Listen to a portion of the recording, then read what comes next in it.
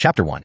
After one night, she turns out to be a stunning beauty empress. So tired, Forrest felt drained all over. Looking at the exquisite beauty in his arms, Forrest felt content. What a beautiful dream it was. In the next moment, the woman opened her eyes. Aya! The ear-piercing scream almost made Forrest's ears burst. The woman kicked him fiercely off the bed. The pain snapped Forrest back to reality and sent a shock through his body. This was not a dream.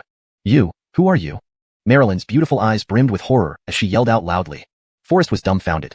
Wasn't he in the hospital getting surgery? How did he? Suddenly, a stream of memories that didn't belong to Forrest surged into his mind. Forrest is a modern person, always academically excellent since childhood, admitted to the top medical school, and later worked as a chief physician at a top hospital. Exhausted from the non-stop work schedule, Forrest suffered a sudden death even before coming off the operating table. Heaven granted him rebirth, sending him to the Great Xia Empire. His predecessor was also named Forrest, an imperial physician within the palace. Recently, smallpox has been rampant in the Great Xia, and the emperor had unfortunately contracted it as well. After boiling the medicine last night, his predecessor promptly delivered it to the emperor. However, for unknown reasons, nobody was found in Yangxin Palace. Worried about delaying the emperor's treatment, he gathered his courage and entered the Yangxin Palace. The moment he handed over the medicine, the erotically fevered emperor pulled him onto the imperial bed. Never having encountered such a scene, his predecessor died of fright on the spot, allowing Forrest to transmigrate here. Then, they indulged in frenzied passion, losing all sense of time and space. Bring this rogue down and have him executed by slicing. Marilyn barked loudly. No. What he thought was a sweet dream now left Forrest feeling like he had fallen into an ice cellar. This Qinghua Qingcheng, stunning beauty, empress lying on the bed would dress up as a man when outside Yangxin Palace. He not only discovered she was female, but also shared an intense night with her. Even gods couldn't save him now. Hearing footsteps approaching from outside, death looming closer, Forrest hurriedly pleaded, Your Majesty, please don't kill me. You call me Your Majesty? Marilyn frowned slightly. Last night, Your Majesty should have been serving the emperor. Because Jamie was busy with state affairs, there was only Your Majesty alone in Yangxin Palace. Forrest pretended not to know Marilyn was the emperor. Not bad. This concubine belongs to Jamie. You dared to touch me. How can I justify sparing your life before Jamie? Marilyn said sternly. Your Majesty, I can cure your smallpox. Forrest blurted out suddenly. Extremely worried after contracting smallpox, Marilyn demanded that the imperial physicians do everything possible to cure it. After all, in ancient times, smallpox had a high mortality rate. Even if one survived, their face could be scarred with pockmarks, something that the gorgeous Marilyn couldn't accept. Thinking back, it must have been a wrong prescription from an imperial physician that made Marilyn so fierce last night. To maintain her dignity, she kept her confidence away, letting his predecessor enter alone. The only way for him to survive was to cure the empress's smallpox. Hearing this, hope flashed across Marilyn's eyes, quickly dimming. I've been infected for several days now. Multiple prescriptions from the imperial physicians have failed. Can you, just an imperial physician, cure my smallpox? Your Majesty, give me 3 days, and I will develop a method to treat smallpox. Forrest declared firmly. 3 days? Deprived of her maidenhood, Marilyn wished to torture him endlessly, but considering the smallpox, she said, Fine, you have 3 days. If you fail, you'll regret being born. I understand. Forrest shivered involuntarily. And remember, if you reveal anything about last night... A murderous intent flickered in Marilyn's eyes. Last night, after delivering the medicine, I fainted in Yangxin Palace and lost consciousness afterward. Forrest quickly played dumb. Really? Recalling the madness of last night, Marilyn's fair face blushed slightly. Really? Seeing Forrest's innocent expression, Marilyn couldn't help but smile coldly. This guy was good at pretending, yet that was exactly what she wanted.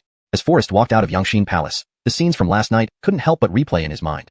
He turned into Caleb Zilong, brandishing a long spear, riding forth 7 times. What skills do you have to cure smallpox? Moments later, the Empress's personal maid, Fernanda, emerged. With delicate features and a slim, slender figure, she was a classic fox-like beauty. Marilyn must have instructed her to assist Forrest over the next few days. Miss Fernanda, could you please take me to the stable first? The capital city is located in the north, and outside the capital city, there are vast grasslands used for grazing. Fernanda looked bewildered, but still followed the instruction. She immediately led Forrest out of the palace and sped out of the capital on horseback. The lush green grassland was dotted with cattle and sheep. You need to cure smallpox, right? Why did you bring us here?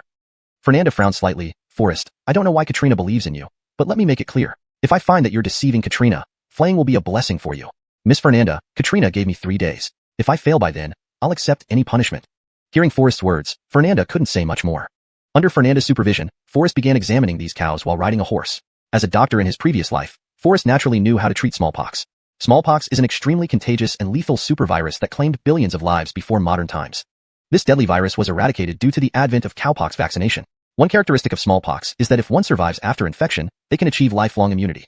Cows can also be infected by the smallpox virus, which is known as cowpox. Cowpox can be transmitted to humans, but unlike smallpox, human infection of cowpox won't lead to death or injury. It only causes mild discomfort but can provide lifelong immunity against smallpox, similar to how vaccines work. Given the current outbreak of smallpox, many cows must have been infected with cowpox. Soon, Forrest found a cow infected with cowpox. He scraped the fluid from within the pox scabs and preserved it, thereby obtaining the cowpox virus. Miss Fernanda, we can return to the capital now. Just find me several patients who have been in close contact with smallpox patients. The two hurriedly returned to the capital, and finding the few people Forrest wanted wasn't difficult since smallpox was rampant in the capital. In one room of the palace, several eunuchs were lying on the beds. Recently, smallpox has also broken out in the palace. Jamie ordered that those who had contact with smallpox patients stay in the dormitories and not go out. Fernanda said, "These are the people you asked for." Chapter 2. Herman. Thank you, Miss Brianna. Forrest walked in. These several eunuchs were clearly still in the incubation period of smallpox, showing no symptoms. But they knew they had been infected with smallpox, and with a mortality rate as high as 1/3 in ancient times, these 5 eunuchs all wore sorrowful faces and kept sighing endlessly. "I am an imperial physician from the Imperial Medical Institute, here to treat you." Upon hearing Forrest's words, it was as if everyone saw a lifeline, standing up one after another. "Doctor, thank you so much. Doctor, I haven't lived long enough yet. I don't want to die." The crowd looked at Forrest with pleading expressions. Being lowly eunuchs who received little attention and left to their own devices, the arrival of an imperial physician naturally filled them with emotion. "Why don't all of you sit on your beds? I'll come to each one of you." Forrest first extracted cowpox virus from scabs, grinding it into powder. Then, he used fire to sterilize a knife. He then made an incision on the arm of a eunuch, applying the cowpox powder onto the wound. "Doctor, why have I never seen this kind of therapy before?" The eunuch wore a worried look. "I've not been feeling well since contracting smallpox. Now we're seeing blood. What if something goes wrong?" "Rest assured, nothing will go wrong." Forrest's identity as an imperial physician dispelled everyone's doubts, allowing him to smoothly administer the smallpox vaccine to these 5 people. Walking out of the room, Forrest felt a weight lifted off his shoulders. All that remained was to wait for time. Returning to his quarters, Forrest didn't stay idle, but began working on some inventions. Treating smallpox was certainly a great achievement, but if he wanted to rise and flourish in the Great Xia, a single cowpox solution might not be enough. So busy, Forrest fell asleep from exhaustion. The next day, the banging and crashing sounds woke up the sleeping Forrest. As soon as he opened his eyes, he saw several formidable experts storm into his room. "Who are you?" Forrest's heart skipped a beat. Could it be those eunuchs had succumbed to the illness, leading the empress to punish him? "Forrest, did you take medicine to Yangxin Palace late the night before last?" A man dressed in a green dragon robe walked in, revealing anger between his brows. Forrest recognized this person. It was Govind. His father, Burke, a general, had achieved remarkable success fighting the Jurchens and was in theft as Herman. After Burke passed away last year, Govind inherited his title and often visited the palace in his spare time to find the empress. "Yes, I was ordered to deliver medicinal soup for treating smallpox."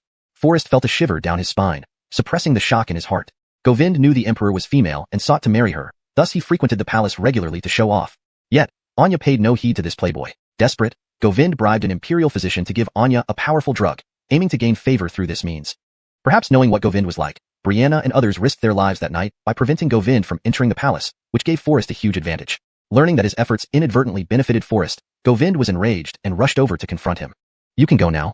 Govind waved his hand, and one of his subordinates walked towards Forrest with a cold expression. "I was merely ordered to deliver medicine to Jamie. Why should I be killed?" Although Forrest despised this playboy who relied on his father's achievements, Govind was the Herman, while he was just an imperial physician, thus he could only argue logically. "Do I need many reasons to kill a mere imperial physician?" Govind sneered. "Killing you is no different from crushing an ant." Seeing that person pulling out a dagger and about to slash him, Forrest hastily said, "Herman, please wait. The Milton has a message for you." Hearing this, Govind raised an eyebrow. "Oh, what is it?" Forrest glanced around, looking troubled. Knowing this wasn't something outsiders should hear, Govind said, "You may leave." After everyone departed, Govind coldly asked, "What does the Milton wish to tell me? If you try any tricks, I will make you suffer more than death." The Milton said. Forrest walked close to Govind and leaned in to whisper. Govind listened intently, eager to know if the empress ever mentioned him during intimate moments. The Milton said, "You're a big idiot." As soon as he finished speaking, Forrest kicked Govind in the calf, causing him to howl in pain and collapse to his knees. Then, Forrest grabbed a dagger he prepared earlier and pressed it firmly against Govind's neck. "Hold it. Foolish man, let go of the prince immediately." Govind's subordinates rushed in upon hearing the commotion inside, cursing fiercely at the sight. "Stay back or I'll kill Govind." Forrest took the knife and slashed a cut on Govind's neck. The look of gritted teeth on his face made everyone too afraid to question his courage, retreating one by one. "Forrest, you audacious wretch, try killing me, why don't you? I am Herman of the Great Xia and the Milton's favorite subject. If you dare harm me even a little, the Milton will throw you into prison and subject you to all forms of torture." Govind shouted fiercely. Nobody had ever dared treat him this way from childhood. Since you're going to kill me anyway, wouldn't it be great if I could take you down with me before I die?" Forrest sneered coldly, as they say, "Those who have nothing to lose fear not the rich. Release the prince, you beast." Just as Govind's subordinates started cursing loudly, Brianna arrived with a group of guards. "This is a restricted area of the palace. Who gave you permission to cause a disturbance here? What propriety is this?" Brianna said in a stern voice. The subordinates obediently stepped aside. Although only a woman, Brianna was the Milton's most trusted confidant. "Miss Brianna, you came at the perfect time. This villainous wretch wants to kill me after getting the heart of a bear and the gall of a leopard." Govind snorted coldly.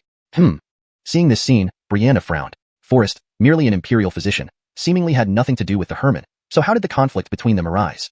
Miss Brianna, the moment the Herman arrived, he wanted to kill me. Forrest explained urgently. Forrest, let go of the Herman first, we can talk privately.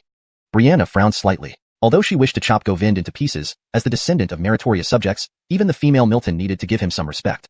As soon as Forrest loosened his grip, Govind punched him violently. Forrest retreated backward, while Govind's subordinates rushed up one after another. Herman, you attacked an imperial physician within the palace grounds. Is the Milton no longer important in your eyes? Brianna said coldly. Miss Brianna, when the great Xia was in dire straits, my father led the army to severely damage the Jurchens, propping up the crumbling empire. And as a son of a distinguished subject, an imperial physician nearly killed me. Don't I have the right to punish him? Govind shouted furiously. The Milton summoned him. I'll take him to see the Milton first. Knowing that things might escalate if left unresolved, Brianna hurriedly led Forrest away from there. Chapter 3. Peerless Woman Warrior. Miss Brianna. Gratitude flashed in Forrest's eyes. If Brianna had been any later, Govind and his gang would have swarmed him, and he doubted he could have held on. No need to explain, follow me. Brianna led Forrest to the Xuanhuan Palace, the residence of the Empress. Of course, as an excuse for being busy with state affairs, Anya had not yet taken up the role of Empress. Forrest couldn't help but smile at this. A mere imperial physician causing Anya to pretend to be a consort and come to the Xuanhuan Palace. Upon seeing Anya again, her beauty was still breathtaking, her makeup still flawless, but compared to before, she exuded more charm and maturity. Indeed, having experienced intimacy, she had matured into a woman overnight. Your Highness. Forrest bowed forward. Today, the Herman came to my chambers, asking if I had sent medicine to the Yangxin Hall that night. I said yes, and then he wanted to kill me. This answer was very tactful from Forrest. He simply stated facts without revealing his thoughts. After all, knowing too much wasn't good for an imperial physician like him. Anya, who was extremely smart, looked icy and murderous. I know. The eunuchs you treated yesterday are only slightly uncomfortable today, nothing else wrong. One of the eunuchs had a high fever that wouldn't break, which usually lasts several days in smallpox patients, yet he improved today. Anya scrutinized Forrest with interest. Tell me, how did you treat smallpox? Simple cowpox. Forrest briefly explained the principle behind cowpox. Though Anya was from ancient times, she grasped it quickly due to her intelligence. The Jurchens brought smallpox, killing many people within half a year. Many villages were wiped out entirely, leaving no trace. Who would have thought a simple cowpox could cure it? After getting cowpox inoculation, one won't get infected by smallpox anymore. Even those already infected can receive it, greatly reducing symptoms, Forrest continued. You've done a great deed. This palace will keep its promise and spare your life. After Anya spoke, Brianna handed over a set of clothes and a money bag. However, the imperial palace cannot keep you. You should leave now, and this silver will be enough for the rest of your life. Hearing Anya's words, Forrest's face changed drastically. So, she spared him but was still driving him away? You've made an enemy of the Herman. Being a descendant of meritorious officials, I fear I cannot protect you. If the Milton learns about that night, you'll surely die. Anya tried to scare him. Your Majesty, you spared my life, and I am immensely grateful. I wish to stay by your side, to plan and solve worries for you. Forrest hurriedly said. In his previous life, he followed a routine path from studying to working and never seriously dated anyone. In his heart, Anya was his woman already. 7 times. It was enough to make Anya pregnant. How could Forrest abandon his wife and unborn child? Besides, it was unsafe outside these days. Rich but powerless, he would eventually draw unwanted attention. Staying in the palace to enjoy luxury and security seemed better. A mere imperial physician advising me? Anya sneered. Though I'm foolish, I will do my best. Forrest said, now the country is in chaos, and the Herman wants my life. It's safest here. Outside the palace, my fate would be uncertain. Moved by Forrest's sincerity, a warm feeling spread through Anya's cold heart. Still, thinking about that night, although pleasant, I'll tell the Herman not to harm you. But remember, he acts recklessly relying on his family's achievements. If he really kills you, I can do nothing. Anya coldly said, think carefully. Staying in the palace means the Herman will find you sooner or later. I've made up my mind. Forrest stood firm. Seeing no point in persuading this stubborn ghost, Anya waved him away. 3,000 taels, quite generous from an empress. Looking at the silver notes in the money bag, Forrest was excited. The original Forrest had never seen so much money in his life. Big sister Brianna, Govind will come after me sooner or later. Could you assign 2 skilled warriors to protect me? Forrest asked. Humph. Brianna smiled coldly. The Herman would give the Empress face, but if the Empress orders protection for you, what would others think? Stunned, Forrest realized the Empress might seem cruel, but there was reasoning. If the Empress protected Forrest, it would confirm their intimate relationship. If it spread, the consequences would be unimaginable. But you can try to recruit some experts to protect you, Brianna suggested. Forrest frowned when he heard this. I'm inside the imperial palace. Can those experts follow me in here? Brianna gave him a look of concern for the intellectually challenged. Only then did Forrest realize that as the palace manager, Brianna's words implied tacit permission. Why are you helping me, Miss Brianna? Forrest touched his cheek. Could it be that he was so handsome that Brianna had fallen for him? Because my parents also contracted smallpox. Leaving this sentence hanging, Brianna turned and left. Forrest smiled slightly. Good deeds bring good rewards. After changing into casual clothes, Forrest quietly left the palace. He came to a tea house, spending 10 taels of silver on a pot of Anatolian tea. The owner welcomed him with a broad smile. Oh, sir, You have excellent taste. This Westlake Anatolian is the finest we just received. We didn't make any profit, just wanted to shout it out. After some polite conversation, Forrest casually asked, our great Xia has flourishing martial arts. Are there any famous experts who have recently come to the capital? Well, there are plenty. There's Emil, who can kill a tiger barehanded, and Guo Jianglong, who defeated the pirates with a small fishing boat. All these martial artists are sparring in the capital these days. The owner laughed. But if I say so myself, the most formidable one is Peerless. Don't let her being a woman fool you. She has extraordinary skills. Not long ago, a group of 10 mountain tigers couldn't even last a few moves against her. After making a name for herself in the capital, countless high-ranking officials personally visited her, wanting to recruit her, but she refused all. Why is that? Forrest frowned. If money and power couldn't win over this Peerless, things would be difficult. Peerless said she will dedicate herself to whoever can cure her father. But her father has an incurable illness. How easy is it to treat? Chapter 4. Practicing medicine. Forrest laughed when he heard this. Wasn't he the attending physician? Treating an illness was a piece of cake for him. After slipping a silver coin to the innkeeper, Forrest was told where Kirsten was. Outside the capital city, in a simple and old civilian house. A luxurious carriage was parked outside the house, indicating that another powerful person had come to meet Kirsten. As Forrest walked in, he heard a familiar voice. Kirsten, if you are willing to serve me loyally, I promise you that gold, jewels, power, beauty, honor, and wealth will be at your disposal. Kirsten, dressed in a long white dress with a veil over her face, replied coldly, Herman, I do not desire wealth and luxury. To gain my loyalty, you must save my father. I'll make a concession. I can give you 100,000 taels of silver. This money is enough for you to take your father to see doctors all over the country. You don't need to serve me. You only need to help me kill someone. Govind said urgently. Kirsten responded icily, if His Highness doesn't understand human language, you may leave now. Cough. Your father's condition is indeed unprecedented. I have already brought the best doctors from the capital, and they will do their best. Just as Forrest entered the courtyard, he suddenly saw Govind. Govind also heard the footsteps. Turning his head, he first froze upon seeing Forrest, then became almost ecstatic, shouting, well, it's truly like finding something after searching hard everywhere. Forrest, you little scoundrel. You actually dared to leave the palace and even came here looking for trouble. Without waiting for Govind's orders, several subordinates grabbed their knives and rushed toward Forrest. Kirsten frowned. She had traveled far with her father to the capital just to cure him, so she wasn't going to get involved in other people's affairs. Seeing Govind's men charging at him and lacking any weapon, Forrest felt a chill run down his spine. Kirsten, I am here to save your father. Facing a decapitating slash aimed at his neck, Forrest shouted urgently. In the next moment, Kirsten dashed over like an arrow released from a bow. She waved her sword lightly, and despite its seemingly soft and pliant appearance, the sword cleanly severed the heavy blade. Hearing of Kirsten's martial prowess, Govind's subordinates were momentarily stunned and dared not move.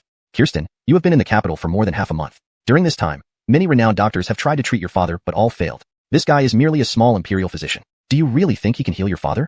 Govind frowned deeply. I don't need your help, but don't meddle in things that aren't your business. You might be a martial arts expert, but I am the Herman. No matter how capable you are, can you fight against power? His Highness, I don't care about whatever enmity you have with him. As long as he is here to treat my father, no one can harm him. After saying this, Kirsten led Forrest into the room. Forrest, you better genuinely be able to cure Kirsten's father. Govind smiled coldly. I'll wait right here. If you fail without Kirsten's protection, who else could save you? At this moment, two renowned doctors invited by Govind came out of the room, looking dejected. It was clear they were also powerless against Kirsten's father's condition. Forrest entered the room, and a metallic smell greeted him. Kirsten's father lay on the bed, his face pale and thin as if life itself clung precariously to him, his appearance aged and emaciated. Lead poisoning? With his rich experience as a doctor, Forrest immediately recognized the symptoms. Kirsten, your father must have often lost his appetite, suffered from headaches and dizziness, and had difficulty sleeping, right? Kirsten's clear eyes widened slightly with astonishment. How did you know? This illness can be treated, Forrest said. However, it won't be easy. It will require time and careful care. In about 6 months, your father should gradually improve. Hearing this, Kirsten scoffed. 6 months? Fine. Then I will pledge my loyalty to you in 6 months. Kirsten, this illness cannot be cured overnight. Forrest explained, if I'm not mistaken, your father should be a miner. Initially, he probably had mild symptoms, which later worsened. Many miners likely suffer from this illness too.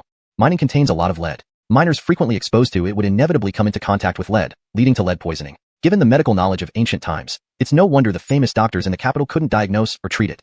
Kirsten didn't respond, but her shocked expression confirmed Forrest's diagnosis. You guessed correctly. It seems you do have some medical skills.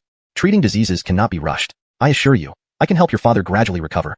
Forrest said, during this period, all you need to do is protect me. If your father cannot be cured in 6 months, then you can kill me with a single stroke.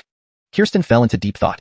6 months was indeed a long time, but among so many famous doctors in the capital, Forrest seemed to be the most competent. Nonsense. At this moment, the renowned doctor who had just left came back in and loudly reprimanded. Miss Kirsten, let me speak frankly. Your father's illness has reached an incurable stage. He might not even last this month. I admit I have no cure for him, but I cannot stand by and watch you being deceived here. Upon hearing these words, doubt indeed appeared on Kirsten's face. So many prestigious doctors had admitted they could not treat it. Where did Forrest, a young man, get his confidence? Miss Kirsten, let me tell you the truth. This man offended me. Knowing he was doomed, he sought your protection. Govind sneered coldly. This man is a liar. Don't let him deceive you. Forrest frowned deeply. Lead poisoning was a chronic disease that required slow recuperation, and even in modern times, it was treated gradually. Even through her veil, Forrest could sense Kirsten's skepticism. He hurriedly said, Miss Kirsten, let me start the treatment now and wake up your father. Half an hour. Having no other options, Kirsten could only try every possible means. As the saying goes, experience comes with prolonged suffering. This house had plenty of herbs. Forrest picked a few and began boiling them. Although he couldn't immediately remove the lead from Kirsten's father's body, using his modern medical knowledge, enhancing the patient's physical condition was feasible. Forrest, you are truly defiant on the brink of death. Govind's gaze was icy cold, already planning how he would torment Forrest. While waiting for the decoction to brew, Forrest took out the fine needles he carried with him and inserted them into various acupoints on Kirsten's father's body. After completing the acupuncture, the medicine was ready. Kirsten carefully fed it to her father. Humph, nonsense. The renowned doctor scoffed and walked forward, placing his finger on Kirsten's father's pulse. In the next moment, the doctor's face changed dramatically. This pulse, the patient will soon die. Chapter 5. Is Govind dead? What? Kirsten exclaimed in shock. How can this be? Forrest was also stunned. These acupuncture treatments and herbal medicines are supposed to reduce the toxins in the body and improve one's constitution. Was it intentional sabotage by this renowned doctor? Forrest hurried forward and took Kirsten's father's pulse. The pulse of Kirsten's father was indeed growing weaker, indicating the pulse of a dying man. Forrest remained silent, but his astonished expression said it all. Ha ha ha. Govind clapped his hands in laughter. Forrest, you went through all this trouble to get Miss Kirsten's protection, only to end up killing her father. Ha ha ha. Let me see who can save you today. Without waiting for orders from Govind, several henchmen already held Forrest tightly. Come on, let's show Imperial Dr. Barrett what an ordeal by needle feels like. A sinister smile spread across Govind's face as he took out a silver needle, walked up to Forrest, aimed at the seam of Forrest's fingernail, and was about to stab it in. Govind, you fiend. Looking at the sharp needle, Forrest felt an icy coldness in his heart. Kirsten stood by the bed at this moment, gripping her father's hand tightly, trembling all over. Just as Govind was about to forcefully stab the needle into Forrest's nail. Cough, cough. Suddenly, a cough broke the silence. All eyes turned around. It was none other than Kirsten's father, who had been comatose for days, slowly opening his aged eyes. Father! Kirsten cried out excitedly. Father, you're awake? Schwanger, why have I been asleep for so long? Kirsten's father forced a smile onto his face. I never thought I would wake up again. Which miraculous doctor saved me? True to her word as a martial arts expert, Kirsten wasted no time. Your Highness, release Dr. Barrett immediately. This? Govind stared blankly at the doctor. Wasn't it a death pulse? How did he come back to life? Forrest heaved a sigh of relief, finally rescued. Any treatment has its impact on the body, which is why surgical failure could lead to patient death. Therefore, Kirsten's father was affected by the treatment, but ultimately awakened due to the therapy. Miss Kirsten, listen to this, Prince. Your mother being awake is due to her good fortune, not because of that brute Forrest, who did nothing to heal your father. Govind added. Although your mother has awakened, she needs sufficient funds for recovery. This prince appreciates your martial prowess and offers you 10,000 taels of silver. 10,000 taels? 7 or 8 taels were enough for a commoner to live for a year. Such a large sum could let Kirsten live happily for many lifetimes. Forrest was on edge, fearing that Kirsten might succumb to temptation and accept the 10,000 taels of silver now that her father was awake. Your Highness, please leave now. Kirsten spoke little, but with strength. Kirsten. Govind barked sternly. This prince is the descendant of meritorious officials and the Jarvis of the great Xia dynasty. You may refuse my offer, but do not meddle in things that don't concern you. Offend me, and you'll taste the bitter fruit of your actions. Kirsten tightened her grip on her sword, but remained silent. Old man, isn't your daughter stubborn? Shouldn't you try to reason with her? Still wary of Kirsten's skills, Govind shouted towards her father. Your Highness, a true knight must honor their promises. What fault does Schwanger have? Kirsten's father replied solemnly. Fine, very well. Govind ground his teeth. Kirsten, you stupid woman, go and accompany Forrest in death. His words barely finished when his men drew their knives and swords, slashing at Kirsten. Watch out, miss. Forrest felt somewhat guilty. If not for him, Kirsten wouldn't be in such a predicament with Govind. 5 large blades attacked Kirsten from different directions. She leaped into the air, her slender figure performing a graceful backflip in midair, narrowly avoiding the sharp blades that sliced through her sleeves. Then, with one swing of her sword, a slash appeared on a henchman's neck, drawing a red line. The henchman's eyes widened as he fell to the ground. Seeing this, the remaining 4 lunged at Kirsten frantically, but Kirsten moved swiftly, her lithe form almost dancing as she fought. In just a few moments, these 4 also fell. Forrest sucked in a sharp breath, impressed by her strength. Kirsten. Taking advantage of the moment, Govind slashed a blade toward Kirsten's father's neck. Kill Forrest now, or I send your father to the afterlife. Tisi. Kirsten scoffed and rushed forward. You. Govind didn't expect Kirsten to charge despite her father's life being in danger, raising his blade to strike. But his speed couldn't match hers. Just as his blade was about to reach Kirsten's father's neck, Kirsten fiercely stabbed Govind's heart with her sword. Blood instantly gushed out from the chest wound. Govind's eyes widened. He never expected a knight to dare attack him. In the next moment, Govind's body crashed to the ground. Kirsten. Seeing this, Forrest's mind buzzed in shock. Empress Marilyn detested Govind, but due to the Wong family's contributions, she couldn't execute him. Now Kirsten had killed him with one strike? The situation was dire. What are you afraid of? Kirsten coldly said. A true knight must honor their promises. Even as a woman, I cannot go back on my word. You saved my father, so naturally, I must protect you. The Great Xia is vast. We can find shelter here. Without proper documentation, we won't get out of the city. And even if we do, the imperial army will surely pursue us with thousands of troops. Forrest sighed. Follow me to the palace. I'll beg, plead to Katrina, to the empress for mercy. Because of the smallpox outbreak, the entire city was under strict quarantine. Escape was impossible. The empress? Why would she help you?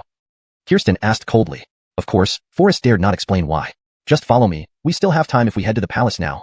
Forrest and Kirsten rode the horses that belonged to Govind's men and galloped toward the imperial palace at full speed.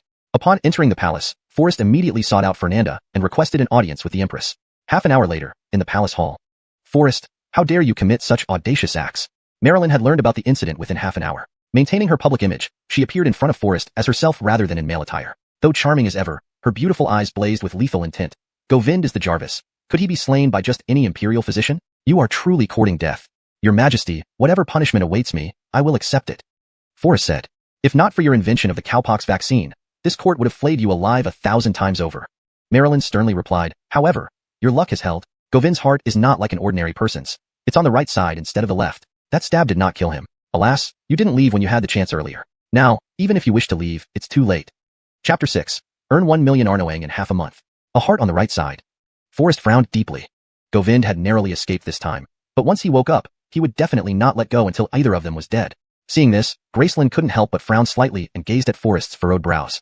Letting out a light sigh, she replied coldly, even if you run now, it's too late. You severely injured Eve. If I let you go, how can I explain to all the court officials? Once Govind wakes up, he will definitely have you sliced into pieces. By then, no one will be able to protect you. Upon hearing this, Forrest's brows knitted even deeper, his expression heavy. What she said was true. After all, Govind was the Herman with considerable power and many troops. Once outside the protection of the palace, it would be incredibly easy for Govind to harm Forrest. Deep in thought, Forrest's frown deepened. Suddenly, a flash of inspiration struck him, giving birth to an almost perfect plan. Your Majesty, since Eve is unharmed, your humble servant did not commit regicide. Taking a step forward, Forrest slowly said, however, I am willing to make amends by serving your Majesty faithfully and remaining by your side. Gracelyn was taken aback. When did she agree to let Forrest stay by her side? But if she left him unattended now, once outside the palace, Govind would certainly not spare Forrest. Gracelyn pondered slightly. The epidemic was still rampant. Keeping Forrest around was still useful. Moreover, that night of intimacy made Gracelyn quite pleased. Even thinking about it now brought a blush to her face and endless reminiscence. Even if Forrest needed to be punished, she wanted to do it herself. She couldn't bear to let him die like this. Gracelyn cleared her throat lightly and spoke softly. Since that's the case, now that the national treasury is empty, if you can earn 1 million liang within half a month, I will have Jamie appoint you as an official. Gracelyn continued. With an official title and rank, even as Eve, he wouldn't dare touch you easily. Forrest felt elated and quickly agreed. Hearing these words from Gracelyn put Forrest's mind completely at ease. Knowing that he had an official title would alleviate his fear of Govind's underhanded tactics. However, thinking back, if Gracelyn could help him but acted so detached earlier, it was too much considering how diligently he had accompanied her through their passionate night. Forrest calculated inwardly. Humph. One day, he would make Gracelyn experience being too weak to get out of bed.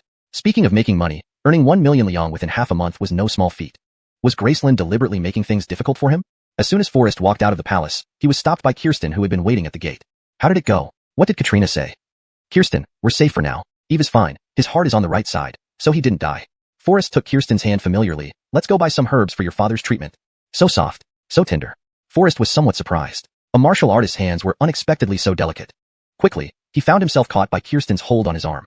Kirsten's face turned stern. Mr. Barrett, I respect your talents and saved my father, which is why I've treated you respectfully. Don't misunderstand. Let go, let go. Kirsten released him. Forrest rubbed his wrist, thinking what a fiery-tempered girl, so fierce. He was naturally flirtatious and had forgotten the strict gender boundaries of ancient times. Rubbing his wrist lightly, finding it not dislocated, indicating Kirsten hadn't used full force. All right, let's buy the medicine first. Forrest was carefree. Though he hit a wall, he brushed it off as if nothing happened. Kirsten saw his behavior and felt this young man was indeed unusual. She had never seen anyone so shameless. Except, Mr. Barrett was quite handsome too. She used the hold on Forrest not out of disgust but shyness. Combined with her martial arts training, many actions became instinctive. Walking on the road, Forrest was still calculating how to earn 1 million liang within the next half month. At this moment, a swift horse raced down the street like a sudden gust. Fortunately, Kirsten reacted quickly and pulled Forrest back. Off balance, Forrest stumbled directly into Kirsten's arms, enveloped by an indescribable softness. You lecher. Kirsten's face instantly flushed red with embarrassment and indignation, pushing Forrest away forcefully. That brief contact made Kirsten's heart race like a fawn running wild, a sensation she had never experienced before. And Forrest, who had not yet recovered from the sudden incident, lost his balance again due to Kirsten's push and collided directly with a woman by the roadside. A strong, somewhat cheap floral fragrance filled his nose, and Forrest hurriedly apologized to the woman. The woman seemed even more flustered than Forrest, mistaking him for someone who intended to take liberties with her. She quickly dodged away. Meanwhile, Kirsten was covering her mouth, suppressing laughter. Forrest's gaze was fixed on the sachet, hanging from the woman's waist as if he had discovered a treasure. Still staring after she's gone? What a lecher. Kirsten curled her lips, her tone laced with disdain, yet a hint of jealousy crept into her smile. Suddenly, an idea struck Forrest, and a look of joy appeared on his face. He turned to Kirsten and asked, "What business do you think would make the most money?" Kirsten was taken aback by the question, clearly caught off guard. However, Forrest did not give her a chance to answer. Excitedly jumping up, he gave Kirsten a big hug. "Thank you. I know how to earn 1 million Loong in half a month now." After saying this, Forrest eagerly strode toward the market, leaving Kirsten standing there with 2 red clouds on her cheeks, eyes filled with confusion and shyness. Forrest first entered an herbalist shop and carefully prepared all the medicinal materials needed for Kirsten's father. Then, he turned around leisurely and walked toward the cosmetics and perfume market. Kirsten followed closely behind, her face showing signs of bewilderment. Why would a man like you come to a place for cosmetics? The passers-by cast strange looks at him. Some women covered their mouths with giggles, treating Forrest as a joke, their gazes full of amusement and curiosity. Chapter 7. Making money. Making money. Nothing to fear. Forrest didn't mind the strange looks from the crowd. He walked straight towards the largest shop in the market. However, a somewhat cheap fragrance suddenly invaded his nostrils, and Forrest couldn't help but sneeze. "Hey, are you looking for trouble?" The young apprentice of Xiuxian Pavilion shouted angrily. "These are all valuable scented sachets. Can you afford to replace them if they're tainted?" Forrest held the sachet, shook his head helplessly, and said with a bitter smile, "So you're saying these are the finest choices?" The apprentice's eyes were filled with even more disdain and contempt as he glanced at Forrest. "At our Xiuxian Pavilion, we only sell the best." People who heard the commotion gathered around, all looking at Forrest mockingly. What would a man know about the art of fragrances? Exactly, he probably can't even tell the difference between good and bad smells. To me, he's just a frivolous playboy. Seeing the crowd's fervent enthusiasm for the sachets, Forrest felt secretly delighted. His judgment was indeed correct. Whose money is easiest to earn? Naturally, it's the money of these wealthy women. As long as he could win over their hearts, wouldn't 1 million taels of silver be easily attainable? Forrest had 2 goals for this trip. First, to find rare materials. Second, to expand sales channels. Amidst the noise, a graceful and elegant woman slowly entered everyone's view. She wore a dazzlingly colorful dress, a light veil over her mouth, and a delicate sachet hung from her waist, like a descending fairy. "What's all this commotion about?" she asked softly. The apprentice hurriedly reported, "Boss, someone is causing trouble here." "Oh?" Arnona stepped forward, her gaze filled with curiosity and scrutiny. "Oh, don't misunderstand. I'm not here to cause trouble. Since Xiuxian Pavilion is the largest shop here, I came with utmost sincerity to discuss a partnership." "Partnership?" Arnona was taken aback, her eyes flashing with doubt. Forrest saw this and continued, "The reputation of Xiuxian Pavilion is well known. However, there is room for improvement in the quality of your sachets. I happen to have an exquisite creation that surpasses any existing sachets. I'd like to collaborate with your shop to promote this superior product. What do you think?" His words caused a ripple effect, the entire scene erupting into chaos. What kind of arrogant person is this? Is he really here to discuss business? This is clearly a challenge to Xiuxian Pavilion's authority. Humph! Such arrogance. To dare say that our sachets are subpar. Arnona furrowed her brows, barely concealing her anger. Yes, this boy truly doesn't know his place, daring to show off in front of experts. The crowd chimed in, shooting Forrest contemptuous glances. For a moment, people were whispering, the atmosphere tense and delicate. Despite the criticism and skepticism from the crowd, Forrest remained unusually calm. "Just hold on. I have solid evidence, though the product isn't developed yet. But we could use a pre-order system. Are you playing tricks on me?" Arnona was even angrier. "How audacious. Get him out of here." The apprentices, faces full of anger, surrounded him. Fortunately, Kirsten was by his side. She moved swiftly like a swallow, instantly pushing everyone back, then hurriedly pulled Forrest away from the market. Although Forrest wasn't bothered by his embarrassing situation, Kirsten felt greatly humiliated and silently blamed him. Still, Forrest shook his head slightly, somewhat helpless. "Why did you drag me out so abruptly? We haven't settled the partnership yet." Kirsten's expression changed abruptly, anger evident on her face. Her gaze was cold and stern. "If I hadn't intervened, you'd already be dead." "Well, that doesn't matter. Making money means being bold and meticulous. As the ancient saying goes, no entering the tiger's den means no catching the tiger." While talking, Forrest naturally placed his arm lightly on Kirsten's shoulder, chatting confidently, "No need to worry, in 3 days, they will come knocking for a partnership." Kirsten noticed Forrest's hand resting near her chest, her cheeks flushed red, heart rate quickening slightly. At that moment, there was a sudden crack. "Ouch, it broke." "Quickly let go, release now." Kirsten finally released him, her tone carrying a hint of blame. "Young Master Barrett, please be respectful." Forrest suddenly realized his mistake, momentarily forgetting that he was in ancient times. However, it could not be denied that despite Kirsten's exceptional martial arts skills, her figure was graceful and elegant, unforgettable. Forrest knew he couldn't return to the spice market for now. He then turned towards the direction of the flower market. You just visited the spice market, and now you're heading to the flower market. Could it be that you really are? Kirsten's eyes were filled with doubt and curiosity, much like those passers-by. Forrest didn't respond but gently turned around, picking a rose from the flowers and handing it to Kirsten. This flower is for you.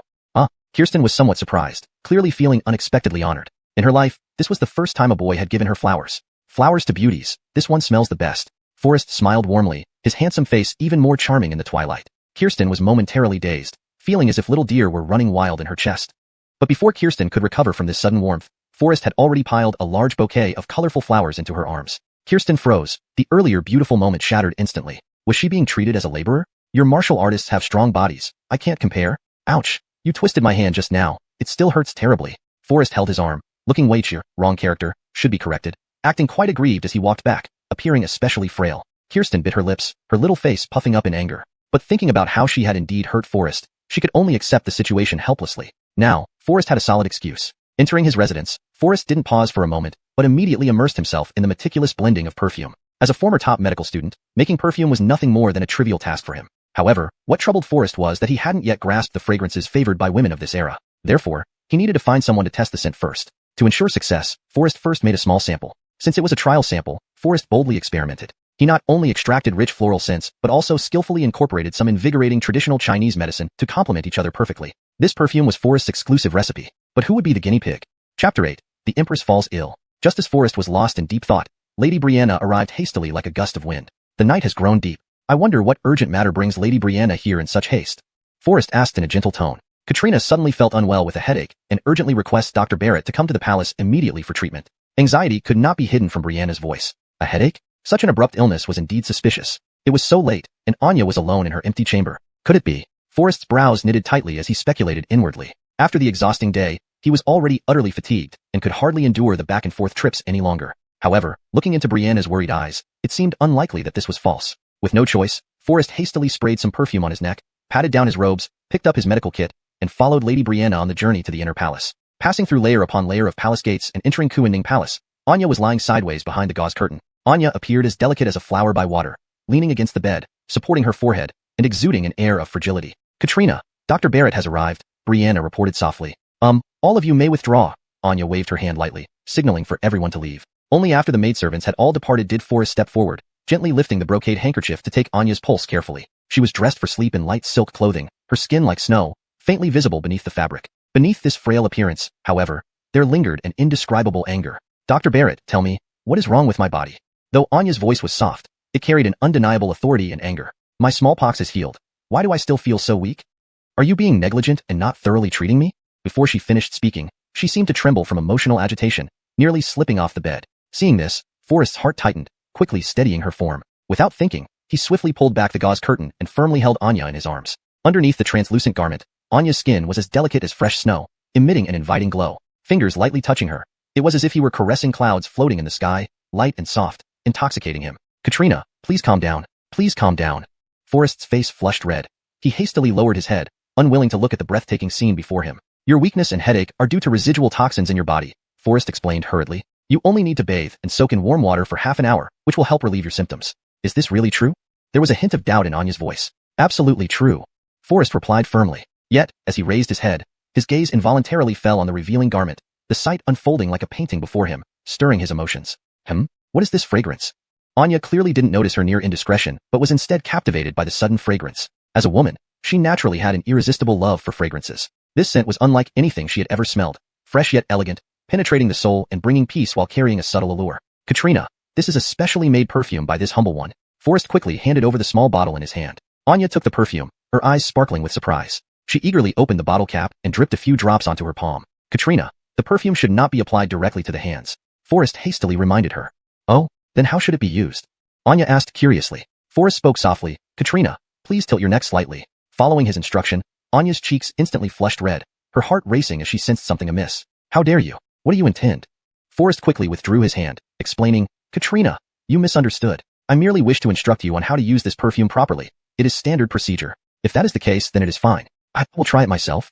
Anya blushed, speaking vaguely. Forrest sighed inwardly, bitterly smiling. Past memories came flooding back, making her more self-conscious now than ever. Katrina, the bathing water has been prepared, Brianna reported from outside. As Anya stepped into the jade flower pool, Forrest couldn't help but breathe a sigh of relief. the tense atmosphere easing slightly. At that moment, staying any longer would have almost become unbearable for him. Everyone withdraw except Dr. Barrett. Forrest was about to leave when he heard this command, halting mid-step. Your Majesty, a short bath will alleviate your symptoms. Staying here might be of little use.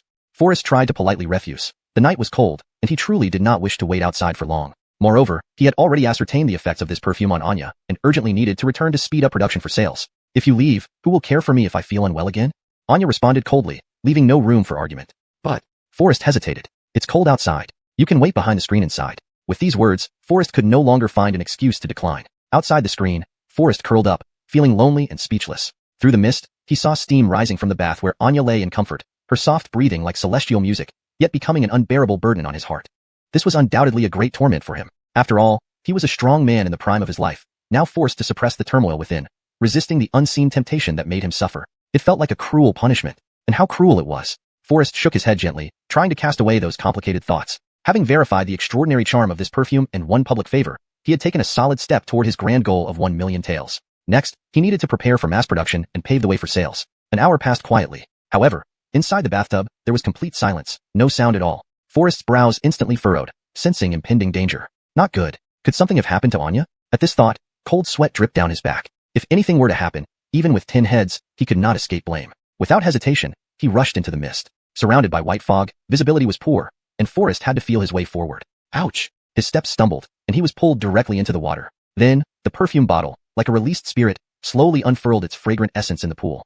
Chapter 9. Perfume and Beauty. The next day, the night had not yet fully faded. Forrest dragged his weary body back from the hazy rear palace. The extraordinary combination of perfume and traditional Chinese medicine was more potent than he could have imagined. Forrest drank the tonic to strengthen his vitality and spirit. He silently pondered that such intensity needed to be moderated a bit. Once Forrest's energy was restored, he immediately immersed himself in further refining the perfume.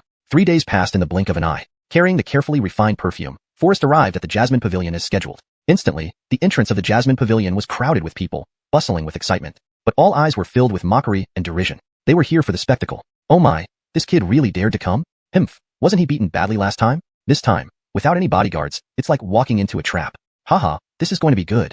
Laughter and chatter echoed incessantly. However, amidst the chaos, a suspicious figure suddenly appeared among the crowd. Govin's servant Arnaud-san raised his eyebrows, hardly believing his eyes. Forrest? He didn't run away with his tail between his legs, but dares to parade around here boldly. Even though Forrest had carefully disguised himself, he couldn't escape Arnaud-san's sharp gaze. Heh, you dare to show your face again.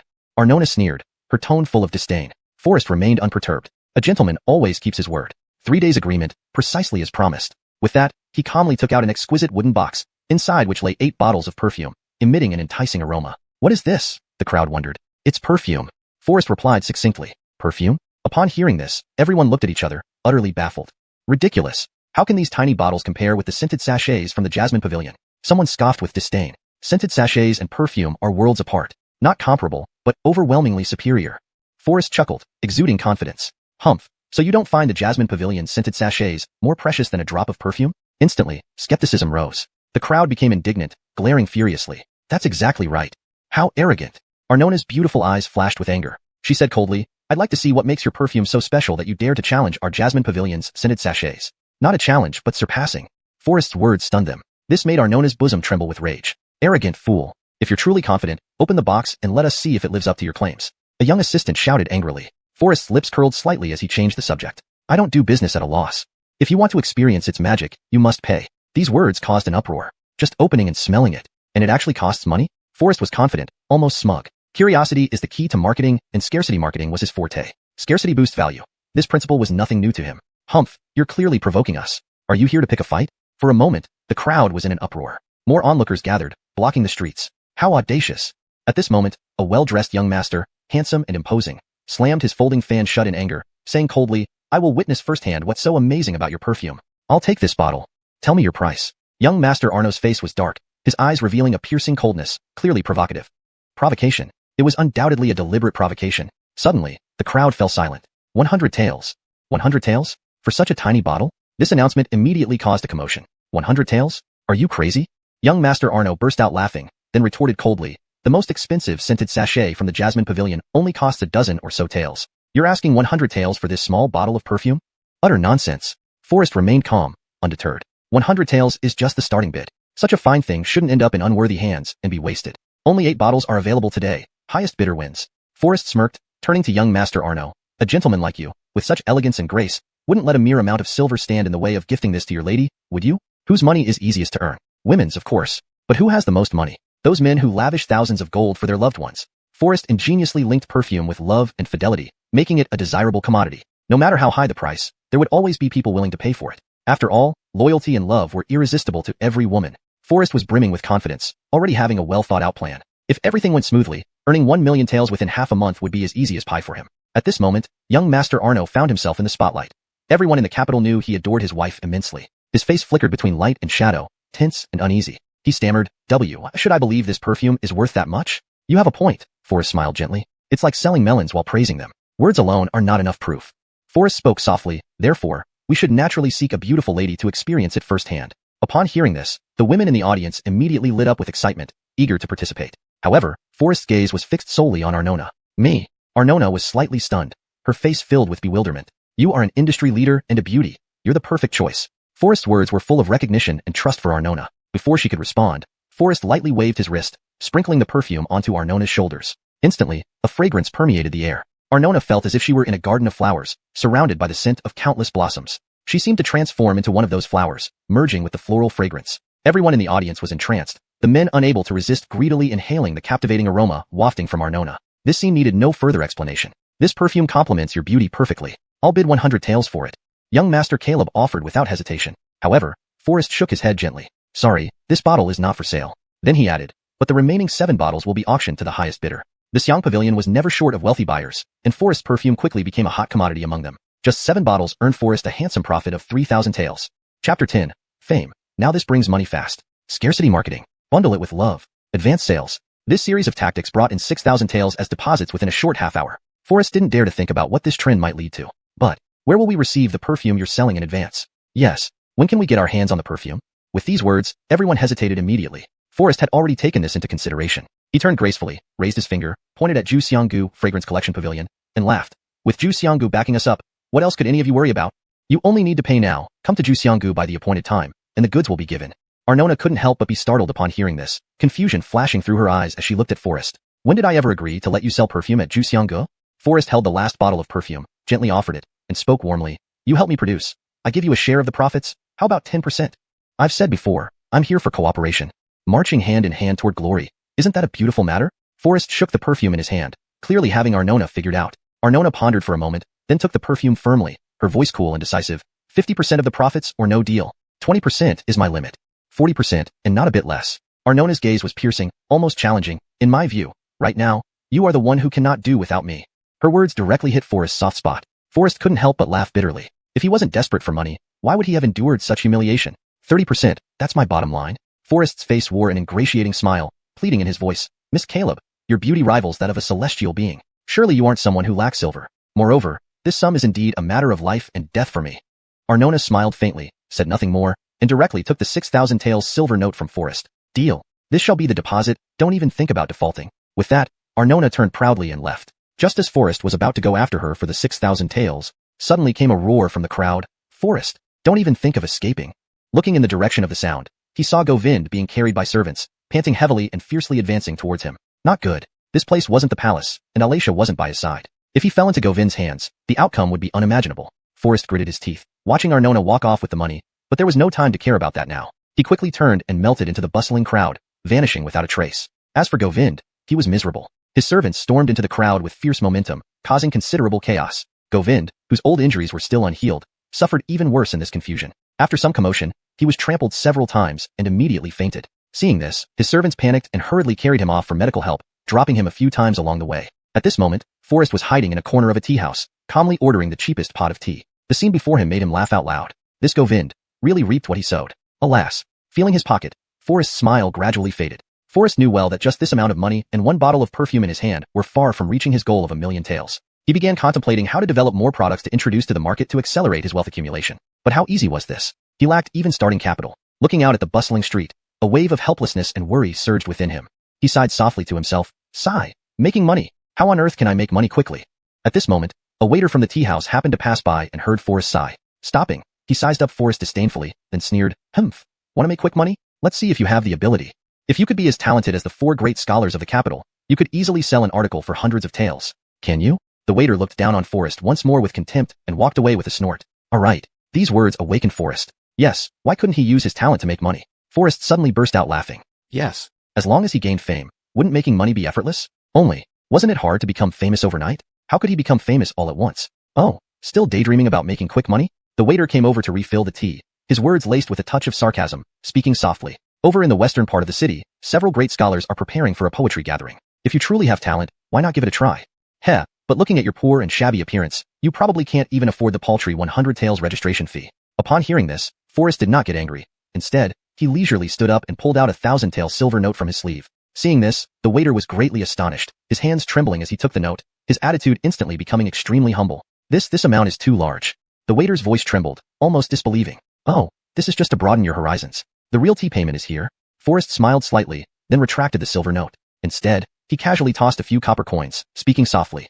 The waiter's legs went weak, and he actually knelt down, filled with fear, scolding himself repeatedly and slapping himself hard several times. After receiving the waiter's hint, Forrest left the tea house and headed straight for the western part of the city. From afar, he could already see a grand mansion entrance bustling with people. A group of talented scholars, each elegant and erudite, dressed in fine clothing, were queuing up to enter, ready to attend the poetry gathering. It seems the waiter's words were true, Forrest thought to himself. So, he joined the queue. Excuse me, is there a poetry gathering being held here? Forrest politely asked someone nearby. Upon hearing this, everyone turned to size him up, their lips curling into sneers of disdain and mockery. Can't you read? It's written right over there.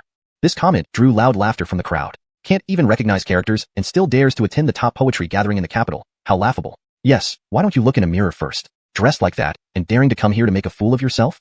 In the eyes of these finely dressed scholars, Forrest had become an object of ridicule. However, Forrest did not take it to heart.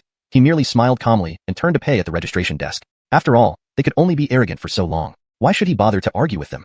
Chapter 11. Young man, are you interested in cheating poems? Forrest's sole purpose for this trip was purely to make money. He had no time to pay attention to those small-minded people. After paying the silver, Forrest strode in nonchalantly. The entrance hall, though small, exuded luxury inside. Rockeries were neatly arranged. Courtyards featured trickling water, winding paths leading to secluded spots, oozing elegance and nobility everywhere. Looking up, carved beams and painted pillars all bore masterpieces by famous artists, revealing extraordinary grace and refinement, highlighting the owner's taste and strength. On the elevated platform, an elderly man with a stern face and white beard sat solemnly, his demeanor dignified and imposing. Beside him was an exceptionally beautiful woman, and 3 or 4 maidservants stood respectfully nearby, adding an air of grandeur. From the whispers around him, Forrest learned that this elder was none other than Fabio, the host of this poetry gathering. Below him, seated were renowned scholars like Amin, Jared, Arno, and Caleb from the capital, each being a top figure in the literary world. If one could gain favor and recognition from these great scholars, they would undoubtedly become famous in the capital, basking in glory. This was one of the reasons why so many talented men came at any cost to attend the poetry gathering. As Forrest leisurely strolled through the crowd, a lean-faced man quietly approached. With his hands crossed over his chest, he scanned the surroundings warily before gently touching Forrest's arm. Huh. Forrest instinctively turned around, ready to ask what it was. Sure. The man interrupted him immediately. Seeing the man acting mysteriously and furtively, he led Forrest to the shade of a tree nearby. Forrest's brows knitted slightly, puzzled. Noticing this, the man quickly took out a stack of poems from his sleeve and shook it lightly. Glancing at Forrest, he lowered his voice and asked, "Interested in these poems?" Huh? What do you mean? Forrest looked utterly bewildered. Haha, don't pretend. The man scrutinized Forrest mockingly. Your attire doesn't seem like you're here for poetic fame. Forrest smiled wryly. Then what do you think I'm here for? If not for fame, then naturally for fortune. The man said without reserve, the intention behind hosting this poetry gathering isn't solely about selecting talents. Oh? Forrest looked puzzled. The man whispered confidentially. According to unreliable sources, Mr. Gao is also looking for a suitable son-in-law for his daughter this time. Look over there, he pointed to a distance. Those simply dressed young masters are all here for this reason. Following his gesture, Forrest indeed noticed several plainly dressed but focused young men. No wonder. Forrest silently wondered how ordinary talent from humble backgrounds could afford the 100 taels entry fee. According to unreliable sources, the man leaned closer to Forrest's ear. Mr. Gao's daughter, Eileen, admires talented individuals from humble backgrounds. Then, patting Forrest on the shoulder, he said mischievously, in the crowd, I spotted you as someone different right away. You don't seem like a person of talent either. If you want to stand out, you need to think smart. What do you think? These poems are only 300 taels, quite cheap. Want some? Forrest shook his head and laughed bitterly. Are you doubting my lack of literary ability?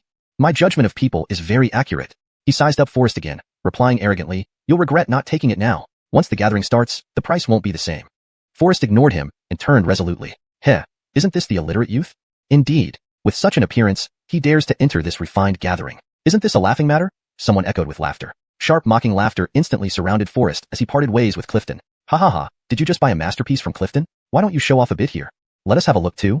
No wonder. A coarse villager can't possibly understand poetry. Only by cheating can he get some sense of existence. Ha ha ha. One man couldn't stop laughing. More mockery and insults followed one after another. Ignoring them, Forrest tried to leave, but found several people blocking his way. So what? Feeling guilty? We saw you buying poems to cheat. A vulgar person like you doesn't even deserve to enter this poetry gathering. Oh, Ivor, dressed in splendid clothes, full of arrogance, sneered, boy, I advise you to be sensible and not humiliate yourself further. Forrest's brow stiffened, replying disdainfully, who's humiliating themselves is yet to be seen. You look bloated with an oily face. You don't seem like someone full of scholarly knowledge. Upon hearing this, Caleb Ivor's eyes instantly flared up in fury, his face turning ashen. Before Caleb Ivor could speak, the young servant boy beside him stepped forward arrogantly, as if emboldened by his master's presence. Looking down on Forrest with disdain and anger, he asked, do you know who you're talking to? Oh, if you hadn't barked, I wouldn't have noticed you at all. Forrest replied with a cold smile. But come to think of it, I've never seen such a proud dog before. Today you've just witnessed one. My master is one of the 4 great talents of the capital, Caleb Ivor. How dare you be so disrespectful? The servant glared furiously, speaking heatedly. Caleb Ivor stood tall and confident, pride evident on his face. However, Forrest couldn't help but laugh out loud. So this is what they call a talent? With such intelligence, he dares to call himself talented? With that said, Forrest shook his head lightly and sighed, turning away from them, unwilling to waste more time on trivial matters. Caleb Ivor was left standing there, bewildered. Did he just insult me? What did he mean by that? Beside him, Ewan Arno stifled a laugh, whispering to Caleb Ivor, Brother Caleb, that fellow was indirectly calling you a dog, daring to imply I'm a dog? What a reckless and ignorant man. Today, I must teach him a lesson. Caleb Ivor was seething with anger, his eyes bulging wide, and his face turning crimson with rage. He clenched his fists and rushed forward, ready to confront Forrest. Fortunately, Ewan Arno intervened in time. Brother Caleb, please calm down. The poetry gathering is about to begin. Don't let this minor issue ruin your dignity. Yes, Brother Caleb, as an elite of the literary world, why should you stoop to their level? Wait for the poetry contest, and then show him your true talent, making him ashamed of himself. Humiliate him thoroughly. What a delight that would be. Meanwhile, the poetry gathering officially began. On the upper floor, behind the half-open window, a pair of clear, spring-like eyes revealed a hint of melancholy, quietly observing the gathering crowd below. Miss, the poetry gathering has started, and your father is waiting for you to give the topic, a maid gently reminded her. Chapter 12. Why? Suddenly changing the topic. Sigh. Every year's poetry gathering is filled with yoni too interested only in wine and women. Utterly boring. Ingrid sighed softly, her tone revealing a mix of helplessness and sorrow. At this moment, Ingrid was still hesitating. Meanwhile, the young masters and literati from the capital were already in an uproar. The poetry gathering has started, so why hasn't the topic been announced yet? Indeed, quickly reveal the theme. I only have 1 scroll of poems in my bag, and if it doesn't fit, I'll need to hurriedly find a new one. Caden's face showed anxiety and tension as he whispered.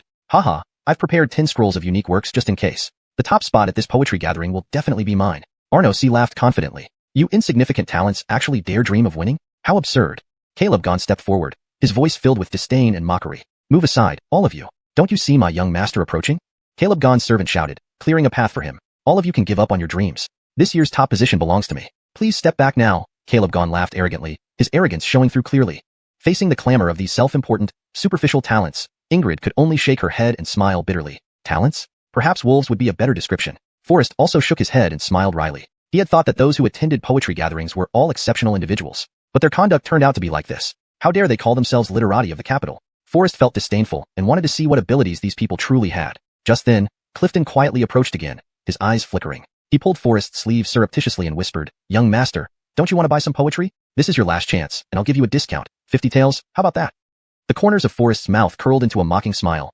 This poem must be written on the spot. How can you guarantee your masterpiece will fit the occasion? Clifton smiled wickedly. Since I dared to take this risk, I naturally have confidence. To be honest, I know more than just this. The champion of this poetry gathering has already been decided internally. You're all just working for someone else's benefit. Oh, is that so? Forrest frowned slightly, looking puzzled. Seems you don't know the secret. Clifton glanced at Forrest disdainfully and lowered his voice. Money talks, and the young master who bought the champion's spot spent nearly 10,000 taels. Is that true? Who has such wealth?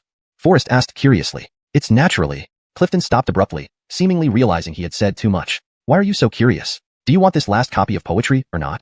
Forrest patted Clifton on the shoulder and laughed coldly. Since the winner is already determined, what use do I have for this poetry?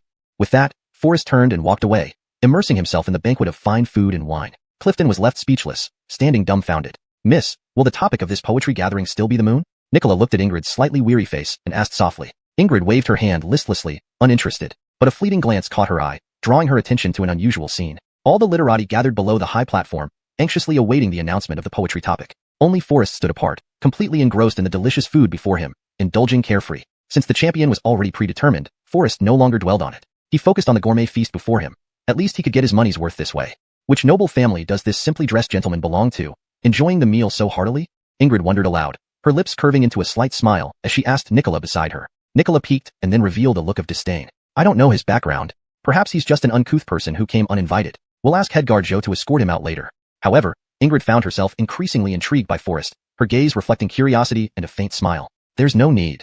She spoke calmly, already having made up her mind. I've decided. The theme of today's poetry gathering will be fine wine. Hearing this, Nicola was taken aback. Miss, are you changing the topic on the spot? What's wrong with that? Ingrid's tone was firm and decisive. I set the poetry topic, and I have the authority to decide its content. Nicola looked uneasy, though she had no choice but to comply with Ingrid's decision and announce the new topic. Gentlemen, please calm down. Nicola gracefully ascended the high platform and spoke gently. I wonder if these fine wines and delicacies meet your expectations? As soon as she spoke, everyone was taken aback, exchanging puzzled glances, not understanding her meaning. Miss Ching, just state the topic Miss Gao has chosen, someone urged impatiently. Yes, we're all waiting for Miss Gao's topic. Who has the heart to taste these wines and dishes? The crowd echoed in agreement. In my view, Miss Gao herself is the most exquisite feast. Caleb Gone, stroking his folding fan, replied in a refined tone. Upon hearing this, Nicola cast him a contemptuous glance, feeling queasy. Even Forrest nearly choked on his wine. Oh, how unparalleled is Lord Caleb's talent. This brilliant metaphor is indeed the best reflection of Lord Caleb's deep emotions and profound talent. The crowd showered praise upon him, filled with flattery. Forrest instantly lost his appetite for the fine cuisine. Enough, everyone. Nicola timely interrupted the commotion, her voice tinged with coolness. The theme of this poetry gathering is fine wine. Having said that, Nicola gracefully retreated to the corner, covering her face in apparent disgust at the unexpected change. What? On fine wine? How can this be? This topic changed so suddenly? Those holding the poems they had bought beforehand now wore looks of shock and disbelief. Clifton, you liar, come out here. The talented young man who had spent a fortune to buy over 10 scrolls of poetry was now furious, disregarding all decorum as he roared loudly. Meanwhile, Clifton had already disappeared under Nicola's cover, hiding somewhere in fear. Ingrid's sudden move clearly took Clifton by surprise. Caleb Gone stood frozen, staring at the poem hidden in his sleeve, his face pale as an autumn eggplant. Wasn't it supposed to be about the moon? Caleb Gone knitted his brows, muttering to himself, full of confusion and frustration. Chapter 13. Why be nervous when you write? Since my daughter is fond of the theme fine wine, let it be as she wishes. All of you are erudite and talented scholars. The theme fine wine should not be a challenge for any of you, right? Muhammad said with a strike on the desk, to which all the scholars fell silent. Indeed, all of you are well versed. Whether it's the moon or fine wine, none of these themes should be difficult. Prince Caleb Ivor, wouldn't you agree? Asked Alden with a smiling face. Caleb Ivor raised his head at the sound of his name, exchanging glances with Alden, feeling confident. After what just happened, Forrest lost his appetite. With the theme changed, it was uncertain whether the originally designated person would still hold firm. Forrest's lips curled into a faint smile, exuding a transcendent air. Looking around, all the scholars stood frozen in place, none daring to take up the pen easily. Forrest smiled wryly. These so-called scholars were either cheating or undeserving of their reputations. Thus, he stepped forward confidently, fetching paper and brush, ready to write. Haha, truly ridiculous. A man like you, devoid of learning, actually dares to write poetry? Caleb Ivor sneered disdainfully, full of contempt. Don't embarrass yourself by failing to produce even half a character. Boy, you'd better save your effort. If you disgrace yourself here, you won't have a place in the capital. Subsequently, there was laughter and ridicule from all around. Forrest remained unperturbed, his lips curling into a faint smile. Why shouldn't I pick up the pen? I paid for it after all. Paid? Paid for what? Upon hearing this, Muhammad frowned involuntarily. The butler standing beside him, terrified by this reaction, quickly tried to mediate. Sir, you might have misunderstood. He then shifted the topic. Today's poetry gathering aims to select talent and find a suitable husband for Mississippi, isn't that right? In my view, the 4 greatest scholars of the capital are all outstanding, matching in both family background and literary talent. Muhammad looked stern, waving his hand. The choice of a husband should be made by Shia herself, and I won't interfere much. My main goal today is to find truly talented people. As for their family backgrounds and social status, I don't care about those. Seeing Muhammad's reaction, Forrest wore a knowing smile. It seemed the old man was unaware of the fees collected for this poetry gathering. This made things more interesting. However, these were ultimately the affairs of the Gao family, and Forrest didn't plan to intervene. His purpose in attending this gathering was clear: to gain fame and fortune. Next, the scholars all started racking their brains, furiously writing. Scattered discarded papers on the ground testified to their efforts and struggles. Forrest, however, appeared unusually relaxed. As he slowly ground the ink, he enjoyed the pleasure brought by the fine wine. In his opinion, if one were to write about fine wine, how could they do so without the company of good wine? Reckless and free-spirited, he contrasted sharply with the anxious and busy scholars around him. On the upper floor, Star couldn't help but smile slightly, her gaze fixed on Forrest. All 4 great scholars gritted their teeth, struggling desperately to write. Alden wore a hint of anxiety on his brow, secretly slipping a small note into his sleeve. He then blended into the crowd under the pretense of inspecting, looking around before placing the note down quietly, returning to his seat as if nothing had happened. The time has come. Scholars, please present your poems. Muhammad's voice was firm, breaking the silence. Everyone put down their pens and handed over their works. Taking these poems, Muhammad's expression grew darker with each one. This is utter nonsense. How can such shoddy work be called poetry? Muhammad's voice trembled with anger, his face flushed. Those who knew their limitations now hung their heads in shame. Even the judges shook their heads, disappointed by the quality of the poems. However, Alden suddenly burst into laughter. Ha ha ha, excellent poetry. Truly remarkable. Everyone was taken aback by this comment. Muhammad couldn't help asking, oh, which poem could elicit such enthusiasm from Alden? Alden laughed but didn't answer. Having read countless poems, today's piece is undoubtedly the best of the day. Hearing this, everyone's gaze turned to the four great scholars of the capital. In their minds, such a masterpiece that earned high praise from these great Confucian scholars could only belong to one of the four great scholars. However, who among them had written it remained a mystery. Caleb Ivor was at ease, gently waving his folding fan with a confident smile on his face. It seems this top place is already within Prince Caleb's grasp. Not necessarily. Scholar Ivor is exceptionally talented and knowledgeable. This top place belongs to him. Not so fast. When it comes to poetry, none can match Scholar Yuan, one of the four great scholars. The top place should rightfully be his. You're all wrong. I know for a fact that Scholar Arno has been secretly preparing, and the top place has already been decided. The crowd below debated endlessly, each voicing their own opinions. Meanwhile, Forrest appeared slightly tipsy, savoring the fine wine in his cup alone. Snow caps the mountain peaks, white as can be, the bright moon shines above the clouds. Hearing you have two hearts now, I come to part ways with you. We meet today at this wine duel, perhaps we'll part tomorrow by the stream? High Chancellor Muhammad praised after reading, wonderful poem, wonderful poem. May I ask whose hand penned such a masterpiece? For a moment, silence fell over the garden. Everyone exchanged glances, but no one responded. Seeing this, Alden became flustered, quickly scanning the crowd before stepping forward hurriedly and saying, Lord Gao, isn't the name signed here? Son Arno. Only then did Yuan Arno realize, yes, it's my poem. Oh, so this fine work comes from Scholar Yuan. Muhammad smiled slightly and said softly, Scholar Yuan, why don't you recite the entire poem for everyone to appreciate? Upon hearing this, Yuan Arno was instantly drenched in sweat, nervously searching for the note handed to him by Alden. That piece of paper meant more than just words to him. It represented his dignity, reputation, and the cost of 10,000 taels of silver. Fortunately, Yuan Arno didn't lose his mind and discard the note. After finding it, he continued reciting the remaining lines of the poem with a trembling voice. Chapter 14. Everyone here is trash. Despite his suspicions, Muhammad did not press further under Hobart's mediation. Haha, excellent poem. Indeed. Master Yuan truly has overflowing talent. Then I announce this year's champion as... Wait a moment. Before Muhammad could finish his words, they were interrupted by hurried shouts. Eileen gracefully and quickly descended the stairs. The scholars immediately cast greedy gazes at Eileen, their eyes filled with springtime charm. Hobart's brows furrowed slightly, then he stepped forward and asked gently, Miss Gao, what is it? Ignoring them, Eileen walked straight to the pile of poems and began searching through them carefully. Are these all the poems? Eileen asked softly, her voice tinged with urgency. Yes, these are all the impromptu works composed by the scholars here, Scholar Nicholas Hahn replied softly from beside her. Indeed, Hobart chimed in. Especially Master Yuan's work, which stands out as the finest among the attendees. No, one is missing here. What? One is missing. Everyone was momentarily stunned. Who would dare be so bold? While bored upstairs, Eileen had counted all the scholars who wrote poems, including Forrest, and there were 31 in total. But now there were only 30 poems. Instantly, her gaze locked onto the drunken Forrest. How dare you? Muhammad's voice suddenly boomed, his eyebrows knitted in anger, his tone filled with authority. At my poetry gathering, someone dares to take a brush but not submit a poem. His words struck like thunder, creating a strong sense of pressure among the scholars below. Everyone knew that Muhammad was the director of the Imperial Academy, a position of high respect. He valued propriety and attitude above all else. To him, taking a brush to write a poem but not submitting it was a serious disrespect. Miss Gao, perhaps you miscounted? Yuan Arno smiled ingratiatingly at Eileen, saying, who would dare be so bold in front of Lord Gao? Scholar Nicholas Hahn also chuckled and agreed, yes, we are all scholars here. Who would do such a foolish thing? Hobart even praised Yuan Arno's talent and recommended his work for Eileen to admire. Yuan Arno's face glowed with self-satisfaction. Winning the championship would not only bring him fame but also win him the beauty. How exciting. But Eileen ignored him completely. Turning her gaze to Forrest, she raised an eyebrow and lightly hummed. Hasn't his work been submitted yet? Instantly, everyone turned their heads, their eyes focusing on Forrest, who dared to take a brush and not submit a poem in front of Lord Gao. This was tantamount to ruining one's future and digging one's own grave. Laughter and mockery erupted among the crowd. He is just an unlearned coarse person. Nothing unusual about this. Ha ha ha, as I see it, he must have known he lacked talent and couldn't compose anything good, so he deliberately didn't submit it to avoid embarrassment. Yes, from his earlier behavior, he was only here for the drinks and food, just to mingle and eat.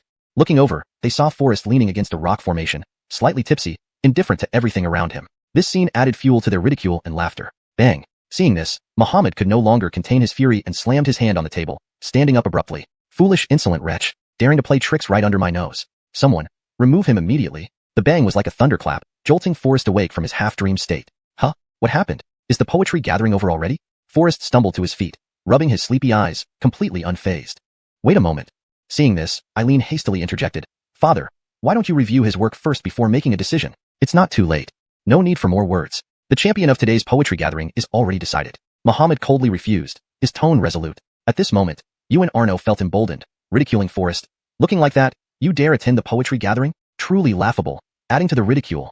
Uneducated, ragged, lacking in manners. A disgrace to the poetry gathering, utterly shameful. Oh, really? Forrest raised an eyebrow, sneering. Regardless of whether I've disgraced the poetry gathering, I should ask, how does someone who plagiarizes others' work have the face to be here? His words hit hard, and Yu and Arno's face instantly flushed with anger, his eyes wide open in fury. You shouldn't talk nonsense. Forrest smiled slightly, shaking his head. For such a mediocre poetry gathering, if it weren't for the registration fee, I would have left long ago, too lazy to mix with your kind. There's another thing. Your poem is rather mediocre.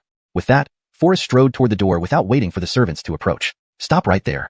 Hearing this, Muhammad's face flushed red with anger, glaring furiously. In all his years in office, he had never encountered anyone as arrogant as Forrest. What audacity! How dare you criticize a poetry gathering I preside over? Hobart was also consumed by rage, pointing at Forrest and angrily rebuking him. You dare to belittle Master Yuan's masterpiece like this. I want to see what remarkable qualities your poem has. Saying this, Hobart stormed over to Forrest's desk and snatched up the poem manuscript. Newfound wine costs 10,000 coins a jar. The capital's free-spirited men are young and brave. Meeting with spirit and intent, we drink together, tying our horses beneath willows by the tall building. Arnof.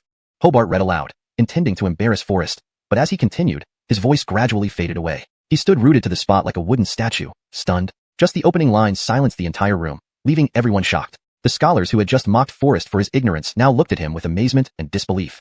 Eileen, her eyes brimming with excitement, rushed over to Hobart and snatched the poem from his hands. Wonderful, truly wonderful. Nicholas Hahn was also instantly drawn over. Taking the manuscript, he praised it repeatedly. This poem is indeed a masterpiece, shocking the world and outshining all others. It must be today's champion. Forrest smiled lightly, inwardly musing that this was only a third of his true skill. Jarrett Samping acted quickly. Upon hearing the news, he hurried over, gripping Forrest's hand excitedly with admiration and quietly asked, Master, with such overflowing talent, would you be willing to lend your name to me? This was asking to ride on his fame? Forrest was momentarily taken aback. Was this even possible? But it wasn't surprising given these scholars' penchant for appearances and prestige. They love to bask in glory. I am willing to offer 500 taels of silver if Lord Barrett is willing to change the title of this poem. Nicholas Hahn stepped forward hastily, his eyes filled with anticipation and reverence, looking at Forrest with pleading. Scholar Xiao, you are mistaken. Such a masterpiece cannot be measured by a mere 500 taels. Chapter 15. Huh? What is this? Jarrett Samping sneered, then turned to Forrest, his attitude becoming even more humble. I am willing to offer 3,000 taels. Could you change the dedication to Jarrett Samping?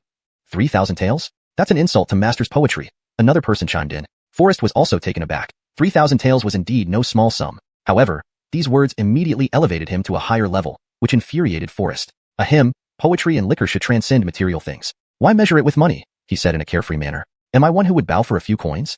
Forrest gritted his teeth, but had to pretend to be carefree and nonchalant. When this statement came out, Nicholas Hahn and others were greatly moved. They admired Forrest's grace and demeanor even more, their admiration evident on their faces. Oh, I'm old and ignorant, so very ignorant.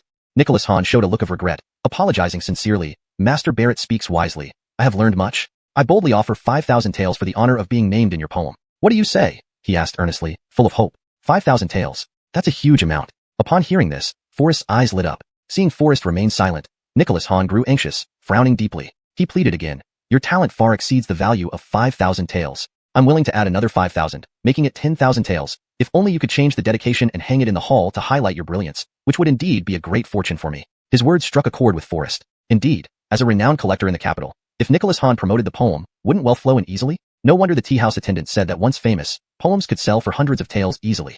Money can be made so effortlessly. Agreed. Let's do it. Forrest agreed joyfully, his voice light, yet unable to hide his excitement. At that moment, Muhammad on stage, looking at Forrest surrounded by scholars, felt even more embarrassed. Rosalind blushed slightly, whispering timidly, Father, look at Master Barrett's talent, this first place. Humph, talking about not bending for a pittance. What a greedy person after all, Muhammad thought angrily, turning away abruptly. Yu and Arno was stunned. Lord Gao, the announcement for the champion hasn't been made. Not bending for a pittance? But it's 10,000 real taels. Making money doesn't make one shiver. Seeing Nicholas Hahn getting ahead with the poem's name, other scholars rushed to catch up, surrounding Forrest. How could Forrest miss such an opportunity? Selling dedications to those who could afford it. The business was booming. In less than half an hour, he had already earned over 100,000 taels. Back at the residence, holding the silver bills, Forrest secretly rejoiced. At this rate, earning 1 million taels isn't just a dream. Even becoming the richest man in the capital seems possible. Master, what smell is this on your body? A maid entered the room with a tray of tea, her eyebrows slightly furrowed, her voice barely above a whisper, trying to mask her nose. Immersed in counting the money, Forrest didn't notice the mix of oil and sweat on his body. After the maid mentioned it, he realized something was off, sniffed himself, and found an indescribable odor. No problem, Just wash with soap, it'll be fine. Forrest replied smiling, completely unconcerned. I should take a bath anyway. Bring the shower gel too? As he started undressing, Hong turned around shyly, her face flushed, nervously tapping her feet. Master, what are you talking about? There's no soap or shower gel in this world. Are you feeling unwell? Have you lost your senses? Hearing this, Forrest suddenly realized the modern items hadn't been invented yet. An idea flashed through his mind, exciting him. Oh, how could I forget? Isn't this a golden opportunity? Excited, Forrest almost jumped up, ignoring his half-naked state, hugging Hong tightly. Hong, you're my lucky star. I've come up with another great way to make money. Ha ha ha. Letting go of Hong, Forrest dashed towards the kitchen. Hong watched him leave, her cheeks burning red, feeling surprised and delighted. Yet puzzled, she wondered, what's gotten into Master? All she could think of was Forrest's strong build and warm embrace. Although Forrest had successfully developed perfume, its limited production and high cost meant it was only enjoyed by a few nobles. Given the limited purchasing power, quick profits were hard to come by. But soap was entirely different. With molds ready, mass production was easy. With low production costs and affordable prices, it is sure to attract the favor of a broad range of middle and low-income consumers. Combined with clever marketing strategies, it will surely become a best-selling product in the market. Once the market is established, the profits will be immeasurable. The first essential ingredient for making soap is lard, so Forrest rushed to the kitchen to find some lard without delay. After a night of research, the first bar of soap in Daxia was successfully created. Master, I've brought you the clothes you asked for. Maid Karen gently pushed open the door, only to see Forrest's perfect physique lazily lying on the ground, fast asleep. On the writing desk lay a bar of soap that emitted a faint fragrance. Just as she was about to quietly leave after placing the clothes down, a fresh and elegant aroma suddenly caught Karen's attention. Huh? What is this? Karen looked at the square soap, puzzled. This is soap. Unbeknownst to her, Forrest had already dressed and silently stood behind her, startling Karen. Master, this soap really has a captivating fragrance. How did you make such a thing? Karen's eyes were filled with admiration and respect for Forrest.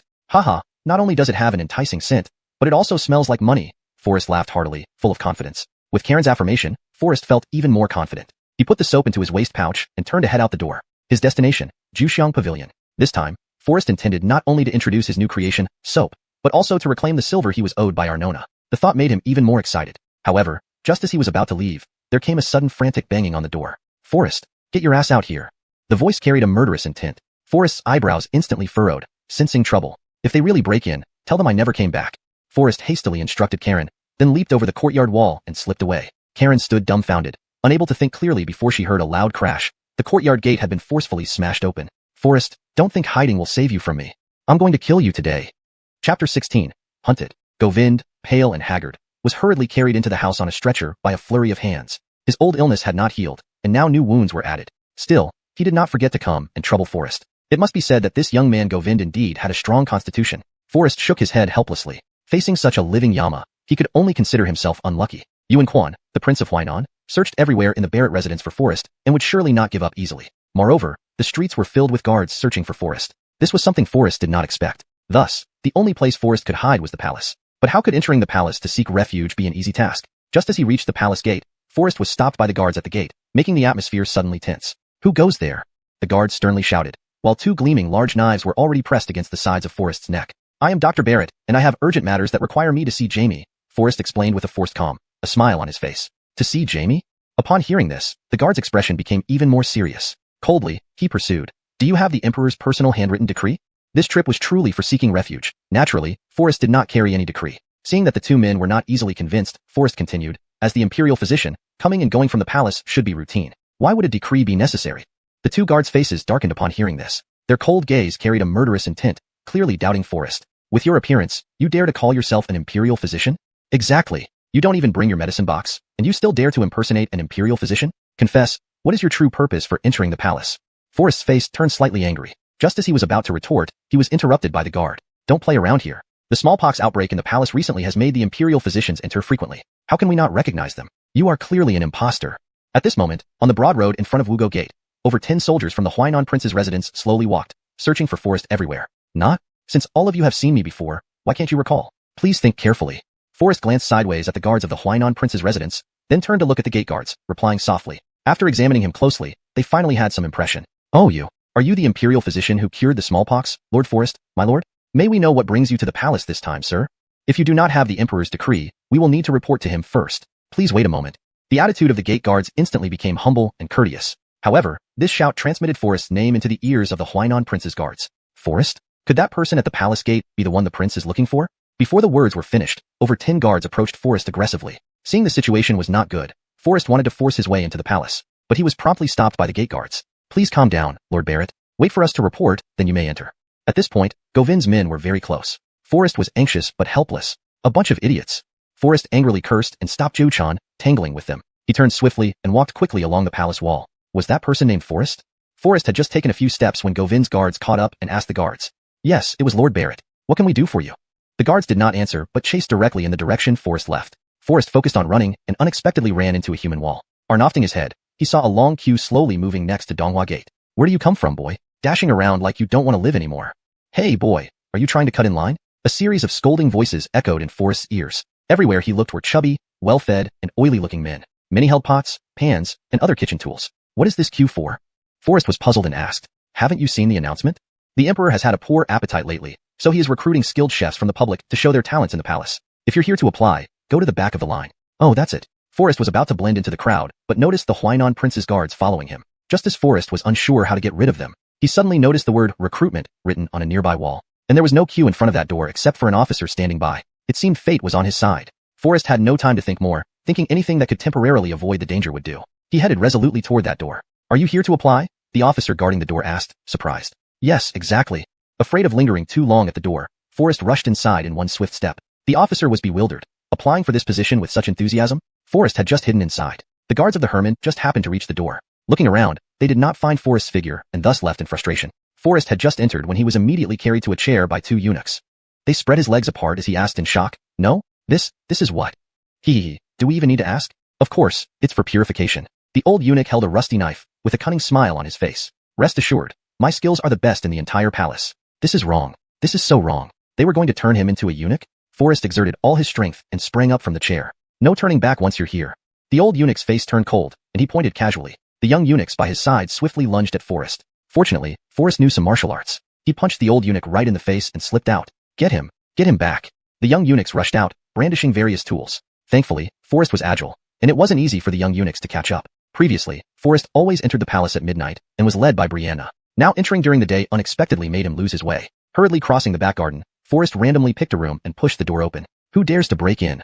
A bone-chilling voice suddenly sounded, like winter winds, sending shivers down his spine. Forrest felt a chill run down his neck as a sharp sword hovered above his shoulder. His brows furrowed, feeling uncertain and alarmed. This remote little house was actually occupied, and by a woman. Please listen to me, I mean no harm. Forrest's voice trembled as he tried to turn around, but heard the woman's icy command. Turn back. Don't look.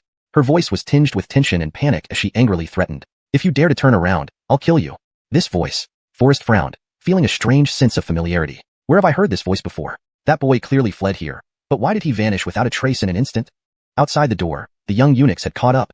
Chapter 17. This feeling. Could she be? Sure. Maiden hero, please don't make a sound yet. There are people outside trying to capture me. Forrest spoke in a hushed voice, almost pleading. Heh, joke. It's you who broke into my chamber. What right do you have to command me to act?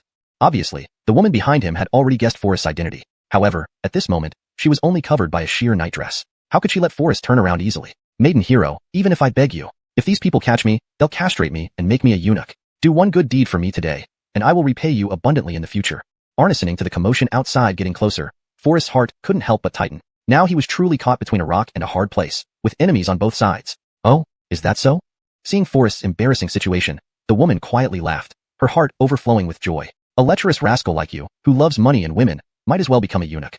The woman deliberately teased Forrest, cleared her throat, and pretended to shout loudly. She intended only to play a trick on Forrest, without any real intention of calling out. Even if those eunuchs came looking for him, she still had ways to protect him. Although it was just a bluff, Forrest took it seriously. After all, Forrest didn't want to become a eunuch. Taking advantage of the woman's slackened guard, Forrest swiftly flipped over, lightly circling around behind her. One hand wrapped around her chest, the other firmly covering her mouth, preventing her from making any sound. Sorry, I don't want to become a eunuch. At this moment, standing behind the woman, Forrest naturally couldn't see her face. But that hand lightly touching her chest, a mysterious sense of familiarity welled up inside him.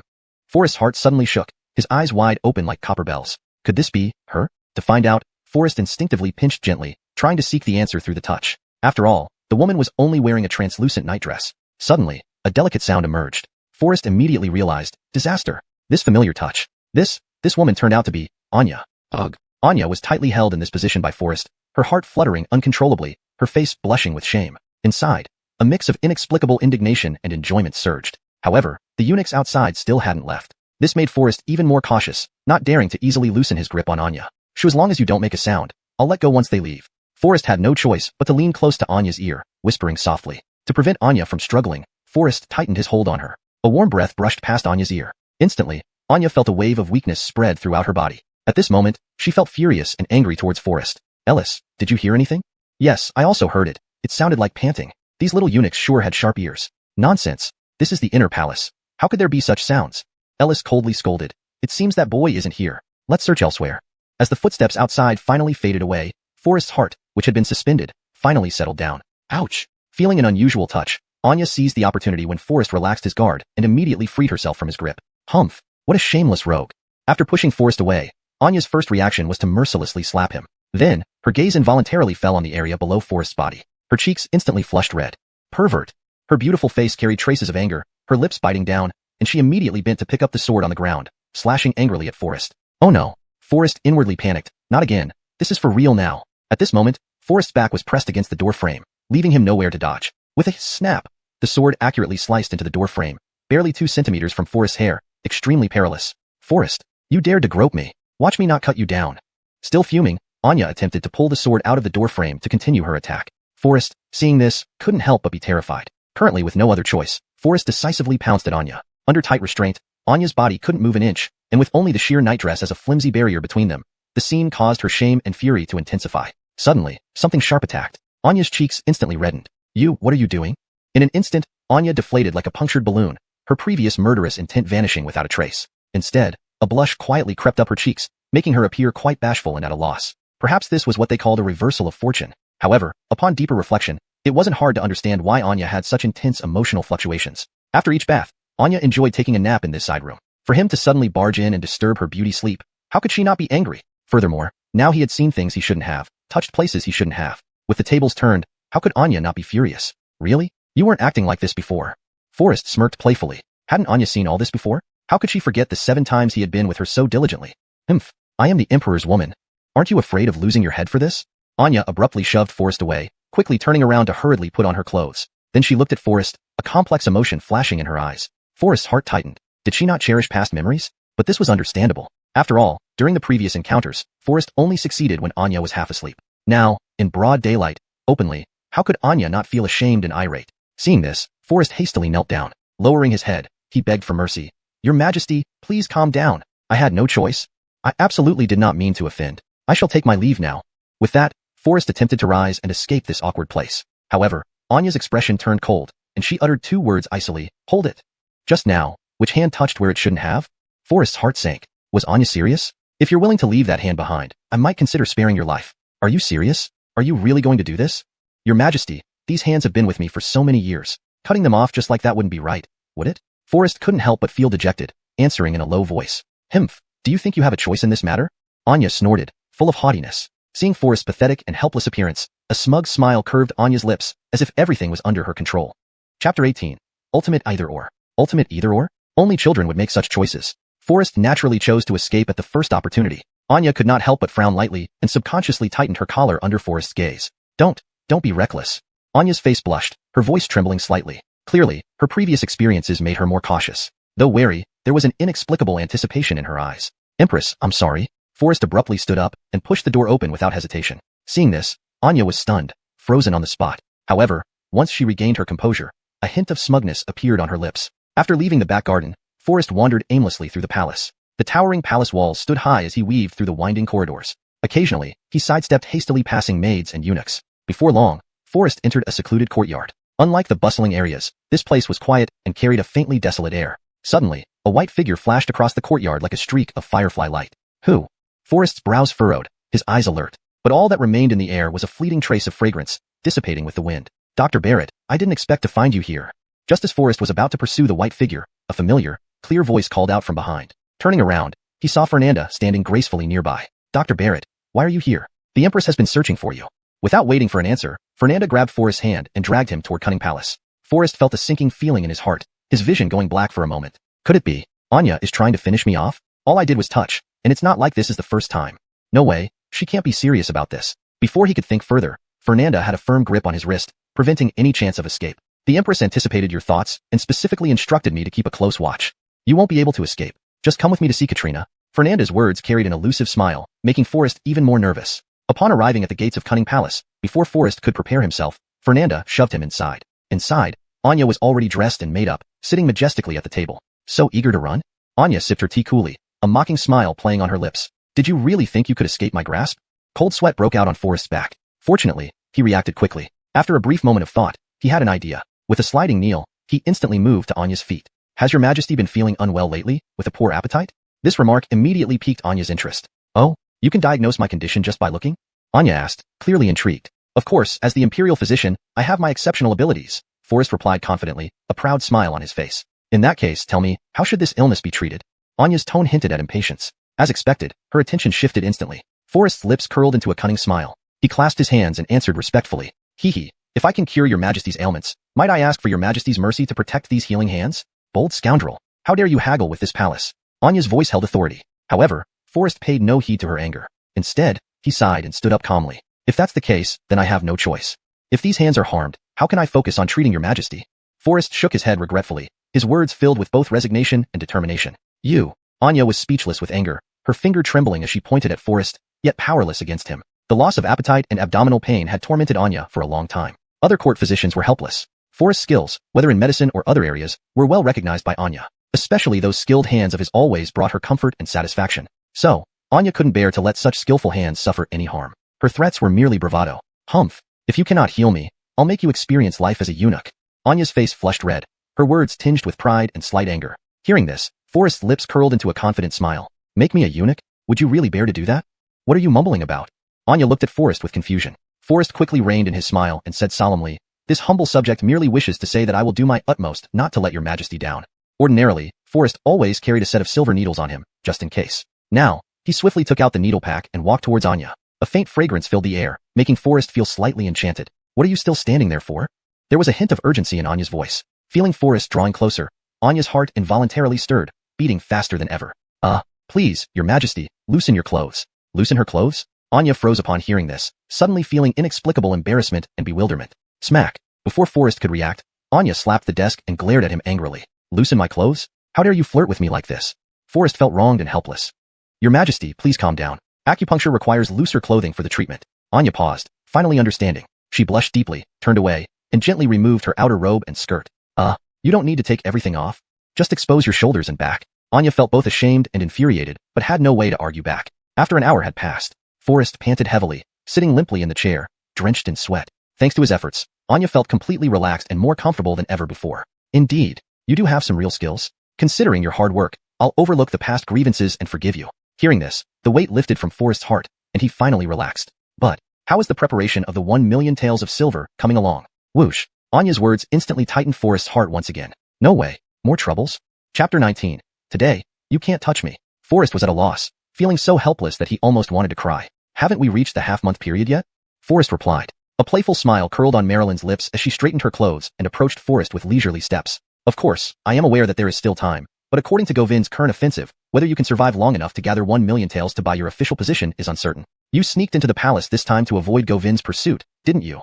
Marilyn's smile grew more enchanting, her delicate fingers lightly brushing Forrest's chin, with incomprehensible light flashing in her eyes. Upon hearing this, Forrest's expression slightly froze. It seemed that Marilyn was indeed not simple. All his actions were under her watchful eyes. However, Forrest quickly regained his composure and pondered internally. Marilyn's words now are probably not just meant to add insult to injury, but rather to warn Forrest. She might have more complicated calculations. After all, Marilyn has witnessed his wealth accumulation speed. Moreover, Forrest's work hasn't let Marilyn down much. If he really met his demise at Govin's hands, would Marilyn be willing? Forrest felt a sense of joy in his heart. He then responded in a relaxed tone. Forget it. Life and death. Everything is predestined. If I truly cannot escape Govin's vicious hands, then it must be my fate. It's just a pity that I will no longer be able to serve Jamie wholeheartedly in the future. May I humbly ask for paper and pen? Marilyn couldn't help but pause upon hearing this. Perplexed, she asked, what do you need paper and pen for?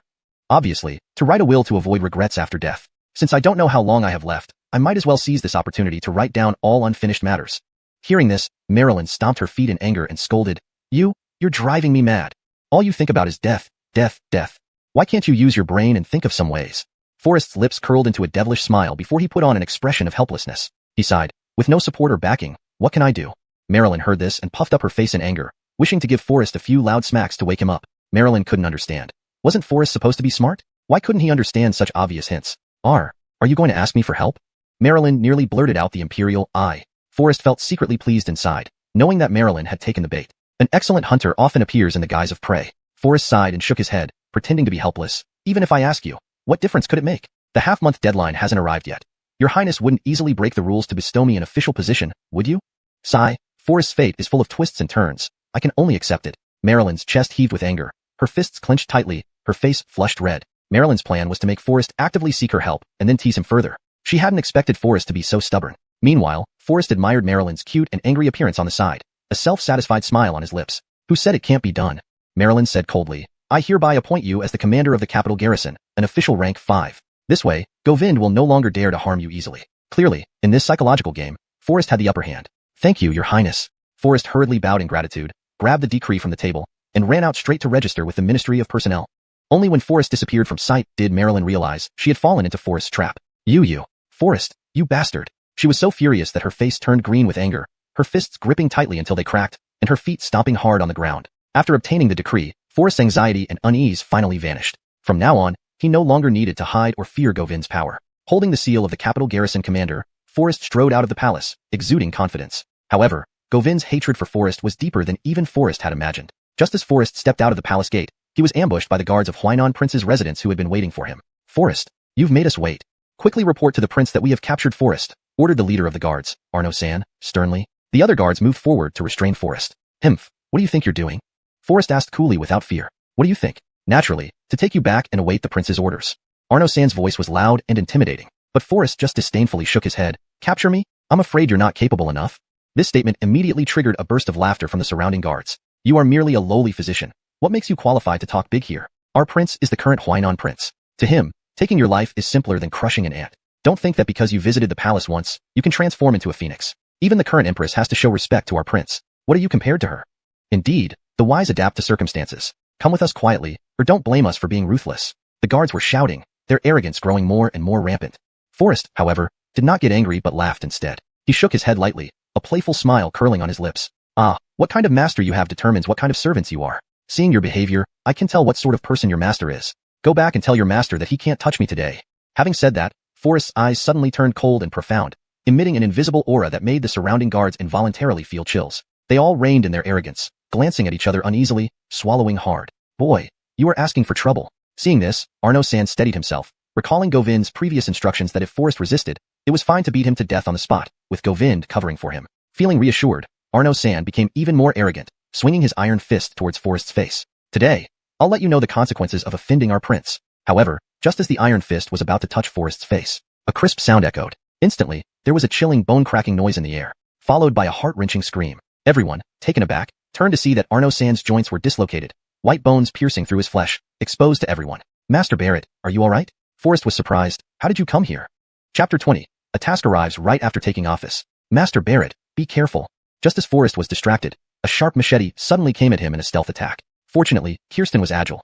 She tightly gripped Forrest's shoulder, leaped into the air, and kicked out from mid-air. With just one kick, she heavily knocked down the guard who intended to ambush them, causing dust to fly up. Her fair and slender neck brushed lightly past Forrest's nose tip, leaving behind a faint, elegant fragrance. Master Barrett, hurry up and leave.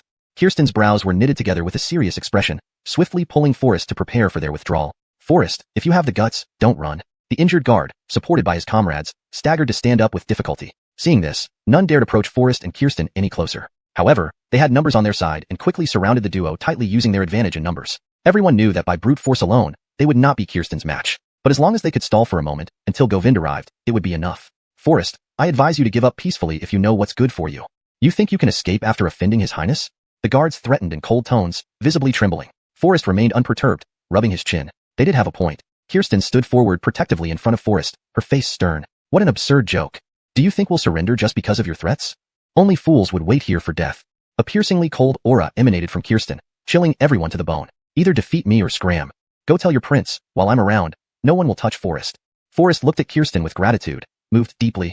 Indeed, Kirsten exuded an admirable demeanor of courage and defiance, standing out remarkably. Yet, Forrest had no intention of leaving. All right, since that's the case, I'll wait for Govind here.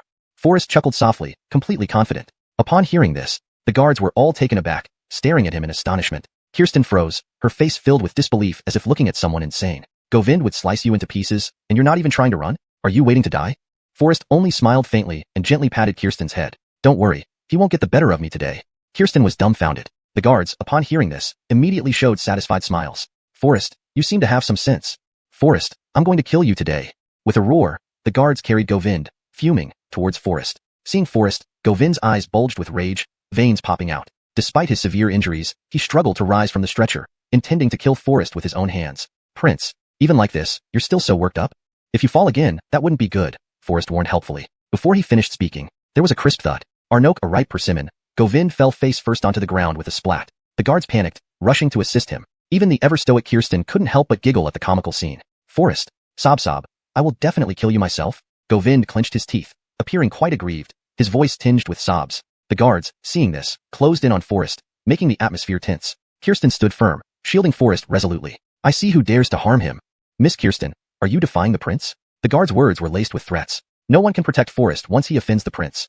With Govind backing them, the guards no longer feared Kirsten's authority but didn't dare move easily either. Forrest, if you're a man, take responsibility for your actions. It's unbecoming for a hero to need a woman's protection. After hearing this, Forrest wasn't angry. He didn't want Kirsten involved. So, he walked towards Govind instead. Seeing this, Kirsten felt uneasy, shaking her head worriedly and holding back Forrest. Don't worry, he can't touch me. Forrest confidently approached Govind. Govind had been waiting for this moment for a long time. He struggled to rise, pulled out a dagger, and lunged at Forrest's chest. Slap. In that instant, Forrest grabbed Govind's hand. Govind froze instantly. The guards, too, were stunned and quickly raised their blades at Forrest. Forrest, what do you plan to do? Govind clearly panicked. Forrest, unruffled, replied coolly, I told you, you won't lay a hand on me today. Ridiculous. As the Herman, can't I kill a nobody like you? Nobody? But I am an official appointed by the court. With that, Forrest revealed his official seal. Capital Commandant, ranked 5th grade, subordinate to the Ministry of Justice. Although not high in rank, it held significant weight and power. Govind was instantly taken aback. The surrounding guards, after a moment of shock, couldn't help but tremble in fear. After all, threatening a government official with weapons was a serious offense. Even as guards of the Xuanhuan prince's residence, they could not escape punishment. Lord Barrett, please forgive us. Please have mercy on us. The guards hurriedly knelt down, pleading for mercy. Their arrogance completely vanished. Begging for mercy? If one could be spared just by begging for mercy, wouldn't the position of Capital Commandant be nothing but a mere formality? Alicia, quickly take these rebellious fellows to the Ministry of Justice for questioning, Forrest replied indifferently, his tone filled with unwavering authority. Having just taken office as the Capital Commandant, how could he not accept such a generous gift from Govind? How dare you lay hands on my men? Govind raged upon hearing this. Why shouldn't I? The king himself must abide by the law, let alone just a few servants. Forrest retorted fiercely, every word resounding clearly. Take them all away. Forrest shouted coldly, his righteous anger making him appear intimidating. Now that he had an official position, his actions were conducted according to the law, fully compliant and justified. Even as the Herman, Govind dared not ignore the royal laws unless he intended to rebel. Furiously burning with rage, Govind secretly vowed never to let Forrest off easily. Leaving the Ministry of Justice, Forrest's gaze kept wandering toward Alicia involuntarily. Alicia's cheeks immediately flushed red, then she sharply rebuked, what exactly are you looking at? Behave yourself, or I'll gouge out your eyes. Alicia replied coldly, her voice carrying a mix of anger and embarrassment. No, I was just wondering if that fleeting figure I saw in the palace earlier was you? Forrest looked around, lowered his voice, and whispered close to Alicia's ear. Feeling Forrest's warm breath against her ear, Alicia blushed even more, her heart pounding as if a fawn were jumping wildly. How could it be? I've never set foot in the imperial grounds. Alicia gently pushed Forrest away, replying softly. Forrest frowned deeply, his confusion deepening. Chapter 21. Opening a restaurant, is it feasible? If it wasn't Kirsten, then who was the white figure I saw? As Forrest was lost in thought, Kirsten's stomach let out a rumbling sound. Kirsten immediately sensed this sudden embarrassment and hurriedly clutched her stomach, quickening her pace to cover up her awkwardness. Clearly, Kirsten didn't want Forrest to see her in such an embarrassing state. She had known early that Govind was searching for Forrest all over the city. In a great hurry, she came to help him. Up until now, she hadn't eaten or drunk a drop of water or a grain of rice. Oh, I'm a little hungry. Why don't we find something to eat first? Passing by an elegantly decorated restaurant, Forrest suggested. Eating out is too extravagant. There are still some steamed buns at home. I can go back and eat them, and besides, I'm not really hungry. Kirsten had exhausted her savings treating her father's illness, so she had always been frugal, never wasting anything. Forrest naturally understood her thoughts and took out a 100-tael silver note from his pocket, gently replying, Today I owe my safety to you. Let me treat you for this meal. Kirsten was about to decline again, but her stomach protested once more. Seeing this, Forrest didn't give her another chance to refuse and directly led her into the restaurant. What would the honored guests like to eat? What signature dishes do you have? Forrest asked. Oh, sir, you asked the right person, the waiter answered with a smile. We have countless signature dishes here, including fragrant roasted flower duck, tender roasted chick, delicious roasted gosling. Forrest couldn't help but pause slightly. Isn't this just listing dishes? All right, no need for the fancy talk. Forrest quickly interrupted the waiter's chatter. Let's start with roasted flower duck. We don't have it. No? Then how about roasted chick? We don't have that either. Forrest furrowed his brow slightly, turning his gaze to the waiter. Then surely you must have roasted gosling? We don't have that either. Slap. Forrest suddenly slammed the table in anger. What do you mean you don't have anything? Go. Bring me your head chef. Even he isn't here. What? Forrest was taken aback. You're not joking around with me, are you? If it were any other time, it might have been fine, but today he had promised to treat her. With nothing available, it felt as if they were in cahoots. How could Forrest not be anxious and angry? Seeing Forrest on the verge of losing his temper, Kirsten quickly stepped forward to soothe him and softly said to the waiter, "Never mind, just serve us some of your best dishes." "Sir, please calm down. Our head chef is busy participating in a cooking competition, which is why these dishes are unavailable at the moment," the waiter explained hurriedly. A cooking competition? After the waiter left, Forrest fell into deep thought. Only now did he realize, which was why he saw so many chefs queuing up to enter the palace this morning. Still upset about what happened just now? Hey, I'm not that petty. Forrest shook his head lightly. Then he changed the subject. Say, if I opened a restaurant, would it work? Hearing this, Kirsten's eyes widened instantly. You? Open a restaurant? As the saying goes, food is heaven for people. Seeing that even this restaurant without a top chef remained crowded, a great idea to make money emerged in Forrest's heart. Open one restaurant, then two, then four, and after four, franchise. This way, wouldn't making money be easy? As a royal physician, you should focus on medical books instead of recipes. Kirsten couldn't help but laugh softly. Operating a restaurant isn't easy. It requires substantial capital and exquisite cuisine to satisfy customers. The most crucial part is reputation. Look at all the restaurants in the capital, but only a few have deeply impressed people and earn good reviews. Have you ever considered why? Why? Forrest looked puzzled. It's because the chefs at these few restaurants are all top culinary masters in the capital. Customers flock there for their fame and signature dishes. Though Kirsten was a martial artist, she unexpectedly had insightful views on business. This couldn't help but make Forrest look at her differently. You're right. So I've decided to participate in the cooking competition first. After winning the title, I'll open my restaurant, Forrest said confidently. What? Kirsten was utterly stunned, her eyes wide open. True to his word, after leaving the restaurant, Forrest strolled to the side of Donghua Gate once more. By now, the long queue in front of the gate was gone. Stop. What are you here for? Just as Forrest was about to step over the threshold, he was stopped by a constable responsible for registration. Naturally, I'm here to participate in the cook-off. The constable's eyes scanned Forrest from head to toe, and a mocking smile curled at the corner of his mouth. You dare to call yourself a chef? You haven't even seen the shadow of a stove, the constable sneered. Get lost. Don't be a nuisance here.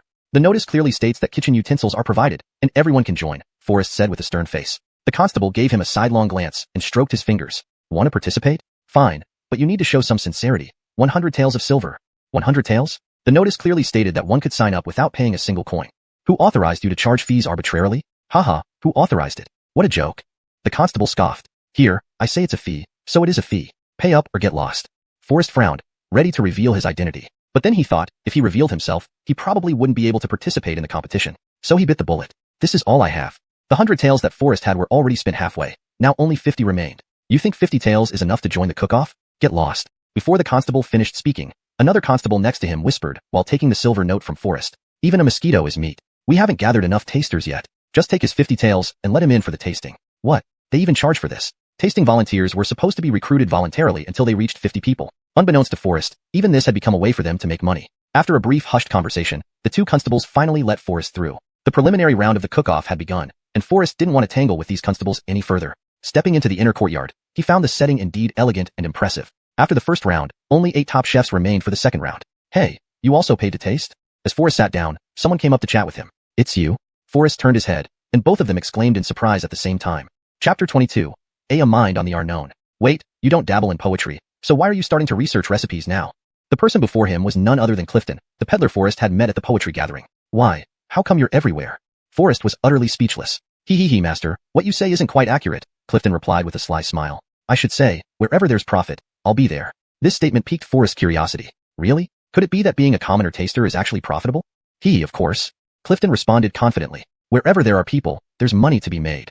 Saying this, Clifton took out some paper and a brush and handed them over. This, for 5 taels of silver. 5 taels of silver? Are you crazy, or am I? Forrest's eyes were full of shock. Seeing this, Clifton hurriedly gestured for silence. 5 taels is already a friendship price between us. Since you didn't bring your own stationery, how will you write your evaluation later? In the palace, rules were stringent. After tasting, people were not allowed to cause disturbances.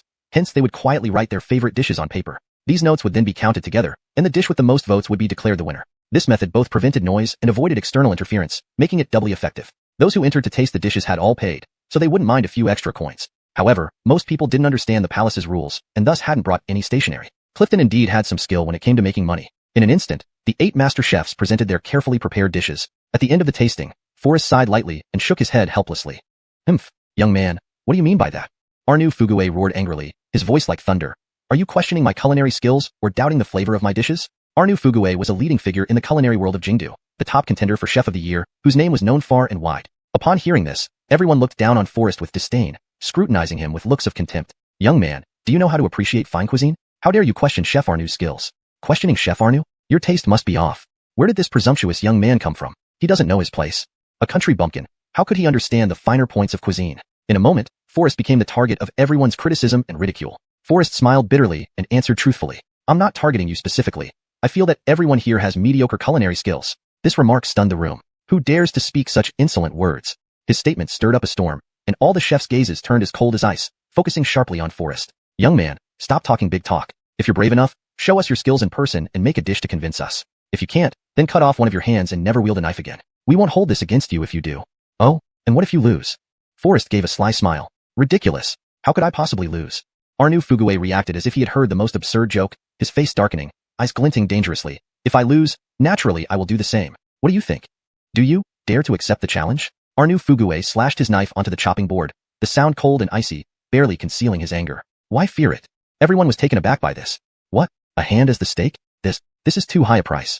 A young man wanting to challenge the grandmaster of Jingdu's culinary world in a cooking competition? Laughter erupted immediately, as if they had heard the most absurd joke. Even the inspector, acting as judge, watched the unfolding farce with interest. I think this young man is just courting trouble, seeking his own downfall. Indeed, no one knows where this presumptuous young man came from, yet he acts so arrogantly.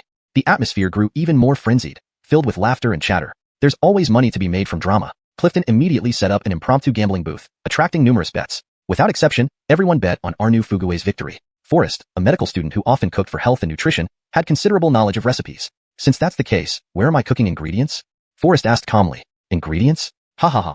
Arnu Fuguei laughed mockingly, pointing to one side. Choose what you want. Following the direction, Forrest saw a pile of seemingly useless ingredients scattered on the ground, clearly the leftovers no one wanted. It was difficult to cook without proper ingredients, causing Forrest's brows to furrow. However, fortune smiles upon those who persevere. Among the discarded items, Forrest unexpectedly found a bunch of ignored snails. Upon seeing this, the crowd burst into mocking laughter. How dare you even think of making a gourmet dish with something pigs wouldn't eat? Exactly. These snails are stinky and can't be eaten at all. If this pile of garbage can taste good, I'll eat shit right now. More people chose to bet on Arnu Fuguei's victory. Arnu Fuguei was so smug that he didn't rush to cook, but instead began sharpening his knife leisurely. He taunted arrogantly, boy, I'm not heartless. I'll sharpen this knife for you, so that it won't hurt too much when you chop off your hand later. Forrest paid no attention to him, instead turning his focus to preparing the ingredients and starting the cooking process. Soon, a plate of stir-fried snails was served. Though the snails looked decent, everyone still had a strong impression of their fishy smell and dared not try them easily. Seeing this, Forrest took the initiative, personally bringing the plate of snails to Clifton. Clifton was startled, trembling uncontrollably as he stared at Forrest in disbelief, filled with fear. Sir, I have no grudge against you. Please don't harm me. Forrest smiled faintly in response. Relax, why would I harm you? At that moment, the inspector's voice rang out with unshakable authority. Eat it quickly. All around, eyes were fixed on Clifton, waiting for his reaction. With a sigh of resignation and furrowed brows, Clifton tasted a bite. Instantly, an explosion of flavors, fragrant, chewy, refreshing, and spicy, overwhelmed his taste buds. Clifton's eyes widened as he stared at Forrest in utter disbelief. Seeing this, Arnu Fuguei became even more smug. Can this kind of garbage be eaten? What a ridiculous joke, he sneered. The knife is ready. Will you do it yourself, or shall I help you? Those around also started moving to apprehend Forrest. Hold on. This tastes amazing. I want another bowl. Clifton's eyes lit up as he devoured the snails like a hungry tiger pouncing on its prey. This scene stunned everyone. How could this be possible? Boy, do you know what you're saying? Arnu Fuguei glared angrily. How can this kind of garbage taste good?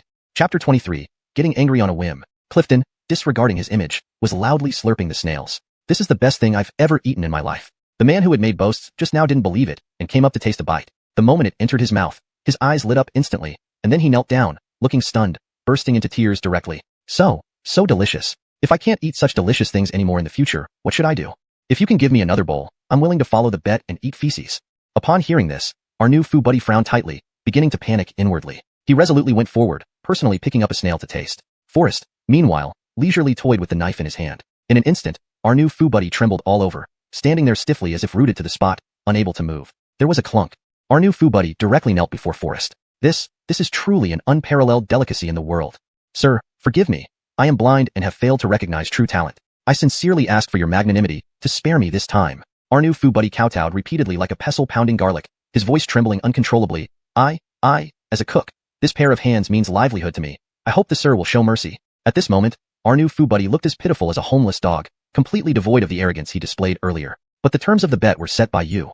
Forrest's brows turned cold, his face as icy as frost. Would you have forgiven me if I had lost? With these words, our new Fu buddy became speechless like a cicada in winter, his whole body shaking, kowtowing incessantly to beg for forgiveness. Standing before him, Forrest simply loosened his grip. The knife in his hand fell swiftly.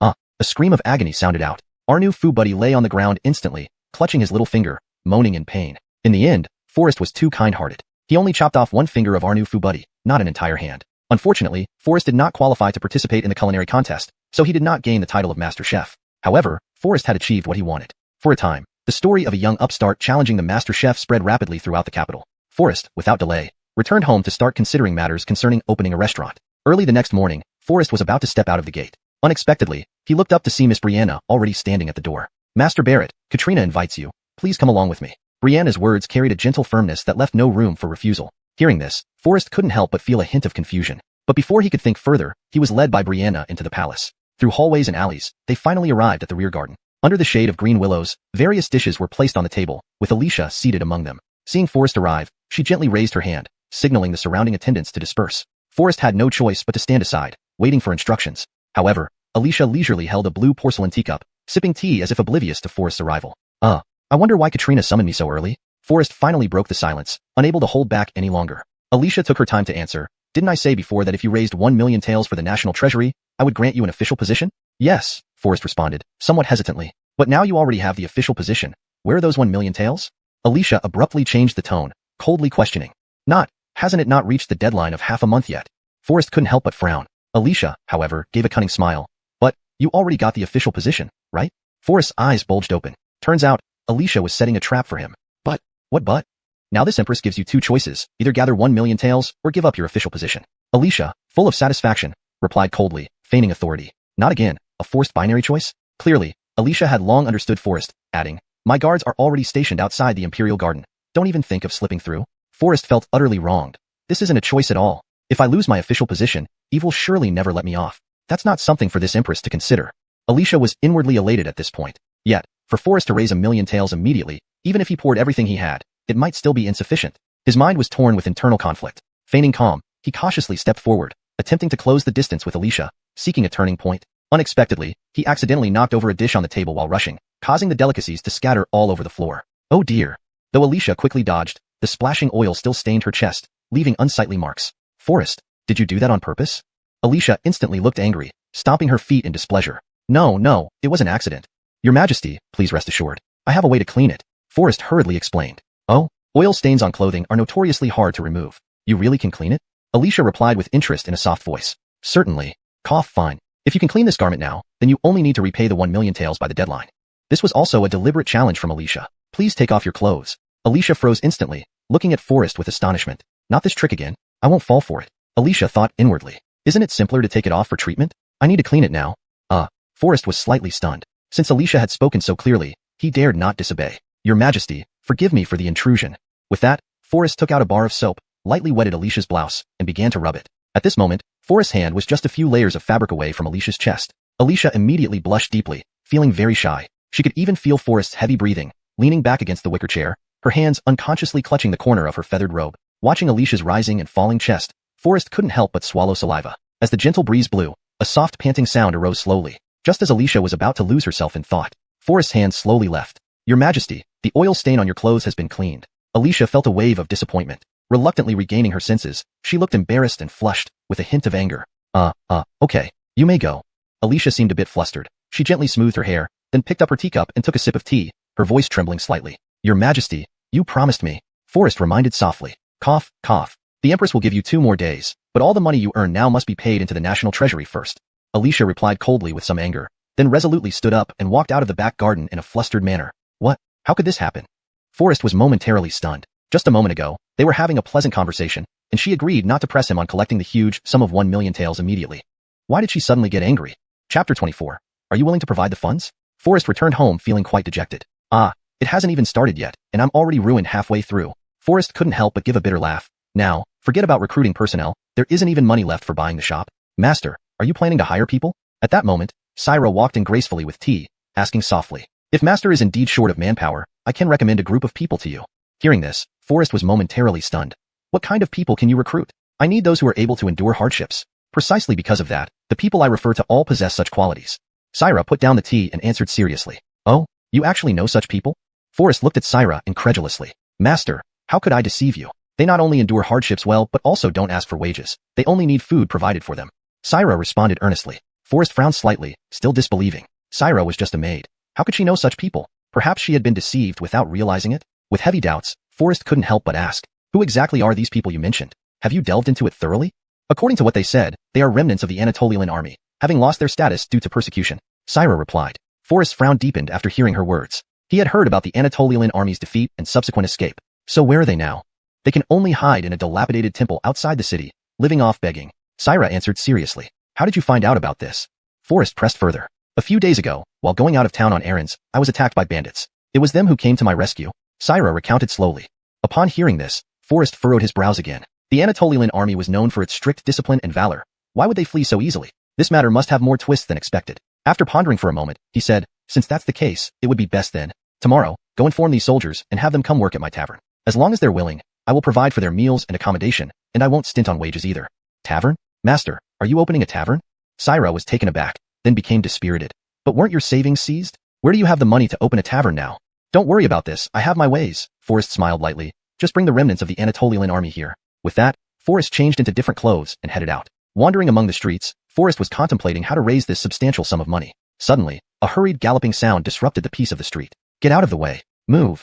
Before Forrest could react, he saw a man driving a runaway carriage, staggering toward the crowd. People were terrified, scattering in panic, some tripping over each other, causing chaos. At this moment, screams could be heard from ahead. Ah!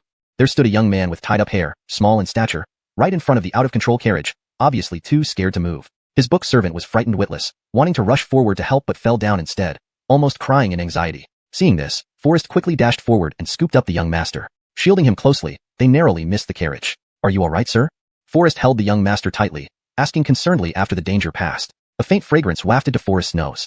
At that moment, his lips accidentally brushed against the young master's forehead. The young master turned crimson, nestling against Forrest's chest, blushing deeply and heart-pounding. Just then, Kirsten happened to pass by with steamed buns, witnessing the scene, and was utterly astonished, oblivious to the two buns falling from her hands. The atmosphere became extremely awkward as onlookers stared strangely at the two embracing men. Quickly let go of our young master. The book servant, seeing this, reacted more emotionally than anyone else. Forrest also realized something was amiss, quickly pushing the young master away. Wait, this. In the flurry, Forrest's hand accidentally pushed against the young master's chest. This soft touch. Forrest froze instantly. Even though the person wore bindings, Forrest, with his experience, couldn't fail to notice something was off. However, Forrest didn't expose the truth. This person turned out to be Ingrid in disguise as a man. The book servant quickly pulled his young master aside, carefully checking if he was injured. Turning angrily to Forrest, he demanded, "What did you do to our young master?" "Alexis, what nonsense are you talking?" The young master scolded the book servant coldly, his tone tinged with reproach. "This gentleman just saved my life. You should be grateful to him." Alexis pouted, clearly wuxia, dissatisfied. But when he looked up carefully, he was surprised to find that the person in front of him was actually Forrest. "Master, he is." Alexis looked at his young master excitedly, lowering his voice with great agitation. "What, have we met before?" "It never met. I am Bridget. May I know your esteemed name?" "Forrest." "Haha, so it's Brother Barrett. Today, I owe you a debt of gratitude. I would like to invite you for a drink to express my thanks. How do you feel about that?" Ingrid lowered her voice and pretended to be a man, inviting politely. Forrest was about to decline when he suddenly heard a familiar voice. "Sure. Since there's a dinner, how can I be left out?" "Kirsten, what are you doing here?"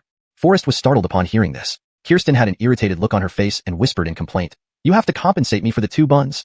Since you two know each other, why don't we all go together?" Ingrid felt slightly surprised, casting a glance at Kirsten with a hint of jealousy in her eyes. The 4 of them went to a tavern and sat around a table. Silence reigned for a moment. To break the awkward atmosphere, Kirsten casually changed the subject. "Master Barrett, didn't you mention opening a tavern earlier? How is it going now?" Ingrid's eyes flickered with surprise at this. "Master Barrett is planning to open a tavern?" "I did plan to, but it might have to be postponed." Forrest sighed lightly, his tone filled with reluctance. "Why is that?" "Alas, to put it bluntly, I'm short on funds. I don't have the money." "That's easily resolved. I am willing to provide the capital and become partners with Master Barrett in opening the tavern. What do you think?" Ingrid was delighted inwardly and spoke softly. Forrest furrowed his brow slightly, a trace of doubt flashing in his eyes. "Do you mean it?" Forrest couldn't help but wonder. The master and servant were both women dressed as men, not only knew him but also offered to invest. Could there be something fishy behind this? With such generous assistance, do you have any special conditions? After pondering for a moment, Forrest asked cautiously. Chapter 25. Truth only exists at the edge of the sword. No strings attached. Ingrid's voice betrayed a mix of urgency and excitement. "I provide the capital. You contribute the labor. Let's cooperate and build something great." Upon hearing this, a hint of doubt flickered in Forrest's eyes. Could it really be this good? Could there be a catch? Unbeknownst to him, Ingrid was already barely containing her excitement at the prospect of working with Forrest. Seeing Forrest is Forrest really that kind of person? Ignoring Kirsten's thoughts, Forrest continued examining the market diligently. Indeed, this place has a high foot traffic. It's perfect for starting a business. But how can such prime real estate be so easily available? Forrest sighed. 300 taels. Yin Lao Arnu, this is the highest price I can offer. Upon hearing this, Yin Lao Arnu's face fell, and he whined softly, Master Arnu, your price? It's too low. Hearing this, Ray curled his lips into a cold smile. You think my offer is low? Himph. I can afford to pay more, but would you have the life to enjoy it? Ray arrogantly reached out and patted Yin Lao Arnu's weathered face. Opening a tavern opposite my rich's pavilion and daring to compete. Quite clever of you. Ray laughed coldly, a murderous look in his eyes. Let me give you two choices. Either sell me the tavern for 300 taels at this low price, or... Ray looked up sharply then locked eyes with Yin Lao Arnu. Get ready for a coffin. Hee take your time. I'm not in a hurry. Ray's tone turned icy, his brows knitted in a menacing expression. Behind him, 3 burly men caught on, cracking their knuckles and approaching Yin Lao Arnu with sinister faces. Moments later, Boss Yin, have you decided? A cold voice echoed through the air. 1,000 taels. I'll pay 1,000 taels for this tavern. At these words, the surrounding area fell silent. Turning towards the source of the voice, there stood Forrest, holding a fan and stepping gracefully forward. Yin Lao Arnu's eyes widened in shock and fear. He quickly pulled at Forrest, whispering desperately, Young master, this isn't about the money. Master Arnu is not someone you want to provoke. Please, just leave. But retreat was no longer possible. Ray had already noticed Forrest. Want to play tough and then run away? Not happening.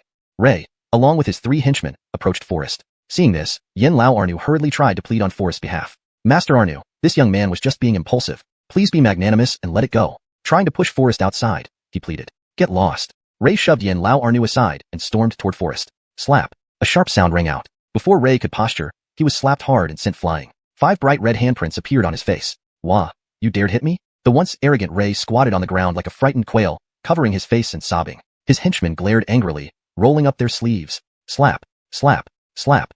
3 crisp sounds echoed. Looking over, 4 men were squatting neatly on the ground like a row of quails. Wailing and sobbing sounds rose and fell one after another. Despite their burly builds, they cried like children. Forrest couldn't help but frown slightly. Ah, Kirsten, I've told you not to hit so hard. Now they're crying like this. We'll have to soothe them later. Then, Forrest squatted down slowly. Since I'm paying 1,000 taels for this tavern now, do any of you gentlemen have objections? Ray still wasn't convinced, his face red with anger as he tried to get up. But a sharp clank rang out. A flash of cold light passed by. Ray immediately felt his legs go weak, and he dropped to his knees. Ah, Kirsten, I've told you not to draw your sword so easily. Put it away quickly.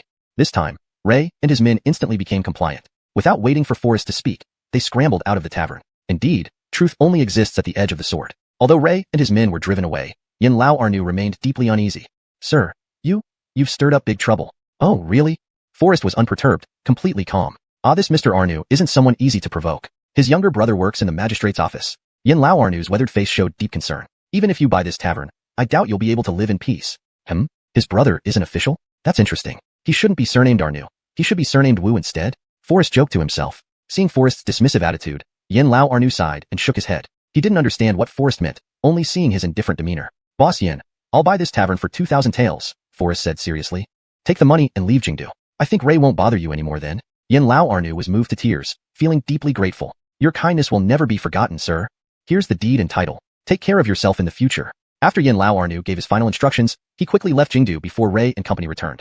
Amir Ray was nothing Forrest worried about. At the moment, Forrest had only one goal: to make money. Chapter 26. This bet is quite big. The tavern located east of the city gate has a prime location, and Forrest was very confident about it. However, since its opening 3 days ago, the number of customers could be counted on one hand, sporadic at best. On the contrary, the street corner across from it, the noble mansion, had already seen a crowd gathering in front of it, with a long queue stretching out. Sigh, this tavern is so deserted that not even a fly would come. Syra lazily leaned against the table, sighing helplessly. Master, could it be that you're destined to be unlucky in business? Eileen, still dressed as a man, didn't care much about whether the tavern made money or not. She approached Forrest with affectionate eyes and whispered a suggestion. Master Barrett, since you aren't skilled at running a tavern, why not use your talent to open a poetry society or a bookstore instead?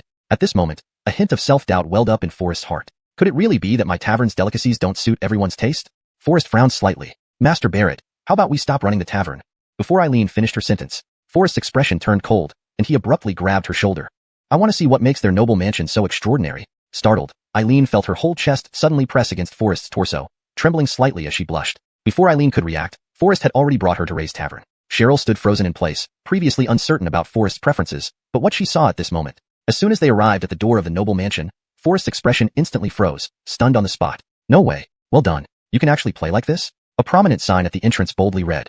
The nine-fingered divine chef returns. And then in smaller letters below. All dishes are 80% off. This wasn't just a provocation. It was a declaration of war. Ah, isn't this the owner of the neighboring tavern? Ray grinned insincerely, his fat face showing an air of petty triumph. What wind brought you here today? Could it be the northern wind, given your empty tavern? Ha ha ha. Forrest's brow turned cold. Ray immediately panicked and instinctively raised his hands to block himself. What do you intend to do? Coming to a restaurant naturally means eating, not fighting. Forrest smiled crookedly and pushed past Ray into the tavern. Following behind Forrest was Cheryl, wielding truth, while the hired thugs were already trembling in fear, too frightened to approach. Bring us your best dishes. I'm sorry, we don't have. The young waiter glanced back at Ray and stammered nervously. Bang. Without replying, Cheryl placed the sword on the table. The waiter was already shaking all over. Do you have them now? Forrest asked softly. At this moment, Ray's body trembled slightly as he nervously swallowed saliva, standing close to a stone pillar nearby. Upon receiving a slight nod from Ray, the waiter cautiously backed away, taking extra care with each step. Indeed, sometimes, formidable strength speaks louder than any words. Since Cheryl placed the sword on the table, the speed at which dishes were served seemed to increase. Soon, the dishes Forrest ordered were served one by one. After tasting lightly, Forrest couldn't help but frown slightly. Not bad, truly not bad. Indeed, especially this stir-fried snails. Its flavor is absolutely exquisite. Eileen indulged herself without caring about appearances. Forrest didn't say much. Just as he was about to get up, he was unexpectedly blocked by Ray. Master Barrett, were you satisfied with your meal? Ray, quite smug, laughed coldly. Especially this stir-fried snails. How did you find the taste? Ha ha ha. Forrest's brows turned cold. His fists clenched tightly until they cracked. Only Cheryl knew that these stir-fried snails were a dish invented by Forrest. Now they were learned by Ray. Seeing the anger on Forrest's face, Ray laughed more arrogantly and triumphantly. Master Barrett, you're still too young to compete with me. Ray shook his head, sneering. I spent heavily to invite our new Fuguwei, the top chef of Kyoto, to personally take charge in my tavern. Now, all diners are here with me. What can you possibly use to compete with me? Ray's eyes gleamed menacingly as he gritted his teeth. Our new Fuguwei? Just a defeated opponent. Forrest turned his anger into laughter, laughing loudly. Is that all you've got? Forrest shook his head disdainfully, completely unperturbed. I'll let you enjoy yourself for 3 more days. After that, you'll definitely come begging to me. When that time comes, the one drinking the northern wind will likely be you. Upon hearing this, everyone was shocked. Then, spontaneous laughter erupted. An ignorant child, daring to make such boasts? Ray was laughing so hard he could barely stand straight. Ha ha ha, this is the funniest joke I've ever heard in my life. Prince Barrett, have you been driven mad by anger? Ray clutched his stomach, trying to suppress his laughter. My Fuguwei building is fully packed now. You think I'll come begging to you in 3 days? Ridiculous. It was just too ridiculous. If there's a single empty seat in my Fuguwei building after 3 days, Ray, will kneel down and apologize to you. But if not, you close your shop and leave Kyoto for good. Dare you? Ray's eyes were bloodshot with fury, as if all the humiliation he had suffered before was about to be avenged. Cheryl saw this and tightened her brows, standing closely beside Forrest for protection. Forrest, however, remained calm and composed, as if the wind didn't ruffle him. Fine. If there's still one table of guests in your place after 3 days, I'll hand over the tavern to you willingly. But if I win, I want you to kowtow 3 times and admit your mistake. How does that sound? Upon hearing this, everyone was dumbfounded and shocked. This bet is incredibly high. Seeing the bustling crowd inside Fuguwei building, no one believed Forrest could take all these customers away within 3 days. What a big talk. Joke. Fuguwei building has excellent dishes at reasonable prices. What makes you think you can stop us from dining here? Yeah, I'm going to eat at Fuguwei building every day, even for 30 days. For a moment, everyone burst into laughter. They thought Forrest was just bragging and exaggerating. All right, since you insist on this, let's make a deal. We'll sign an agreement so you won't back out later. Ray was full of confidence and certainty. To him, this was an absolute win with no suspense. Why shouldn't he take the bet? Not only Ray but everyone present shared the same thought. Even Cheryl couldn't help but worry, casting a concerned glance at Forrest. Back at the tavern, everyone was silent, and the atmosphere was eerily quiet. Prince Yu, this bet of yours, it's too rash. Chapter 27, Delicious Crawfish. Exactly. Choosing where to dine is a matter of personal freedom. Unless someone blocks the entrance and stops them from entering Fuguwei Tower, or, why not kidnap Ray in one bold move, so his restaurant can't operate? Deputy Commander Sean of the Dragon Scale Army, with a stern expression, stepped forward and suggested. Everyone was stunned upon hearing this, turning their gaze to focus on Sean. Cough. I was just talking off the top of my head. Sean quickly apologized in a low voice, looking slightly embarrassed. I, Forrest, have always acted with integrity. If we are to win, it must be done openly and honorably. Everyone looked dejected, except for Forrest, who remained calm. He seemed detached from the situation, without any trace of worry. Is there a wild river nearby? A wild river? Everyone froze again at these words. Master, why are you looking for a wild river? Karen trembled and instantly jumped up from her chair, her eyes filled with concern. Do you intend to escape responsibility by drowning yourself? Kirsten widened her eyes in disbelief. Serena hadn't said much before tears welled up in her eyes as she hugged Forrest tightly. Master Barrett, you absolutely cannot do anything foolish. The air once again grew heavy with an eerie silence. This scene was more shocking than everyone's mistaken belief that Forrest intended to drown himself. Forrest was momentarily speechless and gently freed himself from Serena's embrace. Why can't you all wish for something good for me? Well, what do you need the wild river for? Forrest smiled mischievously. To find ingredients. Find ingredients? Everyone fell into confusion once more. Forrest led everyone to the riverside outside the city. The shallow river and deep grass only added to everyone's confusion. Forrest remained composed, threading a piece of fatty meat through a thin string and dropping it into the water. These puzzling actions left everyone even more bewildered. Sean sighed and laughed lightly, sounding somewhat helpless. Master, if you can really catch ingredients this way, then I'll eat it raw. Nicholas scoffed from the side. How could you possibly catch fish like that? Kirsten frowned deeply, her eyes full of confusion and doubt. Could Forrest really be insane? However, Forrest paid no heed. Soon enough, he caught a lively crawfish. Who mentioned eating it raw just now? Seeing the crawfish, everyone's faces turned pale, as if they had encountered some monstrous creature, hastily stepping back in fright. Master, these lobsters are poisonous. Exactly. These lobsters are not only terrifying to look at, but also vicious. They shouldn't be eaten. Right? How can such a poisonous creature be used as food? It's simply absurd. Nicola, frightened, pouted angrily. Forrest laughed. Poisonous? They are actually a delicacy. This bet with Ray depends on it to turn things around. Despite their doubts, the rumors of lobster attacks were well known, making everyone hesitant. In the end, Forrest took on everything alone. From catching, cleaning, cooking, to stir-frying, every step was done by him. As the sun set and the wind blew gently through the hall, a mouth-watering aroma wafted from the kitchen. What is this fragrance? So enticing. Yes, it seems to come from the kitchen. Just the scent alone made everyone's taste buds tingle. They couldn't resist swallowing saliva and gathering toward the kitchen. Perfect timing. Forrest, with a warm smile, walked out holding a steaming plate of beautifully colored, spicy crawfish. Nicola, despite her drooling, was momentarily stunned by the sight. Can this really be eaten? Although the aroma was irresistible, making everyone's mouths water, facing these frightening lobsters left everyone conflicted and hesitant. This is a heavenly delicacy. Are you sure you don't want to try it? As a soldier, Sean showed no fear and believed Forrest unhesitantly. Without hesitation, he picked up a crawfish and tasted it. Everyone held their breath, watching Sean's face intently. How does it taste? Don't worry, Master Barrett is skilled in medicine. If anything happens, he can save you. Sean's eyes moistened slightly, his lips trembling, frozen in place. Everyone became increasingly anxious, their concerns evident. Tell us how it is. Nicola stomped her feet anxiously. Too delicious. It's the most exquisite flavor in the world. I've never tasted anything so delicious. Sean's eyes brimmed with hot tears, nearly moved to tears. Seeing this, Nicola could no longer contain her inner longing. After confirming Sean was unharmed, she quickly grabbed a crawfish and began tasting it as well. In an instant, the fresh, fragrant, spicy flavors hit the taste buds, intoxicating everyone. This crawfish is simply exquisite. Sir Barrett, you are truly remarkable. How did you think of turning crawfish into such a delicacy? Nicola's attitude toward Forrest had completely transformed, her eyes full of admiration. With the recognition from everyone, Forrest felt even more confident. The 3-day period arrived in the blink of an eye. Inside Fuguwei Tower, Ray strolled down the stairs with a leisurely demeanor, gently waving his folding fan, his face adorned with a smug smile. Xiaozhong, how many tables of guests have come today? Boss, not a single table, the waiter replied nervously, looking down and speaking softly. Hearing this, Ray's face changed drastically, his eyes wide open in disbelief. This can't be. Yet, scanning around, there wasn't a single customer in the restaurant, not even a fly. Rubbing his eyes, Ray tried to convince himself that the deserted scene was just an illusion. But reality was exactly as he saw. With a thud, Ray's legs instantly went weak, and he collapsed onto the ground limply. What's going on here? Shock and confusion filled Ray's eyes. Usually at this time, Fuguwei Tower would already be bustling with guests and lively. Where did all those diners go? Ray asked coldly. Xiaozhong looked troubled and quietly pointed to the opposite street corner where Forrest's restaurant was located. Boss, you don't know. Today, all those guests were attracted to Forrest's restaurant. Attracted to Forrest's restaurant? Thinking about everything he had said before, Ray felt like the world had gone dark. 3 days. No more, no less, exactly 3 days. No, this can't be happening. Ray roared furiously, veins bulging, burning with rage.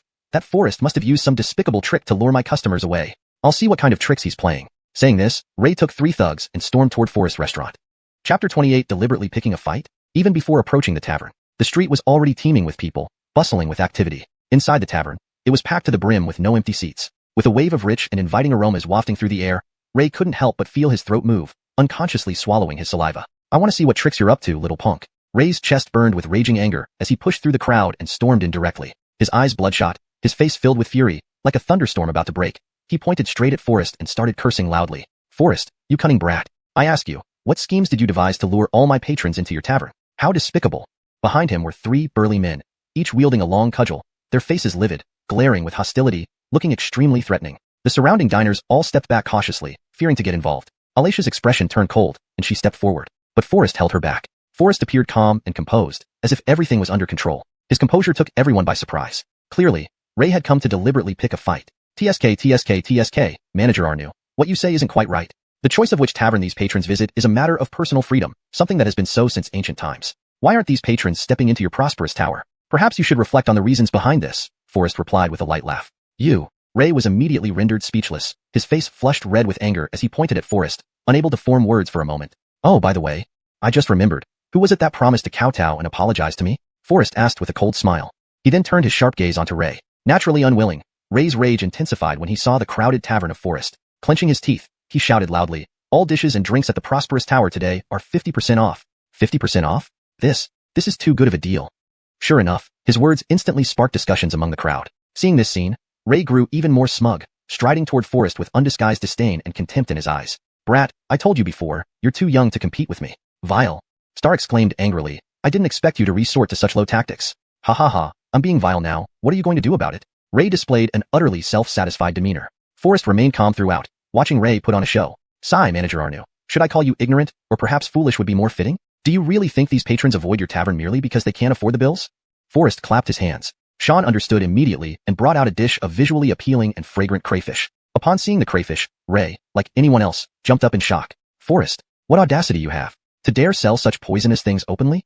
Watch me report you to the authorities, Ray yelled furiously. Report me? Who's reporting whom? Just as Ray finished speaking, a constable walked out from inside the tavern. In their hands were plates of crayfish. Seeing this, Ray froze in disbelief. So, you want to report us? The constable said while eating crayfish, his gaze cold and stern. Startled, Ray hurriedly bowed and apologized, waving his hands in denial. Seeing the constable settle down in Forrest's tavern, Ray became even more anxious. Today, all meals at the Prosperous Tower are free. Free? This is too much of a bargain. The crowd once again became agitated. Ray thought he had the upper hand, but looking around, not a single person moved. Ray stood there dumbfounded. What? Don't you want to go to the Prosperous Tower for free? The Prosperous Tower only offers those few dishes. We're all tired of them. The crayfish here are unparalleled deliciousness. I die happy after just one bite. Who cares about your lousy dishes? Exactly, there's no such thing as a free lunch. I won't do anything for free. Manager Arnu, if you don't buy crayfish, don't come disturbing us. If you want crayfish, queue up nicely and don't obstruct here. Huh, did I become the bad guy? Ray never expected such a scenario. Inviting others to eat and getting thoroughly berated left him fuming and losing face. Not only did he get scolded, but he also lost his dignity. Humph. Fine. I want to see what's so special about your crayfish. I will buy one portion, Ray said through gritted teeth. Forrest chuckled softly, displaying an effortless elegance. Turning to Ray, he asked, Manager Arnu, did you forget something? Huh. Manager Arnu, a gentleman's word is a team of horses hard to overtake. Don't forget the written agreement between you and young Master Barrett. Alicia interjected. Ray was caught in an awkward position and tried to leave immediately, but the sound of swords being drawn stopped him in his tracks. Spare me, Lady Hero, spare me. Ray's legs gave way, and he fell to his knees with a thud. The three thugs beside him were already rolling on the ground with bruised noses and swollen faces. Forrest shook his head lightly. Why did you make it this difficult for yourself? If you had kept your promise, you wouldn't have suffered like this. Seeing that his goal was achieved, Forrest didn't waste more time on Ray and returned to the tavern. He left Sean outside to greet everyone and maintain order. Hey boy, get me a serving of crayfish. Ray still sounded arrogant, rudely shouting at Sean. Sean clenched his fists tightly, his face filled with murderous intent. If it were in the past, Ray would have been dead by now. Sorry, anyone can buy crayfish here except for you, Manager Arnu. Sean replied coldly. You, just a smelly waiter, you. Before Ray could finish his sentence, he was pushed out by the queue of diners. This inadvertently saved Ray's life. Back at the Prosperous Tower, Ray couldn't stop thinking about what had happened. However, as a businessman, Ray had a profit-seeking mindset. He wanted to taste these crayfish to understand their allure that drew all the diners. How did Forrest manage to turn these clawed shrimps into a delicacy? Why don't we buy his recipe if he has the skills? We can make it ourselves, Manager Arnu, Fuguwei suggested, raising an eyebrow. With my cooking skills, I can surely make even tastier crayfish once I know the recipe and method. Hearing this, Ray nodded thoughtfully. But will he sell us the recipe? Arnu Fuguwei smiled cunningly. That's simple. Forrest is a man, and every man has weaknesses. Either he's greedy for money, or he's susceptible to beauty.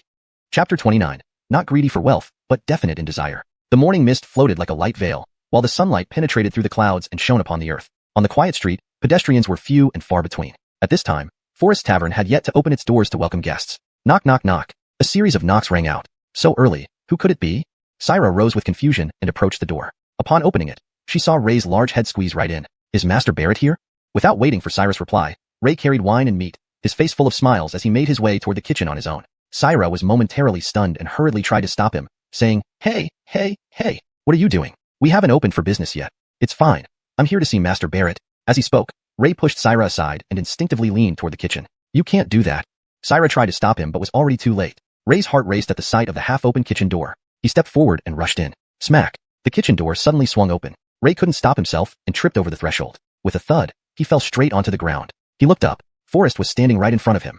Mr. Arnu, did you have to bow so deeply just to find me? Forrest said with a mocking smile. Frustration and nature filled Ray's face. Just as he raised his head, Ray's eyebrows lifted slightly, and his spirits instantly brightened. There on the stove were various spices, and the live crayfish in the bucket were still wriggling. At that moment, Ray ignored his bleeding nose, got up, and rubbed it casually before sneaking over to the stove. Forrest, knowing Ray's intentions all too well, immediately stopped him. Before Ray could react, Forrest had already pushed him out of the kitchen. No, but... Ray became flustered, pointing at the stove, ready to lash out. But then he noticed Kirsten standing nearby, and his entire demeanor deflated. Forrest turned around, locked the kitchen door, and gently asked, "What brings you here so early, Mr. Arnu?"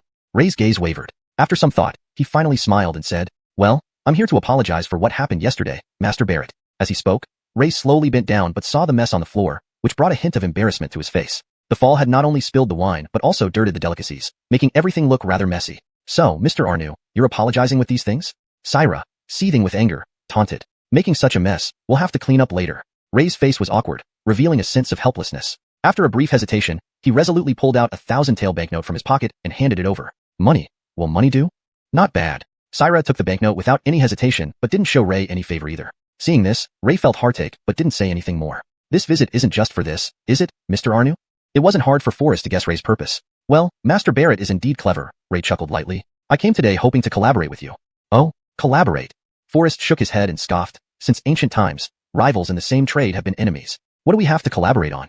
"Master Barrett, you have the exquisite recipe for crayfish, while I have ample connections and capital. Imagine if we could join forces, we would be unstoppable," Ray smirked, revealing his greedy eyes. Forrest remained silent, merely shaking his head with a faint smile. Ray's expression tightened, and he glanced at Forrest with a hint of anger. "Fine, if you don't want to collaborate, how about selling me the recipe?" "Sorry, not for sale," Forrest replied. "Not for sale? 8,000 taels. If 1,000 taels aren't enough, make it 5,000. How about that? 8,000 taels, that's the highest price I can offer." Ray's fleshy muscles twitched as he coldly shouted. Forrest remained calm, only replying with 2 words, "Not for sale." Ray flushed red with anger, breathing heavily. "Forrest, don't overestimate yourself. 8,000 taels is no small sum." Clearly at a loss, Ray started to threaten. "Don't think you're the only one who can cook crayfish. Remember, the capital's culinary god works in my tavern. Once he figures it out, your recipe won't be worth much." "Mr. Arnu, save your breath. The recipe is not for sale," Forrest coldly retorted. "Syra, show him out." "Forrest, don't push your luck. Let me tell you." Syra had already been eyeing Ray with disdain. Without waiting for him to finish his sentence, she gave him a swift kick out the door. "Humph, what an annoying guy." Syra wiped her hands disdainfully and muttered under her breath. After Ray left, Forrest's brows couldn't help but furrow slightly. Clearly, if he didn't get the recipe this time, Ray wouldn't give up easily. "Master Barrett, this Ray is clearly here with ill intentions." Kirsten frowned deeply, looking worried. Forrest frowned slightly and turned back toward the kitchen. Back at Fuguwei Tower, Arnu Fu Buddy was already impatient, stepping forward hastily. "Boss, how did it go? Did you get the crayfish recipe?" The unsuccessful Ray was even angrier. Slapping the teetable hard, he cursed, "You really are a stubborn one, Forrest." "Don't worry, boss, since Forrest isn't greedy for money, he must be easy to entice by beauty. Why don't we try the beauty trap?" Ray frowned slightly, showing his doubts. "A beauty trap? But time is short. Where can we find such a suitable person?" "Far away in the distance, yet right before our eyes." Arnu Fu Buddy's eyes gleamed mischievously as he whispered close. "Your daughter Tinsley, who is stunningly beautiful, isn't she the perfect choice?" "Nonsense." Ray flared up angrily. "If we fail to get the recipe and instead harm Tinsley, what will we do then?" "No way. This absolutely cannot happen." "Hey, boss, you're overthinking this." Arnu Fu Buddy's lips curved slightly, very self-confidently. "I have a disciple named Alfredo who happens to work as a helper at Forest Tavern. I've already coordinated with him in secret. At that time, all Tinsley needs to do is use her charm to intoxicate Forest, get him to reveal the hiding place of the crayfish recipe, and then leave unharmed. The rest will be handled by Alfredo. I not only want the crayfish recipe but also want to make Forest lose face and be disgraced." As he spoke, Arnu Fu Buddy stealthily pulled out a bottle of sedative from his pocket, his eyes flashing with sinister intent. "What is this?" Ray became suspicious. Arnu Fu Buddy smirked craftily. "This drug makes people experience indescribable pleasure, unable to resist." Chapter 30. Save this young lady. Good. So, let's make sure that Forrest's reputation is utterly ruined, and he'll never be able to turn things around. The tree shadows swayed. The silver moon slanted slightly, the night was deep, and cicadas chirped faintly by the ear. A cold wind blew, and Forrest was the only one left in the store, which couldn't help but send a chill through him. Forrest was about to close the door. Suddenly, he heard a low sobbing sound lingering by his ear. Forrest's heart suddenly tightened as he poked his head out the door to look outside, but all he saw was pitch-black darkness, with no one around. Could it be? Could it be encountering something unclean? "Sir, save this young lady." A mournful yet lingering voice intertwined with the bleakness of swirling leaves, floating gracefully in the air, echoing and resonating. This was the first time in Forrest's life that he encountered such a situation. His heart was inevitably filled with panic, leaving him at a loss. He gave it a sudden push, forcefully closing the door. At this moment, Forrest's heart pounded like drums, his face pale, fear showing on his expression. Sir, why do you refuse me in trance? Just as Forrest tried to calm down, he lifted his head, only to see a disheveled-haired, untidy-dressed woman standing right in front of him. Smack! A clear slap broke the silence. Forrest tightly closed his eyes, his hand acting before reason, delivering a harsh slap. Ah! The woman's scream pierced the night sky, intertwining with the previous mournful sound, adding more complexity and sorrow. Forrest suddenly felt something was off. Does this feeling feel so real? He squinted his eyes slightly, observing carefully. He saw that the woman looked aggrieved, kneeling sideways on the ground, tears really streaming down her cheeks, crying softly. Sniffle, sniffle, sniffle, you. How can you be so unsentimental? Forrest instantly felt astonished, stepping forward and tentatively pinching her. She was indeed a real person. Only then did Forrest truly sigh in relief. Miss, it's late at night. Why aren't you going home? What are you doing at my shop door? You! Arnoot Saime's inner anger burned fiercely, wanting to explode, but she remembered her mission and swallowed the anger hard. She then put on an endearing look, her voice thin, with a hint of sobbing. I fled here, homeless and without any support. I hope sir can show mercy. Even just giving me a mouthful of food would be enough for this servant to be extremely grateful. As long as sir is willing to take me in, you can make me do whatever. Fled here? Homeless? How could Forrest not see through the oddity here? Despite Arnoot Saime's endearing appearance, her rosy complexion certainly didn't resemble someone who had been fleeing for days without food. There must be some trickery. Forrest wanted to see what exactly was going on. So, he turned into the kitchen and soon came out with a plate of steaming hot crayfish and a few exquisite dishes. Arnoot Saime's gaze was instantly drawn to the crayfish, but after a moment, she skillfully masked her excitement. In just an instant, Forrest had already seen through Arnoot Saime's true intentions. These crayfish are really mouthwatering, and their unique recipe must be extraordinary. Arnoot Saime's words carried a probing tone. Naturally, these recipes are all meticulously researched by me, unmatched in the capital, incomparable. A hint of pride showed in Forrest's brow, a slight smile hanging at the corner of his mouth. So that's why the taste is so unique. Such precious recipes, sir must be cautious in preserving them, lest they be coveted by despicable people. Arnoot Saime laughed softly, her gaze occasionally roaming over Forrest, as if searching for something. And although Forrest appeared calm on the surface, he was already well aware of Arnoot Saime's thoughts. These recipes are hidden in the kitchen, very secretly, no one knows. Since that's the case, then let's play along. As soon as he spoke, faint footsteps could be faintly heard outside the door. As Forrest's gaze shifted to the door, a few sudden cat meows quietly sounded. Forrest sneered inwardly. A silent game was already quietly unfolding. Catching Forrest's brief distraction, Arnoot Saime quickly and discreetly mixed a sedative into his wine cup. Then, once again assuming a gentle demeanor, she feigned concern and reminded him, Sir, sharing such important secrets with me, aren't you afraid I might accidentally divulge them? With your beauty, how could you do such base things? Forrest smiled. Without revealing anything, he quietly switched the wine glasses. Seeing Forrest drink the wine without hesitation, a chilling smile crept onto Arnoot Saime's lips. Ha, Forrest, I thought you were extraordinarily wise. Arnoot Saime shook her head lightly, but her voice held endless ridicule. But it turns out you're just another lecherous man indulged in beauty. With just a slight effort, I made you lose your head, so easily broken. Arnoot Saime dropped her disguise, her face turning cold, filled with smug satisfaction. You couldn't have expected that the cup contained an extremely rare and deadly poison, the bliss powder. If there's no beauty to save you, you will be utterly disgraced and stink for eternity. The saying, a beautiful woman can be a source of ruin, is indeed true. Upon hearing this, Forrest abruptly stood up, his expression drastically changing, eyes glaring fiercely. You, who are you really? Humph. You humiliated my father, robbing him of all dignity. Today, I will make you pay double, taste utter humiliation, and disgrace yourself. Arnoot Saime's voice was as cold as ice, each word sharp like a blade. Only then did Forrest realize it was all orchestrated by Ray. Ha ha ha, interesting. At this point, you can still laugh? Her voice brimmed with anger and disdain. However, Forrest merely shook his head lightly, his face calm as water. Oh, I almost forgot to tell you. The cup of wine you drank was mine. What? Arnoot Saime's face instantly turned deathly pale, frozen in place. How could this be possible? In an instant, she felt a wave of heat spread throughout her body, her mouth dry, consumed by intense desire. In just a moment, Arnoot Saime became weak and collapsed to the ground. Seeing this, Forrest felt a pang of concern and quickly bent down to check on her. But before his hand could fully extend, Arnoot Saime clung tightly to it. Her gaze was full of tender emotion, radiating seductive charm, eyebrows not frowning, eyes conveying desire. Such alluring, sickly, and frail demeanor. What man could resist? Miss, don't. Before Forrest could finish his refusal, Arnoot Saime, already weakened, lunged forward, pinning Forrest beneath her. Thin garments slid down her shoulders, revealing hints of cleavage. Delicate arms and slender fingers gently pulled at the front of her clothes, long suppressed desires surfacing, her delicate body moving fluidly, gradually slipping, unknowingly enveloping Forrest tightly. Their clothing unknowingly fell away. Forrest could distinctly feel the beating of Arnoot Saime's heart. Ah, miss, you shouldn't do this. Gazing into Arnoot Saime's alluring eyes, Forrest struggled to keep his composure. Supporting her waist, he attempted to push her away. Chapter 31. Losing both the lady and the soldier. Whether intentional or genuinely affected, Arnoot Saime suddenly let out a soft moan, her body pressing closer like a magnet. In the intimacy of whispering sweet nothings, Forest felt her warm breath. No, no, stop. Forest was completely caught off guard. Please save me, I beg you to save me. Xiuxian's body was flushed with heat, her face already red, as she pleaded softly, if this poison isn't neutralized, I'll die. Only then did Forest realize why this drug was called bliss powder. Her voice echoed in his ears, her cheeks flushed red. He felt the warmth rising and beads of sweat sliding down her fragrant shoulders. Helpless, Forest was entirely coerced. After all, it was also for saving someone. Haha, not bad at all, not bad at all. Ray, holding the formula in his hands, couldn't help but be overjoyed. Alfredo, you've done well. Master will reward you generously. Hee, thank you, Sir Arnu. Now that we have the formula, why hasn't Kaiwei returned yet?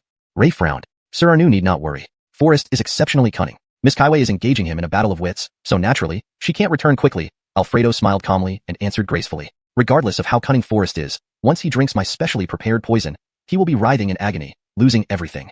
Arnu Fugue's eyes gleamed slyly, filled with a sense of vengeful satisfaction. After a night of intense struggle, Xiuxian's clothes were already tattered and could hardly cover her body. However, the floor had been polished to a shine by their movements. Forest, exhausted, staggered up and carried Xiuxian back to bed, grabbing a few pieces of clothing to place on the bedside. With the crayfish recipe in hand, Ray naturally wanted to show off a bit. His younger brother, Arnu Ergo, had recently received a minor promotion. Ray saw this as an opportunity to throw a grand event, using Arnu Ergo's name to invite several officials and nobles, allowing himself to bask in their glory. Without delay, he acted. On that day, Ray's rich and honored building was bustling with distinguished guests, merchants, scholars, officials, and aristocrats alike. This certainly elevated Ray's standing. How could Ray resist bragging about such a splendid occasion? That morning, Ray strode elegantly in front of Forest's tavern, dressed in luxurious attire, his face beaming with delight and his expression laced with a hint of cunning and disdain. Mr. Barrett, today I've invited only high-ranking officials and nobles, and I've extended an invitation to you to witness it. Don't say I'm unrighteous. One of the servants nearby sneered, Hey sir, today we are entertaining important figures. What right does Forest have to attend? You're right, but letting this stool warmer squat at the entrance might bring some luck. Why not? Ha ha ha, that would make him our doorman. Laughter erupted around them. Suddenly, Kirsten's brow furrowed coldly, and a chill spread through the air. Are you deliberately trying to pick a fight? Before her words had even fully left her lips, Ray and his entourage scattered like startled birds, rolling and crawling away astonishingly fast. Meanwhile, Arnu Kaiwei, now clothed, her cheeks flushed, her heart pounding like a drum, hurriedly left the tavern, her demeanor revealing a mix of flustered embarrassment and shyness. Suddenly, a man rushed out from Forest's bedroom, startling Kirsten into disbelief. This is bad news. Terribly bad news. Karen rushed back breathlessly, her chest heaving with exertion. Yet Forest remained composed and serene. What has caused you such agitation? The rich and honored building next door, their signature dish today is spicy crayfish. Everyone gasped in shock upon hearing this, exchanging bewildered glances. What? You mean what? How is this possible? Crayfish is our tavern's exclusive recipe. How could they copy it? Karen, did you see wrongly? Rosalind frowned, her face full of astonishment. I saw it with my own eyes without any doubt. Instantly, all eyes turned to Forest, faces etched with panic and unease. At a time like this, how can you remain so calm? Rosalind chided, her lips parting slightly, voice tinged with frustration. At this moment, everyone around them was anxious and restless. Only Forest, with a faint smile curling at the corners of his mouth, looked unperturbed, as if everything was under control. Over at the rich and honored building, it was a lively scene. Numerous officials and nobles flocked there, all eager for the free crayfish. While Ray was making a speech, the gathered aristocrats and wealthy merchants were already growing impatient. Hey, Mr. Arnu, stop your rambling. You promised us crayfish, when is it coming? Exactly. We're all waiting eagerly. Interrupted in his speech, Ray was also quite embarrassed, but facing these high-ranking officials and nobles, he could only greet them with a forced smile. Everyone, please don't worry. The crayfish will be served right away. With that, Arnu Fugue led a group of servants to bring up the crayfish. It must be said that Arnu Fugue indeed had some skills. Using the swapped recipe provided by Forest, he managed to create crayfish that had around 7 or 8 parts of the original color and aroma. Everyone, this crayfish is truly... Ray intended to take advantage of everyone's good mood to recount the hardships and elevate his own status. But it turned out that these high-ranking officials and nobles didn't even bother to listen to him. They devoured the crayfish like wolves, completely disregarding their image. Oh, this crayfish. There's poison. Before anyone could react, Arno Ergu's face tightened, his lips turned white, and he fainted on the ground. Suddenly, everyone froze, and the tavern fell into an eerie silence. In an instant, moans of agony began to rise. These high-ranking officials and nobles clutched their bellies one after another, collapsing to the ground. Chairs overturned, ingredients scattered, and groans filled the air. What is happening? Ray's legs went limp, and he collapsed on the floor, his eyes vacant as if his soul had been pulled away. How could this happen?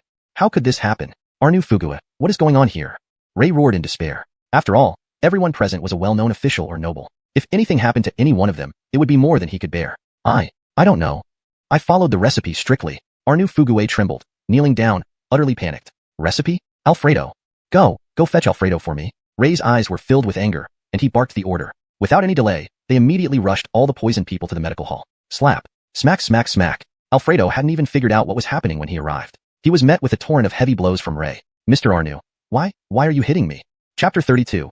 Begging and yet so arrogant. Just as Alfredo stood up, he was kicked half to death by Ray's flying kick. Seeing Alfredo beaten into a mess, Arnu Fuguwei instantly turned pale with fear. He hurriedly knelt down and pleaded, Shopkeeper Arnu, please don't hit him anymore. He'll die if you keep this up.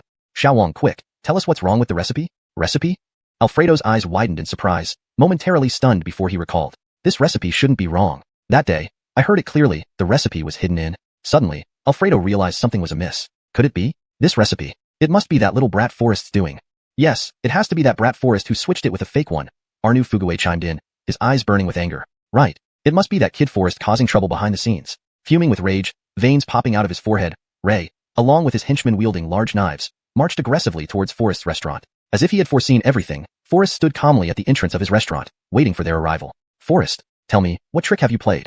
Before seeing him, his voice could already be heard. Ray, brimming with fury, strode toward the restaurant, shouting loudly. Where is this barking coming from? Forrest swung his folding fan casually, a sneer playing on his lips as he replied coolly. Are you still pretending? The crayfish recipe must have been poisoned. Otherwise, how could customers vomit and have diarrhea after eating? In an instant, swish, swish, swish, a group of thugs holding heavy iron rods surrounded Forrest's restaurant like locusts. Their eyes full of murderous intent, they looked ready to flay and disembowel Forrest. Recipe? How do you know about my recipe? Did you steal it from me? Forrest asked coldly, a wave of killing intent rising. The surrounding diners gathered around upon seeing this. Tiske, unbelievable, for shopkeeper Arnu, with such a vast business, to stoop so low. Forrest's crayfish were just getting popular. Perhaps Arnu is simply envious and has resorted to underhanded tactics. He's quite a respectable figure, yet to engage in such despicable acts, truly shocking. Hearing these words, Ray blushed furiously, wishing he could find a crack to crawl into. But if he couldn't find an antidote to save those officials, digging his own grave would be the least of his worries. For survival, face means nothing. Ray glared fiercely. What if I did steal your recipe? As for you tampering with it, that's despicable. Now give me the antidote or I'll destroy your restaurant. Enraged beyond control, Ray threatened coldly, even without regard for the expert Kirsten inside the restaurant. Kirsten was about to step forward but was stopped by Forrest. Fighting them would only dirty your hands. If they want to tear down the building, let them go ahead. I want to see how far shopkeeper Arnu can go. A cold look flashed across Forrest's eyes. His tone was light, but the authority and intimidation were terrifying. Ray felt a chill run down his spine. His chi Sunjan diminished. Don't think I dare not. Best hand over the antidote. Ray stammered nervously. Forrest merely narrowed his eyes and responded with a single word, get lost. I haven't got time to deal with your nonsense. Chilled to the bone, sweat drenched Ray's clothes. Realizing threats wouldn't work, he changed tactics. He quickly put on a smile and pulled out a 10,000 silver note from his pocket. Sir Barrett, forgive my impatience earlier. Please accept my apologies.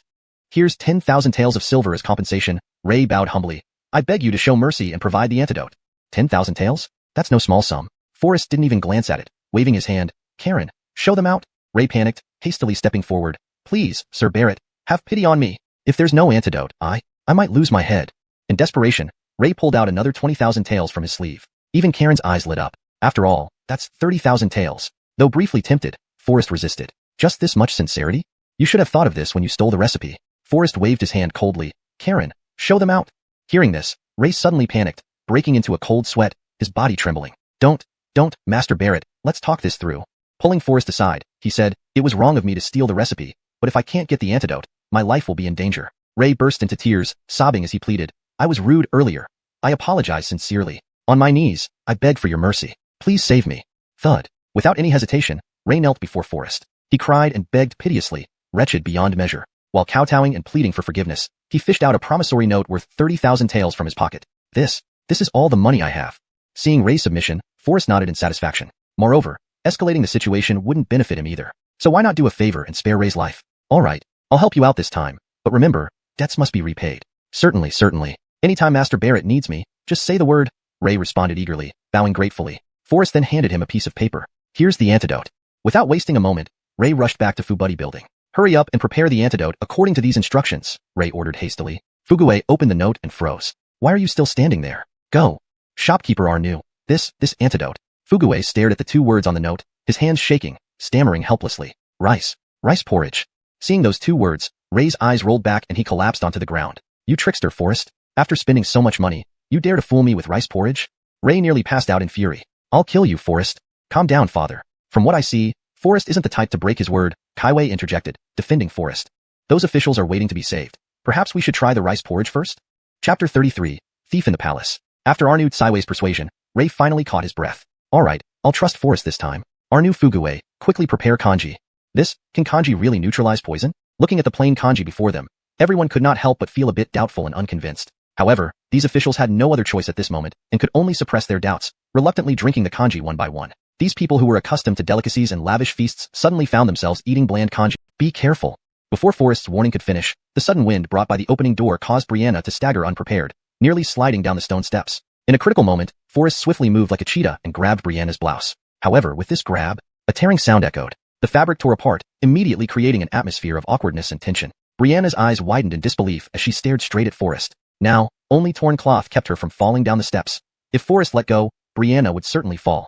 If he didn't, he would see the tantalizing sight before him. Indeed, Brianna's inner red floral belly band strings had already broken, revealing a glimpse of allure. Forrest's eyes widened too.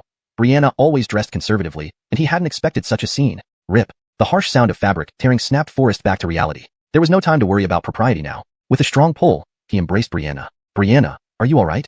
At that moment, the exquisite embroidered belly band was already in pieces, fluttering to the ground. Brianna's mind went blank, her chest now completely exposed. I'm fine. Thank you, Master Barrett. Katrina sent me to call you to the palace. Before the words finished, Brianna hastily picked up the fragments of her belly band, blushing deeply, and ran off in embarrassment. Forrest was initially stunned, then frowned. It's late. If Katrina is summoning me now, it must be a bottomless desire? Thinking of this, Forrest couldn't help but shiver. He tidied his clothes, sprinkled some elegant perfume, drank a bowl of ginseng soup for energy, ensuring he was at his best, then walked towards the palace. Without Brianna's guidance, Forrest was lost in the palace. The paths were intricate, and there were many rooms. For a moment, even Forrest wasn't sure where he was going. He looked up to see golden treasury room above him. Wasn't this where official records were stored? While he was thinking, faint noises of commotion reached him from ahead. Arnesoning closely, he heard shouts, "Catch the thief! Bold thief, daring to enter the palace. He is injured and won't have gone far. Spread out and search." A thief in the palace? Stunned, Forrest hadn't fully recovered when he felt a cold blade press against his neck. Who are you? Forrest frowned. A familiar faint fragrance filled his nose. If you want to live, be quiet. The person's voice was icy and demanding. At this moment, the footsteps of the guards became increasingly clear, approaching step by step. The person's heart was pounding like a drum as they dragged Forrest quickly into an empty room nearby. Ha! You certainly have some nerve to dare steal in the imperial palace. Forrest showed no fear and gave a delicate smile. Don't speak nonsense. I'm not a thief. I'm just here seeking the truth. Oh? What could be so important that you risk everything? Humph, it's none of your business. The person coldly rejected him, her voice tinged with disdain. At that moment, more urgent footsteps sounded from outside the door, clearly indicating the searchers were right outside. Search every corner thoroughly, the lead guard commanded sternly, his voice carrying an unyielding authority. Thud, thud thud. Heavy footsteps echoed like war drums in the silence. In an instant, the footsteps were already approaching the door of the empty room. The thief's heart raced, their expression tense, and their fingers involuntarily tightened around Forrest's shirt, pulling it even tighter. Soft? A flicker of surprise flashed through Forrest's mind. This feeling against his chest. Could it be that this thief is actually a woman? Just as Forrest was filled with uncertainty, a guard appeared silently outside the door, long sword hanging from his waist, hand on the door frame, ready to push the door open. Creak, a soft sound. Before applying force, the door had already opened. The guard's face instantly turned pale, cold sweat pouring down, soaking through his back. In a panic, he drew his long sword, scanning the dark interior of the room with a sharp gaze. Guard Arno, what's the urgency at this hour of night? Why are you so flustered? Before the words finished, a chill spread as Forrest emerged slowly from the deep darkness. Seeing it was a living person, Guard Arno's expression eased slightly, but sweat still dripped profusely from his forehead, soaking his clothes. Dr. Barrett, why are you here? Though Guard Arno had put away his weapon, the doubt and vigilance in his eyes did not diminish. As he tried to peek inside, Forrest gently blocked him, stopping him from entering. Chapter 34. Massage, Relaxation, and Relief. This room is where I usually gather and organize herbs. Is it strange for me to be here? Forrest's voice was light, but each word was clear, revealing an imposing presence. Katrina summoned me due to her illness, and I am here to collect some herbs. Is there a problem with that?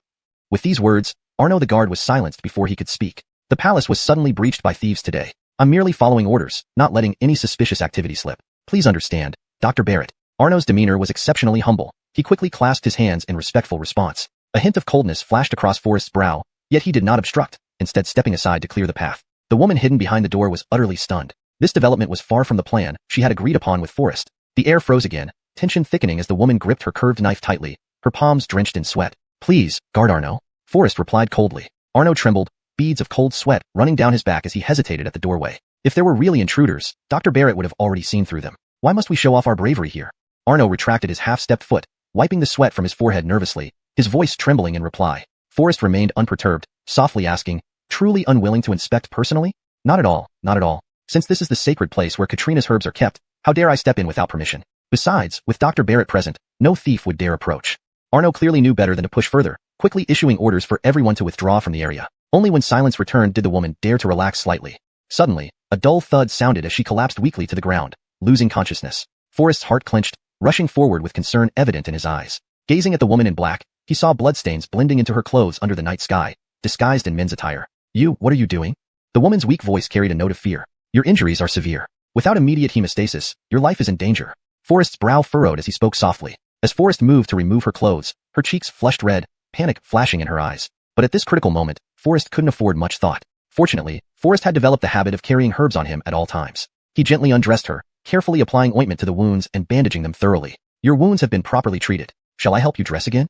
After nearly an hour of meticulous care, Forrest finally completed the treatment of the woman's injuries. During this time, Forrest unexpectedly learned her true name, Letitia, the white figure he had previously encountered. She risked entering the palace to steal a mysterious scroll. However, she kept silent about its secrets, never revealing a single detail. Letitia felt a mix of embarrassment and anger. Her body had never been touched so intimately by a man. Humph, you lecherous fellow, do you intend to take further advantage? Letitia murmured indignantly, biting her lip. Well, if that's the case, then perhaps you can handle it yourself. After another hour, your body should be recovered enough. Forrest responded, his voice tinged with frustration and helplessness. You can't expect me to remain exposed for an hour. Letitia scolded, her tone icy and arrogant. Should I touch or not? In my years wandering, I've seen everything, Forrest dismissed. I have matters to attend to. Rest here. The guards shouldn't come back anytime soon.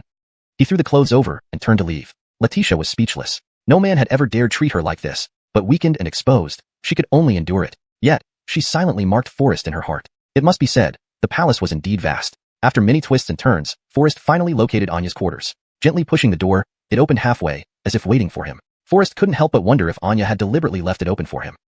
Why did you delay so long?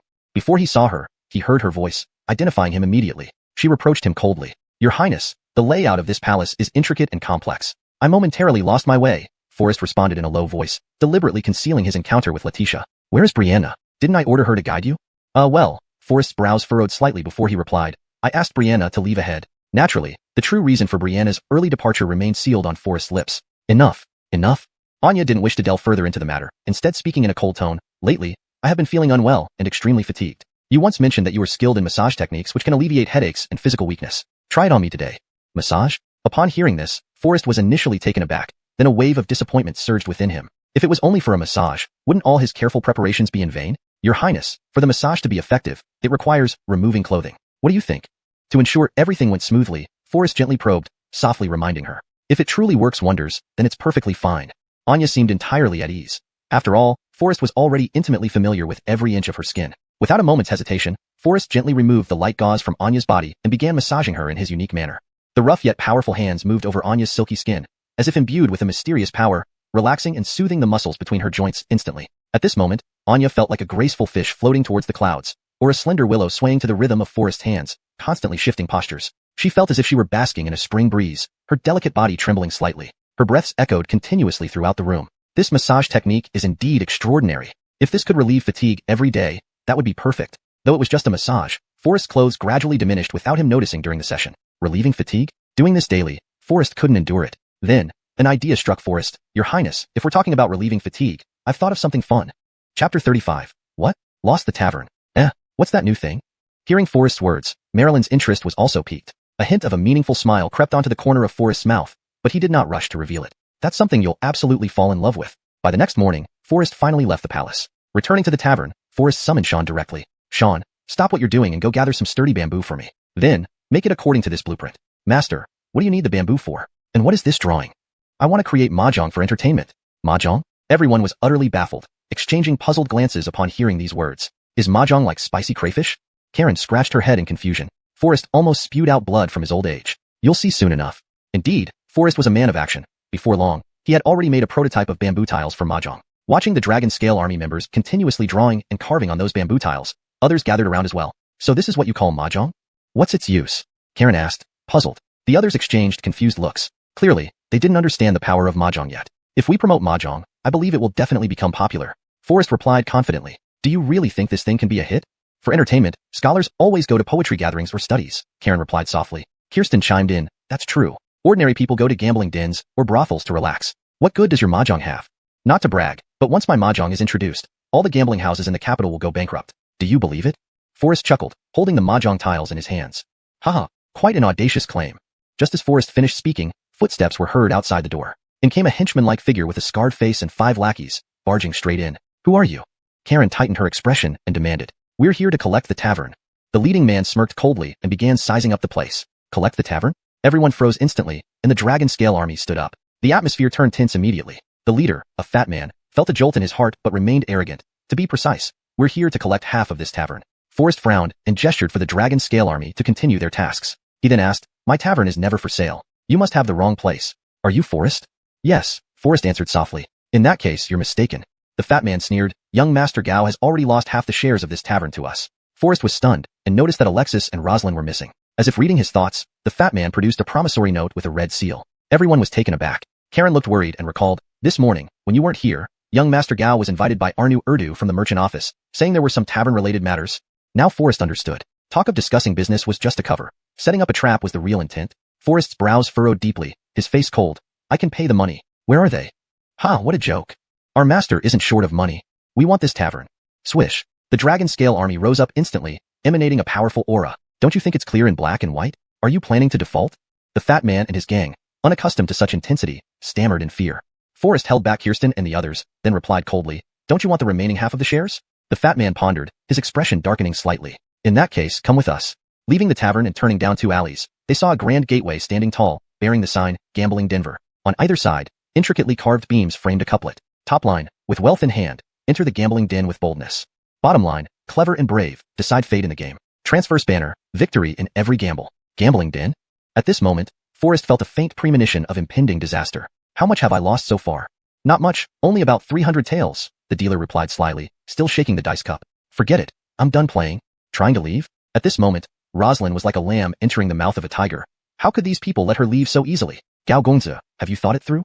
Just one more bet, and you can recover your losses. Seeing Rosalind about to turn away, a group of gamblers surrounded her swiftly like hungry wolves. The leader was a burly man with slightly rough skin, his face hanging with an ambiguous smile. Beneath layer upon layer of wrinkles lay cunning and ferocity. Prince, why such a hurry? If you just leave like this, isn't all the money you lost for nothing? I have no more money. How can I gamble? Rosalind responded hesitantly in a low voice. It was as if everyone had anticipated this. No money? We can lend you, the dealer suggested softly. Just a small game besides, I don't think you're the type to give up easily. Beside him, the accountant immediately understood and took out the prepared promissory note. Just press your thumbprint here. What is this? Rosalind clearly felt something was off. Why does it mention the shares of the tavern? Don't worry, this promissory note is just collateral. You can redeem it anytime when you win. As he spoke, the accountant pushed Caleb Uer to the front of the gambling table. Place your bets. Though hesitant, Rosalind was not someone who gave up easily. This time, she would definitely win back everything. By the time Forrest arrived, Rosalind and Alexis were already tightly surrounded by a crowd. Prince, you've lost all your money. Just a few thousand taels. Keep the promissory note. I'll go get the money to redeem it, Rosalind replied coldly. Haha, innocent. Prince Gao is too innocent. The current value of the tavern is more than just a few thousand taels. The accountant chuckled sarcastically. You are extorting us. Alexis became anxious immediately. Her eyes moistened and her body trembled. You said we can redeem it anytime. Redeem? Huh. This tavern is worth at least 800,000 taels. Do you think a few thousand taels will be enough to redeem it? Suddenly, both Rosalind and Alexis were stunned. Only now did they realize that all this was a conspiracy. Chapter 36. Dare to place a bet? Hey, young Master Gao, it's just a loss of the tavern. There's no need to cry so bitterly. These words immediately sparked a wave of laughter from the crowd.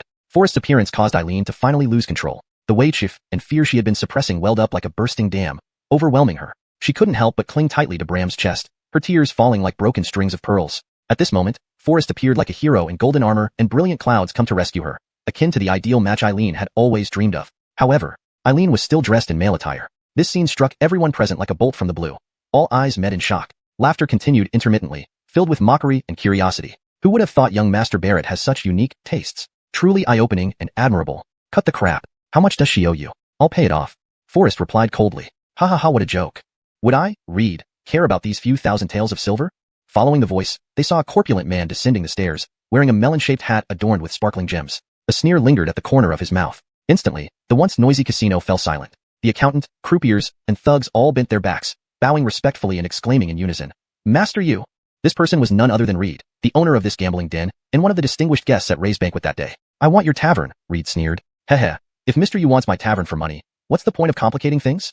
Forrest responded calmly, smiling lightly. Let's get straight to it. How much do you ask for the deed? Name your price. Name your price?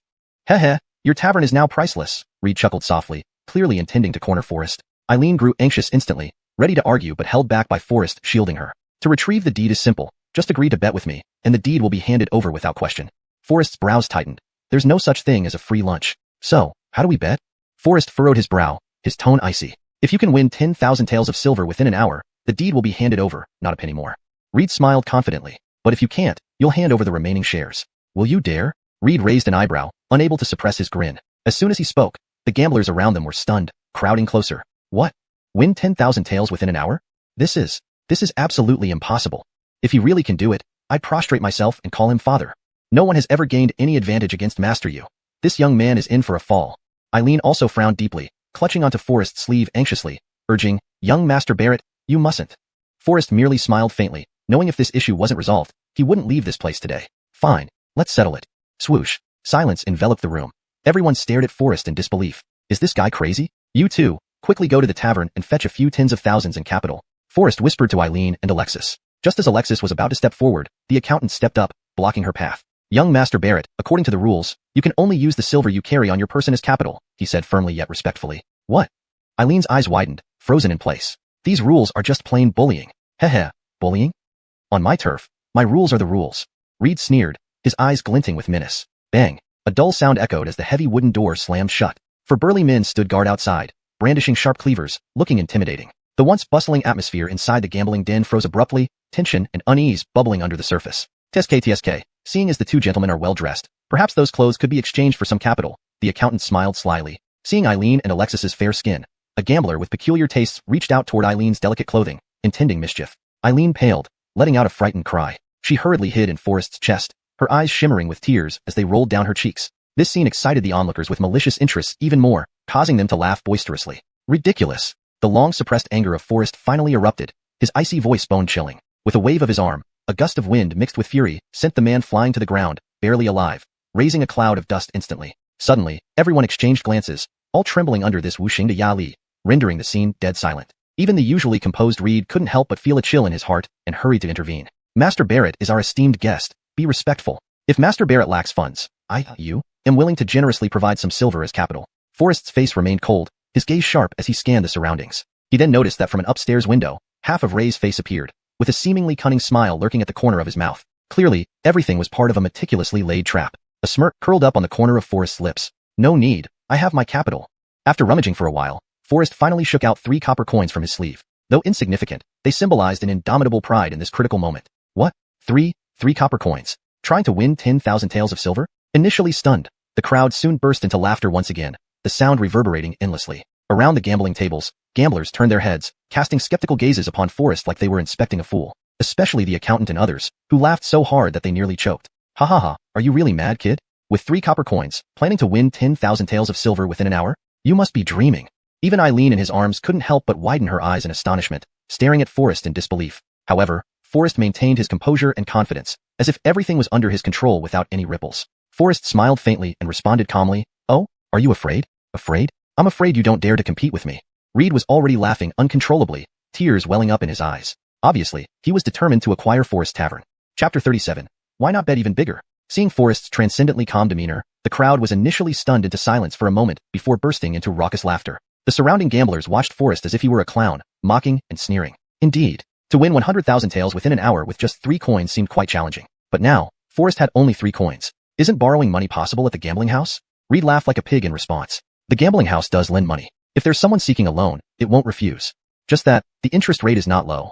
Mr. Barrett, don't say I'm unkind. Today, I'll be generous. I'll personally give you 10 taels of silver, but you have to pick it up yourself. With a sly grin, Reed took out 10 taels of silver. Before Alexis could reach for it, he let go, dropping the silver on the ground. Oops, my hand slipped. Seeing this, Alexis moved to pick it up, but Reed stepped on the silver directly. Then he slid it between his legs, with a mocking smile on his face. Mr. Barrett, this silver is for you. You need to pick it up yourself? To get this 10 taels, Forrest would have to bow down beneath Reed's crotch. What a humiliating mockery. Serena frowned deeply, looking at Forrest worriedly, shaking her head gently. Boss, you is so generous. How can I refuse? Forrest remained unperturbed, smiling lightly. Everyone held their breath, watching the show unfold. Forrest moved slightly, eyes flashing coldly. He lifted his foot and kicked precisely at Reed's vulnerable spot. Crack. The sound of an egg breaking. All present involuntarily tensed their legs. A pain only men could truly understand. Immediately afterward, Forrest tapped the silver with his toe, making it leap like a soccer ball onto his foot. With a gentle flick, the silver flew into the air. Forrest reached out to catch it while simultaneously striking Reed across the face with force. This slap was for Alexis. Oops, my hand slipped. Ignoring the burning pain on his face, Reed fell to his knees, clutching his wounded area tightly, face twisted in agony, screaming in unbearable pain. Boss, you gives me silver and such a great courtesy. I'm truly honored. Forrest deliberately put on a surprised expression, speaking mockingly. Everyone sucked in a breath of cold air. Now, Forrest walked leisurely to the gambling table. Big bets get big rewards, small bets get small rewards, no regrets once the cup is opened. The dealer shook the dice cup lightly, glancing upstairs from time to time as if awaiting orders. Forrest sensed something amiss. This matter was certainly not simple. Next, Forrest only took out 3 copper coins. First time here, not familiar with gambling, just trying my luck. After speaking, he placed the coins on the big position directly. The seasoned old gamblers all shook their heads with wry smiles. Indeed a fool, buying small would be the right move. However, Forrest paid no heed. A minds-off once bet is placed. Just as the lid was about to be lifted, Forrest flicked his finger, sending the 10 tails of silver silently sliding to the leopard points position. Triple ones, leopard 3. Mr. Barrett, you lost? Hold on. Forrest said coldly. Everyone was startled, turning their attention to the gambling table. Sure enough, 10 tails of silver lay quietly at the leopard position. How could this be? The dealer's heart skipped a beat. He glanced at Chengdu then towards the second floor. They can't help you upstairs. Continue. Forrest's lips curled into a slight sneer, urging him on. The dealer felt a chill run down his spine, fingers trembling uncontrollably. In just an hour, Forrest had already won far more than 100,000 taels. Whining 100,000 taels within an hour. I see it's not too difficult after all. Forrest's lips curved into a faint smile, smirking disdainfully. Everyone present was dumbfounded. Numerous gamblers knelt on the ground, worshipping Forrest fervently. Sir, no father. You're my real dad. Please teach me your winning secrets. At this moment, Forrest seemed like a god descended among them, high above and unreachable. Gambling is for entertainment, excessive gambling harms the body. Best not to get addicted. After saying this, Forrest quickly seized the contract, tearing it to shreds without hesitation. He then led Serena and Alexis, preparing to leave. Hold it. Ray's voice suddenly rang out, cold, descending slowly from the stairs. Why such a hurry, Mr. Barrett? Dare you play one more round with me? Instantly, all the noise came to an abrupt halt, leaving only a few heavy breaths echoing in the air. The guards at the door gripped their blades tightly, eyes glaring like torches. Obviously, it seemed impossible for Forrest to leave so easily today. Good. Speak up, how do we gamble? Forrest had already planned everything out in his mind. Before coming here, he had quietly instructed Kirsten that if he hadn't returned within an hour, she should go to the Dali Thur, Imperial Court, for help. Simple. If I lose, this gambling house is yours. But if I win, I want your recipe for crayfish and perfume. Dare you? Ray's face darkened, his eyes flashing with a chilling gaze as he responded coldly. In an instant, the atmosphere became tense. Serena immediately grabbed Forrest's hand, her eyes full of worry. There must be a trick. Don't agree to it. What's there to fear? This time, Forrest bet on small, while Ray bet on big. The dice cup kept shaking. Everyone's heart rose and fell with anticipation, making the atmosphere incredibly intense. All gamblers gathered around. They held their breath, the scene eerily silent. Each tap of the dice cup felt like a hammer striking everyone's heart. Ray cast a sharp glance at the dealer, a meaningful sneer curling at the corner of his mouth as he slowly said one word, open. At this moment, Forrest suddenly frowned. Something was off. Hold it. Just as the lid of the dice cup was about to be lifted, Forrest placed his hand directly over it. Everyone froze momentarily, at a loss. Forrest, are you going back on your word? Ray's heart tightened as he stood up angrily. Back out. Forrest laughed coldly. I just want to raise the stakes. Raise the stakes? What else do you want to bet?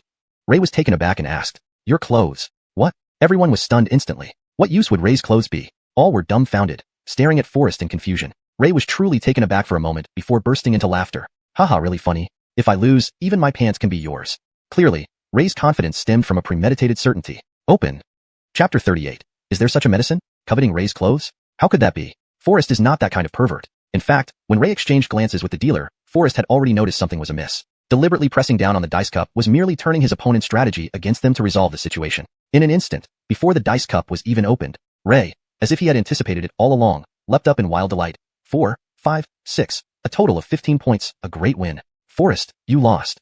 His laughter was deafening, revealing a petty man's satisfaction. Upon hearing this, Ingrid felt dizzy and almost fainted. Fortunately, Nicola caught her in time. In contrast, Forrest remained calm, showing no sign of panic. With a faint smile, he responded softly, Mr. Arnu, you'd better look carefully, I won. Forrest, are you crazy? Those dice. Before Ray finished speaking, he was suddenly dumbfounded, frozen in place. How can this be? They were clearly 4, 5, 6 inside. Now they've turned into 1, 2, 3? Not only Ray, but the dealer also froze instantly, staring at the dice cup in disbelief. He was notorious for his dexterous hands. Whatever numbers he wanted, he got, never failing. But this time, everyone looked at him with questioning eyes. The 3 dice inside the cup were indeed showing 1, 2, 3. Forrest chuckled softly, evidently having anticipated this. He then took out one die and smashed it on the spot. The die instantly turned into powder, revealing a peculiar magnet. Oh, So this is how your gambling den makes money, Forrest said with a mocking smile. The gamblers suddenly realized what had happened, their faces a mix of anger and shame, rushing toward Ray and Storm like a storm. Give us back our hard-earned money. I never thought such a renowned gambling den would cheat with the dice. Give the money back. Otherwise, we'll report this to the authorities. It's true that 10 out of 10 gamblers lose. Report to the authorities? Who's talking about reporting to the authorities? A sarcastic laugh came from upstairs, accompanied by the jingle of weapons, as a man in constable's uniform descended arrogantly. Seeing Arno Ergu, everyone reluctantly let go of Ray and Storm. Constable, you've come just in time. Please bring these swindlers to justice for cheating with the dice. Before the young man could finish, Arno Ergu's face turned livid, and he slapped him loudly. Are you the ones causing trouble here? No, sir. It's them. Before he could argue further, he received even harsher punches. Backed by Arno Ergu, Ray grew more confident and became even more arrogant. Humph, you scum. How dare you oppose me? Brother, arrest all these insolent fools. Especially this Forrest. I want him to suffer endlessly. Ray clutched his swollen cheek, roaring in fury. Oh, so you're Arno Ergu? Forrest's voice carried a chilling edge as he asked coolly. Insolence. How dare you call my name so casually? Before he finished, Arno Ergu had already drawn a whip from his waist, intending to lash out at Forrest. Just then, a sudden gust of wind surged from outside, followed by bang. The door was kicked open violently, sending the doorman crashing to the ground. Stop! Even before the voice rang out, the imposing pressure made everyone shudder. Turning to look, everyone saw a man in a flying fish uniform, wielding a xiuxian knife, striding in. Kirsten followed closely behind. Seeing this, Arno Ergu hurriedly knelt, his face filled with obsequious smiles, devoid of his earlier arrogance. Ah, Sir Chun, why have you come? You arrived just in time. I've just caught a troublemaker and was preparing to teach him a lesson. After saying this, Arno Ergu's gaze turned vicious, glaring fiercely at Forrest, quickly drawing handcuffs from his waist to restrain him. At this moment, Hubert swung his hand, slapping Arno Ergu across the face. Caught off guard by the slap, Arno Ergu reeled. Just as he was about to protest, Hubert dealt another forceful slap. Seeing this, Ray tried to intercede but was kicked away by Hubert, landing awkwardly on the ground. However, Hubert softened his tone and spoke gently to Forrest. Young Master Barrett, are you alright? Have you been frightened? Everyone was stunned. This is the Jinyiwei. He actually treated this young man so respectfully? What kind of background does Forrest have to earn such deference from the famed Jinyiwei? Ray was even more stunned, his heart full of confusion. Sir Chun, did you make a mistake? Forrest is clearly a rogue. He just cheated at the gambling table. You should arrest him. Slap. Hubert turned his hand and slapped Ray hard. Are you teaching me how to do my job? How dare you call Lord Barrett by his name? Guards, take Ray and his people to the Board of Punishments for punishment. Hubert's brow furrowed as he gave the order. Ray's eyes were dazed, standing motionless on the spot. Hold on. Hearing this, Hubert quickly ordered, everyone stop. He then turned to look at Forrest and asked respectfully, Young Master Barrett, what are your orders? Forrest's lips curled into an amused smile, his gaze falling on Ray. He said leisurely, Boss Arnu, about that clothes of yours. What are you waiting for? Strip Boss Arnu of his clothes. Before Ray could recover from his shock, he had been stripped bare. Kirsten and Ingrid all shyly turned their heads away, embarrassed to watch. The gamblers who witnessed this scene gaped in disbelief, their mouths wide open as if they could swallow a whole fist. Then they all fell to their knees, kowtowing to Forrest and begging for forgiveness. Walking out of the gambling den, Nicola angrily pointed at the sign, her tone icy. Humph! Such a foul place. We should tear it down another day. Tear it down. It must be torn down. Forrest spoke softly, his eyes gleaming with a sharp light. After tearing it down, convert it into a mahjong parlor. Its profits will surely be several times greater than the gambling den. Nicola was taken aback. Huh? What's mahjong? Is it something to eat? Before Forrest could answer, Hubert pulled at Forrest's sleeve with a fawning smile. Sir Chun, is there something wrong?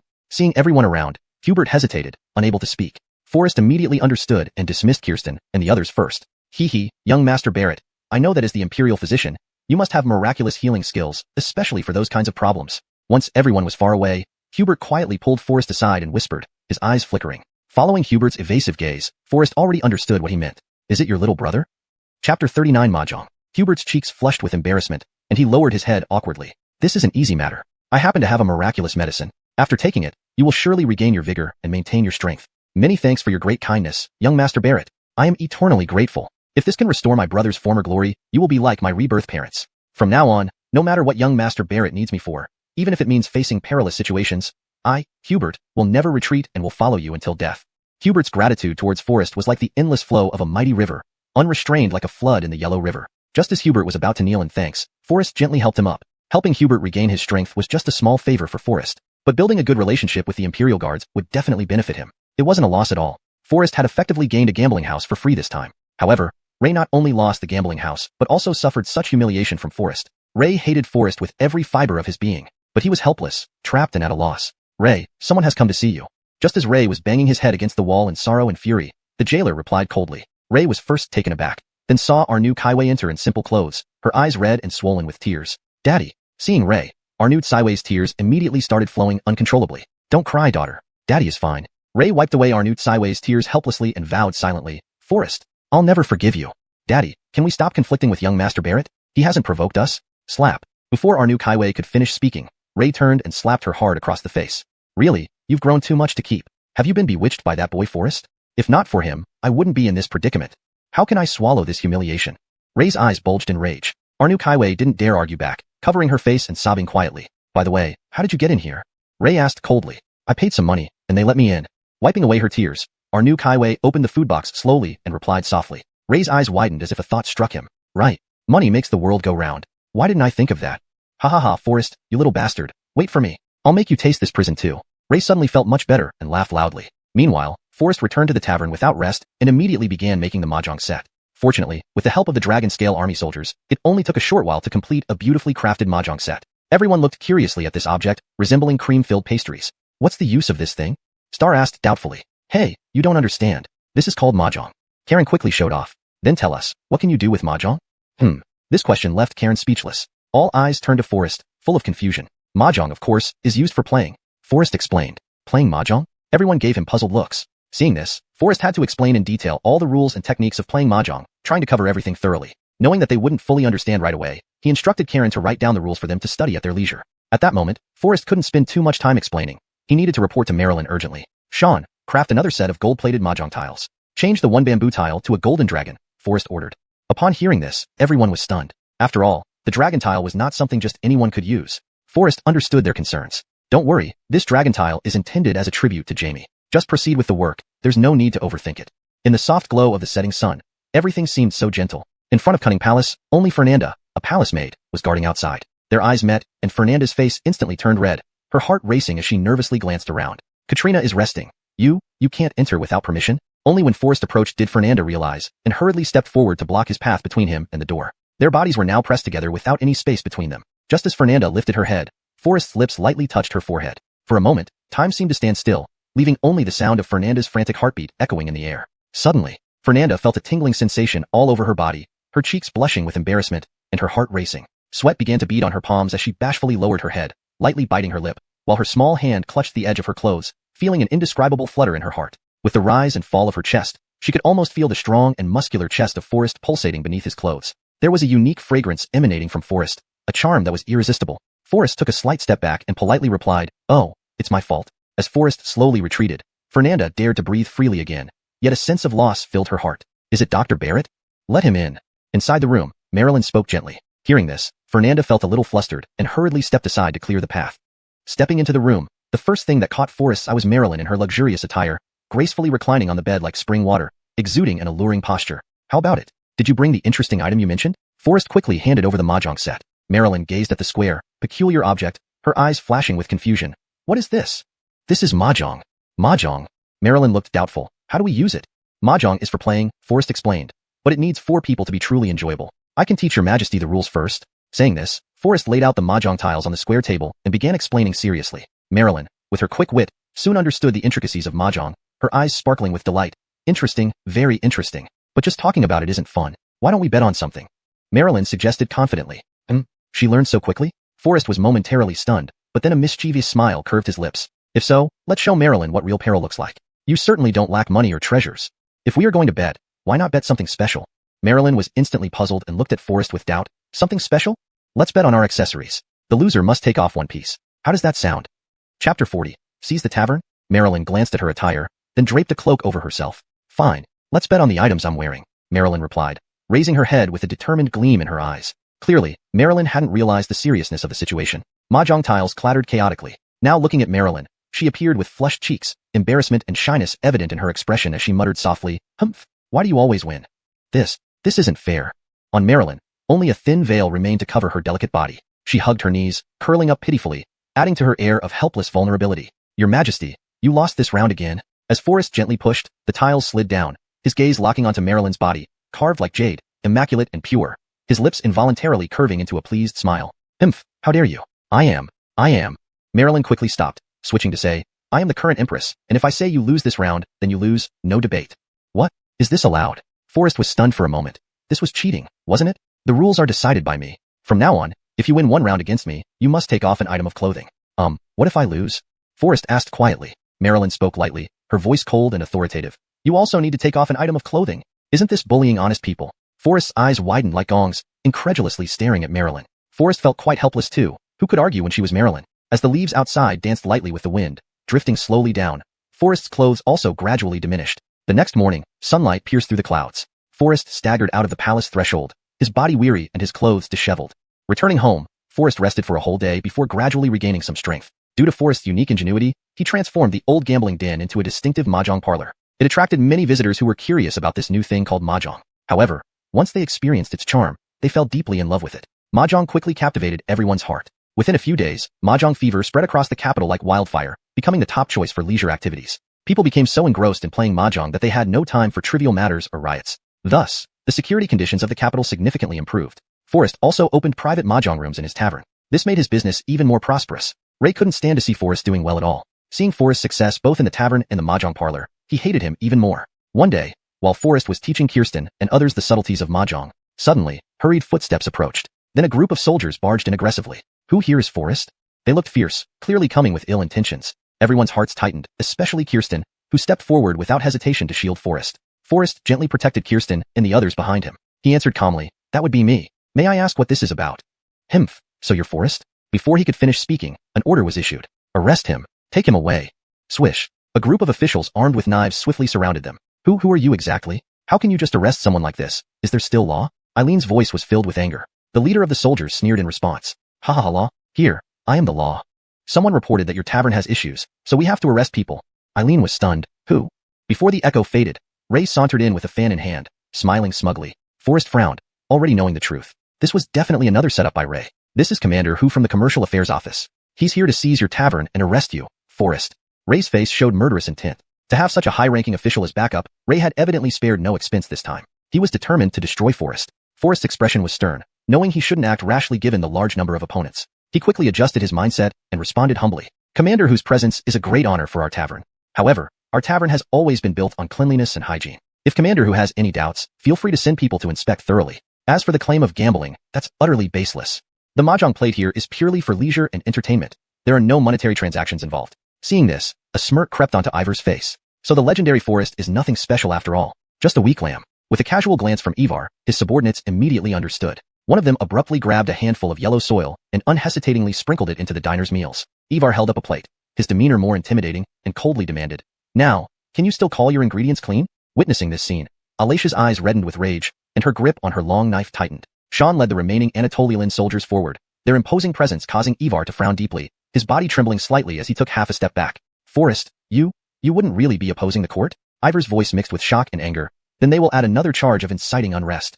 Seeing this, Forrest had the Anatolian soldiers stand down. He stepped forward to explain, "These servants acted out of impulse. Commander Hu, please do not hold it against them." Seeing Forrest's apparent weakness, Ivar became even more arrogant, putting on an air of authority. He then loudly ordered, "Take Forrest away immediately." Ray was overjoyed, sneering, "Forrest, you're too young to compete with me. You'll taste the bitterness of prison today."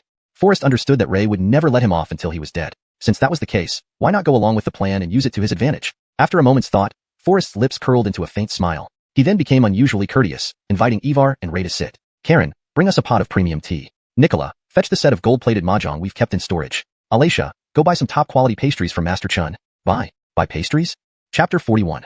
The Sin of Usurpation. Kirsten was suddenly taken aback, her face full of surprise and doubt. "Don't just stand there dumbfounded. Take action now." Forrest subtly reminded her again. Kirsten carefully pondered over his words, then suddenly understood the hidden meaning. As Kirsten left, Arnoddle Hong promptly served a pot of carefully brewed tea, its aroma filling the air. "Humph, we didn't come here to sip tea and discuss philosophy, but to arrest you." Ray slammed the table, furious. Ivar leaned on the table with one hand, sitting sideways, his face dark as ink, eyes glaring menacingly, exuding an arrogant and domineering presence. "Forrest, stop playing tricks. Today, you must go with us no matter what." But Forrest merely smiled calmly, showing no signs of panic. "Commander Hu, why so impatient? As they say, a half day of leisure in this fleeting life. Even if you arrest me now, you'll still have plenty of work waiting at headquarters. Why not seize this opportunity to rest for a bit? Play a few rounds of mahjong, enjoy some pastries. It might ease your fatigue." Upon hearing this, Ivar's eyes widened as he weighed the pros and cons, his expression shifting subtly. Ray frowned deeply. He hastily interjected, sounding somewhat flustered, "Commander Hu, don't let that Forrest kid deceive you. He's clearly stalling for time. We should apprehend him immediately and lock him up. People, bring over those silver coins." Forrest chuckled lightly. "Commander Hu, I'll take responsibility if we lose." As for whether to take a break and relax, it's up to you, Commander. Before long, the mahjong table was set up. Commander who, Forrest is quite cunning. Don't fall for his tricks. Before Ray could finish, Ivar's eyes turned cold, his gaze sharp and angry as he stared at Ray. Are you telling me how to do my job? I rarely get out of the office. Can't I enjoy myself a little? Manager Arnu, why don't you sit down and play a few rounds with us? Ivar's voice carried an unyielding authority, each word like a command. Ray shuddered internally, not daring to say another word. Ivar had always been proud and domineering. Moreover, mahjong had recently become popular in the capital, but due to his busy schedule, he hadn't had a chance to play. Now, his desire was stirring. Besides, Forrest was offering the gambling money.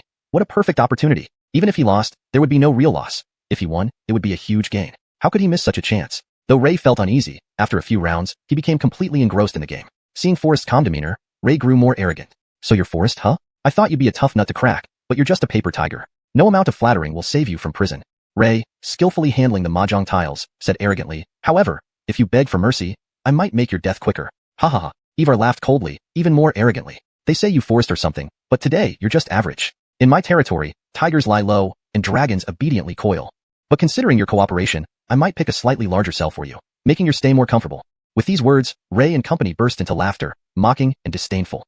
Watching Ray's gang act so arrogantly, Karen and the others were seething with anger, clenching their fists, ready to explode. Yet, Forrest remained unperturbed. To destroy someone, first inflate them to their limit. Suddenly, footsteps approached from outside. Forrest's eyebrows lifted slightly, a smirk appearing on his lips as he said coolly, the pastries I bought for you have arrived. Haha, good boy, you're smart after all. What are you waiting for? Bring the pastries over. Ivar's voice brimmed with arrogance. Swish. As Ivar's words hung in the air, he felt a large hand press down on him. Who dares touch me, grandfather who? Ivar fumed, about to lash out. Turning abruptly, he froze.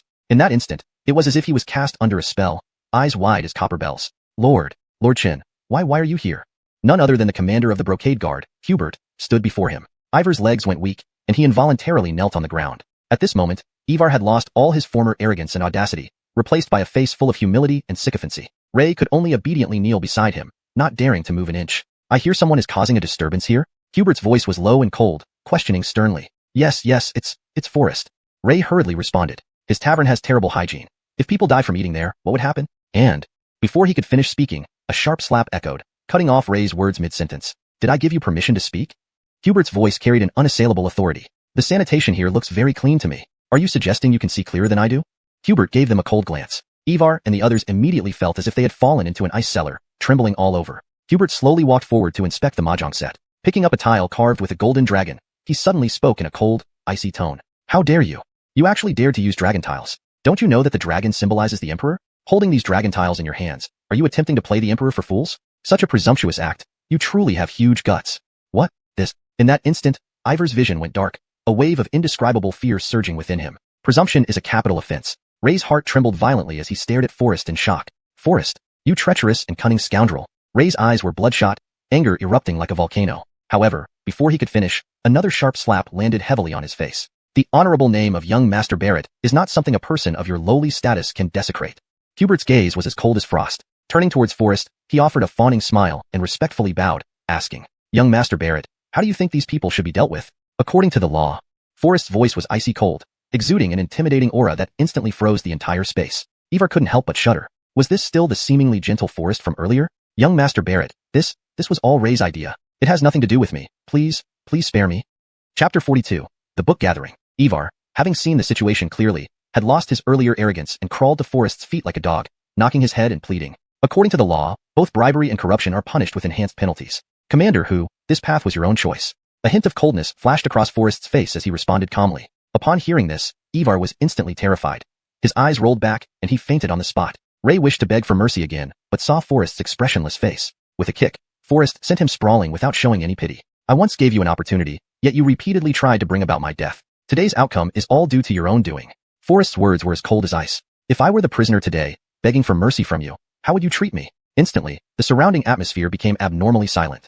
As the saying goes, if you can forgive someone, do so, but that only applies to interactions among gentlemen. For people like Ray, if he isn't made to pay the price, he will never repent. Bring Ivar and Ray back into custody. Hubert ordered in a cold voice. The crime of overstepping one's bounds was punishable by death. Higher authorities absolutely tolerated no such incidents. Soon after being imprisoned, Ray was beheaded at the Wuman Meridian Gate, as a warning to others. After this matter concluded, Forrest finally found peace. Without Ray's interference, Forrest's tavern business flourished even more. However, after Ray's execution, it left his daughter, Arnu Kaiwei, in a dire situation. It was reported that Arnu Kaiwei had sold all her family property and left the capital city. Forrest strolled through the market, shaking his head with a sigh. Ray brought this upon himself, but his innocent daughter Arnu Kaiwei suffered too. If only he had known, he would have done everything to help Arnu Kaiwei. While deep in thought, Forrest suddenly saw a group of people rushing forward hurriedly. Forrest was startled and was pushed off balance with a loud thud. Bad luck, why stand right there blocking the way? The man showed no remorse and instead walked away arrogantly, not hesitating for a moment. Hey, did he think he could just bump into people and leave? Where in the world did such cheap deals exist? Forrest stepped forward and quickly apprehended him. You guy, bumping into someone and then trying to run away? Before finishing, their eyes met, and they froze momentarily. It's you, Clifton. Where are you rushing off to? Forrest grabbed Clifton by the collar, asking curiously. Seeing it was Forrest, Clifton immediately looked delighted and apologized hastily. Young Master Barrett, I'm really sorry. I was running so fast that I didn't notice it was you. Recognizing an acquaintance, Forrest stopped pursuing and asked curiously, why were they rushing? You don't know? Clifton looked surprised, paused for a moment, then replied, what else? To make money, of course. Make money? Indeed, Clifton's sensitivity to money was sharper than a dog's nose. Any place where profit could be made, he wouldn't be far behind. Make money? Make what money and where? Forrest asked, puzzled. The richest man in the capital, Eden, is holding a book gathering at his residence. Didn't you know? If your calligraphy catches Sue's eye, its value will be immeasurable. Clifton spoke with certainty, his eyes gleaming with envy. Forrest merely shook his head lightly, smiling faintly. Oh, I thought it was something significant. So, another event for the wealthy pretending to appreciate elegance. Heh, you shouldn't underestimate this book gathering. Many rich merchants will gather there. These people are all big shots in the business world. If your work gets their attention, the wealth will flow endlessly. Clifton glanced disdainfully at Forrest. Checking the time, he hurriedly said, well, if I delay any longer, I won't make it in time. With that, he turned to leave. Forrest was quite surprised, scrutinizing Clifton with curiosity. Unexpected indeed. You actually dabble in calligraphy? A blush crept onto Clifton's face, and he frowned awkwardly. I don't understand calligraphy. I'm just selling some 4 treasures of the study. Making money, you see. Undoubtedly, Clifton's mind was exceptionally sharp, always finding ways to make a profit. But how much can you earn by reselling goods? Forrest remarked quietly. Hearing this, Clifton's head drooped dejectedly. No choice, I blame my lack of talent. Now, I can only operate this small business. If I had real skills, I would enter the competition. The prize for first place is quite substantial, you know? Seeing Clifton's dejected demeanor, Forrest couldn't help but laugh softly. Let's go. Today, I'll take you to make a fortune. Clifton froze on the spot, still in shock before Forrest put an arm around his shoulder and walked him toward the Sioux residence. Master Barrett, I know you are a great chef, but this calligraphy competition is not about flipping a spatula. Each stroke requires immense skill. Are you really up for it? Clifton looked at Forrest with full doubt. Forrest smiled faintly, not to brag, but I once won the National Calligraphy Competition gold medal. I've copied works of Mateo and Justice many times. My imitation is almost flawless. Clifton was stunned, his eyes wide with curiosity and confusion. What about Mateo, Justice? What competition, what gold medal? How come I never heard of it? Those are not important. Just watch my performance today. While talking, they had arrived at the gate of the Sioux residence. The area was still bustling with noise and activity, with many vendors similar to Clifton selling writing materials. As expected, there was an entry fee for the competition, and the participants needed to bring their own 4 treasures of the study. After all, these events were not intended for the poor. Forrest didn't have enough silver, but Clifton did. After some convincing from Forrest, Clifton somewhat dazedly paid the entry fee for him. Then, he pulled out a stack of high-quality paper and picked the most expensive wolf hair brush from his basket, entering the competition grounds nonchalantly. Clifton stood dumbfounded for a moment before rushing to catch up. Master Barrett, you haven't paid for the paper and pen yet? Forrest waved a hand, smiling and patting Clifton on the shoulder, responding calmly, do we need to talk about money? I didn't bring any silver today. If I win, we split the rewards evenly, okay? With so much money from the prize, why worry about these small expenses? Clifton was somewhat confused by Forrest's words. Hold on, let me think this through. Just then, a mocking laugh broke the air. Haha, what an arrogant fool. The competition hasn't even started, and you're already boasting. Aren't you afraid of making a fool of yourself? A young man dressed in light green silk, wearing a white satin cap, and black cloud-patterned boots stood there, looking like a scholar. 2 peculiar-looking servants followed behind him. Compared to them, this young master seemed even more dashing and handsome. Chapter 43. The Realm of Calligraphy. Why should it concern you when brothers converse? Forrest glanced at him and retorted with disdain. Hush! Clifton appeared abnormally nervous, cautiously gesturing with his hands as he whispered in reply. Young Master Barrett, do you know who this divine personage is? How dare you speak to him like that? Who is he? Forrest sneered. What does it have to do with me? Before Clifton could open his mouth, the 2 young attendants by the man's side had already jumped up. Ha! Ignorant child. Don't even know the honorable title of our young master? Looking at your simple attire, you're nothing but a bumpkin who hasn't heard of our young master's name. Truly narrow-minded. The 2 attendants mocked in perfect harmony, their faces filled with derision and disdain. Witnessing these 2 attendants leaping around like clowns before him, Forrest lost all interest in this young master. Ignoring the 3, Forrest turned straight away, preparing to leave. At this moment, the 2 attendants, as if their tails had been stepped on, instantly became furious, their attitude fiercely hostile. Hey, how can a boy like you be so ungrateful? Our young master talking to you is an honor for you, and you dare to be so disrespectful to our young master. Apologize. You must apologize.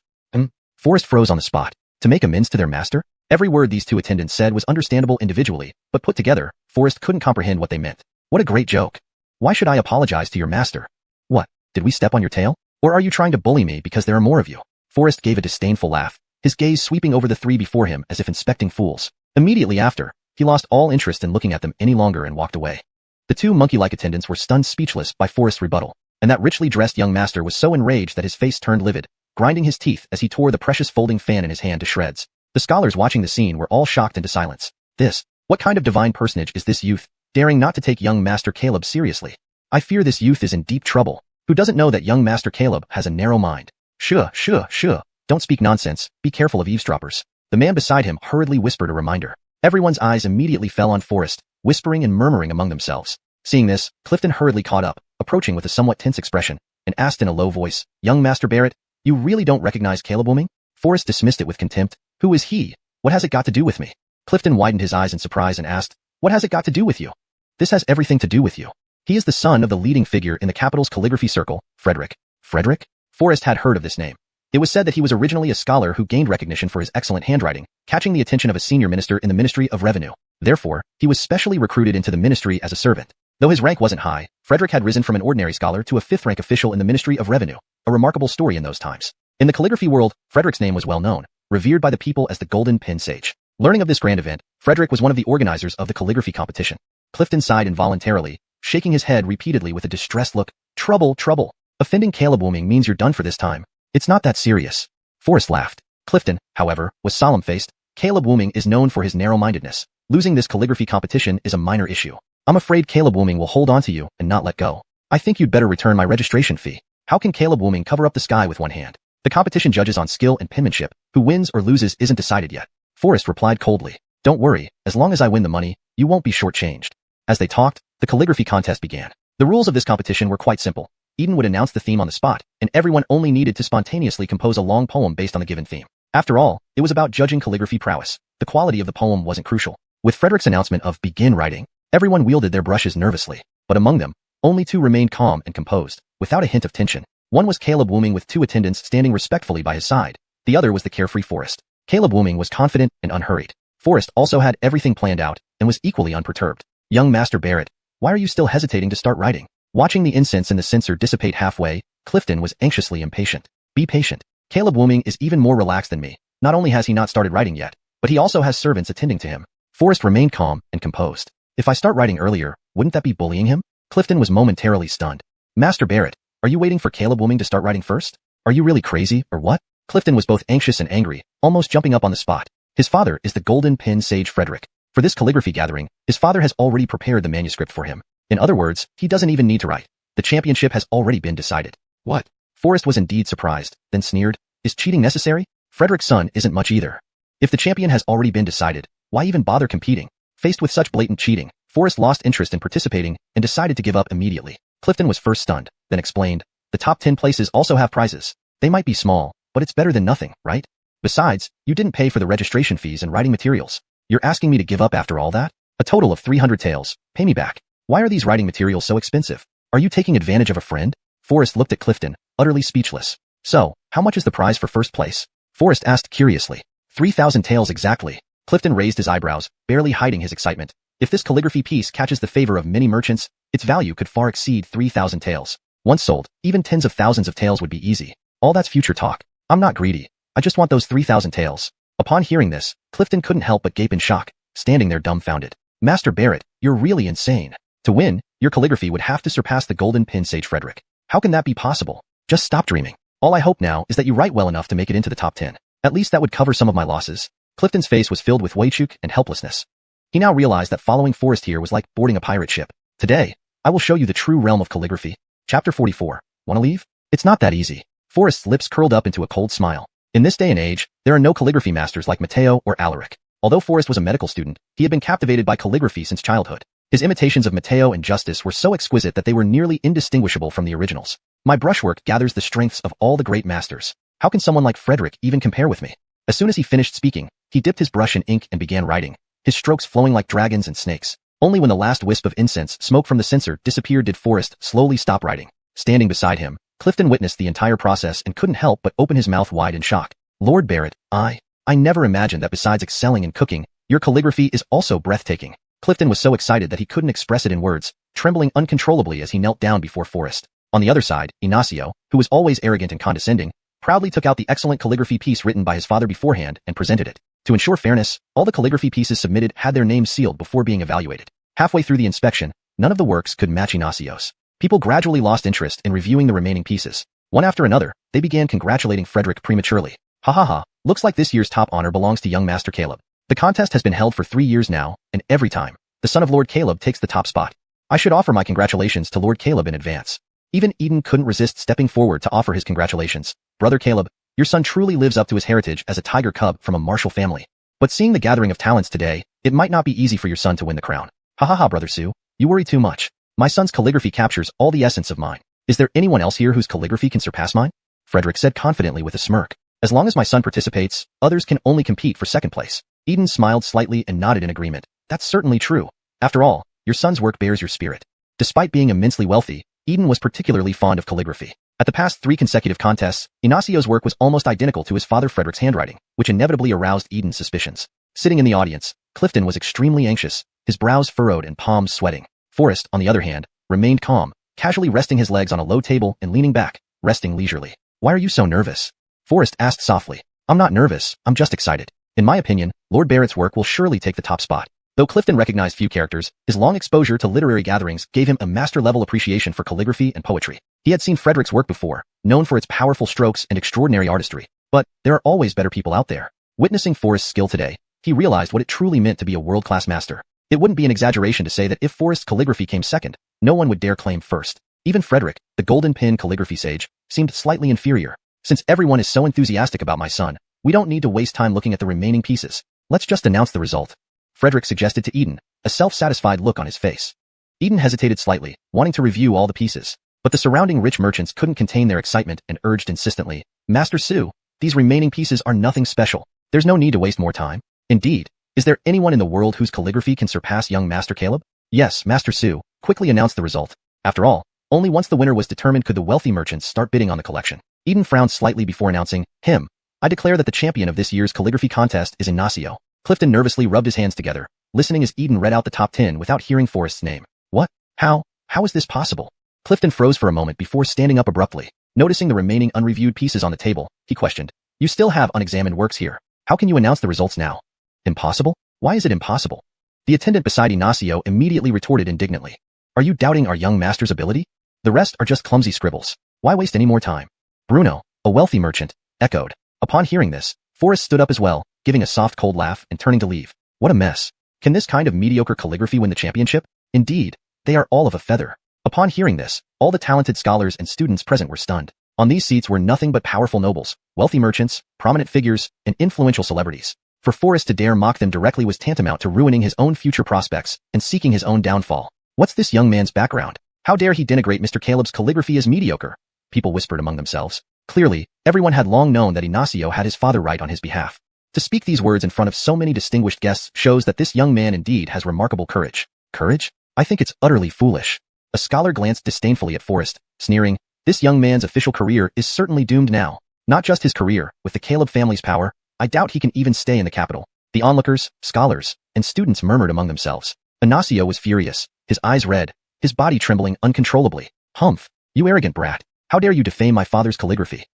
The atmosphere suddenly became eerily quiet for a moment. To say that Ignacio was still too young, in a fit of rage, he inadvertently revealed his cheating. However, the surrounding scholars were only taken aback for a moment. They were not surprised. After all, this was already an open secret. Frederick was speechless, wondering how he could have such a foolish son, and glared angrily at Ignacio. Yet, what angered him even more was Forrest's evaluation of his calligraphy. Stop, you ignorant brat, how dare you talk big? Frederick's eyes blazed with fury, and he rebuked coldly. Beside him, Bruno echoed in agreement. We have reviewed all the works, none surpass Master Caleb's. If you truly have the ability, why haven't we seen your masterpiece? Another wealthy merchant immediately chimed in sarcastically. It must be that your work was too ordinary and didn't make the list. That's why you're lashing out like a cornered dog. Forrest did not bother to argue, giving a disdainful laugh, and then turned to leave. Stop. You think you can just leave like this? In an instant, a group of guards blocked Forrest's path. Chapter 45. All about human relationships. Whispers immediately spread around the room. It looks like this young man is courting his own doom. The Caleb family has power beyond imagination. How can this young man expect to walk away unscathed after offending Lord Caleb? This is simply wishful thinking. Who doesn't know that Ignacio is arrogant and vindictive? If it weren't for the presence of so many nobles today, that boy's words just now would have been enough to get him killed several times over. A few brief exchanges were enough to reveal just how arrogantly Ignacio acted. No wonder, even when he blatantly cheated, no one dared to say a word. How about it? After telling the truth, you won't let him leave? Setting aside Ignacio's public cheating, your calligraphy as Golden Brush Sage is nothing special either. Forrest's lips curled into a slight smile, fearless, while a bone-chilling aura radiated from him. Everyone present was startled to their core, almost unable to believe their ears. At such a critical moment, this youth dares to speak so bluntly? Sir, you should hold back your words. A frail scholar close to Forrest kindly reminded him, Lord Caleb Yuanji is known as the Golden Brush Sage, with calligraphy skills unmatched by anyone. You dare to criticize his calligraphy this way. It's sheer audacity. The scholar continued to advise, I suggest you kneel down and beg for mercy immediately. There might still be a glimmer of hope. Caleb Yuanji's face darkened like ice upon hearing this. The title Golden Brush Sage was a symbol of his lifelong honor, not to be easily slandered. Boy, your arrogance knows no bounds. Tell me your name. Today, I want to see for myself just what kind of talent you have. Caleb Yuanji gripped the manuscript tightly, his body trembling slightly, and asked coldly. Forrest, his name is Forrest. Clifton nervously replied, young Master Barrett's calligraphy is truly exquisite. I've seen it with my own eyes. He's at least in the top 10. This, not making it into the top 10 really doesn't add up. Everyone, perhaps you should review it again carefully, and you'll surely find something, Clifton added softly. Forrest didn't take the calligraphy competition seriously. After learning that the winner was already predetermined, he lost all interest. If not for promising to help Clifton make a fortune and show Ignacio what real skill looked like, he wouldn't have bothered to lift his pen. Eden, always valuing talent, felt puzzled by Clifton's confidence. Could Forrest's calligraphy truly surpass that of the Golden Brush Sage, Caleb Yuanji? How ridiculous. Bring someone here. Drive this troublemaker out. Iverdyu shouted angrily while browsing through numerous scripts. There isn't a single trace of your work among these scripts. A nearby merchant chimed in. Are you intentionally causing trouble? Your name isn't on any of them. It looks like you didn't even write anything. Forrest couldn't help but laugh bitterly and shake his head and sigh. He wondered how these pig-headed people managed to achieve prominence in business. Mr. Ivor, please, look, there are still a few manuscripts yet to be reviewed. Clifton stood up abruptly, pointing at the scattered manuscripts on the table, urgently reminding everyone. Only then did everyone realize their mistake, exchanging awkward glances. Just as Iverdyu was about to pick up the remaining manuscripts to examine them carefully, Caleb Yuanji suddenly slammed his hand down, pressing the manuscripts firmly onto the table. Boy, if your calligraphy isn't as good as mine, what then? Caleb Yuanji stared fiercely at Forrest, his anger evident. Do with me as you will. Forrest remained calm and composed. As soon as he finished speaking, the room fell into stunned silence. Was Forrest mad? But if my calligraphy is slightly better, what then? Forrest's tone was cool and resolute. His brows furrowed, releasing a formidable aura that chilled those nearby. Humph. If you truly have the skill, I'll bow down and apologize, Caleb Yuanji said confidently, but that situation will never happen. I don't need you to bow or apologize. I only want the 3,000 taels prize for the champion. Deal?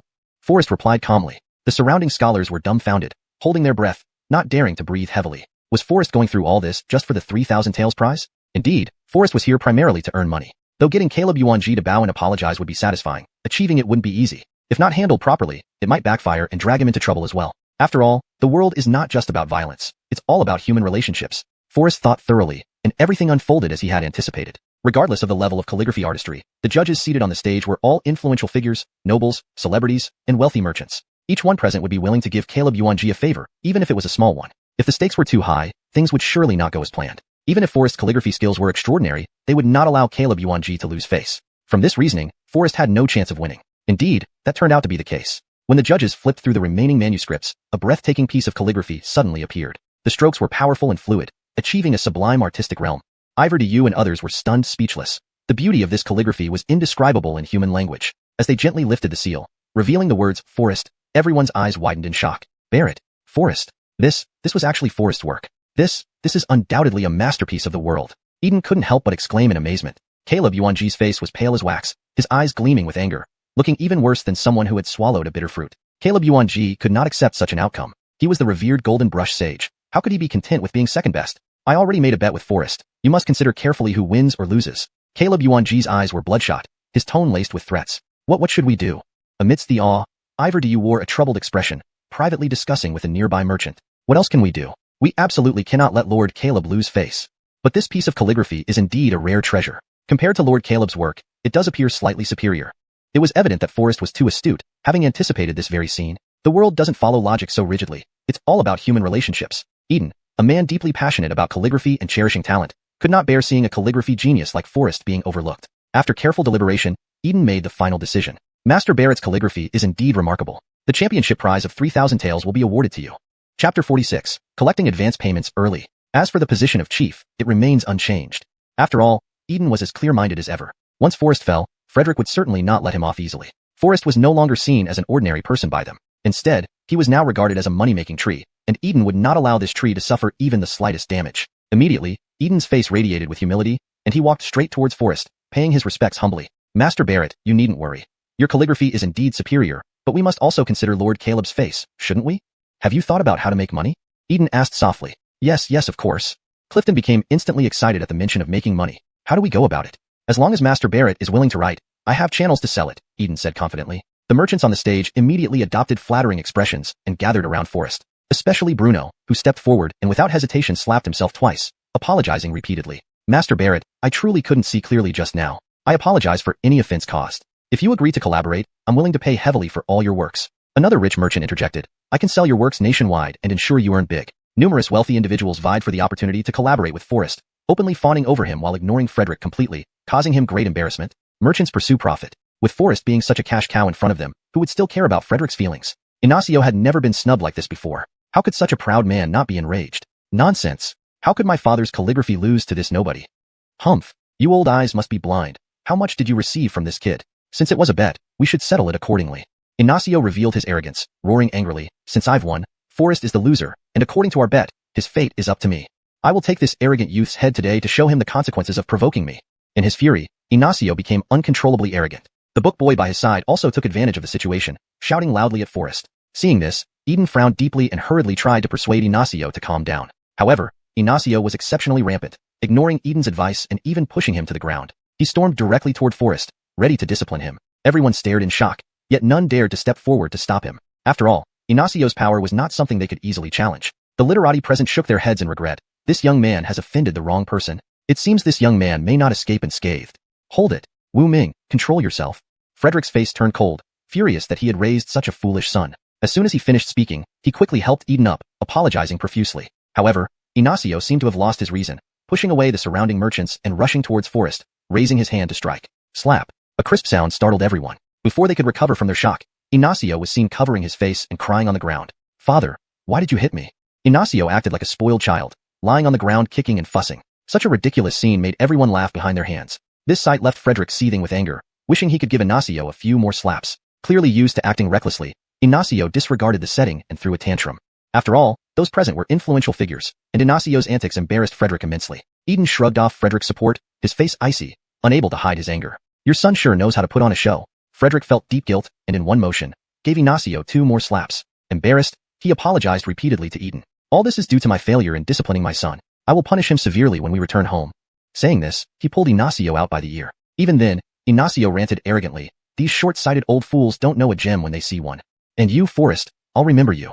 With his dignity shattered, Frederick hurriedly dragged Ignacio out of the scene. Brother Barrett, having offended Ignacio, you should be careful. I advise you to leave the capital as soon as possible. Those around offered various warnings. Forrest remained as calm and collected as ever. Not to mention Ignacio. Even his father Frederick was not someone Forrest cared about. The farce was over. Eden and others hurriedly came forward to apologize to Forrest. Young Master Barrett was startled. Please rest assured that with us here, Ignacio dare not come to disturb again no matter how bold he is. However, this collaboration with young Master Barrett, Forrest had only intended to bring Clifton to win some bonuses, never expecting such good fortune. If he had known calligraphy could make money, earning 1 million taels wouldn't have been so tough. Fine, I will collaborate with you. After pondering for a moment, Forrest softly agreed. But the advance payment must be made first. What? The advance payment? This, before seeing any work, asking for payment up front. Everyone was taken aback. Young Master Barrett, this is unprecedented. Eden's face turned awkward, a touch of helplessness evident in his voice.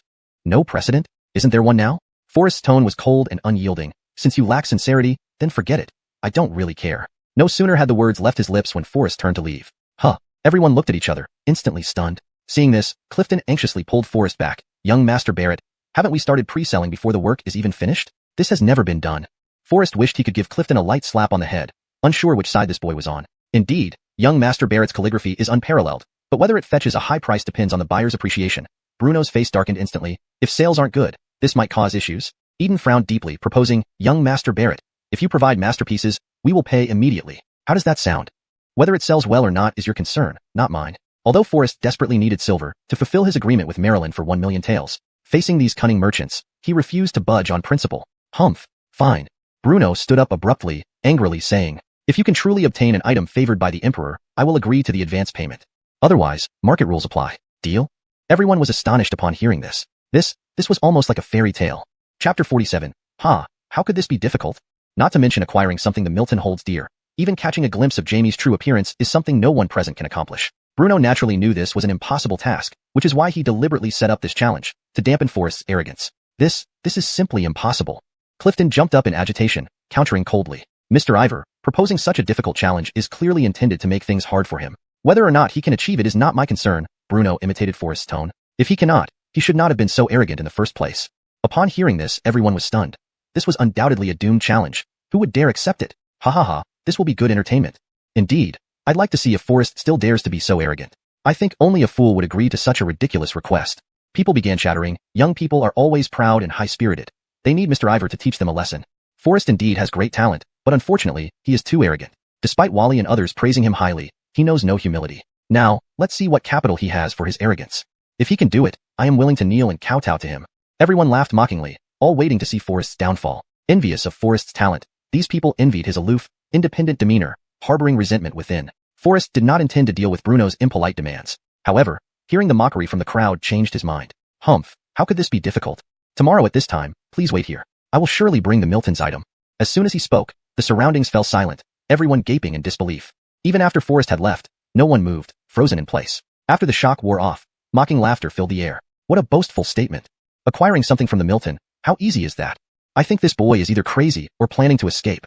With so many people here, if he dares to run away, within 3 days, the whole world will know that Forrest is a coward. Laughter broke out again. Eden shook his head in continuous sigh. This young man Forrest is indeed too arrogant, alas for his excellent calligraphy. No need to watch further, that boy will definitely run away. Bruno replied. On the road, Clifton remained silent, staring straight at Forrest. Feeling awkward under the stare, Forrest stopped and asked in confusion, "Why are you looking at me like that? Master Barrett, are you insane? How can you agree to such an absurd proposal from Bruno unless your mind is deranged?" Clifton frowned, full of confusion. "And now insisting on some down payment. How good is your calligraphy if you can't sell it without their help? Now everything is worse. All your money is gone. You'll invite ridicule from others too." Clifton sighed helplessly, lowering his head. "I think you should leave the capital as soon as possible. You don't believe in me either?" "Not that I don't believe in you, but it's just too unbelievable." Clifton sighed coldly. "Your boasts are just too big. Don't worry, I have a plan," Forrest said confidently. Passing by a pastry shop, a slight smile crept onto his lips, immediately formulating a plan. "Boss, one of each type of pastry, the next customer will pay for them." Clifton froze in surprise, not yet reacting when Forrest already left with the pastries in hand. Before leaving, Forrest didn't forget to take 2 pieces of brown sugar from the boss, leaving Clifton standing dumbfounded, who was immediately grabbed by the shop owner. "What? Planning to eat without paying?" I. Clifton, helpless, seeing the owner's thick arm, dared not argue and paid reluctantly. Meanwhile, Forrest, sneezing, entered the palace. He knew without thinking that it must be Clifton cursing him behind his back. This time, Forrest didn't lose his way and went straight to the Kuanding Palace. Just as he reached the corridor, he saw a palace maid walking out with her head lowered, weeping. What happened? Forrest immediately stopped the maid, asking with a puzzled look, "Dr. Barrett."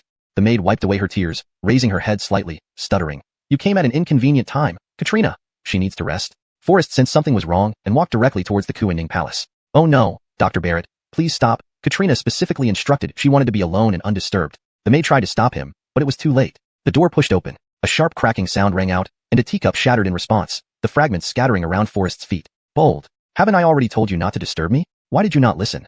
The palace maid was about to explain but was halted by Forrest's waving hand. "You may step back, I will handle this." Having said that, Forrest carried the pastries into the room. Marilyn lay there with her brows knitted tightly, her face as pale as paper, her body trembling slightly. She held her abdomen, curled up, cold sweat trickling down her forehead. Looking at the spots of blood on the bedsheet, Forrest didn't need to think twice to know what had happened. It was nothing more than menstrual cramps causing her anxiety and discomfort. Marilyn had always been strong-willed. In previous months, the pain was bearable after some rest, so she never paid it much attention. Besides, discussing such private matters openly was difficult. With Marilyn's personality, she didn't want to summon the imperial physician either, thinking she could tough it out and get better on her own. However, this time, the pain was unexpectedly severe. "What are you doing here? Get out." Marilyn instinctively covered the stains on the bed with her clothes, glancing at Forrest. Her tone carried a hint of coldness, but lacked deep rebuke. Forrest said nothing. He turned to boil a pot of water, prepared a cup of brown sugar water from the package he brought from the pastry shop, and then handed it to Marilyn. "Drink this cup of brown sugar water first. Turn over, and let me help massage you to relieve the pain." Seeing Forrest gently lift her clothes and place his hands on her abdomen for gentle kneading, Marilyn felt both embarrassed and angry. She wanted to protest but lacked the strength to do so. Yet, Forrest's rough yet firm palms worked wonders. In no time, Marilyn felt her pain diminish, and her originally pale face gradually regained some color. You are really too presumptuous, Marilyn said with a feigned scolding tone. Forrest's eyes were full of tenderness, his voice soft and magnetic. Are you feeling better now? Marilyn blushed shyly, her anger dissipating instantly. She nodded softly like a docile bird nestling against him. This gentleness was an experience she had never had before. Now that you're feeling better, how about we discuss something? Forrest spoke softly. Chapter 48. Jamie's Possessions. Marilyn's expression suddenly changed. Her lips curled as she coldly snorted. As expected, you had an agenda all along. Considering the effort you've put into me, speak frankly. What matter do you wish to discuss? This matter is but a trivial task for your Majesty. Forrest whispered softly. I want something that belongs to Jamie. Within the palace, no item can be taken out without the Milton or Empress's order. Attempting to secretly carry anything out of the palace would be even more challenging, which was why Forrest directly asked Marilyn. Marilyn's eyebrows furrowed sharply, and her demeanor instantly became tense. Suspicion welled up in her heart. Could it be that Forrest has already sensed something? Impossible. This is absolutely impossible. She had hidden everything so well that there was no way Forrest could have known. What do you need Jamie's possessions for?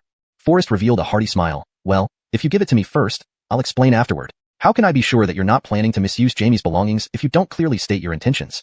Rest assured, I will return the item by tomorrow, Forrest explained. That's still unacceptable. How can Jamie's possessions be handed over so easily? Marilyn's mind was sharp. If he fabricated a reason carelessly, she definitely wouldn't believe him easily. Getting Jamie's possession would then become exceedingly difficult. After hesitating for a moment, Forrest decided to tell the truth. Upon hearing this, a flicker of curiosity flashed in Marilyn's eyes. Intriguing. Intriguing indeed.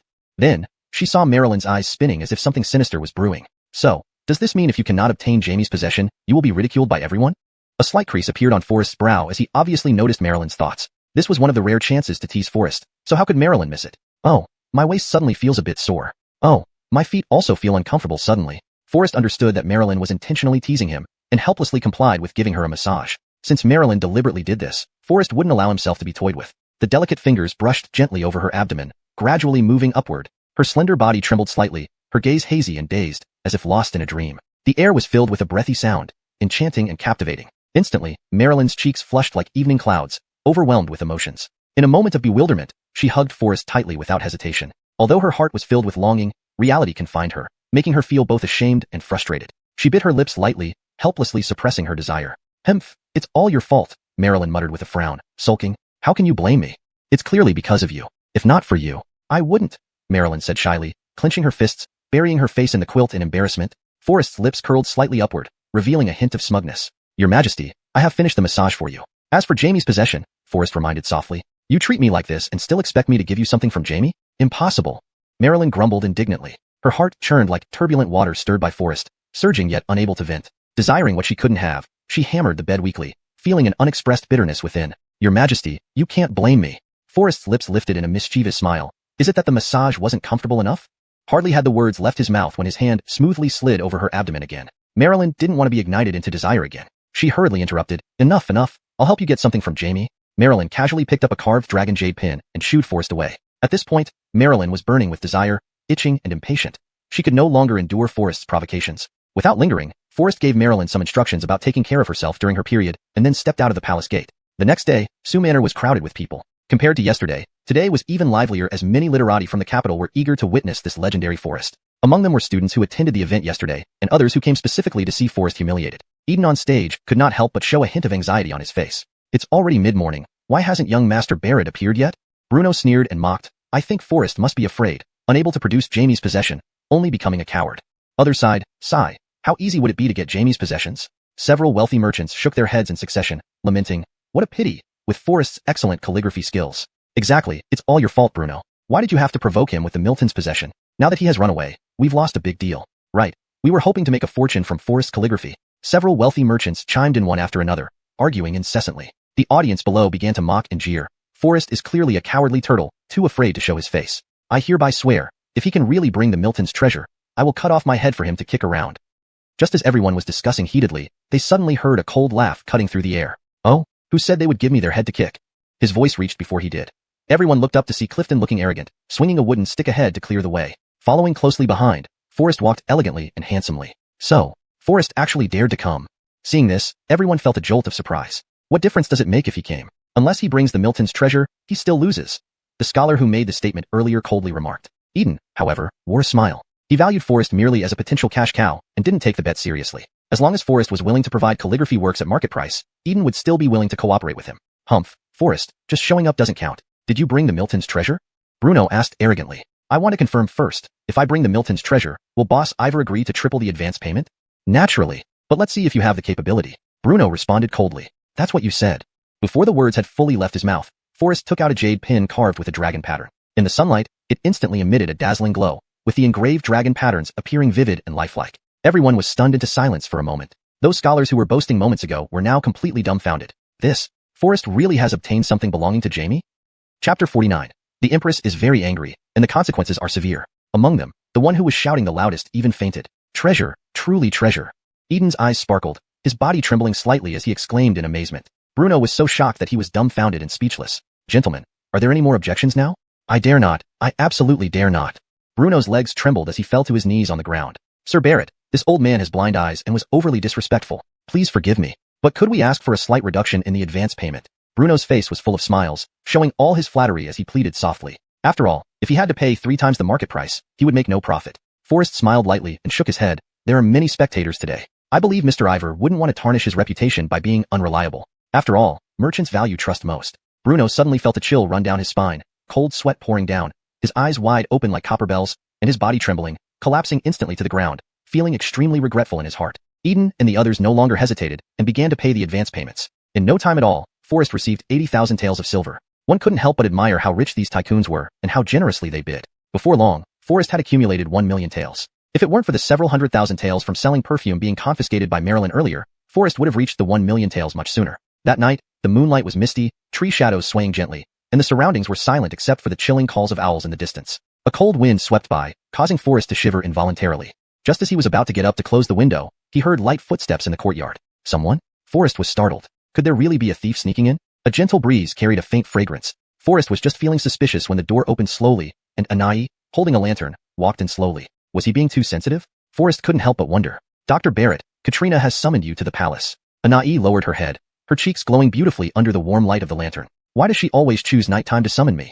We are only servants. Katrina instructed me to come, so I followed orders. It's best not to comment further, Anai responded gently, blushing shyly and never daring to look directly at Forrest. Forrest glanced back, his eyebrows furrowed slightly, not delving deep into thought before closing the door and following Anai straight back to the palace. As they walked, the night wind carried a hint of chill. Unable to contain his curiosity, Forrest asked quietly, Katrina summoned me to the palace. I wonder what urgent matter it is. Anai sighed softly, reminding him kindly, I'm not entirely clear on the details, but when I left the palace, Katrina looked depressed. When you meet Katrina, please be mindful of your words. This made Forrest even more puzzled. Not long after, they arrived at the entrance of Yangshin Hall. Forrest was slightly taken aback, wondering why Katrina would summon him to Yangshin Hall in the middle of the night, and at such a delicate moment. You may withdraw.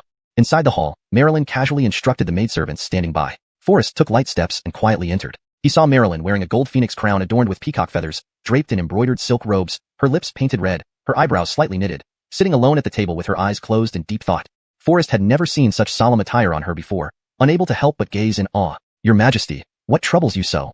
Marilyn let out a soft sigh, casually closing the documents on the table and explained, nothing serious, just helping Jamie handle state affairs recently. Oh, by the way, how's the progress on the 1 million taels you were asked to gather? Marilyn suddenly changed the topic and asked. Forrest frowned slightly, inwardly sighing. Being summoned at this late hour indeed wasn't for anything good. After some thought, he replied, it's completed. These past few days, I've gathered 40,000 taels, adding to the previous 60,000 taels, making exactly 1 million taels without any discrepancy. Do you think I'm easy to deceive, Dr. Barrett? Marilyn slowly stood up and approached him with graceful steps. The previous 60,000 taels confiscated cannot count towards this total. I've heard you haven't been stingy in collecting advance payments from those wealthy merchants using the jade dragon brush I gave you. Marilyn smiled as she walked gracefully beside Forrest. Suddenly, Forrest felt an intense chill, as an overwhelmingly authoritative aura emanated from Marilyn. Don't think I know nothing. You've made quite a fortune from this deal. What? Forrest was suddenly stunned. How did Marilyn know everything? This, Your Majesty, can't you at least leave me something? Forrest protested somewhat Chuda, unjustly. Marilyn, however, gave a cunning smile. You've made so much already, does it matter this much? Just contribute another 1 million taels to Chongsur the national treasury. What? Another 1 million taels? This was outright taking advantage of his situation. Your Highness, this is really too much. I know you've made a good profit in this period. With the national treasury empty, it's only right for you to contribute. Marilyn's tone turned colder, but then she softened her voice and added with a smile, in return, I will bestow upon you a jade pendant as compensation. A slap first, then a sweet date? Could she dismiss Forrest so easily? Before Forrest could argue, Marilyn directly took off her jade pendant and declared firmly, this matter is settled. I'll speak well of you before Jamie. After handing the jade pendant over to Forrest, Marilyn ordered Brianna to escort him back without any sign of hesitation. This series of actions was smooth and seamless. Forrest didn't even have time to protest. The situation had already been decided, leaving him 1,000,000 taels poorer. Returning to his residence, Forrest felt increasingly bitter, unable to shake off the resentment building up inside him. He tore open his robe, deciding to take a bath to soothe his troubled mind. Entering the bathing room, the door creaked open, and the fragrance of roses greeted him, bringing a sense of familiarity. Initially, Forrest did not think much of it, assuming Karen had prepared rose petal bathwater for him early on. He casually discarded his clothes over the screen. Forrest suddenly froze, realizing that there were already clothes hanging on the screen. Furrowing his brow, Forrest grew alert but refrained from checking hastily to avoid alarming anyone. Something was definitely off. Looking around, Forrest's expression turned cold, feeling even more tense. Someone had clearly been in this room, and that person was still here. Forrest tiptoed closer, peering through the gap in the screen at his usual bathtub. Leaning in closer, he noticed ripples beneath the floating petals. Was someone hiding in the water? Forrest silently approached the bathtub and plunged his hand into the water. Forrest was momentarily stunned. There was nothing. It can't be. Not believing it, he slowly stirred the water with his hand. Suddenly, Forrest's eyebrows furrowed tightly, his heart racing. Chapter 50. You pervert. His fingertips suddenly touched a soft object that felt like a steamed bun. Gently pressing it revealed elasticity and an exquisite texture. Before Forrest could ponder further, a woman suddenly emerged from the water and slapped him hard. You pervert. Bah. Adelie. Forrest's expression turned astonished, but his gaze uncontrollably followed the snow-white neck of Adelie downward. Adelie was initially stunned, but upon seeing Forrest's burning gaze, she blushed and submerged back into the water, scolding coyly. If you dare to look again, I'll gouge out your eyes. Get out.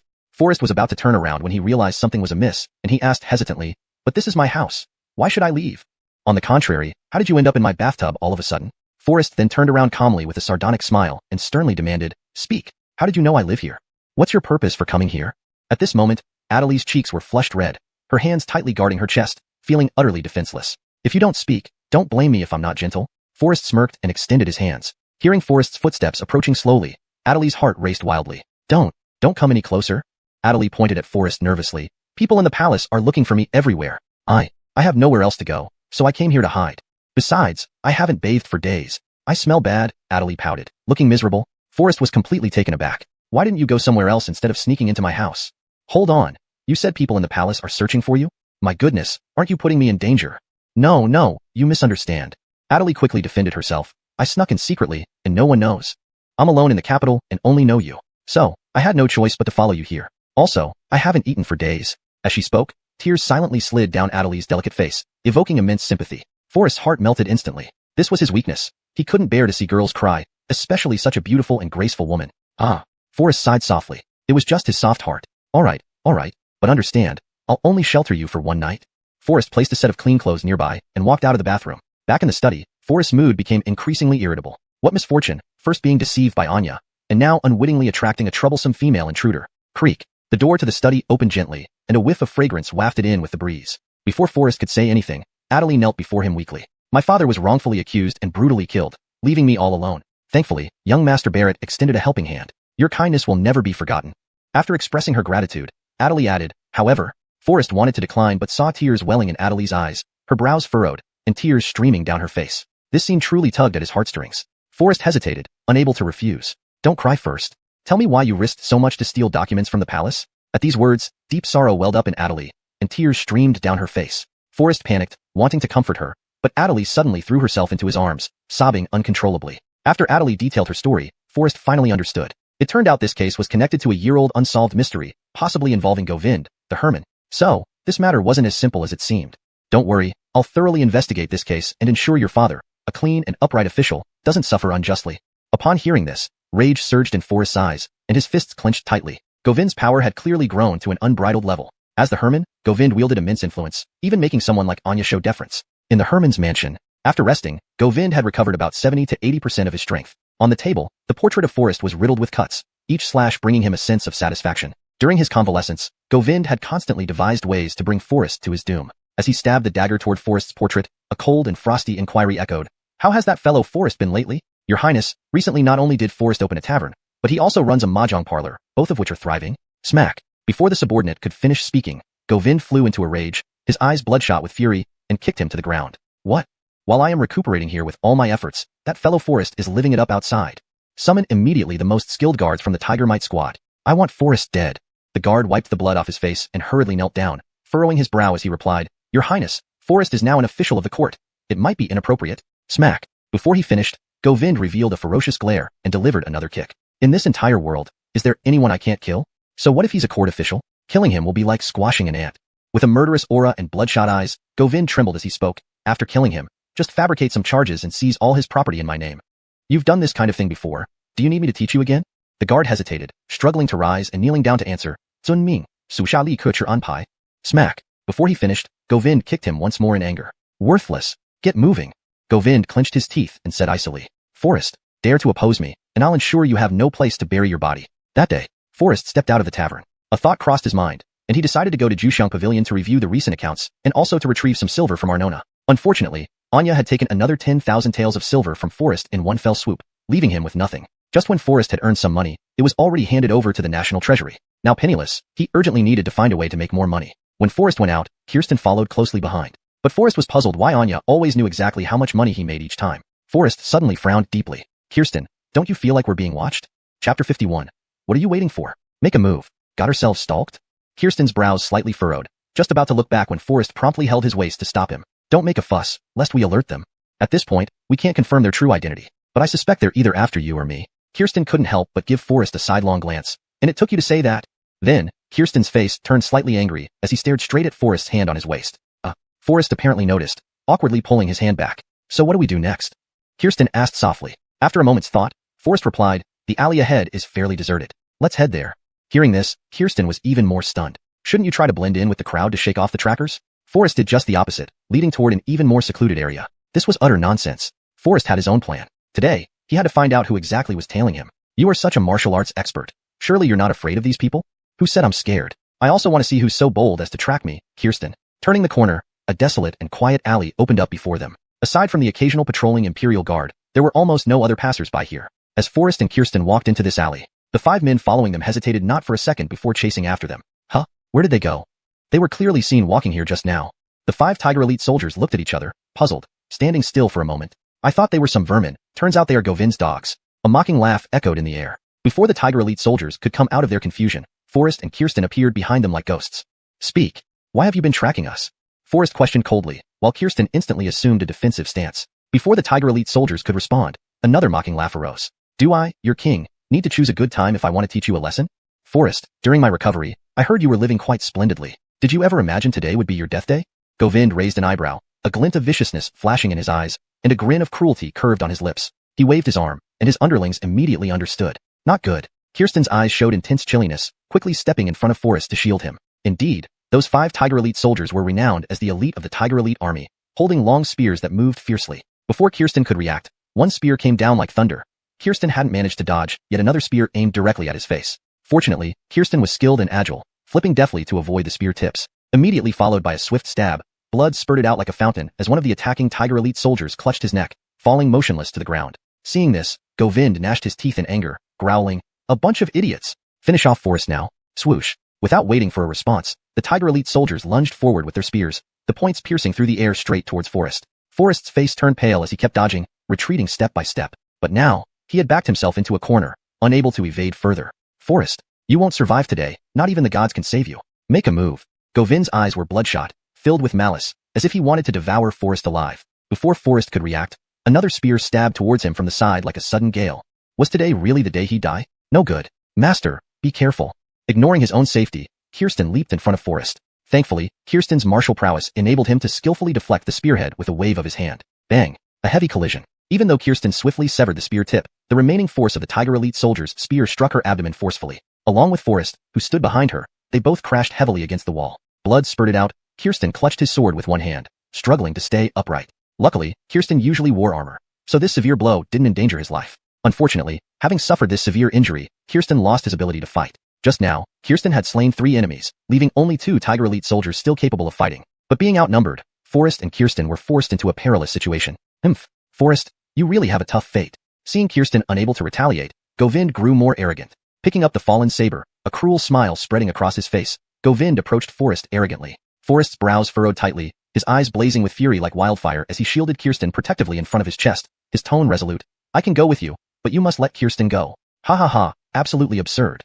What Zugura does a dead man have to make deals with me?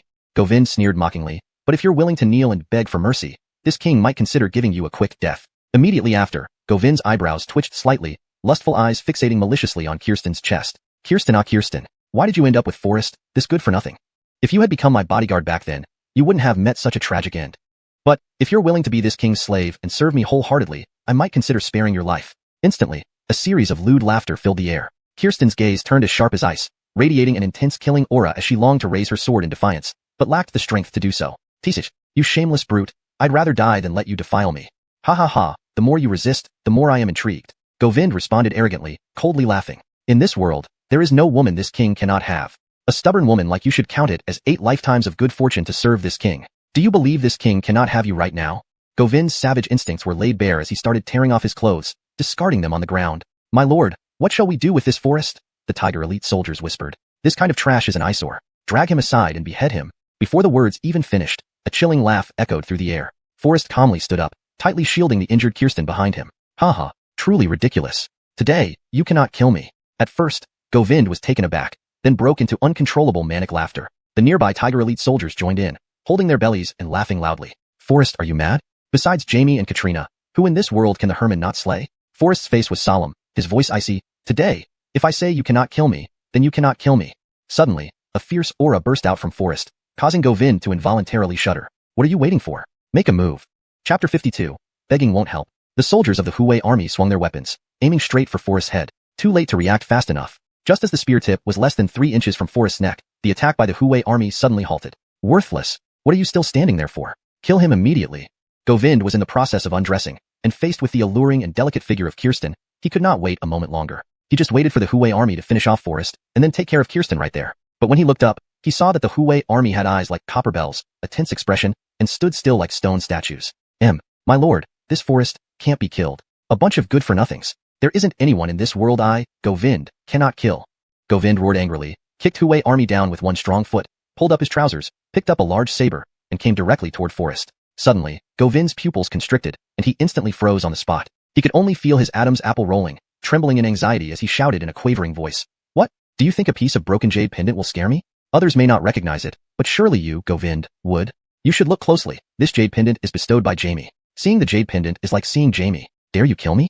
How could Govind not recognize this jade pendant? Govind couldn't help but feel a sudden chill, cold sweat pouring out like rain, yet he still clutched the saber tightly in his hand, glaring fiercely at Forest. Bold Govind. To see the jade pendant is like seeing Jamie. Don't kneel down immediately. Forest's brows arched upwards, his demeanor imposing, radiating an aura of solemnity as he sharply rebuked. Or do you intend to rebel? The remaining aftereffect of the intimidation hadn't faded yet, and Govind's arrogant demeanor instantly disappeared. His expression became dazed, and the saber in his hand silently fell to the ground. Rebellion? That is a crime involving the extermination of 9 generations of the family. Even if Govind wielded power now, unmatched and overbearing, he was not audacious enough to dare cross this line. What is the commotion here? At that moment, Hubert, leading a team of Jinyiwei, imperial guards, happened to be patrolling the streets and heard movement near the alley entrance. He then marched forward grandly. Upon seeing Forest, Hubert and his men immediately adjusted their postures and respectfully approached. Why are you here, young Master Barrett? What happened here? Blood splattered across the ground. A vivid red, 3 lifeless bodies lay motionless, while 2 men on their knees holding long spears barely had a breath left in them. Only Govind remained disheveled, with tousled hair and a vacant expression, looking like a fool frozen in place. Witnessing this scene, Hubert felt a chill run down his spine, utterly perplexed. These people came here to try to kill me, Forrest said coldly. Before he finished speaking, Hubert burst into fury and bellowed angrily. In my territory, how dare you be disrespectful to young Master Barrett? It's like asking for death.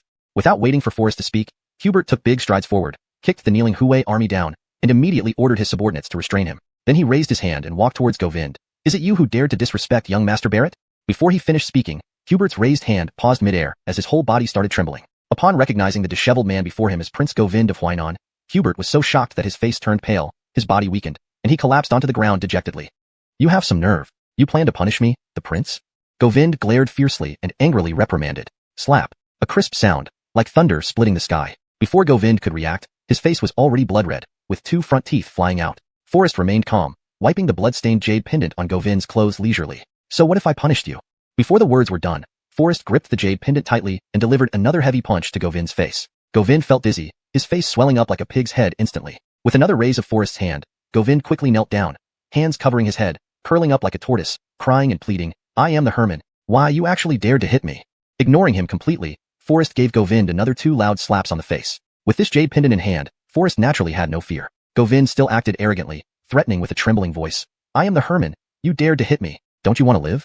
Just empty bravado. With one raise of Forrest's hand, Govind showed his begging side, curling up on his knees like a sparrow, weeping and pleading, "Please, stop hitting me. I promise not to kill you. Please stop." Unmoved by this, Forrest slapped him twice loudly and kicked him heavily in a sensitive area. This kick is for Kirsten. Govind's face contorted, cold sweat streaming down, instantly curled into a ball, writhing in pain on the ground. "Please, don't hit me anymore." Before he could finish speaking, Govind had fainted from the pain. Forrest decisively picked up the sword that Kirsten dropped. Kirsten's heart clenched, her face changing instantly. Thinking that Forrest was about to finish off Govind, she hurriedly rushed forward and tightly hugged him from behind. "Master Barrett, no. Govind is still the Herman, with a prominent status. If you kill him, you will not be able to live either." Kirsten clung closely to Forrest, her chest heaving dramatically, tears silently rolling down her cheeks. Hubert and others were already in panic, drenched in cold sweat, quickly stepping forward to try their best to dissuade him. "To take his life? It would only dirty my hands," Forrest said disdainfully. He sheathed the sword, turned around, and led Kirsten out of the alley. Moments later, Hubert and others finally recovered from their shock. "Hurry, get the Herman to the clinic." They hurriedly lifted Govind and ran towards the clinic. After such humiliation, Govind's hatred for Forrest only deepened. "Forrest, I will never forgive you. You have the jade pendant, so I can't kill you. But there are others who can."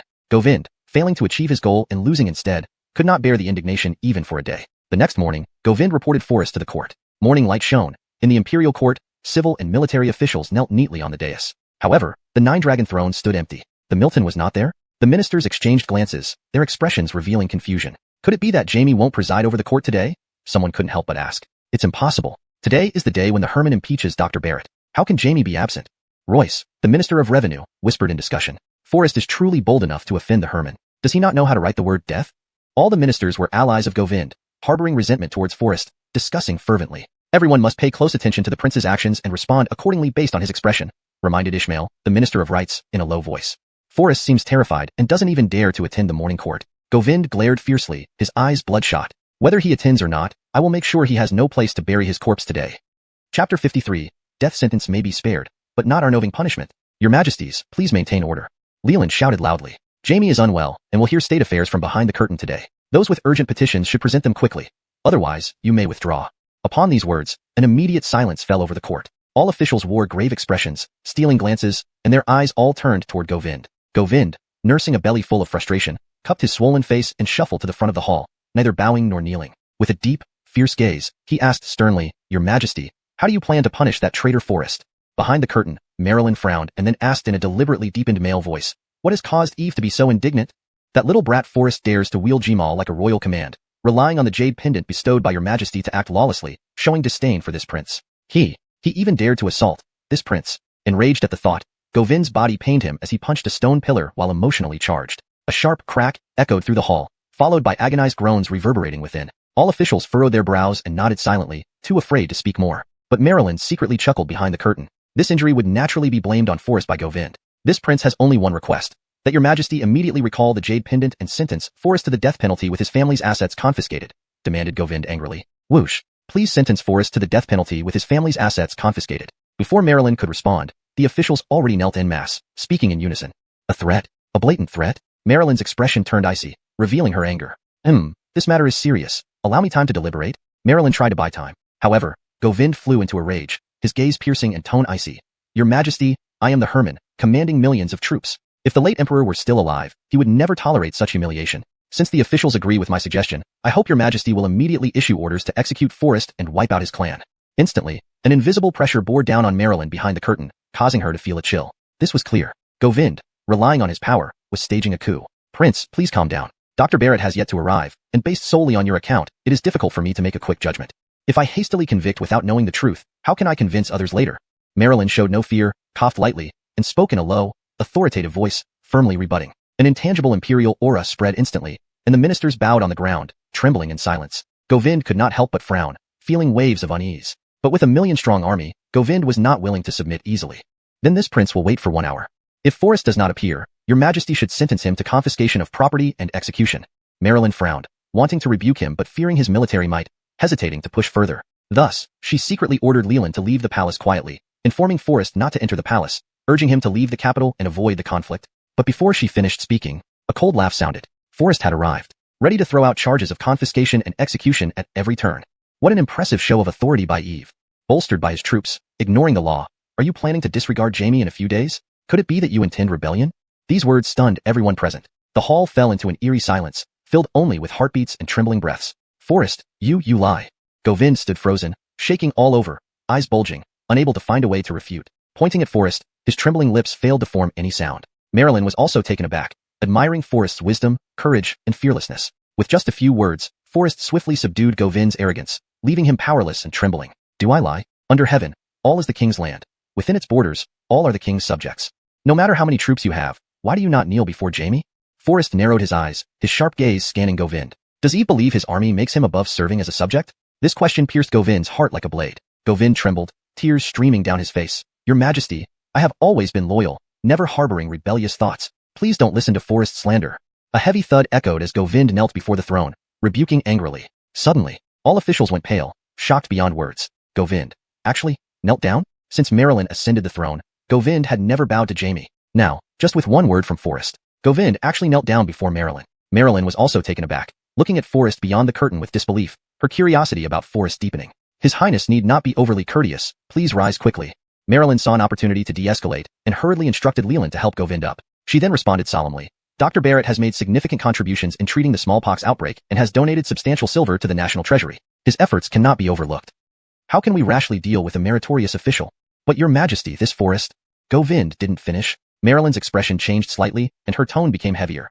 Does His Highness want me to wrongfully kill a meritorious official, putting me in an unrighteous position? Hearing this, Govind fell silent. Just now, he almost faced the charge of rebellion from Forrest and did not dare to speak out further. However, without killing Forrest, his anger could hardly be appeased. After a moment's thought, Govind frowned deeply, his face turned cold, stepping back and replied with a sneer. Forrest may be spared the death penalty, but not the punishment for living sins. I know well that the Northwest region is suffering from severe drought. Since Forrest has such talents, why not send him to the Northwest to address the disaster? If Forrest fails to alleviate the distress of the victims, solve the famine and drought within a month, then he will be executed by Lingqi. If Forrest indeed possesses the extraordinary wisdom and cares for the world as praised by your Majesty, and manages to resolve the drought, then I will let this matter go and no longer pursue it. What? This would practically send Forrest to his death. The Northwest region had been hit by 3 consecutive years of severe drought, and countless officials who took office there failed to solve this problem. The current drought was even more severe, with the famine worsening, and the Northwest being frequently invaded by barbarian tribes. Sending Forrest there alone would undoubtedly mean certain death. Clearly, Govind's intention to kill Forrest had not subsided. He would not release him so easily. This decision is too hasty, why don't we reconsider? Marilyn frowned tightly, intending to speak. But a mocking laugh sounded. Chapter 54. A fierce battle for an hour. Agreed. Resolving the distress of the common people is originally a minister's duty. Forrest replied solemnly, with a determined attitude. Far better than those tortoises who keep their armies to themselves, flaunting military might. I, Forrest, accept this mission. What? Was Forrest out of his mind? Govind, stung by Forrest's subtle remarks, was already burning with anger inside, almost exploding. But at this moment, seeing Forrest agree to undertake the perilous task, Govind's expression turned inexplicably complex. He could not tell if he was angry or glad. Forrest, you are still too naive. Govind's brows furrowed sharply, revealing a cold murderous intent in his eyes. Once you step out of the capital, this king will have ways to make you beg neither for life nor for death. Your taverns, chess rooms, and even the fragrant gatherings hall will all become playthings in my possession. Govind clenched his fists tightly, leaning close to Forrest's ear, speaking in a low, sinister voice. Immediately after, he burst into maniacal laughter and turned to leave the court. Forrest's brows instantly tightened. Despicable. Indeed, Govind was ruthless. His murderous intent toward Forrest never waned. Under the dim moonlight, cold crows croaked mournfully. Inside the Yongxin Palace, Lady Marilyn sat beside the bed, her face clouded with worry. Your Majesty, this is ginseng soup specially prepared by the imperial kitchen. A palace maid cautiously carried in a bowl of ginseng soup. However, her brows were slightly knitted, looking somewhat tense, and she did not dare to look up at Marilyn. Ginseng soup? I didn't ask the imperial kitchen to prepare any ginseng soup. Marilyn appeared absent-minded. But at that moment, Marilyn was too troubled to delve deeper. She sighed softly. Bring it over. Have Fernanda invite Dr. Barrett. After watching Marilyn drink the soup, the palace maid slowly withdrew. As soon as the palace maid stepped onto the corridor, a powerful hand dragged her into the shadows. Ah, sure, it's this king. Govind spoke in a stern tone. Did the empress consort drink the soup? The palace maid was startled, panic-stricken, her face pale as paper. She quickly bowed and reported, this servant saw Katrina drink it with my own eyes. Excellent, excellent. This king will reward you generously later. Govind's eyes gleamed wickedly, his gaze coiling like a snake around the palace maid's graceful figure. His hand, gripping her shoulders, slowly slid down her neck and collarbone. Your Highness. No, no. The palace maid tried to retreat, but dared not move, fearing Govind's tyranny. Smack. Govind's expression turned icy with rage. With one swift motion, he slapped the palace maid hard, knocking her to the ground. You ungrateful fool. It's a blessing that this king favors you. Govind's voice was cold, filled with fury. If it weren't for reserving today's desires for Katrina, I would take you right now. You annoying one, Scram. The palace maid left the scene in tears, her heart full of grievance. Govind had been wounded for several days, abstaining from women during this time. His desire was burning uncontrollably. Earlier, he attempted to drug Marilyn but found the palace guards too vigilant, preventing his plan from succeeding. This time, Govind had learned to be clever. Taking advantage of the night, he silently infiltrated the inner palace, forcing the palace maid to dissolve aphrodisiacs into the ginseng soup. He waited for Marilyn to lose her senses before intervening to detoxify her. Thinking of this, Govind couldn't help but laugh aloud with excitement. Who's there? Forrest's brows furrowed slightly. The night was deep, with Brianna holding a lantern ahead, guiding Forrest closely behind. Following Forrest's gaze, Brianna said, "There's no one. Young Master Barrett must be seeing things. The Empress consort awaits us in the palace. Let's hurry." Still, Forrest remained doubtful. Seeing Brianna walk away, Govind peeked out of the bushes quietly. Thud. A dull sound. A club swung down and hit Govind squarely on the back of his head. Before Govind could react, everything went black, and he collapsed. Young Master Barrett? Brianna turned back, only to find Forrest hadn't followed, so she called out softly, "I'm here." Just then, Forrest emerged from the bushes. Upon entering the room, he saw Marilyn wearing light clothing, looking worried, supporting her forehead, and sighing beside the bed. Seeing Forrest enter, Marilyn tried to stand but felt an overwhelming heat and weakness, unable to move. Marilyn did not think much of it, attributing it to the day's exhaustion. "Forrest, why did you insist on being so brave? Why did you easily agree to Govind's request regarding the harsh northwest border?" Marilyn frowned deeply, showing clear displeasure. How did Katrina learn of this? Empress Marilyn froze for a moment, then hurriedly explained, "Naturally, it was Jamie who revealed it to me. These are not the main issues. Are you aware of the dangers in the northwest border? It's a remote and barren land hit by natural disasters. You agreed so easily to Govind's request. If anything unexpected happens..." As she spoke, Marilyn couldn't help but bite her lip gently, her concern clearly visible. "Your Majesty need not worry. Forrest will find a way." Forrest remained calm and composed. However, when Forrest lifted his head, he froze instantly. Before him, Marilyn's cheeks were flushed pink, her figure swaying like a willow in the wind. Her hands, under the translucent gauze-like garment, moved restlessly up and down. Marilyn's beautiful attire and elaborate hairpins lay discarded on the floor, in disarray. "So hot, so hot." Marilyn swayed gracefully like a fish in green waves, murmuring softly with every breath, revealing an air of shy charm. "Your Majesty, what's wrong with you?" Forrest's Adam's apple bobbed, his brows knitted tightly. "I don't know either. I just feel unbearably hot. I want..." Marilyn whispered, abandoning the remaining sheer fabric aside. Forrest glanced at the ginseng soup on the table and instantly understood. Could someone have drugged the soup? While deep in thought, a delicate hand as smooth as jade slid gently over his shoulder, followed by warm and rapid breaths in his ear. Unnoticed, Forrest's clothes vanished silently, accompanied by the rhythmic sounds from the bed. Even the moonlight outside seemed to shy away behind layers of clouds. An hour. Exactly 1 hour. Exhausted and weak, Marilyn lay on the bed, her fingertips tracing Forrest's well-defined 8-pack abs, her cheeks flushed with satisfaction. "Well, you're about to go to the treacherous northwest, where such moments of joy may be hard to come by." Marilyn frowned slightly, her eyes showing both concern for Forrest and a touch of melancholy. "When you set foot in the northwest, please be extra cautious," Marilyn whispered, her mind still replaying the intense scenes just moments ago. "When did I ever say I would go to the northwest myself?" Chapter 55. Making Cement. Anya was suddenly stunned. "Didn't you already promise Govind that you would go to the northwest to settle the disaster-stricken people and solve the drought?" Forrest smiled calmly, with a confident look in his eyes. "Who says that saving the northwest from the drought requires personal danger?" After hearing this, Anya became even more confused. "If you don't go to the northwest, how will the drought be addressed?" Forrest, carrying his weary body, slowly got up, resting his hand on his waist as he explained softly. "The people in the northwest have suffered greatly due to displacement, and the drought has been rampant due to both natural disasters and man-made problems. Man-made issues are deeply entrenched and can't be solved overnight. However, for the natural disaster, I have my own strategy." Hearing this, Anya was instantly taken aback, her eyes revealing disbelief and admiration for Forrest. As he continued to pick up his clothes while leaning on his waist, Forrest further explained, "The reason for the severe drought in the northwest is not due to a lack of water sources, but rather the absence of effective water storage methods. Therefore, we need to change the irrigation methods to make the most of limited water resources." Anya's thoughts were chaotic as she struggled to understand what Forrest was saying. "I don't understand any of this. Can you just give me a straightforward solution?" In short, 2 words, cement.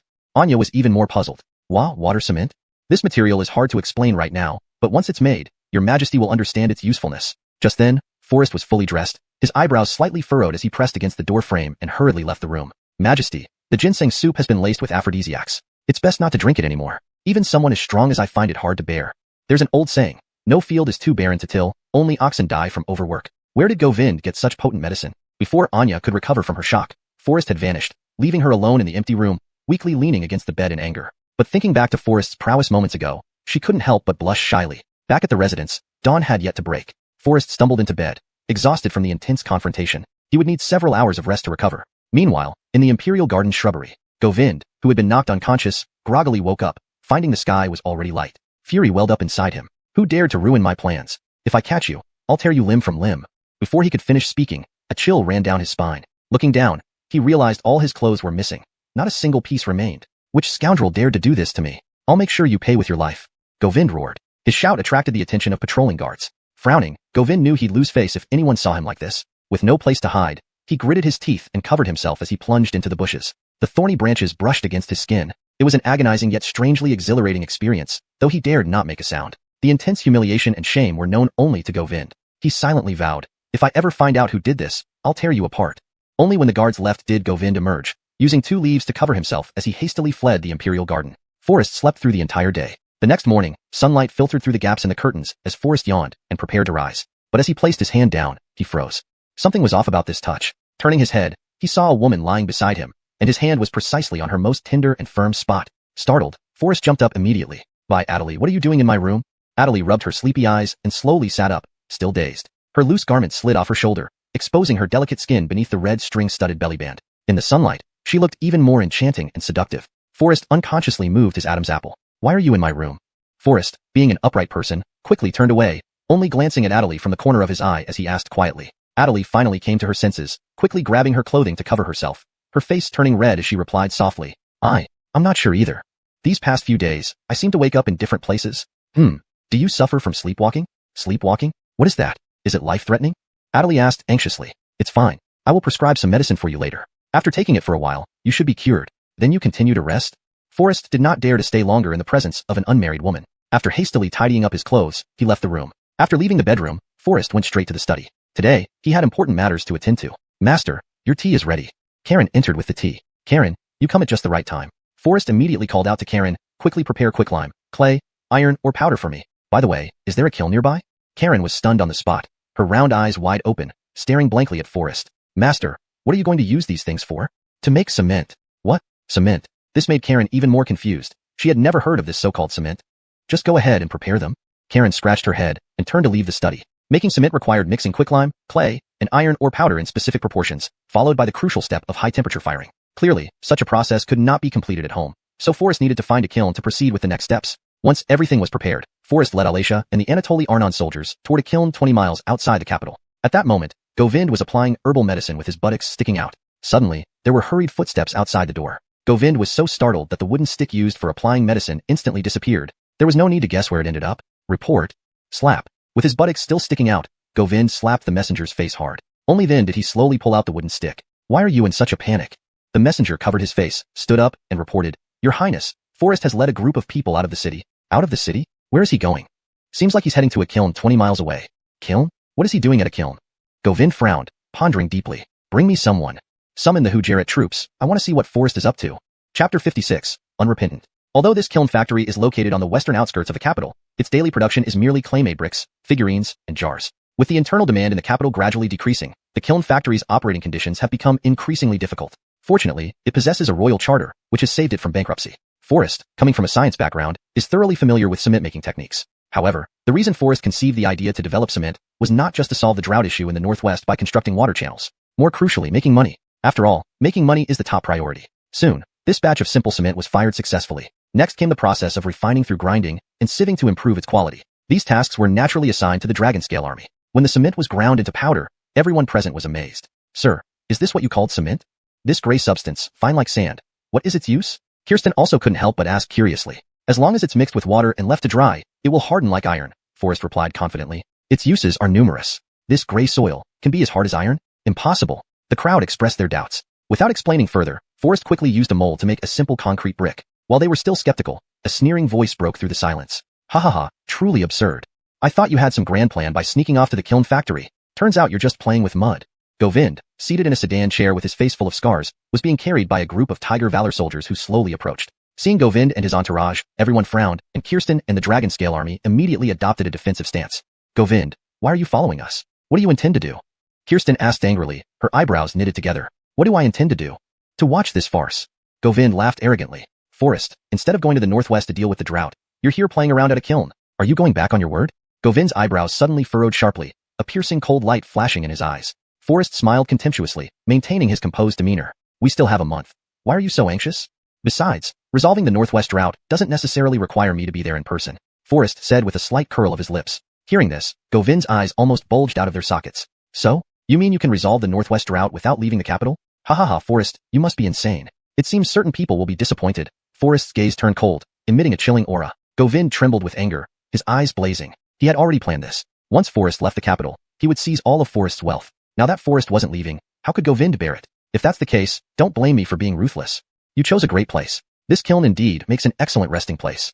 As soon as he finished speaking, Govind gestured, and a group of Tiger Valor soldiers immediately drew their knives, forming a line. Kirsten's expression changed abruptly as she hurriedly blocked Forrest behind her. The members of the Dragon Scale army also glared fiercely and stepped forward resolutely. Govind, what do you want? Kirsten asked coldly. Miss Kirsten needn't worry. If you serve me, why would I kill you? Govind smirked. As for the others, I can't guarantee anything. Clearly, Govind never intended to let Forrest go. Leading dozens of armed Tiger Valor soldiers openly, his murderous intentions were plain to see. Despite her formidable martial skills, Kirsten was just one woman. The Dragon Scale army, though brave, consisted of only 10 men, 8 of whom were still recovering from injuries. Could they really fight head-on? Forrest had no confidence in winning. But, Forrest frowned deeply, momentarily lost for ideas. Would this be where Forrest met his end today? Even with such slim chances, Forrest remained dignified and unafraid. He moved in front of Kirsten and the others, a look of disdainful laughter on his lips. Suddenly, the wind howled fiercely, and dead leaves danced wildly as a powerful presence surged. The deadline hasn't passed yet. Killing me now won't sit well with Jamie. Govind couldn't help but be shaken, his arrogant demeanor instantly subdued. Jamie? With my millions of troops, do you think the name Jamie alone can intimidate me? Although Govind's demeanor was intimidating, a trace of barely perceptible trembling still lingered in his voice. Even if you hold the jade pendant bestowed by Jamie, who would know if I were to kill you in this remote place? Oh, is that so? A bone-chilling smile crept across Forrest's lips. The moment I left the city, you followed with your troops. If something happens to me, who do you think Jamie will suspect first? As soon as these words were spoken, Govind's expression turned grave. However, Govind's desire to tear Forrest limb from limb and slice him into pieces never waned. How could he let go of such a rare opportunity? Forrest had long understood Govind's intentions. He then chuckled coldly and shifted the conversation. I've heard that every soldier in the Tiger Valor army is valiant and can sweep through 1,000 enemies. Today, I want to see for myself. But this fighting will surely result in losses on both sides. Why don't we settle this with a bet? If I lose, my life belongs to you. But if I win, you must leave me alone. Will you take this bet, Your Highness? Suddenly, Kirsten froze, panic-stricken, and hastily interjected. Master Barrett, no. This is too dangerous. Sean clenched his fists tightly, glaring fiercely at the Tiger Valor soldiers who looked like ravenous wolves. Master Barrett, this is too risky. These Tiger Valor soldiers are elite. Engaging them directly is like lambs entering the mouth of tigers. Why don't I lead our brothers to break through their encirclement? Sean couldn't help but recall past battles where he had led troops. If not for the Tiger Valor army's false imperial edict and deliberate framing, how would they have ended up bearing the name of rebels, suffering heavy casualties? But Forrest remained calm, already having a plan. Don't worry, I have a way to deal with this. Before he finished speaking, Govind replied with a cold laugh. Fine, it's as you say. So, how do you wish to compete? Govind wanted to see what tricks Forrest had up his sleeve to compete with his Tiger Valor army. This was nothing short of courting death. Chapter 57. Testing brick with head. This matter is simple. Since the warriors of the Huwei army have been battle-hardened and possess tough, iron bones, I wonder if anyone can break this concrete brick with bare hands? What? Break the brick. Hearing this, Govind immediately clutched his belly, laughing so hard he was rolling on the floor. The surrounding Huwei soldiers couldn't help but burst into laughter. The Huwei soldiers standing in the front row were even more direct. One picked up a blue brick from the ground and smashed it against his own head. Snap. A sharp sound. The blue brick instantly split into 2 pieces. Bare-handedly breaking a brick? Truly laughable. Watch me shatter it with my head. The Huwei soldiers burst into delighted laughter once again. Haha, good. Since you are so eager to die, this king shall grant your wish. This king accepts the bet. Govind was already laughing uncontrollably, replying sarcastically. Sean immediately frowned, unable to comprehend why Forrest would propose such a losing wager. Master, this cannot be won. Breaking bricks with one's head is too simple for soldiers. No need to worry. The hardness of this concrete brick is several times that of ordinary blue bricks. Even if they have iron heads and bronze foreheads, there's no way they can break it. Forrest remained calm and confident as he spoke. However, Kirsten did not dare to relax at all, not because she lacked trust in Forrest, but because the wager was simply too absurd. To be precise, Forrest's move was virtually courting death. Kirsten's expression grew grave as she scanned her surroundings. Taking advantage of everyone focusing on Forrest, she quickly darted behind a pile of stones. After confirming no one had noticed her, she silently slipped away. She left the kiln factory. Following a small path, she sped straight towards the capital city, heading directly to the Ministry of Justice and the embroidered uniform guard's headquarters. Forrest was confident, having intentionally added several thick iron bars during the production process to enhance the concrete brick structure. Not to mention bare hands, even an iron hammer would find it difficult to break it. Outnumbered, Forrest naturally needed some strategy to extricate everyone. You need to break this brick. If anyone can break this brick bare-handed, then I, Forrest, will offer my head for you to deal with. After saying this, Forrest displayed the now solidified concrete brick. Govind has always been arrogant and conceited. Facing Forrest's provocation, he inevitably accepted the challenge. Seeing this unremarkable gray brick, the Huwei soldiers laughed heartily, looking down upon it. Just this brick? I could break a dozen of these with one breath. They call this thing a brick? It should be called a pot helmet. This object, I could smash dozens in one breath, a Hui soldier sneered, laughing so hard he couldn't stand straight. Indeed, this fellow was truly fierce. He grabbed a blue brick from the ground and smashed it fiercely against his own head. Snap snap, clear cracking sounds followed. Those blue bricks all broke into 2 pieces. Seeing this, Govind felt even more confident, facing Forrest while jeering. Forrest, I thought you had some skill, but turns out you're just a useless waste. Govind casually pointed to a slightly frail-looking Hui soldier, who stepped forward with disdain and contempt. Taking the concrete brick from Forrest, he weighed it lightly. It was indeed heavy. Kid, today I'll show you what copperhead and iron arm really mean. As he said this, the Hui soldier indeed proved ruthless. Without hesitation, he raised the concrete brick and slammed it forcefully against his forehead. Forrest couldn't help but wrinkle his brows and give a thumbs up. Truly fierce. A trickle of blood flowed down the soldier's forehead, leaving him momentarily statue-like. Yet the concrete brick in his hand remained undamaged. Arnottle 4, how about this brick? Is it easy to break? Before the sentence finished, Arnottle 4 suddenly rolled his eyes and collapsed with a dull thud. Dead. At first, the Hui soldier still mocked. Arnottle 4, you're really weak, can't even break a brick? Watch me demonstrate. With that, the leader took the concrete brick from Arnottle 4, and without delay smashed it against his forehead. Crack. A bone-chilling sound of breaking bones echoed clearly. Everyone heard it distinctly. The previously laughing Hui soldiers suddenly froze in silence. What would happen? Seeing their leader fall straight down, they realized the situation was severe. Forrest, what kind of evil sorcery did you use? Govind could hardly believe it, pointing angrily at Forrest with trembling fingers. Syra and others were also dumbfounded, unable to believe what they saw. Is this brick truly so hard? I don't believe it. Let me try. A stout man from the Hui army stepped forward and followed the previous method. Snap. A sharp sound accompanied by the cracking of bones. Everyone involuntarily shrank their necks, a chill running down their spines as they instinctively touched their foreheads. Suddenly, more Hui soldiers fell one after another. This scene left the Anatolian army astonished, all staring with open mouths, not yet comprehending what had happened when only a few Hui soldiers remained standing. Humph. Hui army? Just that much. Seeing the Hui soldiers dare not touch the concrete brick again, Forrest deliberately put on a disappointed face and coldly taunted. Your Highness, are your subordinates only capable of this? It seems you won't be able to claim my head today. Hearing this, Govind erupted in anger, his eyes blazing with fury, glaring red. Worthless. A bunch of good-for-nothings. If you can't even break such a small brick, how do you have the face to stay in the Hui army? Though the Hui soldiers were terrified, they dared not disobey Govind's stern commands. Reluctantly, they steeled themselves and tried once more. The remaining soldiers had learned their lesson and instead of using their heads, they used their arms to attempt breaking the brick. Snap. Another crisp sound of broken bones echoed. Bone fragments pierced through the skin, exposed to view. A chilling scream made everyone's spine tingle. Now, over 10 Hui soldier corpses lay scattered on the ground, some with severed limbs. Forrest didn't need to lift a finger. The crisis was already over. This can't be. Forrest, what kind of witchcraft did you use? How could this brick be so hard?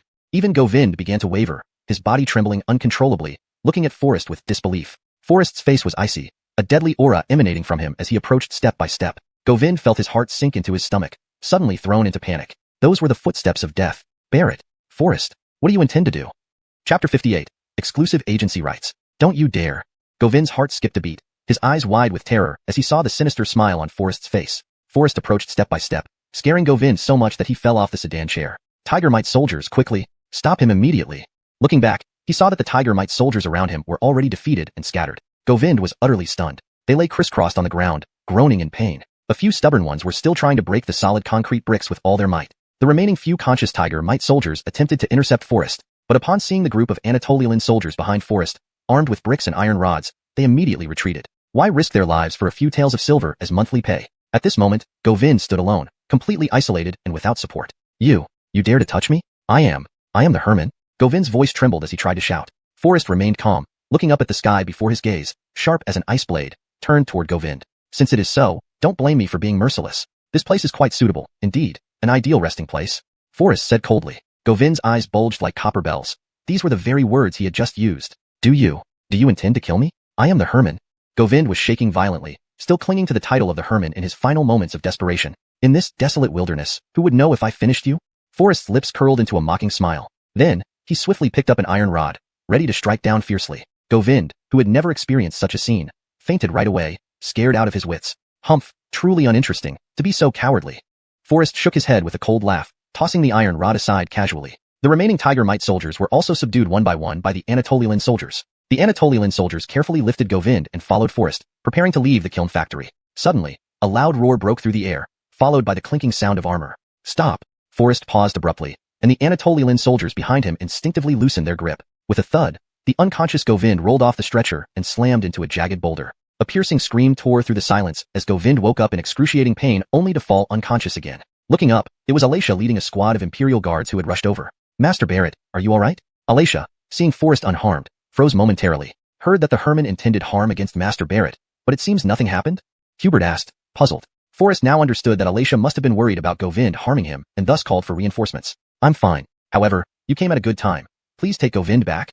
After saying this, Forrest turned around and left the kiln factory. Seeing the severely injured Tiger Mite soldiers on the ground, the Imperial guards were all shocked into silence. Watching Forrest walk away calmly, they couldn't help but wonder what kind of prodigy could emerge unscathed from an attack by the fierce Tiger Mite soldiers. Tiger Mite soldiers were renowned for their bravery, each capable of breaking through enemy lines single-handedly, truly heroic figures. Hubert's admiration for Forrest grew exponentially, unstoppable like a torrential river. What heaven makes, man can still change. But what man does to himself cannot be undone.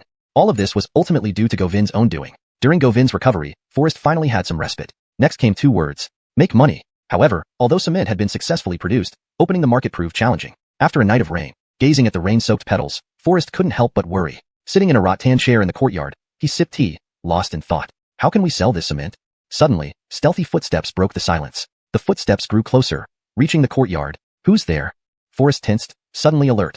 He had locked the courtyard gate securely. Brush. His eyes turned cold as he swiftly drew his sword, turning around with the tip pointing directly at the intruder. Their eyes met, and both froze for a moment. Clifton? Fortunately, Forrest reacted quickly. His sword was only 2 inches away from Clifton's neck. Clifton, how did you get in?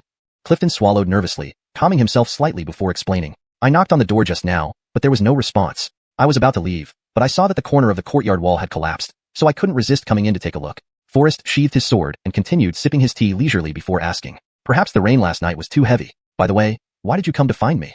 Clifton flashed a cunning smile, leaning forward and refilling Forrest's teacup. I heard from Alexis that you developed an unusually magical gray soil. Bricks made with it are as hard as iron, which piqued my curiosity, so I came to see for myself. Before he finished speaking, Clifton deftly began massaging Forrest's legs. Though not well read, Clifton was adept at human relations and worldly matters, especially his keen sense for making money. After hearing about the wonders of cement from Alexis, Clifton believed this substance could definitely make a fortune. He couldn't wait to approach Forrest. The material you mentioned is called cement, Forrest corrected softly. What does young Master Barrett plan to do with this cement? Clifton asked with a broad smile, trying to fish for information. Forrest naturally understood Clifton's intentions. By actively inquiring about cement, Clifton must have already plotted out sales channels and comprehensive plans. A faint smile appeared on his face. Of course, to make money.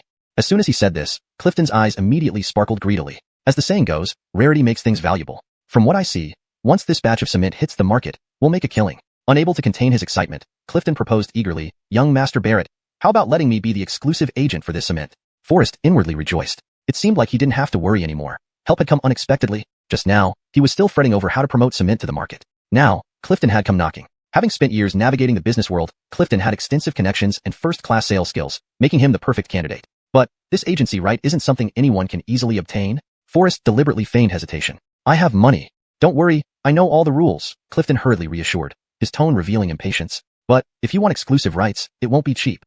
Chapter 59. A profitable business. As long as you grant me the exclusive agency rights for cement, I am willing to pay any price. Upon hearing this, Forrest couldn't help but pause momentarily, inwardly pondering when Clifton had become so generous. Clifton didn't hesitate. He flipped his wrist and took out a banknote worth 10,000 taels of silver from his sleeve. With a smile on his lips, he whispered softly, Do you think this is enough? Forrest was extremely surprised. No.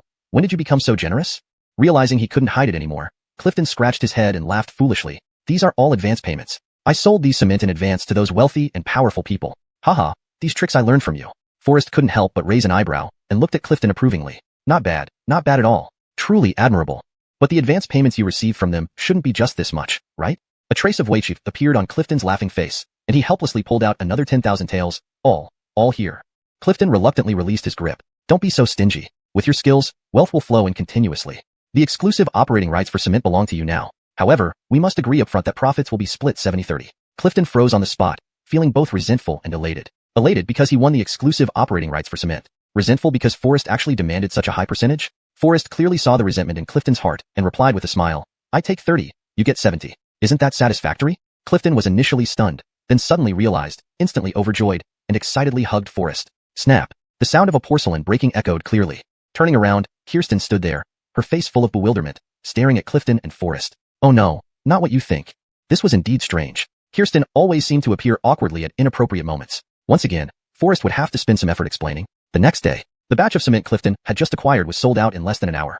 Not only the nobility but also ordinary people started booking and buying eagerly. Even the experienced Clifton felt quite astonished by such enthusiasm. At that moment, Forrest was sitting at home, counting the banknotes. Suddenly, familiar footsteps and a familiar fragrance approached. Forrest's heart constricted. Not good. Without thinking, he knew who was coming and quickly hid the banknotes. Master Barrett, Katrina requests your presence. Forrest couldn't help frowning and sighed helplessly, following Brianna towards the palace. It seemed as if Anya had eyes on Forrest. Every time Forrest earned money, Anya summoned him to the palace, each time taking a hefty sum. Reluctantly, one couldn't defy the imperial command. In the Xiuxian hall, Anya was bent over a table, writing something. Forrest gently pushed the door open, and Brianna naturally withdrew, closing the door behind him. I heard that the cement you developed has been selling well recently, quite popular. Anya continued writing without looking up, asking lightly, seems like you've made a handsome profit this time.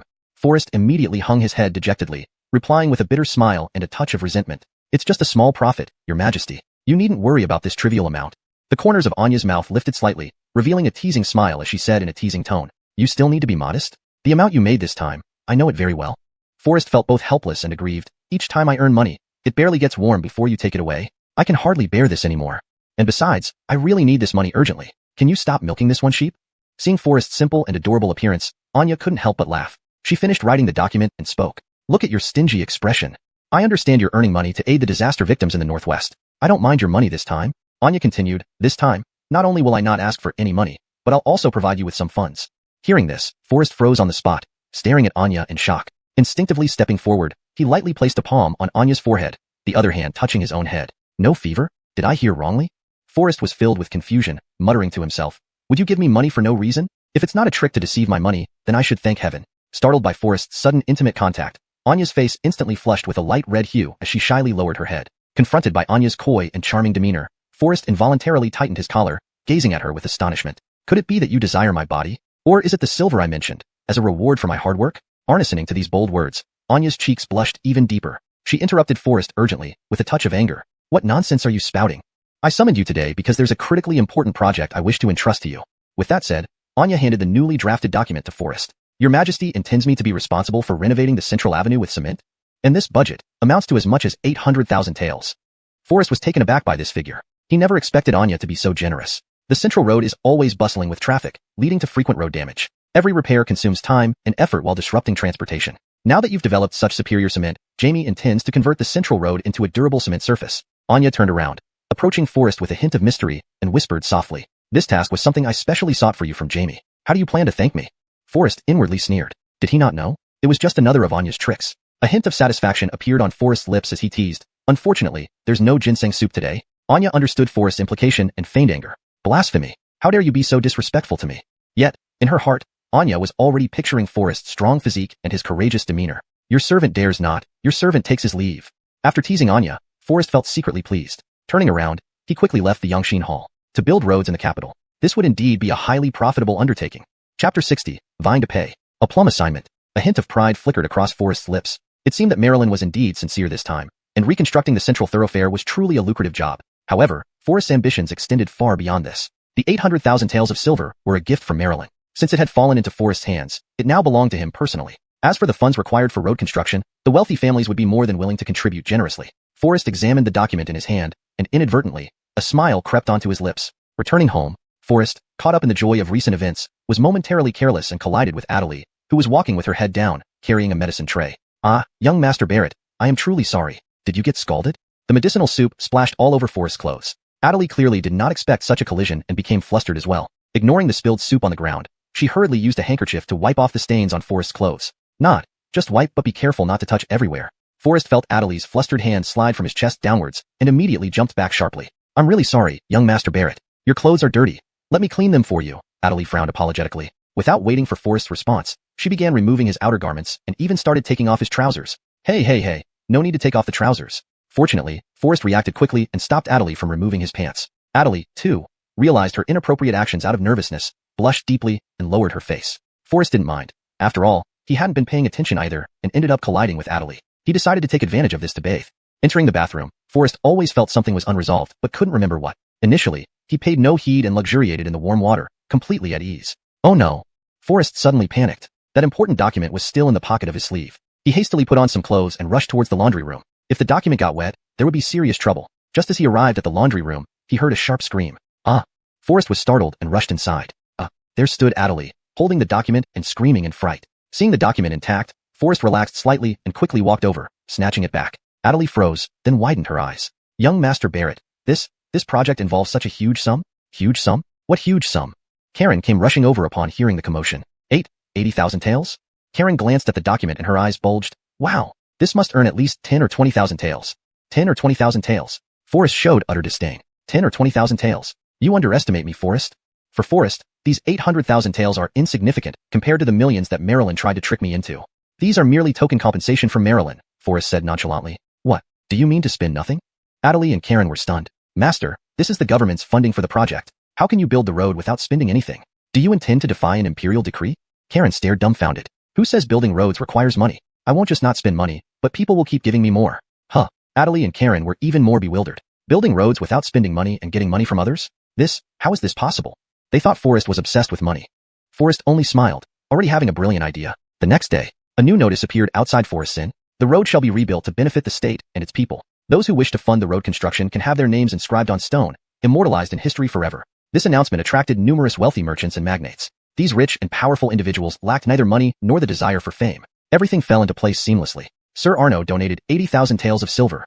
Mr. Caleb generously donated 100,000 taels of silver. Perceptive observers knew people, and wise thinkers understood hearts. To manage the donation records, Forrest specifically assigned a clerk with a loud voice. This action left Karen and the others speechless, as the accumulated donations quickly reached several 100,000 taels. Members of the Dragon Scale Army looked at Forrest with admiration and respect. With finances, sand, gravel, and cement secured, Forrest began planning, designing, and constructing the central thoroughfare. During the road construction, Forrest took personal charge, recruiting many destitute citizens to participate in the construction. Not only did he offer high wages, but he also meticulously arranged food and lodging for the refugees who had fled. This effectively alleviated the employment difficulties of impoverished people and significantly improved the security situation in the capital. After a month or so, the current road repair project was nearing completion. In the Huainan Prince's mansion, Govind learned that during his recuperation, Forrest had gained widespread support from the people. Instantly, he stomped his feet and pounded his chest in anger. He nearly fainted due to rage, unable to catch his breath. Quickly, bring in the imperial physician. His subordinates hurriedly called out. This truly angers me. This truly angers me. Govind, holding ginseng in his mouth with red eyes, angrily shouted. I didn't expect Forrest to have such despicable means to win over the hearts of the people. Your Highness, Forrest does have some talent. The reconstruction of this central thoroughfare is indeed impeccable. Slap. Before the subordinate could finish speaking, Govind slapped him hard across the face. How dare you praise that scoundrel when he's clearly opposing me? The subordinate immediately cowered in fear, kneeling down on the spot. I dare not. I dare not. Seeing this, the steward frowned and whispered into Govind's ear, Your Highness, it's rumored that the road repair funds amounted to 800,000 taels, but Forrest spent nothing and kept all the money for himself. Really? Is this true? Well, it seems to be true. Good, Forrest. You dare to embezzle government funds. Ha ha ha, you're doomed this time. Govind felt a surge of joy. Bring me to the court. At the imperial court, Marilyn continued to hide behind the curtains, posing as Jiang Nua. If there are any matters, present them now. Otherwise, adjournment. With Grant Leland's announcement, the morning court assembly began. Officials looked at each other, but no one stepped forward with anything to report. Just as Marilyn was about to declare the adjournment, suddenly, a cold and arrogant laugh echoed from a corner of the hall. Everyone was taken aback and turned their heads. Hold it. This prince has something to report. Chapter 61. Could Forrest be so benevolent? Suddenly, everyone was taken aback and immediately made way for him. Forrest's brows were knitted, his gaze heavy as it fell upon Govind who was being carried forward, a foreboding premonition rising in his heart. Clearly, Govind had come to court injured, undoubtedly with him as the target. Your Highness, what urgent matter brings you here, making you ignore your injuries and personally report this? Anya deliberately lowered her voice to mimic a man's tone. Hiding behind the curtain, she asked softly. Govind cast a disdainful glance at Forrest, malice flashing in his eyes. Stand aside. This prince is impeaching Dr. Barrett. Oh. Anya's brows furrowed instantly. Minister Barrett has been handling road repair projects recently, performing nearly perfectly. Is your Highness really holding on to old grievances, finding fault where there is none? Anya made no attempt to hide her bias toward Forrest. Your Majesty, I have come specifically regarding Forrest's supervision of the central thoroughfare construction, responded Govind coolly. The construction of the central thoroughfare was decreed by Your Majesty. Your Highness need not intervene excessively. Govind felt extremely indignant, almost roaring, Your Majesty. While I understand that the central thoroughfare renovation is by your decree, how can grafting public resources for private gain, or embezzlement, also be your will? What? Grafting public resources for private gain, embezzlement? As soon as the words were spoken, all the officials in the hall were stunned into silence, their eyes wide in disbelief. Behind the curtain, Anya was utterly astonished. She peered through the curtain, her face cold, her chilly gaze directed at Forrest. Anya took a deep breath, steadying her composure, and replied coldly, Your Highness, where did you hear this? Minister Barrett has always been loyal. How could he commit such an unjust act? Loyal? What a joke. Arnoving in seclusion, Your Majesty clearly misjudged the person. Forrest is merely a greedy and lustful man, only interested in profit. Govind let out a self-satisfied sneer, his face filled with murderous intent. In this road project, he abused his power and embezzled all 800,000 taels of silver allocated by your majesty. This prince believes Forrest should be beheaded. Upon hearing this, the officials were shocked, exchanging bewildered glances. They then all appealed together, "We beseech your majesty to mete out the severest punishment on Forrest." Seeing this, Govind grew even more triumphant. Anya now found herself in a dilemma, brows furrowed, at a loss. Forrest, what is going on here? Forrest maintained his calm demeanor. He understood that over half of the officials in court were under Govind's influence. "There is no truth to these allegations of abuse of power and embezzlement," Forrest replied calmly. "You're lying." Govind's anger flared up. Despite his injuries, he struggled to stand up from his sedan chair. "If there's no embezzlement, then how do you explain those 800,000 taels? From my understanding, the funds for building the central thoroughfare came entirely from donations. You never used the 800,000 taels allocated by the Milton. Rumors can't obscure the truth forever." Forrest had anticipated Govind would use this issue against him and had prepared a response. "Indeed, the funds for the road repair were indeed raised by me." Before Forrest could finish, Govind burst into laughter. "So you admit it, Forrest? Your Majesty, according to Daxia law, anyone who abuses their power and embezzles public funds should be beheaded publicly to set an example." Anya couldn't help but worry, falling into a difficult situation. Yet, Forrest remained composed, looking completely unfazed. Seeing Forrest's unflappable demeanor, Govind felt a chill run down his spine, his body trembling slightly, doubts brewing in his heart. Could it be that Forrest truly isn't afraid? Preposterous. When did I ever admit to abusing my power or embezzling public funds? Forrest laughed coldly, emitting a chilling aura that was terrifying. While the 800,000 taels were not used for road repairs, they were instead employed to hire impoverished peasants for labor, provide food and shelter for displaced people, and improve street environments, all of which required funding. Putting the worries of the world before one's own joys and comforts. These 800,000 taels have all been invested in improving the livelihoods of the people. Only when the common folk are secure and prosperous can the capital, indeed, the entire Daxia Empire, achieve long-term stability. Some people are just seeking pleasure and stirring up trouble. His words stunned everyone present. All the officials were speechless, their eyes wide with shock and silence, each of them looking at Forrest with admiration and reverence. Anya was deeply moved by Forrest's grand aspirations, her feelings for him growing deeper, filled with newfound respect. "Your Majesty, I believe that for the people to live in peace and prosperity, this is not enough. Boldly, I suggest implementing a policy of employing the poor in public works projects so that displaced and impoverished civilians can earn a living. Only then can our nation truly achieve lasting stability and harmony." Anya leaped up with excitement, overflowing with immense joy. "Brilliant! Lord Barrett's suggestion is perfect. Lord Barrett, what are your specific plans? Speak freely, and I will support you wholeheartedly." Forrest raised his eyebrows slightly, a faint, enigmatic sneer appearing at the corners of his mouth as he fixed his gaze on Govind. Govind was startled, his legs weakening involuntarily, forcing him to sit heavily back in his sedan chair. "The policy of employing the poor in public works is indeed beneficial to the nation. I plan to promote this new product, cement, nationwide. This will not only increase state revenue but also effectively utilize cement to reinforce riverbanks, reducing the floods in the south. However, my words carry little weight, making it difficult for me to shoulder this responsibility. After much consideration, among the ministers, only Eve can manage this task." With these words, Govind's image was instantly elevated to an unassailable height. Anya grew suspicious. What was wrong with Forrest? This was not how things usually worked. Forrest, who hated Govind, was now praising him to the skies? How could Forrest give Govind such a chance to gain national benefits and glory? Forrest was becoming more and more incomprehensible to Anya. The more incomprehensible he became, the more curious she was. The more curious, the more alluring he became. The more alluring he became, the more Anya found herself unable to resist him. "Very well. Since it is so, I will do as you say. For the policy of employing the poor in public works and the export of cement, I hereby entrust Eve with full authority." "How does that sound to you, Eve?" Govind could not help but feel a chill. Could Forrest be sincere? No, there must be some trickery involved. "I absolutely refuse."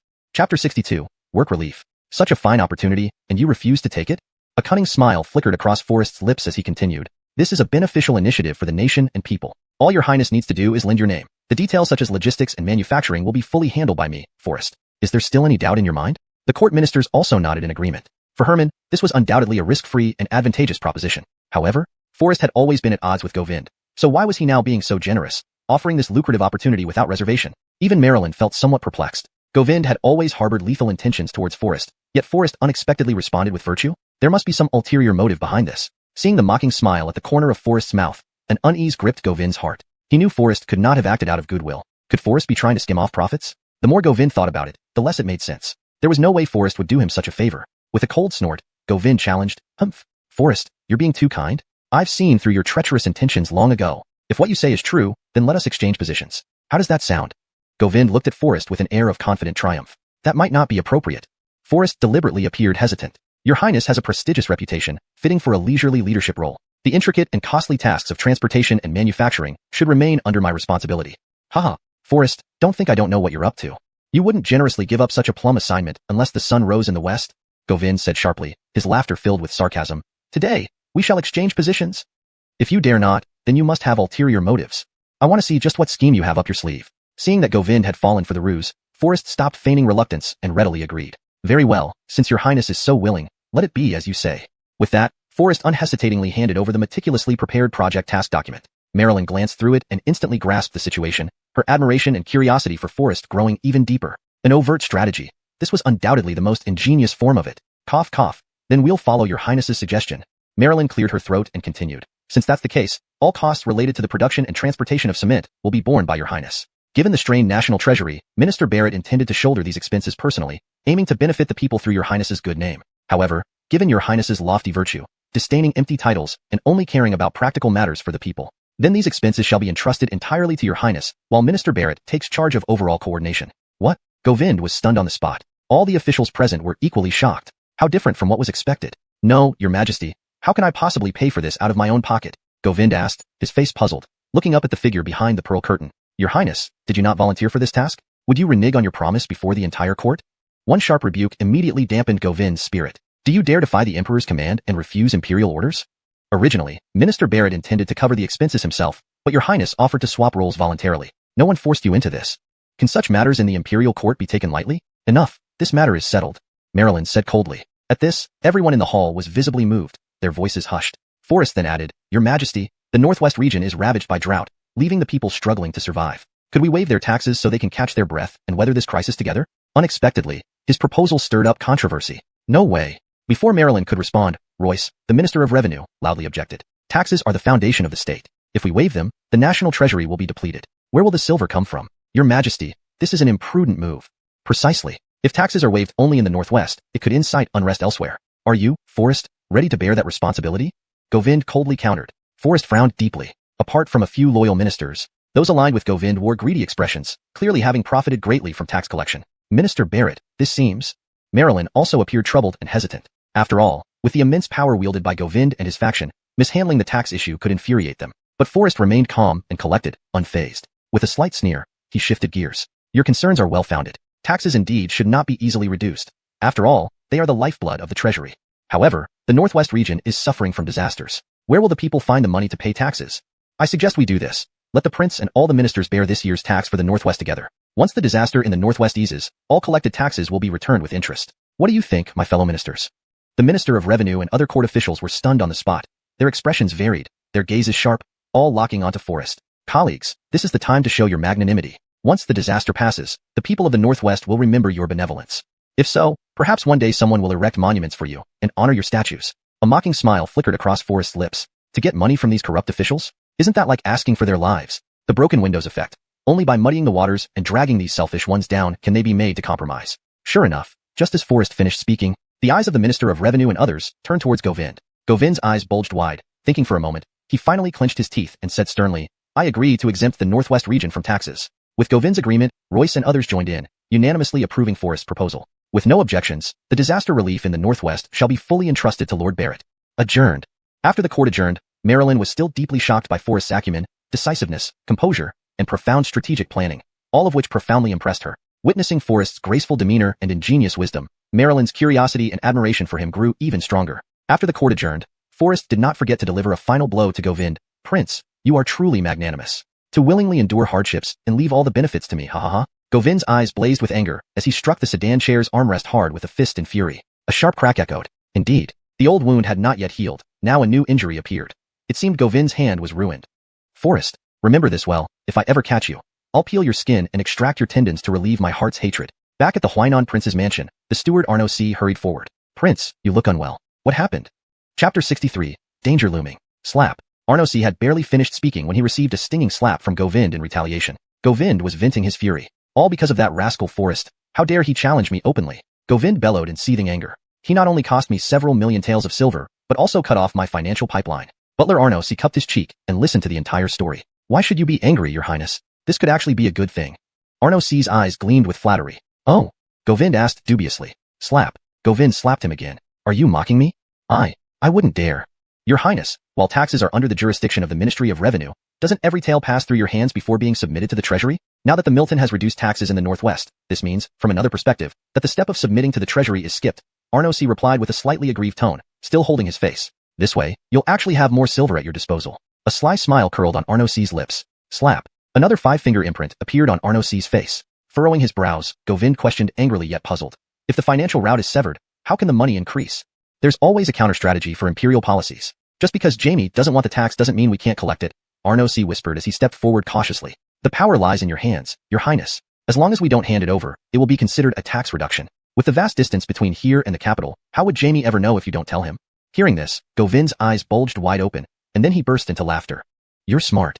Not handing it over means it's already a tax reduction. Half a month had passed. Forrest made a fortune by selling cement to the Jiangnan water towns and recruiting locals to build dams and pave roads, indeed reaping profits without initial capital since all expenses were funded by Govind. The drought in the Northwest had worsened, leaving refugees destitute and dying of starvation, creating an increasingly gruesome sight. Forrest had already sent people ahead to the hardest-hit area, Arnojiang, to build irrigation channels and bring water relief. However, half a month later, there was still no news from the Northwest. In the thick of night, cold winds howled, ravens cawed mournfully, candlelight flickered, and the bitter tea was still lukewarm. In the study, Forrest's brow furrowed tightly, anxiously fretting over his books. The half-month had already passed, yet there was still no word from the Northwest. Forrest couldn't help but grow tense, sensing something amiss there. Sir, your tea has cooled. Let me reheat it for you. Adderley saw the light still on in the study and pushed the door open. Sir, you seem troubled. What weighs on your mind? Forrest sighed, leaning back in his wicker chair. It's the Northwest disaster. Half a month has passed, yet there's been no news. I'm wondering if those I sent might have met with misfortune? Forrest suddenly sat up, his expression serious. Adderley bit her lip lightly, her eyes reflecting sorrow. The northwestern borderland is a harsh place, sometimes worse than natural disasters. The spies you dispatched may be in peril now, probably with little hope. Forrest's eyebrows twitched. What Adderley said was reasonable. Relying solely on subordinates seemed insufficient to resolve the Northwest problem. It seems I must go to the Northwest myself. Forrest's voice was calm but resolute.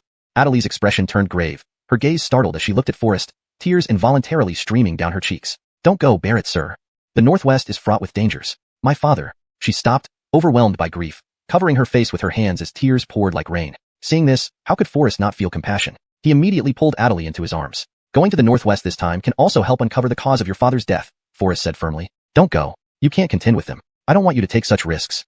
Adderley sobbed bitterly. Since losing her father, only Forrest had shown her such care. She didn't want him to meet with disaster too. Rest assured, I'll be fine. I want to see just what these corrupt officials can do, Forrest said with a determined gaze. Adderley's father had been a diligent and clean official who served the people faithfully, which made him a thorn in the side of those corrupt officials. 2.5 years later, on an autumn night shrouded in rain, the Bai family was wiped out, leaving Adderley unharmed only because she hadn't been home. However, the record stated that Alistair, Adderley's father, was a corrupt official who extorted bribes and oppressed the people, though the cause of his death remained unknown. Therefore, it had become a cold case, an unsolved mystery that no one cared about. Forrest had initially not set off for the Northwest immediately due to concerns that Govind might take advantage of his absence. But now he could be at ease. Govind was severely injured and would need at least half a month to recover. Half a month would be enough. At dawn the next day, Forrest arranged all matters in the store properly and hurriedly headed for the Northwest with Kirsten and Sean.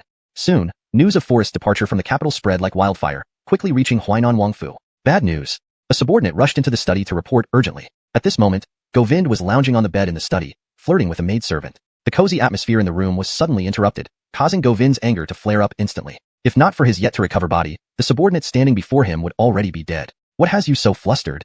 Govind asked in a cold, angry voice. The subordinate, already trembling with fear, reported shakily, Your Highness, at dawn today, Forrest left the capital with Kirsten and Sean. Left the capital? What does this brat have in mind? According to my sources, he seems to be heading for the disaster area in the Northwest. To the Northwest? Just the three of them? Govind was taken aback for a moment. Yes, just the three of them. Upon hearing this, a cunning smile crept across Govind's lips. Excellent. This is truly a gift from heaven. I've been looking for a chance to deal with Forrest. Hurry. Command Feng Lao Arnu to lead a team of Tiger Might army and chase after them immediately. Ahead of time, heavy rewards will be given. As soon as he finished speaking, Govind was filled with joy and immediately showed his ferocity. He tore off the maid's clothes in one swift motion, gripping her voluptuous breasts fiercely. His expression was sinister, as if he were strangling Forrest's throat. Forrest, I'll send you to hell. Your Highness, don't. Instantly, the room was filled with the sound of the bed creaking and the maid's breathless pleas for mercy. Forrest raced forward, without noticing the impending danger. As night slowly fell, Master Barrett, there's an inn ahead. Shall we rest here tonight? Chapter 64. The Guest House. There was a guest house. A wine flag hung diagonally from a wooden post on the outer wall of the guest house, and the old flag fluttered gently in the wind. The flag was faded, but one could still make out the 4 characters, Eugene Guest House. Forrest had been riding relentlessly from morning till night, having traveled more than 80 miles away from the capital. This desolate place offered no other respite but this guest house. Dismounting and tethering his horse in one fluid motion, Forrest and his two companions had been traveling nonstop, weary and hungry after their long journey. Pushing open the door to Xiuxian guest house. With a creak of the door, sand and dust swirled inside with them. The dilapidated door groaned as it opened, revealing a bustling hall where patrons toasted each other heartily. Stepping over the threshold, the main hall had brickstone walls with faded murals and dim lighting casting a chilly atmosphere. In the alcohol-fogged hall, several waiters were busy serving drinks. When Forrest and company entered the guest house, everyone turned to look at them simultaneously. Those gazes flickered with sharpness and a hint of menace. These people were clearly not simple folk. Master, this is no ordinary place. Alicia's eyes swept around like a sword, warning him softly. May we have something light?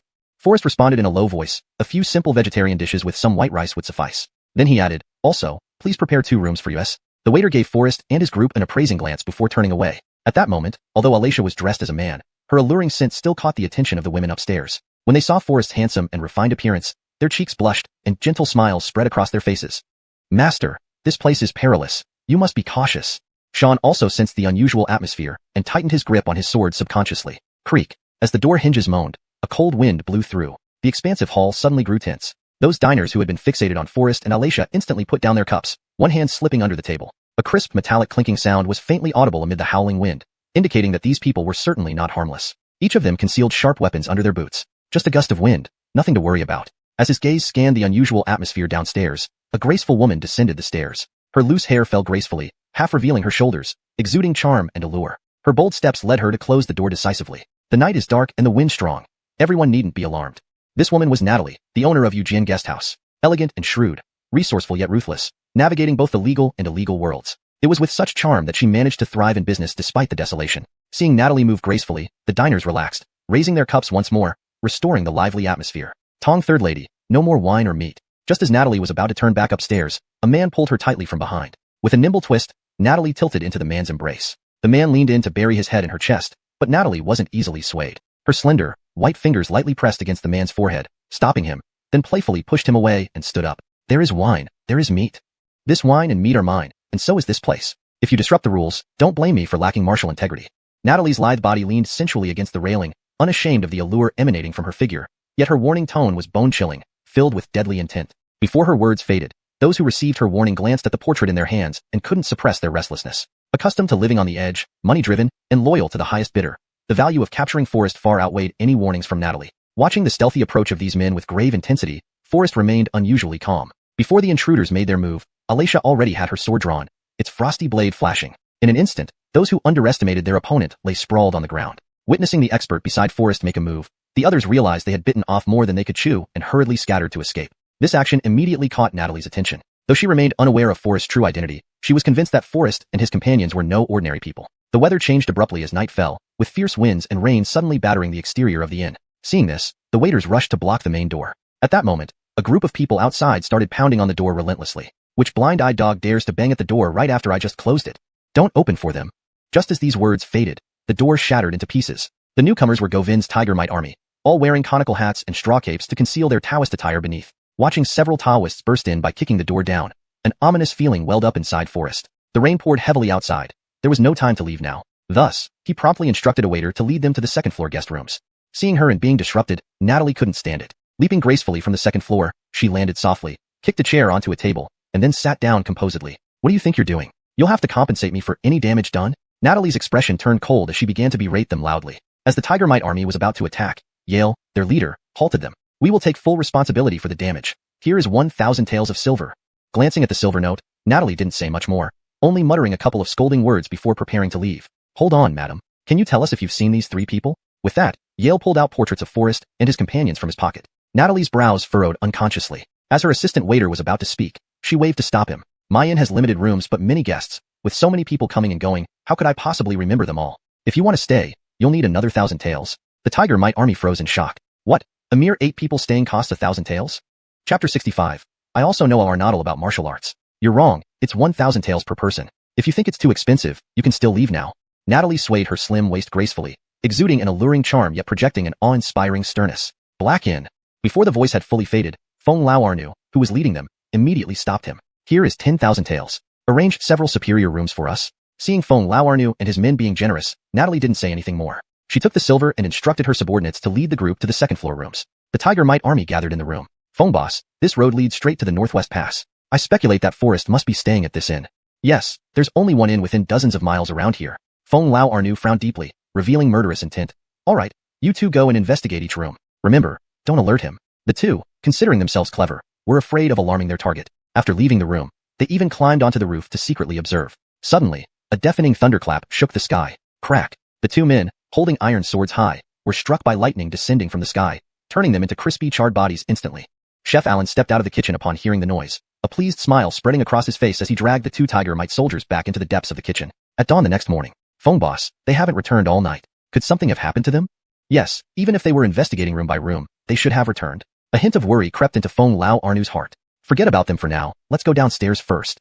If Forrest and his men are hiding in this inn, they will definitely move around downstairs. Just as he finished speaking, the Tiger Mite army descended the stairs. At that moment, Feng Lao Arnu caught sight of Forrest downstairs, enjoying steamed buns. He couldn't help but feel elated. It was truly a stroke of luck. However, Feng Lao Arnu's gaze turned grave when he noticed Kirsten and Sean sitting beside Forrest. His expression tensed up immediately. Kirsten and Sean were no ordinary people. Taking Forrest's life from them would not be easy. After a moment's thought, Feng Lao Arnu put on a smile and strolled toward Forrest. Not good. Not good at all.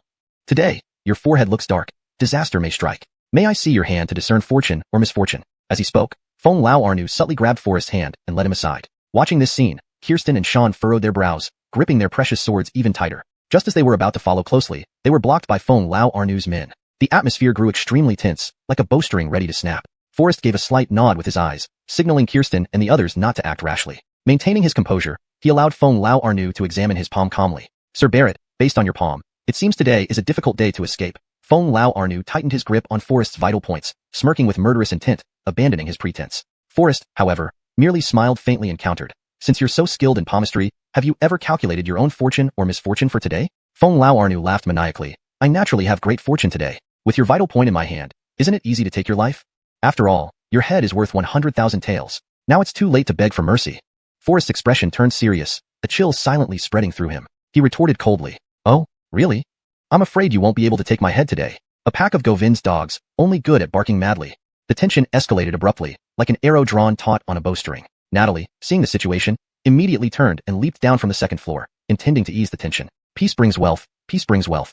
Any damaged items in the inn will need to be compensated. Natalie tried to continue persuading, but Forrest had already taken out a silver ticket worth 1,000 taels from his pocket and handed it over. All damages will be compensated by me. Without giving Feng Lao Arnu any time to hesitate, Forrest swiftly released the hold with a flick of his wrist. Then, with an agile twist, he cleanly broke Feng Lao Arnu's wrist. Following this, he struck the Arnoaman acupoint to shock his spleen and gallbladder, the xuanhuan point to obstruct his intestines, and finally the Qihai point to disrupt his blood flow. Forrest deliberately withheld the fatal blow, intending to let Feng Lao Arnu experience unbearable pain. After all, when they were pursuing Sean and the other dragon scale soldiers back then, they had never shown any mercy or leniency. Feng Lao Arnu's entire body was racked with pain as his meridians were blocked, feeling as if ants were devouring him. He looked at Forrest with sheer terror in his eyes. At that moment, the other Tiger Mite soldiers were instantly subdued by Kirsten and Sean working together. You actually know martial arts?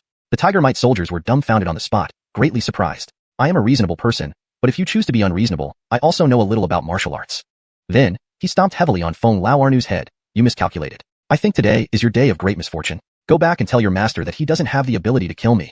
With that said, Forrest walked out of the inn with Kirsten and Sean, continuing their journey toward the northwest. Natalie stood rooted to the spot for a while until Forrest and company left, then she hurriedly followed them out. Watching Forrest's figure gradually disappearing into the distance, complex emotions flickered in Natalie's eyes. Sir, such a good opportunity just now. Why didn't you directly kill those Tiger Mite soldiers? Sean couldn't help but ask, still harboring resentment. I am a scholar. Killing and fighting would undermine my dignity. Even if we slaughter them all, would Govind cease his pursuit? They are merely lackeys following orders. Whether we kill them or not, what difference does it make? Forrest smiled lightly and replied, there's a long road ahead. Didn't you notice that even before we reached Xiuxian Inn, there were already many martial artists eyeing us? All those martial artists in the inn were Govind's informants. Now, being just over 100 miles from the capital, Govind's reach is omnipresent. This trip to the northwest will be increasingly difficult. The sound of hooves echoed amidst the vast desert as 3 days passed with much contemplation, yet no words exchanged. They traveled day and night continuously for 3 days, finally reaching Hichu County. This place was the closest county adjacent to the northwestern Arnojiang region. Sir, 1 more day's travel ahead, and we will reach the drought-stricken Arnojiang area. Let's rest and regroup here tonight. Sean suggested. Forrest agreed. Let's take a short break here and buy some supplies to prepare for delivering them to the Arnojiang area. Chapter 66. Yihong Building. It was still early in the day. After settling into the inn, Forrest decided to stroll around the county town and buy some supplies. Although Arnojiang County was suffering from a devastating drought that had left its people displaced, this nearby Hichu County seemed untouched by the calamity. As he strolled down the streets, there were few beggars or displaced people. Apart from the occasional hunched laborer with yellowed skin, The street was not crowded with impoverished individuals. In contrast, many wealthy young men moved about, dressed in splendid attire, exuding arrogance in their mannerisms. Forrest had no intention of lingering here. He wasn't overly bothered by their rudeness. Did you hear that the county magistrate is hosting a banquet at Yihong Building to celebrate his birthday? Does young Master Arno have no plans to attend?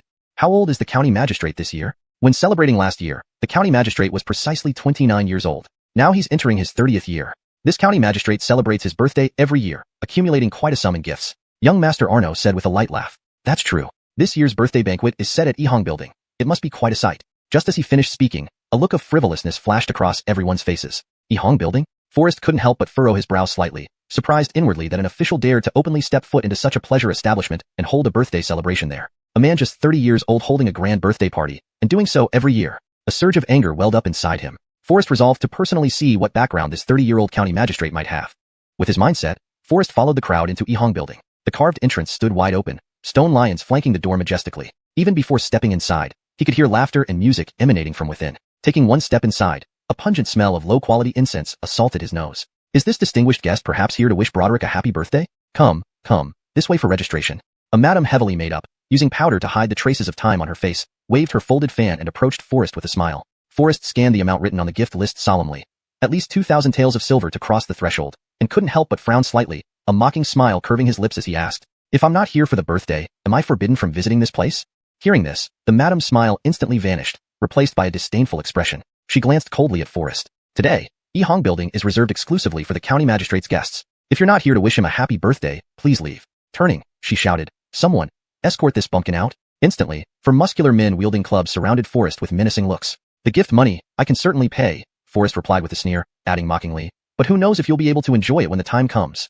Feeling the extraordinary aura radiating from Forrest, the madam felt a shiver of fear. She scrutinized Forrest closely and then said angrily, "Kid, are you trying to scare me? I've seen all kinds of tricks. You won't frighten me easily. Today, the county magistrate has ordered that no one without gift money shall be allowed in." Forrest shook his head with contempt and responded with a cold smirk, "Remember what you said. Don't come crawling to me later." With that, Forrest didn't want to waste any more time and casually tossed a banknote worth 2,000 taels, walking in without looking back. Forrest's imposing presence sent shockwaves through both the madam and her subordinates. This person is no ordinary individual. "Yes, I heard that the court has recently dispatched a special envoy to the northwest. Could it be him?" Doubts stirred in their minds. The madam hesitated, shaking her head lightly and replying coldly, "That young man is simply dressed plainly. How could he be the special envoy? He's just bluffing, trying to get a free pass. Impossible. Remember, this year's accounts must be settled accurately. Keep 20%, the rest goes to the county magistrate." 20%? Her underlings were taken aback. "Weren't we keeping 40% before? This year is different. The special envoy is coming, and Broderick needs to prepare for him." The madam firmly said, "We just need to do our jobs properly. Oh, go check if Darby has finished her bath and get her ready. We can't keep the county magistrate waiting." Saying this, the madam turned and walked towards the inner hall. Following the crimson carpet into the inner hall indeed revealed another world. Dozens of octagonal palace lanterns hung high, illuminating the entire place brightly. Calligraphy and paintings by famous scholars hung on the walls, adding a touch of elegance. Passing through the corridor festooned with colorful banners, the ears were greeted by melodious ancient music, while the nose caught whiffs of fragrant wine. A group of elaborately dressed women walked gracefully by, their giggles and laughter embodying opulence. The undulating sounds of silk and bamboo instruments added an extra layer of allure to this brothel. In the crowd, a distinguished guest wearing gemstone-adorned clothing and green silk robes was particularly eye-catching. He wore a court hat decorated with white satin and purple pearls, had a round belly, and wore black leather boots. Around him clustered young, simply dressed women in full bloom, all vying for his attention as they clung closely to him. Undoubtedly, this person was Jessup, the county magistrate who was celebrating his 30th birthday. This clearly showed how carefree and indulgent the magistrate of Hichu County lived. As Forrest lightly shook his head, sighing endlessly, a woman draped in light gauze, with eyebrows like new moons and eyes like autumn waters, her cheeks flushed with spring, and an elegant demeanor, floated past him, leaving behind a faint fragrance. Their gazes inadvertently met, and Forrest felt a sudden jolt in both body and mind, as if struck by an electric current. In an instant, the woman had already ascended the stairs. "Brother, who was that lady upstairs?" Forrest asked curiously. The man looked at Forrest disdainfully from head to toe, with a sneer on his lips. "A real bumpkin. The one you're asking about is Xiuxian, the popular courtesan of Yihong Building. Do you actually have feelings for her?" The man burst into uncontrollable laughter. "Stop dreaming. It's delusional. Everyone knows that Xiuxian's maiden knight belongs to Broderick. What? You, a bumpkin like you, dare to have inappropriate thoughts about Miss Xiuxian? Ha ha ha." Another man joined in, ridiculing him. "Just daydreaming.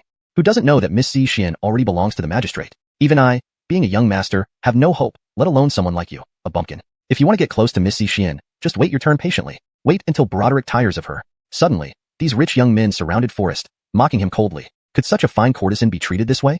"It's impossible. Miss Xiuxian, I must win her. Chapter 67. Such overbearing official power. Move, everyone, move. Lady Darby is here. At the madam's coquettish cry, all eyes in the room turned sharply toward the upstairs direction. Avarice flashed in Jessup's eyes as his gaze, like being magically drawn, firmly locked onto Darby upstairs. The beauties around him instantly lost their luster in his eyes. Darby, are you ready? Come down quickly. County Broderick is waiting. Seeing Jessup's greedy gaze sweep hungrily up the stairs, the madam promptly guided Darby downstairs, leading her towards him. Darby's brows slightly knitted, her eyes flashing a sharp, cold light akin to a blade slash, then quickly softened again. Descending the stairs slowly with the madam, the young masters below couldn't wait, surging forward like famished beasts, all wanting to get closer to Miss Darby. The fragrance on Miss Darby is truly intoxicating. No doubt about that. Young Master Arno unhesitatingly pushed through the crowd, squeezing to the front. Miss Darby, I have long admired you. Here is my gift for you. Please accept it. As soon as he finished speaking, Arno Xiaojin handed over an exquisitely crafted pure gold hairpin. Oh my, how generous of young Master Arno. The madam's eyes immediately widened, snatching the golden hairpin. Let me keep it for Darby. But Darby didn't even glance at it, her brows revealing a hint of coldness as if burdened with deep thoughts. Walking straight toward Jessup, Forrest couldn't help but frown slightly, noticing the piercing, lethal aura in Darby's eyes. He was startled inwardly. This woman, Darby, seemed quite mysterious. Yet, what exactly was the mystery? Forrest couldn't quite figure it out. Your servant Darby pays respects to Lord County Magistrate. Lady Darby slowly approached Jessup, gracefully waved her sleeve, and performed a gentle bow. Her voice was soft and entrancing. Just her sweet and alluring voice seemed to possess magic, making everyone present swoon and their hearts flutter. Jessup stared intently, like a hungry tiger pouncing on its prey, his greed exposed without reserve. What a peerless beauty. Ha ha ha, good, very good. Tonight.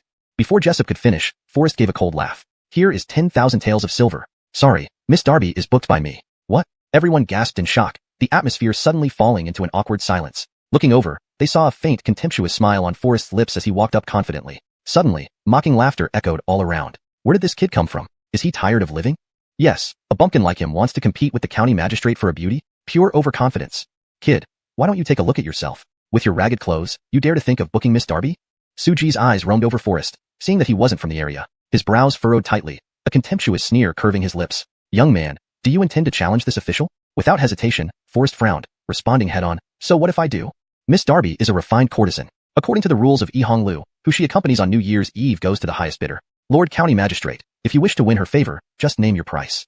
The words sent shockwaves through the crowd, everyone thinking Forrest must be crazy. Who is this kid? To defy the county magistrate? Regardless of who he is, I fear this kid won't live much longer. I think this kid should prepare early and buy a coffin. Immediately, mocking laughter and jeers echoed through Yihong Lu. Unperturbed, Forrest's lips curled into a slight, disdainful smile. Seeing Forrest's generosity, the madam quickly changed her demeanor, not daring to offend him in any way. She hurried forward, smoothing things over with a broad smile. Everyone, we're all friends, let's not spoil the mood. How about I offer an impartial word? Miss Darby is indeed a true refined courtesan. By the rules, the highest bidder wins. Everyone agrees, right? Her words left the gathered wealthy young men and merchants speechless. They had thought Darby was already reserved for Jessup, but this audacious young man named Forrest came out of nowhere. Since this was the case, they could benefit too, bidding alongside each other without personally offending County Broderick. I bid 200,000 taels. 300,000 taels. Arno Xiaojin excitedly waved his banknotes, shouting loudly. Jessup's gaze was like a knife, glaring fiercely at Arno Xiaojin, his eyes glinting coldly, gritting his teeth and saying, Young Master Arno, you sure are generous. At this, Arno Xiaojin was instantly frightened stiff, his legs going weak and his hair standing on end as he fell to his knees with a thud. Arno Xiaojin hastily stuffed the silver notes into his robe, his body trembling uncontrollably, and rushed out of the crowd. Before he could react, two bailiffs wielding official knives had already quietly approached, forcefully dragging him away. 500,000 taels. Forrest said with a cold laugh. Young man, you sure have a big mouth. Jessup's eyes turned icy, locking onto Forrest tightly. But no matter how much silver you throw, don't even think of taking Miss Darby away today. Clearly, Jessup was enraged. Darby appeared indifferent to the conflict between Forrest and Jessup, her eyes flashing with a cold, resolute, killing intent. She then softened her tone, smiling gently. County Broderick, Darby will return to her room and wait for your visit. At this moment, Forrest felt even more perplexed. Is 500,000 taels not enough? 500,000 taels is indeed not a small sum, and I like silver too. It's just that I don't like you. Darby smiled implicitly, speaking succinctly before gracefully walking upstairs. Young man, daring to compete with an official for a beauty, you have some guts. Bailiffs, this outsider causing a disturbance in Yihong Lu. What are his intentions? Take him back to the county office and await further orders. Jessup roared in anger, his voice ice cold. Swish, swish, swish. In an instant, a group of bailiffs wielding sharp weapons surrounded Forrest. Such overpowering official authority. Forrest's face darkened, and an ominous aura instantly spread around him. Everyone present trembled involuntarily, shivering despite themselves. Outrageous. Who do you think you are, young man, daring to be so brazen in my territory? Arrest him. Jessup shouted angrily. Forrest remained calm, responding coolly without haste. According to the laws of Daxia, it is a grave taboo for officials to openly frequent pleasure quarters. Are you not afraid of breaking the law, County Broderick? Fear? What a joke. In this place, my rules are the only rules. Chapter 68. A moment in spring night is worth 1,000 pieces of gold. What if I am publicly patronizing a prostitute? Who dares to report me? Servants, take this presumptuous fellow away. I want to see who dares touch me. Forrest said coldly with fury. Brat, don't be too cocky. Even the royal family must show respect to our County Broderick here. Who do you think you are? Hee hee. Today, even if you're a real dragon, you have to obediently coil up for me. How dare you compete with Broderick for women, simply asking for death? Before Jessup could speak, the surrounding dignitaries already showed disdain on their faces and laughed out loud. Jessup's arrogance grew, his plump face revealing a sneer as he mocked, "Young man, how ignorant you are." After saying that, a group of bailiffs waved their swords and charged straight at Forrest. Suddenly, a cold laugh echoed through the air. Instantly, the officials who rushed forward froze, their bodies trembling involuntarily. Forrest was surrounded by officials, and no one knew what had happened. The scene fell silent, and everyone was puzzled. What are you all standing there for? Why don't you quickly take him down? Enraged, Jessup immediately snatched a large knife from an official beside him, kicked away the official blocking Forrest, and rushed directly at Forrest. However, just as he approached Forrest, Jessup suddenly stopped, his eyes wide open like bells, his whole body shaking uncontrollably. The knife in his hand fell to the ground with a crisp sound, echoing eerily in the quiet and strange air. You are? Jessup's Adam's apple moved up and down with difficulty, his face full of shock, and his body trembled uncontrollably. Even the dullest person could sense the identity behind the dragon-patterned jade pendant in Forrest's hand. Without wasting words, Forrest tightly held the jade pendant and slapped Jessup hard. A dragon pattern was instantly imprinted on Jessup's fat and loose face. Blood gushed from his nose and mouth, sliding down his cheeks. Obviously, Forrest struck with satisfaction. The crowd below instantly froze, none caring to think much. They all knelt down. Struck dizzy, Jessup's legs weakened and he knelt directly on the ground. Though aggrieved, he dared not complain. He hastily wiped the blood off his face and then looked up at Forrest with a flattering smile. How about it? Where is the domineering attitude of County Broderick just now? Dare not, I really dare not. Jessup hurriedly bowed and apologized repeatedly in a humble tone. My eyes are dull, failing to recognize the arrival of your excellency. Any rudeness is hoped to be forgiven. The impertinent remarks just now were due to lack of caution. Please forgive me, your excellency. As soon as he finished speaking, Jessup waved at a servant nearby, who immediately understood. In no time, a tray appeared before them, filled with dazzling jewelry and thick banknotes, the amount so huge that even Forrest was surprised. A small gift, insignificant, please accept it with a smile. In this remote place of Hichu County, Jessup could easily show such a huge sum of money, daring to openly bribe.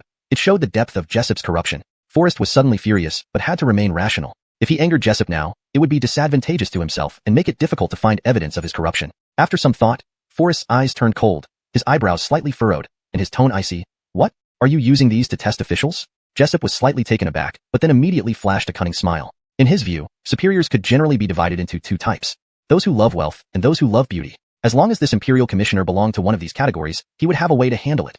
Otherwise, the situation would be more complicated. A trace of flattering cunning shone in Jessup's eyes as he leaned close to Forrest's ear and whispered. So the master is also a connoisseur of this art. Darby is the most famous courtesan in Elo building. As for Miss Darby's first night, you may enjoy her as you wish. If you feel unsatisfied, I can ask the madam to arrange a few more beauties. Just to ensure your utmost pleasure, all expenses will be borne by me.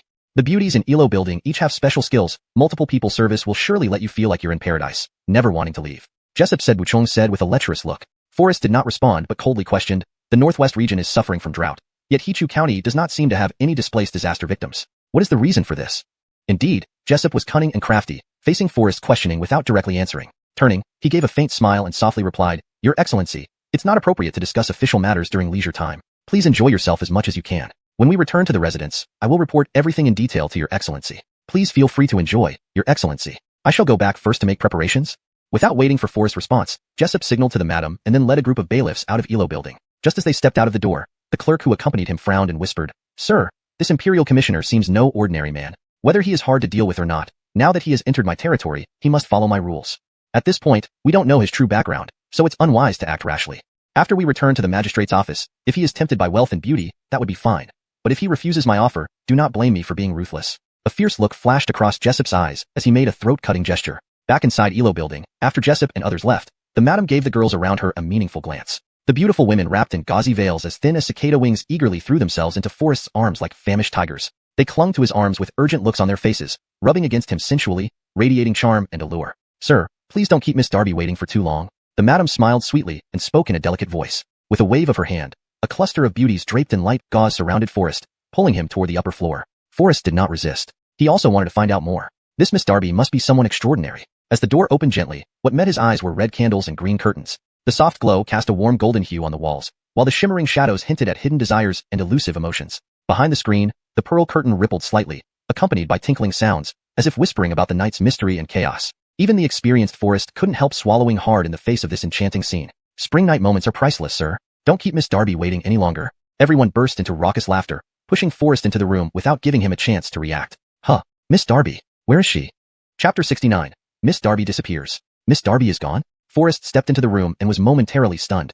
His heart filled with confusion. The space was small, and everything was in clear view. The objects within the room were visible at a glance, but Miss Darby's figure was nowhere to be seen. The dishes on the dining table, however, were exceptionally abundant. The wine in the cup was still gently swaying, clearly having just been filled. Just as Forrest approached the table, he suddenly felt a chill run down his spine. Corrupt official, give me your life. An angry shout abruptly sounded, as a cold and menacing sword stabbed fiercely towards Forrest from behind. Forrest instantly knitted his brows and nimbly dodged to the side, turning his head for a glimpse. It turned out that the gainer was none other than Miss Darby. But Darby wasn't aiming for Forrest. How could it be you? Darby couldn't help but freeze as well, not yet understanding the situation, when her sword was struck away by Forrest. Staggering, she lunged directly at Forrest. Forrest grabbed Darby's wrist from behind, twisted her around, and tightly embraced her into his arms. Let go of me. Darby's chest heaved as she panted heavily, her anger hard to quell. Why are you here? Where is that dog official Jessup? Dog official? So you were only pretending, willing to serve County Broderick, harboring sinister intentions, trying to take action against Jessup? Forrest laughed mockingly. Darby, firmly restrained by Forrest, unable to move, burned with anger inside and shouted loudly, "Let go of me!" Before her words even finished, she kicked out fiercely, aiming straight for Forrest's forehead. How easy would it be to sneak attack Forrest? Seeing this, Forrest quickly exerted force and pushed Darby's waist, straightening her body and effortlessly neutralizing her kick. Before her leg could reach his head, it fell short. Staggering again, she was immediately pressed down onto the table by Forrest as he spun her around. At this moment, Darby seemed like a lamb awaiting slaughter, her small hands tightly controlled by Forrest's large hands from behind, her whole body pressed face up on the table. Forrest's palms stably held the table near Darby's shoulders, while his solid frame pressed down like a heavy rock. Their eyes met, their bodies pressed together, their gazes less than 10 centimeters apart. Darby could feel the faint tremors emanating from Forrest's firm chest. Inhaling the faint, pleasant fragrance from Forrest's body, Darby blushed instantly, her heartbeat quickening, as if little deer were bounding wildly within her chest. Embarrassed and nervous, Darby felt dryness in her mouth and hastily turned her head away from Forrest's gaze, exposing her porcelain-like, snow-white neck, with her chest heaving with excitement. The peaks moved faster with her accelerated heartbeat, surging like waves, each rise and fall forcefully colliding with Forrest's solid chest. This was an unprecedented experience for Darby. She felt an inexplicable tingling sensation throughout her body, yet it was also incredibly comfortable. There was a conflicting feeling of transcendence and an inability to stop. Let go. A flush rose on Darby's cheeks, her voice soft and trembling with shyness. I'll let you go, but you must promise never to use violence against me again. Darby lightly bit her lip, frowned slightly, and nodded gently in agreement. Upon hearing Darby's response, Forrest slowly lifted himself off her. As Forrest's solid chest gradually left Darby's embrace, she instantly felt an indescribable sense of loss surge within her. Emotions settled, a surge of anger arose. With a mix of coquettishness and anger, Darby slapped Forrest's face sharply. Humph, Arno Bertine. Forrest looked helpless. They had agreed not to resort to violence, yet now he faced such treatment. It seems women's words cannot be trusted easily, especially those of such a beautiful woman. Just as Forrest took a step forward, Darby immediately became nervous, hurriedly protecting her chest with both hands. What do you want to do? Forrest ignored her and strode to Darby's side, gently plucking a leaf from her hair. There's a leaf in your hair. Darby shyly lowered her head and softly murmured, thank you. Then she hastily took 2 steps back, anxiously questioning. That's not right. Why are you here? According to the plan, it should be Jessup who comes. Jessup? Forrest smiled slightly. I sent him back. Darby immediately opened her eyes wide in shock. Yet, she obviously wasn't convinced easily. Based on you? Don't dream on it. Jessup, that corrupt official, has power over everything. Would he listen to your orders? These details aren't important. Why did you risk your virtue to kill Jessup? Forrest asked with puzzlement. Mentioning this, Darby's eyes turned red, burning with anger.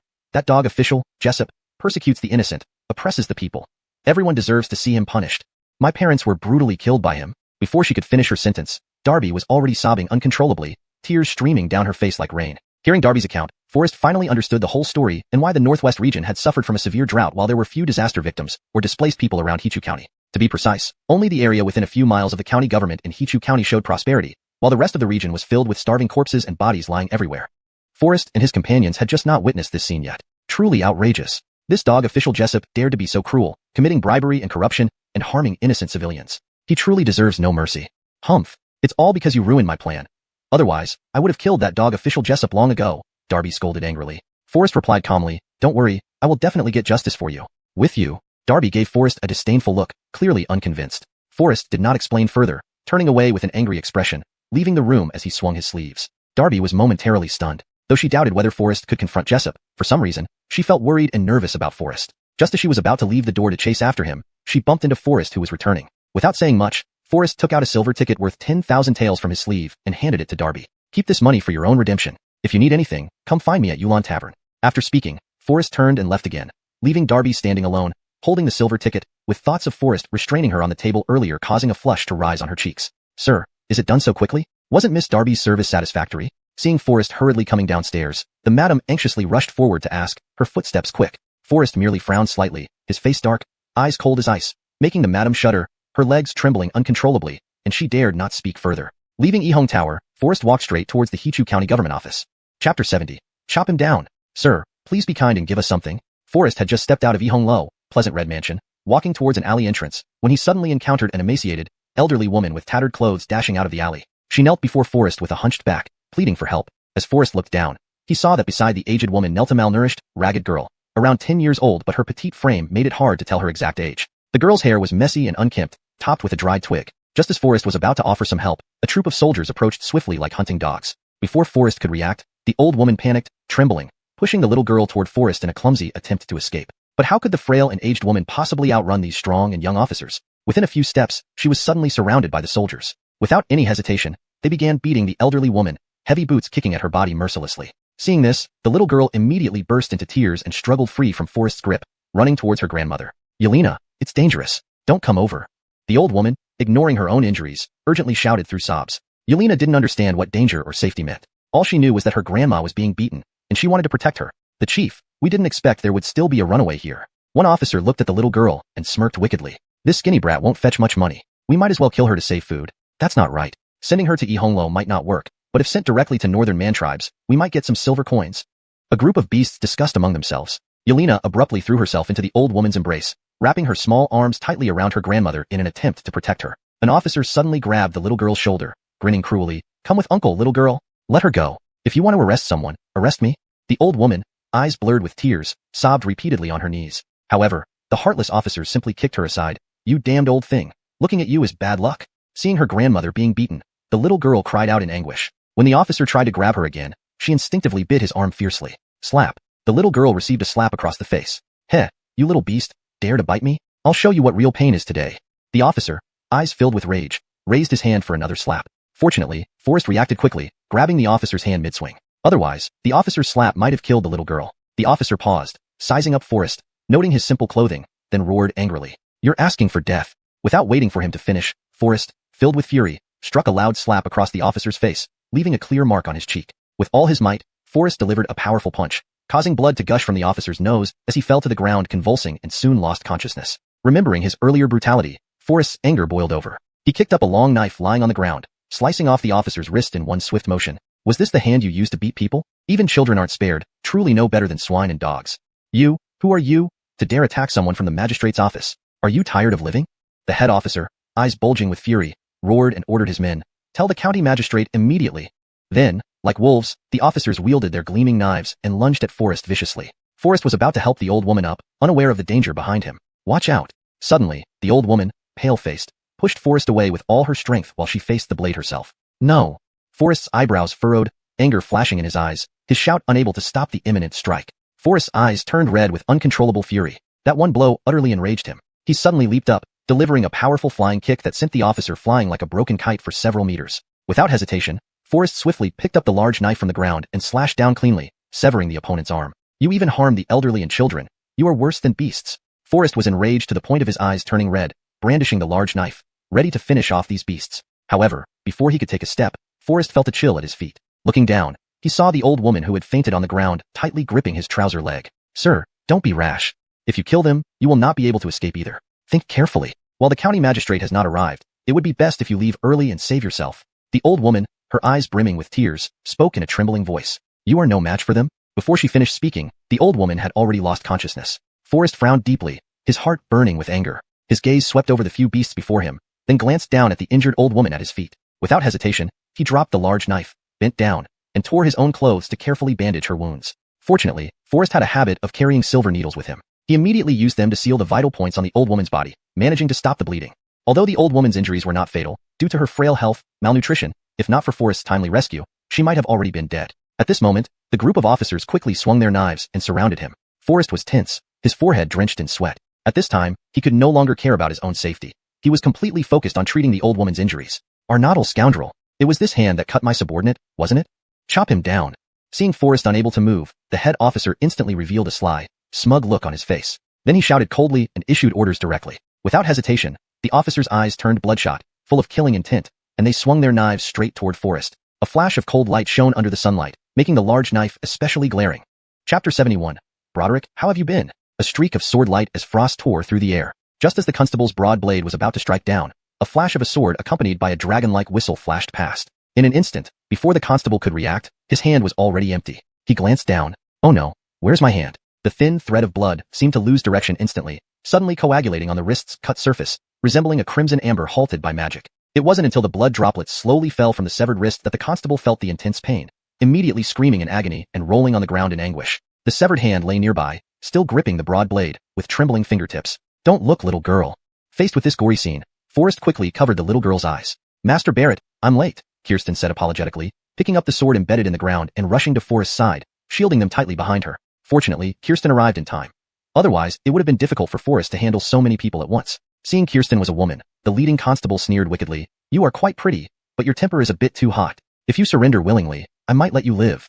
As he finished speaking, he whistled, and the constables from the street corners rushed over, gathering nearly 20 or 30 people in moments. Master Barrett, take the elderly lady and the children away first. Leave the rest to me, Kirsten said sternly, her gaze filled with killing intent, her voice hard. You think you can escape? How amusing. To harm 2 of my men and still expect to escape?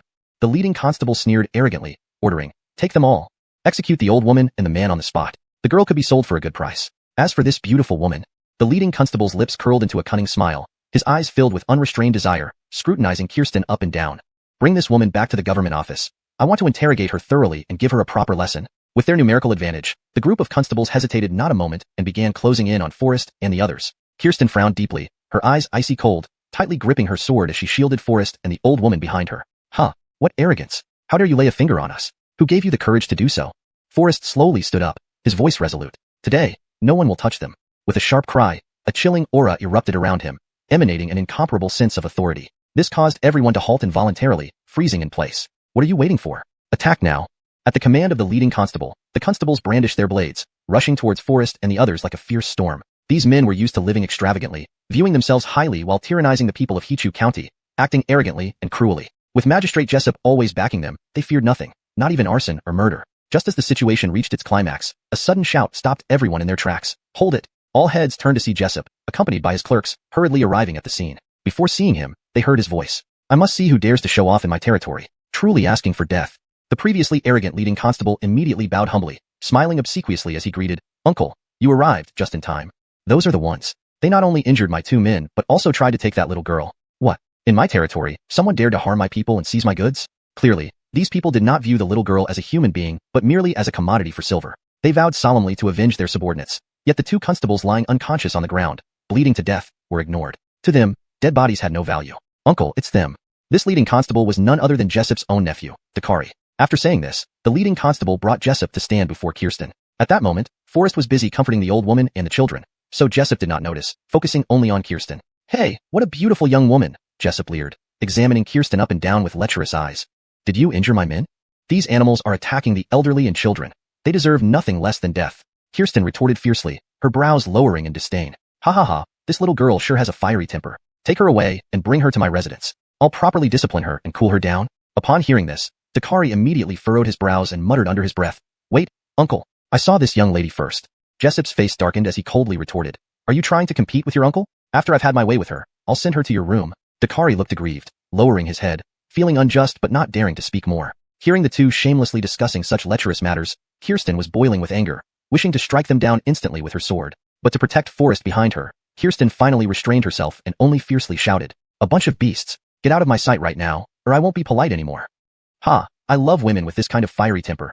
It makes things more exciting. Jessup wasn't afraid but became even more aroused. What are you waiting for? Capture her and take her back to the mansion. Jessup snapped coldly at the constables beside him. I dare you to touch her. Just as Kirsten was about to slaughter these beasts, she was held back by Forrest's hand on her shoulder. Forrest wasn't unwilling to eliminate these scoundrels. He just had some puzzles unsolved yet, so Jessup's life couldn't end now. Who is that? To dare speak so boldly? Jessup frowned, leaning forward to see but failed to identify who was behind Kirsten, then impatiently waved his hand. Forget it. No matter who it is, remove all of them. Facing the surging group of lackeys, Forrest calmly stepped out from behind Kirsten, took the long sword from her hands, entrusted the old woman to Kirsten's care, and then stepped forward to shield everyone behind him. Forrest gripped the long sword tightly with one hand, flipped his arm, and in an instant, the blade flashed across the necks of 3 constables. Before they could react, they were petrified mid-motion, holding their knives motionless. Broderick, how have you been? Forrest steadily walked through the gap between the 3, and as his words fell, the 3 heads tumbled to the ground. Chapter 72. This matter is far from simple. Jessup was taken aback. When his eyes met Forrest's face, he instantly turned pale with terror, trembling uncontrollably. Beside him, Dakari looked puzzled and asked Jessup, Uncle, why are you still afraid? These few are just the old, the sick, and the weak. Watch me deal with them. As soon as he finished speaking, Dakari raised his knife, ready to attack Forrest. Slap. A loud slap rang out. Dakari held his cheek, staring in shock at Jessup. Uncle, why did you hit me? Jessup's face had drained of all color, deathly pale. Without a word, he knelt down before Forrest. Your Excellency, this lowly official failed to recognize you, and I have been disrespectful. Please forgive me. Remember, offending the law, daring to gainerate high-ranking officials of the court, is an unforgivable crime. Though Jessup acted arrogantly, he knew the value of life well and would never seek self-destruction. Yours, Your Excellency? Dakari froze on the spot, holding his swollen cheek, looking at Forrest in horror. The surrounding constables were also stunned, their faces full of fear. Do you not kneel yet, you bunch of good-for-nothings? With Jessup's furious rebuke, everyone came back to their senses and fell to their knees. Forrest's anger had not subsided. He kicked Dakari hard, sending him crashing to the ground. Weren't you quite impressive bullying the elderly and the women? Why aren't you so bold now? No, not daring. It was truly my fault that allowed my subordinates to inadvertently offend Your Excellency. Please be merciful. Small grievances disrupt great plans. Jessup knew this well, humbly pleading for mercy, extremely submissive. The row of kneeling constables were shocked. When had Jessup ever been so humble? Especially Dakari, who was always arrogant and overbearing, enduring such humiliation under Forrest's feet. How could he endure this indignity? He suddenly stood up, roaring at Forrest. What imperial commissioner? Once stepping into Hichu County, even dragons must behave. Have you not heard that only I bully others? No one dares to touch me. Kid, no matter what imperial commissioner you claim to be, I'll make sure you die today. Jessup's nephew had always been arrogant and overbearing, used to having Jessup's protection. Now forced to kneel and suffer Forrest's beating. How could this anger be suppressed? Fool, how dare you speak to the imperial commissioner like that? Jessup turned purple with rage, angrily rising and slapping Dakari again. Dakari gripped his saber tightly, eyes bloodshot, almost splitting. Uncle, you actually hit me? And you do it for some damned imperial commissioner. When mother passed away, didn't you promise her? If not for your plots against Brantley, my mother wouldn't have died. Uncle, where's your past glory? When did we ever fear any prefects or commissioners? Even if the emperor himself came to Hichu County. Clearly, Dakari had been overwhelmed by anger, loudly accusing without reserve. Disobedient son, what are you rambling about? Quickly kneel and kowtow to apologize to the imperial commissioner. Before Dakari could finish speaking, Jessup, already livid, slapped him hard again, cutting off his tirade. Brantley? Could it be her round? Forrest frowned. Did he mean Adelaide's father? Before Forrest could inquire further, Dakari lunged at Forrest as if possessed, chanting while attacking, seemingly recounting something. Forrest couldn't clearly hear the specific words, but faintly picked up that they involved her round. To uncover the truth, Forrest did not retaliate fiercely. With a casual kick, he disarmed Dakari of his long saber and easily restrained him. Explain yourself. What exactly is the truth behind your plot to frame Brantley? Forrest's face darkened, sternly questioning. Witnessing Dakari's deranged laughter, Jessup appeared more tense and terrified than Forrest. In a flash, Jessup's expression turned incredibly anxious. His eyes darted about. Then he abruptly grabbed a large saber from the ground and struck it forcefully against Dakari's head. Before Forrest could ask further, Dakari had fallen unconscious. Dinyo, how are you? Jessup's acting skills were remarkable. He quickly threw away the saber, snatched Dakari from Forrest's hands, and hugged him tightly. Your Excellency, my nephew has lost consciousness. Could you allow me to take him back to the yamen for a doctor's examination first? Jessup frowned deeply, his face filled with anger, clearly not asking for permission. Without waiting for Forrest's reply, Jessup instructed the clerk to support Dakari and then ordered loudly, retreat. Instantly, a group of constables followed swiftly, leaving the scene in grand style, displaying their authority to Forrest. Kirsten intended to chase after them, but was timely stopped by Forrest. Jessup is far from simple. Do not act rashly. A petty grievance can disrupt great plans. Forrest's brows were tightly knit. He turned to help the old woman up, gently squatting down to ask with concern, are you all right? Why did those constables arrest you?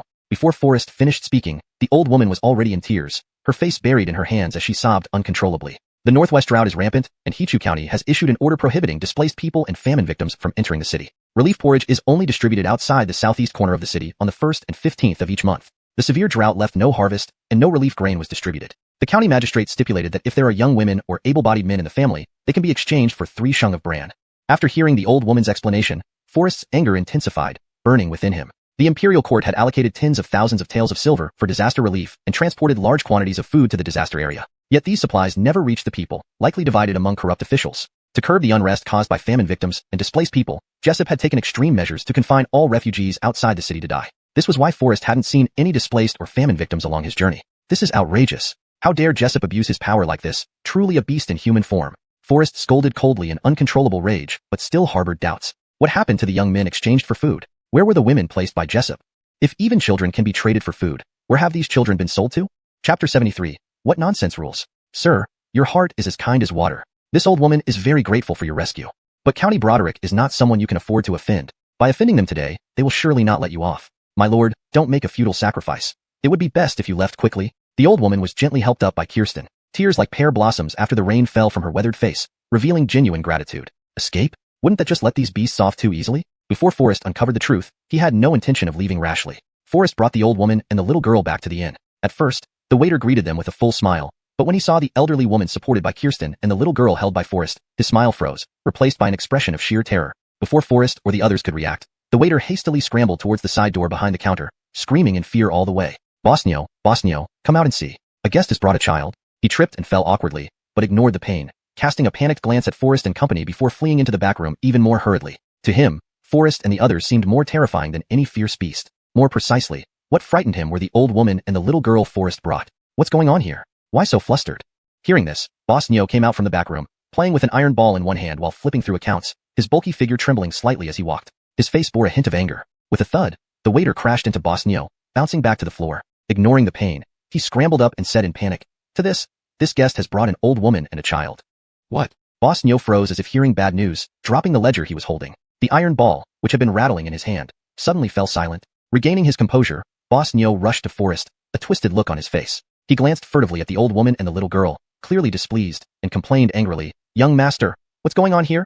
You should know that our magistrate has a rule that women and children are not allowed to stay at inns, especially young girls who must be immediately returned to the county office. Not allowing women and children to stay? What nonsense rules?" Forrest's face darkened as he rebutted coldly. The old woman grew tense and anxiously tugged at Forrest's sleeve, trembling as she tried to lead Maya away. "Young master, we two humble souls shouldn't stay here. I don't want to cause you trouble. Perhaps we should go." Forrest frowned and tightly gripped the old woman's hand. "Don't be afraid. I'm staying here tonight." Bosnio, unaware of Forrest's true identity, paid him little attention due to his simple attire. Hearing Forrest's anger, he flew into a rage and retorted coldly, "Boy, for someone dressed so poorly, you've got quite a temper. Women and children cannot stay here. That's the rule set by the magistrate. If you have a problem, take it up with him. Besides, it's already generous of me not to report you to the authorities. Either follow the rules or leave my inn right now with them." Forrest frowned deeply. These people, with a bit of power, were all the same sort. Despite his simmering anger, he kept his cool, considering the bigger picture, and then took out 30 taels of silver. "I'll pay extra. Will that do?" 30 taels? That wasn't small change. Seeing the 30 taels offered by Forrest, Bosnio couldn't hide his disdain, and the waiter joined in, both laughing uproariously. "Boy, do you think I, Abdullahi, am a beggar? 30 taels of silver is nothing." Abdullahi sneered contemptuously. "If you offered 1,000 taels, perhaps I'd consider it." The waiter's face clearly showed scorn and arrogance, his head held high, chin lifted, eyes coldly looking down on Forrest and company. "Look at your pathetic appearance. 1,000 taels of silver? You probably can't even dream of it." Sean, witnessing this disrespect shown to Forrest, frowned deeply and rebuked, "Ignorant boy, you're far too arrogant."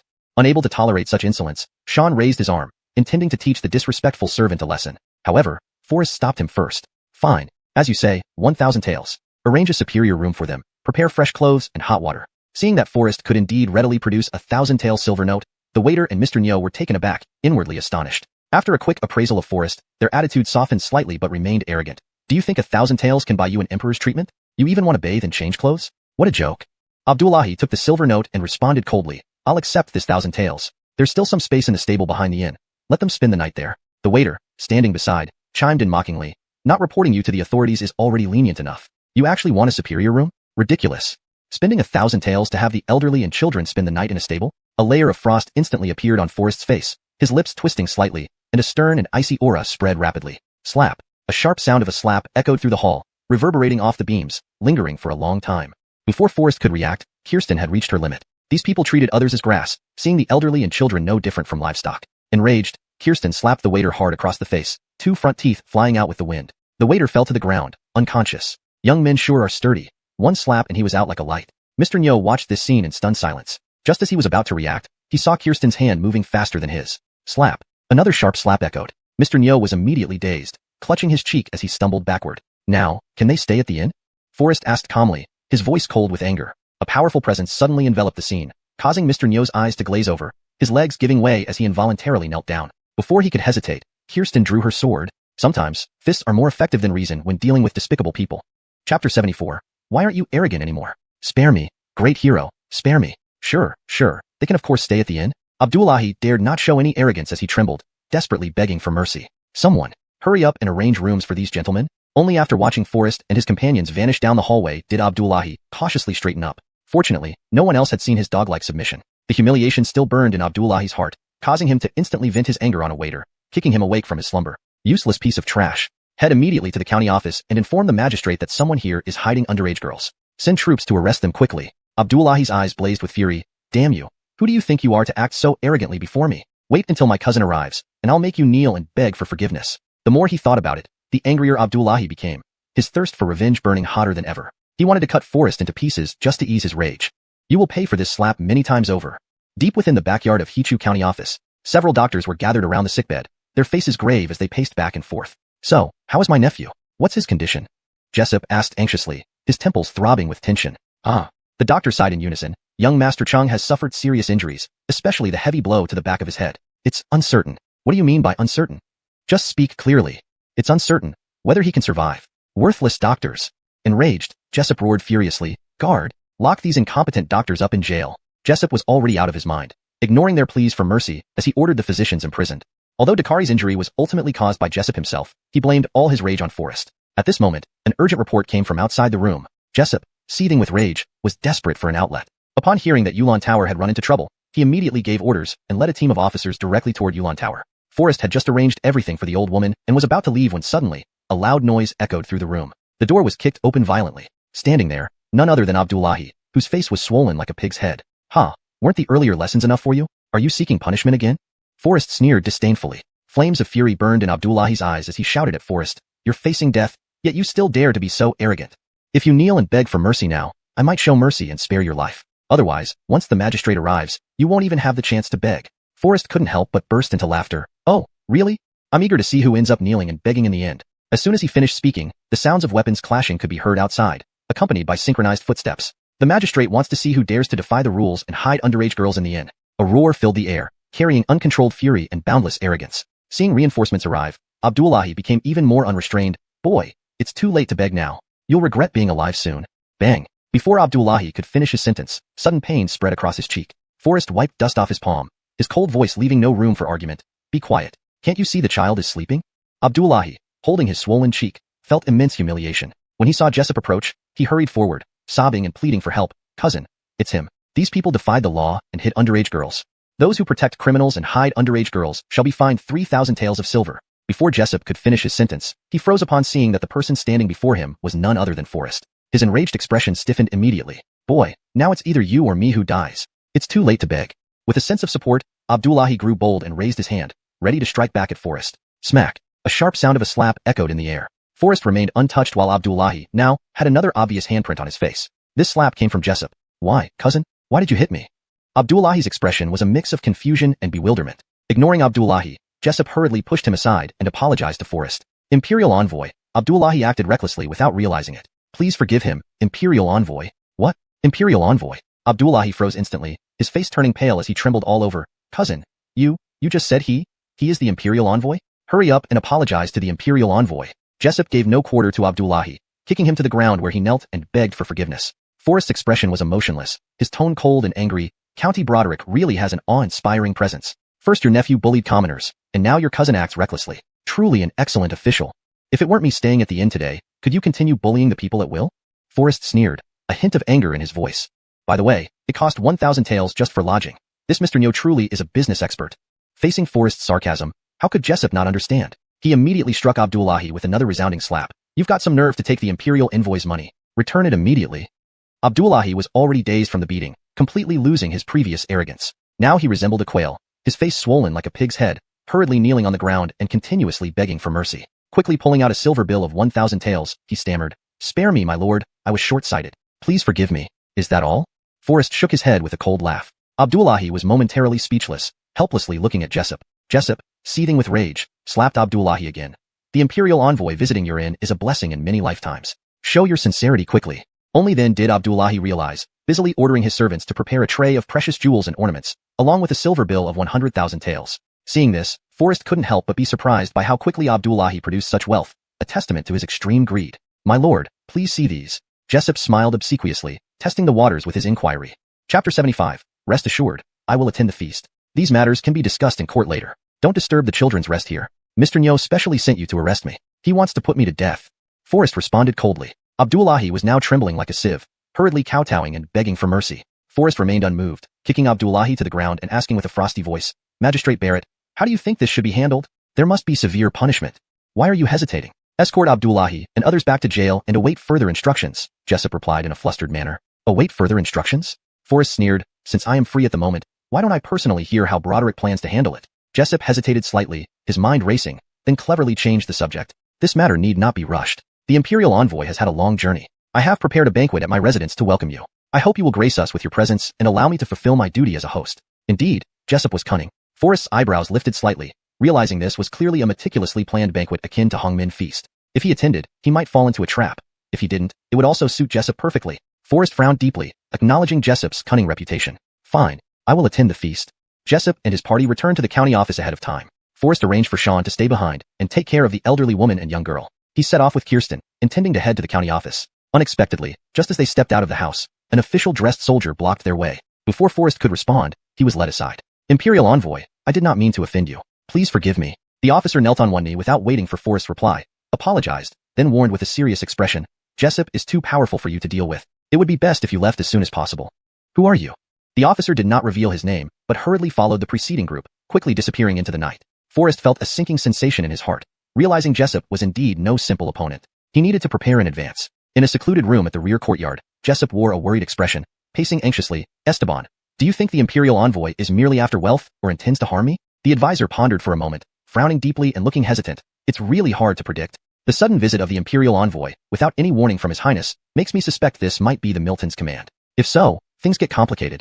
Hearing this, Jessup paused, his eyes showing confusion. His hands slowly raised as if he wanted to say something but held back, finally sighing heavily and falling silent. After much contemplation, he raised his eyes and asked, is there really no solution? The advisor thought for a moment, then a cunning look appeared on his face. Leaning forward, he whispered, in this world, all rush for profit. The essence of being an official boils down to one word, profit. I've never seen an official who doesn't covet wealth. However, Abdullahi just offended him. I fear the imperial envoy won't let it go easily. Jessup sighed, frowning deeply. This is not difficult. We'll just spend more silver. Then we can sell more women to the barbarians to make up the loss. But, is it really that simple? Jessup was still concerned. I noticed the imperial envoy has remarkable presence and acts decisively. I fear, Lord, haven't you heard the old saying? Even a mighty dragon cannot compete with a local snake. Be it a golden or silver envoy, none can escape. If he knows what's good for him, he should take the money and leave. It benefits both sides. If he insists on resistance, then? A beast-like gleam flashed in the advisor's eyes as he casually made a slashing motion across his neck, speaking coldly, in this remote place, we can simply claim the imperial envoy encountered misfortune and died in the line of duty. Who would know the truth?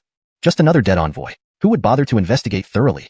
Don't forget, we have the prince backing us. Jessup nodded lightly, his tone dismissive. If he is as stubborn as Haroun, let him join him below. Before he finished, an officer rushed in. Broderick, Inspector Barrett has arrived. Good. Today, I will certainly let him experience what it means to have tactics. Jessup issued a cold laugh, his eyes flashing with cunning light. As he stepped out of the courtyard, an evil smile hung on the corner of his mouth. Ha ha ha, Inspector Barrett has honored my humble residence with your presence. I regret not being able to welcome you earlier. Jessup fawned forward. Inspector Barrett, you are dashing and dignified, while Miss Kirsten is also beautifully adorned and highly skilled. The two of you truly make a perfect match. Forrest did not respond but walked straight to the right side of the table and sat down. 3 people drinking wine might be too monotonous. Officer, please join us at the table. As he spoke, Forrest pointed toward Arno Shanchong, who was the officer who had just hinted that he should not participate in this banquet. Arno Shanchong was suddenly startled, his gaze turning toward Jessup. Only after receiving Jessup's approval did he slowly take his seat at the table. Everyone else can leave now. The officers all withdrew. Even the advisor followed Forrest's order and left the room. At this moment, Jessup's brows slightly furrowed, secretly pondering. This imperial envoy before me is no easy opponent.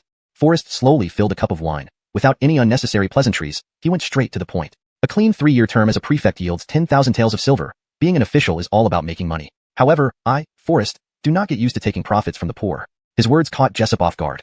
He never expected Forrest to be so straightforward. This remark immediately disrupted all his plans and thoughts. Glancing back involuntarily, he found that the advisor was gone, causing unease in his heart. However, Jessup, having weathered many storms, quickly regained his composure and smiled, countering, then, Inspector Barrett, whose money do you plan to earn? Of course, whoever has money, I'll earn from them. So, who has money? You do.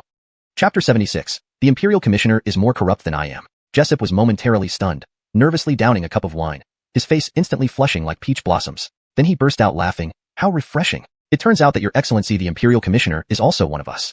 All items in this house can be considered your own. Commissioner Barrett, if there's anything you fancy, feel free to take it. Ha ha ha, Forrest laughed coldly. Then his face darkened, and he said sternly, I am an Imperial Commissioner, not a bandit or a hooligan. What do you think of me, Barrett someone?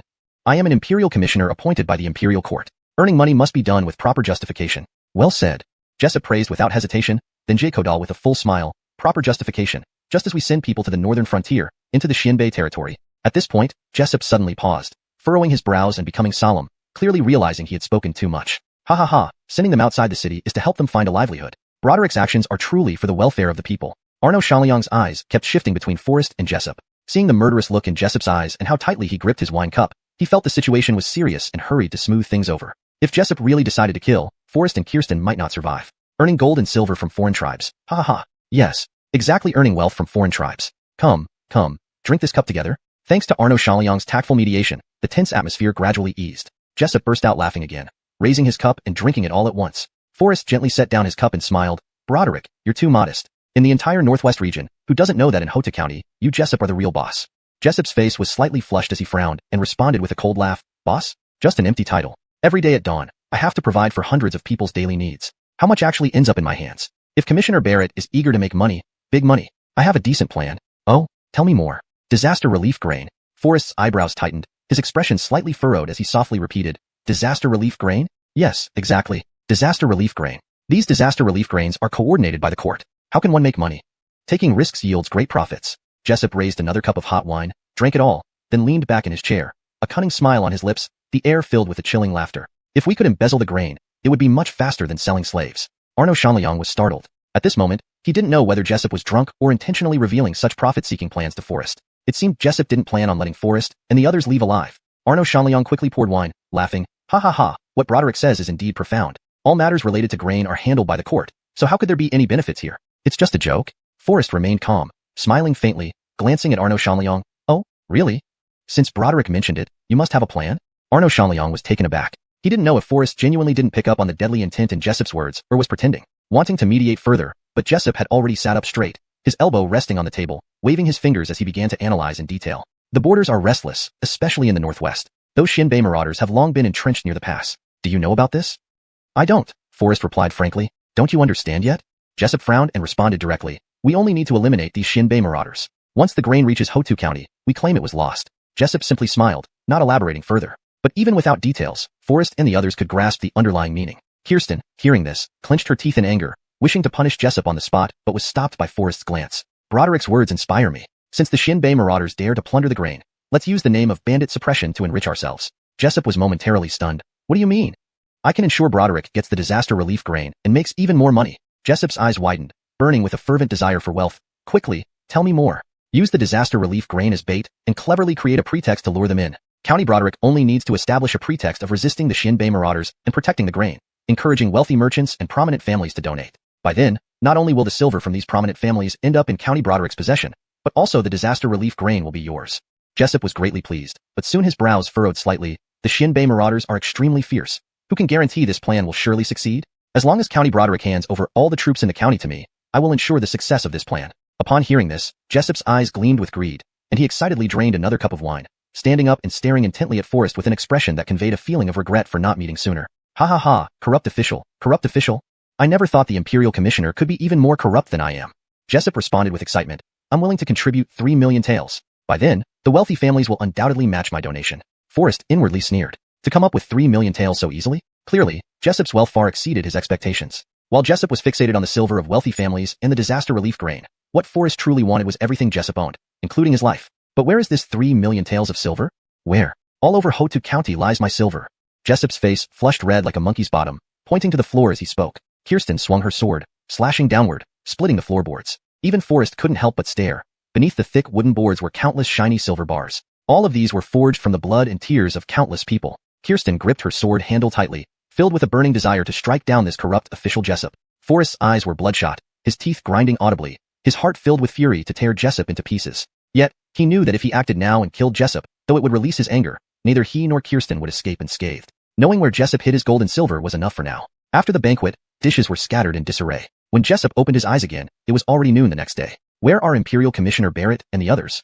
Chapter 77. What? He's still alive? The envoy Barrett and his entourage returned to the inn last night, the clerk reported as he brought in a bowl of ginger soup, speaking softly. Unable to contain his curiosity, he asked further, Sir, I really can't understand why you signed that document and handed over your troops to envoy Barrett's command? And? You even allowed him to take 300 taels of silver. Jessup gently rubbed his swollen eyes and looked into the bronze mirror. His puffy face was shocking and painful to touch. If you don't risk losing the bait, you won't catch the wolf. These 3 million taels are just a drop in the bucket. If Envoy Barrett can safely deliver the disaster relief supplies back to the government office, its significance far exceeds 3 million taels. The clerk frowned, showing confusion on his face. Sir, didn't you previously decide to put Envoy Barrett to death? Why now?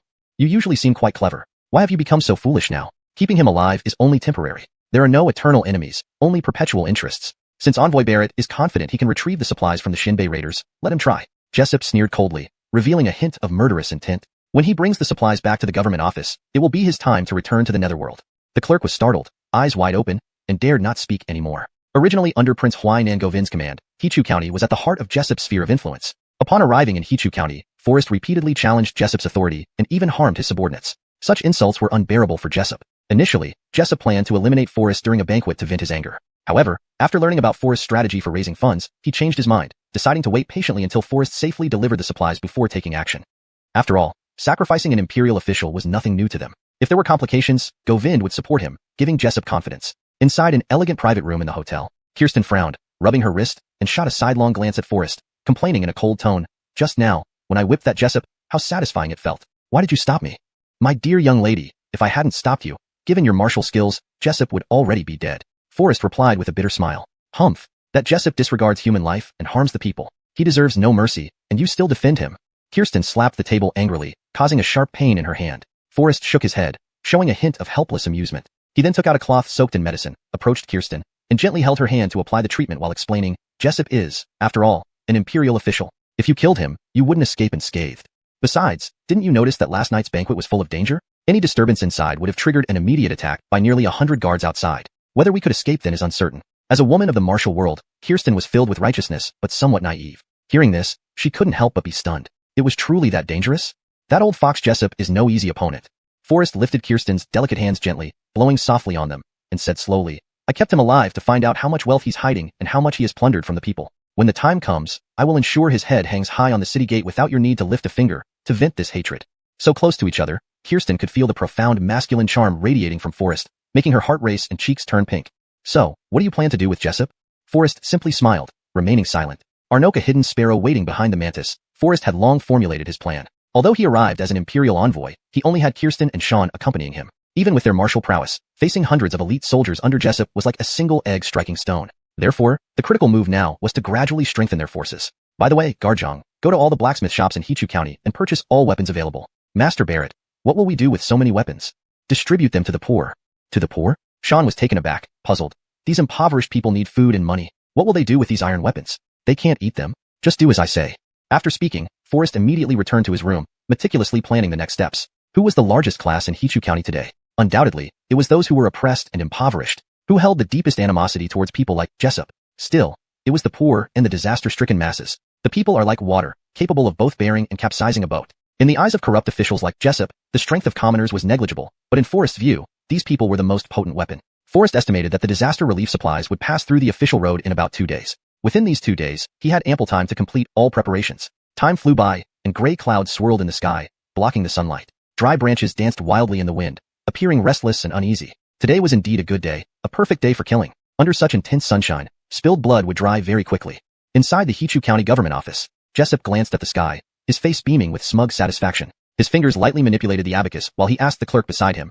Today is precisely the critical moment for Envoy Barrett to intercept the Xinbei raiders and escort the grain supplies back. How is the situation there? The envoy has dispatched all the guards away from the government office to intercept the Xinbei raiders and bring the grain supplies back safely. There shouldn't be any problems. Once the grain arrives, it will be Forrest's time to return to the netherworld. Before he finished speaking, a constable burst into the room in panic, stumbling and immediately prostrating on the ground. It's bad. Lord, something serious has happened. Jessup erupted in anger and, without waiting for the constable to steady himself, kicked him over. What happened that made you so flustered? The constable rolled far away, ignoring his pain, and quickly crawled back, trembling as he reported, Envoy Barrett has already returned to the city. Jessup froze instantly. He had already planted gainers around Forrest, ready to execute him immediately once Forrest successfully intercepted the Xianbei raiders and brought back the grain supplies. But now, what? He didn't die? Chapter 78, always one step ahead. If Forrest died, Jessup could claim that the Imperial Commissioner sacrificed himself for the safety of the relief supplies. Then not only would all the grain fall into his hands, but also the wealth of the aristocratic families. Additionally, this would solve the problem of Forrest, a true 3-for-1 gain. Man's plans never match heaven's calculations. Jessup had never expected that Forrest could survive the fierce Xianbei soldiers and his own planted spies. So, what about the relief grain? Jessup asked anxiously. The relief grain was brought back unscathed. But what? But Commissioner Barrett did not only bring back grain. He also brought a group of famine victims and armed citizens. What? Famine victims? Citizens? Armed? Could it be that Forrest intends to? Just a few citizens. Do they dare revolt? Jessup steadied himself, coldly uttering, they can't amount to anything. Since the relief grain has arrived, send troops to seize it. At this moment, Jessup was still confidently full of himself, without a hint of crisis. Footsteps approached from outside. However, when Forrest turned his head, he saw that the many citizens behind him had stopped, with only Forrest, Kirsten, and Sean riding ahead. Forrest glanced back. Those citizens looked bewildered and had an empty gaze, their eyes holding no hope, only fear and dread of being oppressed. Young Master Barrett, there. No one followed. Forrest frowned, seeming to understand something. I get it. They will help whoever wins. There are so many guards in the Sioux residence, and we are only 3. Do we have a chance? Don't worry, victory is assured. Forrest said gravely, a stern air spreading around him. He kicked open the mansion door. Seeing only 3 people enter, Jessup burst out laughing.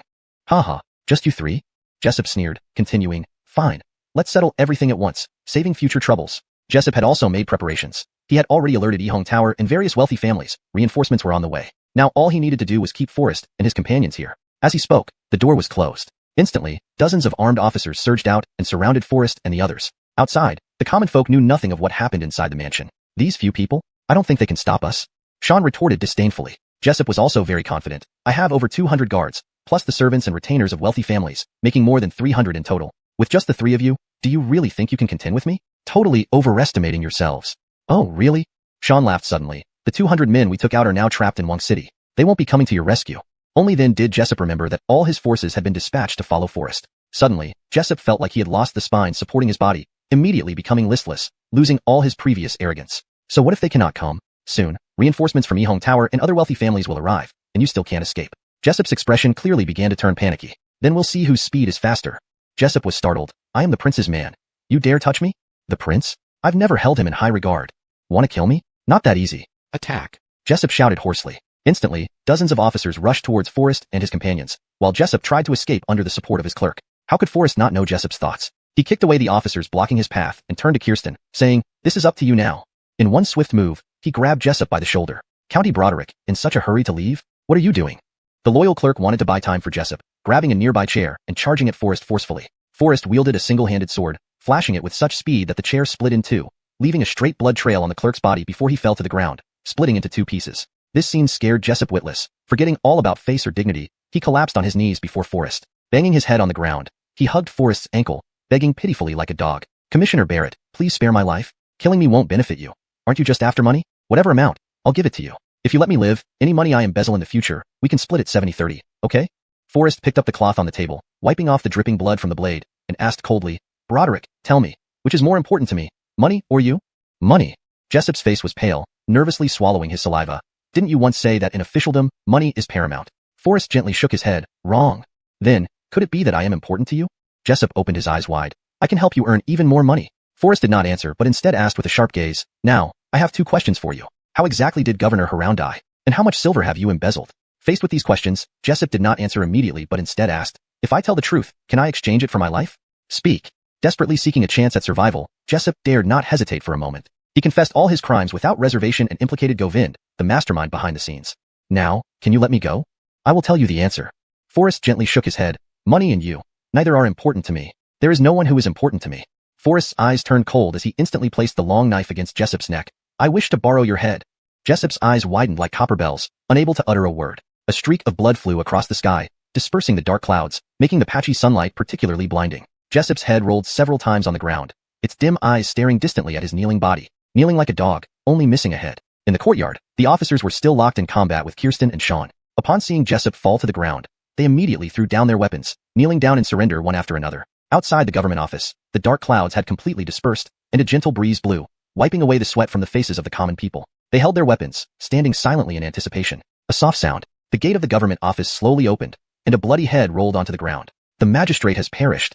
Carrying murderous intent with his sword, the crowd immediately surged forward, lifting Forrest high above. Numerous civilians immediately knelt down, worshipping him. Though Jessup had fallen, the rise of the Northwest had just begun. Chapter 79. Mercenaries are most important.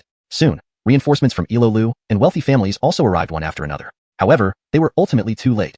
Jessup's head was already hanging high on the city tower. With Jessup being dealt with by Forrest, the fear in the hearts of the common people dissipated as well. The hastily arriving officers and guards, facing such a large crowd, instantly froze in place, not daring to resist, and surrendered their weapons one after another. Open the granary, provide disaster relief. After calming down the victims of the disaster, Forrest did not slack off at all and immediately distributed the grain on site. However, at the moment the grain bags were opened, Sean couldn't help but be stunned. Master Barrett, this grain? Forrest frowned deeply and stepped forward for a closer look. He saw that there wasn't a single grain inside the bag, only coarse bran mixed with sand. Facing the long queues of civilians and victims eagerly awaiting aid, Forrest clenched a handful of coarse bran, filled with rage. He hadn't expected the corruption in the Northwest region to have deteriorated to such an extent that even the government's disaster relief grain could be privately embezzled. Originally, hundreds of loads of grain, after multiple layers of exploitation, left only this coarse bran mixed with sand when it reached Hichu County. Master Barrett, what should we do? Forrest remained silent for a long time before finally speaking slowly. First, distribute the grain we purchased. But that grain was meant to aid our Nojiang's disaster area. At this moment, there's no time for other concerns. First, distribute the grain. As for our Nojiang supply, we will purchase it later from neighboring counties with money. Forrest instructed sternly. Not only did he give away all the grain he had purchased, but he also redistributed the land occupied by Jessup and others according to the population size, achieving individual farming quotas to encourage hard work and productivity. Forrest taught the people how to build irrigation canals using cement and diverted water for agricultural purposes. At the same time, he exempted them from taxes and implemented a policy of providing relief through employment, stabilizing livelihoods. This series of pro-people policies immediately won over all the citizens, but Sean became increasingly worried. As night fell, Forrest was tallying up the corrupt funds from Jessup and the influential families in the magistrate's office when Sean entered the room with a serious expression. If you have something to ask, feel free to speak, Forrest replied calmly without looking up. Sean furrowed his brow slightly, pondered for a moment, and finally spoke cautiously. Master Barrett, this land of Hichu County has always been under Govind's sphere of influence. Since you've punished County Magistrate Jessup and abolished the local taxes, it is likely Govind will challenge you once he hears about this. That depends on who acts faster, Forrest said coldly, a sharp glint flashing in his eyes. Sean was momentarily speechless, not fully comprehending the deeper meaning behind Forrest's words. Without beating around the bush, Forrest put down his pen, scanned through the list of policies he had written, and said quietly, "We three came to the Northwest alone, without troops or power. Even though we carry the Emperor's insignia in such a remote place, if they don't recognize this empty title, there's nothing we can do. From the start, Govind has never ceased wanting to eliminate me." Hearing this, Sean's brows furrowed deeply, and cold sweat trickled down his spine. He thought that if Jessup hadn't been so greedy, they might have fallen victim to him after that banquet fraught with danger. Knowing full well it was a banquet that could lead to certain death, Forrest showed incredible courage and not only escaped unharmed, but also skillfully controlled Jessup. At this moment, Sean's admiration for Forrest reached its peak. Yet, Sean's worries continued, but the changes in Hichu County, time was urgent, responsibilities heavy. The drought in our Nojiang was severe, and official corruption rampant. Forrest could not linger long in Hichu County. At dawn the next day, Forrest set out with Kirsten ahead to our Nojiang County. He left Sean in Hichu County as support, entrusting him with logistics and supplies. Further westward, the sky was filled with yellow sand. Amidst the desert solitudes and the sunset glow, nearing the border regions where banditry was rife, the desolate and bleak atmosphere grew more intense. Although only a few dozen miles of desert separated them from our Nojiang, it was already deep into the night, and the horses were extremely exhausted. Fortunately, there was an abandoned town not far ahead. Traveling through the desert at night was dangerous, so Forrest decided to rest here for the night. Just as they reached the entrance of the town, they heard an angry shout coming from the tavern. "Old man, bring the wine over. Isn't this wine already finished?" Following the sound, Forrest found his way to the only tavern in such a dilapidated place. The man who had shouted angrily was none other than the notorious mountain bandit Tomas, a bully known to everyone in the border region. The tavern owner was a somewhat unkempt old man. Seeing their drunken state, he couldn't help but worry, fearing they might cause trouble after drinking. Nervously stepping forward, he cautiously advised, "Sirs, you've already drunk too much?" Tomas's eyes were bloodshot. He grabbed the old man by his collar, his face darkening as he yelled, "What do you mean? You think we can't pay for the wine?"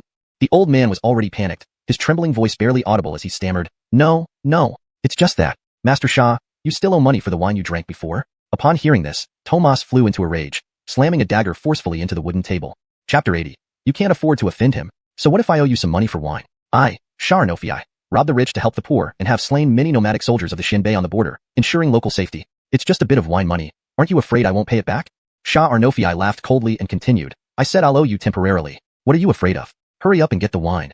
As he finished speaking, Shah Arnofii suddenly pushed the innkeeper away, sending him flying half a meter until he crashed into a pillar. The old man's daughter, Gia, with tears in her eyes, hurried forward to help her father up, not daring to say a word in anger. Kirsten witnessed this and instantly frowned, furious, gripping his sword and about to stand up, but Forrest held him back, saying, "In these remote lands, we don't know our opponent's strength, so acting rashly is unwise." Unaware of the other party's identity and given their current dangerous location in the desert, Forrest didn't want Kirsten to take any risks. "Gia, go fetch some wine for these gentlemen." Gia wiped away her tears, stood up, and walked to the kitchen, then nervously carried an ancient jar of aged wine. Facing Xiuxian and his two companions who leered at her, Gia trembled with fear and unease. "Why panic? We're not monsters." Ha ha ha. They all burst into laughter, and as Gia approached, Xiuxian suddenly reached out and slapped her buttocks. Startled, Gia shivered, and the wine jar she was barely holding slipped from her hands. Tense, Gia instinctively bent down to catch it. Xiuxian, who clearly had some skills, used the tip of his foot to catch the jar, but took the opportunity to roughly pat Gia's rounded bottom with his other hand. He smiled arrogantly. "If the wine had broken, I wouldn't have paid for it, you know?" Gia was so frightened that she kept retreating, tears falling like pearls cut by a thread. Yet she dared not voice any complaints, covering her face and sobbing. Rushing back to the kitchen, only the three men's proud, lascivious laughter echoed through the tavern. "Brother, Gia has become more beautiful. Wonder if her big bottom feels good when played with." One of the men sneered lightly and whispered, "Gia's bottom does look large. I wonder what it feels like to touch." "The feeling is simply wonderful, very smooth," Xiuxian boasted. "Big brother is truly impressive." The younger man blushed and complimented, "I wish I could feel it someday." "You want to touch? That's easy. Garth, today my mood is great. Have Gia come out and keep us company?" Xiuxian drank the wine in one gulp and smirked. Forrest couldn't bear listening to these thugs' vulgar words anymore. "Brother, why don't I join you for a drink?" Amidst their laughter, they lifted their heads and were surprised to see Forrest quietly sitting nearby. They hadn't noticed his arrival. Xiuxian looked Forrest up and down with contempt and sneered, "Who do you think you are to sit here drinking with us?" Scram.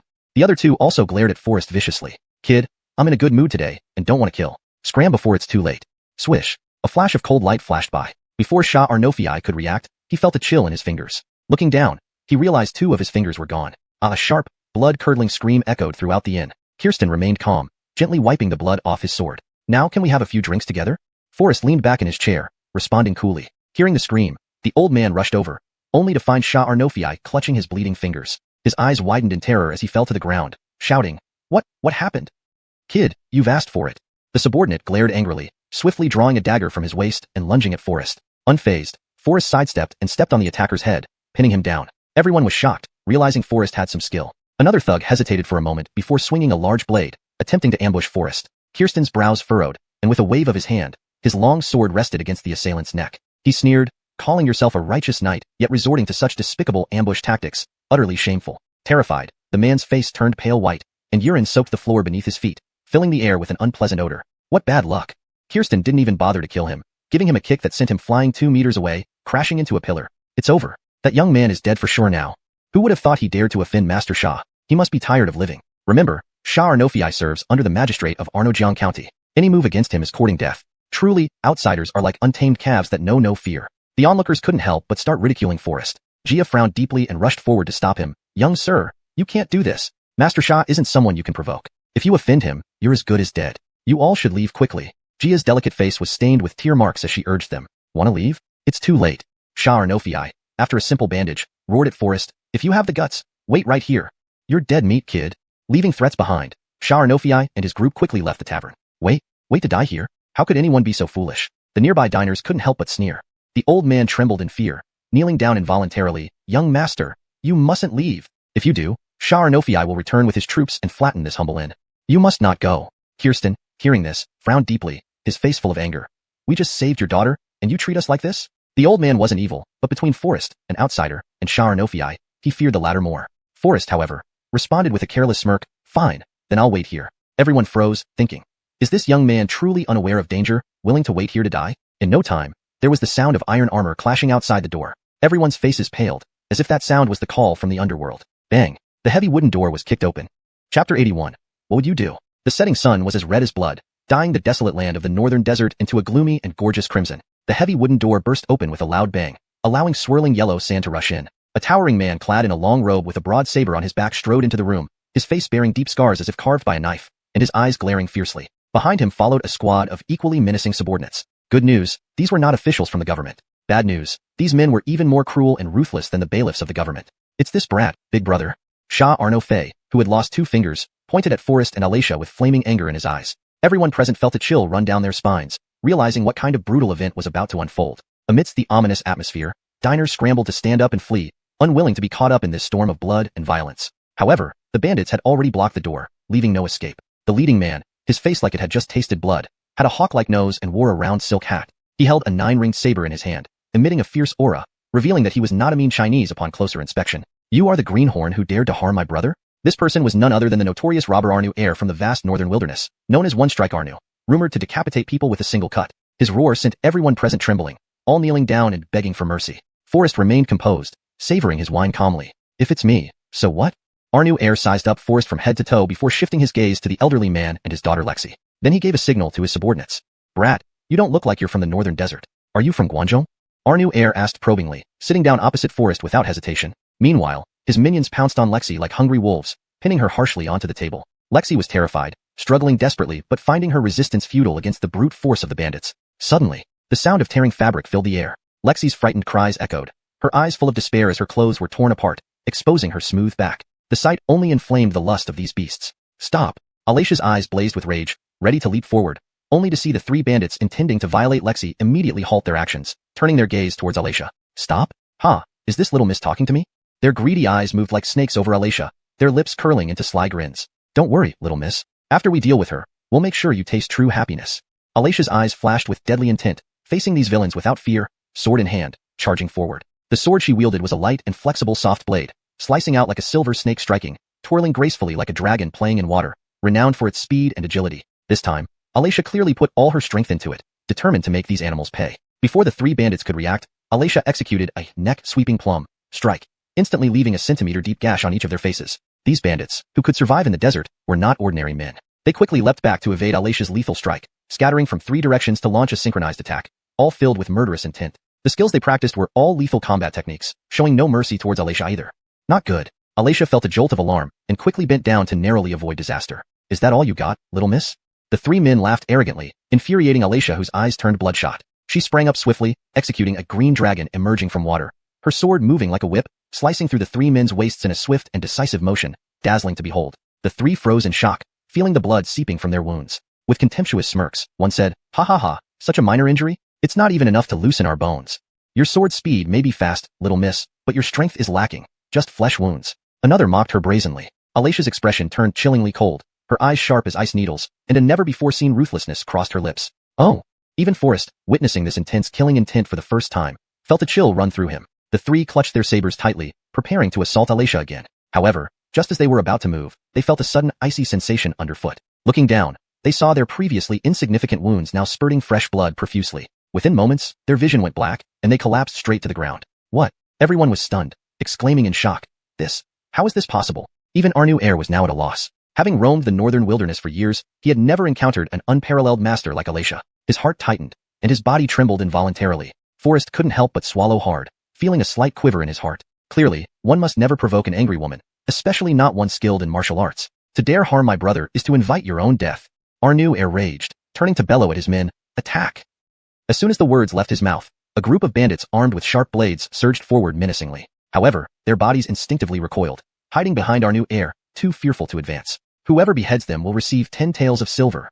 10 taels of silver was a considerable sum for these bandits. Everyone couldn't help but swallow, their hearts twitching with temptation, yet none dared to take the first step, still hesitating. They had just witnessed Alicia's prowess. If they could get the silver, they needed to be alive to enjoy it. 20 taels. 20 taels for anyone who slays them. 20 taels. That was no small amount. Selling a woman to the Xianbei or barbarians would only net them 3 taels of silver. Even Avril, the magistrate of Arnojiang, paid only 5 taels for killing a person. Enticed by such a substantial reward, several bandits no longer hesitated and charged toward Forrest with their knives raised. "Master, watch out!" Alicia frowned, unable to reach Forrest in time, as the ferocious bandits surrounded him heavily. "Young man, if you think you're capable, I don't believe you can fight 10 at once." Arnu heir's tone was arrogant, mocking laughter following. Before Arnu heir's voice even faded, the dozen men rushing at Forrest seemed to be frozen in place, stopping abruptly in front of him. Just as Alicia was about to rush forward to rescue him, she was stunned by what unfolded before her eyes. What's going on? Why aren't you attacking? Finish him off." Arnu heir's face showed astonishment as he roared in anger. "They would only get 20 taels for killing me, but if they kill you, they could earn 100. If you were them, what would you choose?" Chapter 82. Entry Fee for the City. The moment the words were spoken, Arnu heir's men immediately turned against him, waving their broadswords as they advanced toward Arnu heir. "Brother, I'm sorry. We never expected your head would be worth so much. The price he offered is simply too high. 100 taels for your head, brother. You've lived a worthwhile life." Forrest remained seated where he was, calm and collected, gripping a silver note tightly in his hand. The diners who had been mocking Forrest earlier were now stunned, staring at him with shock. They had imagined all sorts of tortures Forrest might suffer under our new heir's hands, but never expected it to end like this. For a moment, everyone shifted their attitudes, vying to flatter Forrest. Young master, when you entered, I sensed your extraordinary demeanor right away. Our new heir quickly kneeled down and apologized to the young master. Those diners who had just been wary of our new heir now plucked up the courage to stand behind Forrest, openly challenging our new heir. Young master, by ridding us of our new heir today, you've done a great deed for all of us. Money makes the ghost push the millstone. In this barren wasteland, money can buy anything. Confronted by his fiercely menacing men, our new heir panicked, falling off his chair in fear. Are you all rebelling? Don't forget, I'm still your boss.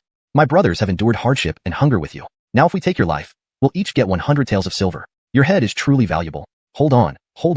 I am an aide to Governor Arno of Arnojiang. If you kill me, Governor Arno will not let you go unpunished. Our new heir knelt down, pleading for mercy, trying to make one last stand. Forrest raised a hand, and everyone immediately stopped. You're an aide to Governor Arno of Arnojiang? Humph, you're scared now, aren't you?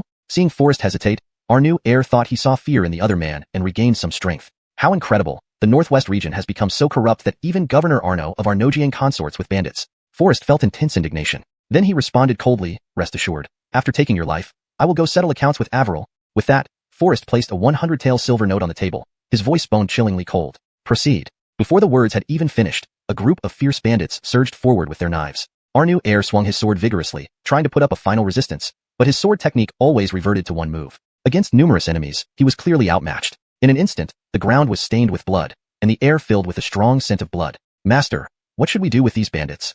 Alicia asked in a cold tone. Forrest scanned them, already having made up his mind. Given the current need for manpower, recruiting these people could be a wise choice. After deliberating for a moment, Forrest spoke. If you wish to stay and serve me loyally, each of you will receive 10 taels of silver. If you don't want to follow me, you may leave now, and I won't stop you. Everyone looked at each other, and then kneeled before Forrest in unison. We became bandits out of desperation. Arnojiang suffered a severe drought, taxes were heavy, and we had no other choice but to join our new heir. If Master does not forsake us, we are willing to follow you from now on. Seeing such generosity from Forrest, the former bandits, who had never experienced such a scene, were moved and desired to join Forrest. Forrest nodded slightly and distributed 10 taels of silver to each person. Since you've decided to follow me, henceforth, you must never commit evil deeds again. You are no longer bandits but members of the Anatoliwei army. Stay here temporarily and follow my orders. As night fell, candlelight flickered. Forrest sat in the room, engrossed in drawing blueprints, when Lexi entered with a cup of hot tea. Master, it's late. Shouldn't you rest? Forrest didn't look up, answering softly, Miss Lexi, is there something you need? No, only that father wanted me to bring you a bowl of hot tea to thank you for saving our lives. Fine, put it over there. Forrest remained focused on his blueprints. Lexi bit her lip, hesitated for a moment, and finally whispered, Master Barrett, you should leave as soon as possible. Forrest paused, slowly raising his head. In the flickering candlelight, Lexi's rosy cheeks revealed worry and sorrow. Master, you acted too rashly. By killing our new heir, how could Governor Arno of Arnojiang let it go easily? You must flee immediately to save your life. Tears slid down Lexi's face before she could finish speaking. So you're worried about this? Don't be concerned, I will be fine. It should be Averil who is afraid. Forrest's brows knitted tightly, and an air of solemn killing intent emerged. Lexi hesitated to speak, but then saw Forrest lower his head again, continuing to draw on those blueprints. Knowing her Jinyiwei wuxia, she couldn't help but move closer, asking suspiciously, Young master, what are you drawing?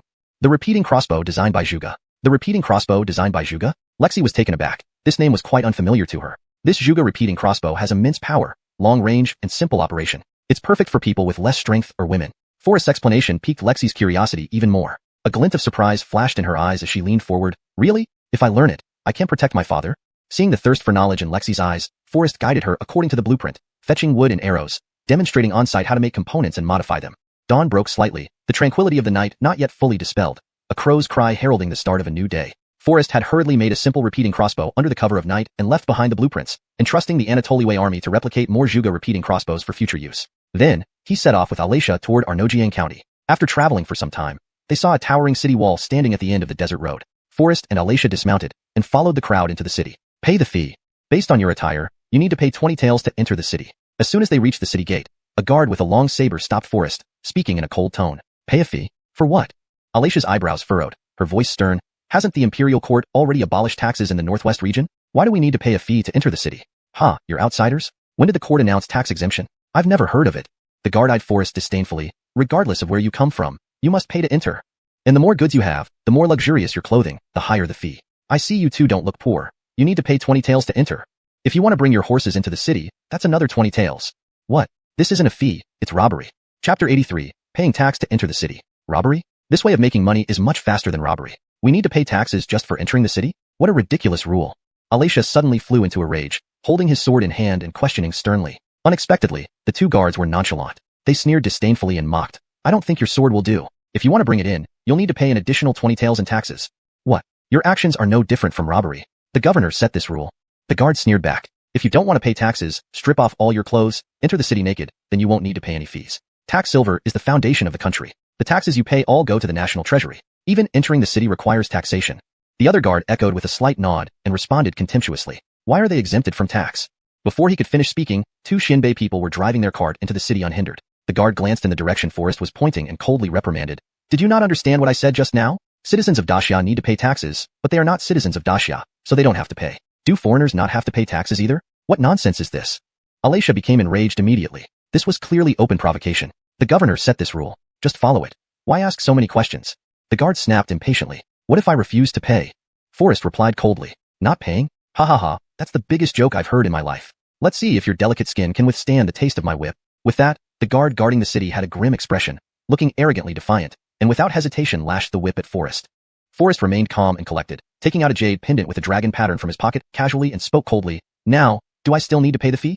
Huh. The guard was initially stunned, then stepped forward for a closer look, frowning instantly. To his surprise, the guard turned out to be an uneducated roughneck who snatched the jade pendant from Forrest's hand and sneered disdainfully. This broken jade pendant is only worth 20 taels. Pay another 80 taels to get through. Faced with the soldier's utterly foolish expression, Forrest was almost laughing and crying at the same time. Was this person really stupid, or pretending to be? Can't even recognize the imperial bestowed dragon pattern jade pendant? Alatia's eyes grew cold, grasping his sharp sword, ready to teach these arrogant fellows a lesson. Your dog eyes can't tell the extraordinary origin of this jade pendant? Joke. We've seen all kinds of treasures. This jade pendant indeed looks interesting, but I think it's worth no more than 40 taels. Pay another 60 taels and you can go. The leader of the city guard sneered condescendingly, his tone full of arrogance and insolence. Unable to control the urge to act, Alatia was stopped decisively by Forrest. A serene smile surfaced on Forrest's face. He gently shook his head and said, You little one.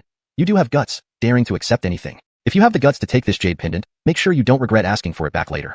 With that said, Forrest led Alatia, guiding the horse, and walked straight into the city. Hey, you still owe 60 taels of silver.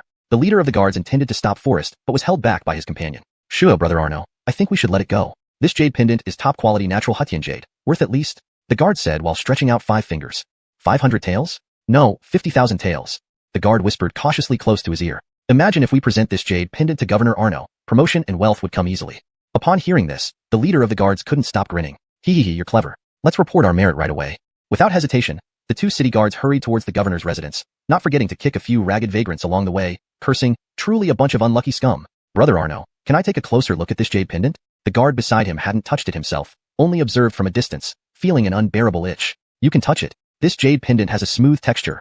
It's truly extraordinary. The leader, beaming with joy, handed over the jade pendant. As soon as the guard received the jade pendant, he froze and asked tremulously, Brother, is the carving on this jade pendant a dragon? The leader took the jade pendant back, carefully examined it, and laughed. Dragon? What dragon? It's just an ordinary jade pendant. Look at that guy's shabby clothes. How could he possibly own a dragon pattern jade pendant? How absurd.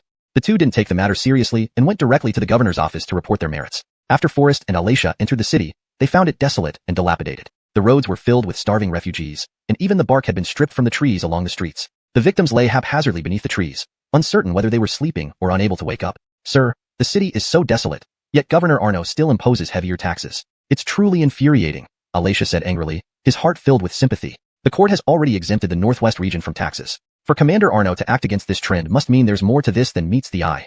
Forrest's expression remained grave as he continued in silence. Clearly, the situation here was worse than he had anticipated. Sir, please be kind. Give us some food. As they walked, an elderly man collapsed on the ground, clutching Forrest's trouser leg, pleading. Seeing the skeletal face of the old man, Forrest felt unbearable sympathy. He immediately took some dry rations from his horse and gave them to the man. However, before the old man could put the food to his mouth, a group of gaunt young refugees suddenly rushed out and snatched the food away. Don't fight, I still have more. Alatia hurriedly tried to stop them. Before he finished speaking, the sound of hoofbeats came from a distance. Who dares to give alms here without permission? Have you paid the tax? A bureaucrat-like figure rode up on horseback, whipping his long whip continuously to drive away the refugees without any mercy. The bureaucrat stopped his horse in front of Forrest, causing the surrounding refugees to panic and flee. However, they were too weak to run far. Those who were slow were lashed viciously by the whip. Stop! Forrest flew into a rage and grabbed the official's whip. What right do you have to inflict violence here? The official frowned, full of disdain. Do I need a reason to hit people? As for you, did you pay the tax for giving alms without permission? Memeing out food to refugees privately is punishable by death. With that, The arrogant and rude constable dismounted and swung his whip at Forrest. Forrest's eyes narrowed, quickly grabbing the end of the whip, pulling and twisting, and dragged the constable off his feet. What? Giving food requires a tax? Ridiculous. Chapter 84. Lying down before exerting any effort. Boy, you've got some nerve to even fight back? Watch me give you a good lesson today. As he spoke, the constable's whip lashed out at the disaster victims who had just received Forrest's assistance. And you lot of wandering peasants, daring to beg in broad daylight. Have you paid your begging tax? The victims hadn't time to react before the whip struck down fiercely. These defenseless disaster victims neither dared to resist nor flee. They could only cover their heads with their hands, huddle together, and endure the brutal whipping on their backs. They understood that not only did they lack the strength to run, but if caught after attempting an escape, it would only lead to certain death. Thus, they silently endured the painful whipping, praying that the officer might show mercy and lash them less for their compliance. Kirsten watched all this, initially stunned. She couldn't comprehend why these people didn't even consider resisting such abuse. Seeing the whip about to strike again, Kirsten felt a surge of anger. This kind of behavior treated human life as worthless. Unable to bear it any longer, her eyes turning red, she quickly drew her sword and deflected the whip, severing it instantly, then leaned forward to help the victims on the ground. She comforted them. Are you all right? The constable glanced at his broken whip, his face contorting with fury. Pointing at Kirsten, he roared, Boy, you dare to break my whip, do you want to die? Before she could respond, he dismounted, wielding a long saber and approaching her menacingly. Everyone present was alarmed. The disaster victims, whom Kirsten had just helped, urgently pulled her to flee. Miss, run now. Run? Why should I run? Kirsten's expression hardened. She already despised this tyrannical constable. If he wanted to fight, she'd be more than willing to oblige him. Don't you care about your life? Others tried to reason. Do you know his identity? He is Brendan, the highly skilled and influential elite guard from Arnojiang Prefecture. If you fight him, you're signing your own death warrant. The disaster victims advised her again. Quick, flee now while there's still time. Flee now? How laughable. Brendan sneered. No one escapes me once I decide to kill. In this brief moment, Brendan swiftly approached, standing behind Kirsten with a fierce expression and his saber pressing against her shoulder. Clearly, Brendan's martial skills were formidable. Boy, you are a foreigner, so it's understandable you don't know my name. But breaking my whip today, I can't let you go. Just what I expected. Kirsten turned calmly, revealing a deadly intent. Ah, a woman, Brendan sneered. I hate women most in this world. But you're not too ugly. Selling you to the Shinbei might fetch some money. Evidently, Brendan didn't take Kirsten seriously, continuing coldly, injuring you won't get a good price. Surrender peacefully to avoid unnecessary suffering. Hearing this, the surrounding victims sighed in regret, shaking their heads. Such a kind-hearted woman will surely meet a bad end. Just imagine, if not for saving us, she wouldn't have. One victim wiped tears, sighing softly. To live is most important. Pity this beautiful girl. Everyone sighed endlessly. Kirsten clenched her teeth and fists, boiling with rage inside. Unable to hold back, she was about to teach Brendan a lesson but was stopped by Forrest. Forrest knew if Kirsten acted, it might result in Brendan's death. If that happened, it would cause significant trouble, so he quickly restrained her. Suppress your anger. If you hurt him, it could lead to big problems. Let's endure this for now, Forrest whispered persuasively. Ha ha ha. A derisive laughter broke through the air. Brendan shook his head, laughing heartily. What a joke. You think you can kill me? Must be dreaming. My saber is razor sharp. In the Northwest, no one dares to defy me like this except our new heir who can spar a few rounds with me. You dare to be arrogant in front of me? Then I'll grant your wish. Remember today's date. This day next year will be your death anniversary. Brendan's eyebrows suddenly tightened, and an air of ruthlessness instantly spread. The surrounding crowd all felt a chill, retreating step by step in fear, even suppressing their breathing. Oh, it seems these two are doomed to die under Arnu the Guard's blade. What a case of ignorance is bliss. Daring to be so insolent in front of Arnu the Guard. Isn't that courting death? In my opinion, if they kneel and beg for mercy, perhaps Arnu the Guard might have a moment of kindness and spare them. I think there's no hope for this situation. The disaster victims who had been rescued by Alacia picked up 2 ragged mats from the ground as they spoke. These 2 mats can be left for the heroes to cover their bodies, so their blood doesn't spill on the ground, adding to the sorrow. Clearly, Brendan's cruelty and arrogance had left an indelible impression on the hearts of the people. Forrest, however, was unconcerned, lightly laughing. I thought you had some extraordinary skills? If you can't even match our new heir, how dare you act superior here? Truly laughable. As he finished speaking, everyone was astonished, and an unusual silence fell over the surroundings. Brendan's eyes bulged with rage, his face flushed with anger. A truly arrogant fool. Today, I'll let you taste the power of my overlord slash. His words barely faded when Brendan gripped his ringed blade, placed it behind his waist, using his shoulder as a pivot. His arm swung out like the wind, the blade slicing through the air with immense force, aiming straight for Forrest's head. The surrounding disaster victims shook their heads and sighed, turning away, unable to bear witnessing such a brutal and bloody scene. Whoosh, a gentle breeze swept past. The scene suddenly grew quiet, eerily so. Silence reigned except for the whispering wind, with no other sounds. What's going on? Contrary to what everyone expected, there were no cries of pain or screams, not even the sound of metal-piercing flesh. In the breeze, only the faint tremors of legs and the chattering of teeth could be heard. What happened? Everyone froze, slowly lowering their hands from their eyes, looking at the scene before them, filled with astonishment. How is this possible? There stood Forrest unharmed. Alacia was also untouched. Brendan seemed fine too. No, something wasn't right. Chapter 85. Who dares to hurt my Arnoddle Jiang? A sharp sound echoed. Brendan's moves were grand and forceful, truly intimidating, but his reaction was excessively slow, and the anger in Forrest's slap could no longer be restrained. This slap, if struck upon a wild bull, would leave it unconscious for days. Brendan fell straight down, lying on the ground now with foam at the corner of his mouth, and a distinct handprint visible on his face. The sharp weapon in his hand had long dropped 3 meters away. Everyone stared wide-eyed, unable to believe this unbelievable scene. After all, they had witnessed Brendan's kung fu, which had no match in the entire Northwest, yet Forrest felled him with just one slap? You boast so much, yet you're nothing more than that. Forrest gently rubbed his wrist, a hint of disdainful smile on his lips. He then stepped forward, took out silver needles, and performed a set of Buddy Min xiuxian on him. This needle technique ensured that Brendan wouldn't die immediately, but made him itch all over, unable to move. Wasn't it too easy on such a beast who cared nothing for human life? This needle technique was Forrest's lesson for him. The surrounding disaster victims were all dumbfounded, their eyes filled with reverence and admiration for Forrest. They couldn't believe that the formidable Brendan was knocked out by just one slap from Forrest, left nearly dying. Fortunately, it was Forrest who acted. If it were Kirsten, Brendan might have already lost his head. The stunned victims knelt down one after another, thanking Forrest. Young master has rid us of the official bully. Please accept our gratitude. Indeed, young master. Our new guard relied on government power, behaving ruthlessly, beating or cursing at us commoners like livestock, and we could only endure. You taught our new guard a lesson today, letting off our grievances. You are our benefactor. Facing this scene, Forrest was also deeply moved. These hardworking and honest people barely survived natural disasters and man-made calamities, yet they were still bullied by corrupt officials and subjected to arbitrary tax increases. Such atrocities were infuriating. Please get up. Forrest hurriedly helped everyone to their feet and said seriously, rest assured, since I, Forrest, am here, I will not allow you to be wronged again. The crowd was skeptical of Forrest's bold words. Although they were grateful for his righteous actions, to them, fighting against the entire government seemed like an impossible dream. Young master, you, hurting Brendan is courting disaster. We remember your kindness, but Brendan is affiliated with the government. Angering him means the government won't let it go easily. I advise you to leave quickly. Yes, before the government people arrive, you should leave as far as possible. We'll handle things here ourselves. Our lives are worthless. Seeing you avenge us before we die makes us die contentedly. Escape? That was impossible. Since Forrest arrived in our Nojian County, he only planned to do 3 things. Justice, justice, and damn well justice. Wanna run? Where can you go? Come out, surround them. As soon as he finished speaking, there was a sudden sound of urgent hoofbeats. Dust flew everywhere, blocking the sky, and in moments, a middle-aged man wearing an official hat, dressed in official attire, and carrying a sword appeared before Forrest. With swift movements, a group of law enforcement officers armed with weapons surrounded everyone present. This middle-aged man with a delicate face was none other than our Nojian Governor Avril. He had received news that someone was distributing food privately to disaster victims and injuring Brendan, so he rushed over without delay. What is going on? Avril frowned, noticing Brendan lying on the ground with foam coming out of his mouth. His heart skipped a beat as he dismounted instantly, embracing Brendan tightly, tears filling his eyes. Your Excellency, he dared to release grain from the warehouse to disaster victims without paying taxes. When I tried to stop him, I was brutally beaten. Brendan's voice trailed off before he fell into unconsciousness. No, Xiaojiang, you can't leave me like this, you can't. Avril cried bitterly, shedding tears like a child, seemingly having lost something invaluable.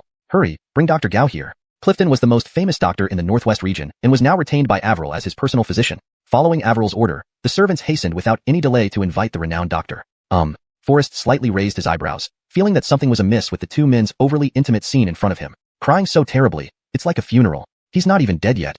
Forrest couldn't bear it anymore and replied coldly, however, if he isn't treated within 12 hours, it will be uncertain whether he can survive. Moments later, the robust Dr. Clifton hurried to the scene. Clearly, Brendan's importance to Avril was self-evident. After carefully examining the pulse, Clifton stroked his long beard and frowned deeply. Master, this condition of Guard Arno is quite peculiar. In my decades of medical practice, this is the first time I've encountered such a case. Hearing this, Forrest's lips curled into a slight sneer. Your medical skills are still inadequate. How could you easily understand the needles I personally administered? Upon hearing this, Clifton's eyes widened in shock. You actually know the Ghostgate needle technique? Suddenly, Avril's eyes turned cold as he glared sharply at Forrest. Did you hurt my Xiaojiang, brat? Forrest was momentarily speechless, his body involuntarily trembling, goosebumps dropping all over. I haven't questioned you yet. As a governor, how dare you allow your subordinate to kill innocent people recklessly? What crime do you deserve? Do you not fear the Emperor's wrath, which could lead to your family being executed and your property seized? Ha, truly laughable. Stop using the Emperor to pressure me. On my territory, my word is law. Avril was burning with anger and immediately ordered, anyone who dares to harm my Xiaojiang, seize these 2. The officers responded promptly, instantly surrounding Forrest and Kirsten. Master, absolutely not. Only this young master can save Guard Arno. Don't act rashly. Hearing this, Avril's brows furrowed tightly, and he hastily stopped his subordinates. Then he walked up to Forrest personally, his eyes filled with rage, sternly commanding, Brat, revive my Xiaojiang immediately. Hearing this order again, Forrest couldn't help but get goosebumps once more. Governor Arno, this is how you ask for help? Forrest remained calm and replied coldly. Chapter 86, 10 carts of grain for his Arnof. Avril's forehead veins bulged, filled with rage and an inner desire to tear Forrest into countless pieces. But when he glanced back at Brendan lying on the ground, he could only grit his teeth and unwillingly bow slightly to Forrest. Sir, I humbly ask you to help save my xiuxian. Forrest gently shook his head, his tone tinged with anger. Is this how you ask for help? So perfunctory, truly lacking sincerity. Averil instantly clenched his fists, seething with rage but helpless, his expression as if he had swallowed a bitter fruit. Boy, you're seeking your own doom. The master has condescended to this extent, yet you dare to be so impolite. The secretary next to him rebuked coldly. Forrest remained unperturbed, shaking his head disdainfully. Your master hasn't spoken yet, but this watchdog of yours is barking first. Now it's you who are begging me. Averil's eyes turned bloodshot, and he said in a cold, angry voice, Boy, don't push your luck. I haven't settled accounts with you for injuring xiuxian. If you don't heal him today, I will make sure you die miserably. Oh, is that so? Forrest was unfazed, responding with a mocking laugh. It seems Governor Arno wants me to pay with my life. Just wondering, in Governor Arno's eyes, whose life is more important, mine or your xiuxian's? Hearing Forrest's scornful words, Averil's face flushed red, the wrinkles around his eyes trembling with his rapidly heaving chest. In a fit of rage, Averil grabbed Clifton and demanded, Apart from this boy, isn't there anyone else who can treat xiuxian? Clifton was terrified, trembling all over, bowing like a chick and dared not meet Averil's eyes. He replied softly, I fear only this young master can save Guard Arnu. Averil's arms bulged with veins as he threw Clifton aside, turning to look at Forrest with fiery eyes, yet helpless. Boy, I won't pursue what happened earlier. If you can save xiuxian, I will give you 10,000 taels of silver. Averil said through gritted teeth, his tone icy. 10,000 taels of silver. The surrounding refugees all gaped, staring at Forrest in shock. After all, 10,000 taels of silver was an unimaginable fortune they had never dared to dream of before. However, Forrest merely smiled faintly and shook his head lightly. 10,000 taels of silver is too little. What? Averil was stunned, angrily questioning, Don't push your luck. I want 10 carts of grain. That shouldn't be too much for Governor Arno, right? Everyone was taken aback, their mouths wide enough to hold a fist. After all, in this arid northwest frontier where the climate was harsh, the value of grain far exceeded that of gold and silver. 10 carts of grain? This young man certainly talks big. With such severe drought now, let alone 10 carts of grain, even 1 cart of grain would be precious in Arnojiang County. Immediately, murmurs broke out. Hadn't Arnojiang County been suffering from famine and hunger due to the lack of grain? But Forrest knew well that the grain in Averil's hands was far more than just 10 carts. When Forrest stayed in the capital, he had used the silver earned from selling cement to the south to buy more than 200 carts of grain in the fertile southern lands and transport them to the northwest. Moreover, to improve the disaster situation in the northwest to the greatest extent, Forrest advised the emperor to exempt taxes in the northwest. Originally, Forrest thought that the tax relief and the court's grain assistance would alleviate the disaster in the northwest, but what he saw in person was much sadder than he had imagined. A dignified governor of Arnojiang County could throw out 10,000 taels of silver without hesitation to save his male favorite. From this, one could infer how much of the court's disaster relief funds Averil had embezzled. Therefore, 10 carts of grain were nothing to Averil. Absurd. Arnojiang has suffered droughts for years, and people struggle to eat. Where would there be surplus grain? Perhaps others have no grain, but Governor Arno must have ample supplies. Otherwise, why would the people still starve despite the court's distribution of relief grain? Forrest rebutted coldly. Averil froze, glancing nervously at Forrest. You? Who are you? Who I am doesn't matter. What you've done, you should know well. For now, I don't want to pursue other matters. Just provide 10 carts of grain, and I will save Brendan. Forrest's tone was stern. Is 10 carts of grain more important, or is your favorite more important? It's all up to you. A sharp aura emanated from Forrest, spreading outwards. Everyone was taken aback, gazing at Forrest in astonishment. However, what surprised them even more was what Forrest had just said. The court had distributed 200 dan of grain, but they had never heard of it, let alone seen a single grain. Sir, grain can be earned back, but Guard Arno's health is important. Clifton struggled to his feet and approached unsteadily, pleading. Yes, sir. You only need to promise him verbally. After he saves Guard Arnu, whether or not you give the grain will still be up to you.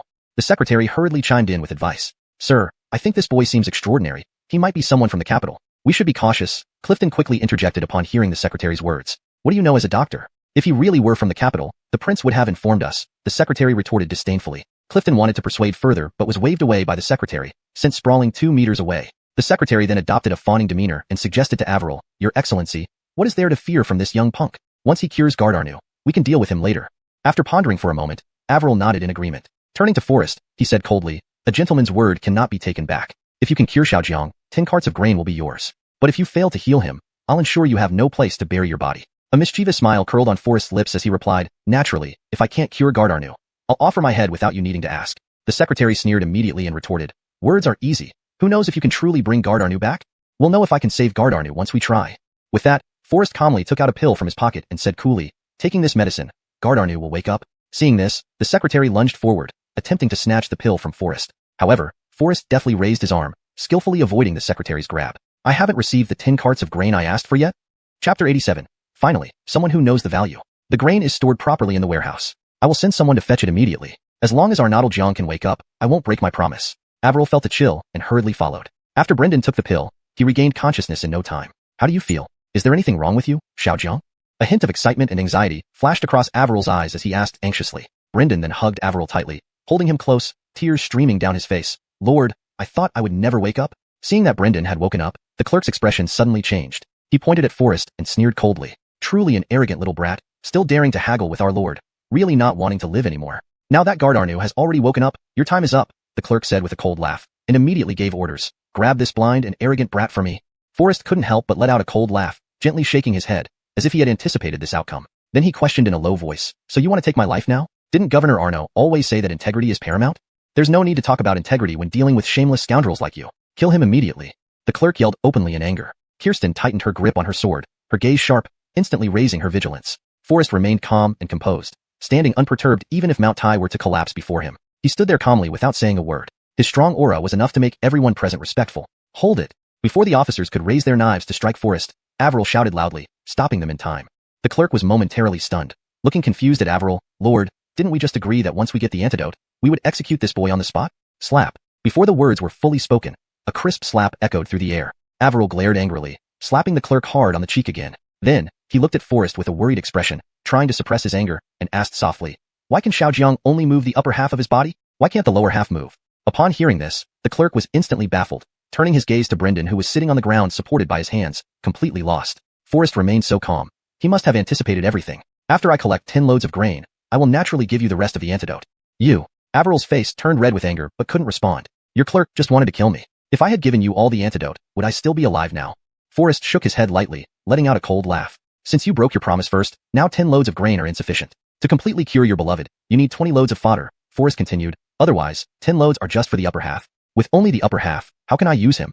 Avril was burning with rage, looking at Brendan's motionless legs in despair. Lord, this kid is indeed cunning. The clerk was speechless, covering his swollen cheek, staring at Avril pitifully. Avril, seething with anger and unable to vent it, slapped the clerk another solid slap. If it weren't for the clerk's poor plan, Avril wouldn't have lost another 10 loads of grain. Brendan was the one who served Avril the most comfortably. Among countless bed attendants recruited by Avril, only Brendan was the best, excelling in both skill and stamina. If Brendan became paralyzed from the waist down, losing his prowess, what use would he be? To Avril, seeing Brendan only able to move the upper half of his body, while the lower half was useless, caused a pain that surpassed Brendan's death.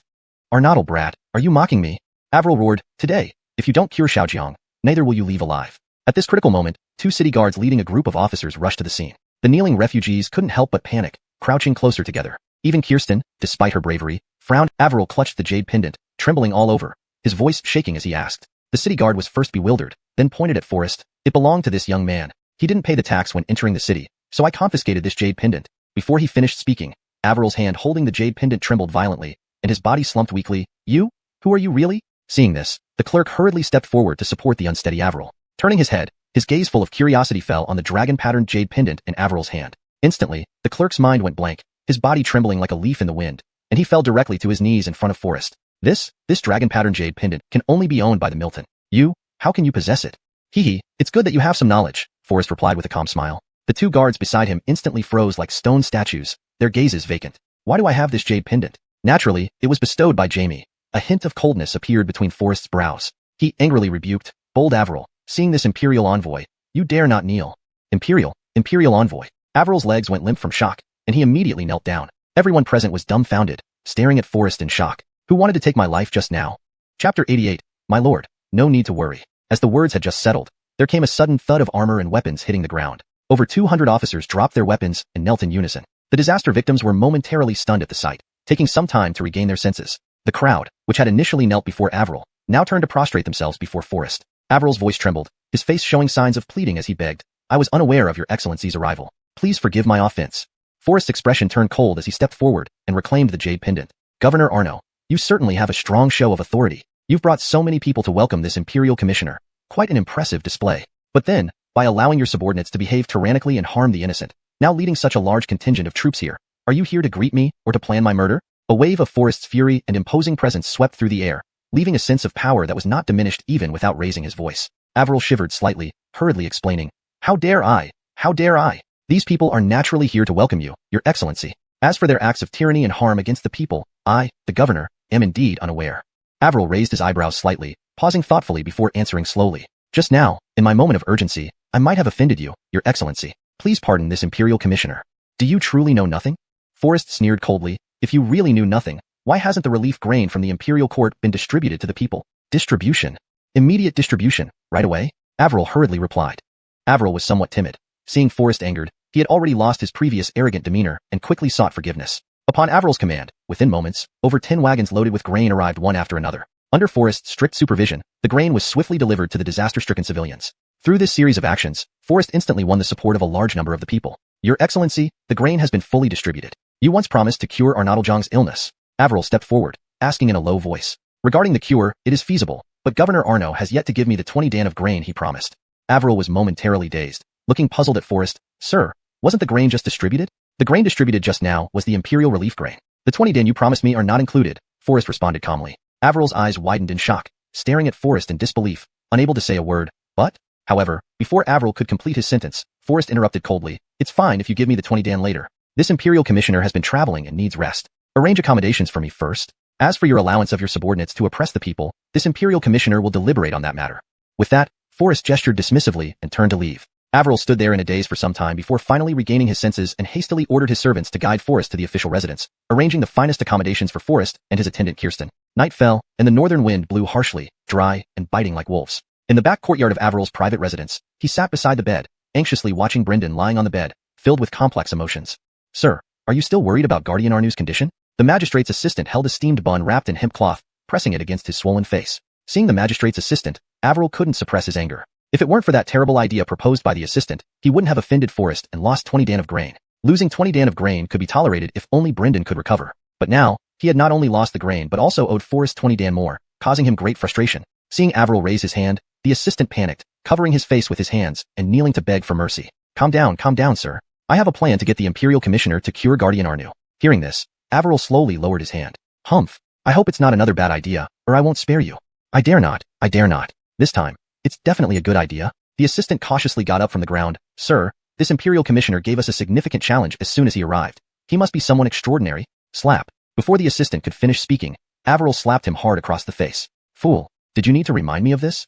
Blame could only be placed on the assistant's long-windedness. Getting hit was deserved. The assistant rubbed his cheek, looking aggrieved. Even if he seems formidable, everyone has weaknesses. This Imperial Commissioner demanded 20 dan of grain as soon as he entered the city gate, clearly indicating that he is a corrupt official without a doubt, and not a small-time one.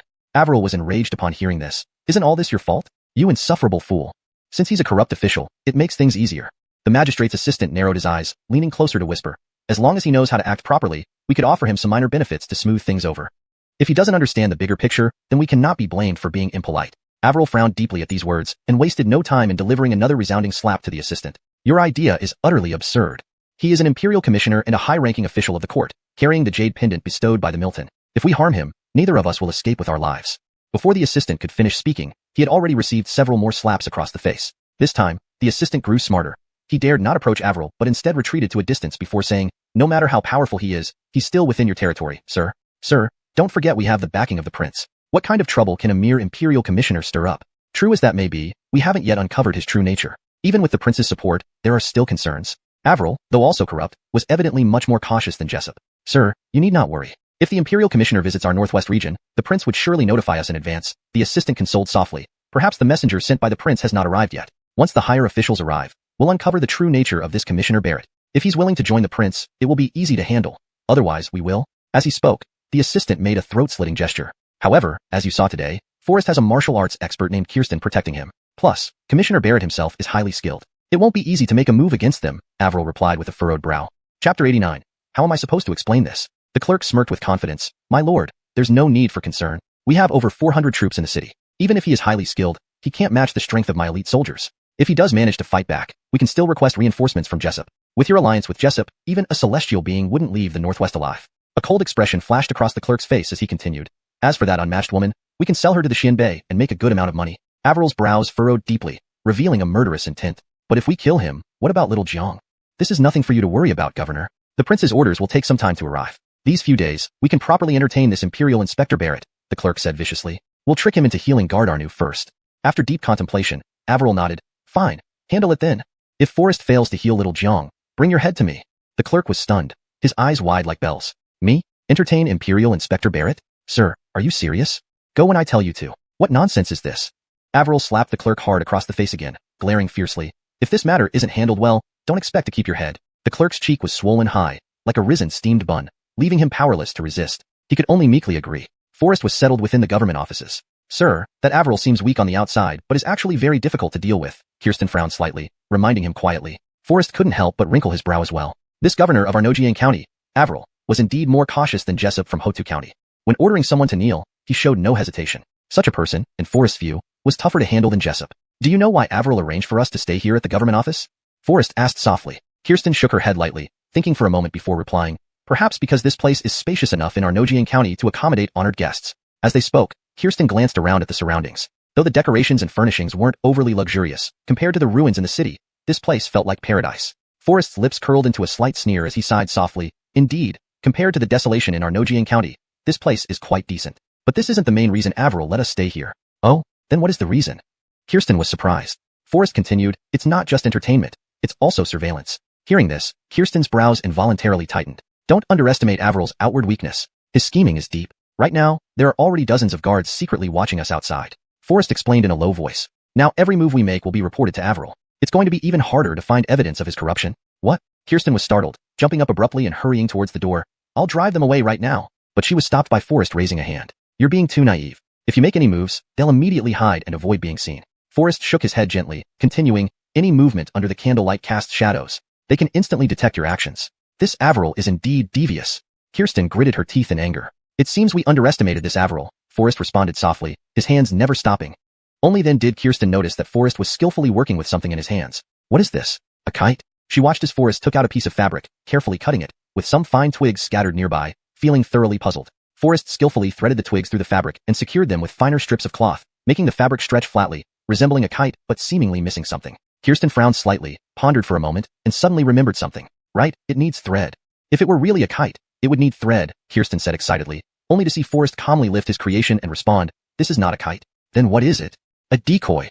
Forrest replied. Huh? A decoy? What kind of decoy?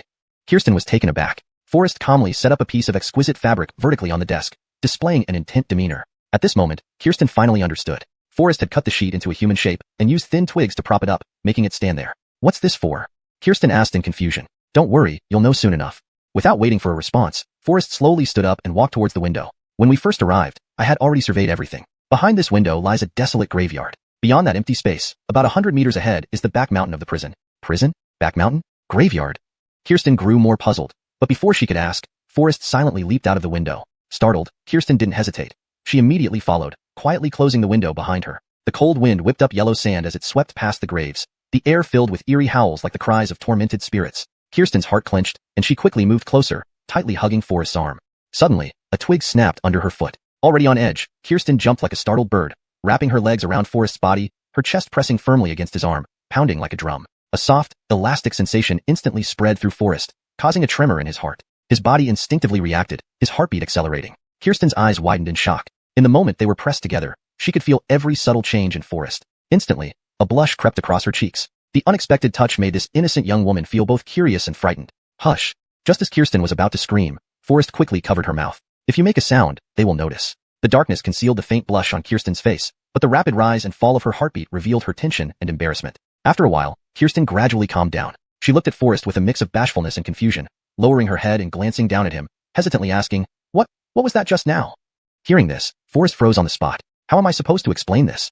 Chapter 90. Someone blocking the way. The night in the northwest was fiercely cold, with bone-chilling winds howling through the air, carrying a dry and desolate atmosphere that seemed to conceal an indescribable eerie aura. Alacia had always been renowned for her extraordinary skills and faced even the most formidable opponents without fear. But at this moment, she huddled up like a frightened kitten, clinging tightly to Forrest's embrace. Her trembling body shook rhythmically with the rapid beating of her heart. Master, let's go back. This place is truly too terrifying. As she spoke, a gust of cold wind pierced through the desolate forest littered with dead trees, accompanied by ghostly wails from the graveyard, filling the air with mournful cries. Alacia turned pale with fright, suddenly plunging into Forrest's arms and clinging to him tightly. Strangely enough, this seemed to be the first time Alacia had taken the initiative. The subtle fragrance of her delicate skin wafted over, and her shivering body touched Forrest's lips lightly on her fair neck. Forrest couldn't help but take a deep breath, trying his best to calm his mind. In the face of such beauty so close, who could remain unaffected? Don't worry, it's safe here, Forrest whispered reassuringly. This place was filled with graves, heavy with the stench of death, and the bone-chilling winds mixed with yellow sand created an eerie, sorrowful atmosphere.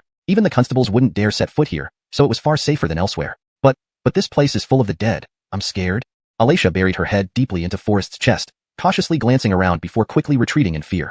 Her eyes caught only barren tombs, skeletal remains, and withered trees amidst the swirling yellow dust. What's there to fear about the dead?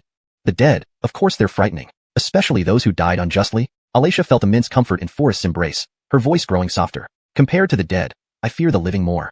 Forrest's expression turned grave, and his tone grew serious. After all, the dead don't have as many tricks or means. While speaking, Forrest suddenly stopped walking. Alacia, pressed against Forrest's chest, immediately sensed his pause. Slightly stunned, she asked curiously, have we already left the abandoned cemetery? Not yet. Why have you stopped? Because someone is blocking our way. Someone blocking our way? Alacia, slightly startled, gently stepped out of Forrest's embrace. Where? To be precise, it should be a dead person. Instantly, Alacia's eyes widened in shock. Just moments ago searching for the person Forrest referred to, now frozen in place. Her gaze fell upon that body. That corpse. A sight that would never bring joy to anyone. This face was filled with terror and fear, as if it had experienced an extreme horror in its final moments. A gaunt, almost skeletal frame barely held itself together, with little skin left, most of which had dried up. Whenever a cold wind blew, sand would seep into the hollows of his face, further eroding what remained. He stood stiffly, leaning against a rather thin dead tree, utterly motionless. Of course, a corpse can't move. But why could this corpse stand so upright? Forrest frowned. Upon closer inspection, nothing seemed amiss. However, circling around the tree revealed the answer. An arrow had cleanly pierced through the dead wood, lodging into the man's back, pinning him firmly to the tree. Recalling the scene, Forrest's brow furrowed deeper, a chill running down his spine. The speed of the arrow was unbelievable. The man had thought hiding behind the tree would save him, but he couldn't escape the fatal shot. After killing him, the assailant hadn't approached to check, instead leaving him pinned to the tree, letting the wind and sand ravage him until his life ended. The cruelty was unimaginable. But what was their true purpose in taking his life? Alacia mustered her courage, following closely behind, noticing only the 10 bony fingers of the corpse's hand, evidence of his futile struggle to break free. Apart from the arrow in his back, the man had no other visible injuries. Even his tattered clothes showed no signs of having been ransacked. Who could have done this, and what was their motive? Alacia's eyes were full of confusion. What's the purpose? Just ask them and you'll know. Forrest closed his eyes, sensing the faint trace of murderous intent lingering in the air. He answered softly. Ask who? Alacia froze in place. Glancing up, Forrest immediately noticed something unusual about the collar of the deceased man's coat. Its thickness was obviously beyond normal. May I borrow your sword? Without waiting for a response, Forrest took the long sword from Alacia's waist and gently flicked it, instantly causing white smoke to burst open, which startled him. Be careful. Fortunately, Forrest reacted quickly, pulling Alacia into his arms and crouching down, covering their faces with his sleeve. What is this? Alacia asked in surprise as the smoke cleared. Soul loss powder. It seems this is why they didn't dare to search his body. While speaking, Forrest carefully used the long sword to lift the fabric at the back of the corpse's neck, revealing a clear piece of cloth covered in ink. The piece of cloth was small, no bigger than a palm, and filled with tiny, almost illegible characters. In the dim night, Forrest found it difficult to read the text clearly and thus stored it safely in his waistband. Alacia gave him a puzzled look. Could this tiny piece of cloth be the real reason for their murder? But since they've already committed the murder, why didn't they take it? Forrest's brows knitted tightly as he whispered, they're here. With his acute hearing and sharp vision, Forrest earned even more admiration from Alacia. Where are they hiding now? Waiting for us just ahead, Forrest replied softly. Just ahead? Alacia couldn't help but be stunned. Cold winds howled past the lonely graves, stirring up mournful wails. Alacia's body involuntarily moved closer to Forrest again. Now he finally understood why those people would only wait for them outside this eerie graveyard. So what do we do now? Before Alacia could finish her sentence, she saw a cold smile flash across Forrest's lips as he stepped forward. Since we're here, there's no need to hide. Show yourselves. At that moment, the last 2 yellow leaves on the withered tree branch fell in response to his words. A cold laugh mixed with the bone-chilling wind swirled in the air, adding to the sinister atmosphere. I didn't expect Investigator Barrett to be so capable, truly impressive. Emerging slowly from the left shadows was a middle-aged man with prominent cheekbones, a golden complexion, and hawk-like sharp eyes. This man was none other than Titus, the notorious foreign killer known by the alias Black Snake. Chapter 91. If only we were not enemies. Suddenly, a figure appeared on the right side of the night. This person was emaciated and frail, with sunken cheeks, as if a slight gust of wind could blow him over. However, Forrest's brows furrowed involuntarily. He had not sensed this person approaching in secret at all. More astonishingly, he walked on the sand without leaving any trace. This person could truly move as silently as snow falling without leaving footprints. Although his slight build gave him some advantage, his agility was indeed remarkable. It seemed that this northwestern desert was indeed full of hidden dragons and crouching tigers. The Inspector Barrett lives up to his reputation. Despite our tight concealment, you still discovered us, the short-built middle-aged man said with a grave expression, sneering. But it's already late at night. Where are Inspector Barrett and Miss Kirsten heading? Only then did Forrest notice that the previously agile, thin man was actually lame, which sent a shock through him. This lame man was named Xiuxian, also known as Xiuxian, due to his congenital deformity in his right leg. Since childhood, he had practiced lightness kung fu diligently, able to run swiftly with several kilograms of stones tied to his legs by the age of 6, just to compensate for his natural deficiency. His perseverance and determination were indeed admirable. But unfortunately, he wasn't a good person. Otherwise, Forrest would have befriended him. While they were talking, four figures emerged from behind them, each one a master of extraordinary skills. Upon seeing them, Forrest couldn't help but take a deep breath sharply. These four people, with their faces lined with wrinkles, were likely in their 30s or 40s. However, they dressed as children, wearing colorful clothes, tiger-patterned shoes, aprons around their waists, and iron rings around their necks. Their appearances were quite terrifying. Combined, the four stood no taller than 5 meters. In the dim night, they could easily be mistaken for 4 children unless closely examined. Upon clearly recognizing these 4 people, Forrest felt a surge of nausea rising from his stomach, nearly causing him to vomit what he had eaten the day before. Are these 4 the rumored 5 poisoned children of the Western frontier? Kirsten immediately frowned tightly. Kirsten had only heard about the 5 poisoned children of the Western frontier in rumors within the martial arts world. It was said they excelled in poison techniques and came from the Xinbei ethnicity. Beyond that, she knew little more about them. Few people in the martial arts world knew much either. Rumor had it that anyone who knew their true identities ended up dead. Why do we only see 4 of them when they are said to be 5 inseparable entities? Kirsten couldn't help but question internally. Ha ha ha, I didn't expect a young lady like you to have some knowledge. Unfortunately, your knowledge is still insufficient. No one can witness the true 5 poisoned children and live. The 4 of them laughed in unison, making exaggerated gestures and winking at each other in a grotesque manner. Forrest didn't care much about whether they were 5 poisons or 4. He only found their laughter disgusting and unbearable. Were you sent here again by Commander Arno? Forrest's face darkened, his voice deepening into a harsh question. Who employed us is not important. What matters is that you, Sir Barrett, must return now. Otherwise, don't blame us for being impolite. Titus's brow twitched, his tone cold and stern. Before he finished speaking, the green-clothed boy among the 5 poisoned children suddenly leaped up, flying straight toward Forrest. The iron rings around his neck and hands jingled like soul-snatching bells, creating a constant sound.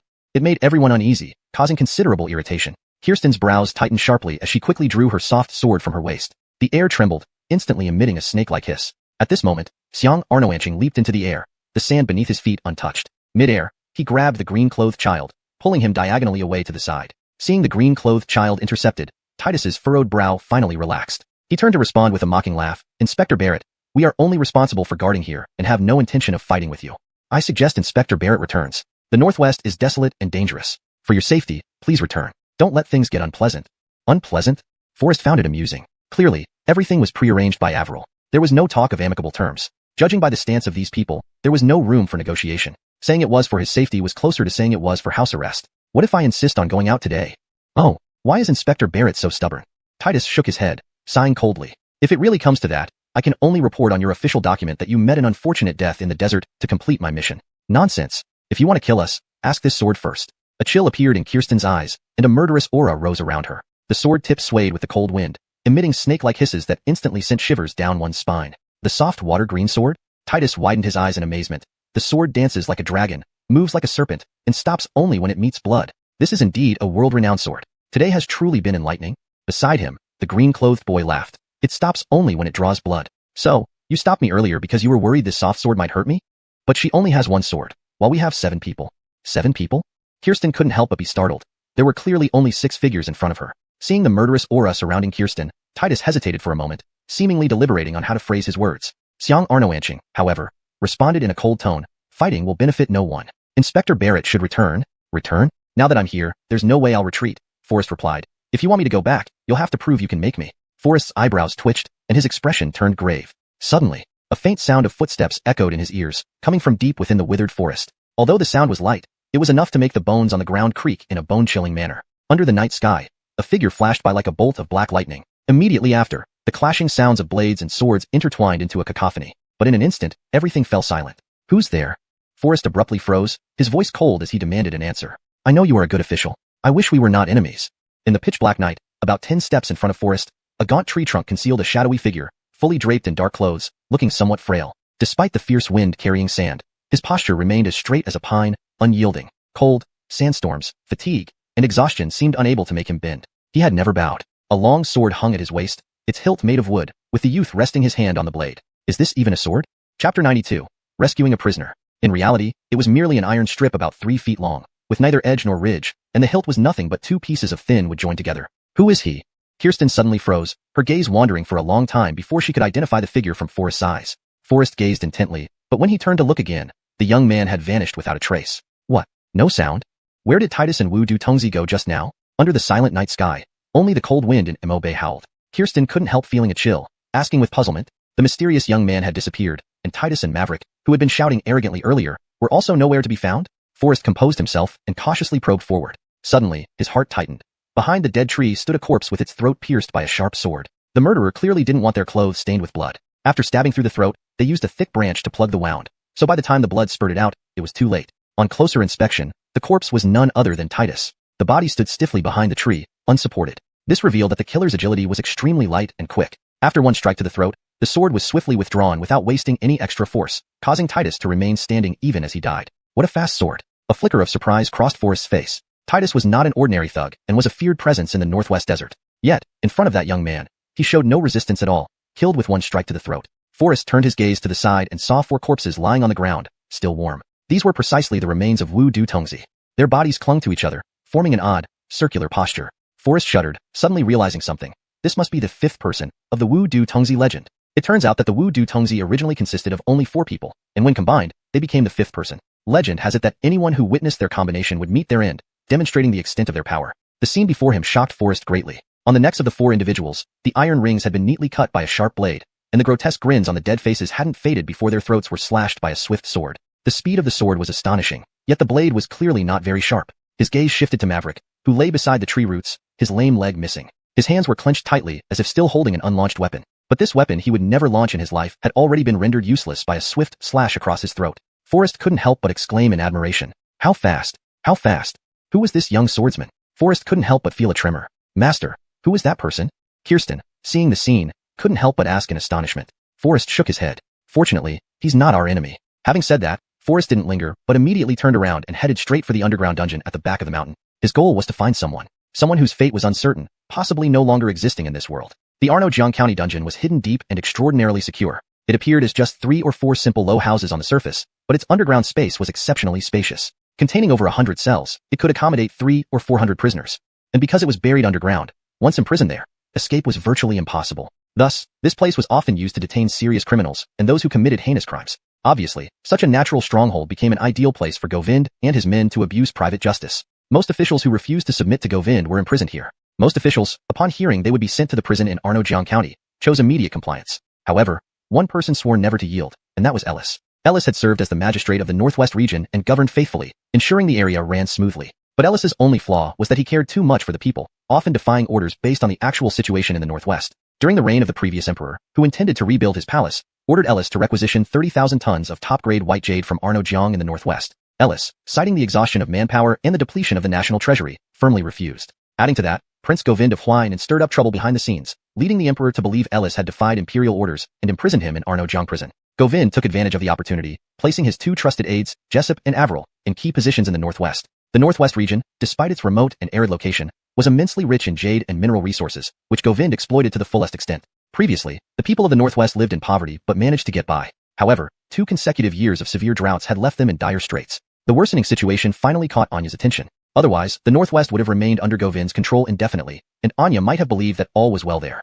As they raised their heads, Forrest and Kirsten arrived side by side at the cold prison entrance. The entrance to this dungeon was unobtrusive, with an iron door studded with copper nails and grotesque knockers that felt heavy and exuded a bone-chilling atmosphere. One could feel the piercing cold just by getting close. Forrest observed closely and noticed that the knockers were carved from complete skulls, sending shivers down his spine. Looking up, they saw objects hanging from the lintel that tinkled softly. Initially thought to be ordinary wooden decorations, upon closer inspection, their hearts tightened. Those varying lengths were actually human leg bones. Kirsten involuntarily shivered and clung tightly to Forrest's shoulder, unwilling to open her eyes. Master, why are we entering such a place?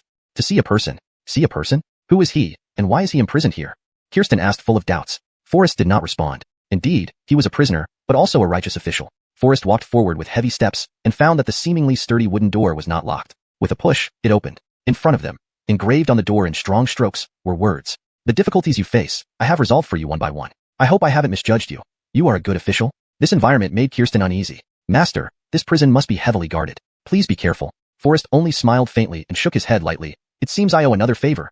Forrest generally disliked owing favors, but this time, he willingly accepted it. He gently set down the long sword that Alacia clutched tightly and replied softly, no need to worry. Those troubles are gone. Kirsten responded with a puzzled, Chapter 93, Searching for Evidence. At this moment, Forrest had already stepped into the depths of the prison. The torches on the walls flickered in the wind, casting long shadows of the 2 men. In the heart of this dungeon, only low sobs and moans echoed faintly. The sounds were as thin as silk threads, like the murmurs of ghosts, seemingly coming from the spirits of the underworld. Clearly, these prisoners who were confined here had exhausted all their strength to struggle, or more precisely, they had accepted the arrangement of death, giving up futile resistance. A few steps forward led to a descending passage, at the end of which stood a small door quietly. Pushing open that door lightly, a cry of alarm immediately followed. An exceptionally sharp sword pointed directly at Forrest. The tip of the sword trembled slightly, and the person holding the sword was an elderly man. Though his beard wasn't white, his face was etched with the marks of age, showing he was advanced in years. The old man gripped the hilt tightly with both hands, but his eyes revealed deep fear. Pointing at Forrest, he asked in a voice trembling yet trying to be loud, who are you?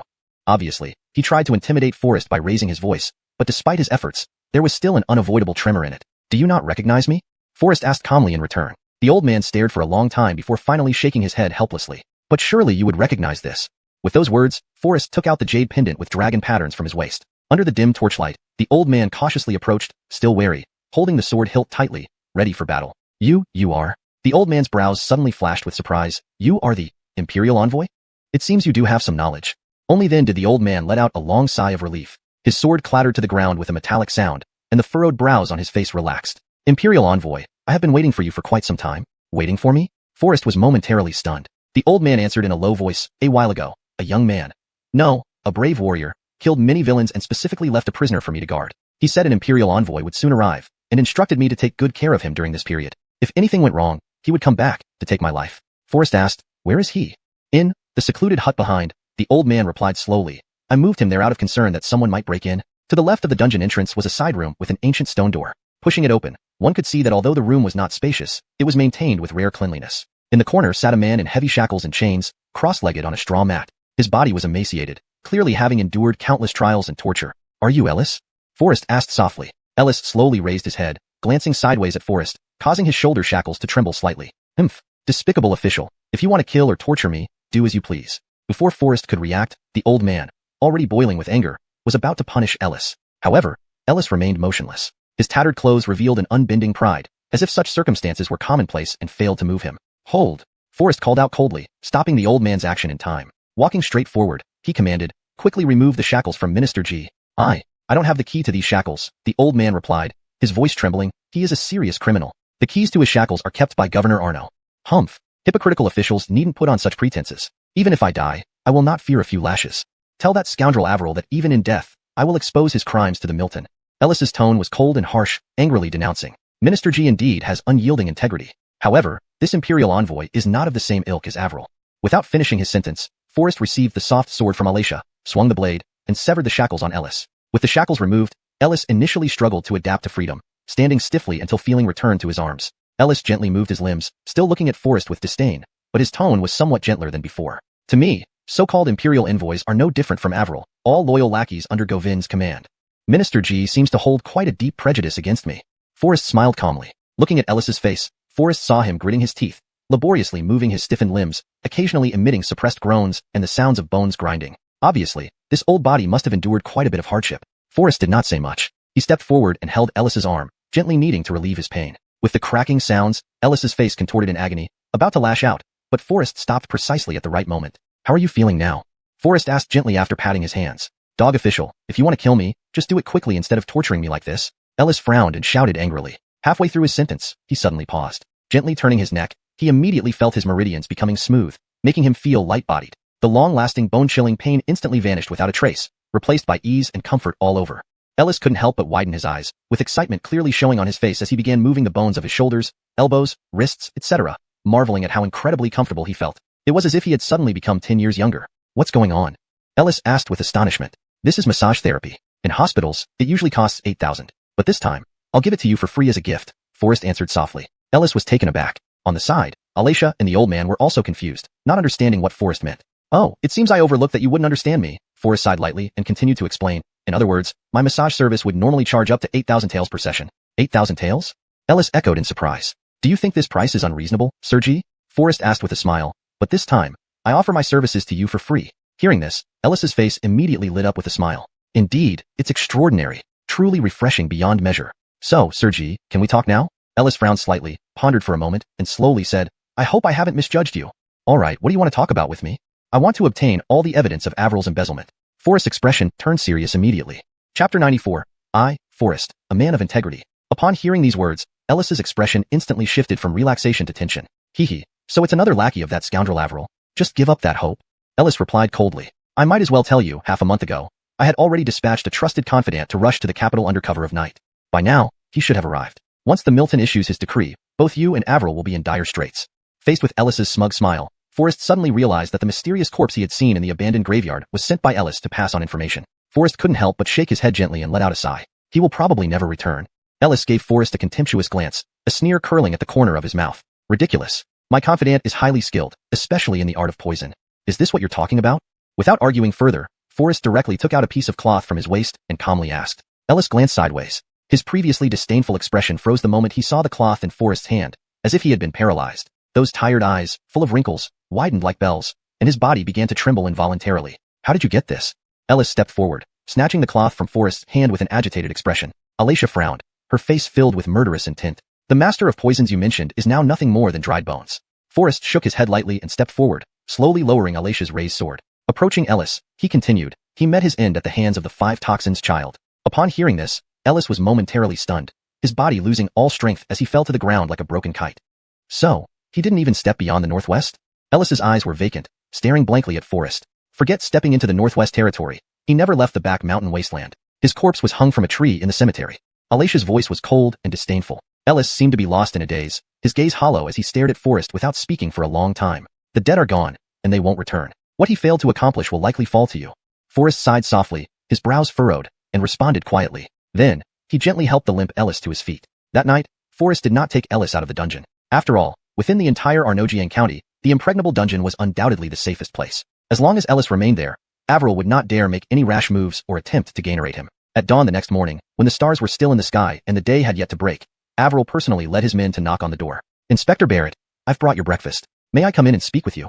Avril knocked gently on the wooden door, his soft voice carrying a hint of humility. Silence greeted him from inside. Clearly, no one would answer. Avril's expression changed abruptly. He cast a cold glance at his attendant and demanded in a harsh tone, "Are you sure that Forrest is still in there?"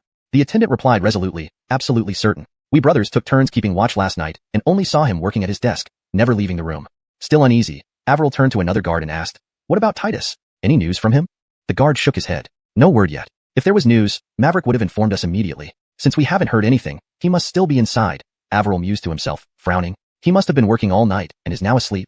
Just then, he knocked on the door several more times, but silence still greeted him from behind the door. Avril's suspicions grew heavier. He ordered decisively, "This isn't right. Quickly break down the door." Suddenly, a creaking sound came from the rear window of the house. Just as the guards prepared to force the door open, it unexpectedly creaked open on its own. One of the guards, off balance, stumbled and fell directly into the room. A crisp sound followed as the guard was kicked out with such force that he flew backward like an arrow. Avril, standing right behind him, was knocked to the ground before he could react. Governor Arno, performing such grand gestures so early in the morning? Forrest smiled faintly. Avril's face turned purple with anger. He shoved the guard off him, kicked him a few times, and then turned to Forrest with a forced smile, asking lightly, "Did Inspector Barrett sleep well last night?" "I didn't sleep all night."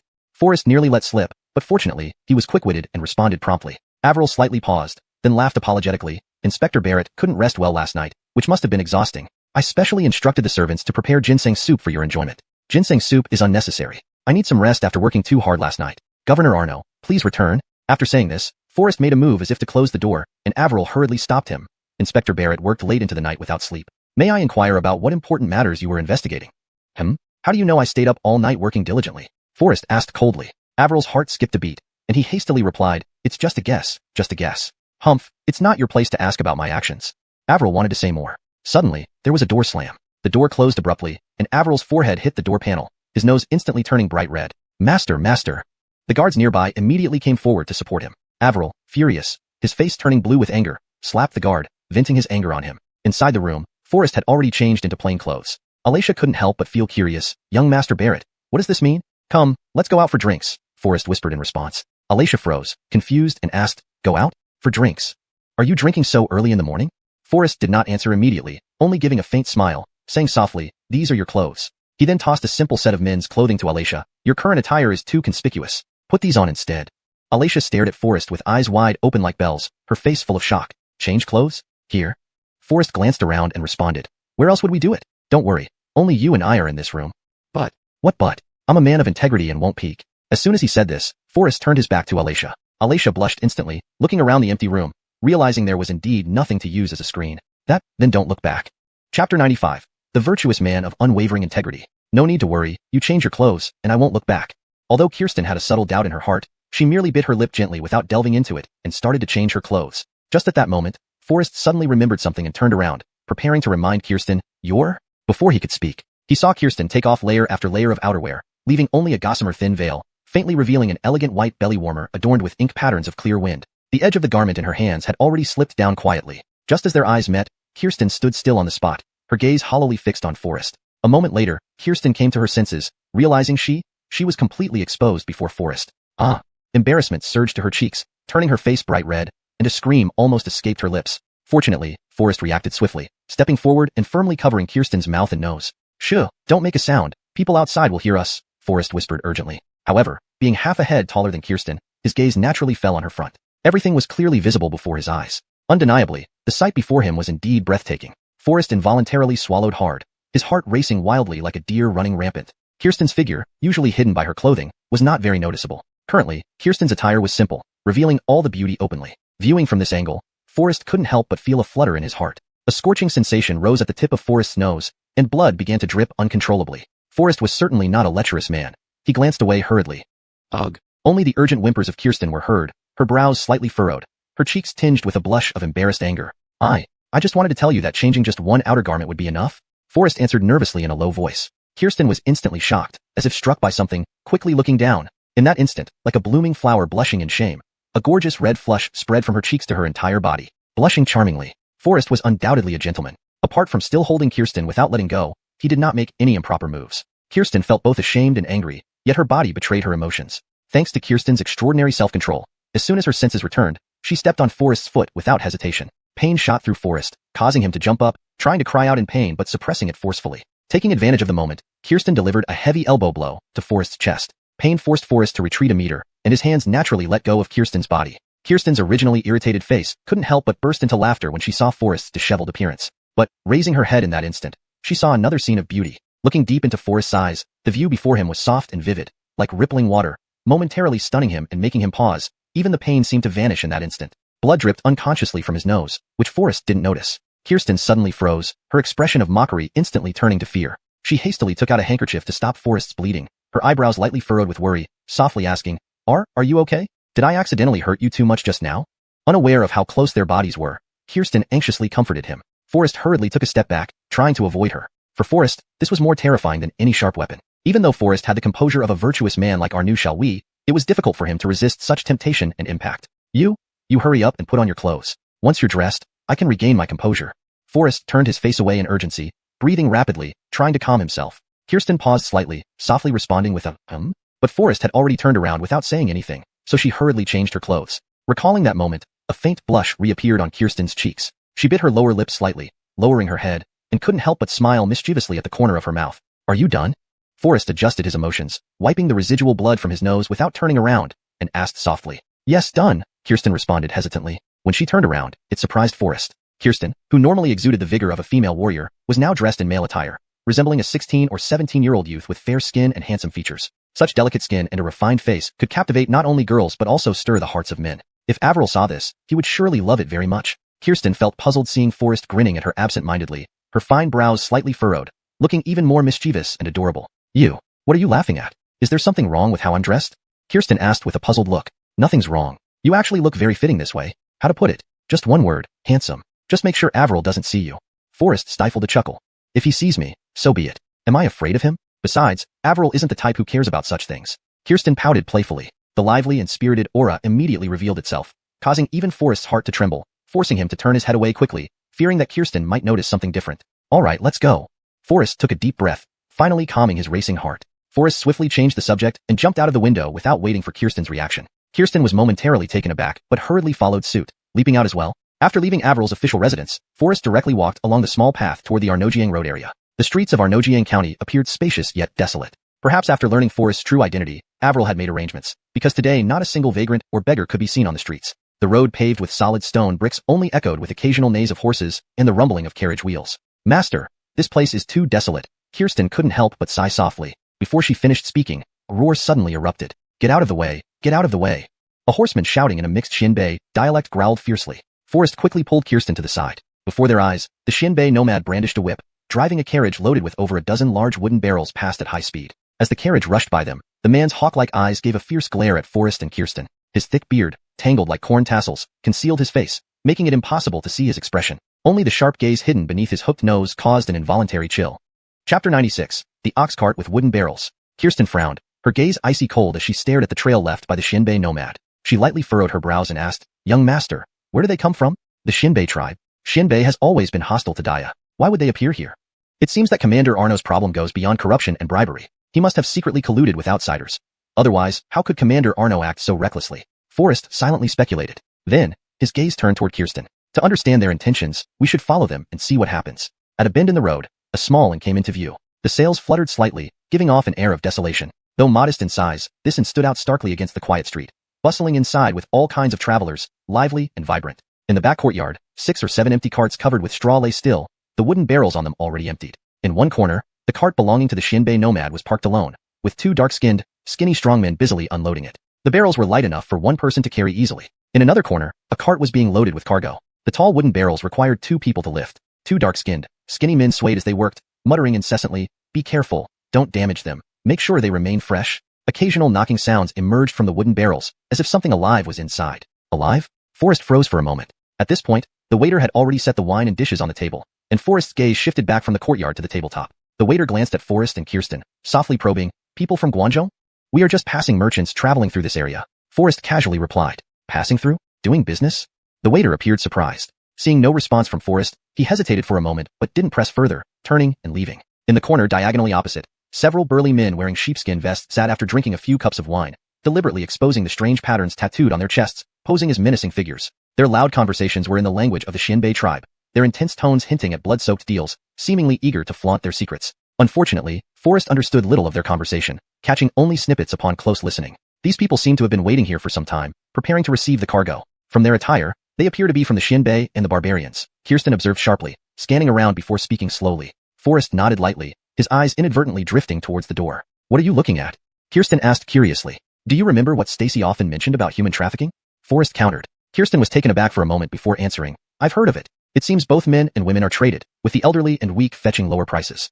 Forrest nodded slightly, then asked curiously, "Do you know what is hidden inside those wooden barrels?" "I don't know." Suddenly, Kirsten's eyes widened in shock, almost leaping from her seat. "Could it be?" "Very likely." Forrest frowned deeply. At that moment, 3 burly men entered the inn, their eyes sharp as hawks as they scanned the room before seating themselves at an empty table. Their clothing bore clear characteristics of the Xinbei nomads. The leader had a purplish-red complexion, well known in the Northwest as Golden Fist, Zach. They seemed anxious, not paying attention to others upon entering, hurriedly ordering wine and food before diving into their meal. However, these delicacies did little to silence their tongues. After a few drinks, they began talking excitedly in low voices. "Old two, do you remember who sold us that batch of goods a few days ago?" The other man slammed the table angrily in response, causing the liquor on it to tremble. "How could I forget? It was the work of the Barth brothers. If I ever see those 2 again, I'll split them in half with one palm." The third man sneered in agreement, seething, "No need for Benicio to act. I'll take care of that boy myself. In the art of swordsmanship, few can match me in this world."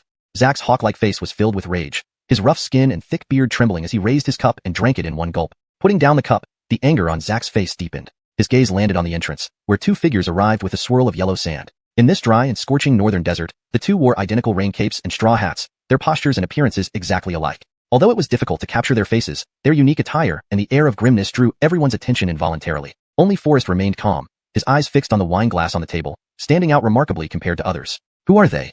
Kirsten asked Forrest with suspicion. Forrest sighed softly, his gaze slowly shifting to those 2 individuals. Beneath the wide-brimmed hats were 2 withered and emaciated, slightly ugly faces, as if immersed in yellow wax and stained with soy sauce. Their ears were tiny while their noses were unusually large, hooking inward like an eagle's beak, almost taking up a third of their faces when viewed from the side.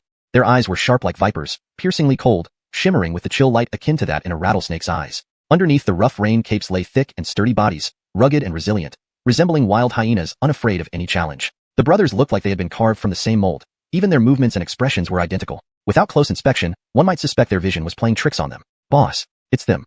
I wouldn't mistake them for anything else." The lean man beside Zach stood up agitatedly, his voice hard and filled with anger. "Good timing, we were just looking for you. We didn't expect you to come to us." As soon as he finished speaking, the third brother leaped forward, pointing his long sword directly at the Barth brothers. "What are your names, please?"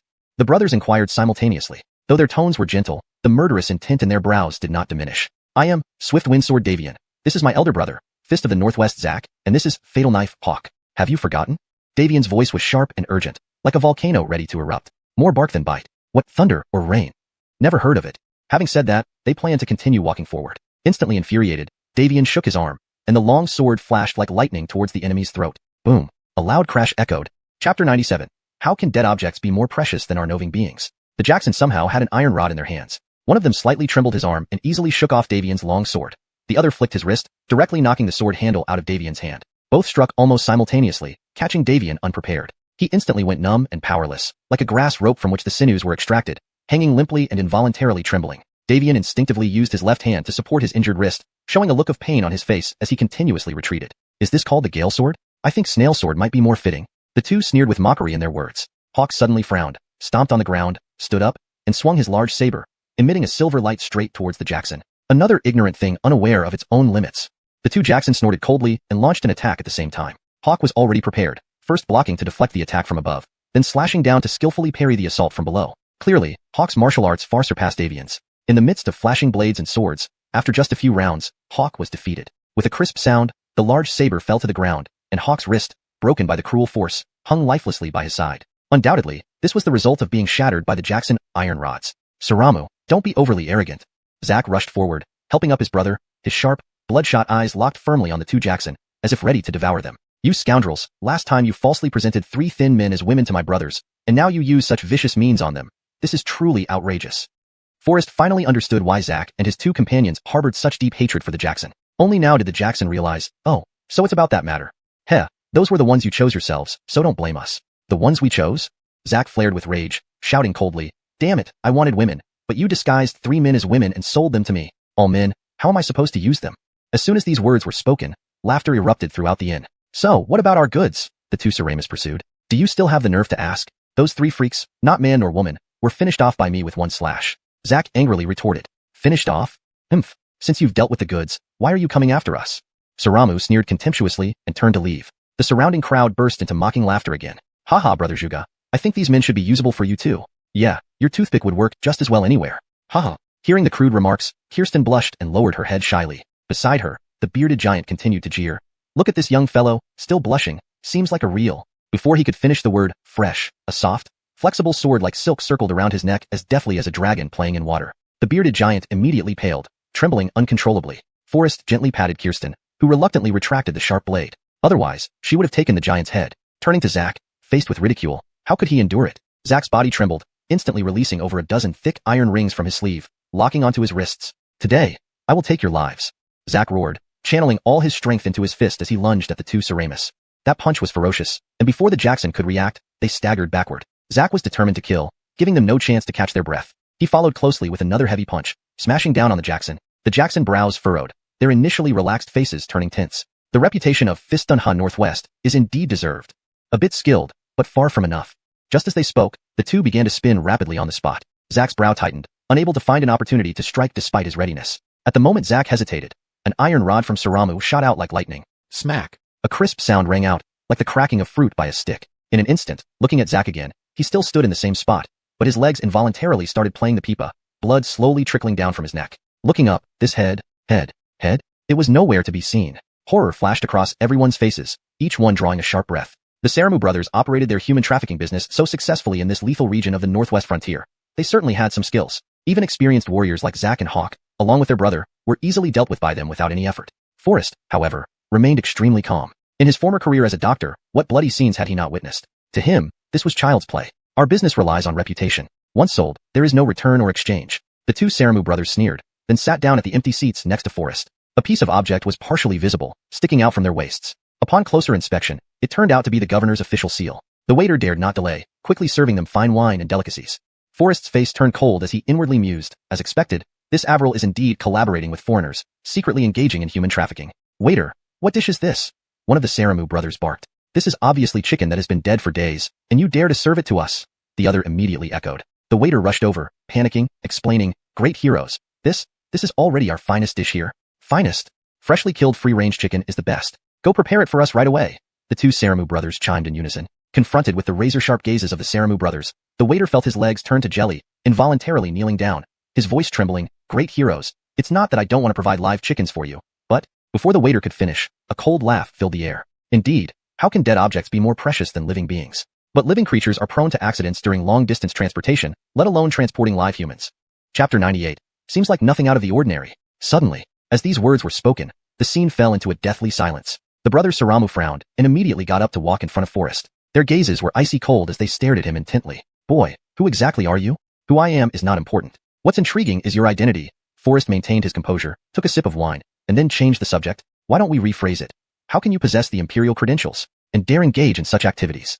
The two brothers Lamu scrutinized Forrest with eagle-like sharpness. They felt there was something extraordinary about his demeanor, but found nothing exceptional despite their thorough inspection. He wore plain, unadorned clothes, giving no hint of anything remarkable. Though suspicious, they remained arrogant and sneered arrogantly, "You insolent boy, daring to ask about our affairs."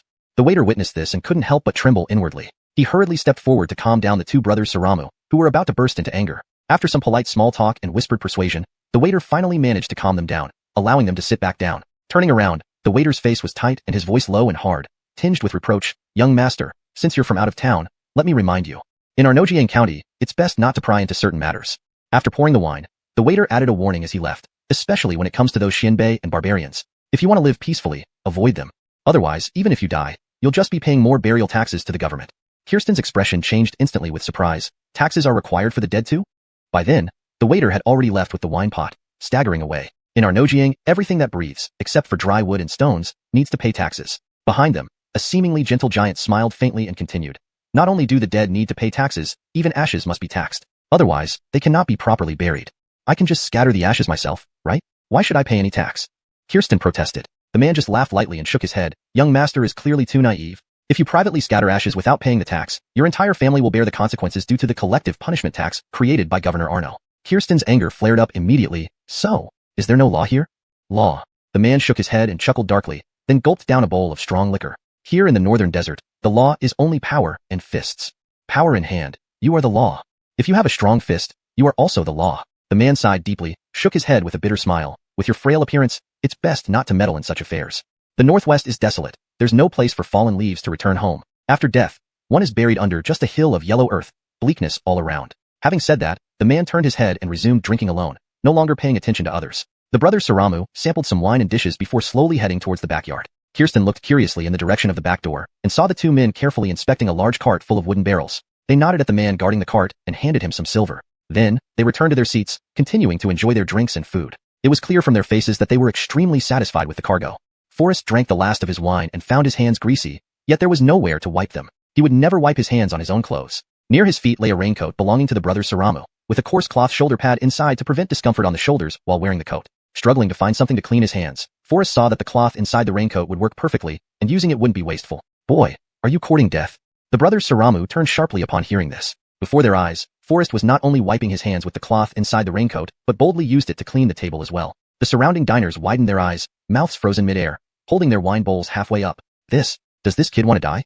Where did this kid come from? He dares touch the things belonging to the brothers Saramu? Haha, looks like blood will spatter on me again. The diners sneered, their gazes like spectators at a play, watching him as if he were a lamb waiting to be slaughtered, anticipating his slow struggle until the end. They stared at Forrest without blinking. What do you mean by death? I haven't had enough of this wonderful world yet, Forrest responded with a light laugh. The two brothers Saramu exchanged glances and, in perfect sync, drew their iron rods, swinging them halbuyoyurda toward Forrest's head without hesitation. Before Forrest could react, Kirsten had already furrowed his brow, swiftly deflecting their attack with the sword's scabbard in a graceful motion. Everyone present was taken aback, their faces frozen in disbelief, all eyes turning to Kirsten. Who would have thought that this gentleman, who appeared refined and slender, possessed such extraordinary martial skills? After all, the renowned, swift windsword, Davian, hadn't even had a chance to react before being killed under the brothers Saramu's rods. And now, this seemingly delicate Kirsten not only successfully deflected the attacks from the two brothers, but also effortlessly pushed them back. The two brothers Saramu couldn't help but stagger, their eyes wide with shock, inwardly marveling. There's actually a hidden expert here. Yet Forrest remained calm, continuing to sip his wine without changing expression. Young man, we're in a good mood today. If you kneel and apologize, we can let bygones be bygones and spare your life. They understood that this seemingly frail Kirsten was no ordinary individual, and they didn't want to take unnecessary risks. However, if they let Forrest off so easily in front of everyone, how could they maintain their standing in the Jianghu? Just kneeling and apologizing might not quell the anger, the burly man with a beard interjected sarcastically. I remember there was a young man who merely bumped into the two of you by accident and ended up being silenced by the Saramu brothers. Why are you letting these two off so easily today? The bearded man deliberately escalated. Have the two of you become cowards now? Ha ha ha, I think they're afraid. Exactly, the Saramu brothers aren't what they used to be. Chapter 99. What is the value of two heads? A voice in the distance mocked, afraid of a mere weak scholar. Looks like neither of you should ever show your faces in the martial world again. These onlookers were all thrill seekers. They loved to see brains splattering and blood gushing, blood spraying and brain spreading.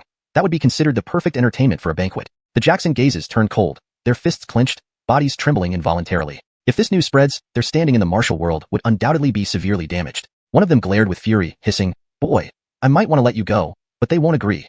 Don't come back as a ghost seeking revenge." With that, both brothers simultaneously swung their iron rods. Before one could react, suddenly, a derisive laugh pierced the air. The Jackson froze, their movements stopping mid-air. Why are you laughing?" Forrest continued drinking from his cup, then asked calmly, "To stain one of your garments, must you repay it with life? And what compensation would there be if a famine victim were sold?" Suddenly, everyone at the scene was dumbstruck, staring wide-eyed at Forrest. They silently wondered, has this young man gone mad? Throughout the entire northwestern border, the trade in human lives had long been an open secret, a bloody business where the powerful wielded control and the weak became prey. As long as one could earn enough silver to pay taxes, even arson and murder went unchallenged. This kind of livelihood was akin to licking blood off a knife's edge. Those with ability dared to take risks, while those without could only lead modest lives. Few dared to touch such taboo matters. "Hey, boy, don't inquire into things you shouldn't." Suddenly, an angry shout erupted from the crowd. However, everyone's attention was drawn to the young man by the door, barely noticing the source of the shout. From outside the door came the cold voice of the young man. "I wonder what the value of your 2 heads might be?" Upon hearing this, Forrest felt both shocked and delighted. He looked up to see a youth wearing a bamboo hat over his head, draped in a black robe, with a familiar iron sword hanging from his waist, a seemingly ordinary yet extraordinary blade. Just as Forrest had predicted, he indeed was a handsome, tall youth with eyes that exuded a lethal aura. His face remained solitary and steadfast, embodying an indomitable spirit. With steady steps, he entered the room. Beneath the bamboo hat, his striking and aloof face revealed sharp eyes that inspired awe, always holding a wildness that refused to be tamed. The Jacksons sized him up from head to toe, then their gaze settled on the sword at his waist. Their expressions shifted from shock to mockery, emitting a string of dry laughs. "Did you say that just now?" The youth replied, "Yes." The Jackson asked skeptically, "Do you plan to buy our heads?" The youth answered calmly, "I merely want to know their price, because I intend to sell them back to you." One of the brothers immediately froze, puzzled. "Sell our heads to us?" Immediately, the surrounding crowd burst into laughter, watching the young man as if they were enjoying a play. The youth said coldly, "Yes, because even if I get your heads, I cannot use them. I just want to know their value so I can liquidate them." The other brother sneered, "You're just making excuses. You're actually trying to rob us, aren't you?" The youth answered frankly, "Yes." Suddenly, another deafening roar of laughter erupted from the crowd. Clearly, the guests who attended tonight's banquet were leaving fully satisfied. Not only did they enjoy fine wine, but they also witnessed a series of entertaining performances. Both men scrutinized the young man before them once more, their gazes eventually settling on the sword at his waist, then burst out laughing hysterically, as if they had never seen something so absurdly amusing in their lives. The diners around also joined in, finding the situation highly entertaining. Only Forrest did not think so. The young man stood firm, unperturbed, seemingly seeing nothing funny about it. The muscular man who had been stirring trouble earlier laughed mockingly again, sarcastically saying, "It seems this boy really is a fool, daring to covet the wealth of the Jackson, truly courting death." The Jackson sneered in response, "Even if you offer 1,000,000 taels, my head will not be yours." The youth replied calmly, "Indeed, 1,000,000 is too large a sum. You two are not worth it. 1,000 taels should suffice to buy both your heads." As soon as the words were out, the two brothers' laughter stopped abruptly, their brows furrowing tightly. They stared at the young man in shock, secretly speculating, "This person is either a fool or has lost his mind." Immediately, their gaze fell once more on the sword at the young man's waist, and they burst into laughter again, their tone icy cold. "All right, if you have such ability, then take what you want. A mere piece of scrap iron, and you dare to be so presumptuous?" The young man gripped the hilt of the sword firmly, speaking in a deep voice, "Do you really mean it? Let's see if your broken sword can cut anyone." The young man's eyes blazed with intensity as he replied decisively, "It will cut you." Before the last word left his lips, the spectators saw the sword that had been resting at his waist reveal its shape. In an instant, the sword had pierced through one of the men's throats, its tip extending 3 feet beyond the back of his throat, a sight caught by everyone present. Yet, no one could discern how the sword had entered the man's throat. Blood hadn't even started to flow. Death came too quickly for blood to stain the ground. "Any last words?" the young man asked coldly. At this moment, Fade's throat emitted a gagging sound, every muscle on his face trembling. His nostrils widened gradually, his mouth opened, and a swollen, blood-filled tongue slowly protruded. Blood spurted rapidly from his tongue. The other man, still holding the iron rod, instinctively raised it but hesitated, unable to strike. Sweat dripped profusely from his forehead like raindrops, and the iron rod in his hand trembled violently. Suddenly, the youth swiftly withdrew the 3-foot-long sword, and a gush of blood sprayed out from Fade's throat like a waterfall. The suppressed rage within him was unleashed in a hoarse roar, "You!" Before the roar could finish, he collapsed to the ground. All around, people were shocked. Those who had been preparing to mock the young man instantly turned grave, cold sweat trickling down their spines. The young man remained unperturbed, his gaze shifting to the surviving partner of Fate. "You must also give me the 1,000 taels of silver owed by him." He spoke with such seriousness, as serious as if he were a fool. But this time, not a single person laughed at him. Chapter 100. These barrels, I want them all. Barth's face was ashen, his lips quivering, and he asked in a trembling voice, You really want to take our lives just for a mere 1,000 taels of silver?" "Indeed," the young man answered resolutely. "Is there no one behind this?" Barth pressed, No one is behind this, the young man responded decisively. Barth's sinister face contorted beyond recognition. It was unclear whether tears or a malicious smile was on his face. Suddenly, he discarded the long sword in his hand and clutched at the clothing on his shoulder with one hand, ripping it fiercely. Instantly, the clothing on his body was torn to shreds. The silver notes and coins concealed within fell out with a clatter. He threw the silver and silver notes at the youth's feet, crying, "Take them, all of them." After handing over all the silver, Barth fled like a mad beast. The young man did not chase after him, nor did he show any anger. He simply bent down to pick up the scattered silver and silver notes, then walked up to the innkeeper and calmly asked, "Is this enough for 2,000 taels?" The innkeeper, already terrified witless, cowered under the counter, teeth chattering, unable to speak, only nodding frantically. At this moment, Forrest turned to look at the crowd, which stood agape, who was the one boasting just now. Now, the crowd was silent, no one dared to provoke him again. The young man put the silver and silver notes into his bosom and then walked steadily towards Forrest. It seemed as if he paid no attention to what was happening behind him. Watch out. Just at this critical moment, someone leaped from behind the youth, the sword in his hand plunging straight toward the youth's back with a fierce force. Though the youth's sword skills were swift, he never expected that after helping everyone solve two major problems, someone would still secretly attack him. As the sword tip was about to pierce the young man's heart, the attacker suddenly let out an ear-piercing scream and sprang upward 6 feet, the precious sword flying out of his hand due to inertia and embedding itself deeply into the crossbeam. The tassel on the hilt of the sword swayed gently, while the attacker clutched his throat tightly, eyes wide as if they might pop out, staring fearfully at Forrest. Forrest's chopsticks, previously picking up food, were now left with only one stick. Blood dripped from the attacker's fingers. A gurgling sound came from his throat. Only then did everyone notice that Forrest had lost one chopstick, precisely the one that had pierced the attacker's throat. No one could witness how the chopstick silently reached the attacker's throat. The attacker, drenched in sweat, his face twisted in pain, stared at Forrest viciously, as if trying to say something but losing the chance forever. After the incident, the young man looked back, surprise showing on his otherwise stony face. He seemed unable to understand why this person wanted to take his life. However, the young man did not delve further but walked straight to Forrest and placed the silver. "These are for you." "For me?" Forrest was slightly surprised. "To me, these silvers are ordinary things, but I know you can save countless lives with them." The youth spoke succinctly, "I hope I haven't misjudged you. You're indeed a good official." Forrest smiled slightly and sized up the youth before him. He asked softly, "What's your name?" "I have no name." "How do people address you?" Forrest asked in puzzlement. "No one talks to me." Interesting." Forrest couldn't help but chuckle. "Then from now on, I'll call you Finley." The youth didn't respond but picked up a bowl of wine and smiled. "You saved my life, I offer you a drink." "But, this wine is mine," Forrest laughed. The young man didn't mind and gulped down the strong liquor in one go. "Next time, I'll invite you to taste the finest wine from the frontier." "Pity, only the nomadic Xinbei brew such fine wine." Finley sighed softly, lowering his head. "But they will never sell it." Forrest smiled gently. "Don't worry, I will surely let you taste such wine." Hearing this, the youth was stunned. Enjoying such wine was not easy unless the Xinbei nomads were thoroughly subdued, which seemed impossible. Finley didn't take Forrest's promise seriously but smiled faintly, drained the bowl of wine, instantly feeling warmth spread through him, thinking that Forrest was merely boasting, not to be trusted. Glancing at the sky outside the inn, the youth said lightly, "I should take my leave." Without waiting for Forrest's response, he strode to the inn's entrance. Seeing this young man's rudeness, Kirsten couldn't help but speak up in criticism. "How can this young man be so disrespectful? He drank your wine and just leaves like that." Forrest, however, merely smiled lightly and said, "Quite interesting. He will eventually come back to me." With that, Forrest put down his work, picked up the money, and walked straight toward the back of the inn. "These barrels, I want them all." All of them? That's quite an expense." The laborer responsible for moving the barrels looked at Forrest in surprise. "Is this enough?" Without hesitation, Forrest threw the silver coins and notes he was holding. Seeing the substantial amount of wealth, the laborer couldn't help but exclaim, "More than enough, more than enough." "Sir, today's cargo is indeed rather ordinary. If you don't mind spending a little more, I'll bring better goods tomorrow." The laborer raised his eyebrows slightly and whispered. Forrest's face suddenly turned cold. "Where did these refugees come from?" The laborer looked around cautiously, then carefully moved closer and whispered, "Since you're an honored guest, I might as well tell you. The mastermind behind this is Governor Arno. Otherwise, we wouldn't dare get involved in such matters." Upon hearing this, Kirsten was overcome with anger, her hand gripping her soft sword, trembling uncontrollably. Seeing the women curled up in the barrels, their faces full of despair, Kirsten's rage grew even more intense. Forrest immediately sensed Kirsten's anger and gently held her wrist. Then he turned his gaze to the laborer, his tone resolute. "This must never happen again. If the governor holds me accountable, tell him it was I, Forrest, who said so." The laborer disdainfully sized up Forrest, sneering, "Ha! Who do you think you are, daring to interfere with Governor Arno's business?" Forrest didn't intend to explain further, only smiling lightly and countering, "Tell me, how much is your head worth?" The laborer felt a chill run down his spine, his body involuntarily shaking. He clearly felt the unstoppable killing intent emanating from Forrest. My head is priceless." Chapter 101. Keeping these people around for a purpose. The two men who spoke those words just now have now turned into two cold corpses. "Do you still think your head is priceless?" At first, the bailiff's face turned cold, then he angrily retorted, "This head belongs to me. As long as I don't sell it, it remains priceless. Everything in this world has its price." Forrest gave a scornful smile, an aura of authority naturally emanating from him. "I reckon your head is only worth 10 taels." 10 taels? The bailiff was shocked at first, then burst out laughing. Boy, are you deliberately provoking me? My head is at least worth 100 taels. All right, 100 taels then.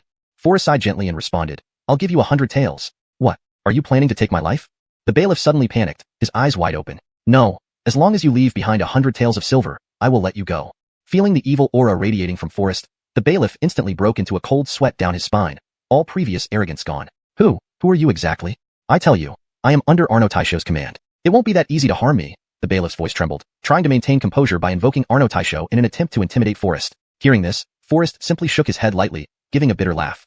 I had thought you were just an ordinary famine-stricken person doing these things out of desperation for survival. Since you're Averil's henchman, it seems even a million taels probably can't buy back your head now. Before the bailiff could recover from his shock, he suddenly felt his throat constricting, breathing rapidly but unable to draw air smoothly. He made a sudden effort, and instantly his entire head seemed propelled by the force of blood spurting from his neck, flying off his body. Blood gushed out. The severed head hovered in the air for about 3 seconds before plummeting and rolling into a nearby hay pile. Everyone in the room turned their gaze toward the backyard. This was precisely what they enjoyed most, the scene to liven up the atmosphere with drinks. However, at this moment, everyone's throats constricted, their hearts trembling, and any interest in drinking vanished. No one saw when Forrest struck. The bailiff remained standing stiffly in place while Forrest stepped forward, retrieving the silver coins without hesitation. He then pulled out some loose silver, tossing them casually on the ground, and said gently to the busy minor officials, Take this silver and put down your goods. Take the silver and find your own way to live. Don't let me see you again in the Northwest.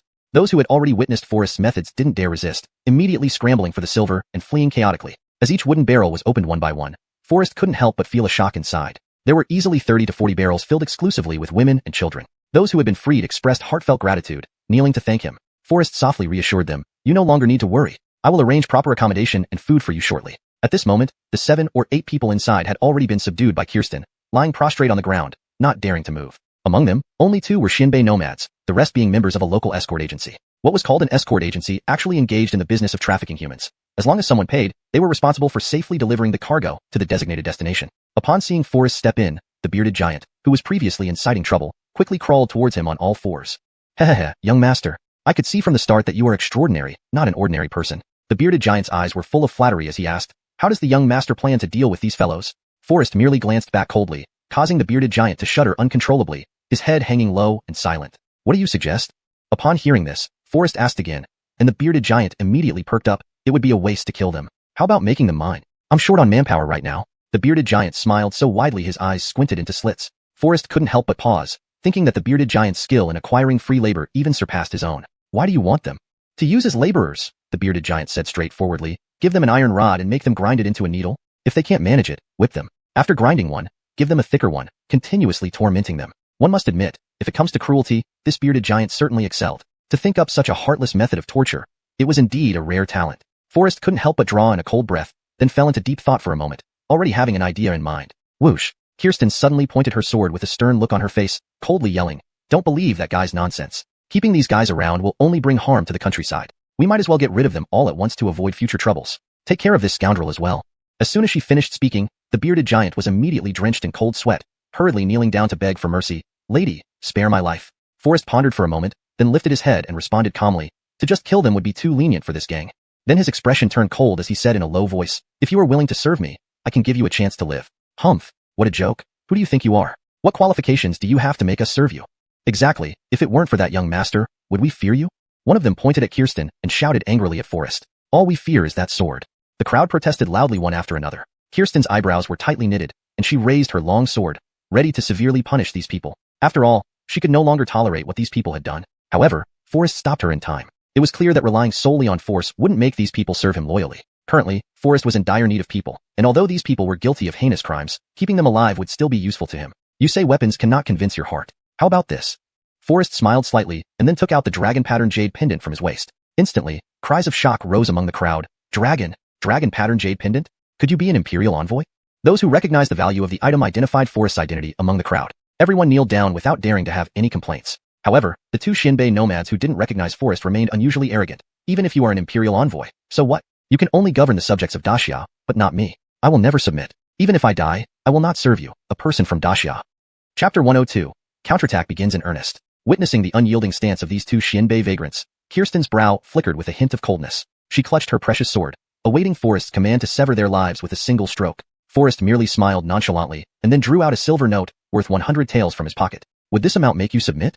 Instantly, the duo froze, surprise etched on their faces. Their throats moved, and they gazed at the silver note in Forrest's hand with longing. They exchanged whispers, as if deliberating in hushed tones. Then they replied, 100 taels is too little. We can be subdued, but only if you increase the offer. Increase it? Huh. A wry smile appeared at the corner of Forrest's lips. Increasing it is out of the question. 100 taels, plus this sword.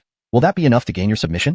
Just as Forrest finished speaking, there was a tearing sound, like a serpent hissing. Unable to contain her fury any longer, Kirsten frowned, and the flexible sword in her hand darted out like a swift snake, immediately tightening around one of the men's throats. In an instant, a thin line of blood appeared on his neck. Though not deep, blood spurted forth uncontrollably, unstoppable. The other Xinbei nomad, witnessing this scene, was overwhelmed by terror, collapsing on the ground like a dog, his body trembling involuntarily. I'll give you one last chance, Forrest said coldly. Stricken with fear, the man hurriedly begged for mercy without pause. Why are you keeping these scoundrels, young master?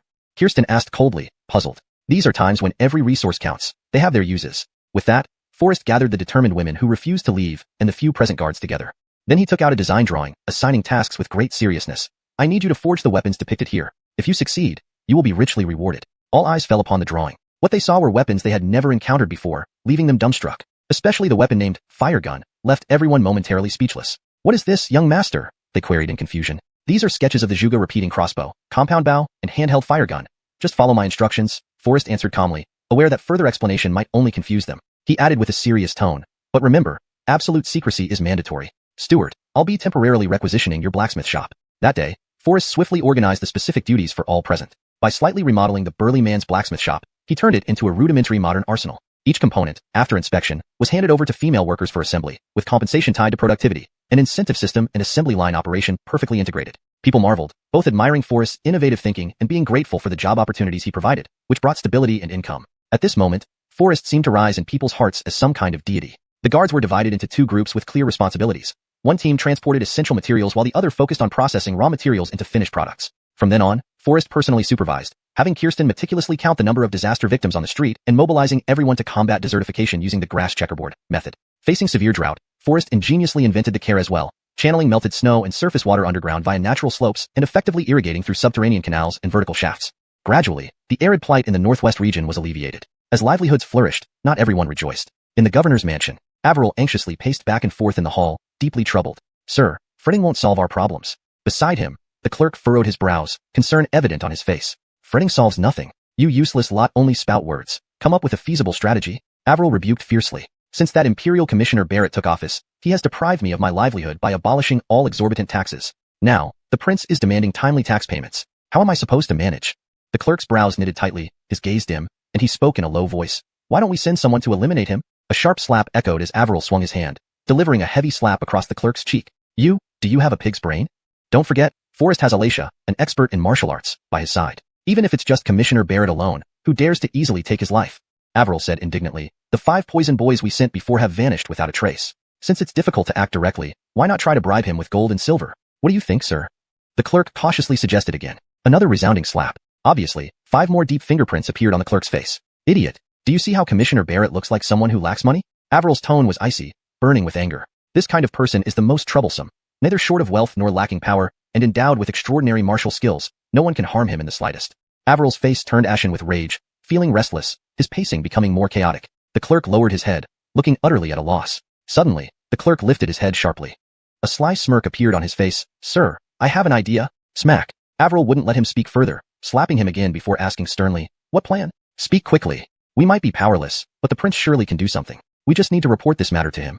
The clerk looked proud, a slight smile curling up the corners of his mouth, confidently responding, no matter how brilliant Forrest is, can he stand against the prince? Once the prince mobilizes troops to come here, even if he has 3 heads and 6 arms, he won't escape defeat and will definitely not return. Before the clerk finished speaking, Averill's slap had already landed. Foolish fellow, these schemes you thought of, I've already thoroughly considered. Averill wasn't a fool. Ever since he learned that Forrest was an imperial commissioner, he had secretly dispatched 20 elite soldiers to rush intelligence back to the capital, seeking instructions from the prince on specific actions. Chapter 103. I have a unique remedy. It had been more than 10 days since Averill sent people to consult with the prince, yet those dispatched confidants still hadn't returned with any word. To be precise, those people had already died on the way. It was impossible for Averill to receive a reply. Evidently, all of this was beyond Averill's expectation. Since Forrest's arrival in Arnojian County, Averill had dispatched secret messages, but it seemed that there was always an invisible hand obstructing them, intercepting the confidential letters sent by Averill. Later, to ensure the safe delivery of the secret letter, Avril not only dispatched multiple teams separately to the capital, but also kept their actions strictly confidential. Even the magistrate did not know about it. This time, Avril had thoroughly deliberated and meticulously planned everything to ensure there were no slip-ups. However, ideals are beautiful, but reality is harsh. Half a month had almost passed, and still, no word from Govind. Just at this moment, outside the house, sudden urgent horse hooves rang out. A majestic steed suddenly charged through the gate, emitting a deafening neigh before collapsing at the door of the inner compound. What has happened? Avril felt a jolt in his heart, and immediately rushed out to check. A soldier fell heavily off the horse, breathlessly lying on the ground, landing on the earth as the exhausted horse did. The horse was covered in wounds. It had pushed itself to the limits to get here. Seeing this, Avril was startled. This was one of the soldiers he had dispatched. He hurriedly went forward to lift the soldier, anxiously asking, "What happened?" The soldier was gravely injured and barely alive, weakly pointing at his hat before his arm dropped limply, his life fading away. "You can't die." Avril desperately shook the soldier's body, his face filled with confusion. What do you mean? I really don't understand." Clearly, the cold corpse before him could not respond. Originally, the soldier might have still had some lingering breath, but after Avril's frantic shaking, the soldier was now undoubtedly dead. The magistrate appeared somewhat anxious. He stepped forward and whispered to Avril, "Sir, look. Is he hinting that something is hidden in his hat? Should we check?" Avril was momentarily speechless. After a moment's thought, he realized this might indeed be the case. He immediately put down the soldier's body and slowly removed the soldier's hat, discovering a piece of paper attached to the inner rim of the brim. On the paper, only 2 words were clearly written, "Kill him." Avril couldn't help but be stunned, quickly looking up at the magistrate. The magistrate scrutinized the paper, which was crumpled and stained. Placing it under the sunlight, he carefully examined it, but could hardly make out any clues except for a faint seal corner. The magistrate recognized the seal. It was the casual stamp Jarvis used for signing off on calligraphy pieces. He finally understood its meaning. Yet, the magistrate's brows furrowed. He was certain the note came from Jarvis, but strangely, it lacked the king's official seal. What did a casual stamp mean? If something really happened, would Jarvis protect Avril and his men? It was uncertain. "Sir, it seems Jarvis intends for us to resolve Commissioner Barrett here." "Resolve? Imperial Commissioner?" Avril's eyes flickered with shock. Holding the note, his hands trembled as he looked at the magistrate with astonishment. He's an Imperial Commissioner. If he dies within my jurisdiction, my head will not be safe either. Furthermore, Commissioner Barrett is not someone easy to deal with. How likely do you think we are to succeed in killing him?" The magistrate pondered for a while, unsure of how to respond. If they had received this order when Forrest first entered the city, Avril and his men might have had a 70% chance of killing Forrest. However, these past 15 days had quietly slipped by. Forrest not only mobilized many civilians for water conservancy projects, but also secretly cultivated a batch of elite troops. Now, if Avril wanted to act against Forrest, it would be harder than climbing to the sky. In my opinion, although Commissioner Barrett's strength cannot be underestimated, as long as he remains within your jurisdiction, we have a chance. Avril frowned deeply, but Forrest has Kirsten aiding him, and the people we sent like Denham have all gone missing. Also, I heard that recently at the inn, even the notorious Jackson met their end at the hands of Forrest. How are we supposed to deal with him? The magistrate slightly furrowed his brow and responded in a low voice. "Indeed, this Commissioner Barrett is difficult to handle. However, confronting him head-on is not a good strategy. We should adopt a softer approach." As he finished speaking, the magistrate's eyes slightly lifted, and he took out a bottle of unknown powder from his sleeve. He gently placed it in front of Avril and whispered, "This is a miraculous powder obtained from the Xinbei nomads, xuanhuan powder. What exactly does it do?" Avril furrowed his brow, full of doubt. "This drug is colorless and odorless. If mixed into alcohol and consumed, it can cause one's desires to surge, making their blood boil. If the antidote isn't taken within half an hour or relief provided by the opposite sex, it will result in death due to blood vessel rupture. The greatest advantage of this drug is that there are no visible symptoms on the victim. Even if discovered, people would only assume our commissioner died from overindulgence and overexertion, truly killing without a trace." The magistrate glanced around carefully, ensuring no one was nearby, then leaned forward and whispered, "Sir, although King Huainan has instructed us to remove Forrest, if the Imperial Commissioner really dies here in Arnojian County, when the Emperor punishes us, do you think the king will protect us? Soldiers come and go, but the river flows forever. We are merely easily forgotten pawns. When we're no longer useful, perhaps we'll be cast aside. Therefore, we must seek our own safety. The king's secret order without a stamp is the best proof." Indeed, the magistrate was wise. Govind did not dare to use his official seal privately for profound reasons. At court, after receiving Forrest's strategic assistance, Marilyn had become more assertive. Forrest went far beyond disaster relief in the Northwest. He secretly informed Marilyn about all the crimes committed by Govind, Avril, and Jessup. Marilyn began to tackle corruption cases at court. Even while in the remote Northwest, Forrest continued to support Marilyn. Firstly, he cleverly used the theft of palace treasures as an opportunity to replace all guards with his trusted men. Then, he vigorously supported loyal officials and established special inspection agencies to rigorously investigate embezzlement. Chapter 104, each with their own agenda. At this moment, the court was filled with unrest, and everyone was on edge. Govind's health had not yet fully recovered, but he was repeatedly summoned by Anya, leaving him utterly exhausted. He had no time to pay attention to the movements of Avril's forces. Upon hearing about Forrest's situation in the Northwest, the first thought that flashed through Govind's mind was to eliminate Forrest. Just as he was about to stamp his seal, a servant beside him intervened. "Your Highness, if you affix this seal, it will be difficult to clear your suspicion." Govind abruptly paused. his gaze landing on the servant with puzzlement. What do you mean? The servant frowned slightly, stepping forward and lowering his voice. Your Highness, today's Milton is not what he used to be. Under some mysterious guidance, every move he makes appears scattered, but upon closer examination, they all point toward you. Govind's eyes widened, staring at the servant in surprise. Self-preservation comes first. Your wounds have not yet healed, and recently Caleb Darren has been imprisoned by Jamie for corruption.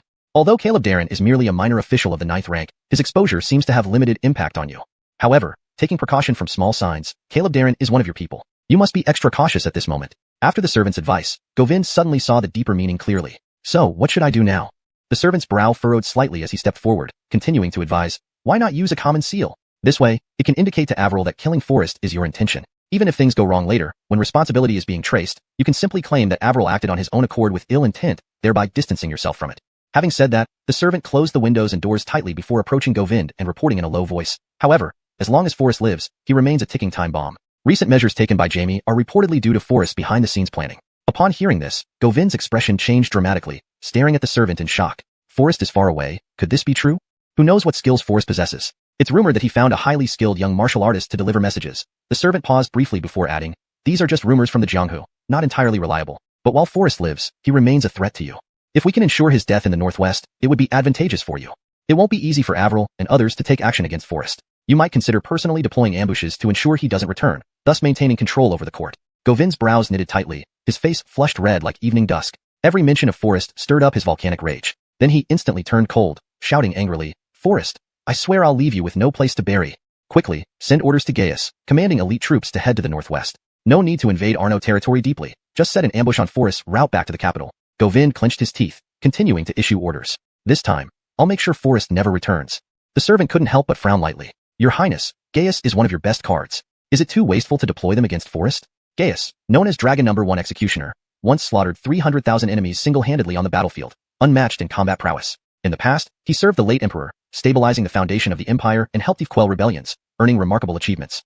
Indeed, much of Govind's prominent status today can be attributed to Gaius. Obviously, Gaius is Govind's strongest trump card, and Anya fears Govind precisely because of this formidable protector. After all, Gaius commands an elite force of 800,000 imperial guards. I must obtain Forrest's head this time, Govind declared coldly, his eyes bloodshot with fury. Meanwhile, Anya kept rereading Forrest's letter, her thoughts revealing her longing. Under flickering candlelight, Anya lay sleepless, dressed in simple white robes, her gaze fixed on Forrest's letter. Her heart yearned for him, her eyebrows faintly furrowed, her mind brimming with thoughts of him, recalling the times spent with Forrest, whether deep within Yonghe Palace, the warm bathing room, the garden pavilion, or the coziness of her chambers. Each moment lingered in her heart, even on this very bed where she now lay restless. Anatolian for his return, recalling every instant they spent together, a wave of emotion surged through her. Anya, with delicate hands like spring onions, lowered her head and gently stroked her hair, her cheeks flushing. Arnold silk slid off her shoulders. Inside the office of Arnojian County, Forrest sat working at his desk. Since arriving in Arnojian County, he had not had a moment to rest, organizing everything meticulously even on the night of arrival. He, Forrest, wasn't some paragon of virtue, but simply couldn't bear to see the suffering of the common people. If it's worth doing to the utmost perfection. Forrest was clear-minded. After arriving in Arnojian County, his first priority was to obtain all evidence of Avril's crimes. If he was to charge Avril and remove him from office so that he could no longer harm the people here, everything must be justified and done with righteous cause. Secondly, he needed to find a clean official who could replace Avril and bring welfare to the people of Arnojian County. After all, Forrest could only stay for 1.5 months before returning to the capital. Lastly, there was the plan to train the army. As the instructor said, take from the people and use for the people. Only by uniting the masses can the strength to win be gathered. This was the profound truth summarized by Forrest from Chairman's teachings, which was most fitting to apply here. In a blink, half a month passed, and the army trained by Forrest began to take shape. Especially those newly forged weapons turned the originally helpless disaster victims into an unbreakable ironclad force in an instant. The Juga repeating crossbow could shoot far with minimal effort, while the compound bow maximized the power of arrows. There were also mountain opening swords, triangular spears, and a series of high-quality weapons. Meanwhile, Sean, following Forrest's plan, also governed Hichu County systematically. After recruiting hundreds of soldiers under Suji Chong, Sean strictly trained them based on this foundation. After all, Sean had once been the deputy commander of the Dragon-scale army, skilled in commanding battles. As night fell, a chill began to set in. Forrest was bent over his desk, feeling a coldness creeping through his body. At this moment, a warm cup of hot wine would have been a great pleasure. Master, I've brought you some wine. Knock knock knock, gentle knocking sounded at the door. Forrest suddenly froze. Who knew his thoughts so well? Forrest moved forward, gently opening the door, and saw a servant standing there, maintaining a humble posture, head lowered, hands holding a tray. On the tray were warm wine and a small furnace, with the coal fire flickering inside, instantly emitting warmth. Who ordered you to bring this wine? Chapter 105. There must be something wrong with this wine. The servant's heart tightened abruptly, and the tray in his hands shook slightly as he trembled. This This was purchased collectively by the people out of gratitude, and they specifically asked me to present it to you as a token of respect. The servant was quick-witted. He thought for a moment and hurriedly replied. It seems that the people have deep feelings for me, Forrest muttered quietly, his eyes never leaving the subtle changes on the servant's face. If this is a gesture of affection from the people, why send you to deliver this wine to my room? Forrest's eyebrows furrowed coldly as he asked softly, but with a hint of questioning. The servant had never been in such a situation before. His cheeks quivered nervously, and the look on his face trembled along. Seeing the servant's troubled expression, Forrest's lips curved into a faint smile, then helped to ease him. Perhaps those citizens couldn't enter the county government office to see me personally, so they asked you to deliver it on their behalf. Is that correct? Startled by this remark, the servant nodded vigorously in agreement. At that moment, Forrest understood what was happening without further ado. Forrest did not put any pressure on him. After receiving the wine, he politely let the servant leave. Just as Forrest was about to drink, coincidentally, this wine arrived. His gaze shifted to the small red clay stove on the table, where the rich wine in the pot emitted an inviting aroma. Forrest's throat moved slightly as he watched it from a distance without lifting his cup. He knew in his heart that something was clearly amiss with this bottle of wine, but the fragrance was so inviting that Forrest could hardly resist. He poured himself a glass, thinking, just a sip, it should be fine. As Forrest leaned towards the rim of the cup, ready to take a sip, suddenly, knock, knock, knock. The door broke the silence of the room. Who could be knocking at this hour? Confused, Forrest glanced at the wine cup on the table, frowned slightly, and then got up to open the door. He asked softly, who is it? Lord Barrett, it's your humble servant, Avril responded in a low voice. Avril? What could he possibly want? Despite his doubts, Forrest stepped forward and opened the door for him. Before him, Avril held a tray with a miniature furnace and a clear bottle of wine. Stepping inside, Avril's eyes were instantly drawn to the clear wine on the table, causing him to pause in surprise. Looking down at the wine in his own hands, and then at the exquisite brew on Forrest's table, Avril felt puzzled. Could I have sent wine here before? But why do I have no memory of it? Noticing Avril's perplexed expression, Forrest approached him silently and asked softly, Governor Arno, what are you contemplating? Deep in thought, Avril was startled by this unexpected voice. His arm twitched, and the furnace and wine bottle in his hands fell to the floor with a crash. A loud bang, sparks flew instantly, and the scorching coal landed squarely on Avril's official boots, burning a hole through them. Feeling intense pain and heartache, Avril jumped up involuntarily. Is Governor Arno feeling so graceful today that he wants to dance spontaneously? Forrest sneered mockingly. Ah, too bad the fine wine has been spilled. Seeing that Forrest not only offered no help but also mocked him, Avril turned red with anger yet swallowed his frustration. He looked at the expensive boots he had bought at great cost, his favorite pair, and felt a pang of regret. But now, he forced a smile and said softly to Forrest, no problem, no problem. Let me pour you another glass? That's unnecessary. I happen to have a bottle here. If Governor Arno doesn't mind, would you like to sit and share a drink with me? Forrest invited gently. Startled, Avril paused for a moment, then quickly picked up the bottle on the table and drank it all in one go. Lord, the wine is finished. I will fetch more for you immediately. The pace of events was too fast, completely unexpected by Avril, leaving him no time to react. Seeing the heated wine on Forrest's table, he mistakenly assumed it was for Forrest's personal use. Now wasn't the time for him to think deeply. He thought to himself, if he could finish Forrest's wine, then Forrest would have none left, allowing him to conveniently bring his own. However, Avril didn't realize that before he could deliver the wine, the secretary had already arranged it for Forrest. Without lingering further, Avril, limping with a burned foot, left the room hurriedly. Forrest noticed the spilled wine on the floor and examined it carefully. Apart from the fragrance of wine, there was nothing else unusual. Am I being too sensitive?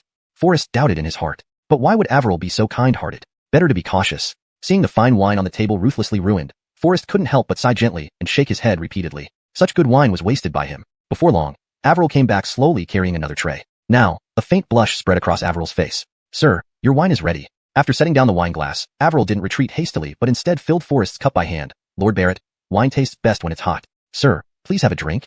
As he spoke, Avril already handed over the cup of wine. Knowing that Avril had no good intentions, Forrest intended to decline, but Avril clearly wasn't willing to give up easily. After some thought, Forrest decided it would be better to persuade Avril to leave first.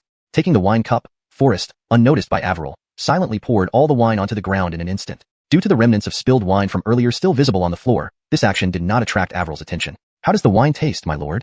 At this moment, Avril's cheeks were flushed red, his complexion very rosy. Forrest observed as Avril's eyes grew increasingly hazy, his body involuntarily twisting lightly, causing Forrest to frown deeply. This scene seemed familiar. Right. Arno Ivergway, she once. Forrest suddenly remembered, astonishment overwhelming him. Recalling Arno Ivergway's words from the past, Forrest felt goosebumps rise all over his body. Could it be that Hephizibang was put in the pot of wine delivered by that servant just now? Desire. A natural instinct. If the person in front of him were beautiful, Forrest wouldn't mind helping her detoxify. But unfortunately, the dirty guy in front of him was a man. Well, it's me imagining things. Forrest suddenly thought, Avril is a man, needing a woman to detoxify for him. Forrest am also a man, I can't help him anyway. What should I fear?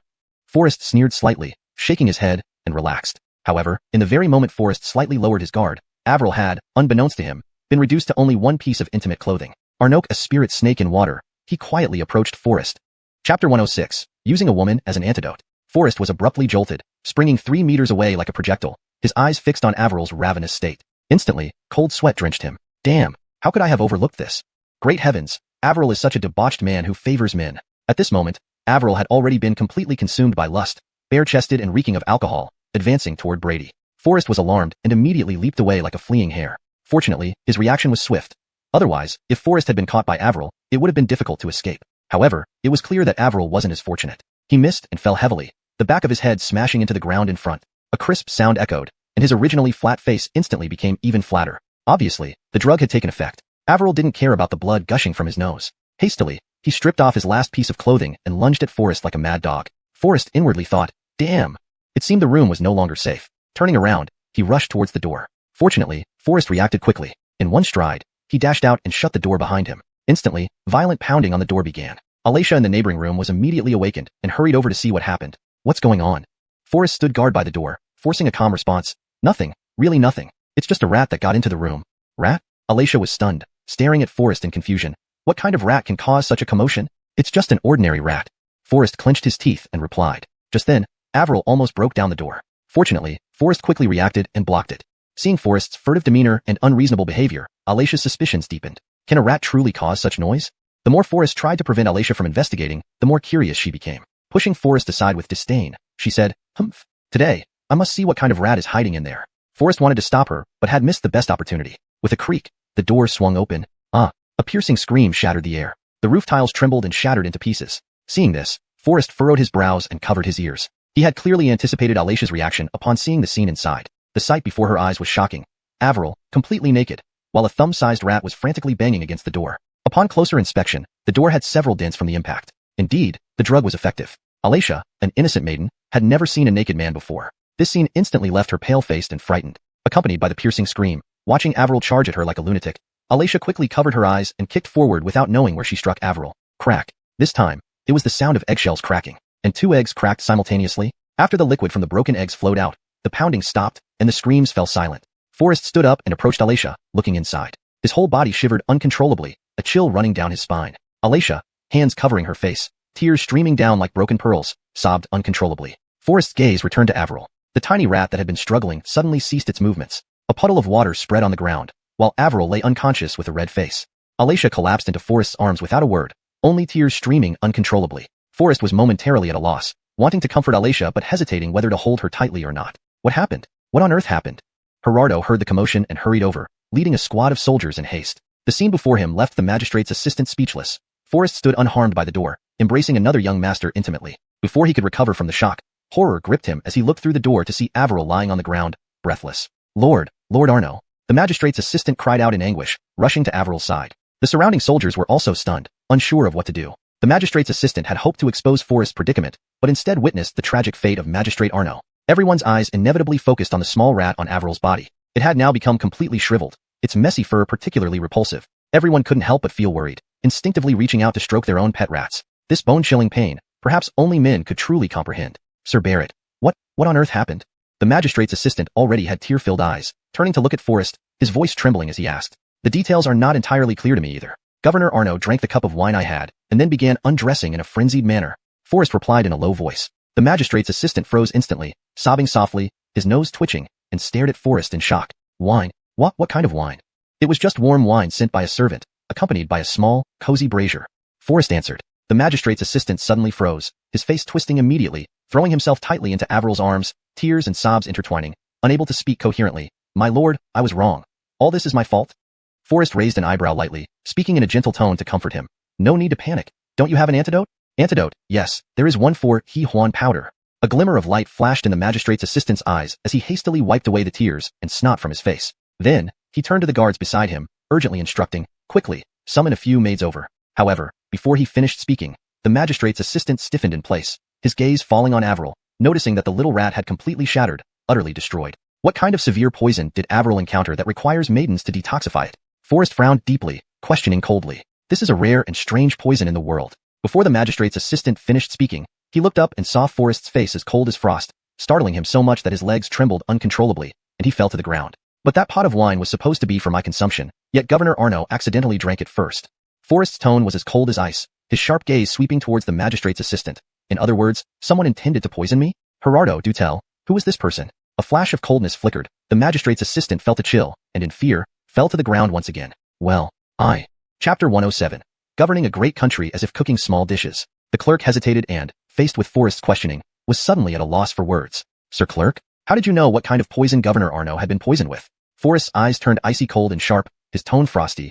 Could it be that you were the one who secretly administered this poison? Swish. As soon as these words were spoken, the clerk, as if having his backbone stripped away, collapsed dejectedly on the ground. Not so. This was all part of Governor Arno's plan. The clerk replied in a trembling voice. With a swish, Forrest swiftly grabbed the long sword from Kirsten's hand, and without hesitation placed it against the clerk's neck. Forrest had been racking his brains trying to find a legitimate reason to eliminate Avril and his men at one stroke. However, before he could think of a solution, Avril actually came looking for him voluntarily. Faced with the cold blade held by Forrest, the clerk was already in a panic, his soul almost departing from his body. He hastily revealed everything in detail. So, you actually intended to harm me? Forrest frowned deeply, his eyes flashing with cold light. No, not me, it was Governor Arno. The clerk hurriedly knelt down, pleading for mercy, his head striking the ground repeatedly until blood covered his forehead. I don't care about the specific details, but as Sir Clerk, you cannot escape your share of the blame. Don't forget, gaineration of an imperial envoy is a crime that implicates 9 generations of your family. Forrest said coldly. The clerk naturally knew these details well, and now, in front of Forrest, his life seemed as fragile as an ant.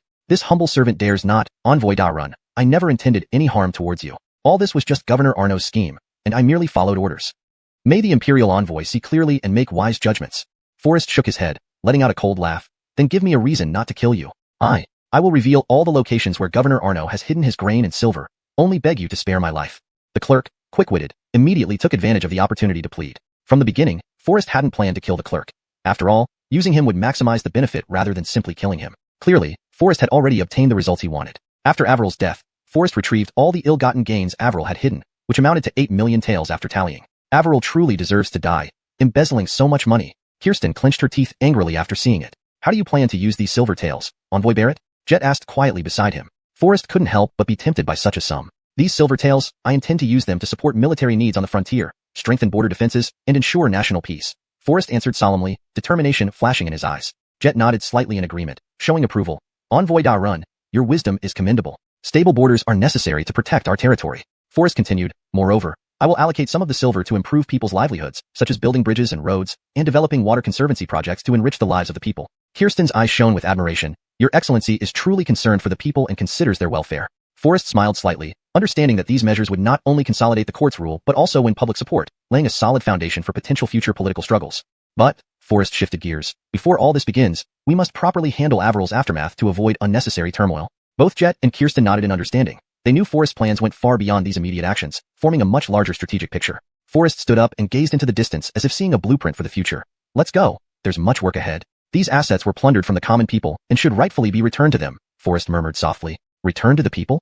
The clerk froze instantly, wanting to object but stopped short when he caught sight of Forrest. Though still bearing the title of clerk, his position was now far inferior to what it used to be. Witnessing the wealth Avril had painstakingly accumulated about to be returned to the people, the clerk felt a pang of sorrow in his heart. After all, to assist Avril in amassing wealth, the clerk had invested considerable effort in these illicit funds. Envoy Barrett indeed is an upright official. Why not distribute these assets based on the population size of each household? Suggested Jet. That would be fair. Forrest gently shook his head and whispered, absolute fairness often breeds unfairness. Upon hearing this, Jet and others were stunned, lost in deep thought. So, how do you think these funds should be properly distributed? Ji Qingshu frowned deeply. His straightforward personality made it impossible for him to calmly converse with Forrest. Facing Ji Qingshu's slightly impatient demeanor, Forrest did not become angry but patiently explained, this money cannot be directly distributed to the people. Before he finished speaking, Ji Qingshu was already greatly incensed and stood up emotionally. Pointing angrily at Forrest's nose, he denounced with indignation.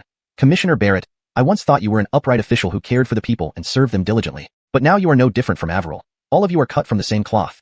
Before Alicia could react, the clerk had rushed forward and, without a word, slapped Ji Qingshu hard across the face. Then, in an icy tone, he sternly rebuked. Commissioner Barrett's decisions have their profound considerations. How can you dare to criticize recklessly? Corrupt officials, is there any crow that isn't black? Ji Qingshu, holding his cheek, looked undaunted and coldly condemned. Just as the clerk was about to strike Ji Qingshu again, Forrest caught his hand midair with a swift motion. A sharp slap echoed crisply through the air. The imprint of 5 fingers clearly showed on the clerk's cheek. Your place here is not to speak. Forrest's voice was icy and full of anger. The clerk could only retreat silently to the side, covering his reddened cheek with a look of grievance. Then, Forrest stepped forward respectfully, turning his gaze towards Ji Qingshu, explaining sincerely, Sir Ji, perhaps you misunderstood. I don't intend to keep this wealth for myself, but plan to use this large sum prudently, maximizing its potential to benefit the people. Ji Qingshu remained stubborn, ignoring Forrest's explanation and responded coldly, don't pretend here. Isn't your retention of these treasures for private gain? Your so-called fairness means letting every citizen receive money. Have you considered that once this precedent is set, the people will expect free money? In the long run, how can we solve the problems in the Northwest? Governing a great country is like cooking small dishes. Sir Ji, you are being too hasty, Forrest said softly, his brows turning cold. Chapter 108. The Xianbei tribe attacks. If we were to divide this wealth equally, it would be a great injustice to the people, Forrest responded in a low voice, his brows furrowed. I advocate for employment as relief and distribution based on labor. Only by doing so can people have the incentive to work diligently, and the economy of the Northwest region will flourish. Forrest held an extremely high respect and admiration for officials like Einar, who were incorruptible. Therefore, he always maintained a respectful attitude towards Einar. Upon hearing this, Einar was first taken aback. Then his eyes revealed deep admiration and astonishment as he gazed at Forrest. This entire set of governance strategies went beyond what Einar could have imagined. Using this fund, Forrest not only ensured that the roads in the Northwest region were solidly and beautifully repaired, but also ingeniously introduced modern technologies such as straw checkerboards and wells. These measures effectively alleviated desertification in the Northwest region and even allowed rice cultivation for the first time. Harnessing to Forrest's series of statecraft proposals, Einar was stunned, listening intently. At this moment, Einar had no doubt about Forrest's suggestions, and his admiration for Forrest flowed like an endless river, vast and uncontrollable like the surging waves of the Yellow River. The people in the Northwest revered Forrest as a deity, worshipping him with utmost reverence. Over time, the Northwest region gradually enriched its grain reserves. Sir, something terrible has happened. It had been half a month since Forrest arrived in the Northwest. According to the agreed time with Govind, he should now return to the capital. Just as Forrest was sitting in his study, tidying up the final matters before his return, suddenly, an urgent report came from outside the room. What's wrong? Seeing the soldier rush and covered in wounds, Forrest's heart tightened instantly, and he stood up to ask immediately. The messenger slid forward swiftly, crashing to his knees at Forrest's feet, trembling as he reported, General, the Xianbei troops are attacking near the border. Many of our soldiers have been injured. The situation in the buffer zone is now highly tense, the messenger added, breathless and anxious. What? Forrest frowned deeply, his face filled with shock. Why are the Xianbei tribesmen suddenly so audacious? It seems they've been plotting this for some time. Quickly send for Kirsten. You lead the way. Take me there immediately. Forrest immediately put aside his tasks, ready to gather Kirsten and assemble a team of elite soldiers to investigate the truth in the buffer zone. However, just as Forrest finished speaking, the messenger's face changed abruptly, revealing panic. He urged hastily, General, there's no time to waste, it's urgent. Urgent. No time to lose? The buffer zone city walls have already been controlled by the Xianbei army. They claim that if you do not arrive within the next 15 minutes, they will kill someone. The messenger frowned tightly, looking exceptionally nervous. He did not seem to be lying, yet Forrest still felt an indescribable unease. Despite his doubts, driven by the soldier's urgency, Forrest didn't think much more. He mounted his horse and followed the messenger at full speed toward the buffer zone. The buffer zone was a wide strip of land reserved along the border between the two countries, mutually agreed upon as a non-invasion area. Both sides had established city towers and walls. The Xianbei territory was impoverished, so on their side, there were only a few yurts, leaving the rest as vast open plains, offering unobstructed views.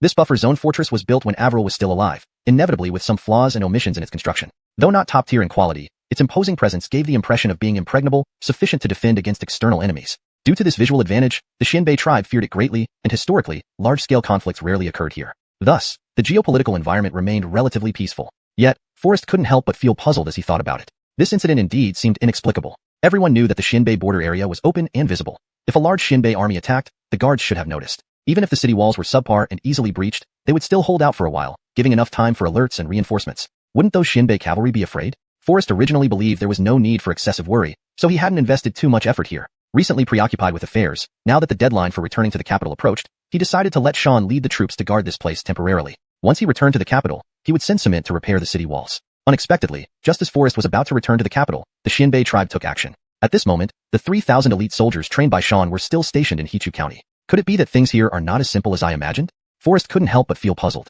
Forrest arrived at the scene and was instantly stunned. The city within the buffer zone was far more fragile than Forrest had anticipated. The Xianbei soldiers had completely occupied the city, with broken bricks scattered everywhere. Forrest bent down to pick up a brick, and with a gentle grip, it turned to powder in his hand.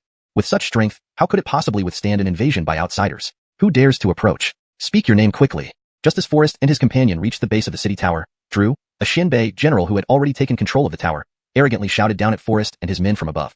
Arnasenwell, the imperial envoy Forrest stands before you. If you know what's good for you, surrender immediately and come down. The soldier beside Forrest responded coldly, eyes blazing with anger. Ha ha ha, so it's the great imperial envoy making an appearance. I've been waiting for you here for quite some time.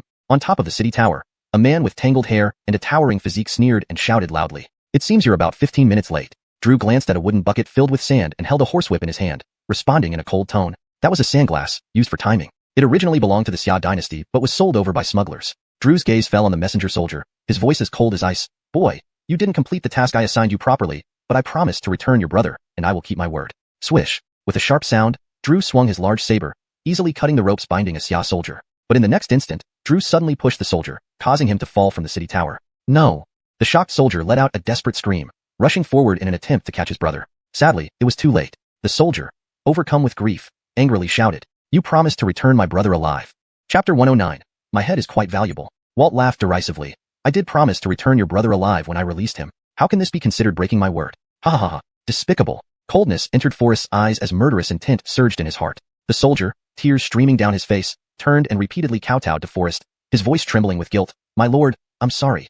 It's because of me that you're in danger now. I deserve 10,000 deaths for my sin. If I hadn't followed their orders, they would have slaughtered all the innocent people, starting with my beloved relatives. Before he finished speaking, the soldier suddenly drew the large knife from his waist and slashed it around his own neck. Bright red blood dripped onto the sand, barely having time to flow before being quickly absorbed. A gust of wind swept through, erasing all traces, as if nothing had happened just moments ago. Only two lifeless bodies lay silently on the sand, silently telling the story that they had once lived in this world. At this moment, in the dimly lit desert, a solitary wisp of smoke drifted slowly, and Forrest stood alone, facing everything by himself in this desolate place. Forrest didn't blame the soldier. After all, he had no choice. Truly useless. From atop the city wall, Walt, with wild hair covering his face, spat contemptuously. Then he shifted his gaze to Forrest. Lord Barrett, I heard you are quite capable, but even a hero cannot fight four hands. Don't be naive to think you can defeat 1,000 elite soldiers under my command with just yourself. If you know what's good for you, best beg for mercy now. Perhaps I'll grant you a whole body in death. Forrest's expression remained unchanged as he smiled faintly. You want my life? Yes. The bearded giant replied coldly. What enmity do we have? Forrest asked calmly. None. The bearded man responded bluntly, coldness lingering in his voice. What benefit does taking my life bring you? Forrest smiled lightly, and then tilted his head, questioning. All the while, Forrest's gaze was constantly assessing the environment and dynamics around him. Ha ha ha, what a joke. Walt burst into loud laughter, turning his piercing gaze towards Forrest, killing intent seeping from every corner of his being. Commissioner Barrett is quite famous in the martial world now. Beheading you will earn me 1,000 antelopes and tens of thousands of acres of grassland. And there's hope for promotion to Great Xuanhuan, equivalent to your country's supreme general, a position of immense power and influence. Now, do you understand how valuable your head is? Walt sneered. Oh, not bad. Never thought my head could be worth so much. Forrest couldn't help but laugh softly, then his eyes turned cold. But are you sure taking my head will get you what you want? I don't think the Khan keeps his promises. Forrest smirked. Taken aback, Walt hadn't expected Forrest to be so calm, showing no sign of pleading or fear. Instead, Forrest's question made Walt's heart tighten. After a moment of thought, he nodded and replied, the Khan's word is gold. He wouldn't break it. You should be more concerned about yourself, Walt said coldly. Aren't you great Xia fond of having a full body upon death? Walt continued sarcastically, if you beg on your knees, perhaps I'll grant you that. Not necessary. I'm not fixated on such things, Forrest replied nonchalantly, dismounting and walking resolutely toward the city gate. Walt was utterly astonished, Forrest's actions catching him completely off guard. Frightened, Walt immediately ordered the archers to stand ready, gripping his large sword tightly. Just as Forrest took 2 steps forward, Walt felt profound fear. You, don't come any closer. Walt's voice was already trembling. How can you kill me if I don't approach? Moreover, with so many of you against just me, what do you have to fear? Who doesn't know of your devious nature, Forrest? Walt retorted angrily. I heard you've recently developed hidden weapons stored in your sleeves, able to take lives from miles away. How can I be sure you don't carry such weapons? Hearing this, Forrest couldn't help but smile. The weapon mentioned was precisely the legendary Manriki, one of Forrest's inventions for close combat. It allowed for quick deployment and could kill unseen. Forrest frowned, smiling lightly, and replied mockingly, if I won't go up, you can always come down. With the swirling dust, besides Forrest's icy voice, an almost imperceptible chill filled the air. Walt's Adam's apple trembled instantly, and he couldn't help but feel nervous. He then ordered all the archers to come up to the city wall, aiming at Forrest, awaiting his command. Turning, he descended with about 30 attendants towards Forrest. Forrest's ears twitched slightly, and his brows furrowed. He could hear a faint sound of crumbling walls amidst the wind and sand. Forrest, prepare to die. Walt stood under the city gate tower, accompanied by 30 robust guards. They stood exactly under the city gate tower, neither too close nor too far. Do you think taking my body back will gain more rewards from Khan, or would capturing me alive bring greater rewards? Forrest asked lightly with a soft laugh. Ha ha ha, what a joke. Capturing you alive is the best choice. Walt laughed loudly. But capturing you alive is no easy task. So, I choose to kill you directly. If so, why don't we make a deal? Forrest said calmly. A deal? What kind of deal? Walt immediately reined in his laughter, looking at Forrest solemnly, asking in a low voice. I can get you even more rewards and honors. You're that kind-hearted? Walt frowned, responding with doubt filling his heart. Of course, I also have my conditions, Forrest said softly. You must agree to release the defenders of Daxia. Why should I believe you? Walt replied coldly with a serious expression. Forrest merely smiled slightly, then slowly took out a small, exquisite Juga repeating crossbow from his waist.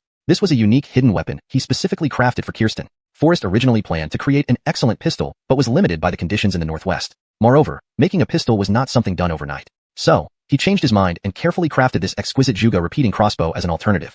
This crossbow was as small as a pistol, easily concealed on the waist, with arrows as short as bullets, making it convenient to carry. After Forrest's meticulous adjustment, its accuracy and penetration power had significantly improved.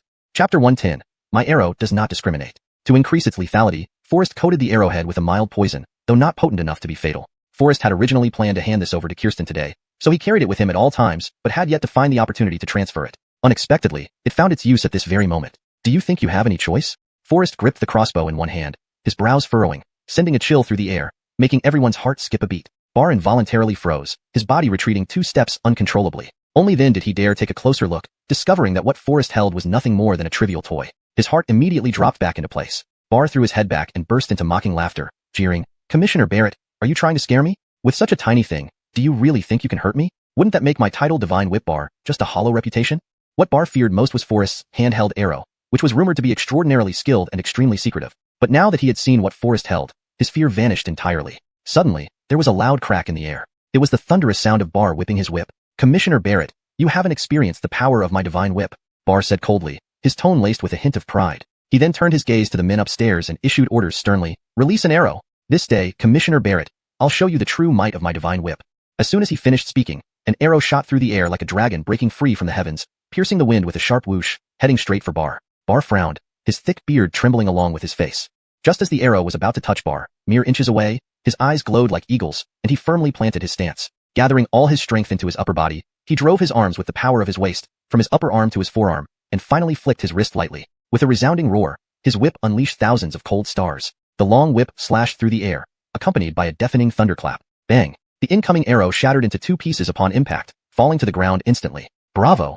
The soldier who fired the arrow cheered loudly, and Bar's face immediately lit up with uncontrollable pride. The soldiers upstairs joined in the applause, their voices shaking the rooftops. Several of them, still holding their bows taut, loosened their grip and clapped along enthusiastically. Suddenly, several sharp whistles filled the air. Bar's brow furrowed instantly, and his smile vanished as he fixed his sharp gaze on the arrows speeding toward him. "Fools! All fools!" Bar raged, his whip moving like the wind, merciless. In moments, Bar was drenched in sweat, breathing heavily. There was no denying that Bar possessed extraordinary courage. Forrest glanced and saw at least 20 arrows flying toward him like rain. Bar focused his energy, taking deep breaths, and with one continuous motion, managed to knock down over a dozen arrows. By now, Bar was exhausted, sweating profusely like after a spring rain. His whip, once vigorous, now moved with noticeable weakness. Whoosh whoosh whoosh. 3 arrows remained in the sky. Bar's frown deepened. His strength was insufficient to intercept them again. Suddenly, a whoosh rang out, and a short arrow flew like a bullet, coming within 3 centimeters of Bar. Whoosh! The arrow grazed past Bar's temple, nearly brushing it. At this critical moment, it suddenly dropped lightly to the ground. One arrow pierced the air, and a short arrow precisely hit and deflected the arrow aimed at Bar's vital spot, turning danger into safety. Bar was stunned, his face showing a mix of fear and confusion, his eyes immediately locking onto Forrest before instinctively touching his temple. The spot was smooth, as if shaved clean, leaving unblemished skin, like a miracle. That short arrow had passed by, razor sharp, cutting a 3-millimeter line across Bar's temple with precision. Forrest wiped his mini repeating crossbow calmly and spoke in a level tone. "Be cautious, 2 more arrows are coming." Bar froze, realizing the imminent danger, seeing 2 more arrows flying toward him. At this point, Bar had no strength left to wield his whip. Panicked, he grabbed the nearest guard and used him as a shield. "I've saved your life twice already," Forrest whispered. "Twice?" Bar was first taken aback, then realized. "Are you still certain I can't take your life?" Forrest's voice was icy. Walt was already in a state of extreme fear, his body trembling involuntarily, cold sweat pouring down his spine. "How about it? Can we have a calm talk now?" Forrest asked. Sure.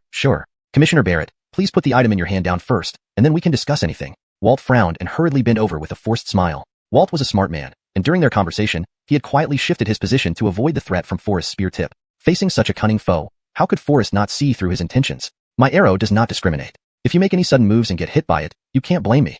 Forrest's eyebrow twitched, his hand trembling slightly. A short arrow immediately shot out, hitting Walt's constantly moving foot. The piercing pain instantly surged. Walt gritted his teeth hard, barely holding back a cry. Then, he forced a smile and said to Forrest, I wouldn't dare. You must release the people." Confronted with Forrest's weapon, Walt had lost all his previous arrogance, hastily agreeing repeatedly. "But, after releasing these people, Commissioner Barrett, you..." Walt frowned, hesitating and muttering. "Rest assured, I will never break my promise." Without hesitation, Forrest approached Walt, skillfully pressing the crossbow against his temple. The soldiers on the balcony immediately became tense, their bows pointing at Forrest with a whooshing sound. "Fools! Worthless scum! Everyone, Stop right there. If any of you dares to hurt me, I'll chop off each of your heads. Walt flew into a rage, for he had almost lost his life to his own men just moments ago. Release them now. Walt roared again. Watching the Daxia Kingdom's guards withdraw one after another, a trace of relief finally appeared on Forrest's face. Immediately, he turned his gaze to Walt, his eyes instantly filled with sincere regret. General, I apologize for the offense. Before Walt understood what happened, he suddenly felt a strong impact on the back of his head. Chapter 111. The Chitin Prince Jerry. Walt instinctively wanted to flee, but his arrow-pierced ankle felt as heavy as lead. At this moment, his mind also began to cloud over, and he blacked out, falling into unconsciousness. The surrounding attendants and soldiers on the tower froze on the spot, their eyes flickering between the fallen Walt and Forrest, at a loss for what to do next. Why are you all standing there? Come help him up. Forrest's tone was cold and hard, his voice rising in anger. The soldiers snapped back to their senses with a start, not daring to hesitate for even a second. They immediately moved forward and gently lifted Walt to his feet. Follow me, we're going to see your Khan. Forrest waved his hand, giving orders calmly. Upon hearing this, the surrounding soldiers immediately fell into confusion. Go to see our Khan? Isn't that courting death? Forrest's brows furrowed, his reprimand stern. Wasn't my previous statement clear enough? To be precise, my visit is not to pay respects to your Khan. This is a diplomatic matter between two countries. You only need to follow orders without unnecessary suspicions. Diplomatic matter between two countries? This seems rather rash. The soldiers were baffled and didn't have time to ponder the deeper meanings behind Forrest's words before being urged by him to escort him toward the border of the Chitin Kingdom. Coincidentally, the Khan of the Chitin was personally overseeing the army at the border. Therefore, it did not take long for Forrest to reach him. After just a few hours, Forrest had escorted Walt, who was tied up like a dumpling, to the hall where the Khan resided. Report, an envoy from the Great Xia seeks an audience. To seek an audience? That's how a small country addresses a great one. With a kick, Forrest sent the Chitin soldier flying backward, his voice icy cold. This official is here for inspection and guidance. Having said that, Forrest ordered two soldiers to carry Walt while he strode arrogantly into the hall. Forrest's arrogant actions instantly enraged Khan Arnincoln. He pushed away the concubine whose clothes were half drawn aside and pointed angrily at Forrest, spitting accusations. Who are you to dare barge into my hall? The imperial envoy from the Great Xia border, Forrest. Forrest? Arnincoln's eyebrows knitted tightly, his mouth twitching and beard trembling. So you are that envoy Forrest? Arnincoln's gaze was sharp, his body leaning slightly forward as he asked in a chilling tone. Don't mince words. Speak directly. Why did your small chitin state invade our Great Xia border without authorization? Forrest demanded firmly and directly. Arnincoln's heart tightened as he realized Forrest wasn't an easy opponent. He dared not respond hastily and summoned a servant, whispering, How many troops has this envoy brought? Why does he act so arrogantly? Not very clear. The servant answered quietly, glancing at Forrest and adding, Khan, Forrest is no ordinary person. According to rumors, he easily dealt with Jessup and Averil in the Northwest Barren Lands and expanded the military force in that region tenfold. Now our chitin merchants frequently suffer detention under Forrest orders, and the human trafficking industry has been completely dismantled. The servant frankly detailed everything to the Khan. When other topics were mentioned, Arnincoln didn't show much concern. However, when human trafficking was brought up, he became visibly agitated. So he's the one blocking our supply of new women. No wonder none are being presented to me anymore. Arnincoln's eyes widened in fury. Bring this dog envoy down. Execute him immediately in public. The servant was stunned upon hearing this. What? Kill Forrest? The servant quickly advised against it. Your Majesty, this cannot be done. It cannot be done. If you kill Forrest, it could trigger a national crisis. Moreover, General Walt has also been captured by him, and we don't know how many troops he controls. The servant, anxious and pale-faced, hurriedly continued. We must think carefully and plan prudently. Think carefully? Plan prudently? Arnincoln's hair stood on end, his voice hardening. What should we do now, then? We should greet him with courtesy. The servant stepped closer and whispered advice. Your Highness, let us placate him temporarily. When the tribal chiefs visit soon, we can look for an opportunity to remove Forrest. Arnincoln silently agreed after hearing the servant's advice, nodding slightly and shifting his gaze to Forrest. He immediately softened his tone, saying warmly, Envoy Barrett, after your arduous journey, serve fine wine and roast fat sheep quickly. I wish to drink heartily with Envoy Barrett and share pleasant times. Forrest, however, did not show any joy. His brows were knitted and his tone was cold. I did not come here to have a meal with you. My only purpose is to understand why the Xinbei tribe has invaded our borders. Before he finished speaking, a cold laugh suddenly echoed from outside the room, filled with arrogance and disdain. Everyone turned their gaze towards the source, but saw only emptiness, with only the reverberating angry curses filling the air. Ridiculous. If the Xinbei nation wants to invade a country, do we need to inform you first? In the past, we did not invade Great Xia because the plowed land there was barren, with no grain or resources. The residents were emaciated, like refugees who had lost their homes, barely surviving as livestock would consume precious food. How could the Xinbei ever engage in such losing propositions? Before he finished, a man dressed in Hu-style sable fur, wearing a deer horn felt hat on his head, and stepping in sheepskin iron boots with one arm exposed, entered the hall. He continued coldly. Looking at today's plowed land, it is now prosperous and fertile, even fortified with hard-as-iron hydraulic facilities made from lime and water. Not only is there abundant grain and grass, but the people are also affluent. Such a rich land, the Xinbei must possess it. Forrest's eyes turned icy, secretly scoffing at this arrogance. He wondered who this presumptuous person could be. Suddenly, everyone fell to their knees in unison, shouting loudly, "Your Highness, Prince." Oh, so this is the legendary Prince Jerry of the Xinbei Kingdom, renowned for his extraordinary talents in both civil and military affairs? People say he is a rare genius in recent years, well-versed in various historical texts and capable of effortlessly composing poetry and songs. His knowledge spans widely. In martial arts, too, he possesses exceptional talent, unmatched in skills and knowledge within the Xinbei Kingdom. Forrest couldn't help but carefully observe Jerry. Indeed, his physique bore the mark of a warrior, and he spoke fluent Chinese. However, no matter how Forrest looked at him, he found no trace of nobility. Instead, the bandit-like arrogance stood out prominently. It was truly hard to believe. Arnincoln's brow tightened as he asked sternly, "Why are you here?" Chapter 112. I don't have time to chat with you. Your Majesty, there's no need to worry. This Imperial envoy Forrest seems nothing special. What is there to fear? Jerry stepped into the center of the hall, replying in a cold tone, "Dispatching General Walt to launch an attack on Daxia was my decision." "So it was you," Forrest said coldly. "What? I can strike whenever I want. Do you have a problem with that?" Jerry's attitude was extremely arrogant, and he showed utter disdain toward Forrest. The world speaks highly of the Xinbei prince for being both scholarly and martial, wise and remarkable. Today, indeed, it's a meeting that surpasses one's reputation. Forrest sneered lightly, "But from what I see, you're not much either." Everyone present felt shocked, their eyes widening in surprise at Forrest. "Young man, this is our Xinbei territory. Do you know what you are saying?" Jerry was instantly enraged upon hearing these words. He strode forward without any preliminaries, aiming to intimidate Forrest right away. Jerry stomped his foot as if a wild bull were charging forward, dashing straight at Forrest. Facing this rough attack, Forrest remained indifferent, standing still with a faint smirk on his face. However, just as Jerry was about to reach Forrest, his movements suddenly changed. He whipped out a hidden amaze spike from his sleeve, its tip spinning like the wind, swift as lightning, aiming directly for Forrest's vital points. Forrest's eyes turned cold. He didn't expect the prince of the mighty Xinbei kingdom to be so despicable, using such an unusual weapon. The amaze spike grazed closely past Forrest's neck, making him narrow his eyes sharply. He easily dodged it with a graceful backward lean, his feet remaining rooted to the ground as if nailed down, completely unmoved. Jerry's figure flickered and stopped abruptly. Turning around to reassess Forrest, he found him still standing there motionless. "Huh. To withstand an attack by my amaze spike and still stand. Indeed. You are no ordinary man," Jerry mocked grimly. He then hid the amaze spike and continued with a chilly smile. "But anyone who is struck by my amaze spike will certainly die within a quarter of an hour. Speak your last words quickly. I'll make sure my soldiers take them back for you." Arnincoln and the attendants nearby broke out in cold sweat, their eyes filled with terror as they stared at Forrest. Though many might not know Forrest's true identity, the attendants were well aware that if Forrest were harmed, it would trigger relentless retaliation from Daxia. At that time, the fragile Xinbei kingdom would hardly withstand Daxia's fierce assault, leading to potential destruction. Proud and boastful, Jerry bragged, "Don't forget, my amaze spike technique was personally taught to me by Caleb Wuji, the esteemed disciple of the renowned swordsman Arnu E. Dao from Daxia. There are few opponents who could force me to use my amaze spike, and you, Forrest, are one of them. To die by my amaze spike is also an honor to you." Jerry sheathed his weapon and laughed loudly. He watched Forrest standing still, showing no signs of collapsing after several minutes. Jerry couldn't help but feel puzzled. Normally, those hit by his amaze spike would fall within a quarter of an hour. Seeing Forrest remain motionless, Jerry wondered if his amaze spike had reached a realm where it could kill silently, leaving Forrest apparently unharmed and standing firm. Driven by doubt, Jerry approached Forrest to investigate further. Forrest's lips curled slightly into a mocking smile, replying calmly, "To die at your hands would be the greatest disgrace of my life." Jerry froze, his body trembling involuntarily. How is this possible? You were struck by my amaze spike. How can you be unscathed?" Jerry exclaimed in shock. Before he could finish speaking, Forrest raised his hand and slapped Jerry hard across the face. "How noisy!" Forrest frowned deeply, scolding coldly. "Such trivial tricks. How dare you show off here?" With that, an amaze spike appeared in Forrest's hand. Its sharp tip pointed directly at Jerry's throat. Jerry was stunned speechless, eyes wide with shock. This can't be possible. He touched his own amaze spike only to find it missing. Seeing the amaze spike's tip mere millimeters from his throat, Jerry turned pale with fright, stammering in fear. You must be careful. The tip is coated with deadly poison. You mustn't touch me."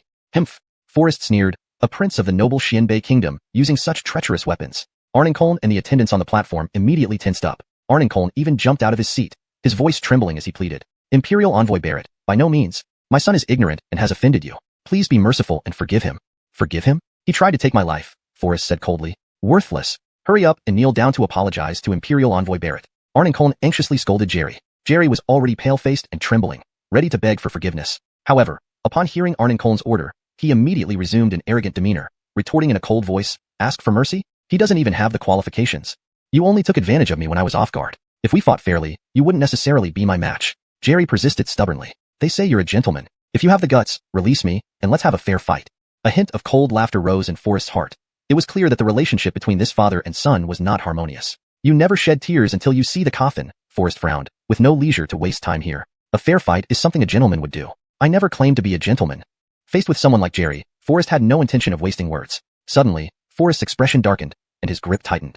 The amazed spike in his hand approached Jerry's throat. Instantly, warm blood began to flow slowly down Jerry's neck. Jerry's face instantly turned pale, his body trembling uncontrollably. Blood. Blood. The previously defiant Jerry immediately blacked out from sheer terror. With a slap, Jerry's body went limp and collapsed to the ground. Arnincoln panicked, his body shaking involuntarily, his arms stiffly outstretched, his eyes filled with tears. My child, are you all right? Don't worry, he was just slightly poisoned, not enough to kill him. Forrest carefully examined the poison on the amazed spike, sniffing lightly, and consoled softly. Arnincoln's eyes widened in astonishment. How do you know he'll be fine? Before Forrest could answer, a nearby attendant hurried forward to explain. This imperial envoy Barrett was once our great Xia's top imperial physician. Chapter 113. Is Lao Deng going back on his word? Imperial physician? This means he has the ability to save my son? A gleam flashed in Arnincoln's eyes, followed by a shudder. With a thud, he knelt down. Envoy Barrett, I implore you, please save my son. He must not die. Arnincoln repeatedly kowtowed, pleading incessantly, clearly showing how crucial Prince Jerry was to him. Forrest wasn't a saint. The story of the farmer and the snake was something he had heard since childhood. To expect Forrest to repay wrong with kindness and selflessly save this fool Jerry was utterly against his nature. If I were to offer help, it's not impossible. But, your insignificant territory, a small chitin nation, intended to invade our borders. How should we settle this account?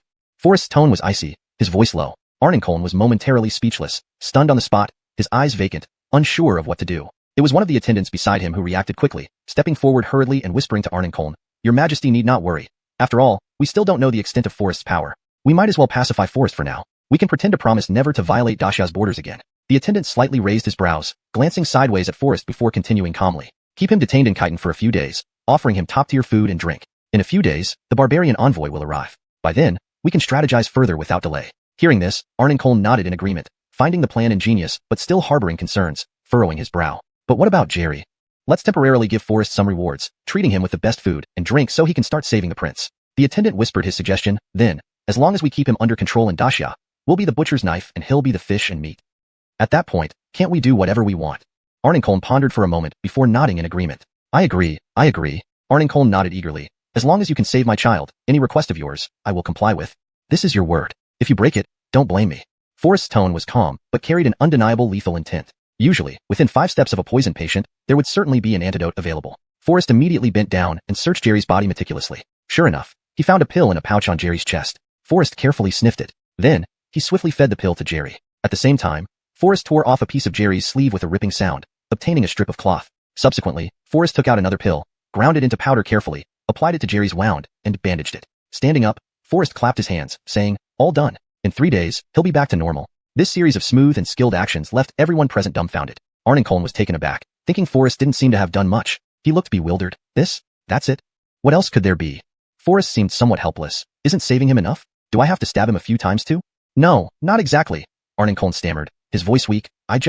He had wanted to point out that Forrest didn't really exert himself. The antidote was found on Jerry's body, and even the bandage material came from tearing Jerry's sleeve. Forrest merely did a little bandaging, which even a servant could have easily accomplished, yet he had to humbly beg Forrest for a long time. Thus, Arnincoln couldn't help feeling resentful. Forrest had no intention of getting entangled with them, frowning slightly, his tone cold. Enough. I've already saved him for you. Now, it's time for you to fulfill your promise. A chill swept over Arnincoln, making him involuntarily shiver as he nervously asked, Promise? What promise? You just said that as long as I save your son, you would do anything.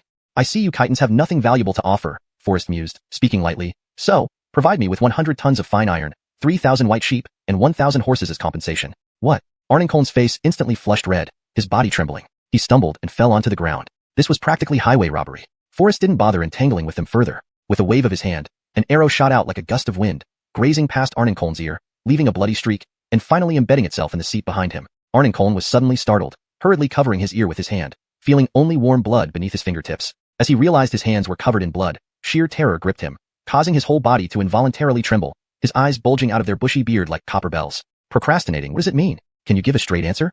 Forrest frowned and immediately raised the mini-repeating crossbow in his hand, aiming at Arnincoln's head. I have no time to keep Zhou Chan with you. Arnincoln stared at the small object in Forrest's hand, amazed by its immense power, feeling deep fear inside. I agree. Arnincoln panicked and hurriedly replied. But preparing these items indeed takes time. I hope you can give me some leeway. Forrest slightly furrowed his brow, pondering for a moment before slowly nodding and answering. All right, I will give you 3 days. No sooner had he spoken than Forrest turned to leave. Arnincoln quickly got up and anxiously called out to Forrest. Envoy Barrett, why the rush? Why not stay a few more days so I can show you proper hospitality? After all, gathering iron ore and horses cannot be done overnight. Arnincoln's attitude now was vastly different from before, his face full of smiles, trying hard to please Forrest. Forrest's eyebrows twitched slightly. What was this old man up to? After a brief contemplation, Forrest also wanted to figure out what trick Lao Deng was playing, calmly turning back and replying, if that's the case, then I will stay here for a few days.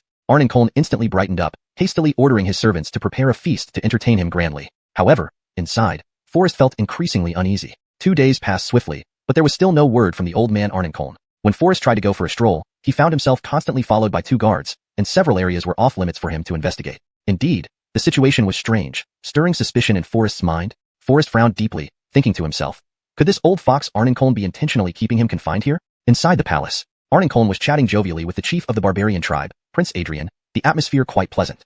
Chapter 114.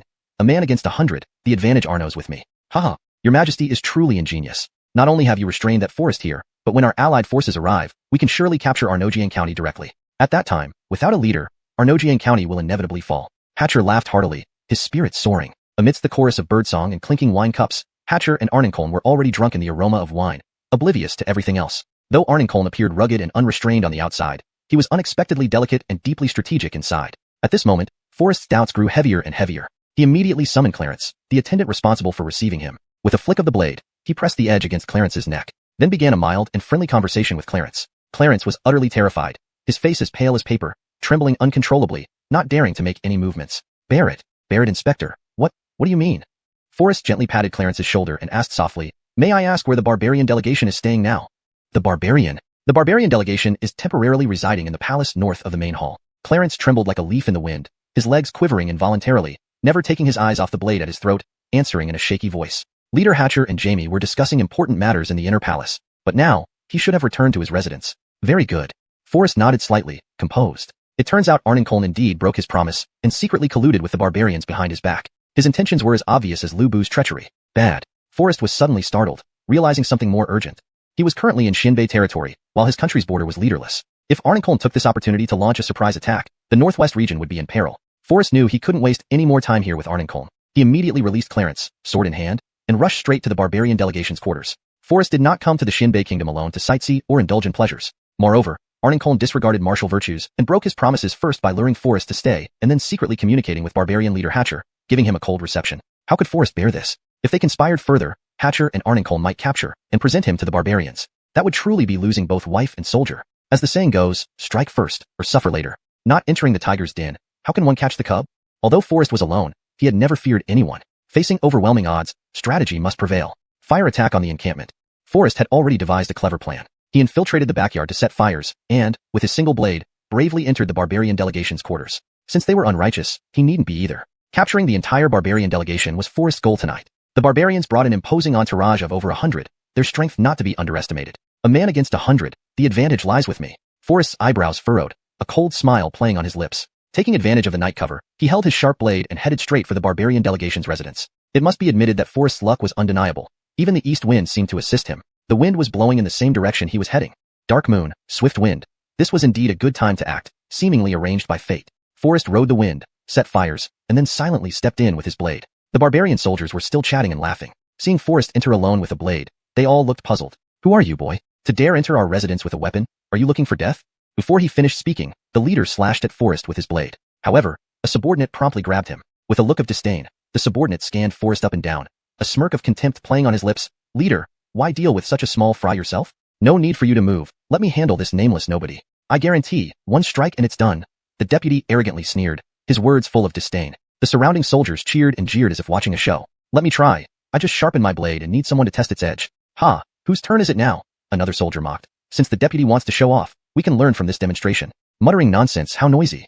Forrest frowned, his expression turning stern. Those around him clearly saw Forrest as entertainment, cheering and mocking, oblivious to the danger they were in. Gentlemen, watch as I demonstrate a skill. The moment the deputy finished speaking, a flurry of knife light flashed as his arm swung down. Forrest furrowed his eyebrows, letting out a soft sigh and shaking his head helplessly. Just as the deputy was about to raise his blade, there came a sudden whoosh snap sound breaking through the air. An arrow struck squarely in the center of the deputy's forehead, piercing straight through. Everyone froze, barely having time to react before a second arrow arrived. Whoosh snap, another head fell to the ground. At this moment, the previously arrogant men finally plunged into panic. The mockery on their faces vanished, replaced by fear and terror. My knife? Where's my damn knife? Panic erupted instantly. Inside the room, dozens of soldiers scrambled like startled birds, frantically searching for weapons. But it was already too late. Forrest wielded his large saber, slicing through the air with flashes of light, filling the room with terrified screams. 36 lives, exactly 36. No more, no less. All ended under Forrest's blade, and those members of the foreign delegation lingering outside had no chance to come to the rescue.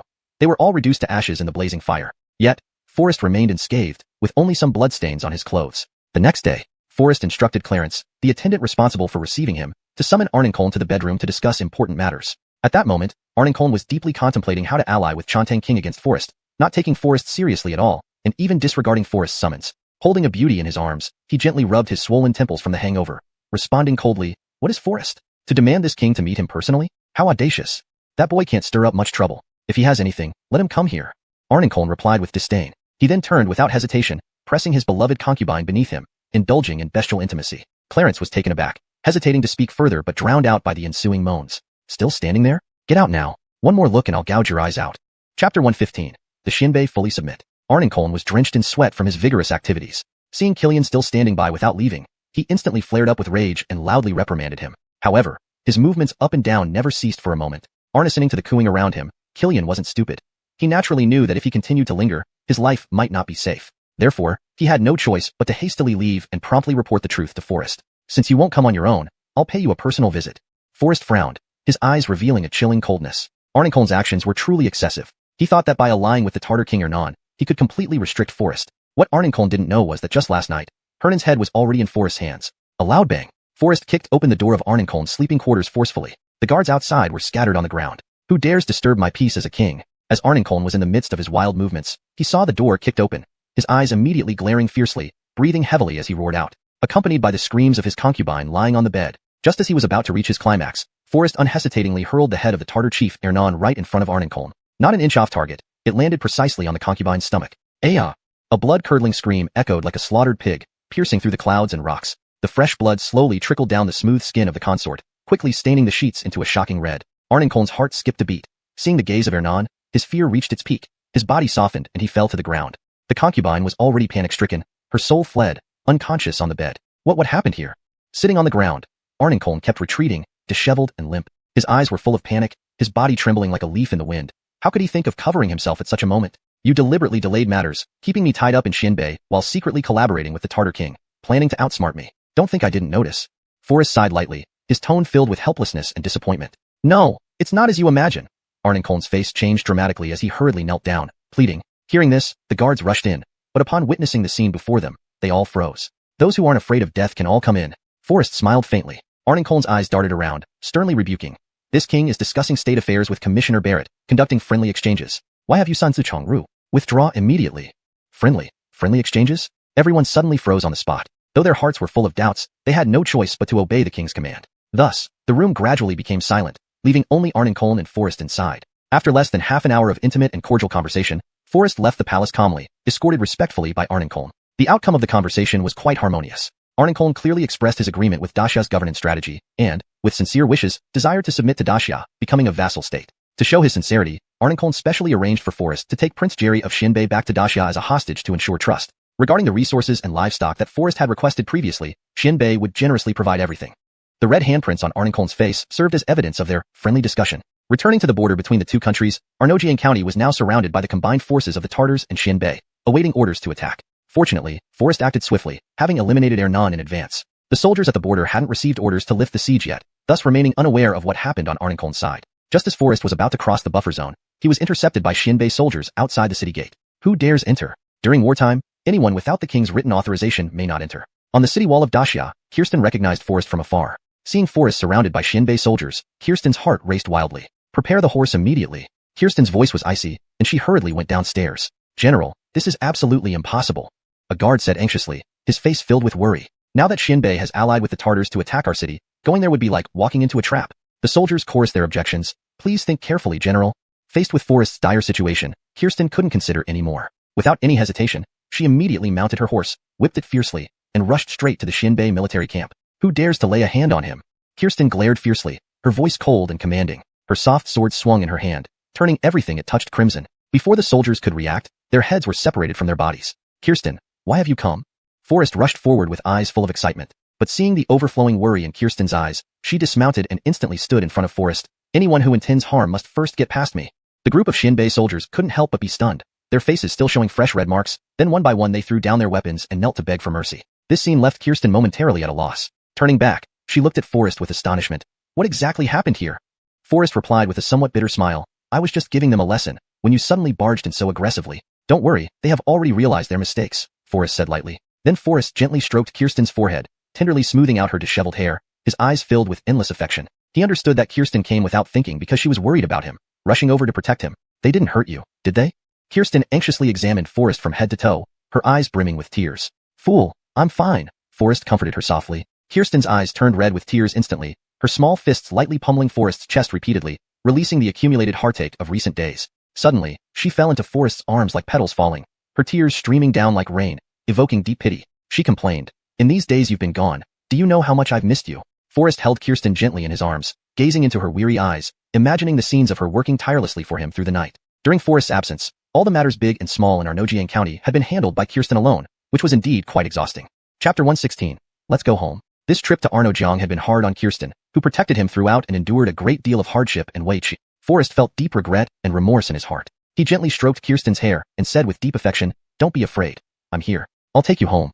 Forrest had stayed in Arnojiang for half a month, as agreed upon with Govind. It was time to embark on the journey back. Before leaving, Forrest simply arranged some trivial matters, leaving Sean behind to assist Einar in repairing the border walls, promoting agricultural development, and implementing work for relief programs. All proceeded according to Forrest's plan, improving the lives of the people. Not only did daily life return to normal, but an unprecedented prosperity emerged. A year later, that once desolate frontier, a land once filled with slaughter and bloodshed, had transformed into a rich and beautiful oasis, a new paradise beyond the Great Wall. The people lived in peace, and the country prospered. But this is all another story. Upon hearing that Forrest was about to leave Arnojiang, the locals all knelt to see him off, tears streaming down their faces, unwilling to part. Their respect and love for Forrest were indescribable. To them, Forrest was a living bodhisattva who saved them from dire straits. Yet, Forrest must ultimately leave. On one hand, his agreement with Govind was nearing its end, and on the other, Kirsten had been away from home for some time and hadn't seen her father in a while, so she was worried. Under Forrest's meticulous administration, the bandit problems in the northwest had been completely eradicated. Therefore, the return journey for Forrest and Kirsten was particularly smooth.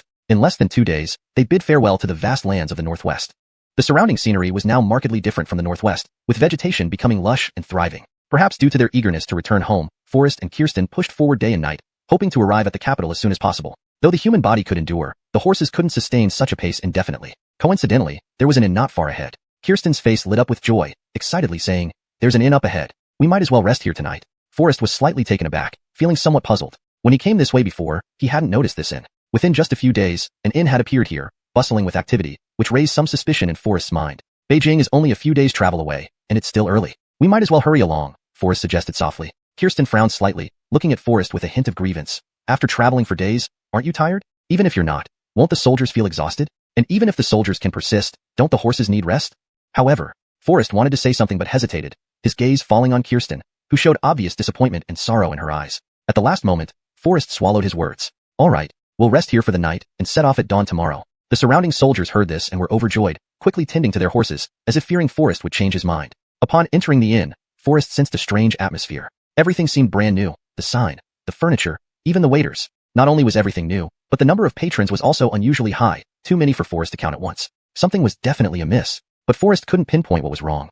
Everyone seemed to be performing their duties diligently, orderly, and without any suspicious signs. Even though Forrest brought such a large group, the waiters and guests treated it as if it were commonplace, paying no extra attention. This extraordinary normalcy made Forrest feel somewhat out of place. Hey sir, your wine? Just as Forrest was lost in thought, a waiter suddenly delivered a bottle of wine. Forrest was startled. I didn't order this wine. Master Barrett, this drink is courtesy of that gentleman, the waiter replied crisply and then turned to leave. Forrest looked in the direction the waiter indicated and, sure enough, saw a handsome young man sitting at a table, his back facing Forrest, making it impossible to see his face. He waved his hand slightly without turning around, as if signaling to Forrest that the wine was indeed his offer and could be trusted. He wore a ghost-faced green gauntlet on his finger, made of what appeared to be tungsten steel, adorned with various gold, silver, and precious stones, dazzling and eye-catching. Forrest couldn't help but laugh. Wine shared with a kindred spirit never has enough cups. In this era, inviting someone you admire for a hearty drink was the most common courtesy. It was like striking up a conversation in modern bars, just slightly different in method. Without much thought, yet cautiously, Forrest approached the cup of wine, sniffing it lightly, finding nothing unusual except the rich aroma of alcohol. If one were to say this wine was a rare elixir, that would be an exaggeration. However, after a long journey, enjoying a cup of clear wine was indeed one of life's great pleasures. In no time, Forrest had relaxed his tense nerves, gulping down the clear wine in one breath. Soon, Kirsten returned from the backyard with light steps. She had been taking care of the horses, as she always personally attended to her beloved steed to feel at ease. Glancing down, Kirsten noticed the wine jug on the table, momentarily stunned, asking, "Did you buy this wine?" Forrest shook his head gently, replying, "Someone gifted it." "Who?" Kirsten's expression instantly tensed up. Her eyebrows furrowed as she carefully lifted the wine cup, sniffing it meticulously, yet found nothing amiss. "Who would be so generous to send you wine? Better be cautious." Kirsten frowned, whispering, but tempted by the aroma, she couldn't resist. She picked up Forrest's cup, filled it, and finished it in one go. After days of travel, resting and drinking freely was indeed a delight. Forrest softly replied, "The friend sitting there." "Friend?" Kirsten looked in the direction Forrest indicated, full of suspicion. The so-called friend turned out to be a woman. Undoubtedly, an extraordinary beauty. Did she invite you to drink together? Kirsten's eyebrows knitted together, revealing a hint of jealousy. "In our place, such matters are quite common," Forrest explained in a low voice. "When meeting attractive people wanting to make acquaintance, they ask the bartender to prepare a drink as a gift." Chapter 117. Beauty Tempts the Heart. Kirsten instantly felt puzzled, looking at Forrest with a bewildered expression. "What do you mean? I didn't quite get it." Forrest coughed lightly and replied with a smile, "It doesn't matter if you don't understand. You can think of it as people inviting me for drinks because I'm just too handsome." Forrest was very confident, and not the least bit modest. Kirsten pouted her lips in jealousy and said with an air of sourness, "Of course. Maybe that beautiful lady has taken a liking to you." "Beautiful lady?" Forrest froze momentarily. Just then, a lean man wielding a broadaxe suddenly burst into the shop. He neither bought any alcohol nor sought lodging. His sharp gaze swept around the room continuously, searching for something or someone. "Did you see clearly? Have they arrived?" A woman's voice came from behind him. "Not found. Perhaps they are moving too slowly and haven't reached here yet," the big man replied. "Too slow? It seems you weren't paying attention. They were supposed to arrive today."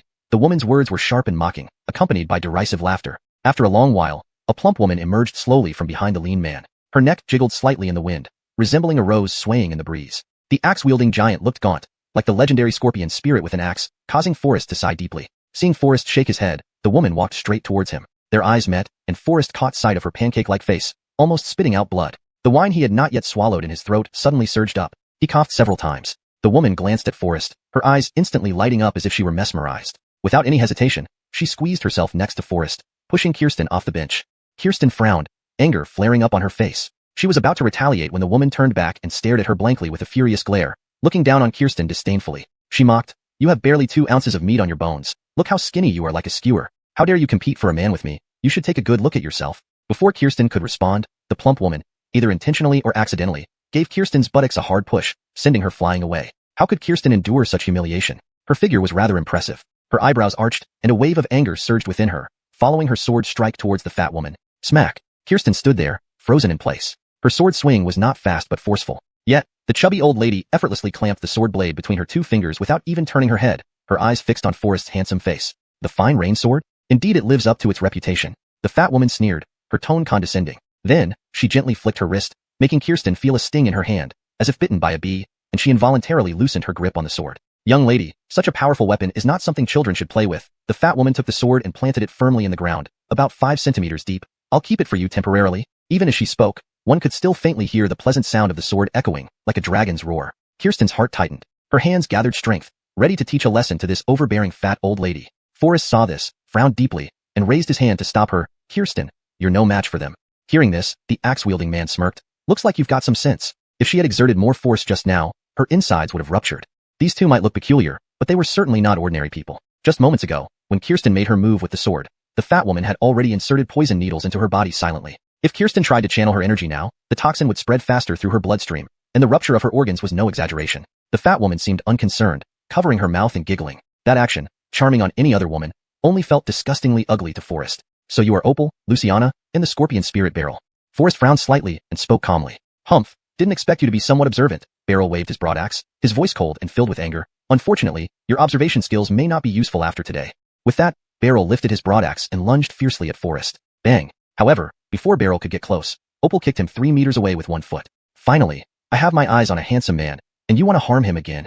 Opal was furious. "We can act after I've had my fill." Barrel gritted his teeth, slowly getting up from the ground, his face filled with resentment and anger. He did not say much, merely brushed off the dust from his clothes and silently retreated to the side. The atmosphere inside the inn was unusual. Even as tensions were high, others seemed detached, not casting even a curious glance. "How bizarre. It seems this inn is far from simple." "Don't forget our purpose for this trip," Barrel reminded in a low voice. But Opal acted as if she hadn't heard, her gaze wandering, gazing affectionately at Forrest with the shyness of a young girl. Yet such an expression seemed out of place on her, causing Forrest to feel a wave of disgust. Forrest did not wish to entangle with her any further, and directly asked in a cold tone, "Who exactly ordered you here?" Sir, don't be anxious. Let's take our time to talk. With that, Opal involuntarily moved closer to Forrest, her large plump hand sliding toward Forrest's hand. Beryl beside her appeared unusually distressed, his body trembling uncontrollably, jealousy flashing in his eyes like green flames burning over a vast meadow. Yet, the word, like, might not fit here, since Opal had put countless green hats on Beryl over the years. You shameless bitch, I really fucking regret marrying you. Bang. Opal flew into a rage, slamming the table and scolding loudly. What do you mean by that? You tell me. I could have lived a good life, but I suffered with you. A beautiful woman has been ruined by you. What do you have to regret? Speak up. Tell me now. As soon as the crowd around them heard the gossip, their eyes lit up, instinctively stopping what they were doing to cast glances towards this scene.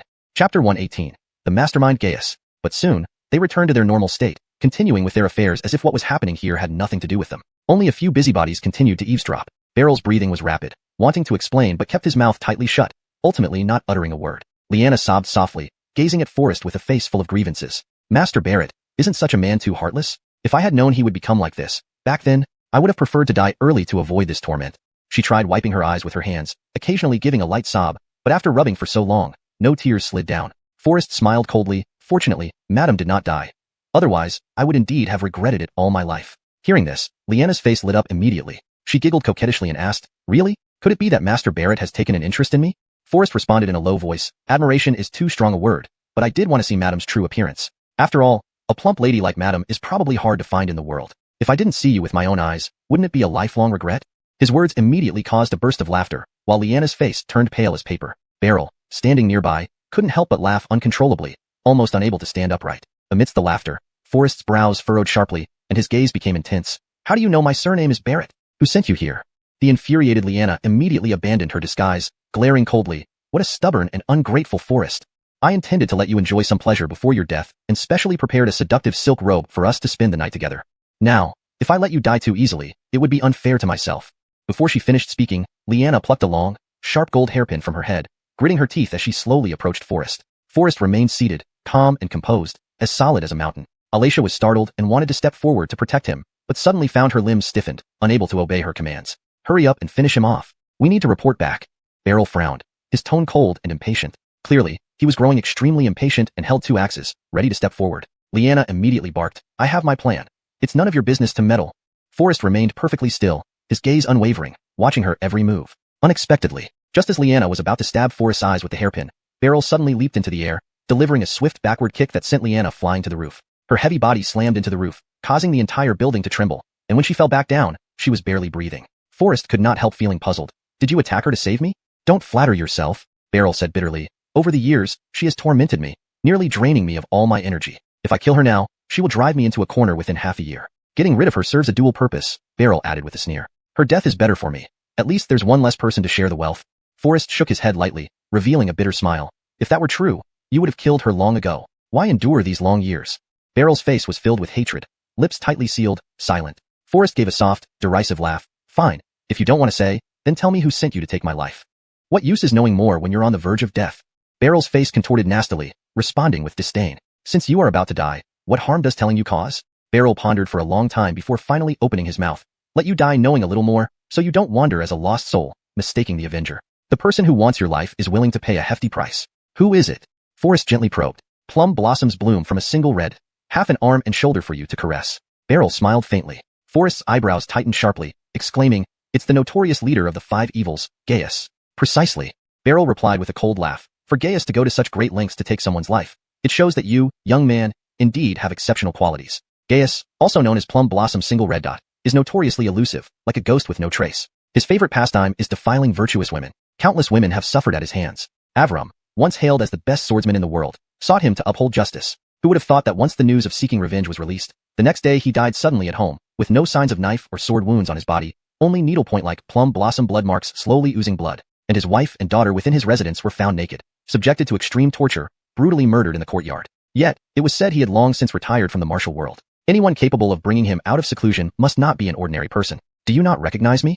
Forrest asked, puzzled, that a killer sent to kill him did not know who he was. Recognize you? What a joke. You're not even worth my attention. Beryl responded disdainfully. Taking someone's money to do their bidding, I must admit, your head is indeed valuable. It's said that the buyer put up a hefty price, and there are many more besides me who want to kill you for the reward. But, looking at you, I don't see anything extraordinary. I'm quite curious why Gaius values you so much. He even said it would require both my wife and me to work together to take your life.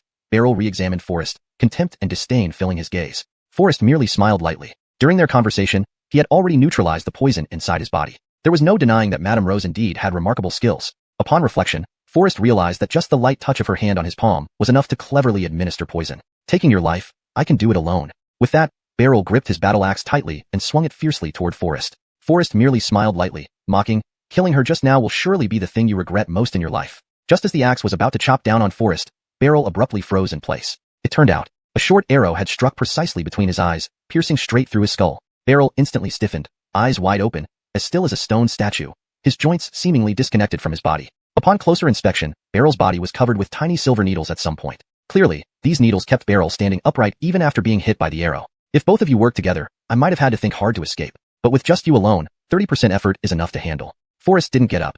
He simply reached into Beryl's pocket, retrieving a wanted notice. After reading it, he couldn't help but sneer and shake his head, remarking, this artist's skills are indeed rather crude.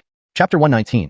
Indeed, there are more masters. Forrest remained seated where he was, showing no signs of standing up. Suddenly, a chill permeated the air, accompanied by a cold laugh. Beryl is indeed impulsive and reckless. Killing someone is only counted as successful if one holds their severed head in hand. If it did not go as planned, there should be no pretense of success. Now it seems that not only did he fail to kill, but also obstructed others. The voice sounded from nearby, rough and powerful, undoubtedly male. Forrest could not help but frown, looking around but seeing no one. Indeed, there are hidden masters. Forrest thought silently. Then came a sigh. Sigh. A man so valiant, if he were to fall here, it would truly be a pity. But your head is worth so much, I must kill you. Though Forrest sat still, his sharp eyes scanned the surroundings, and a cold smile played on his lips as he said leisurely, do you think taking my life will be easy? As soon as he finished speaking, laughter erupted in the hall, but it was impossible to tell from whom it originated. On closer inspection, the man in green who had invited Forrest to drink had quietly left his seat. Could it be him? Focusing his gaze, Forrest saw the man had silently appeared before him, unnoticed due to Beryl's rigid form blocking his view. The man was of medium height, neither tall nor short, standing quietly behind Beryl, hidden by the latter's broad back. His demeanor was relaxed, yet his face was pale as snow, cold and stern, like wearing a mask or perhaps his natural expression. A mind's behind his back, he approached calmly and sighed. Putting poison in the wine of someone who doesn't drink is indeed not easy, don't you think? He directed the last 3 words at Forrest. Forrest glanced up and saw the man's eyes gleam like water, lively and contrasting sharply with his grim face, as if 2 luminous pearls were embedded in coarse stone. So, it was you who poisoned me? Forrest's brows furrowed. Don't blame me. Whose fault is it for having such a valuable head? The man in green sneered. I don't know why you offended Gaius, but anyone who angers him won't live long. Before he finished speaking, the man in green had silently moved beside Forrest, but was obstructed by Beryl's massive body. What a nuisance, even in death this guy drags others down. The man muttered under his breath, a flash of viciousness in his eyes. Without hesitation, he struck Beryl across the face with a resounding slap. The blow seemed casual, as if swatting a fly, yet Beryl's body flew 3 meters away like a broken kite. Half his face vanished. The other half was horribly twisted, with an eye missing, having flown out of the inn at some point. In a way, your wife inadvertently helped me. I hadn't planned to treat you like this, the man in green said softly. Unfortunately, you blocked my path. He referred to Opal poisoning Forrest. Forrest hadn't realized the wine was laced with poison. The original plan was for the toxin to slowly take effect, then wait for Forrest to die before collecting his head. Unexpectedly, Opal and Beryl intervened. Opal's poisoning led to the toxins in Forrest's body acting sooner than intended. Late at night, losing patience, the man in green grew anxious watching Forrest subdue Beryl.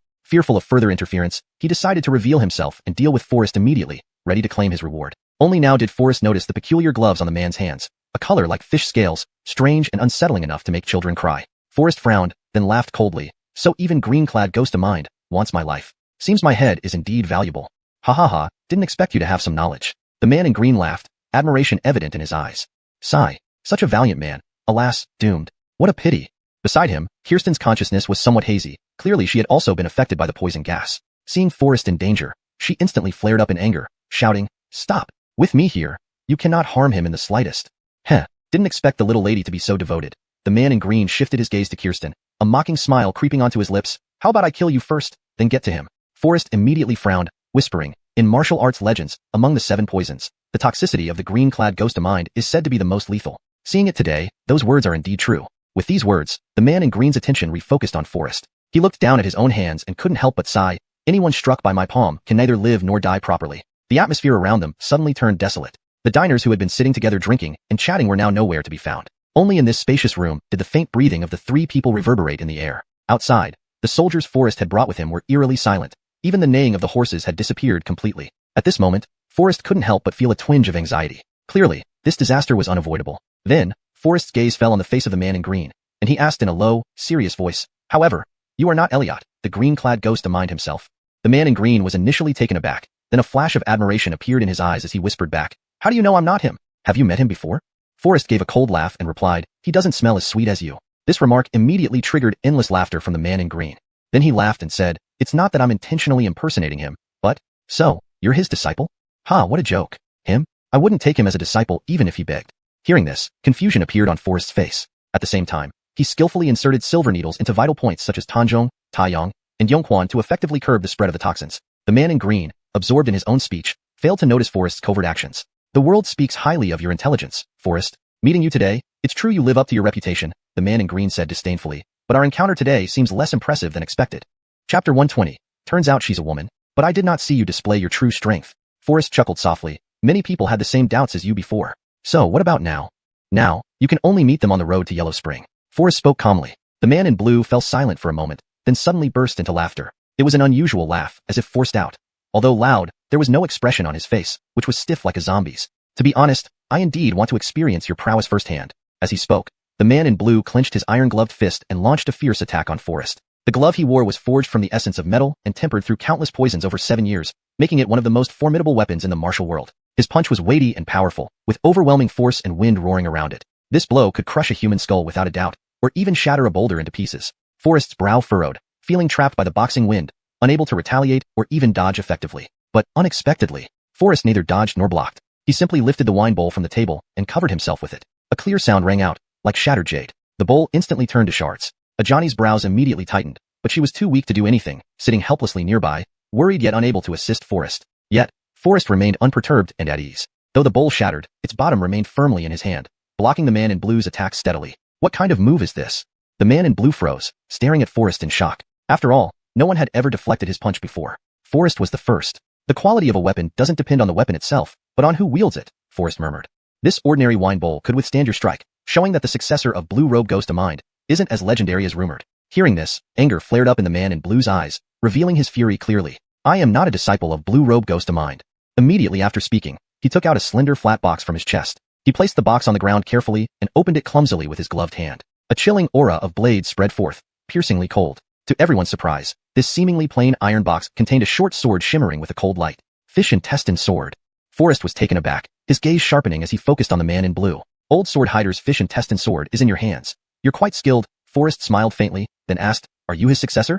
"No." "Then how did you obtain this sword?" Forrest asked in confusion. Given your skills, it wouldn't be easy to threaten him. The man in blue laughed coldly, all tenderness gone from his eyes, replaced by pure killing intent. "You are destined to die by this short sword today. Does its origin matter?" As soon as he finished speaking, the man in blue gripped the short sword in his left hand and aimed straight for Forrest. The speed was astonishing. Forrest's eyebrows knitted tightly. This opponent was obviously more challenging than Beryl. Just as Forrest skillfully evaded the sudden attack, another iron-fisted assault came his way. Forrest couldn't remain passive any longer. With a strong stomp on the ground, his body soared into the air, and his right hand seized the man in blue's wrist. With a quick twist, he wrested the fish intestine sword from his grasp. The man in blue was dumbfounded. He was not surprised by Forrest's expertise in grappling techniques, but by how Forrest had neutralized his poison.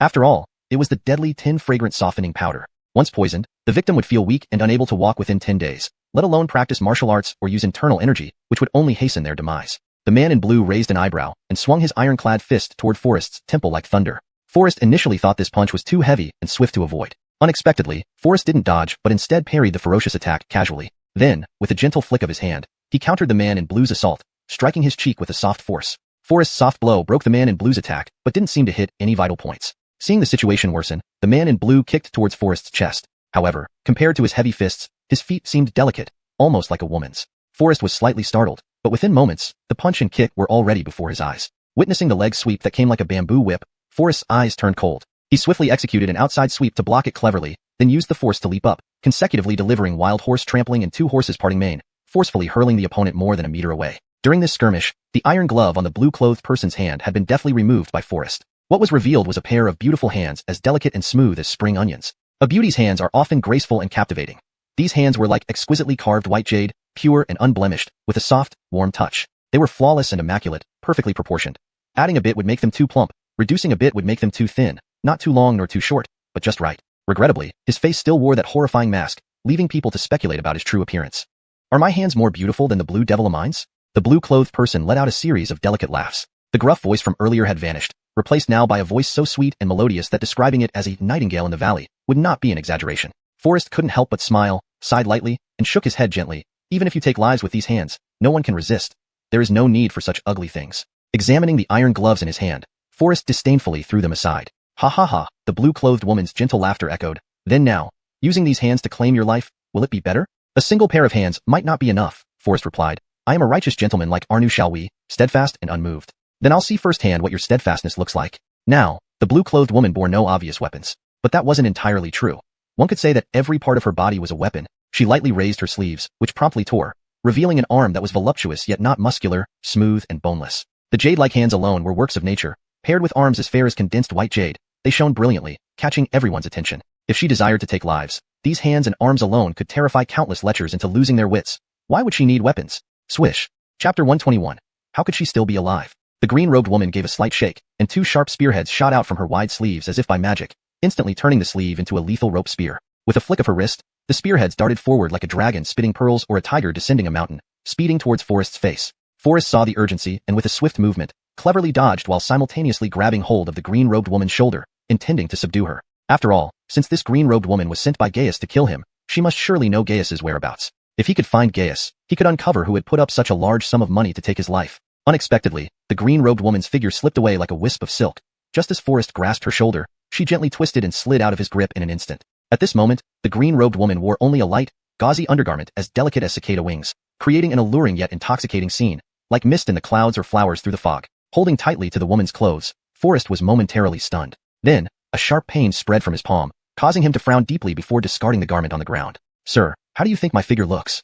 The green-robed woman asked coquettishly, half covering herself with her hands, her shoulders slightly exposed, beautiful enough to make one's heart sway. However, Forrest had no time for such beauty. His gaze involuntarily fell on his reddening palm. Unexpectedly, the woman giggled, her tone filled with unmistakable mockery. They say beauty is poisonous, and my clothes are drenched in poison. Forrest merely sneered in contempt. Poison? I think it's just a child's prank. Hardly had he spoken when Forrest reached into his pocket, pulled out a wet wipe, and wiped his hand. The marks vanished without a trace. The green-robed woman couldn't help but be taken aback, her eyes falling in surprise on the item in Forrest's hand, asking in bewilderment, what kind of treasure can counter my poisonous scheme? This is a wet wipe. It has many uses, disinfection, sterilization, even skincare. This isn't a simple item. It's indispensable for both home and travel. In his spare time, Forrest had ingeniously used homemade medicinal solutions and refined alcohol to create these disinfectant wipes. Due to limited conditions, he sealed them in a simple Ziploc bag. Though not as airtight as modern plastic bags, it still kept the wipes moist for about a week. It was back in the rear garden, where Marilyn's clothes had accidentally gotten dirty, that Forrest was inspired to develop these wipes. Now, whenever clothes got soiled, they could be cleaned with a quick wipe, saving the trouble of washing. The green-robed woman frowned lightly and then threw a sultry smile. You can counter mere poison, but what about the poison of beauty?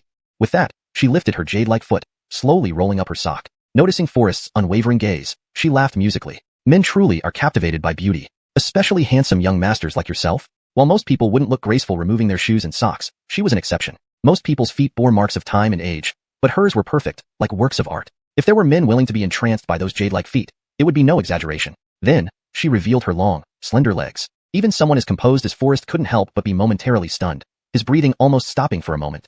The green-robed woman was quite pleased with herself, her eyes brimming with feng-qing, seductiveness. But her tone suddenly turned cold and icy. I've never seen a man who could resist such temptation. Before he could react, her leg trembled, and several plum blossom thorns shot out instantly. Fortunately, Forrest reacted quickly and dodged, not letting her beauty distract. Suddenly, Kirsten was stunned. Could Forrest really be dead? No. Kirsten shouted in terror, trying to stand but finding herself unable to move. Ha ha ha, those who are struck by my fluttering flower needle cannot possibly live. The green-robed woman let out a cold laugh and stepped forward to pick up the scattered clothes. My dear, crying won't help. Soon I will send you down to reunite with him. But before she could touch the clothes, another sharp sound rang out. An arrow flew swiftly past her slender fingers, lodging her skirt into the dirt. The green-robed woman's face turned deathly pale, trembling in fear. She leaped nimbly to avoid any further danger. Shaken to her core, her whole body trembled like sieving chaff. Her exposed form bloomed like a flower before Forrest's eyes, quietly expanding. At this moment, the green-robed woman finally came to her senses. Forrest, Barrett, you was actually still alive. It's impossible. Those struck by my fluttering flower needle cannot possibly still be alive. The green-robed woman was utterly shocked, her body involuntarily trembling. Chapter 122. The Assassin's Emotions. Death? I haven't had enough time to enjoy the scenery before me. How can I die like this? Forrest sneered, taking out a heart-protecting mirror from his chest. This heart-protecting mirror was obtained from a Baoji through friendly means in the past. At that time, he merely thought it beautiful without imagining it would save his life in a critical moment. At least I haven't seen your face. It would be such a pity to perish without witnessing it. Forrest's words continued to flow. The Penelope slightly trembled, her voice quivering. Why must you be so obsessed with seeing my face? Wouldn't it lose some of its allure and romance? Forrest gently shook his head, smiling. That is different. I know many graceful women who have ordinary appearances. Humph. The Penelope immediately pouted, her tone icy and angry. Are you saying I'm very ugly? Forrest couldn't help but laugh. It may not be certain.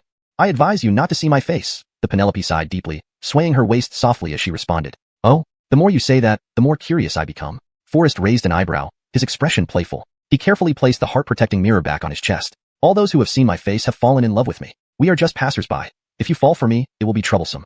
Ha ha ha, Forrest laughed. If that's true, I'm even more curious about what kind of peerless beauty could make even hidden sword elder and green-robed ghost a mind fall at your feet. All those who saw me are already dead. Aren't you afraid? The Penelope covered her face and laughed lightly, yet her eyes betrayed a different sentiment towards Forrest. What if I insist on seeing today? Forrest asked. It depends on whether you have the ability to do so. The Penelope's eyebrows narrowed slightly, and with a glance, several plum blossom needles shot out again from beneath her mask.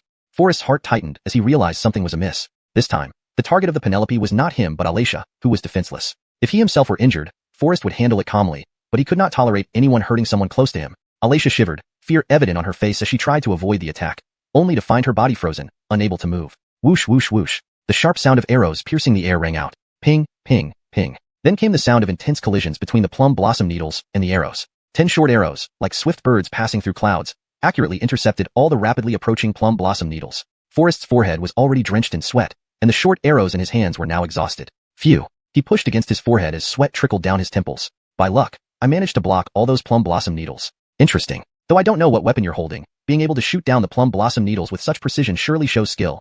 The Penelope remarked, her brows furrowed slightly. But it looks like you've run out of ammunition. Let's see what you can use to defend yourself now. Before he could respond, the Penelope unleashed another string of plum blossom needles straight towards Alicia. Seeing this, Forrest's brow furrowed involuntarily. Damn. He rushed over quickly to rescue Alicia. However, he was a split second too late. Already weakened, Alicia struggled briefly under the attack and then fell limp into unconsciousness. Forrest's face turned cold, a flash of fierce killing intent crossing his eyes. His gaze fixed on the Penelope, his tone icy and uncompromising. Where's the antidote? The woman appeared indifferent, her smile coquettish, lifting her hand and speaking with an icy tone. Look at my attire. Where else could I hide an antidote? If you really want to save her, why not exchange your head for hers? The woman's light laughter carried a touch of ridicule. At the same time, watching Forrest's obvious concern for Alicia, a mix of jealousy and envy stirred within her. No man had ever been so anxious about her welfare before. Only desire for her body. Forrest frowned, his tone resolute and calm. I am willing to trade my head, but how can I trust your sincerity? The woman's delicate hand slid slowly from her chest, accompanied by a mesmerizing smile. Is this level of sincerity not enough to convince you? She glanced at Alicia, then looked deeply into Forrest's intensely worried face, sighing softly. Am I not enough to match her? How can a venomous woman compare to Alicia?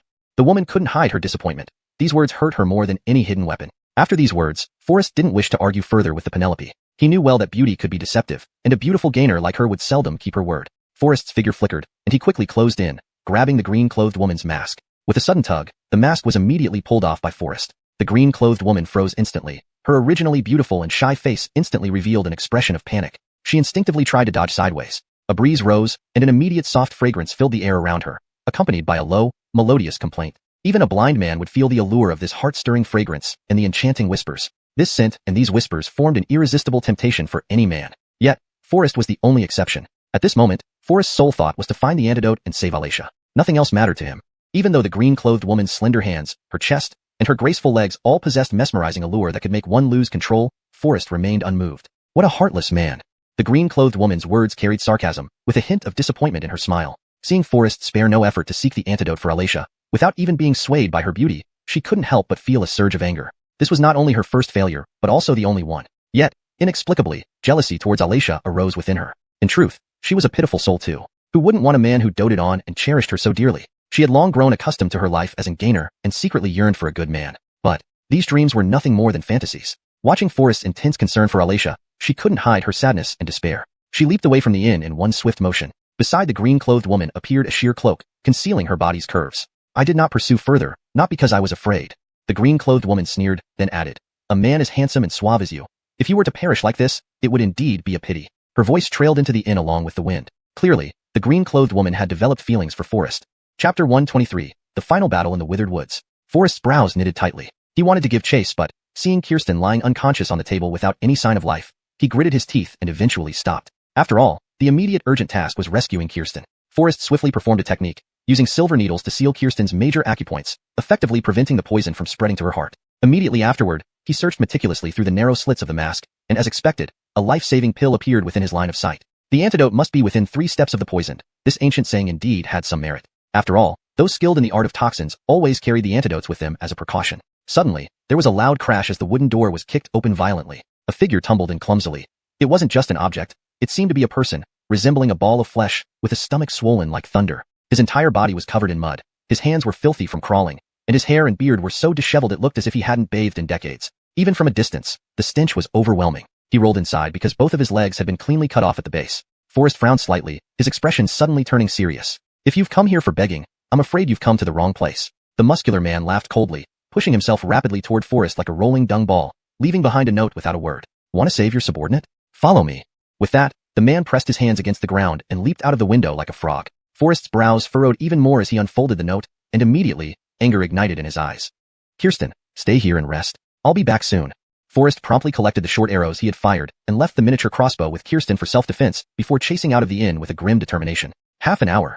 Forrest clenched his teeth, inwardly vowing fiercely. Just half an hour is enough. I want to see who dares to take my life. The note read, if Forrest isn't seen within half an hour, all his subordinates will be killed, signed by Gaius. Stepping out of the inn, Forrest tracked into a deep forest and saw a dead horse outside the pine trees ahead. Forrest's heart sank. Scattered on the ground were his belongings, which contained items carefully selected from the northwest. Fortunately, there was only one dead horse in front of him, and no signs of his subordinates lying dead nearby. However, what unsettled him most was precisely this point, because he still didn't know whether his subordinates were alive or dead. After walking less than 100 paces, a spiky meatball-like figure suddenly appeared before him. On closer inspection, it was the legless man from earlier, now riddled with darts, sleeve arrows, silver needles, and blunt spikes, and the crimson plum mark on his forehead was especially shocking. Forrest couldn't help but silently sigh. This young man truly had an unfortunate destiny, born with an unattractive appearance, his legs broken, and now impaled with countless hidden weapons, looking like a hedgehog. These weapons clearly came from obscure and sinister techniques, not something orthodox practitioners would use. Anyone who could gather so many thugs at once was certainly no ordinary person. Clearly, the deeper he ventured into this forest, the closer danger loomed. But Forrest had never feared risks. To be precise, he had never cared about his own safety. Just moments ago, the inn had been bustling with people, but when Forrest rushed out, it was already empty. Not only did travelers and merchants vanish without a trace, but even the soldiers he brought along were gone. Without much thought, Forrest knew this was definitely a trap. As Forrest delved deeper into the woods, he found that the more he advanced, the more withered trees stood, and the ground was thickly covered with fallen leaves and scattered bloodstains. Some of the blood on the leaves was still wet, indicating that someone had recently met their end here. Suddenly, a blood-streaked leaf drifted slowly down. Among the withered branches lay a corpse. A naked dead woman. She was trapped between tree branches, her limbs gradually turning cold. Blood trickled down her delicate legs, dripping onto the leaves, echoing like a mournful bell from hell. A sharp spear pierced through her ample chest, firmly pinning her to the tree trunk. Forrest couldn't help but feel a chill run down his spine. Clearly, this woman was someone he knew very well. Forrest's gaze swept around, spotting a broadsword lying on the ground. Without hesitation, he picked up the sword, leaped up, and slashed the branch piercing through the woman's chest, cutting it decisively. At this moment, the corpse was pale as paper, and from her tender, smooth skin, one could faintly imagine her former beauty. What exactly did she encounter? Who could the murderer be? Forrest wondered in his heart. Could it be Gaius? As he gazed at the plum-shaped red mark on the woman's body, this thought involuntarily crossed his mind. Forrest buried the woman's body properly. After all, they had known each other for some time, and it was truly unsightly for her to lie naked in this desolate forest. Subsequently, Forrest picked up a fallen leaf, sniffed it lightly, and then cast his gaze into the distance. Ahead lay a winding path flanked by towering ancient cypresses. Scattered among the trees were several lonely graves, exuding an eerie atmosphere. The deeper he went, the heavier the stench of blood became. Several soldiers clad in rattan armor lay sprawled by the roadside, causing Forrest's face to turn cold. Jonathan, Hayward, Guangxi. Forrest hurried forward, calling out their names in a hoarse voice. However, they could no longer respond. Their voices were forever silenced. These soldiers were elite subordinates Forrest had brought from the northwest. Seeing their gruesome deaths, Forrest frowned deeply, his face full of horror. One must know that the rattan armor worn by these soldiers was personally developed by Forrest and was nearly impervious to ordinary weapons. Yet, the rattan armor on these soldiers had been cleanly severed with a single strike. Before they could even react, they were killed with a single slash. Meanwhile, each of them bore a unique plum blossom mark. Continuing deeper, he still faced a dense forest. Compared to the outer areas, the trees here were more massive, and as autumn winds blew in, bringing a chill, leaves fell from the trees, and those intertwined branches still blocked the sunlight. Entering deeper into the woods, the sky seemed darker, and the smell of blood grew stronger. Ahead, two bodies were nailed to dry tree trunks, one high and one low. As expected, their bodies also bore the plum blossom mark. Stop playing tricks, come out now. Forrest stood deep within the woods, his ears twitching slightly as he immediately caught the faint footsteps nearby. His brows furrowed, and a cold voice followed. Chapter 124. I only beg for death. Ha ha ha, Forrest. You truly live up to your reputation.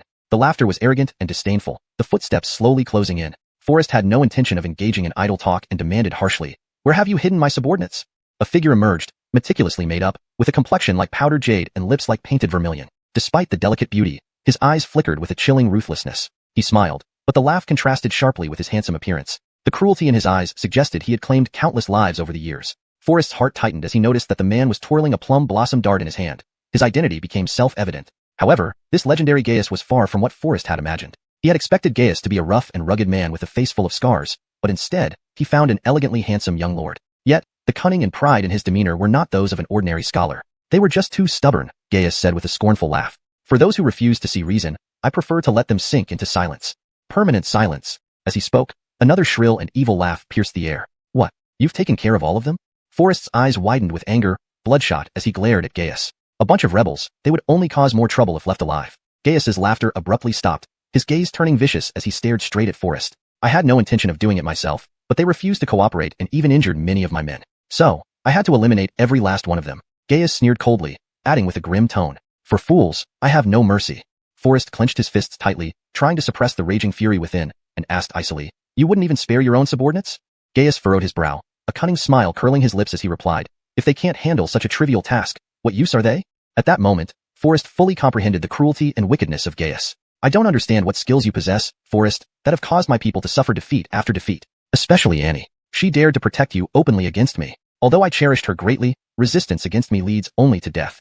A flash of viciousness crossed Gaius's eyes as he gritted out 4 words, "No hope of survival. Where are my comrades, my brothers?" Forrest gritted his teeth, asking in pain, "Ha ha ha, are you so eager to join them?"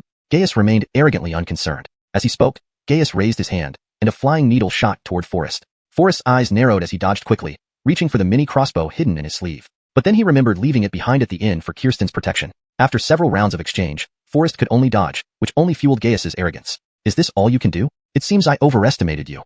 With that, Gaius swung his long knife, stepping forward, and the blade aimed straight for Forrest's chest, slicing down forcefully. Without a doubt, Gaius was highly skilled. The swift strike was like a violent storm, leaving Forrest no time to react. A sharp clang rang out as the blade struck Forrest's chest. The pleasant sound of metal clashing was followed by Forrest's shirt tearing apart. "If I had known you were nothing special, I wouldn't have needed to deal with you personally," Gaius sneered disdainfully, showing a hint of disappointment. But when he lifted his gaze, he froze in place. How is this possible?"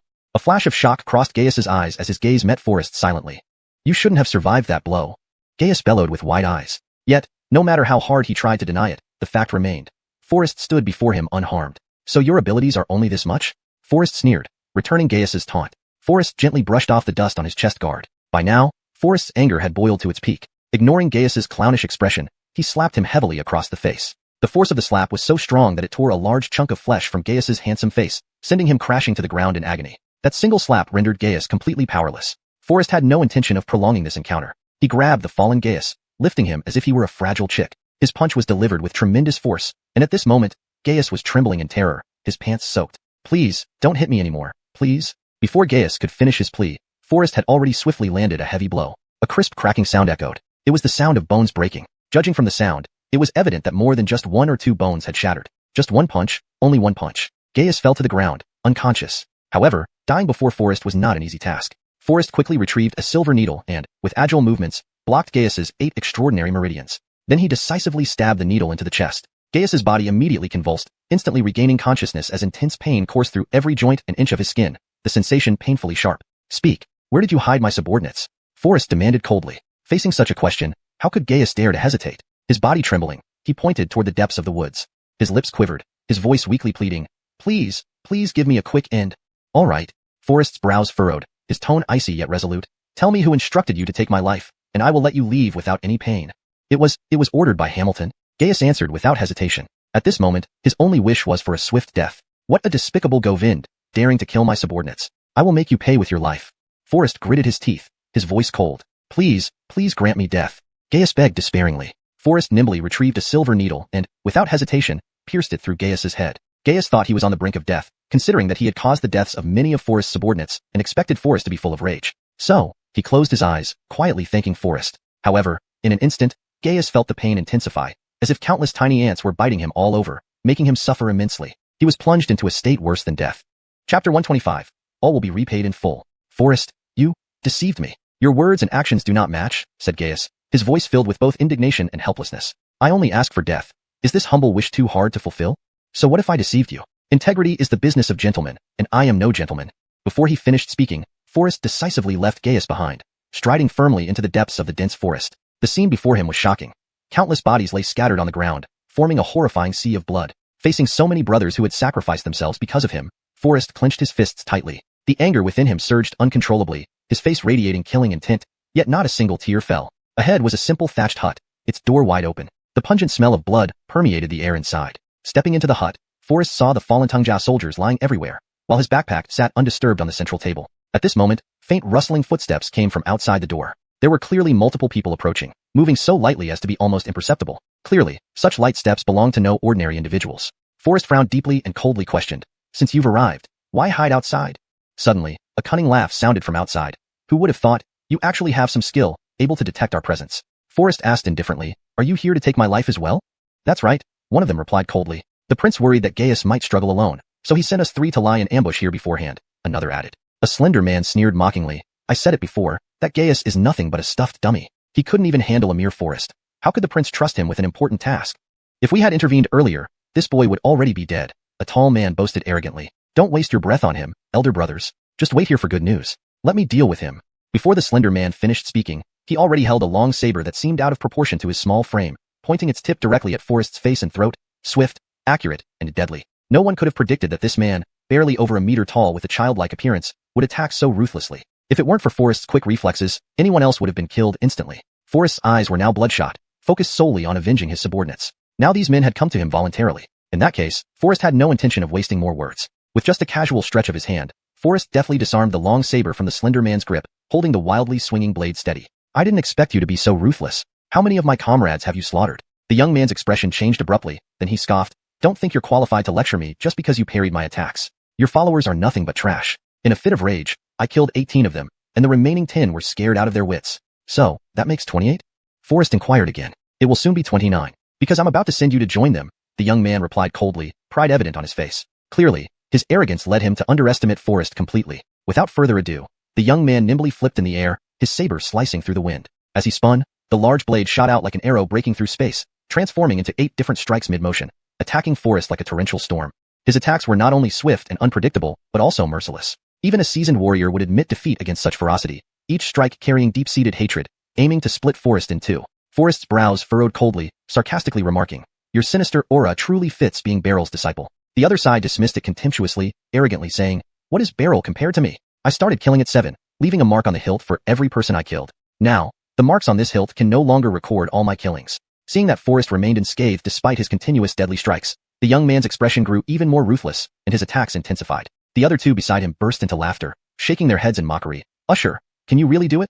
Is this useless Forrest beyond your control? Usher, I think your sword skills have deteriorated. You should practice more. Why don't you step aside and let Benicio give a demonstration?" The 2 were chatting with each other, giving commands from the side as if they completely disregarded Forrest's presence. They even viewed Forrest as nothing more than an entertaining plaything. "Humph, it's just a mere Forrest. I could capture him with one hand.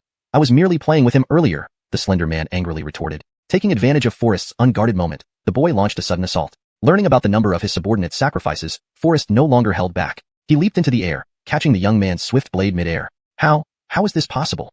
The young man's eyes widened in shock, staring at Forrest. After all, no one under heaven could avoid this killing move, let alone hold onto his blade edge. "The lives of 28 men, you will repay them one by one," Forrest said coldly.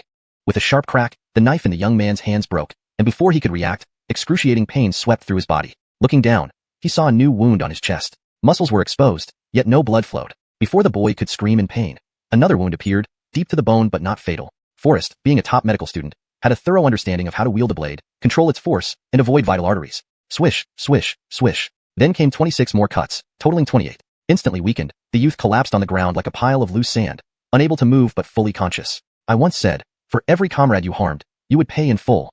Forrest responded icily. The other 2 were suddenly alarmed and asked anxiously, "Usher, how are you? Please end my life, please." The youth's face contorted in agony, begging desperately, "Elder brothers, please let me die. I feel as if millions of ants are biting me. I only wish for a quick death."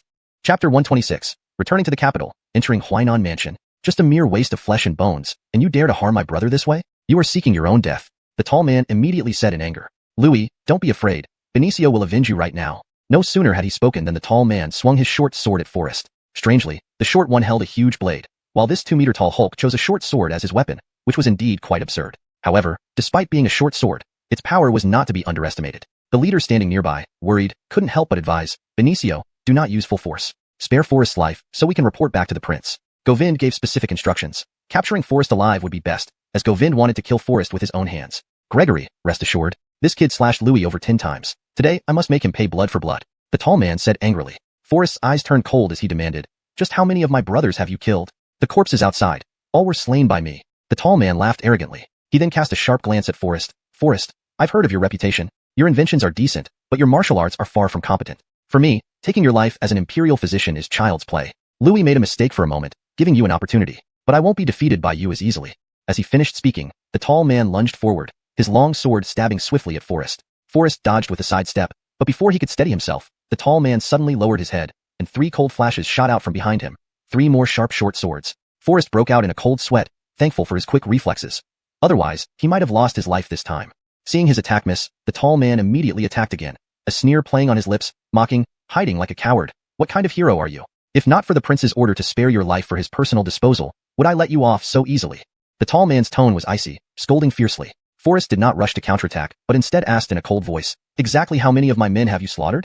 32. If not for the 16 others who were stopped by my elder brother, I would have enjoyed it even more, the tall man boasted. Before he finished speaking, he thrust his sword backward toward Forrest. Barely avoiding this fierce attack, Forrest felt a sudden vibration from the man's wrist, followed by a short sword shooting straight at him like lightning. After learning the answer, Forrest no longer retreated. He kicked the short sword into the air, and as it fell, he quickly grabbed it, then thrust it back toward the tall man's chest. A dull sound echoed, and instantly a bloody hole appeared in the man's body. The wound was deep to the bone. Though not fatal, it was horrifying. This was all intentional on Forrest's part. He didn't want this man to die too easily. In just moments, the tall man's body was riddled with 32 bloody holes. Exactly 32, no more, no less. The leader standing behind was struck with terror, his brows furrowed, stunned on the spot. He hadn't expected Forrest to be so formidable. Before his 2 companions could react, they had already collapsed to the ground. Though the tall man was breathing faintly, he was not yet dead. Arnoke the short man, both cried for mercy, only wishing for a swift death. At this moment, the leader finally truly sensed the terrifying nature of Forrest, trying to remain calm. He sneered mockingly, Forrest,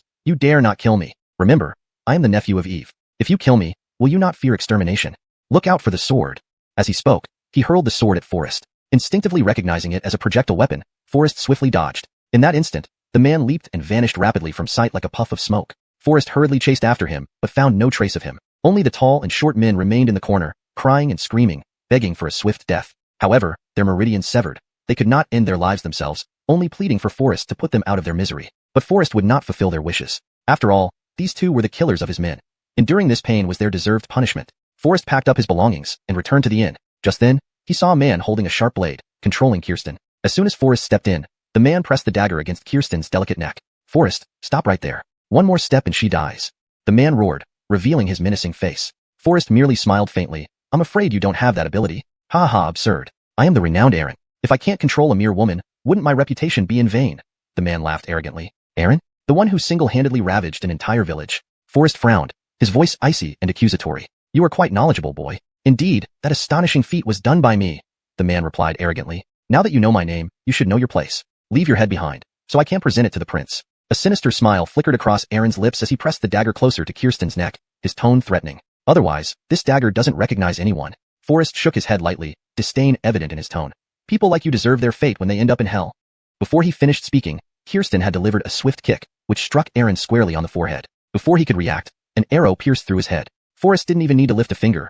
Kirsten had already taken care of him. However, Kirsten's strength was still weak from her earlier ordeal, or she wouldn't have been subdued by him. This counterattack had exhausted all of her remaining strength. Seeing Kirsten slowly collapsing, Forrest hurriedly caught her in his arms. Master, who are these people? Why did they attack us? Kirsten asked weakly. It's Govind. Forrest's eyes blazed with anger, his tone cold and hard. I will make him pay blood for blood.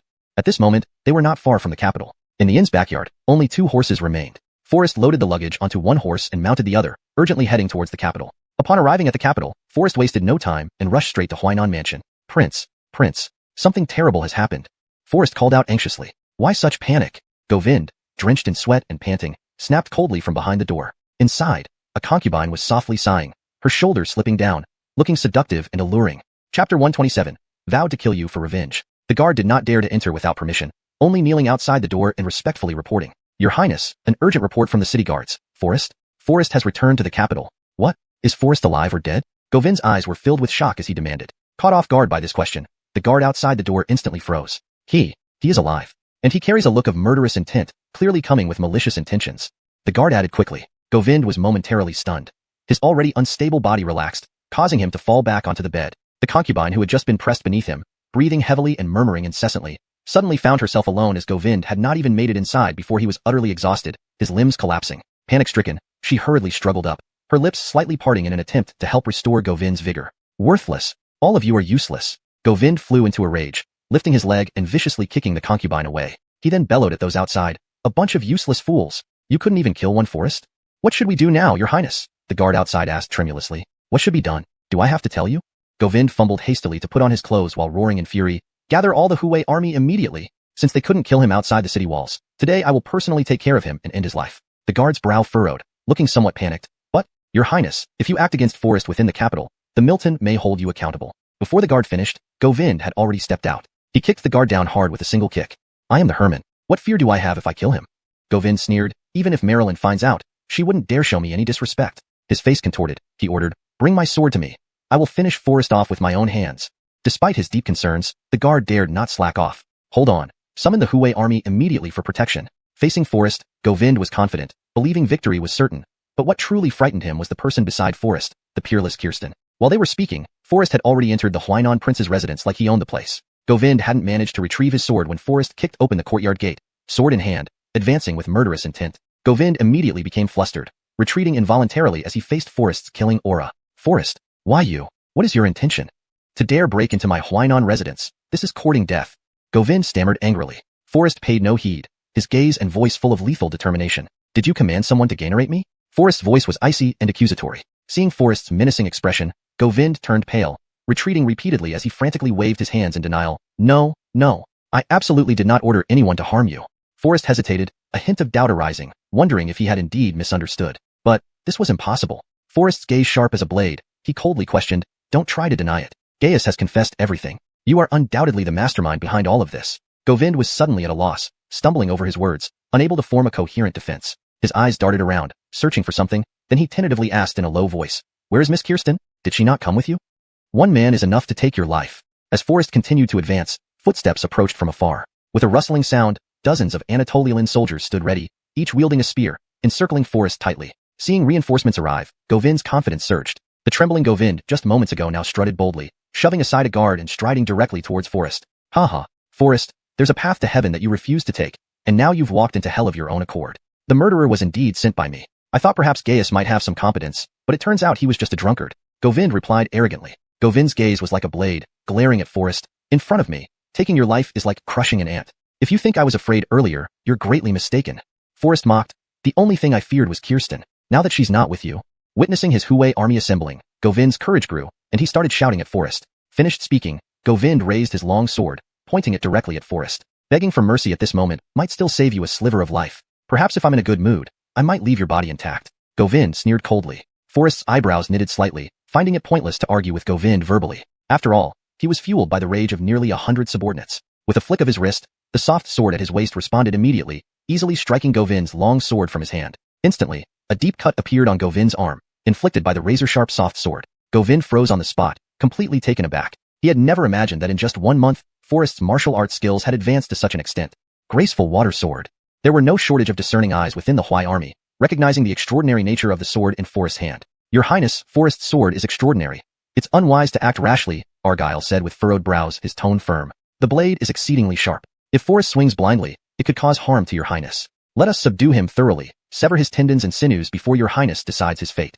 Argyle added in a low voice. Govind, clutching his bleeding wound, had already experienced the might of this treasure sword and naturally did not dare to act recklessly. Fine, but remember, do not harm his life. I want to personally end Forrest to avenge my grievances. With that, Govind stepped back slightly, giving the Huai army room to maneuver. Argyle's face was icy cold, his eyes revealing a chilling killing intent as he fixed his gaze on Forrest. Dr. Barrett, since you have offended the prince, don't blame us for being merciless. Before the words faded, Argyle signaled with a wave of his hand, and over 10 spear-wielding guards charged at Forrest like tigers descending a mountain. Their attacks were fierce, akin to battlefield slaughter, pouring all their efforts into the assault. Forrest, however, remained calm and composed, his expression peaceful. Only the cold gleam in his eyes betrayed his inner determination. With a swift movement, Forrest gracefully landed on the platform formed by intersecting spears. Without waiting for a reaction, he swiftly drew his graceful water sword. The sword flashed, like a dragon or snake gliding, weaving through the dense spears with remarkable agility. A reverse slash sent the green water sword twisting and coiling like a snake. Chapter 128. The Desolate Tomb. Instantly, several Hu Wei soldiers close to Forrest suddenly felt a chill run down their necks. Before they could react, blood was gushing from their necks. In an instant, over a dozen Hu Wei soldiers lay dead on the ground. The surrounding crowd was stunned in horror. Argyle was struck as if by lightning, his soul almost fleeing his body as he sat there in a daze. Those once sharp eyes were now filled with dead gray, his eye muscles twitching uncontrollably. A bead of sweat slid down his nose and hung at the corner of his lips. Govind's face was pale as paper, cold sweat streaming down. They had not anticipated that these dozen Hu Wei soldiers would be no match for Forrest. Forrest, your sword skills are indeed extraordinary, but it's just because you have a famous sword. Argyle, in his panic, pointed at the flexible bisui sword in Forrest's hand, trembling as he shouted, "Why don't you throw away your sword? I'd like to see what else you can do." Forrest glanced at the sword in his hand and then gave a cold laugh. "All right, today, I will let you die convinced." With that, he decisively threw the soft sword aside. With a crisp sound, the blade embedded itself steadily into the floor tile. The loud noise accompanying the cracking tiles revealed how this seemingly weak and pliable soft sword had penetrated straight through. However, Govind and the others did not notice this scene. Seeing Forrest abandon his weapon, Govind, Argyle, and the rest were overcome with elation. "Haha, Forrest, you've fallen into our trap," Govind laughed maniacally. "If you hadn't discarded your weapon, we might still fear you. Now, unarmed, just wait for your capture." Even before he finished speaking, the look of killing intent appeared in Govind's eyes. With a wave of his arm, more than 10 Hu Wei soldiers lunged at Forrest like wolves attacking prey. A mocking smile flickered across Forrest's lips. He showed no intention of lingering too long with these men. His expression turned chilly. In an instant, a sharp sound echoed. A small short sword shot silently from the sleeve of Forrest's robe. The approaching Hu Wei soldier who had just reached Forrest suddenly felt a numbing sensation like an electric shock on his head. Instinctively, he reached up and found a thumb-sized hole directly on his forehead. The hole penetrated straight through his skull. By the time he tried to understand what happened, his breath had already left him, life instantly extinguished. Even in death, he didn't know what had killed him. The remaining Hu Wei soldiers, ignorant and unaware, continued charging recklessly at Forrest. Forrest showed no mercy. Every arrow he fired was like a bullet, accurate without fail. Within moments, over a dozen Hu Wei soldiers fell one after another, never to rise again. At this point, the Hu Wei soldiers behind finally felt fear, their legs trembling so badly they dared not take another step forward. Argyle was speechless in astonishment, unable to respond. Each of the corpses lying on the ground had only a single blood hole in their heads, with no other injuries on their bodies. What kind of mysterious concealed weapon is this? Govind's complexion instantly changed. Forrest drew a miniature crossbow from his sleeve, lightly blowing off any dust, then aimed it at Govind. "I call it the equality device." "Equality device? What does that mean?" Govind stared in disbelief, closely examining the object in Forrest's hand. "To me, it looks like an ordinary crossbow. Is that so?" Forrest had no interest in wasting words. With a sharp click, a short arrow shot out. The arrow flew like a bullet from a gun, heading straight for Govind's forehead. "Your Highness, watch out." Realizing the danger, Argyle instinctively knocked Govind to the ground, bracing himself against the arrow's impact. Govind lay prone in the dust, his face ruined, unbearable to look at. He was about to turn and berate Argyle when he saw blood slowly seep from the corner of Argyle's mouth. He stood frozen like a statue, all the light fading from his eyes as he collapsed stiffly to the ground. Witnessing this, Govind was terrified, retreating backward in shock. Forrest approached slowly, carefully pulling out the short arrow embedded in Argyle's forehead, chambered another, and aimed at Govind's head, inching closer. Govind trembled like a startled bird, retreating involuntarily, dragging wet marks on the floor behind him. A pungent odor filled the air. Don't come closer. Don't forget, I am the honored Herman." Govind, completely terrified, stuttered. "If you dare to harm me, you'll meet your own demise." Forrest raised an eyebrow, his tone turning cold. "If harming you by a fraction means certain death, what happens if I take your head?" Hearing this, Govind's face instantly turned pale as paper, his body trembling like a leaf in the wind. He glanced at the weapon in Forrest's hand and said through chattering teeth, "Forrest, you only rely on your weapon to be arrogant. If you have any real skill, throw it away. I want to see how you can deal with me without your weapon." Govind still shouted defiantly. Forrest looked at the exquisite bow in his hand, paused for a moment, then a hint of a cold smile appeared at the corner of his mouth. "Indeed, using this bow to take your life would be too lenient on you." With that, Forrest unhesitatingly set aside the repeating crossbow and lightly rubbed his wrist. He vowed to avenge his subordinates, because he had sworn to personally seek justice for those who had sacrificed their lives. Govind, kneeling on the ground, saw Forrest discard his weapon and his eyes flashed with wild joy. Reacting quickly, Govind, seeing Forrest place the small bow aside, immediately lunged forward and swiftly grabbed the repeating crossbow. Gripping the weapon, Govind suddenly exuded arrogance. "Ha ha ha, Forrest, I didn't expect you to be so foolish," Govind laughed out loud. "Now that you're unarmed, killing you will be as easy as slaughtering a chicken." Forrest's eyebrows furrowed slightly, and he smiled calmly. "Oh, let's see if you really have what it takes." Forrest remained calm in the face of danger, showing no sign of panic on his face. "You don't mean to kill me with this bow, do you?" Forrest chuckled softly. "Today, I'll let you die by your own weapon." Govind sneered coldly and pulled the trigger. Whoosh bang. A crisp sound echoed. An arrow shot out into the air. Forrest shook his head gently, his body as steady as Mount Tai. Ah!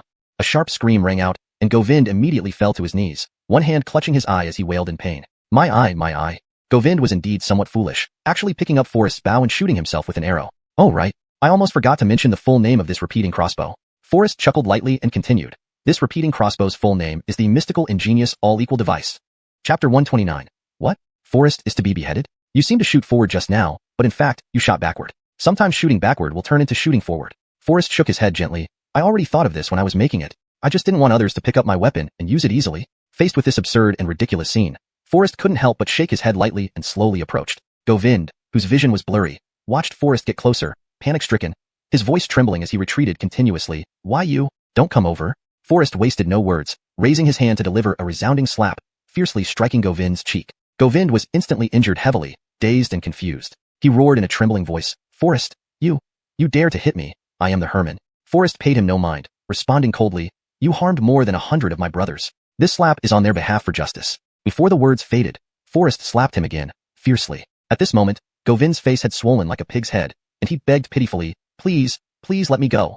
However, such pleading was futile. Forrest had no intention of wasting any more words, so he put on the iron gloves of the green-clothed ghost of mind. A crisp sound, like a watermelon breaking. The sight of Govind's face, now as soft as mud, was unbearable to see. Holding the soft sword, Forrest swung its blade and decapitated Govind, intending to dedicate this act to those fallen brothers. Tightly holding Govind's severed head, Forrest walked out of the city gate with determination. Stepping into the inn of that day, Forrest placed Govind's head before the graves. Brothers, I have avenged you all. Soon, the news of Forrest slaying the Herman, Govind, and hanging his head in the wilderness spread rapidly among the common people.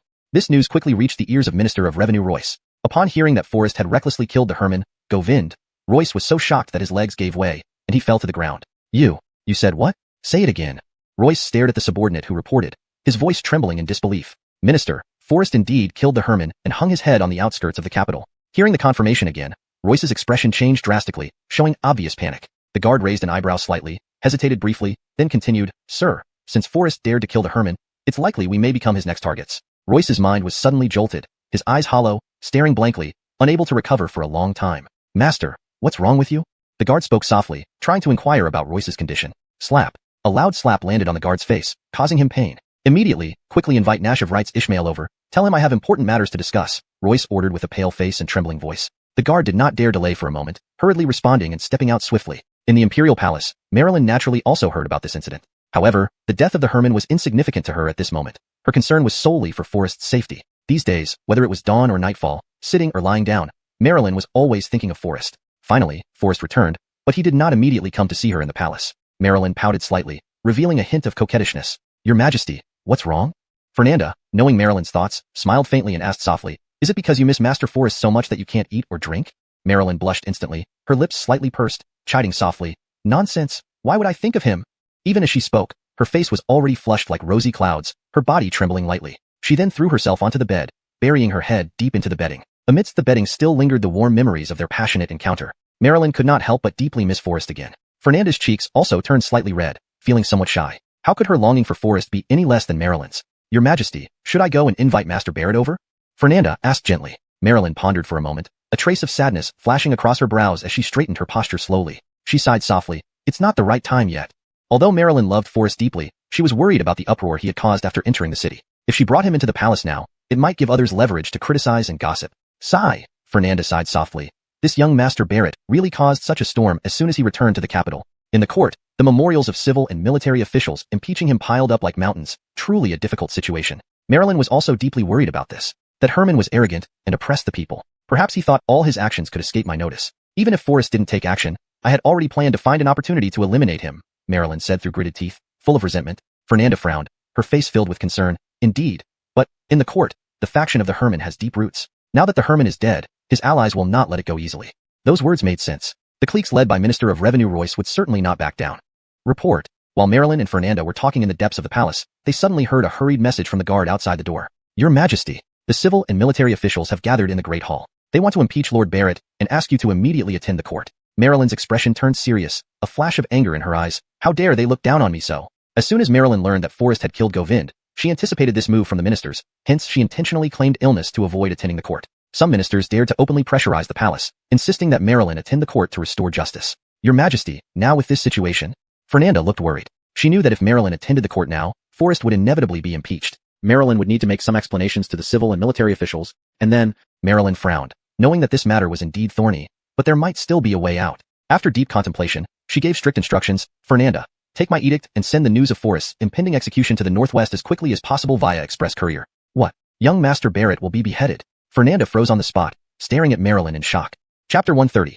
Forrest must die to appease the public anger. Forrest murdered the Herman. If he does not die, it will be hard to appease public anger. Furthermore, the Herman commands a large army. If all officials in the court unite with the prince's troops, we may find ourselves unprepared for the consequences. Anya hastily explained. She merely instructed softly, you only need to pass this decree sequentially. The Northwest region is well ordered under Forrest's governance, plus General Sean's steadfast defense. Only by spreading this intelligence quickly might there be a glimmer of hope to turn the tide. Anya's words seemed unheard by Brianna.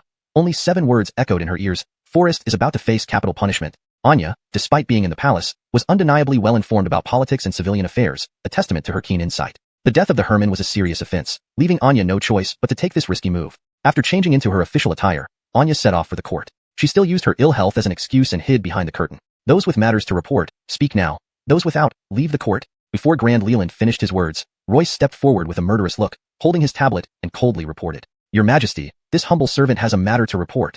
Upon hearing this, Anya immediately flared up. Without them speaking, she already knew what they would report. They clearly intended to impeach Forrest. Anya paused momentarily, then responded in a low voice. Today I am not feeling well. Matters should be postponed and discussed later.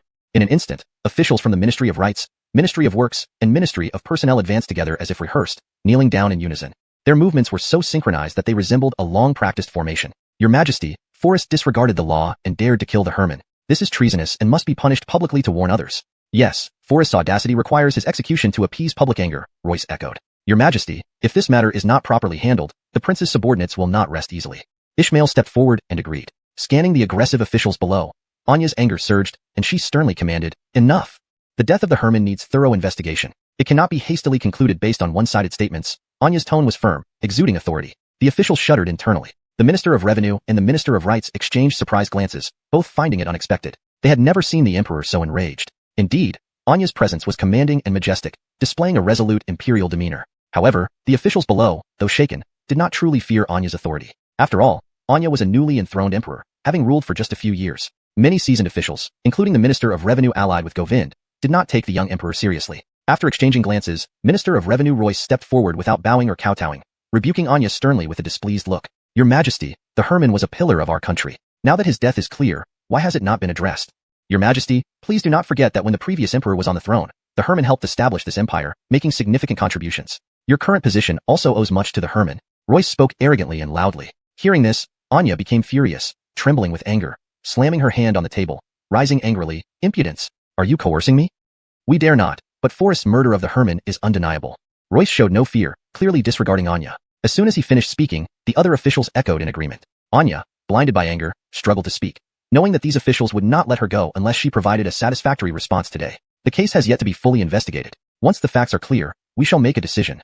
Anya attempted to buy more time to help Forrest find a way out. However, the eyes of the Minister of Revenue and others were like hungry wolves, unwilling to let Forrest escape easily. Your Majesty, I have thoroughly investigated the case. Forrest's crime against the Herman is clear. According to the laws of Daxia, his property should be confiscated, and his clan exterminated. He should be executed immediately.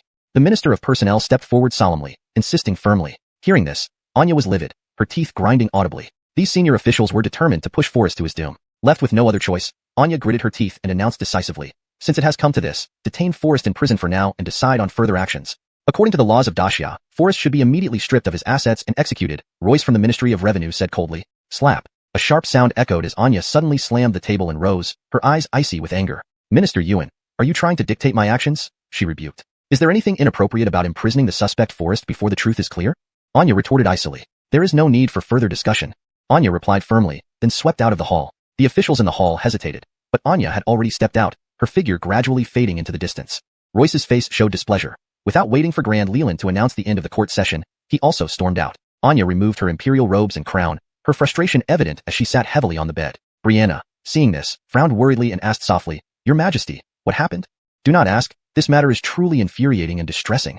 Anya muttered angrily, Royce and a group of officials dared to defy me, openly coercing me to execute Forrest in the court. Anya was visibly agitated. hugging the quilt tightly and pounding it forcefully. Brianna grew even more anxious, frowning deeply, and asked anxiously, "Your Majesty, so, how did things develop later?"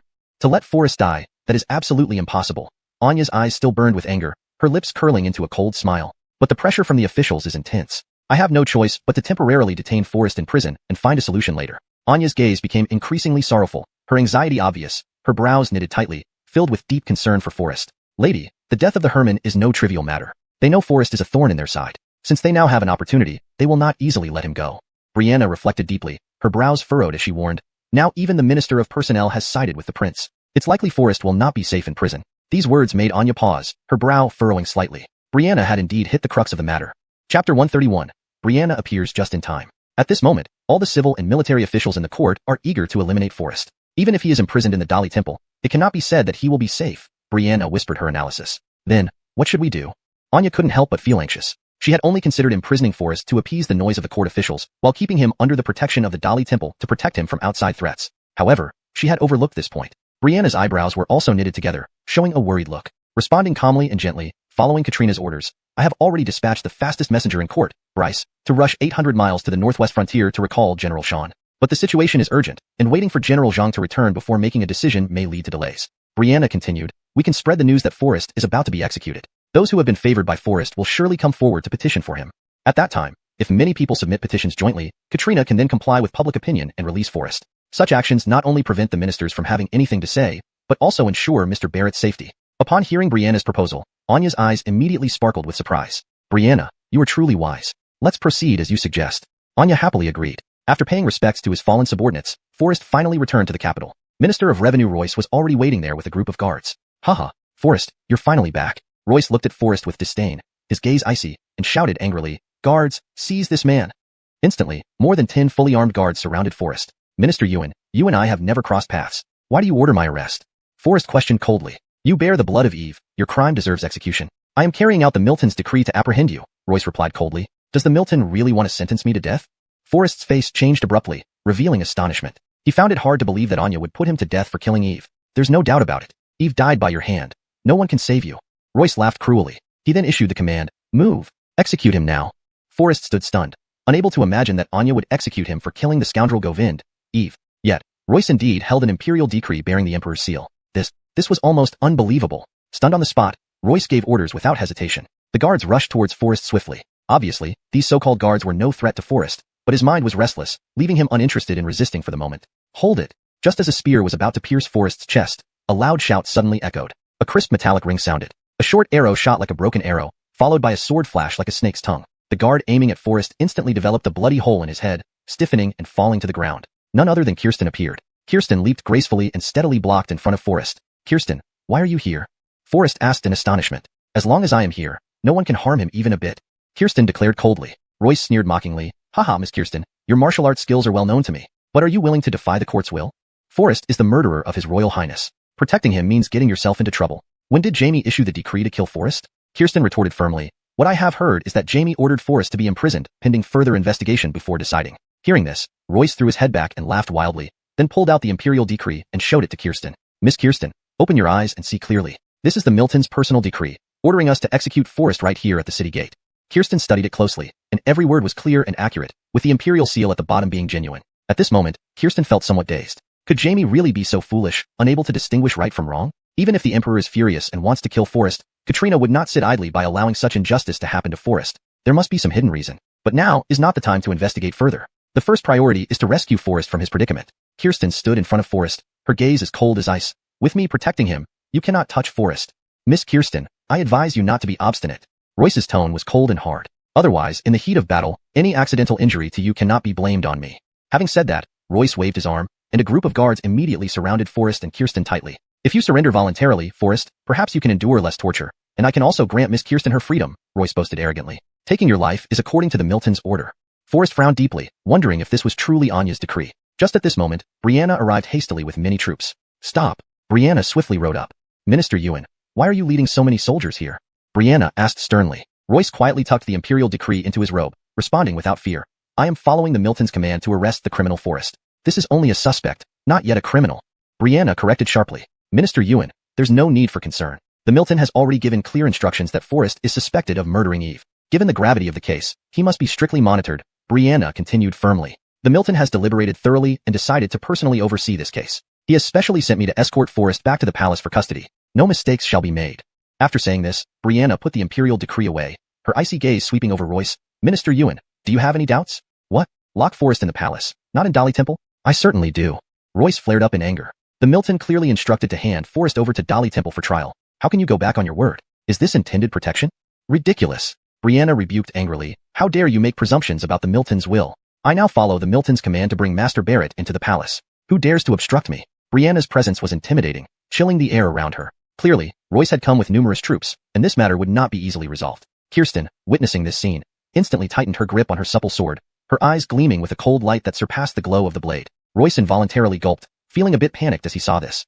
Chapter 132, the third watch of the night. He was fully aware that trying to snatch someone from Alicia's hands would be extremely difficult. With Brianna and a group of palace experts arriving, if it came to an open confrontation, the odds of victory were slim. Standing nearby, the Minister of Rights, Ishmael, also wore a worried expression. He stepped forward and whispered, clearly, this is the Milton intentionally protecting Forrest. Our forged imperial edict seems to have been ineffective. What should we do next? Will we fail at this crucial moment?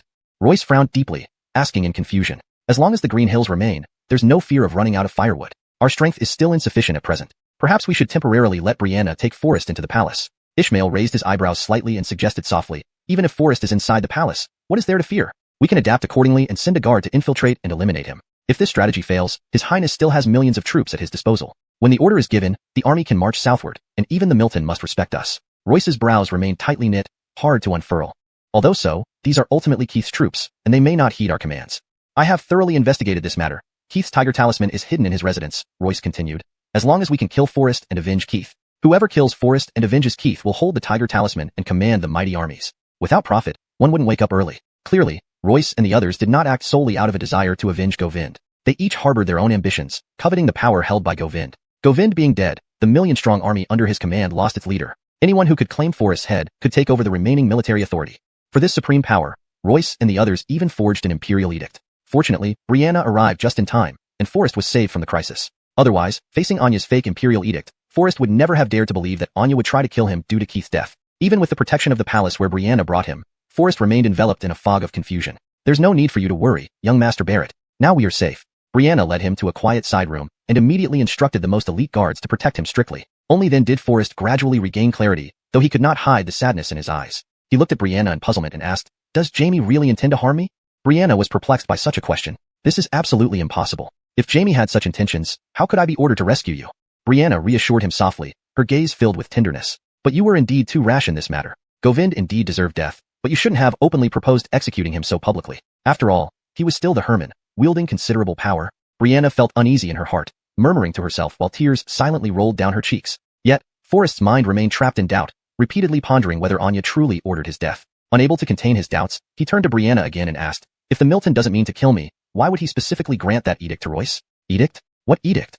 Brianna's words left Forrest speechless for a moment. Forrest furrowed his brow, recounting everything that happened before Brianna's arrival in detail. Upon hearing this, Brianna was greatly shocked and repeatedly said, this is absolutely impossible. This is absolutely impossible. Jamie never issued such an edict. So why does Royce have this edict? Could it be a forgery? Realization dawned on Forrest, his eyes wide open. After all, forging an imperial edict was a grave crime punishable by clan-wide extermination. It was shocking that Royce and the others dared to go to such lengths to put Forrest to death. I didn't expect Royce to dare act so recklessly. Brianna couldn't help but feel a chill run down her spine. Fortunately, I arrived in time. As long as you stay in the palace, you will be safe. Brianna spoke firmly, but Forrest's furrowed brows remained unrelenting. He did not believe it. He did not believe that Royce and the others would simply give up. These people even forged an imperial edict. What else would they not do? Forrest thought silently, and then asked Brianna for another blanket. Brianna was momentarily stunned, asking curiously, young Master Barrett, why do you need an extra blanket? I can't stay overnight here. Before she finished speaking, her face already flushed red, her mind involuntarily drifting off. Forrest gently flicked Brianna's cute and prominent nose, chuckling softly and explaining warmly, silly girl, what are you thinking? Go get another blanket. I have other uses for it. Brianna did not say much, her face blushing shyly as she hurriedly dodged to one side. Night had fallen, and despite many palace experts on guard at the door, Forrest found no sleep. Under the moonlight, a blade gleamed with a snow-white glow, its edge thin and sharp. The cold light of the knife, under the pale moon, passed through the gossamer-like window lattice, sliding into the room. Doo-doo. The night was deep. It was already the third watch. This was the sound of the wooden fish being struck for the third watch. A guard lowered his head and walked forward, holding a tray in his hand, slowly approaching Forrest's residence. The wine cup in the tray trembled slightly. For the mission he was about to carry out, the guard was not unafraid, but even if fear reached its peak, he had to act. After all, the fate of his entire family rested on his shoulders. No matter the outcome, he had to take the gamble. Who goes there? The palace guards immediately stepped forward, blocking the black-clad figure's path, asking sternly. The Milton has issued an edict, specially dispatching me to present ginseng soup to young Master Barrett. The black-clad figure's voice trembled slightly, but carried a hint of determination. He did not look up but directly took out a scroll from his waist, revealing the imperial jade seal. Seeing this, the palace guards exchanged glances, filled with confusion. Earlier that morning, Miss Brianna had given clear instructions. Forrest was currently confined here, and unless the Milton himself arrived, no one was allowed entry. Even with the Milton's written order, no exceptions were to be made. This was Miss Brianna's own words. However, the document held by this black-clad guard looked incredibly authentic, causing the palace guards some hesitation. Isn't the Milton's written order enough? The black-clad guard asked gently. The two palace guards exchanged looks and then politely refused. Young Master Barrett has already retired. If you have something to deliver, leave it here, and we will pass it on. This item must be delivered by me personally. No sooner had he spoken than the black-clad guard's tone turned icy cold. Chapter 133. The palace is not safe either. Unless Jamie personally.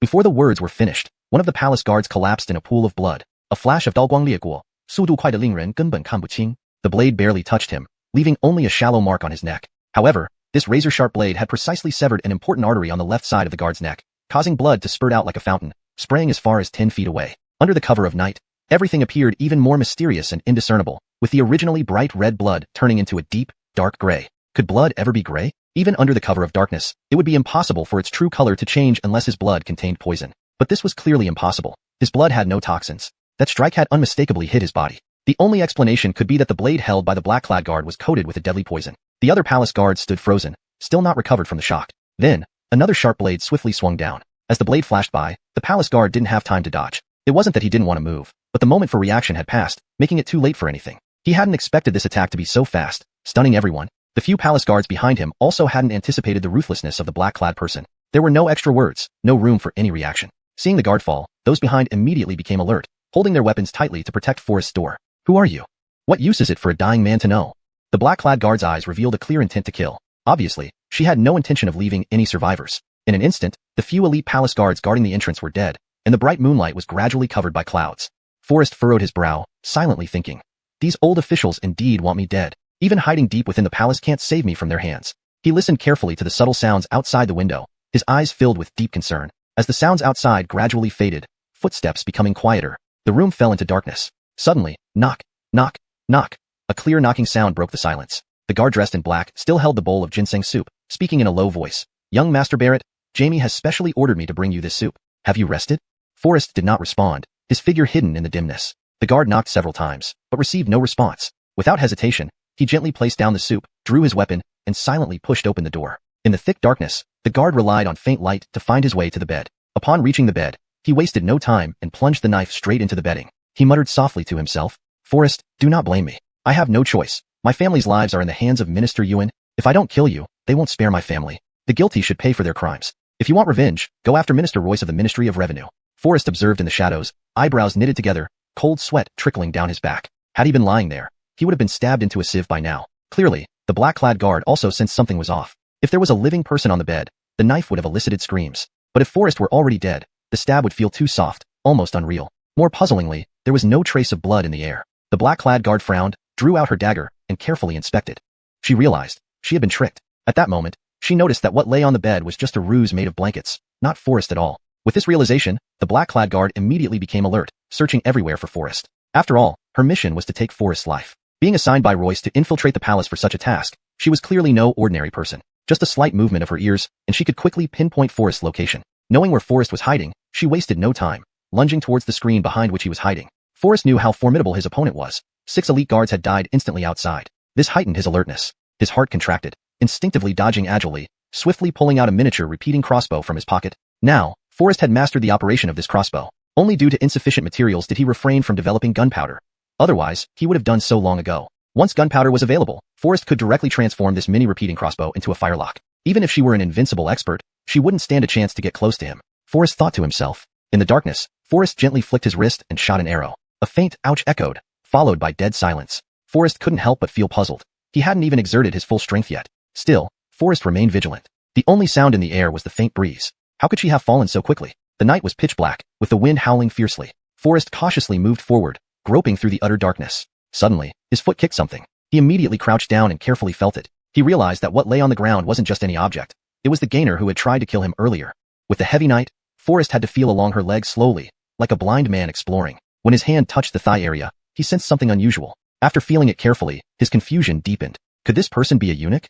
Forrest couldn't help but wonder. Continuing to explore upwards, Forrest's frown deepened as he reached her abdomen. Despite the clothes, the flat yet elastic abdomen felt distinctly feminine, impossible for a man. Even a eunuch wouldn't possess such a graceful figure. However, doubts piled up in Forrest's mind as he continued his exploration. Until his fingertips touched the peak of the mountain range, Forrest froze. Instinctively, he gave a light pinch. Despite the thin fabric, it didn't hinder his perception of the round and elastic shape. At this moment, Forrest finally understood. This gainer was actually a woman. Soon, Forrest also felt the short arrow embedded in the gainer's chest. Even though Forrest fired hurriedly in the dark, his intuition was still accurate. The arrow pierced her chest perfectly, barely missing her heart by half an inch. This was naturally intentional on Forrest's part.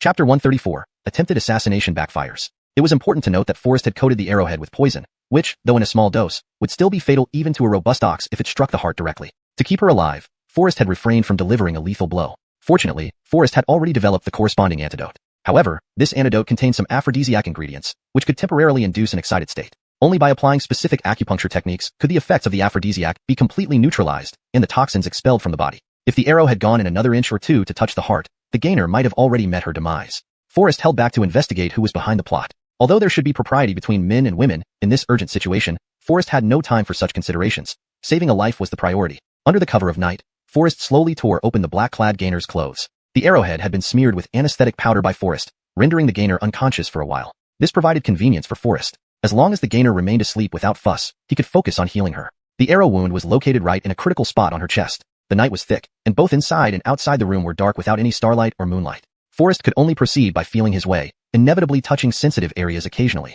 At that moment, Forrest's cheeks turned slightly red, but this subtle change went unnoticed in the darkness. Each time he grazed over those peaks, his body involuntarily shuddered, beads of sweat rolling down his face. To cool himself off and calm his mind, Forrest had to take off his clothes.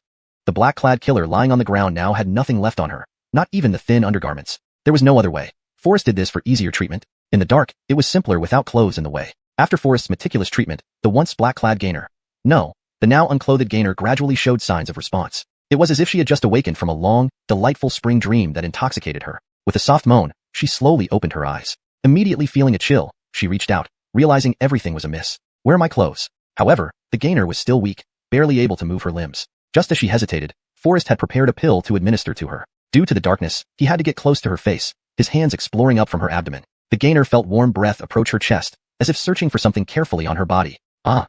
A sharp scream broke the silence. Clenching her teeth, she swung her arms wildly and hit Forrest with all her strength. Caught off guard, Forrest's head took the full impact. Instantly, Forrest felt dizzy, the silver needle in his hand fell to the ground, and he immediately lost consciousness. Exhausted from the effort, the gainer also fainted shortly after. But soon, she felt an intense heat all over her body, her consciousness fuzzy, and her body started moving uncontrollably. Her clothes gradually slipped off. At this moment, she realized that a silver needle was inserted into her Tianju point and Tanzhong point. These needles were part of Forrest's careful treatment. If the full course was completed, there would be no unusual sensations. However, inserting needles only in these 2 points had an aphrodisiac effect, enough to cause agitation and excitement.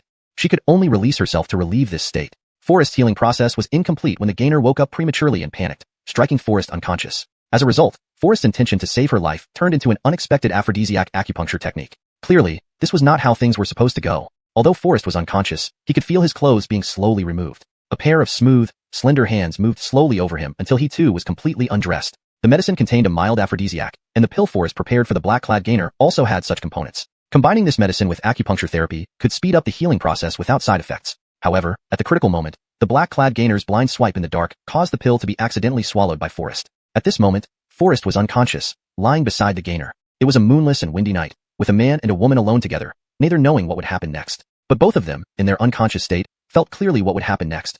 It was an instinctive response of the body. The ambiguous night saw Forrest feel an unbearable heat all over his body, as if a slender white snake was slowly climbing up along him, sliding. Dawn quietly bloomed, the sky gradually brightening. Forrest stretched lazily, his movements filled with languor. He had just experienced a vivid dream, crystal clear and unbearably real, brimming with pleasure. It was an unprecedented experience, but Forrest did not pay much attention, treating it as nothing more than a regular spring dream. Forrest sighed lightly, thinking that maybe it was because he had stayed too long in the Northwest, facing only rough men every day, leading to such dreams. After accumulating for so long, he felt especially vigorous in his dream. That white snake was firmly held in his hand, pleading pitifully.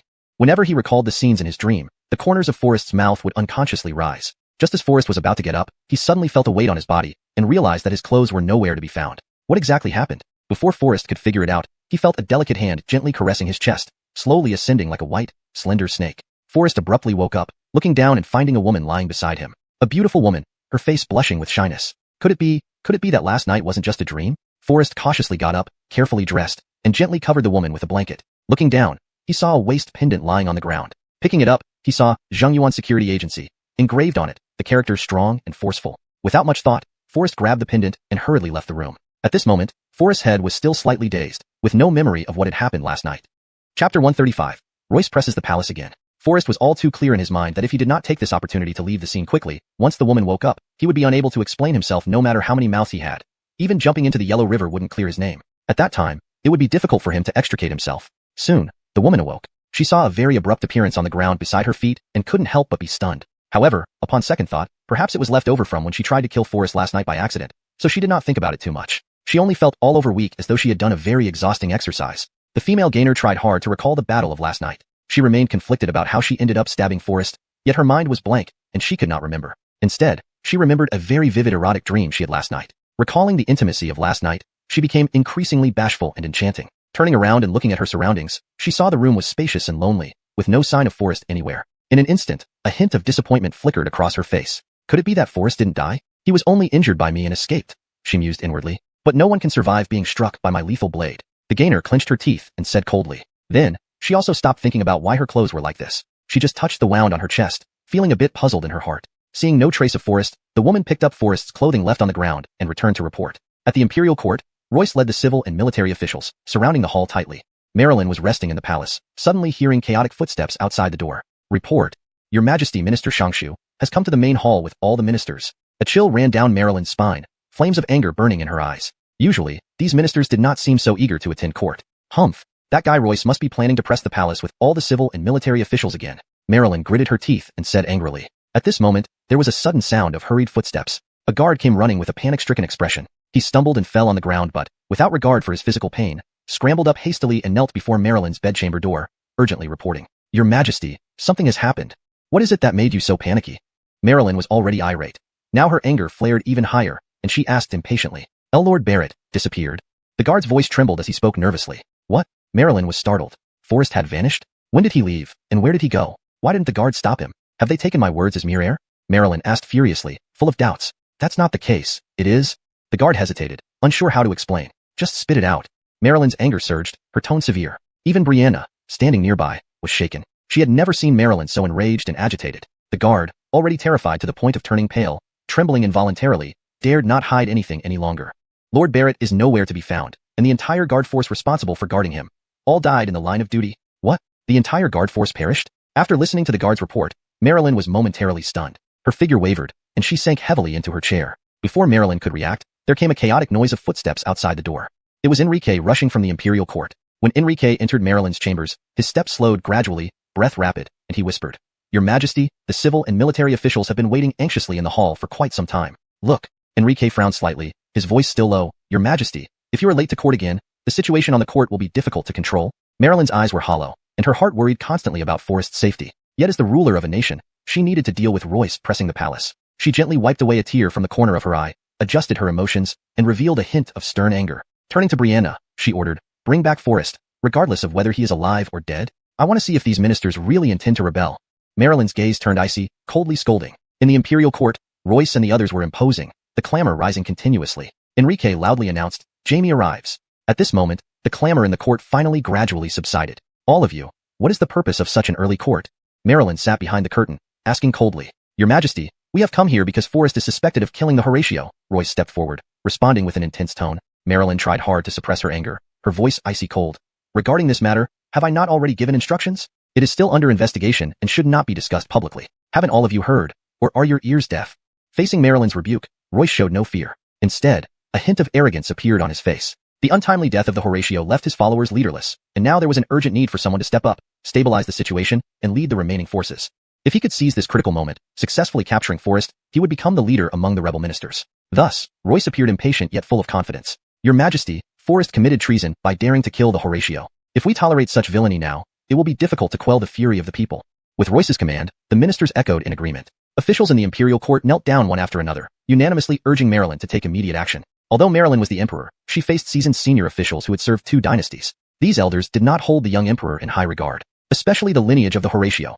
Almost half of the officials in the court were his loyal followers. Marilyn had long endured their oppression but lacked a proper pretext to act against them. Her original plan was to first pacify the Horatio, then gradually weaken his influence. Unexpectedly, Forrest took the initiative and killed the Horatio. This sudden change forced Marilyn to implement her plans ahead of schedule. As events unfolded suddenly, Marilyn had not yet devised a response when Royce led numerous officials to press the palace. Seeing Marilyn remain silent, Royce's lips curled into a cunning smile. He said coldly, "Since your Majesty hesitates, allow this minister to make the decision for you.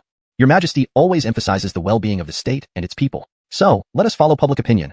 Royce responded confidently, his tone cold and hard. "If the people demand Forrest's immediate execution, surely your Majesty won't find any reason to delay, right?" Marilyn's heart constricted. Royce's words clearly indicated that he had a premeditated plan. Chapter 136, Free Eggs. Before Marilyn could speak, Royce had already preempted her with an arrogant attitude and icy tone. "Your Majesty, can you hear the clamor from outside? That is the expression of the people's agitation and dissatisfaction." Indeed, outside the palace, crowds were gathering, creating a bustling scene. The commotion grew louder, causing chaos. "Old brother Arno, I didn't expect to meet you here." A voice of laughter rose among the crowd as an elderly man slowly approached. "I heard they are distributing eggs here, so I came especially to see. Aren't you also here for the free eggs?" Old Arno smiled warmly as he greeted. "It's said that we need to chant slogans to get the eggs, but the characters on this announcement are hard to read. Fortunately, you're here. Can you help me take a look?" Caleb Lautu looked up at the notice beside the palace gate, squinting his eyes to decipher the large characters. However, Caleb Lautu's knowledge was limited, only barely recognizing. It seems to say, "Barrett, someone deserves death, must bring him to justice," or something like that. Caleb Lautu spoke indistinctly. Then, he turned his gaze to old Arno, sighed, and casually remarked, "Sigh, who cares who lives or dies? What does it have to do with ordinary people like us? We are just refugees from the Northwest. As long as we can get one egg, we don't need to care about their quarrels." Hearing this, old Arno couldn't help but burst into laughter. "Ha ha, exactly. As long as the one being impeached isn't Master Forrest, there's no problem." Caleb Lautu frowned slightly, then idly asked, "Where did that come from?" "Sigh, you might not know, but a few months ago, the Northwest suffered a major drought. I led my granddaughter day and night to finally reach the capital, initially hoping to find shelter, but everywhere we went, we were met with rejection and driven away." Tears welled up in Caleb Leahan's eyes as he sighed deeply. Thinking back, it was fortunate we encountered Master Barrett. Not only did he provide us with food and lodging, but he also helped me find a job and paid me wages. Upon hearing this, the thin elder standing nearby lit up with admiration, adding his praise. "Indeed, Master Barrett has shown great kindness to us all." Caleb Lauhu raised an eyebrow, whispering hesitantly, "Did you also receive his kindness?" "Of course. Our group of displaced refugees, starving and homeless, owed our livelihoods to Master Barrett's work for relief program." Once the conversation started, those around who had received Forrest's help came forward like waves, vying to tell of his heroic deeds. Among them, the ones who felt the deepest gratitude toward Forrest were undoubtedly the refugees who fled from the Northwest. Having suffered many hardships and endured much discrimination on their journey, many did not survive to reach the capital. Had it not been for Forrest's timely assistance, they would have perished long ago and never enjoyed such peace and happiness today. In the imperial court, Royce wore a smug look, then ordered the officials behind him, "Locked within these palace walls, your Majesty cannot easily understand the plight of the common people. Today, I have specifically gathered them outside the palace gates. If you wish, move to hear what the people think about this matter.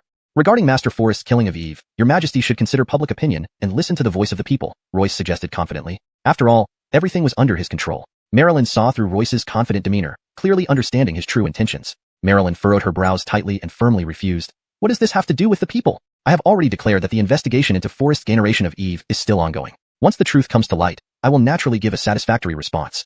"Sir Ewan, why such haste? Are you daring to ignore my orders?"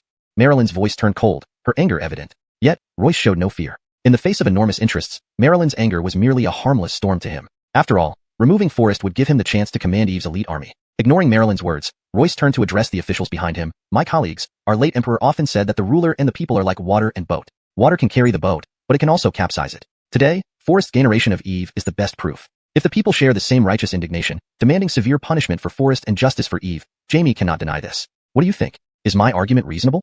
As soon as he finished speaking, the civil and military officials in the court immediately responded, kneeling down in unison and urging aloud, "We implore your Majesty to heed the will of the people." This was an outright attempt to force the emperor's hand. Marilyn frowned, a surge of anger rising in her chest. In her governance, she always adhered to the late emperor's teachings, placing the welfare of the people at the highest priority, never forgetting the profound principle of interdependence between the military and civilians. Based on this philosophy, Marilyn decided to gather the people from the Northwest region in the capital, because Forrest's series of initiatives in the Northwest were all for the benefit of the people. Marilyn also considered mobilizing the power of the people and using public opinion to rescue Forrest. However, what was unexpected by Marilyn was that the old fox Royce had already seized the initiative. Marilyn already understood in her heart that Royce dared to openly challenge her like this, must have already gathered a group of supporters cheering for him.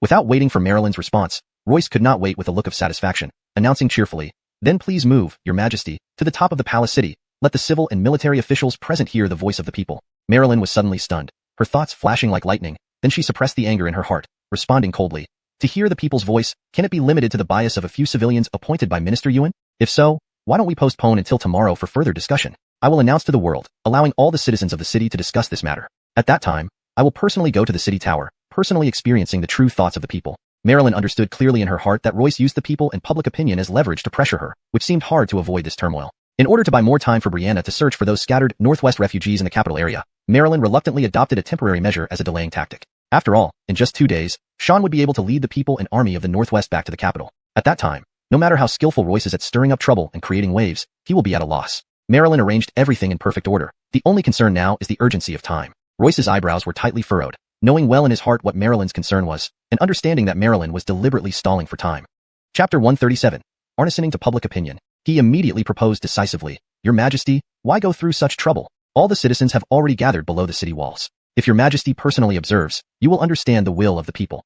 With that said, Royce knelt down first, and the civil and military officials in the court followed suit, all shouting in unison, "We humbly request that Your Majesty heed public opinion." Marilyn's face flushed with anger, feeling as if her lungs were about to burst, yet she was helpless. She could only blame the rapid development of events for which she had not been fully prepared. The civil and military officials below clearly did not intend to give Marilyn more time to think and again coldly shouted in unison, "We humbly request that Your Majesty heed public opinion." At this moment, Marilyn felt like a living creature placed over scorching flames, powerless against the pressure from Royce and the other ministers. After deep consideration, Marilyn's brow tightened in resolve, deciding to fight a decisive battle. She swiftly summoned Brianna, ordering her to quickly lead a group of palace guards disguised as ordinary citizens to blend into the crowd and build momentum, hoping to help Forrest gain more public support. Meanwhile, another team was dispatched urgently within the capital city to search for the Northwest famine victims and refugees who had benefited from or felt grateful towards Forrest. They were to gather below the palace tower to speak up and plead for Forrest. Time was tight and the task arduous. Brianna dared not slack off and immediately acted according to Marilyn's instructions. Upon arriving outside the palace city, Brianna was momentarily stunned, seeing countless citizens already gathered under the city tower, crowded together in noisy discussions, which she did not bother listening to in detail. Clearly, this was a trap set by Royce and others, targeting Forrest. Brianna immediately turned her horse and hurriedly searched for the Northwestern disaster victims in the bustling capital. The capital was vast, and finding several people from the Northwest region was no easy feat. Fortunately, when Forrest promoted work for relief policies, assisting the Northwest refugees in rebuilding their lives, he specially designated an area in the southwest of the city to rebuild public rental compounds, precisely to provide temporary shelter for these distant refugees. After all, there were differences in living habits and behavior between the Northwest residents and the capital residents. Centralizing them made management easier and helped them adapt to the new environment. Thus, Brianna's search became increasingly convenient. The next step was to dispatch the Imperial Guards to thoroughly investigate the capital, gathering all those who had received Forrest's benefits, were willing to defend him, and supported his cause, regardless of whether they came from the Northwest, to the base of the palace city. Deep within the palace, Marilyn continued her silent intellectual struggle with Royce and others. Marilyn attempted to use her illness as an excuse to postpone actions.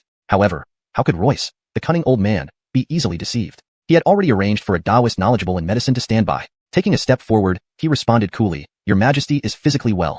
The disturbance you suffer is merely residual resentment from Eve's death. I have consulted divination experts, hence inviting the Taoist master here to diagnose you." Marilyn flew into a rage and yelled, "Impudent! Must everything I do be interfered with by you, Royce?"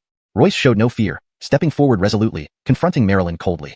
"Your Majesty, this is the will of the people. If handled improperly, it will create a great calamity for the nation. Though this humble minister dares not openly oppose Jamie, nor dare to criticize the late emperor's decisions, for the sake of the great Xia's realm and longevity, this minister risks death to advise. I hope your Majesty considers carefully." The citizens outside have been waiting anxiously. Upon hearing this, the civil and military officials inside the hall immediately joined Royce in loudly pleading, "Please put the state's welfare above all." Marilyn found herself in a dilemma, unable to advance or retreat. While still confused and at a loss, a guard rushed in to report, "Your Majesty, adult Brianna reports that the public rental compound has found no trace of the Northwest refugees, as they are reportedly all out. It seems they have vanished overnight."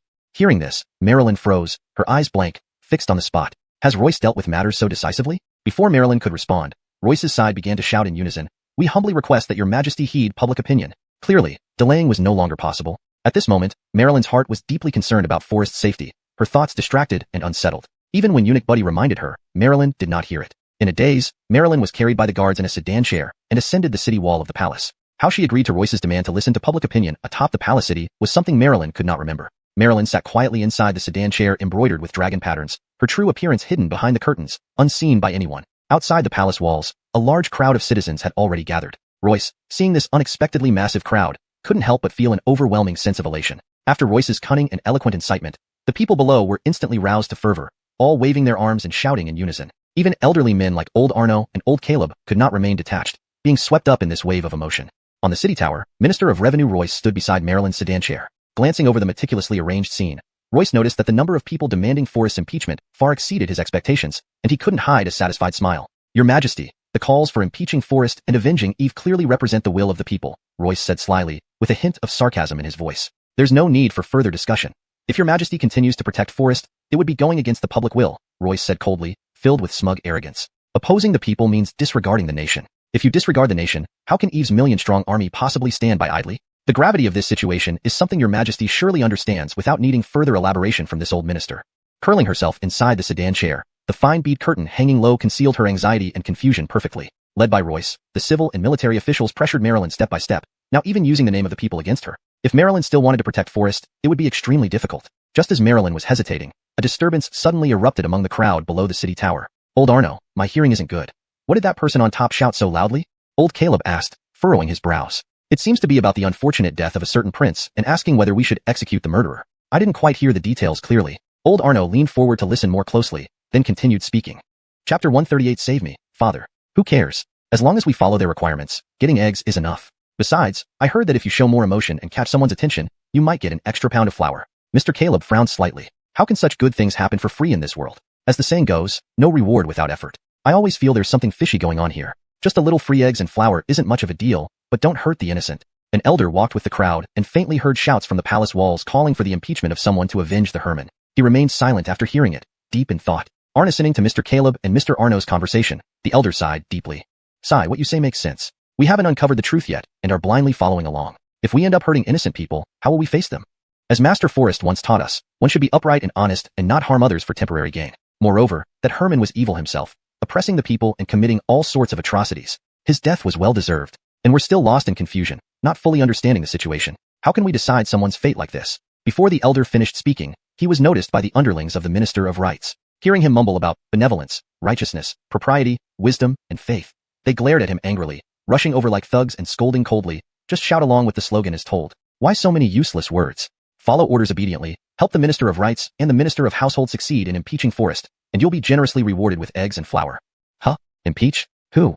Several elders showed astonished expressions. Mr. Caleb even suspected his hearing had gone wrong and asked again. Officer, did you mention Master Barrett? Impeach? Are you talking about impeaching Forrest? Smack. Before Mr. Caleb could respond, the officer, looking fierce, slapped him across the face. How dare you not listen clearly when I speak? The officer repeated coldly, the minister intends to impeach Forrest to clear the Herman's name. Just cooperate without further words. Impeach Forrest? These words sent ripples through the crowd. The previously noisy crowd fell silent instantly. This sudden change also shocked Marilyn, leaving her filled with doubts. Under Brianna's lead, a few people from the northwest of the capital seemed very small. Brianna, watching the large crowd below ready to impeach Forrest, felt tears welling up in her eyes, and she fainted immediately. Rumors spread among the crowd that gathering for eggs was actually to impeach Forrest, causing everyone to freeze. Then, a slender middle-aged man stepped forward to ask more details. Sir, is what you said true? We came here for eggs, but it's actually for impeaching Master Forrest? Faced with relentless questions, the officer lost his patience. He raised his hand and slapped the bony middle-aged man hard on the face. Bastards, do you dare rebel? Shouting slogans for eggs, and you dare to babble here? See what color I'll show you. Just as the officer was about to strike again, a strong hand suddenly grabbed his wrist. Brat, are you courting death? The officer sneered. Having always been tyrannical and accustomed to bullying others, the officer was surprised to be stopped this time. Enraged, he pulled out his saber, ready to slash down. Suddenly, a loud slap echoed, and the officer suffered a heavy blow to the back of his head before he could react. What? Who dares sneak attack your grandpa? The officer roared furiously. Order keepers quickly gathered upon hearing the commotion. Knowing the truth, the public was not intimidated. Instead, they rushed forward, subduing the officers like dogs and beating them severely. These sons of bitches dare to order us to impeach Master Forrest, who has done us great favors. To betray our benefactor for just a little gain is not the way we people from the Northwest act. The crowd was boiling with righteous indignation and burning anger. Those who had received eggs didn't hesitate, turning the eggs into projectiles, hurling them at the officials like the Ministers of Household Affairs Royce and Minister of Rights on the balcony. Royce, who had been strutting about confidently, along with others, was taken aback by the sudden outburst of public anger, left speechless and at a loss. What's happening?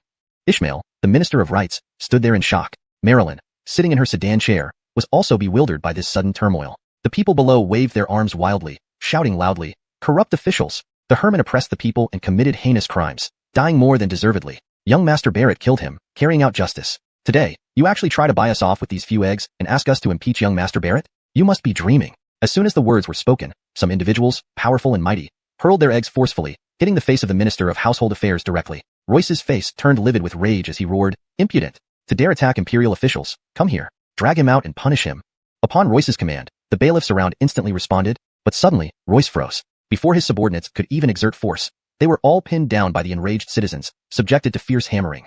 A glance towards the imperial guards beside only added fuel to Royce's fury. These guards coldly observed the scene, allowing the citizens to assault Royce's subordinates, and even the various officials below the palace walls did not escape such treatment. Not only did the imperial guards refuse to help, but they also formed a protective barrier behind the citizens. "Father, save me." In the crowd, Royce's eldest son, Xuanhuan, was also dragged into the chaos by the rampaging Northwest citizens, suffering a brutal beating. Tears streaming down his face, Xuanhuan pleaded repeatedly for mercy, yet the people's anger did not diminish. Their fists continued to fall mercilessly on him. Chapter 139, thoroughly beaten into submission. Royce, witnessing this scene, instantly turned pale with fright, his body trembling involuntarily. He anxiously looked at Anya in the sedan chair and said in a quavering voice, "Your Majesty, can you really stand by idly while citizens treat court officials like this? Imperial guards, come quickly." Royce called out urgently, but his voice seemed to be dispersed by the wind, receiving no response. Anya watched the scene below and felt secretly pleased. She then turned her head, coldly gazing at Royce, and replied slowly, "Didn't you often say that the ruler and the people are like water and boats? You just heard them. They lost their reason because they wanted to protect Forrest, hearing that he was impeached. This is the will of the people. How can I interfere unjustifiably?" Seeing Royce's pained expression as if he had swallowed a stone, Anya felt immensely satisfied. She continued unhurriedly, "After these citizens vent their anger, your son will naturally be released. All my palace physicians are the best in Daxia. Rest assured, even if your son suffers serious injuries, they have the ability to save him." Upon hearing this, Royce's face instantly turned ashen, almost fainting on the spot from shock. "If Lord Yuan truly cares about your son's safety, why don't you personally go down and stabilize the situation? Perhaps with the weight you carry in the hearts of the people, they might listen to your advice." Anya sneered, feeling secretly delighted. "Father, save me." Yuan wept piteously, his face swollen like a pig's head. Royce was infuriated to the extreme, yet helpless before Anya's coldness. In desperation, he rushed down. He shouted angrily, "You audacious commoners! Stop immediately!"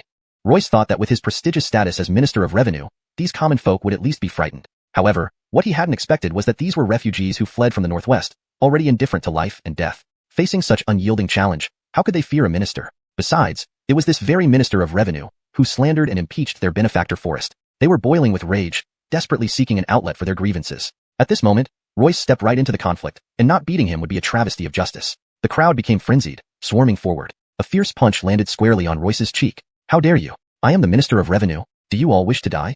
Royce shielded his head, protecting vital areas, shouting furiously. "So what if you're the Minister of Revenue? Impeaching Master Forrest merits death many times over. Master Forrest has been so kind to us, and you old man dared to impeach him. Even if the heavenly Milton came, we'd still fight for justice for Master Forrest." Brothers hit harder. "It's this guy who led the impeachment of Master Forrest." The crowd suddenly erupted, the refugees from the Northwest looking gaunt, but still displaying the tenacity and strength of their homeland. Hearing that it was Minister of Revenue Royce leading the impeachment against Forrest, they surged forward irresistibly. It was now too late for the ministers to escape the crowd. Anya's mood swung from sorrow to joy. She had been troubled by how to save Forrest and deal with Royce's faction. Now, seeing Royce and others subdued by the people, begging on their knees, she couldn't help but feel immense joy. Fernanda, who had previously fainted, was revived by the guards. The moment she opened her eyes, she saw Royce and other officials loyal to Eve being subdued. Shocked by the sudden change, Fernanda hurriedly asked, "What happened?" Some of the Northwestern refugees, witnessing this, could no longer contain their excitement. With Fernanda's approval, they immediately joined the fray, blood boiling. Fernanda learned the details from the nearby guards. She then ordered all the imperial guards not to care about the ministers' lives, only ensuring the safety of the civilians. Watching this scene, Anya felt extremely relaxed and calmly sipped her tea in the sedan chair. Royce and the elder ministers who intended to impeach Forrest endured half an hour under the assault of the crowd before Anya finally slowly stopped the enraged citizens beneath the city gate. "Everyone, please stop."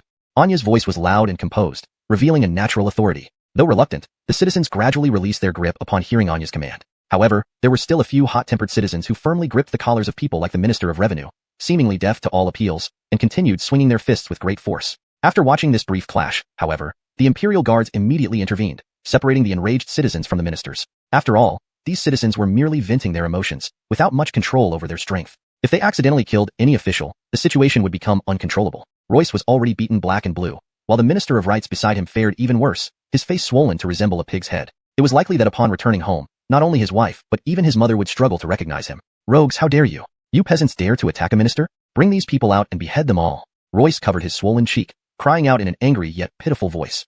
The angrier Royce became, the more pleased Anya felt inside. Thus, Anya intentionally slowed down her movements, leisurely sipping her tea before speaking slowly. Minister Yuan, haven't you often mentioned the relationship between ruler and minister is like that of water and boats? Have you forgotten it?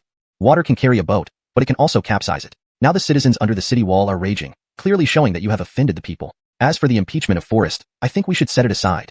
Anya changed the subject, her tone icy. Upon hearing this, Royce's eyes widened like bells, and he froze on the spot. At this moment, Minister of Rights Ishmael regained his senses first. With a bitter expression on his pighead-like face, he stepped forward and said, Your Majesty, are you just going to let Forrest go? Is the wrongful accusation against Eve to be left unresolved? However, before Minister of Rights Ishmael finished his words, the crowd was already in an uproar. The more agitated ones disregarded the Imperial Guard's obstruction and impulsively rushed forward, giving Ishmael a resounding slap. Even the Minister of Revenue Royce, standing nearby, did not escape unscathed. Chapter 140, Chancellor Gordon. The civilians who stormed and rained punches on every minister present, leaving no one spared. Interestingly, the palace guards did not intervene. Whether this was intentional or due to a secret order from Empress concubine Fernanda, they allowed the crowd to assault these corrupt officials. Several iron-armored palace guards appeared hesitant until the crowd had vented their anger. Only then did they step forward to intercept the offenders. Ishmael was in an utterly pitiful state. He clutched his bloodied head tightly, crying like a wailing child, crouching on the ground and moaning in pain, yet still unrepentant. Glancing at Shangshu Royce beside him, he seemed to gain extra strength, lifting his head to cry out to the Emperor, Your Majesty, Forrest first plotted against Eve, and now incites the people to attack key court ministers. Clearly, he aims for usurpation. We cannot be lenient with him. Ishmael spoke righteously, but the other battered officials were terrified, huddling together like frightened birds, offering no support. Royce's eyes blazed with fury, and he stepped forward, trembling slightly, saying, Your Majesty, Forrest. Before he could finish, Royce felt a chill run down his spine. Turning around, he saw the surrounding civilians with fierce expressions, eyes bloodshot red, holding various weapons, radiating intense killing intent as if ready to tear him apart. Royce trembled involuntarily, his knees swaying like reeds in the wind, his face instantly turning pale as he hastily changed his tone. Your Majesty, the people have spoken. I agree with the citizens' view and request leniency for Minister Forrest. Next to him, Ritual Minister Royce, undoubtedly one of the most fiercely attacked, had never admitted defeat. Unexpectedly, even he could no longer hold out. Ishmael looked bewildered at Royce, his swollen eyes barely able to see through the cracks, filled with confusion. Just as he hesitated to speak, suddenly there was a sharp sound. A rotten egg flew through the air and hit him squarely on the back of his head. Terrified, Ishmael quickly knelt down, covering his head with both hands, curling up like a frightened quail, begging for mercy repeatedly. Your Majesty is wise, Your Majesty is wise. I believe we should follow public opinion and release Minister Forrest immediately. Seeing that the influential officials had all capitulated, the rest of the courtiers dared not voice any objections, kneeling and bowing their heads, pleading with Anya not to punish Forrest. These ministers truly understood how to adapt to the situation. Their skill in changing their stance had reached a masterful level. For a moment, it left Anya almost speechless. Anya smiled inwardly, coughed lightly, and then solemnly declared, Since the people's hearts are united, I cannot act against their wishes. Eve has always been ruthless and disregarded the welfare of the people. His unexpected demise is indeed an unforeseen event. Although Forrest made a grave mistake in the heat of the moment, since the people desire benevolence and ask me to pardon him, I will honor their wishes. I hereby sentence Forrest to pay 1 million taels of silver to the national treasury as a light punishment to serve as a stern warning. Upon hearing Anya's decision, Royce, Ishmael, and others standing below the city tower, pale-faced, showed obvious anger but dared not speak out. Fernanda leaped excitedly from her horse. Compared to the previous attempts by the ministers to convict Forrest of capital crimes, this punishment of 1 million taels of silver was insignificant. At Anya's side, Chancellor Gordon remained silent. However, when Anya announced the light punishment for Forrest, he couldn't help but frown deeply. Gordon thought to himself, although Forrest isn't much of a threat now, keeping him alive is ultimately a hidden danger. Stepping forward, he lowered his voice. Your Majesty, the death of Eve is no ordinary matter. If you pass such a lenient judgment, it may not be convincing to the people. Convincing? Anya sneered, her tone icy cold. I am following the people's will. How can you question my judgment, Chancellor? The masses merely follow blindly. They don't understand the gravity of the situation, let alone the greater good. Don't forget, Eve commanded tens of thousands of troops. His death could destabilize the military. If mishandled, a mutiny in the army would be far more serious than the unrest caused by a few civilians. Chancellor Gordon furrowed his brows and warned in a low voice. Humph. By following public opinion, my actions are just and reasonable. You need not mention this matter again, Chancellor. Anya replied coldly. Gordon's eyebrows tightened, his heart stirred, and he spoke again. Forrest has committed such a grave crime, yet a fine of 1 million taels seems too lenient. This old minister believes that he should be dismissed from his post as imperial envoy. Dismissal? Anya's brow furrowed. She understood Chancellor Gordon's thoughts better than anyone else. Back when the late emperor was on the throne, Gordon often seized opportunities to impeach political rivals. Any official who might pose a threat to him would be dismissed from their posts through his position's convenience. Some were even subjected to confiscation of property and extermination of their clans. Gordon then continued solemnly. Regarding Eve's troops, if they are not properly controlled, it could lead to unrest. Now that the Nash of Revenue Royce and others have failed in their impeachment of Forrest, they must bear resentment. With Eve's hundreds of thousands of troops leaderless, should Royce collude with these soldiers, the consequences would be disastrous. Anya frowned tightly, fully aware of Gordon's intentions. So what does the Chancellor suggest I do about this situation? Anya asked. Her bright mood had been instantly disturbed by Gordon's lack of propriety. Don't imagine this old man acted out of kindness. He was no different from Royce and the others, all wanting to remove Forrest like a thorn in the flesh. However, Gordon's depth far surpassed that of Royce and the others, with more sophisticated methods. After Eve's incident, Gordon did not rush to make a statement, but instead observed quietly like a hidden ghost while Royce and others attacked Forrest. Gordon, like a mantis waiting to catch a cicada, secretly coveted the benefits of a fisherman. Eve's death presented an unprecedented opportunity for Gordon. Not only could he eliminate the potential threat posed by Eve, but he could also get rid of Forrest and gain control over Eve's remaining forces in one fell swoop. Gordon raised his brows slightly and said, I believe we should appoint someone with both virtue and prestige to manage Eve's former troops, ensuring stability and safety. Anya involuntarily shook her head, revealing a bitter smile. She now clearly understood what this old, calculating man truly had in mind. Chapter 141. Could it be Forrest? Gordon was still coveting the military power left by the Horatio. However, these troops were the private armed forces of the Horatio, and even Empress Alicia had no influence over them. After all, Govind had once achieved glory with the late emperor. The privileges granted to the Horatio were personally bestowed by the late emperor. This has been a lingering concern for Alicia since her accession to the throne. The Horatio maintained his power and often coveted her beauty, making things very difficult for Alicia. Fortunately, Govind is now dead, but dealing with his subordinates is another tough issue. So, Prime Minister, do you have any good plan? Alicia asked deliberately. Upon hearing this, Gordon's face lit up immediately. He hastily replied, This old minister is willing to lead the effort to pacify the former retainers of the Horatio. I will spare no effort. Alicia gave a disdainful laugh, cunningly probing. However, mobilizing the subordinates of the Horatio is not easy. One must have the Horatio's tiger tally. Gordon laughed out loud, confidently responding, Your Majesty can rest assured on this matter. This old minister has my own methods.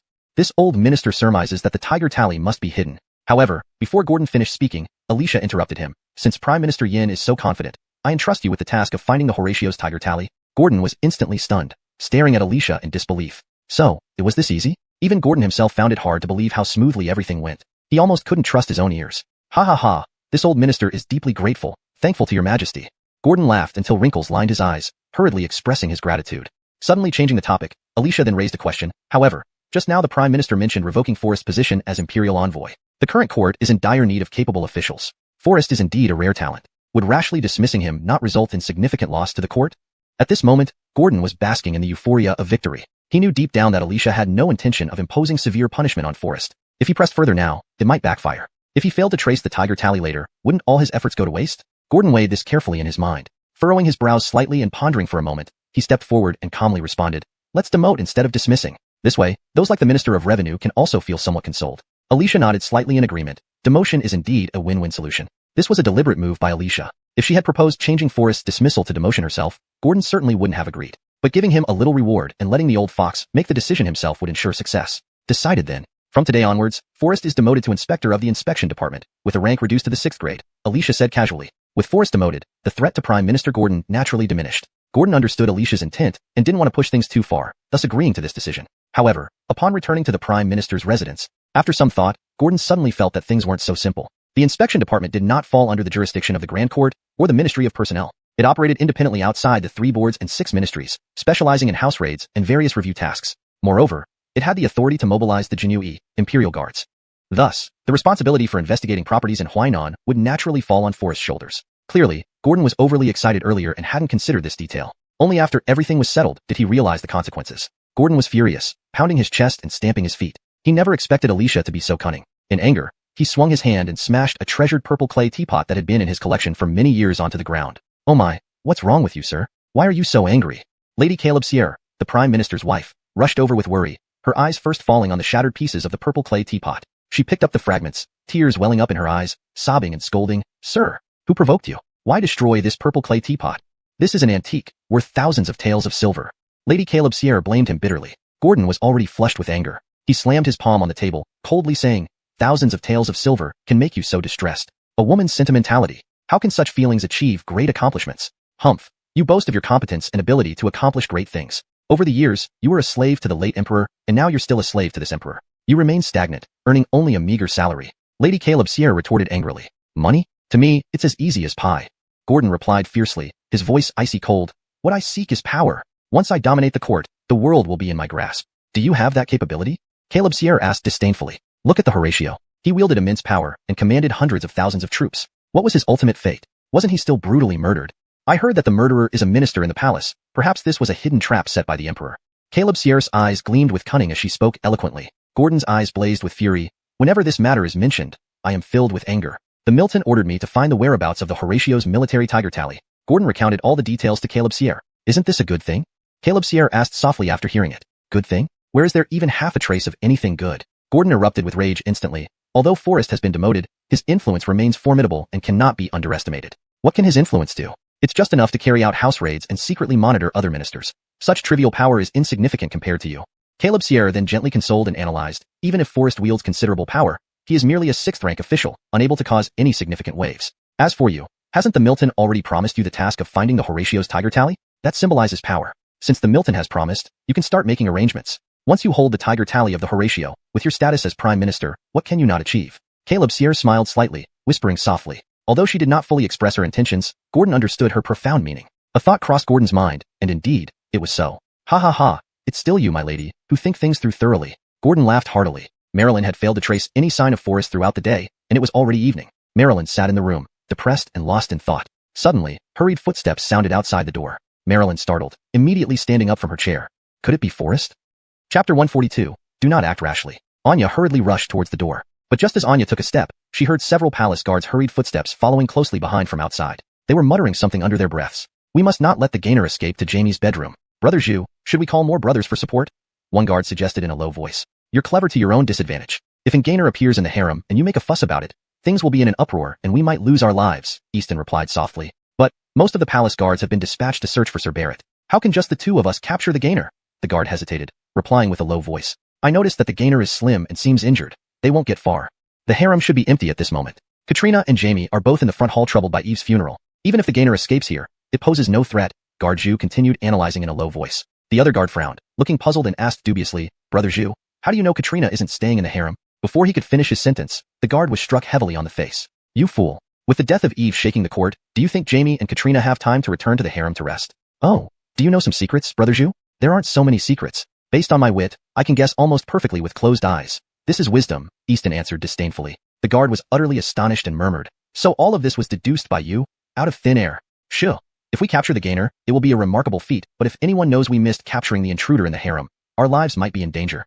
Easton spoke in a cold tone, and then swiftly led the guard in another direction. Anya felt a chill run through her heart, hastily blew out the candle on the table, quietly approached the door, and carefully peered outside. This room was located behind Kunling Palace. Whenever Anya felt distressed, she would come here to rest. One reason was to avoid disturbance, and the other was to evade Govind and other ministers' spies planted within the palace. However, before reaching the doorframe, she suddenly felt dizzy. Upon closer inspection, it turned out that a trace of knockout incense was silently seeping in through the cracks in the window lattice. Bad. Could it really be encountering in gainer? To search for Forrest, Zhang Nguyen had to dispatch most of the trusted palace guards outside, leaving the palace practically unguarded. Fear filled Anya's heart as she tried to cry for help but found herself too weak, directly falling to the ground. In the last moment of consciousness, she saw a figure in black night clothes and slender build quietly enter the room. Before Anya could identify the visitor, a wave of intense dizziness overcame her, and she fell into a deep unconsciousness.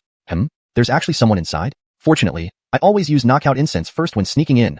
The gainer entered gracefully and mused inwardly while gazing at the unconscious Anya on the floor. The female gainer, clutching her injured chest, limped toward the depths of the room. Perhaps due to the intense running during the pursuit by the palace guards, her wound had reopened and blood seeped out. She intended to head to the imperial physician's workshop for medication, but unexpectedly was detected by the palace guards. Thus, in panic, she escaped to this place without much thought. Injured and unable to run long distances, plus unfamiliarity with the harem layout, she decided to find a quiet room to rest and habitually used knockout incense to ensure it was unoccupied. In the darkness, the female gainer aimed to approach the bed to rest but accidentally stepped on Anya lying on the ground, slipping and fainting. After running out of the palace, Forrest intentionally toured his tavern to check on its condition. Despite Forrest's long absence in Jinyiwei aiding disaster victims in the northwest, business at the tavern remained booming. Eileen and Karen managed the tavern vibrantly, ensuring soap and perfume sales did not slack off. Especially the affordable, aromatic soap had become a sought-after item in Arnona's fragrance gathering house. Forrest's escape from the palace was purely accidental. If not for the foolish female gainer who killed the guards at the gate, he might still be trapped inside. However, thinking of that female gainer, Forrest couldn't help but sigh slightly, wondering if her wound had healed. Everything was too rushed. This return to the tavern did not allow him to see Eileen and others. According to several members of the Dragon Scale army within the tavern, Eileen and Karen, upon hearing of Forrest's predicament, were sparing no effort in trying to rescue him. They were currently outside, scrambling around, seeking connections to save Forrest. Gausha returned to the mansion with her maidservants, seeking help from her father, Muhammad, hoping to leverage his influential power to arrange a meeting with Forrest. Meanwhile, Karen joined Arnona and others in actively organizing fundraising activities. Unknown how they got this news, it seemed that only by raising 1 million taels of silver and paying it to the Minister of Revenue could they hope to save Forrest. Seeing everyone busily working for his sake, Warmth welled up inside Forrest. Once they come back, I'll let them know they don't need to worry about this anymore. Rest assured, I'll be fine, Forrest said softly. Forrest knew that Anya would never allow Royce and those old fellows to kill him. Even if he was accused of being involved in Eve's death, he believed Anya would find a way to clear his name and rescue him. After all, keeping him under house arrest in the palace, rather than in the prison of the Dali Thur, Grand Court. Forrest already sensed that Anya would try her best to save him. What enraged Forrest was that Arnona and others planned to raise 1,000,000 taels of silver to offer to the cunning old fox, the Minister of Revenue. This old fox was plotting against him, and even trying to extort money from Arnona and others. How dare he target Arnona like that? I will make that old man Royce regret it, Forrest thought angrily. After chatting with the Dragon Scale army at the tavern for a while, Forrest decided to head back to the palace. After all, he left the palace secretly, and if news of his departure leaked out, Royce, that cunning old fox, would seize on this point. If Royce and others took advantage of the situation to pressure Anya, then she would have no choice but to expel Forrest from the palace. Chapter 143, Bewitching Incense. If that happens, Forrest will have to be sent to the Board of Punishments, and his situation will become precarious. That would complicate matters significantly. For the greater good, Forrest decided to return to the palace first. Forrest was well aware that with his current strength, he might not yet be a match for Royce and his band of old foxes. Therefore, the top priority was to enhance his own power. Forrest had already planned his strategy, which revolved around two main elements for strengthening himself. Firstly, money. This was something Forrest did not lack at present. Secondly, influence and power, especially military power. In this aspect, Forrest still fell short, as his troops were currently concentrated in the northwest under Sean's command. Given the distance, they couldn't come to his aid in time. Seeing Forrest about to return to the palace, Anatoly Arnon's army frowned deeply and sighed softly. Master Barrett, you've just returned. Why are you going back now? Indeed, Miss Gao and the others might return soon. I've already sent Nelson to look for them. Forrest shook his head lightly, his tone worried. My current situation is rather delicate. I can't stay outside for too long. If that old fox Royce catches me leaving again, there'll likely be another impeachment. So, caution is the better part of valor. Anatoly Arnon's officer Hayward stepped forward. Master Barrett, I heard that the capital is conducting a large-scale search for the northwestern refugees still in the city. Why would they do that? Is it to harm Master Barrett? Another officer asked, puzzled. The reason is unknown, but since Master Barrett went to the northwest for disaster relief, it's probably related to you. If so, the situation could become critical. Master Barrett, perhaps we should leave this place immediately, Hayward suggested sternly. Forrest was puzzled by the changes within the city, making him uneasy. Royce and others had even dispatched gainers into the palace to kill him openly. Summoning the northwestern refugees must have hidden intentions, Forrest mused silently. As night deepened, after a brief contemplation, Forrest replied, with my current strength, I'm not yet ready to confront these court officials head-on. I must return to the palace. Master Barrett, you barely escaped the tiger's den. Why go back into the wolf's lair? Forrest frowned, answering quietly, Royce and his men want me gone. If I don't return, once they find a handle, you all will be implicated. Without waiting for further discussion, Forrest rose abruptly and turned back toward the palace. Immediately following him, Adderley rushed back, quickly draining a cup of spring water from the table upon entering. I have gathered information. Tomorrow, the guards in the northern city will be laxist. We can take advantage of this to raid the execution ground, break out through the northern gate, and head straight to the northwest. If we move fast enough, I believe Royce and his people won't be able to track us. Adderley panted while explaining. Everyone stared at her in surprise, until Hayward spoke up, breaking the awkward silence. Miss Bai, are you really planning to risk rescuing the prisoner? Why not? Master Barrett saved my life and cleared my father's name. How can I forget such great kindness? Adderley continued, let's not hesitate. Quickly prepare some weapons. With unity, we can rescue Master Barrett successfully. But, Master Barrett told us not to act rashly, Hayward whispered. Adderley paused abruptly, astonished. He told you? When? Has he escaped from prison? She grabbed Hayward's collar, bombarding him with questions. Her agitation startled Hayward and the others, who hurriedly explained. Master Barrett is not in the death row of the Board of Punishments, but is being detained deep inside the palace. Hayward recounted everything in detail and warned, Master Barrett instructed us not to act recklessly and wait for his arrangements. Still, how can they let him off easily after killing Eve? Ministers allied with Eve won't let him go. No matter what, I must rush to the palace and save him.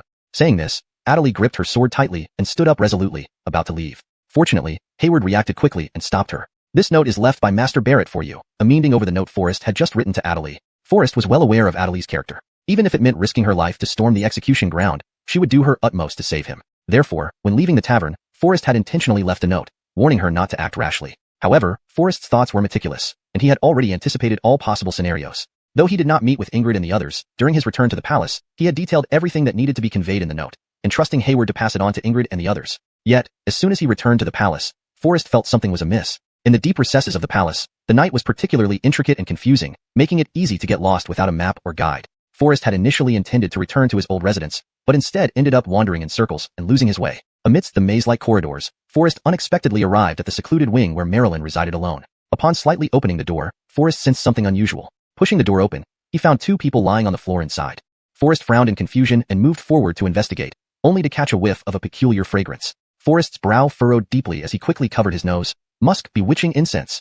This incense, in even minute quantities, could induce unconsciousness, making it an ideal drug for silencing someone. However, its side effects were also significant. Prolonged exposure would leave one feeling weak and delusional, often resulting in erotic dreams. Once ensnared in this state, one would continuously deplete vital energy, with severe cases potentially leading to death from exhaustion. There were two methods to counteract the poison: taking an antidote or releasing the pin-up energy through intercourse, thus saving one's life. Forrest hurriedly pushed open the wooden window to ventilate the room. Inhaling too much of this incense had effects similar to aphrodisiacs. Sometimes, dissolute young masters visiting brothels would carry some with them for such occasions. After ensuring proper ventilation, Forrest cautiously approached and examined closely. Turning over the black-clad figure, Forrest couldn't help but be momentarily stunned. The attire, the texture of the skin. Could it really be? Forrest gently lifted the black veil covering her face and leaned closer to scrutinize her features. Oh my, it really is her. I thought this sensation felt familiar. Forrest couldn't help exclaiming in surprise. Chapter 144. Forrest, you didn't die? As expected, this woman was indeed the female gainer who attempted to kill Forrest last night. Before Forrest could react, he saw the wound he had carefully bandaged yesterday start bleeding again. Forrest didn't have time to think much. He quickly helped her remove her clothes without fully undressing her. He merely slipped off her coat, making the neckline slightly looser. Just as Forrest was gently wiping the blood around the wound, the female gainer in his arms suddenly let out a coquettish moan. I'm so hot. The sound was almost unbearable. Forrest quickly took a deep breath to steady himself, and then calmed his anxiety to continue meticulously tending to the wound. Unexpectedly, the body of the female gainer writhed like a white snake, entwining with Forrest's body. Whispers of embarrassment occasionally escaped her lips. Despite her frail condition, she was determined in removing her own clothes. Just as Forrest was about to take the silver needle to detoxify her, the woman had already swiftly stripped herself down to just a thin layer of gauze. Fortunately, it was dim, preventing Forrest from noticing the exposed view in detail, which kept him from being overly distracted. Forrest took another deep breath, steadied his emotions, and slowly used the silver needle to feel along the female gainer's body. Before Forrest could insert the needle, the female gainer, feeling extremely hot, threw herself at Forrest, pushing him down on the ground like a famished tiger pouncing on prey. Startled, Forrest trembled, and the silver needle slipped away somewhere. In the pitch-dark room, finding that silver needle seemed impossible. The female gainer moved like a slippery catfish over Forrest's body. Relying on his last shred of lucidity, Forrest pushed her away and took several deep breaths to suppress his arousal. Such fierce attacks were hard to resist. One could only wonder what kind of erotic dream she was having to act so fiercely and so intensely thirsty. In despair, Forrest picked up the clothes on the floor and first bound the female gainer before making further plans. Yet, after binding her, Forrest couldn't help but swallow. Realizing this scene made him even more tempted and impulsive. As desire surged within him, Forrest felt dizzy and lightheaded due to the twisting and turning of her body. A strong urge welled up in his chest. Bad. Forrest felt his heart tighten, surely inhaling too much of the air laced with sedative while taking deep breaths earlier, thus getting poisoned. He was too careless. Forrest tried hard to suppress the arousal, struggling to get up and gently helping Anya onto the bed. Planning to go back to the table to fetch the silver needle for detoxification, he found himself weak, falling limply to the side of the bed. Damn, I was too careless. Forrest clenched his teeth, cursing himself for becoming so distracted by the female gainer and accidentally inhaling excessive amounts of sedative. Before Forrest could move, he felt delicate fingers like silk softly entwine around his spine, gently pulling him toward the bed. Forrest always prided himself on being composed. Yet now he only wished to use the technique of silver needles to dispel the hidden poison from both Anya and the female gainer's bodies. Otherwise, what might happen next would be beyond his control. However, before Forrest could free himself from Anya's grasp, the female gainer, who had been lying on the ground, had somehow undone her bindings and suddenly lunged toward the bed. Forrest felt himself relax involuntarily, ultimately succumbing to the effects of the aphrodisiac drug. A gentle breeze came through the window, filling the air with faint flower fragrance and murmurs. In the quiet space, breathing intertwined into a harmonious melody. The door swung open and shut in the wind, branches swaying and peeping into the room. As dawn broke, Forrest was the first to wake up. He felt extremely exhausted, with the intimate dreams of the previous night consuming a lot of energy. Last night, the cries of Anya and the female gainer rose and fell, intensively draining them both, leading to a particularly deep sleep. Fortunately, Forrest woke up first. Otherwise, Anya discovering this scene would have certainly led to a scream. Looking at the disarray on the bed, he sighed softly. I was indeed too vigorous. Still, it could also be considered a way of detoxification. Forrest dressed Anya first, cleaned up the blood-stained sheets, wrapped the female gainer simply, and left the room. Carefully bringing the female gainer into the silent room where Adelie was treated, Forrest laid her down gently and began to tend to her wounds attentively. As Forrest was about to get up to close the door, he suddenly felt a chill run down his spine. A sharp, long sword was already pressed against his neck. Who are you? How could I be here again? What's going on? The female gainer frowned, her voice filled with anger. Looking at the blanket loosely wrapped around her body, her face flushed with embarrassment and her expression grew more murderous as she demanded, What did you do to me? Counting yesterday, I've saved you twice, and this is how you treat your savior? Forrest gave a helpless, bitter smile, then turned swiftly, lightly flicking his finger to effortlessly knock the sword from the female gainer's hand. Your body is too weak now. It's not suitable for channeling true chi. You can't kill me. As soon as she said that, Forrest began to approach her calmly. The female gainer stared at the handsome and tall Forrest before her heart racing uncontrollably. For some reason, in her eyes, Forrest looked exactly like the man who had entangled with her in last night's dream. That night was her first time, and it was extraordinary. You, don't come any closer. I will strike. The female gainer panicked, shielding her chest instinctively. Forrest now had no other thoughts, taking out the waist plaque inscribed with Jinyiwei Security Bureau instead. He asked in a low voice, "Is this your waist plaque? Who are you in Jinyiwei Security Bureau?" The female gainer was taken aback, her eyes widening. Why is my thing in your possession? I thought it was lost." She spoke while eagerly reaching out her hand. However, Forrest skillfully dodged her grasp. Then, Forrest's expression turned serious. "Since it's yours, things are simpler. Tell me, who instructed you to take my life?" "To take your life?" The female gainer froze instantly, then regained her senses and narrowed her eyes. You're Forrest." As soon as she said that, a fierce light flashed in her eyes. "I didn't expect you didn't die yesterday." Chapter 145, Jinyiwei Security Bureau. Before her voice had even faded, she deftly bent down, swiftly grasping the long sword on the ground and immediately launched a fierce assault on Forrest without any hesitation. Forrest remained unperturbed, a cold smile appearing at the corner of his lips. His figure flickered as he gracefully dodged her torrential attacks. The female gainer stumbled and, unexpectedly, fell directly into Forrest's arms. "I warned you already that your body is too weak now. You can't take my life." The female gainer, clearly determined to kill Forrest, revealed a hint of frailty in his embrace. She struggled feebly, her eyes filled with anxiety and hatred, eventually shedding silent tears in his arms. "I am sorry to father, sorry to my Maddie, and sorry to everyone at the security bureau. I am powerless to slay Forrest or rescue all of you." Zella, overwhelmed by sorrow, tears rained down her cheeks. Forrest frowned deeply, feeling Zella trembling uncontrollably in his arms. He spoke gently, "We've never met before. Why do you wish to take my life?" "Only by eliminating you can the security bureau be saved, and only then can my father be rescued." Zella realized it was hopeless to kill Forrest. There was no way she could present his head to the Minister of Households. Through tear-blurred eyes, she recounted everything. That day at the pinnacle of the imperial court, Anya argued forcefully against all objections, enduring immense pressure to save Forrest from the death penalty imposed by the Supreme Court. From that moment on, Royce harbored murderous intentions. In the dead of night, Royce secretly ordered Zella to infiltrate the inner palace and attempt to gainerate Forrest. Though Zella had never met Forrest and had no intention of killing him, Royce coerced her by threatening the lives of everyone at Jinyiwei Security Bureau. Reluctantly, Zella embarked on this perilous path. 1 month earlier, Jinyiwei Security Bureau had fallen victim to Royce's treachery. It was a clear and peaceful day, not ideal for a killing spree. Just as the Security Bureau was preparing to escort a shipment, a group of 8 horsemen charged in swiftly. They hardly spoke, slashing indiscriminately. Their curved blades swirled, clearly not weapons from the Central Plains. Within a few rounds, Jinyiwei Security Bureau suffered heavy casualties, blood flowing like rivers. Master Kingston and some of the more skilled disciples, along with Zella and her Maddie, were all captured by these men. Blindfolded, they were locked in dungeons that didn't seem official but rather like ones dug by bandits themselves. They did not kill everyone from Jinyiwei Security Bureau, seemingly waiting for orders. Royce, seeing Zella's martial prowess, threatened to kill everyone unless she helped gainerate certain individuals, the kind the authorities couldn't touch. For each successful gaineration, 1 person from Jinyiwei Security Bureau would be released. Assassinating Forrest was Zella's first assigned task. How despicable! That old villain Royce is truly devious. Forrest gritted his teeth, anger rising in his heart. Turning his gaze to Zella, he said firmly, "Rest assured. I will do everything I can to help you rescue your family." Zella was taken aback, a trace of confusion crossing her eyes. Do you have the power to oppose the Minister of Households? Have faith. I will make sure he returns your people from Jinyiwei Security Bureau safely." After comforting Zella, Forrest gently placed her on the bed and then turned to leave. Watching Forrest's tall and robust back view, Zella felt waves of emotions surging in her heart. He was exactly the kind of hero she had dreamed about.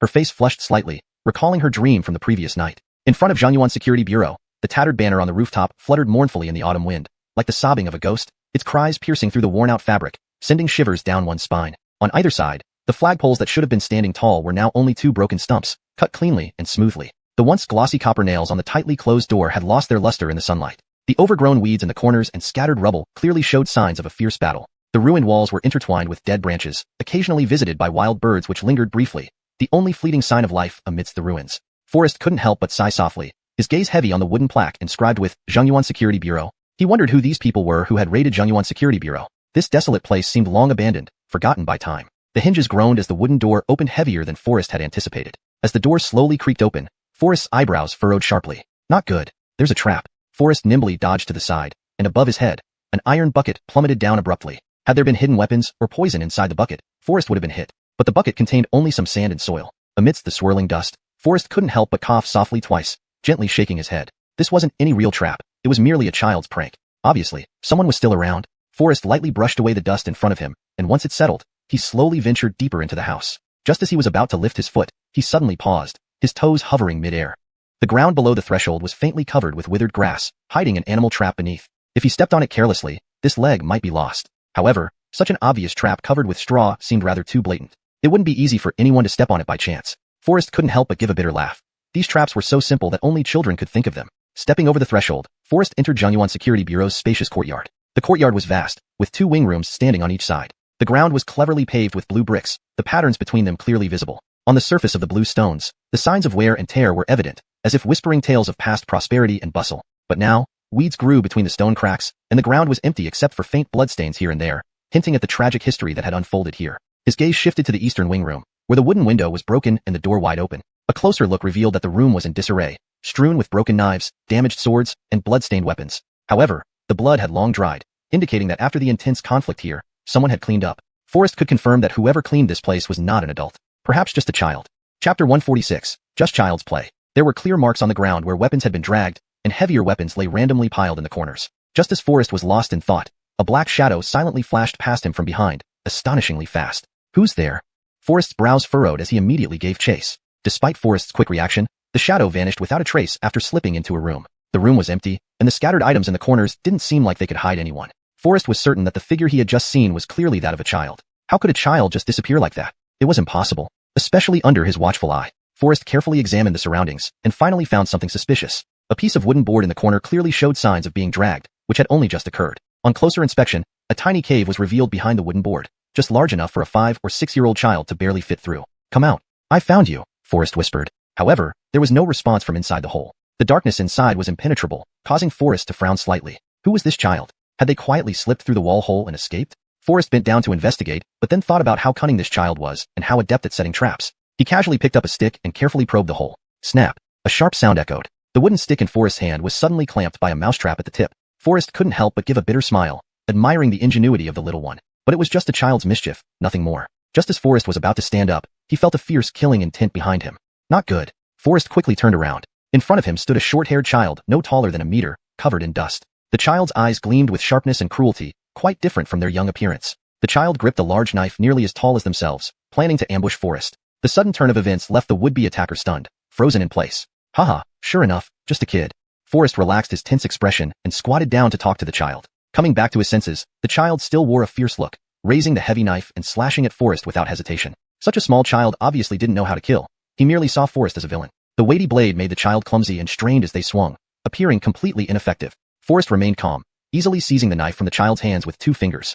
"Our noddle friend, attacking people blindly without understanding the situation isn't a good habit," Forrest responded with a smile. However, the child's face remained emotionless, only their piercing gaze staring straight at Forrest. Forrest was about to stand up and embrace the child. Unexpectedly, the child bolted, seemingly wanting to hide again. But how could he escape Forrest's eyes? Before the child took more than a few steps, Forrest swiftly picked him up. "Why do you run away when you see me? I'm not a bad person." Forrest held the little boy tightly and spoke gently. Clearly, the child didn't trust Forrest. He neither cried nor screamed, just struggled with all his might. As the child struggled, Forrest frowned deeply, sympathy evident in his expression. Underneath the tattered clothes, the child's body was covered in injuries, heart-wrenching. Each of those wounds was clearly caused by whip marks.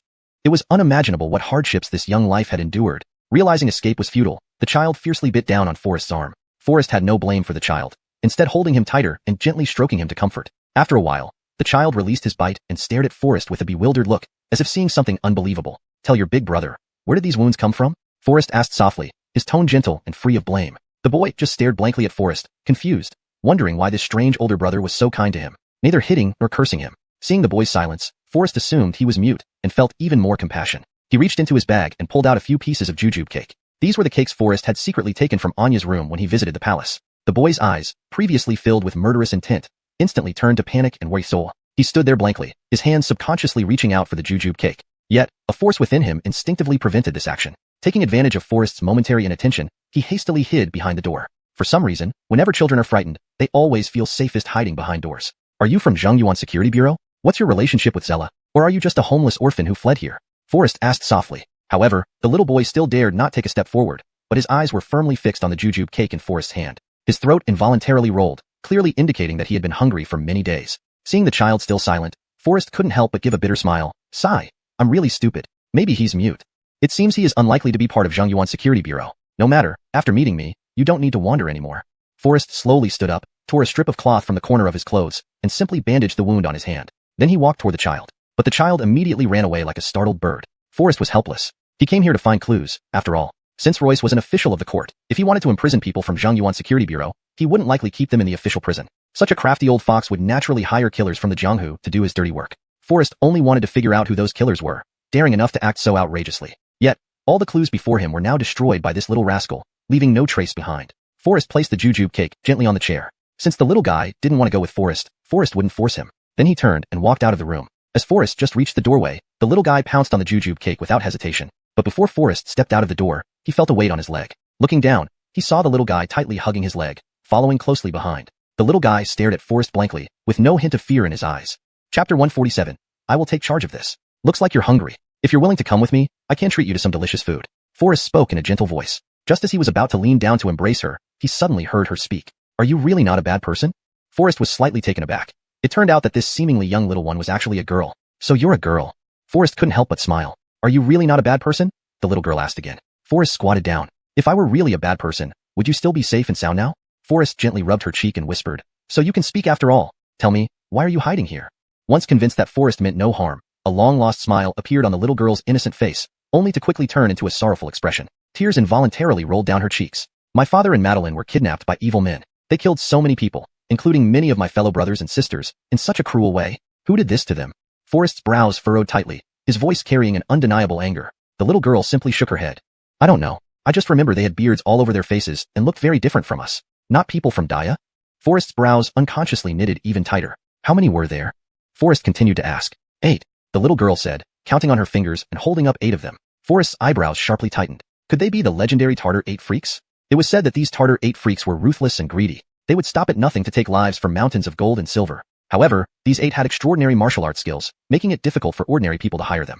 To engage such people, money alone wasn't enough. If they didn't like something, they might even turn on their employer. At this thought, Forrest couldn't help but frown deeply, his mind filled with doubts. The Minister of Revenue was wealthy and powerful, and could afford to hire these Tartar experts, which didn't surprise Forrest. But to have these experts assist in monitoring Jinyiwei escort agencies' people was far beyond what a mere Minister of Revenue could easily control. Could there be a secret hidden behind this? What's your name? Forrest turned his gaze to the little girl, his eyes gentle. Felicia. You're Zella's Maddie? Do you know my Madeline? Where is she now? Please, take me to see her. At the mention of Zella's name, the little girl burst into tears. Forrest gently held her in his arms. I'll take you to see your sister right away. With those words, Forrest took Felicia back to the palace. Seeing her Maddie safe and sound, Zella leaped out of bed in excitement. Your injuries haven't fully healed yet. Be careful, Forrest reminded her concernedly.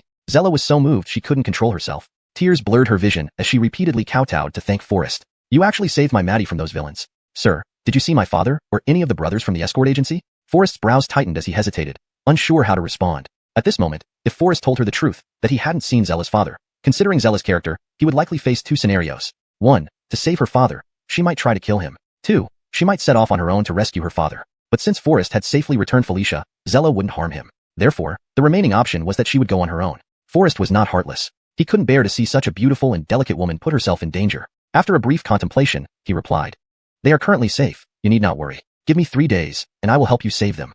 I am infinitely grateful. Sir, if you can save my father, Zella will willingly become your servant and serve you for life as repayment for your kindness. Don't worry. I'll handle this. Focus on recovering for now. Forrest waved his hand dismissively. Having said that, Forrest left Zella's shelter and headed straight for Kunling Palace. Anyone who could command the Tartar 8 freaks to serve them was certainly no ordinary person. Behind this Minister of Revenue, there must be someone even more formidable. To get to the bottom of this matter, Forrest needed Marilyn's assistance. Inside Kunling Palace, Marilyn was resting in bed due to weakness. Marilyn couldn't understand why she felt so exhausted, waking up in the late afternoon in a side room at the back of Kunling Palace. Upon waking, she felt drained as if she had undergone an extremely strenuous and exhausting labor. Her limbs felt numb, especially her legs, which were extremely weak. Mysteriously, her knees were also swollen and red. Bruises covered her neck, shoulders, and even her collarbone. Marilyn was bewildered but couldn't recall the details of what happened last night, no matter how hard she tried. The room was in disarray, but Marilyn had no heart to investigate further. To avoid arousing the suspicion of Prime Minister Gordon's spies in the palace, Marilyn returned to Kunling Palace despite her exhaustion. The moment she touched the bed,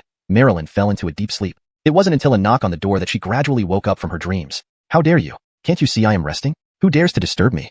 Marilyn immediately reprimanded. It is I, Forrest. Hearing it was Forrest, surprise flashed in Marilyn's eyes, and tears shimmered as she hurriedly rushed towards the door. As soon as the door opened, she threw herself into Forrest's arms. The guards assigned to protect you have all been attacked by gainers. I thought something terrible had happened to you. Tears streamed down Marilyn's face, and she clung to Forrest as if they were long-lost lovers, completely losing her usual imperial dignity. Forrest quietly closed the door and held Marilyn tightly in his arms, soothing her softly. Aren't I fine? Marilyn's expression suddenly changed. She pushed Forrest away with a stern look and rebuked coldly, Since you're safe, why did you leave the palace without permission? What would happen if anything went wrong? Forrest showed a playful smile and responded lightly, Your Majesty, I think this place isn't as safe as it seems. These words made Marilyn frown. Then, she regained her imperial demeanor, turned around to wipe her tears, composed herself, and sighed, saying slowly, "Indeed, I encountered a black-clothed figure last night." Black-clothed figure? He didn't harm you, did he? It seems the black-clothed figure was caught by the palace guards, or else how could I be here unharmed? Why are you here now? What do you want from me? Marilyn replied coldly. Chapter 148, Top-Notch Massage Skills. It was clear that Anya had guessed that Forrest had escaped from the palace and returned, surely seeking something from her. Those who know me best would be your Majesty. I do have something. Before Forrest could finish his sentence, Anya paused for a moment and then said, I feel particularly exhausted today, and there are some blotchy red marks on my skin. I wonder why. Since you're here, quickly diagnose for this palace. Forrest couldn't help but chuckle inwardly. Those marks were undoubtedly left from his night of indulgence. Your Majesty, if you want me to check your body, all you need to do is agree to one thing for me. Forrest's voice was gentle and deep. How dare you? Anya's tone suddenly changed, instantly recovering her usual nobility and dignity. Are you proposing conditions to this palace? This sudden turn of events caught even Forrest off guard. However, what he didn't expect was that all this was orchestrated by Anya. It was understandable that Anya was angry because Forrest had slipped out of the palace unnoticed. Moreover, he went to a tavern and met up with people like Kirsten and Eileen, which naturally made Anya jealous. But I really have an urgent matter. Forrest tried to explain. Seeing Anya's face full of anger, lips tightly pressed together, a mixture of rage and jealousy in her voice, she coldly said, what could be more urgent than treating this palace? What I say is an imperial decree. Do you dare to disobey? Don't you excel in massage techniques? Then give this palace a thorough massage. If you serve well, this palace can hear what your urgent matter is. Saying this, Anya disregarded Forrest's explanations and lay down on the bed. Forrest was speechless, though reluctant. He could only step forward lightly and whispered, Your Majesty, massage requires you to loosen your clothes. Anya's cheeks immediately flushed red, then she turned around and buried her face in the quilt. Her cold voice responded, Do you still need this palace to do it myself? If you cannot alleviate this palace's pain, you will remain in the palace and shall not take a single step out. Obviously, this was Anya deliberately testing Forrest. Helpless, Forrest gently removed her garments. It must be admitted that Forrest's massage skills were indeed superb. Through simple pressing and kneading, Anya immediately felt relaxed and her exhaustion dissipated. Observing Anya's expression of enjoyment, Forrest seized the opportunity to ask, Your Majesty, about the matter I mentioned earlier. Feeling comfortable and no longer resistant, Anya asked softly, Just say it directly. What's the matter? A smile immediately appeared on Forrest's face as his massage movements became more skillful and forceful. His fingertips danced nimbly like a plump catfish wriggling through the mud, moving up and down. Ouch, just say it directly. Don't do that. Facing Forrest's sudden intense attack, Anya seemed unprepared. Even her breathing became rapid. Her face blushed like the sunset, exquisitely charming, and she complained coyly, Tell me quickly, what is it? Forrest's lips curved into a cunning smile, while his hands continued skillfully along Anya's silky smooth spine, slowly sliding down to her feet. Your Majesty, you must agree to this first. Yes, I agree. I'll do everything you say. Anya responded breathlessly, clearly unable to keep up. With her agreement, Forrest felt assured and spoke softly. I want to reclaim that jade pendant with the dragon engraving. What? Anya froze instantly, a hint of confusion crossing her flushed face. You plan to leave the city? When Forrest faced impeachment, Anya promptly reclaimed the jade pendant she had given him. This was both to appease ministers like Royce and to restrict Forrest's movements, preventing him from leaving the city. Forrest did not hide anything and responded frankly. I have a critical matter that requires investigation outside the city. Absolutely not. Anya's tone was resolute, refusing without hesitation. Do you know what situation you're in now? The palace guards were negligent when you sneaked out. This palace will overlook it for now. But if you wish to leave the city again, it is absolutely impossible. Forrest understood Anya's concern. After all, at this crucial moment, people like Royce would stop at nothing to eliminate him. Leaving the city now would indeed jeopardize his safety. However, Forrest's expression turned cold abruptly. Then he knelt on one knee and responded firmly with clasped hands. Your Majesty, I must leave the city. There is something that I must investigate thoroughly. Hearing this, Anya was furious, and she retorted in a cold voice. What could be more important than your life? This matter might involve. Forrest hesitated, ultimately choosing not to reveal the potential threat concerning the survival of the Daxia kingdom. After all, if Chancellor Gordon and Royce were to unite, with the aid of the Tatar tribes, they could launch a pincer attack from both inside and outside. Given the current strength of the Daxia kingdom, it would indeed be hard to match. Unwilling to burden Anya with such worries, Forrest didn't speak openly. After much contemplation, he finally said slowly, This matter is truly grave, and I must personally investigate until everything is clear. Seeing Forrest's determined attitude, suspicion arose in Anya's heart. Though she did not understand the deeper meaning behind his actions, her trust in him remained unwavering. Anya's face suddenly grew serious, her concern evident as tears involuntarily slid down from the corners of her eyes. Facing away from Forrest, her voice was cold yet resolute. Your life was saved by this palace. Without my permission, you must not take it lightly. No matter what danger you encounter, do not act rashly. Anya placed the jade pendant with the dragon engraving lightly on the table, then turned around and left the cunning palace immediately. Forrest well understood the underlying message from Anya. Turning around, he picked up the jade pendant, tidied himself up slightly, and then left the palace. The moonlight became denser. Wearing simple attire as a disguise, Forrest drove an old carriage swiftly along the main road leading to the northern city gate. It was already past midnight. The The streets were empty at this hour, and even occasional passers-by wouldn't associate the disheveled young man leaning beside the carriage with Forrest. The night wind was heavy, carrying an oppressive atmosphere. At some point, many more patrol soldiers had been added at the northern city gate. Before Forrest's carriage could get close, a strong sense of oppression already emanated from the city gate. Chapter 149, Departure Under the Night Sky. Both man and horse felt the air growing increasingly difficult to breathe. Leaving the city would not be simple. Forrest maintained his composure, never letting up on the reins of the carriage horse. The wheels rolled over the concrete road, making a continuous clattering sound. Whoa! Forrest abruptly stepped on the brake. Before Forrest's carriage could reach the city gate, a group of guards had already swiftly surrounded him, leaving no gaps in their formation. Each guard wore a serious expression, their spears pointed at Forrest like a forest. Who approaches? Why are you here at this late hour? Where do you intend to go? The leading guard, sporting a full beard, adjusted his cap with a gentle push, his round belly protruding as he approached Forrest, interrogating in a stern tone. Forrest responded coolly, "Isn't it obvious? I'm preparing to leave the city. You young man, you've got quite some nerve to speak to us like that. Looks like you're tired of living." Before the corpulent head guard could respond, an assistant beside him angrily shouted, filled with indignation. "The Nash General has decreed that without his permission, no one is allowed to leave the city." Without hesitation, the assistant guard stepped forward, ready to teach Forrest a lesson. Forrest frowned deeply. The increased presence of soldiers at the gate was indeed Royce's strategy. "Look at this, will this allow me to leave?" Without waiting for an answer, Forrest produced the jade pendant carved with a dragon pattern. The assistant guard paused for a moment in surprise before bursting into laughter, disdainfully snatching the jade from Forrest's hand and examining it closely. He then passed the jade to the fat leader, asking, "Boss, how much do you think this broken stone can sell for?" The fat leader inspected the jade, chuckled lightly, and replied, "This jade is not bad. It might fetch a good price. But don't think you can leave the city with this. This jade shall serve as recompense for your rudeness just now. I won't hold this against you. Now scram." As he spoke, the fat leader carelessly shoved the jade into his pocket. Seeing these actions, Forrest couldn't help but let out a bitter laugh, shaking his head and sighing. How could Royce send two fools like you to guard the city gate? Forrest's tone shifted suddenly, a chilling undertone creeping into his voice. "Take a closer look. This isn't just any ordinary jade. You might not be able to afford it. What? Is there anything in this world I dare not take?" Both laughed aloud again. The only thing echoing in the air was Forrest's mocking ridicule. Upon hearing this, the assistant guard's anger flared. "Get lost if I told you to. Why so many words?" Without further ado, he brandished his sword menacingly toward Forrest, cursing incessantly, "You're itching for a beating. I'll give you one today."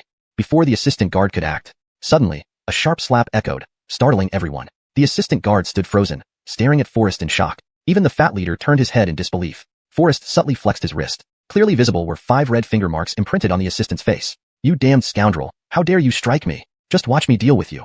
The enraged assistant lunged at Forrest like a wild beast. Forrest remained unperturbed, standing calmly in place. Instead, it was the fat leader who grabbed him by the arm, glaring fiercely at Forrest, yet trying to soothe his subordinate. "Second dog, don't act rashly. If you kill him, we'll have no way to explain to our superiors." "But, he slapped me. Can we really let this go easily?" Arnu Urdu said coldly, his rage burning. "A mere lesson will suffice. Make him bow and apologize." The fat leader said gravely. Arnu Urdu stared daggers at Forrest, visibly suppressing his murderous intent, finally tossing aside the knife and growled, "Don't worry, boss, I know what to do.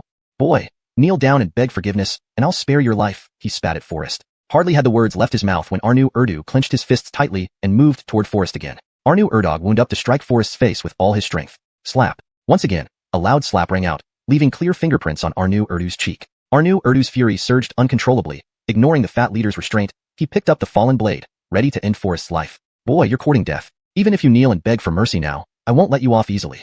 Suddenly, a sharp whistle pierced the air, freezing Arnu Urdu's blade mid-swing. Immediately after, Arnu Urdu let out a heart-rending scream. An arrow had pierced his arm, and the knife in his hand clattered to the ground. Forrest's brows furrowed slightly. He was all too familiar with this short arrow. Turning his head, he saw Kirsten as expected. "Who approaches?"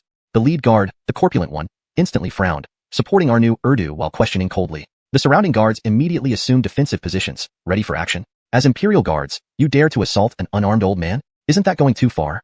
Kirsten walked forward calmly, her tone icy with rebuke. Only then did the two dullards recognize that the person approaching them was none other than Kirsten, the top expert of the capital. They were instantly terrified, involuntarily kneeling on the ground. "Kirsten Darun, we really didn't." The fat guard stammered, "We merely followed orders. The Nash General decreed that no one can leave the city without permission, but this old man insisted on leaving. Besides, he wasn't exactly defenseless," Arnu Urdu muttered with a grievous expression. "Open your eyes and look closely. Even with the imperial dragon pattern jade pendant, you wouldn't allow him to leave." Forrest retorted icily. "I see that Royce, the Minister of Revenue, has quite some official might. To the point of not even respecting Jamie, is that it?" Kirsten was momentarily stunned, turning to gaze at Forrest in surprise. Realizing that Kirsten had recognized him, Forrest quickly gave a hint, signaling her not to reveal his identity. Dragon pattern jade pendant? The two fools froze. The fat guard hurriedly retrieved the jade, inspecting it meticulously. Upon seeing the intricate dragon pattern, his hands trembled uncontrollably. Clutching the jade tightly, he prepared to return it to Forrest, his tone now respectful. Sir, we were unaware that you carried the jade personally bestowed by Jamie. Chapter 150. You can't leave me behind. This jade pendant, it would be best to return it to you. You wanted to take this jade pendant just like that, and now you want to return it just as easily? Where in the world is such a good deal? Forrest gave a cold snort, his words sharp. I left the city on a secret imperial order to handle important affairs. If we miss this opportunity due to your two foolish individuals' mistakes, Jamie's punishment will come down hard. Both of your heads are at risk. At these words, the two city guards turned pale and fell to their knees before Forrest, pleading for mercy. We only followed orders. Lord Nash commanded that no one was to leave the city. Our new Urgo was already panicked, trembling like a quail, spilling everything out rapidly. Forrest frowned slightly, glad that he had disguised himself, or else even with the dragon-patterned jade pendant, he might not have left the city smoothly. Unwilling to engage further, Forrest took back the pendant and, with a wave of his hand, slapped both men across the face. Turning coldly, he said, this time I'll let you off as if nothing happened. Our new Urgo and the other guard were quick to express their gratitude, bowing their heads repeatedly. Just as Forrest was about to turn around to say something to Kirsten, he looked around but found no sign of her. She disappeared? A hint of doubt crept into Forrest's heart. In a hurry to leave the city, he didn't dwell on it too much. The city gates slowly opened, and Forrest quickly drove the carriage out of the city. As soon as the carriage passed through, the plump guard in charge sent someone to inform Royce. Royce was currently intimate with his wife when he heard news of someone leaving the city hurriedly with the Emperor's jade pendant. His brows furrowed tightly. He immediately disentangled himself from his wife, hastily dressed, and stepped outside the door. You mean Jamie dispatched a burly old man holding the dragon-patterned jade pendant? Yes, precisely, the overweight guard replied in a low voice. Why didn't you stop him right away? The overweight guard hesitated, grumbling under his breath with grievances, but he had the Emperor's token. Slap. Royce struck the overweight guard with a resounding slap. Idiot, you've been tricked. That person with the Emperor's token must be disguised as Forrest. Royce's brows furrowed deeply, and he urgently ordered, send men immediately to chase after him. Forrest, oh Forrest, your cleverness has led to your downfall. Once you've fled the palace, even the heavens can't protect you. A cunning and self-satisfied smile appeared on Royce's face. Go, notify the 8 eccentrics of the Tartars. Come out. Forrest stopped the carriage several miles outside the city and called softly. Kirsten realized she had been discovered by Forrest and stepped out of the carriage. Before Forrest could speak, Kirsten lunged into his arms, tears streaming uncontrollably like pearls falling from a broken string. Her sobs mixed with deep worry and resentment. When I heard you were imprisoned, you have no idea how worried and concerned I was. Forrest swallowed the words on his lips and gently held Kirsten, comforting her softly. Am I not safe now? Kirsten wiped away her tears and gazed at Forrest with concern. It's so late, yet you're still planning to leave the capital in disguise. Are you trying to escape the capital? Why didn't you take me with you? The hurt in her voice was unmistakable. Forrest sighed lightly, recalling Kirsten's concerns when he was impeached by Royce and others. He then explained softly, I do have an extremely important matter to investigate, which is why I had to leave the city in secret. What are you investigating? I want to go with you this time. You can't leave me behind. This affair is too perilous. I cannot let you take such risks, Forrest responded, his brows furrowing. Don't think you can go without me. Ignoring Forrest's words, Kirsten swiftly leaped into the carriage. Forrest stood there dumbfounded, sighing heavily. He knew Kirsten's character all too well, so he gently warned her. If anything happens, promise me you won't act rashly and will protect yourself. With that, Forrest climbed onto the carriage and continued northward. About an hour later, the night grew chillier, a bone-chilling air descending suddenly. Forrest involuntarily whipped the reins faster, driving the carriage swiftly, crushing the dry grass beneath its wheels like broken branches scattered in a forest at night. At this point, Forrest's frown deepened, and his expression grew graver. Suddenly, a clear cockcrow broke the silence, startling the peaceful night. Why would there be a rooster crowing on this ancient road at the dead of night? Forrest's expression instantly turned cold, a sharp gaze piercing through the creases of his furrowed brows, visible beneath the tattered brim of his hat. In the darkness of the night, a robust rooster stood proudly on the branch of a withered tree by the roadside. It remained perfectly still, as if nailed down by an invisible force. The bright comb and vibrant feathers, illuminated by the faint yellow lantern light, seemed even more striking and captivating. In its eyes, an eerie and sinister glow flickered. Forrest's brows knitted deeply, and he suddenly pulled on the reins tightly, a strong sense of foreboding sweeping over him unannounced. Clearly, this place was not far from his destination. The iron hooves clattered, and the carriage gradually came to a stop. Kirsten couldn't wait to poke her head out of the carriage, her face etched with a mix of tension and confusion, asking urgently, what unexpected event has occurred? Forrest's expression was heavy. After a brief hesitation, he gave a bitter smile and replied, nothing else, just that we took a wrong turn. As soon as he finished speaking, he immediately turned the horse's head, making a half-circle arc, and then galloped back along the original path. Around them, only the prolonged crowing of the rooster echoed, seemingly mocking Forrest's mistake. Forrest's unease grew stronger. His whip cracked like sudden rain, trampling the wild grass mercilessly under the hooves, and the carriage jolted on the rugged road, moving faster than before. However, before they had covered 60 paces, another obstacle appeared on the road. On this quiet, desolate path lined with ancient tombs and dead trees, lay a fat goat, apparently out of nowhere. The carriage had just rushed past without spotting any sign of the goat. But now, unexpectedly, a living one blocked their way. Forrest's brows tightened again, and he yanked the carriage reins forcefully once more. Kirsten's heart skipped a beat as she hurriedly stepped out of the carriage, her face full of bewilderment. asking, "Have we taken another wrong turn?" Forrest's furrowed brows were now dotted with beads of sweat, and for a moment, he was speechless in the face of the situation. "Where are we heading?" Kirsten asked solemnly, her voice tense. "You don't need to hide it from me." Chapter 151. The 8 Eccentrics of Tartar. "Since that rooster's crow broke the dawn, I've had a premonition," Alacia said calmly. "Obviously, you have found the destination you were seeking. But unexpectedly, despite our cautious actions and careful steps, we ultimately couldn't avoid their ambush." Forrest frowned, his gaze wandering restlessly, always alert to the surrounding environment. "This carriage seems unsuitable for further travel." Alacia jumped off the carriage decisively, frowning as she examined the surroundings carefully. "Perhaps we should abandon the carriage and proceed on foot." "Abandon the carriage? Why give it up? Since they have already discovered our whereabouts, escaping will be extremely difficult. Perhaps we should wait here for them to arrive," Forrest said with a cold smile playing on his lips. "The 8 Eccentrics of Tartar are renowned. Today is the perfect opportunity for me to see their true form." Alacia frowned deeply, worry clouding her face as she looked at Forrest anxiously. "I'm just worried you might." "Don't worry, I'll be fine." Before he finished speaking, a gentle, mocking laugh floated through the dark forest, intertwining in the cold wind, seemingly robbing all the vibrant creatures around of their luster. "If there's a way to heaven, don't go to hell when there's no door. This place is not where you should tread." A woman's voice? Yes, a woman? Forrest was taken aback. Could it be that this group of the 8 Eccentrics of Tartar includes women? "Who are you?"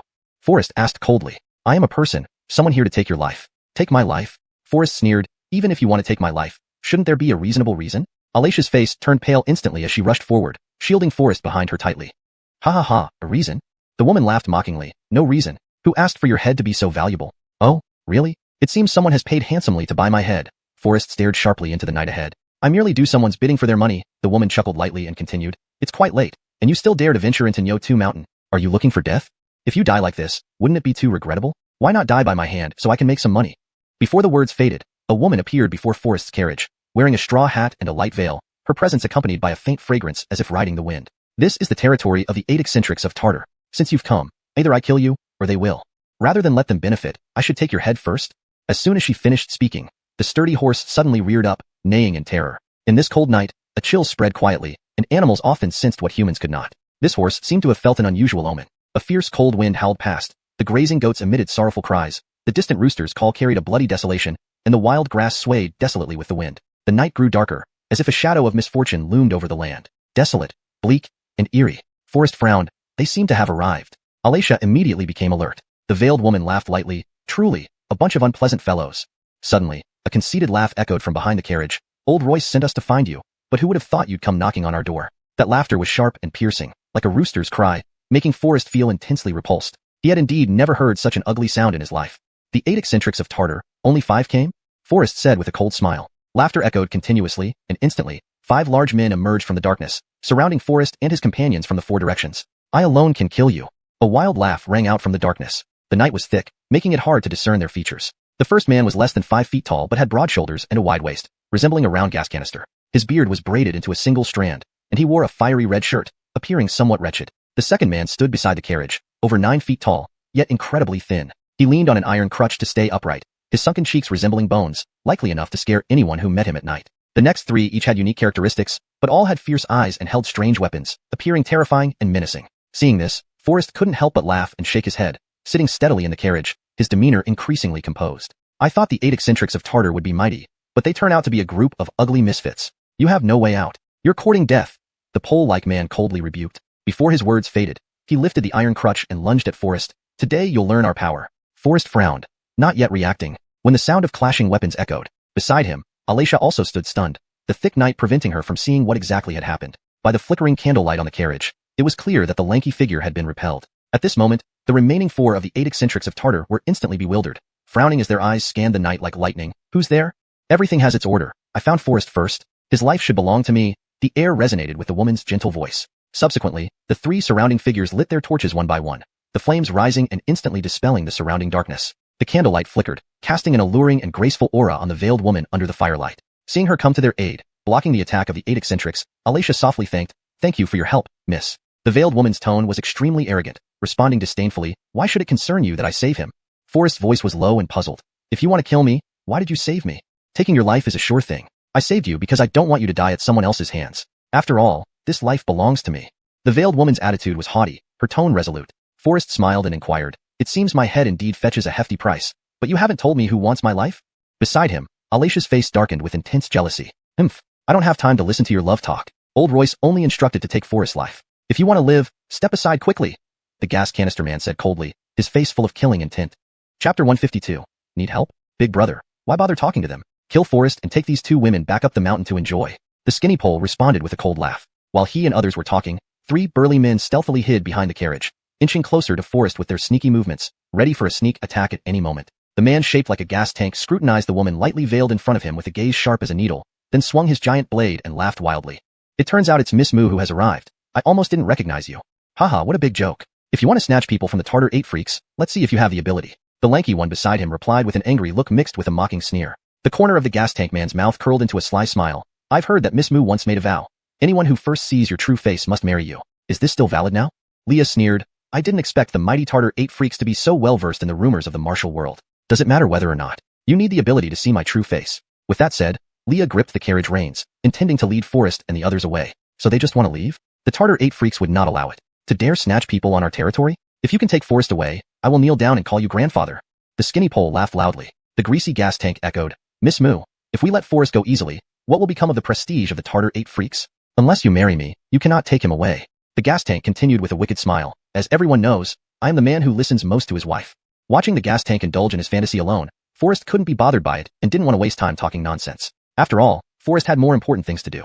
Suddenly, his wrist flicked slightly, and a sharp arrow broke through the air, narrowly missing the top of the gas tank's head. The gas tank instantly felt a hot stream on his scalp. Reaching up, he discovered that the hair on top of his head was gone, leaving only a bloody streak. What ugly creatures are you dreaming about? You are ugly yet wishful thinking to be someone's husband. Don't you even know how the lady looks? Forrest was about to degrade the gas tank further when he stopped abruptly. After all, he hadn't seen Lee's face before either. His eyes then fell upon Leah, hesitating for a moment before continuing. Even if she's an ugly duckling, this graceful figure is not something you, this fatty, can dream of. How could such a fine lady marry you? Dreaming dreams in broad daylight. A swan is not a toad's prey. Leah was momentarily stunned. She understood that Forrest was standing up for her, but couldn't help feeling resentful upon hearing his comments. She snorted softly to herself. The gas tank's face turned fierce and he growled viciously. Boy, you are in trouble yourself and still dare to speak up for others? Sigh. You misunderstand me. I didn't plan to stand up for her. I just don't want to see a beautiful flower stuck on cow dung. Forrest smiled gently and asked, tell me, where did you hide Jinyiwei escort agency's people? This was Forrest's real purpose here.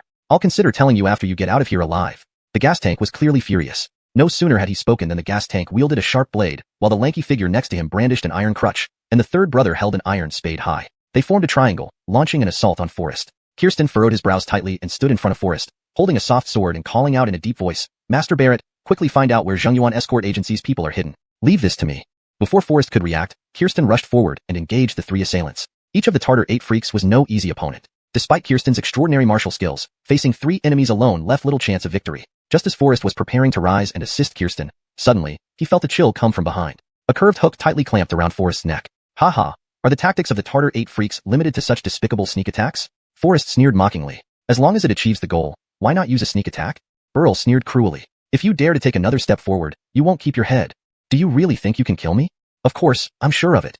Burl sneered arrogantly. Forrest didn't say anything else. He just shook his head slightly. Just as Forrest was about to make a move, a piercing sound cut through the air, and an arrow flashed like a meteor across the sky. Bullseye. At this moment, Burl behind Forrest was already dead, standing stiffly in place. The only change was that an arrow had pierced horizontally through his head, entering from the temple. Once again, I saved your life, Leah said with a gentle smile. Saved my life? Weren't you planning to take my life? Forrest retorted. Saving before killing, the two are not contradictory. Leah smiled smugly, her gaze softening as she looked at Forrest's handsome face. Lost in thought, she failed to notice that Oral was sneaking up behind her, intending to launch a surprise attack. Forrest's neck was tightly laid to by a curved blade, and he was awkwardly and cautiously struggling to free himself from the blade. After all, this curved knife was coated with deadly poison, and the deceased's fingers were frozen stiff. Forrest could only move slowly to escape unharmed. Leah put away her bow and arrow and gracefully approached Forrest. I have already declared that your head belongs to me, and no one can contest it. Just as Leah took 2 steps, Forrest's heart suddenly tightened, and he shouted loudly, be careful. What? Leah instantly froze, turning back to see a scruffy creature with a beak-like nose charging at her with a long spike in hand. This thing is truly ugly. Just looking at it makes one sick. Leah dismissed the man's sneak attack with a disdainful cold snort, responding in a cold tone. Forrest's sharp eyes saw through the complexity of the situation. He wanted to step forward to offer help but hesitated for a moment, then softly asked, do you need me to lend a hand to save you? You saving me? What a huge joke. Such a weak opponent. How could I possibly care? Before she finished speaking, Leah quickly drew her bow and aimed. However, drawing a bow required preparation, and in this brief moment, Oral pounced like a tiger descending a mountain. Just as Leah got into position to attack, a cloud of smoke suddenly spread out. Now, Leah realized the danger of the situation. Chapter 153. Saved you twice. We're even now. Poisonous smoke. How treacherous. Lee's brows furrowed tightly as she abandoned her bow for another stance. But then a muffled sound came suddenly, causing intense pain in her left shoulder. It turned out that the fourth one took advantage of the smoky mist, gripping an iron nail to sneak attack, and during the chaos, he fiercely stabbed it into Lee's shoulder. Leah, having inhaled the poisonous smoke, instantly felt weak in all four limbs. She gritted her teeth tightly, bearing the excruciating pain, and with all her strength, kicked the detestable man repeatedly backward. She herself also collapsed helplessly onto the ground. Forrest reacted swiftly, catching Lee's body steadily in his arms to prevent her from colliding harshly with the sharp blades on the ground. This time I can say I saved your life, Forrest said with a hint of pride. I didn't ask you to save me. Don't touch me. Let me go.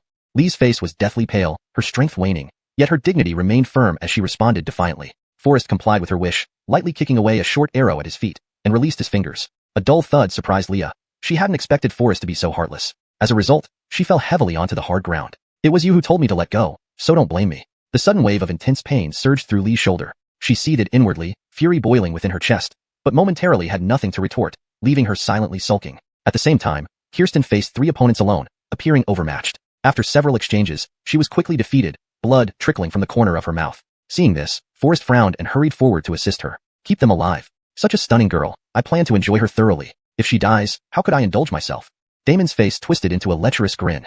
Boss, Miss Moo is injured. What do you think should be done? Driscoll also noticed the wounded Leah.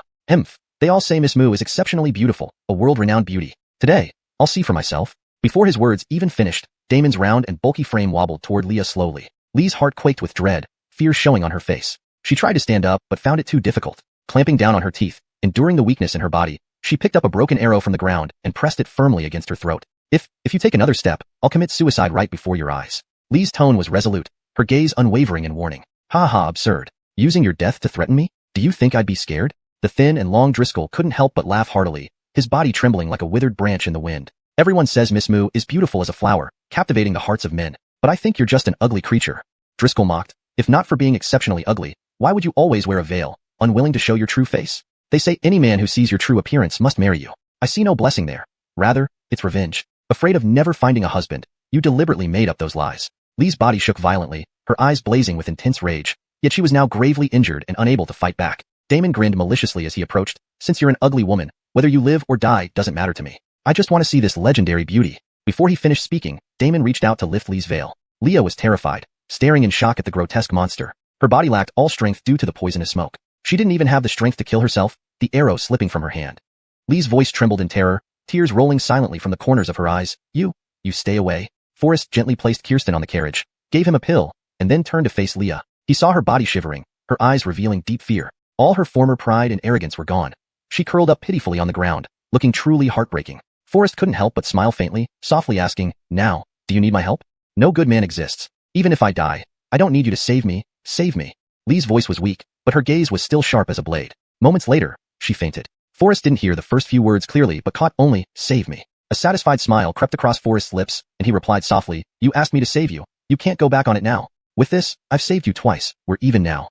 Before his words finished, the thick hand resembling a gas can had already reached for Lee's veil. Suddenly, a sharp whistle sounded as a short arrow flew through the air. The gas can's hand had not yet touched the veil when the arrow pierced his palm and lodged firmly into the ground. It took a moment for the gas can to react, only realizing the severity when the intense pain hit him. Immediately, a pig-like scream echoed in the night as the gas can rolled on the ground in agony. You brat, daring to attack me with a hidden arrow. If I don't cripple you today, I won't be known as one of the Tartar 8 freaks. Driscoll swung his iron cane and charged toward Forrest. Forrest remained calm, replying coolly, That arrow is coated with a deadly poison. Upon hearing this, Driscoll's expression changed drastically. He immediately turned back, his gaze heavy as it fell on the gas can. Boss, you ruthless little brat, quickly tell us how to cure the poison. Forrest furrowed his brow, hesitating slightly before replying, Only by cutting off the poisoned arm might it be possible. Before he could finish, the gas can, with a determined look, raised his large knife and chopped off his own arm without hesitation, blood gushing out like a fountain. Even Forrest was momentarily stunned by this scene, admiringly giving a thumbs up. Truly a brave soul. You said perhaps, what else did you mean? Driscoll finally regained his senses, urgently asking, Perhaps, I have an antidote here. After taking it, the wound should heal within an hour. The gas can, already pale from blood loss, angrily cursed at Forrest but eventually fell silent due to excessive blood loss. Why didn't you say so earlier? Driscoll glared at Forrest with burning anger. Forrest shrugged helplessly. Who would have thought he'd act so fast? I didn't get to finish my sentence, and he already cut off his own arm. Of the remaining 5, only the slender man and the one called Old 3 were still breathing faintly. They glared fiercely at Forrest, exchanged looks, and then attacked him with their weapons. Chapter 154. A glance means marrying you? Forrest agilely leaped, easily avoiding the coordinated attacks from the two men, with his clothes tearing slightly in the process. These two obviously had no intention of letting Forrest go, and charged at him again with their knives. Forrest flicked his wrist lightly, firing 3 crossbow arrows in quick succession. Whoosh, whoosh, whoosh. One cannot deny that the 8 freaks of Tartar were indeed exceptionally skilled. Forrest barely managed to gain the upper hand against Skinny Pole and the Louis after several rounds of combat. Seeing the short arrows piercing diagonally into the temples of the two, Forrest couldn't help but sigh gently. If I had a pistol in my hand, would there be any need for such a hassle? Then he nudged the motionless bodies on the ground gently, confirming they had no life left before carefully placing the unconscious Olive into the carriage. Holding Olive, a faint, delicate fragrance wafted into Forrest's nose. This aroma surpassed 10,000 kinds of floral scents, intoxicating him deeply. Forrest took a light sniff and realized that this soft, subtle fragrance came from Olive. The closer he got, the richer it became, as if it were fragrant tea that made one yearn to drink it all. Perhaps because he was too close, the warm breath passed through the veil, waking Olive from her daze. Her lively eyes seemed somewhat hazy, staring at Forrest's handsome face with shock and anxiety. Are you awake? Before Forrest could finish speaking, a clear sound of a slap echoed, and his left cheek felt hot from a sharp slap. Though Olive was severely injured, this slap was incredibly powerful. Before Forrest could react, Olive fell back into unconsciousness. Forrest gently rubbed his cheek, clearly showing his grievances, mumbling softly, I shouldn't have saved you.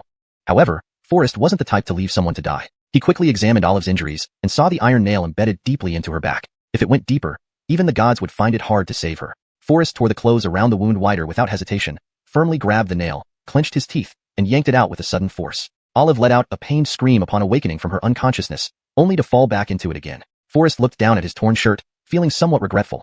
If it were ruined, it would truly be heartbreaking. Then his gaze shifted to Olive's body. With a rip, Forrest gently tore off a piece of cloth from Olive's elbow, exposing her tender arms. Forrest didn't have time to examine closely. He plucked a handful of green grass, chewed it up, spread it on the wound along with some hemostatic powder, and meticulously staunched the bleeding for her. As he drew closer, Forrest could feel the delicate fragrance emanating from Olive more clearly. He inhaled through the veil but didn't detect any breathing from Olive. Just as Forrest was about to lift the veil to investigate, a thought flashed through his mind. She had said that anyone who saw her face must marry her. What if she was unattractive? Wouldn't that put him at a disadvantage? Moreover, taking advantage of someone in distress wasn't proper conduct for a gentleman. Forrest slowly lowered his hand. However, reconsidering, Forrest couldn't help but gently slap himself. How foolish of me.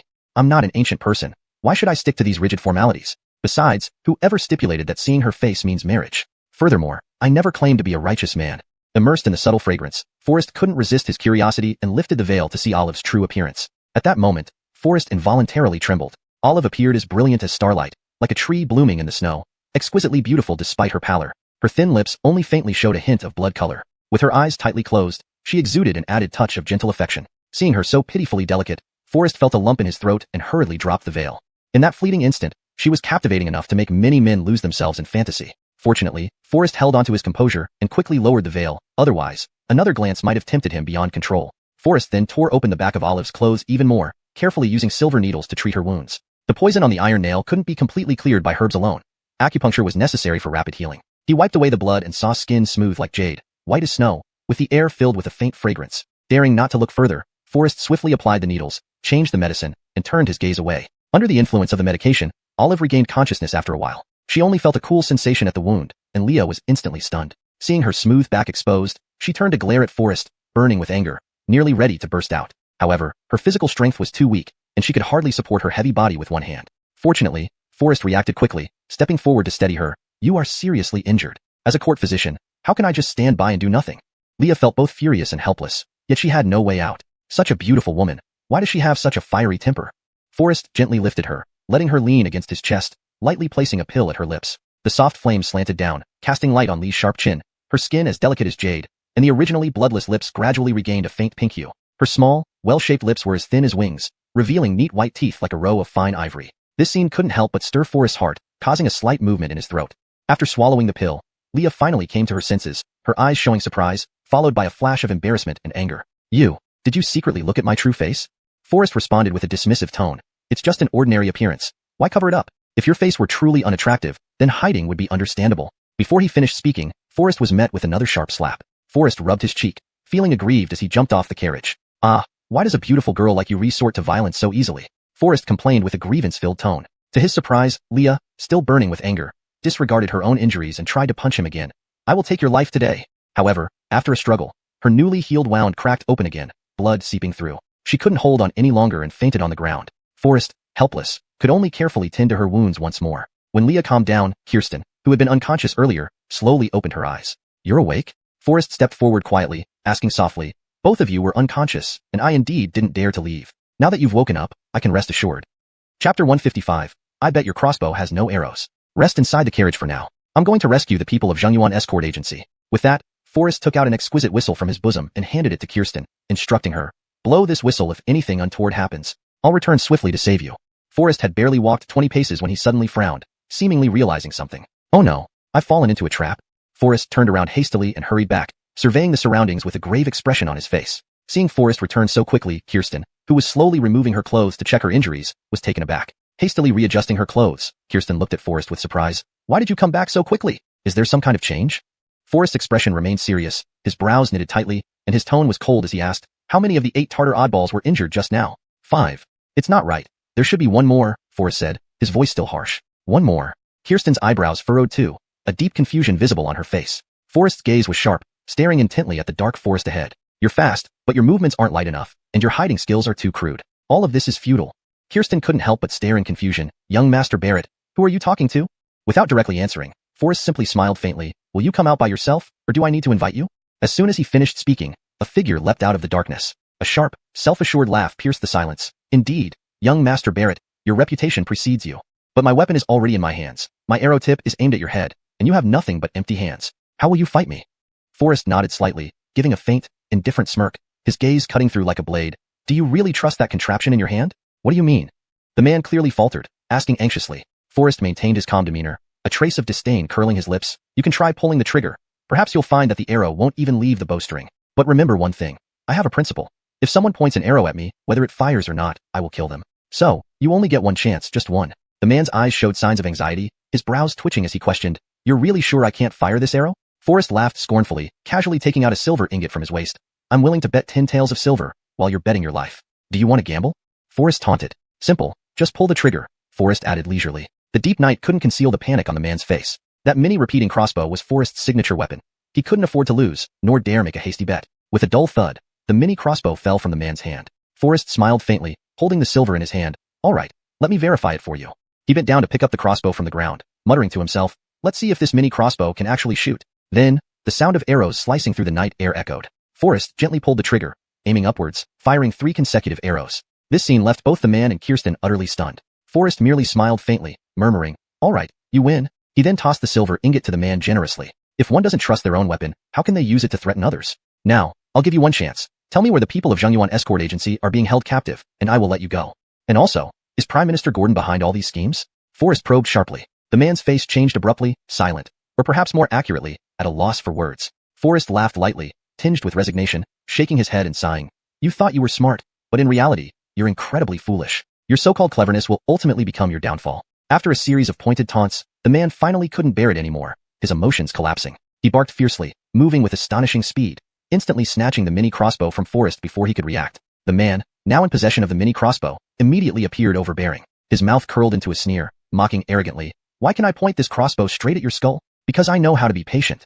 Dealing a fatal blow when the opponent is most complacent, this sense of satisfaction is indescribable. Now, what tricks can you still pull? The man asked with a cold sneer. Are you going to repeat your trick and say that this repeating crossbow can't fire its arrows? Do you think I'll fall for the same trick? Using the same tactic again won't work. Beside him, Kirsten immediately became anxious, gripping her sword tightly, ready to come forward. However, the intense pain from her body made it unbearable, forcing her to barely support her sword with one hand, standing by the side. Master Barrett, be careful, Kirsten called out anxiously. Forrest, however, remained calm, gently waving off Kirsten's concerns. Then, he turned his gaze toward the man and proposed with a smile.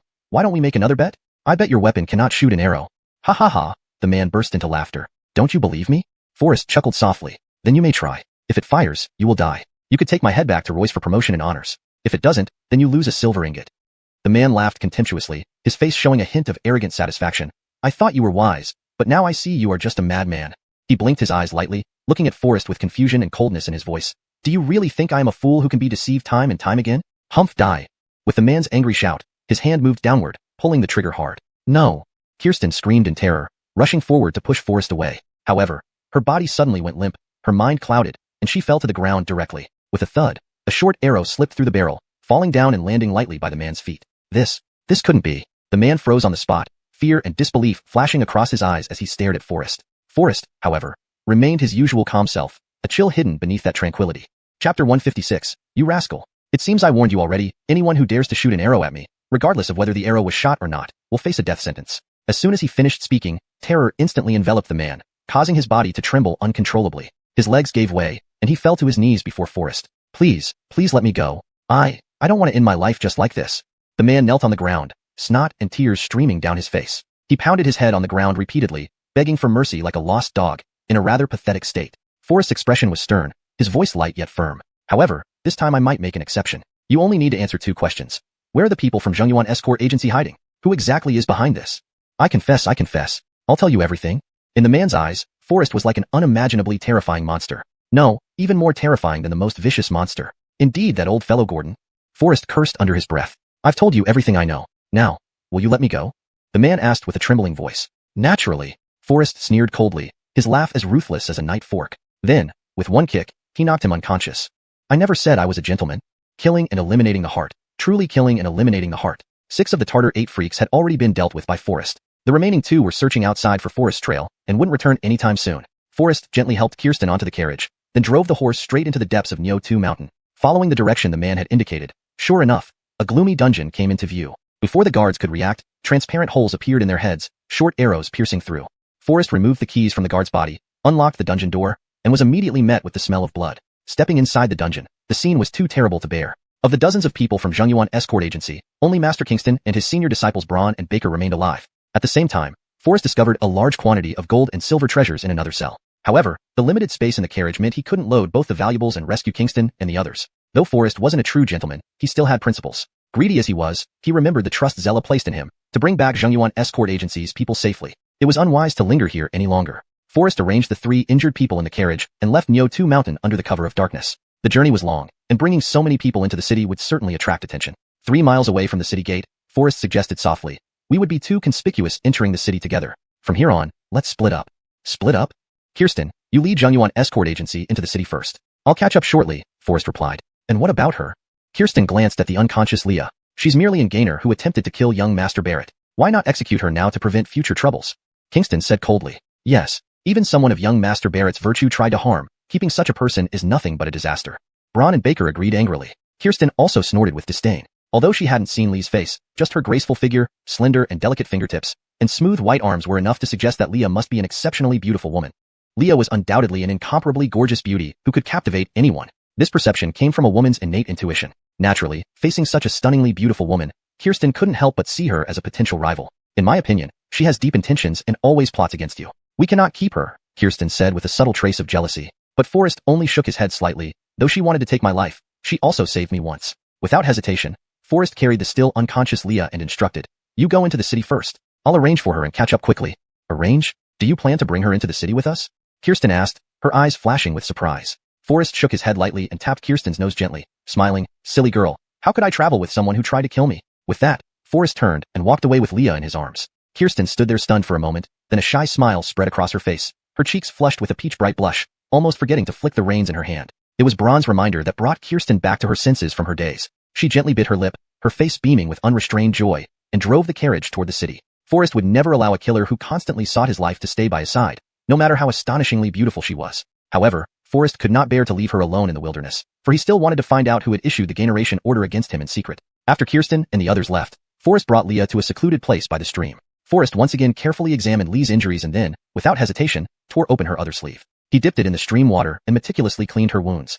At this critical moment, how can I care about formalities? If I hadn't torn your clothes to treat your wounds, you would have died long ago, Forrest muttered softly, as if justifying himself. I only saw your back, and I did it openly, not secretly. So, I can't be considered a lecherous person. After treating the wounds, Forrest carefully replaced the herbal dressing and sprinkled on some of his specially prepared powder, significantly improving Lee's condition. Soon, Leah woke up, her eyes filled with intense anger, glaring at Forrest. Startled, Forrest feared another slap from Leah and involuntarily took 2 steps backward. You scoundrel, I will never forgive you.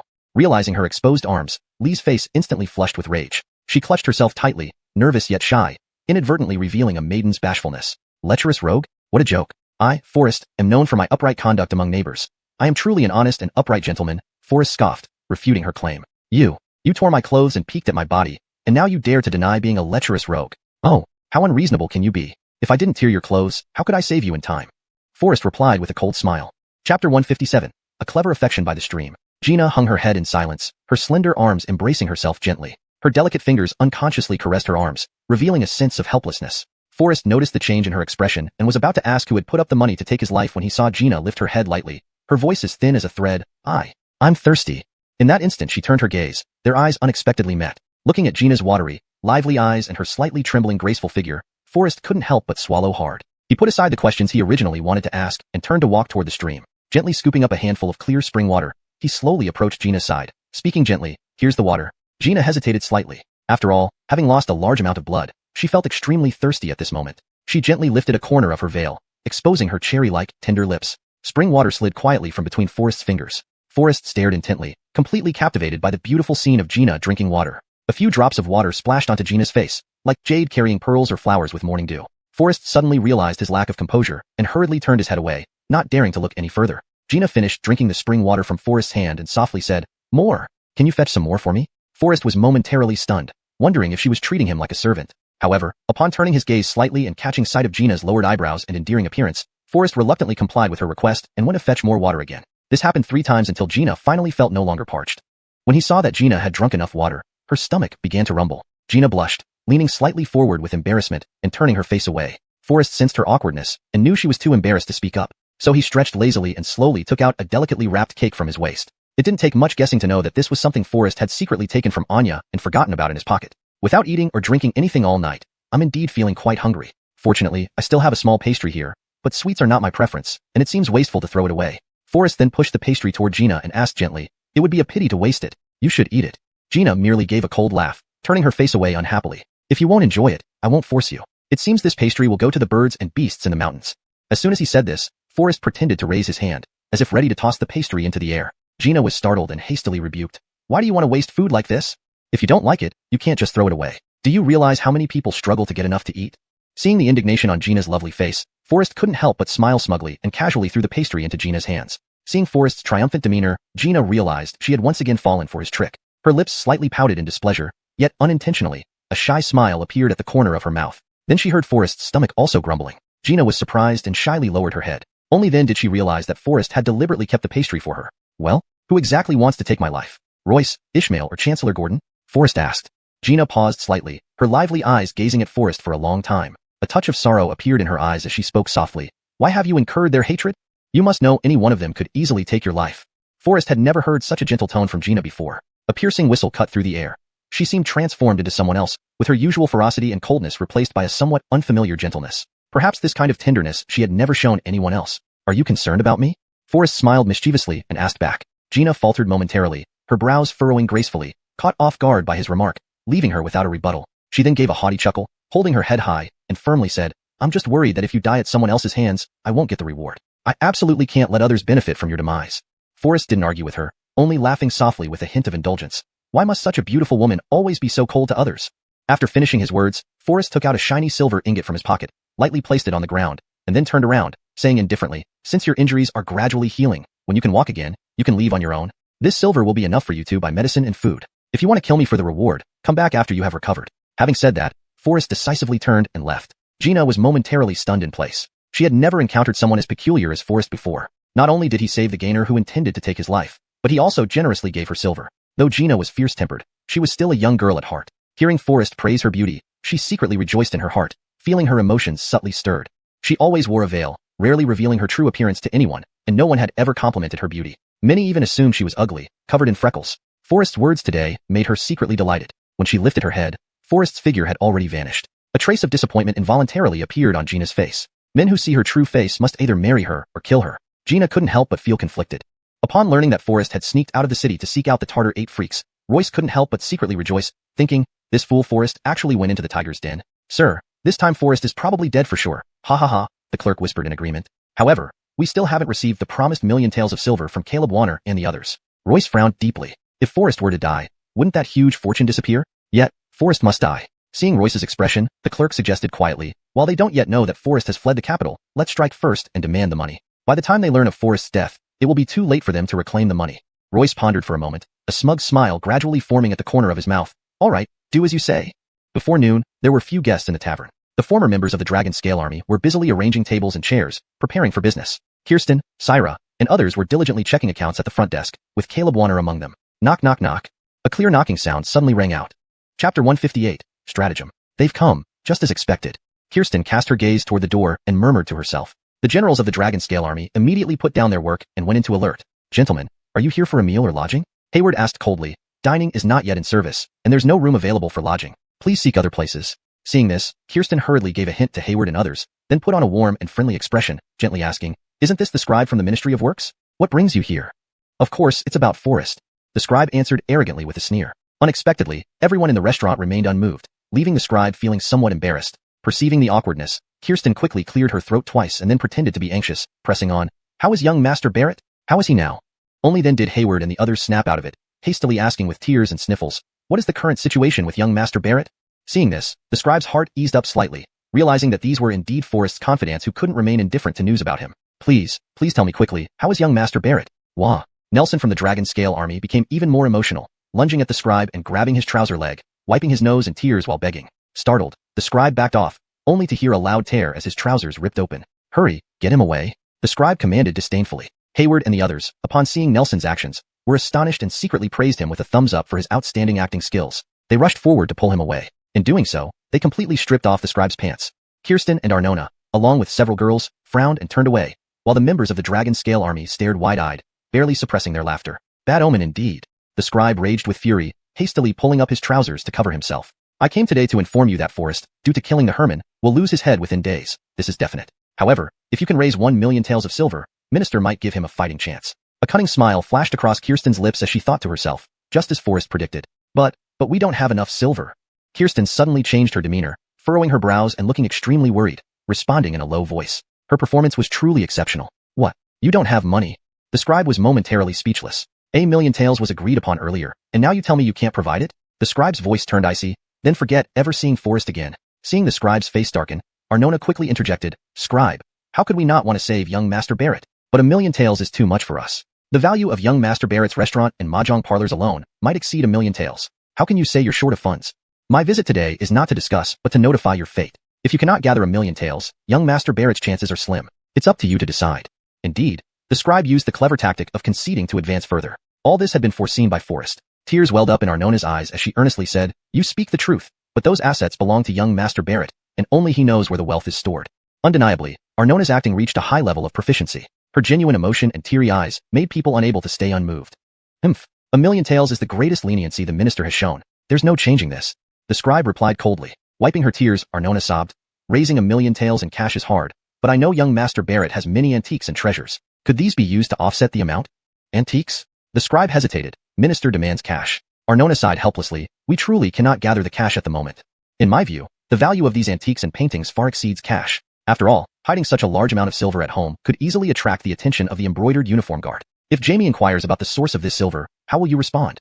Arnona replied in a low voice. Hearing this, the scribe furrowed his brows, a ripple of thoughts surfacing in his mind. After all, his sole purpose for this visit was to secure money. Returning empty-handed would be difficult to justify. Moreover, once news of Forrest's death arrives, this fortune would be out of reach. Upon reflection, there was indeed some truth to Arnona's words. Could these so-called antiques and paintings really be worth millions? The scribe pondered, his voice heavy with doubt. These are treasures meticulously collected by Master Barrett. Just then, she gestured for Karen to fetch 2 massive chests, each over a meter wide. Nelson and others beside her hastily protested, their voices filled with sorrow and despair. These are Master Barrett's cherished possessions. How can we give them away so easily? But Arnona firmly countered, isn't Master Barrett's life more precious than these material things? We must spare no cost to save him. The chests were opened, revealing a dazzling array of treasures. Arnona deliberately displayed the jewels to the scribe, then took out a pair of 9 dragon night cups and a night pearl. After the exhibition, she closed the lid again. The scribe had never seen such an array of treasures before, left speechless and motionless in astonishment. Seeing the surprise on the scribe's face, Arnona hurriedly closed the treasure chest. She then began to sob with a mournful tone, Master Scribe, you are well versed. Can you tell if these 3 treasures are worth 1,000,000 taels of silver? The scribe's gaze was transfixed, lost in admiration, nodding hastily. The value of just this pair of 9 dragon night cups alone might exceed 1,000,000 taels. But I still need to consult with Minister. He then glanced back at the other chests, curiously asking, what is inside those? A hint of triumph flashed across Arnona's lips, which quickly returned to a sorrowful expression as she thought to herself, Forrest's plan seems to be working perfectly. Chapter 159. A plan to kill 2 birds with 1 stone. Arnona slightly knitted her brows, responding in a reserved tone, this box also contains some valuable antiques. I don't know why young Master Barrett spent all his money on these things.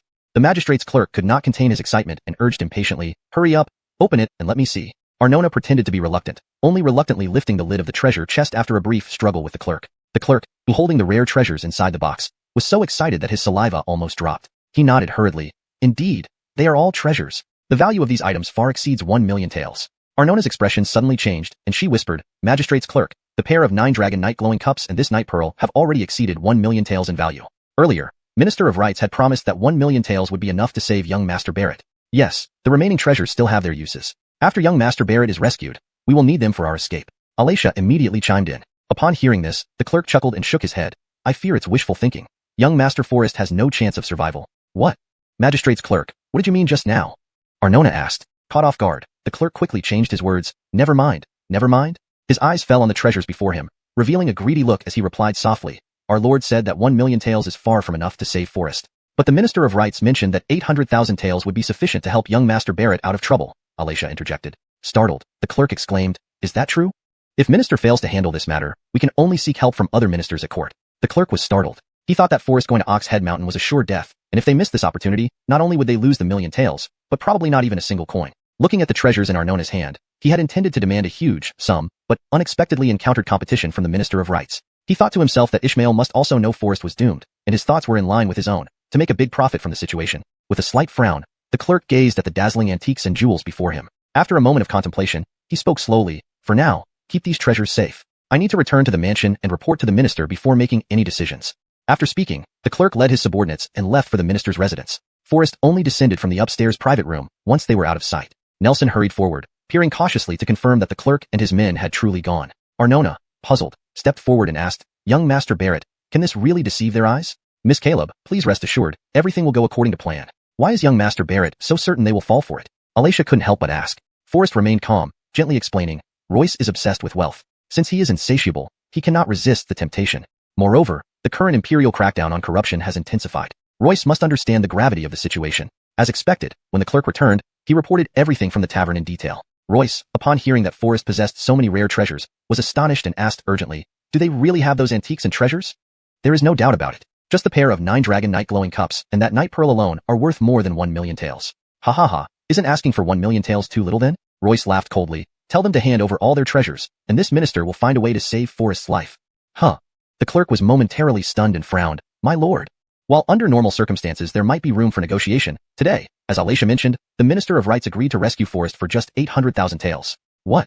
Is that old fox Ishmael also trying to make a profit from this?" Royce's face turned pale with rage. The clerk frowned and sighed. "Isn't that the case? Clearly, the Minister of Rights shares the same thoughts as you. With Forrest's journey to Ox Head Mountain being a death sentence, he plans to take advantage of the situation while the news hasn't reached us yet. That old fox Ishmael dares to compete with you for profit.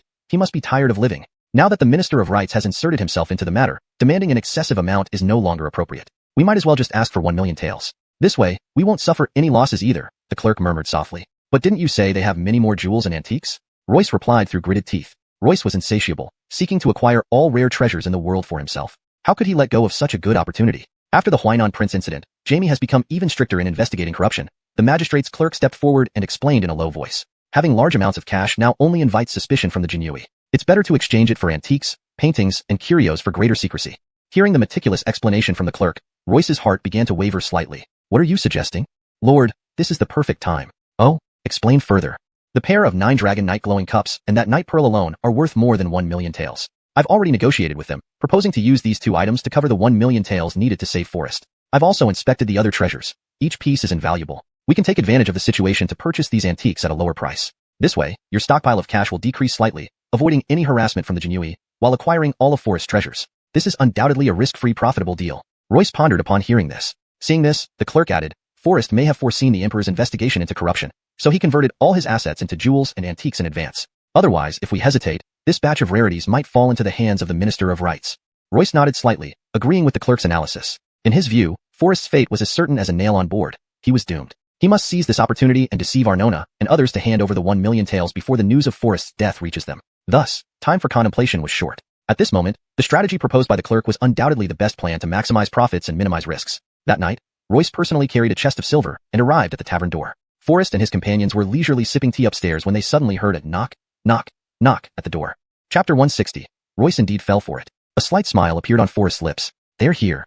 As he spoke, Kirsten, Arnona, and the others immediately went downstairs. Forrest's speculation was indeed accurate. Royce arrived as agreed, bringing the silver with him. Royce hurried into the room, not wasting any words. With a cold and stern tone, he dropped a heavy hammer. Everyone knows that the crime committed by Forrest is punishable by death. Previously, we agreed on 1,000,000 taels of silver. Have you all prepared it? 1,000,000 taels in cash is really hard to gather. Arnona stepped forward, her face showing difficulty. But I wonder if His Excellency the Minister thinks that these 2 Loong night glow cups and this night pearl are worth 1,000,000 taels? Royce had always loved antiques and jewelry. The moment he caught sight of the transparent, crystal-like night glow cups carved with dragon patterns, his eyes immediately froze. For someone who adored antiques, this was a tremendous temptation. However, Royce was ultimately an experienced old hand. He quickly suppressed his joy and responded coolly, "Are these mere 2 items enough? Do you think Forrest's life is so insignificant?" Faced with Royce's domineering presence, Arnona, Kirsten, and the others were momentarily speechless, unsure of how to refute him. Upstairs, an observer remained clear. Forrest knew that Kirsten and the others were no match for Royce. So, he calmly took a sip of his fragrant tea. Forrest went to a side room, changed his clothes, and applied some makeup as a disguise before stepping outside. The safety of young Master Barrett is of great importance, but we are concerned about whether Minister Royce has the ability to ensure young Master Barrett's safety. What if offering treasures cannot save young Master Barrett? What then? The voice came before the figure appeared. Disguised Forrest slowly descended the stairs. Everyone was suddenly stunned, their gazes converging on Forrest. Kirsten, with her sharp eyes, immediately recognized Forrest's disguise and felt extremely excited. She was about to call out when Forrest stopped her with a look, silently suppressing her excitement. Hayward and others standing beside Royce did not have close interactions with Forrest and naturally did not notice that this boy was actually disguised as Forrest. "Hey kid, my master is talking to the innkeeper. What business do you have being nosy?" the clerk rebuked coldly. Forrest showed no fear, smiling faintly as he walked forward, responding calmly, "Young Master Barrett treats us like family. I will not allow his treasures to be easily taken from us." What do you mean by deception?" Royce remained unperturbed, retorting with a cold laugh. "If you can't even pay this amount of silver, do you expect to save Forrest? How absurd." Forrest maintained his composure, smiling faintly, and replied calmly, "Minister, why do you think that simply paying money will save me from the dead cell? After all, I am accused of murdering Eve, which is an unpardonable crime. Why are you so certain that paying us will rescue me? Not only Minister Yuan, but also Minister Chun from the Ministry of Rights believes the same, requiring only 800,000 taels. Isn't this too coincidental?" This statement left Royce momentarily speechless, large sweat drops slowly rolling down his forehead. If both ministers speak the truth, Minister Chin only requires 800,000 taels. Whose opinion should we follow? Forrest asked slowly. Royce was momentarily speechless, facing Forrest's questioning. His face flushed with anger, yet he was at a loss for words. His gaze like a knife, he glared fiercely at the disguised Forrest. "You insolent brat, do you dare to be disrespectful here?" Royce resorted to using his authority to apply pressure. Seeing this, Kirsten immediately stepped forward, quickly putting away the night pearl, and said coldly, "It seems Minister Yuan lacks sincerity. Please leave. Minister Chun from the Ministry of Rights handles matters much more straightforwardly." Hearing this, Royce's heart burned with anger, wishing to slap Ishmael right away. However, Royce had his own calculations and responded coldly, "Then let's stick to our previous agreement of 1,000,000 taels." Did Royce not want to take advantage of the situation? But he had no choice under the pressure from Minister Chun, and considering that Forrest was sure to die, it was better to get what he could now. If he waited for Arnona and the others to realize, he might end up with nothing. Forrest secretly rejoiced, realizing Royce had indeed fallen into the trap. After agreeing on the price, Arnona carefully packed the Loong nightglow cups and night pearl and handed them over. "Minister, we only hope that young Master Barrett can return safely. You must keep your word." Royce hesitated slightly for a moment, then agreed hastily, "Of course, I will not break my word." With that, he quickly placed the Loong nightglow cups and the night pearl into his embrace. Then, his gaze involuntarily turned towards the remaining jewels. "What do you plan to do with these treasures?"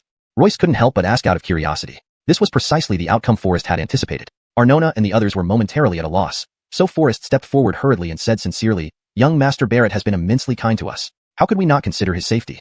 These jewels are prepared for future needs. Once young Master Barrett returns safely, we can rely on them as emergency funds." As he spoke, Forrest couldn't help but take out a string of purple pearls from the treasure chest. Royce's eyes immediately became feverish. Pearls of unusual color were extremely rare in the world, not to mention this string of pearls in Forrest's hand, which were bright in color, round and lustrous, and abundant in number.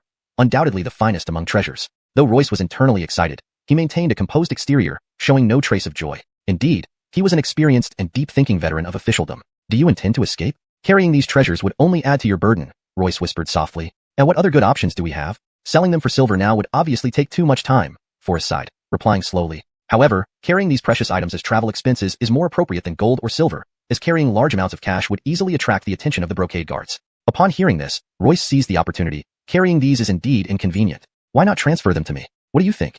"Transfer them to you?" Royce nodded in agreement, signaling for his clerks to bring out a box of silver. Forrest took a brief look. This box contained approximately 700,000 to 800,000 taels of silver. "I am willing to exchange these silver taels for all the jewels you have, Miss Caleb. How about it?" Royce proposed the trade calmly. "What? You think these silver taels can buy 2 chests of jewels?" Everyone exchanged glances, unable to believe their ears. The pearl Forrest had just displayed was already worth far more than the silver Royce offered.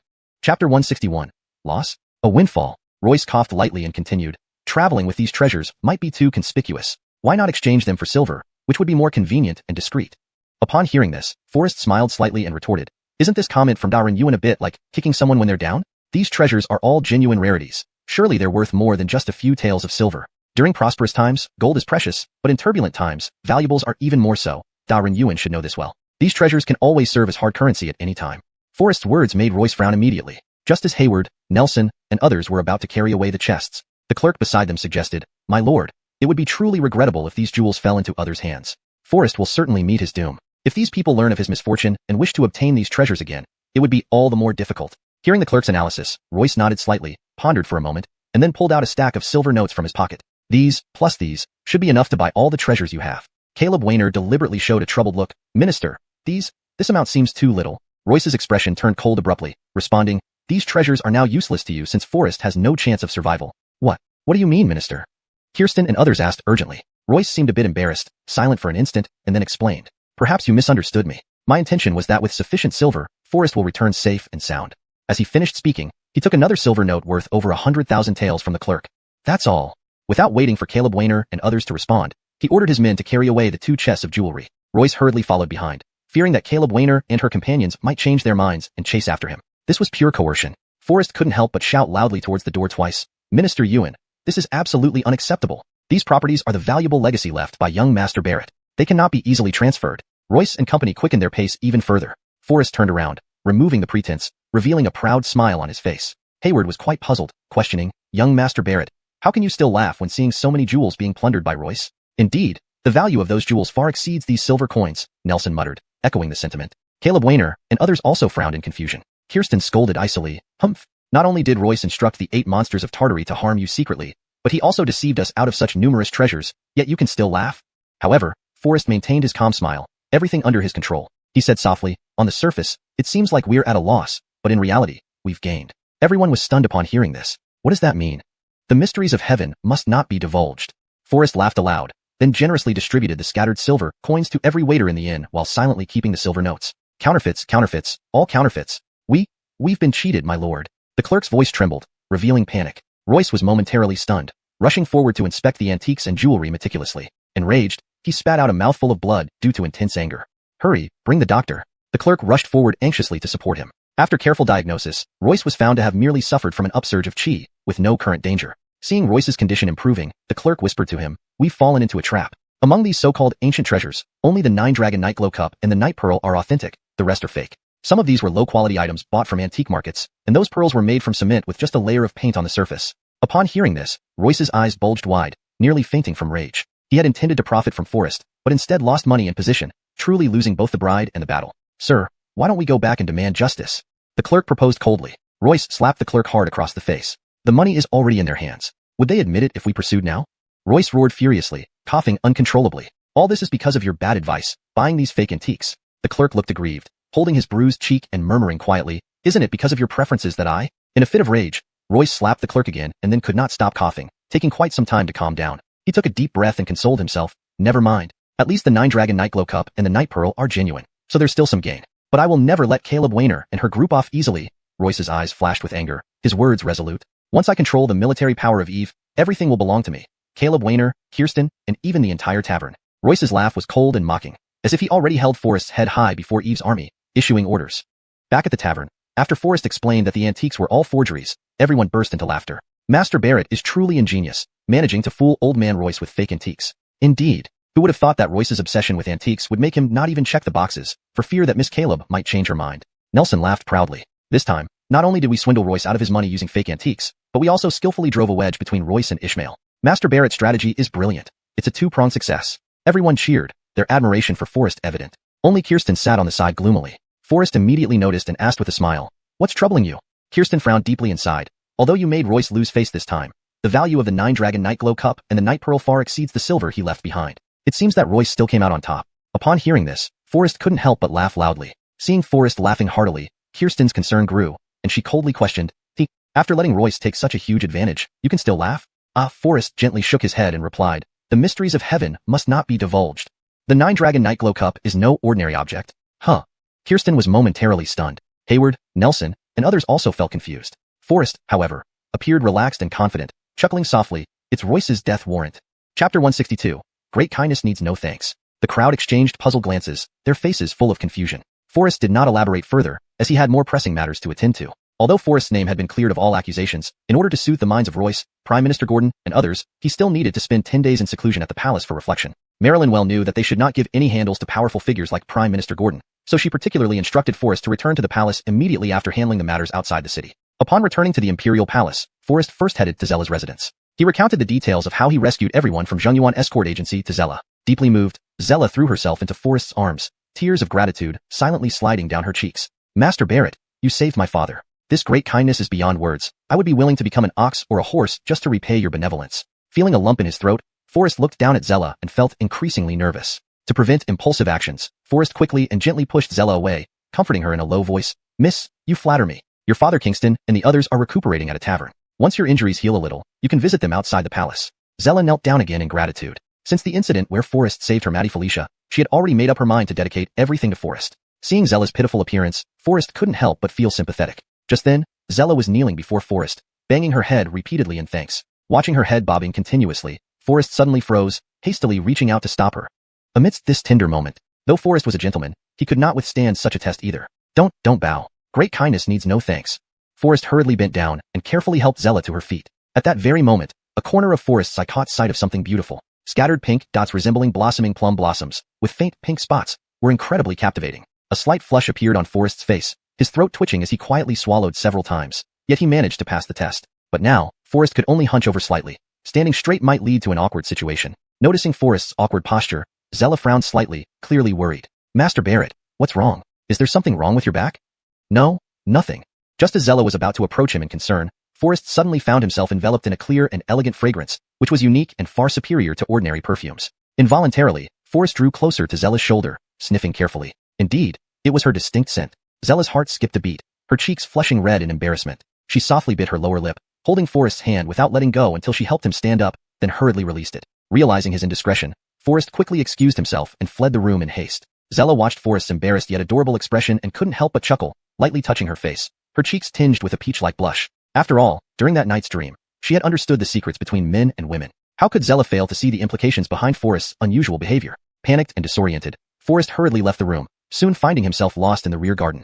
Suddenly, a rockery appeared before him, accompanied by the sound of flowing water trickling down and winding its way behind a pavilion. Forrest felt a wave of heat surging through his body, his heart racing. Seeing this clear pool of spring water, a flash of joy crossed his eyes. This would allow him to cool off. It wouldn't be proper to meet Marilyn with sweat and fatigue showing. Even though he was lost, it turned out to be a fortunate occurrence. He planned to use the spring water to wash his face, calm his nerves, and dissipate his inner agitation before meeting Marilyn with a refreshed demeanor. Just as he thought this, a gentle melody floated toward him on the breeze. Startled, Forrest followed the direction of the song. There, a woman dressed in simple, elegant attire sat beside the flowing stream, her hem delicately revealing the silk undergarment and a pair of beautifully sculpted, slender legs. She sat there, silently swinging her feet in the gentle current. Forrest stood upstream, mouth agape, tasting the mountain spring water, but the usual flavor seemed to have vanished. Here in the royal garden, which Maid dared to bathe so boldly, playing in the water, even daring to dip her feet in the clear stream. Seeing her inadvertently exposed beauty and catching a glimpse of her profile, her eyebrows and eyes beautifully framed, Forrest couldn't help but feel a subtle stirring inside.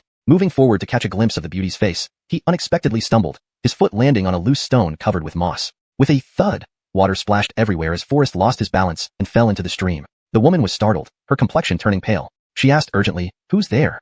"Barrett. Forrest." When Forrest surfaced from the water, she immediately recognized that the clumsy intruder was indeed Forrest. Seeing this, the beauty frowned and immediately jumped into the water to help Forrest up. The stream was not deep. It only reached Forrest's waist. The woman hurriedly waded in to assist Forrest. As he stood steady in the waist-deep water, he noticed that the water level just reached her chest. Staring at the person before him, Forrest froze for a moment, his gaze fixated on the woman. Jiang, Marilyn? Why is she here? Forrest wondered inwardly. Marilyn did not scold him but gently took Forrest's hand, placing it on her soft shoulder. Ripples stirred within Forrest's heart as he gazed at the soaked, thin garment clinging to her body. Through the translucent fabric, his previously cooled passion flared up once more. Forrest's body relaxed, and he leaned partly against her fragrant, delicate form. "How did you end up here?" At that moment, they both stood in the water, their clothes drenched. As a man, Forrest didn't feel any discomfort, his well-defined abs and sturdy chest exposed without impropriety. On the other hand, Marilyn's entire body was soaked by the stream. Her wet, clingy clothes revealing alluring curves even more temptingly. Though Forrest had seen this body many times, the tantalizing allure of partially revealed beauty, like a lute behind a veil, was more enchanting than full nudity. Chapter 163, Infected with a Cold. Instantly, Forrest's companion grew restless once more. Seeing Forrest's eyes hungrily lingering on her chest, Anya's face instantly turned red. She reached out to chastise this lecherous man before her. Just as her arm, tender and white like lotus roots, stretched out, it was firmly grasped by Forrest. In that ambiguous atmosphere, Forrest's neck gradually tilted, his soft lips slowly moving closer to the tip of Anya's lips. Forrest's hands also became mischievous, moving forward along her abdomen, gently probing upward through the thin veil. For a moment, Anya was in a trance, forgetting to struggle until she felt Forrest's ardor, her body trembling lightly. Only then did she wake from her reverie. A light slap rang out, followed by Forrest receiving a palm to the cheek. Anya swiftly pushed Forrest away, picked up her clothes from the ground, and returned hastily with a blushing face. Forrest stood there dumbfounded for a moment, then realized his impulsive behavior just now. He lightly touched his cheek, and a hint of pride crept onto the corners of his mouth. After tidying up, he immediately set off for Kunling Palace. Unfortunately, Forrest got lost again, wandering around the back garden for an entire hour. The moisture from his soaked clothes had evaporated, finally leading him slowly to the exact location of Kunling Palace. Anya had already changed her clothes and was waiting inside. Her heart was tumultuous, feeling both pleasure and anger towards Forrest's earlier advances. She planned to give him some punishment as soon as he arrived to teach him a lesson. She thought he would appear after a short wait, but unexpectedly, she waited for a whole hour, and Forrest still hadn't shown up. Anya began to grumble inwardly. Could Forrest have fled? Her anger grew, the emotions aroused by Forrest earlier now seeking an outlet.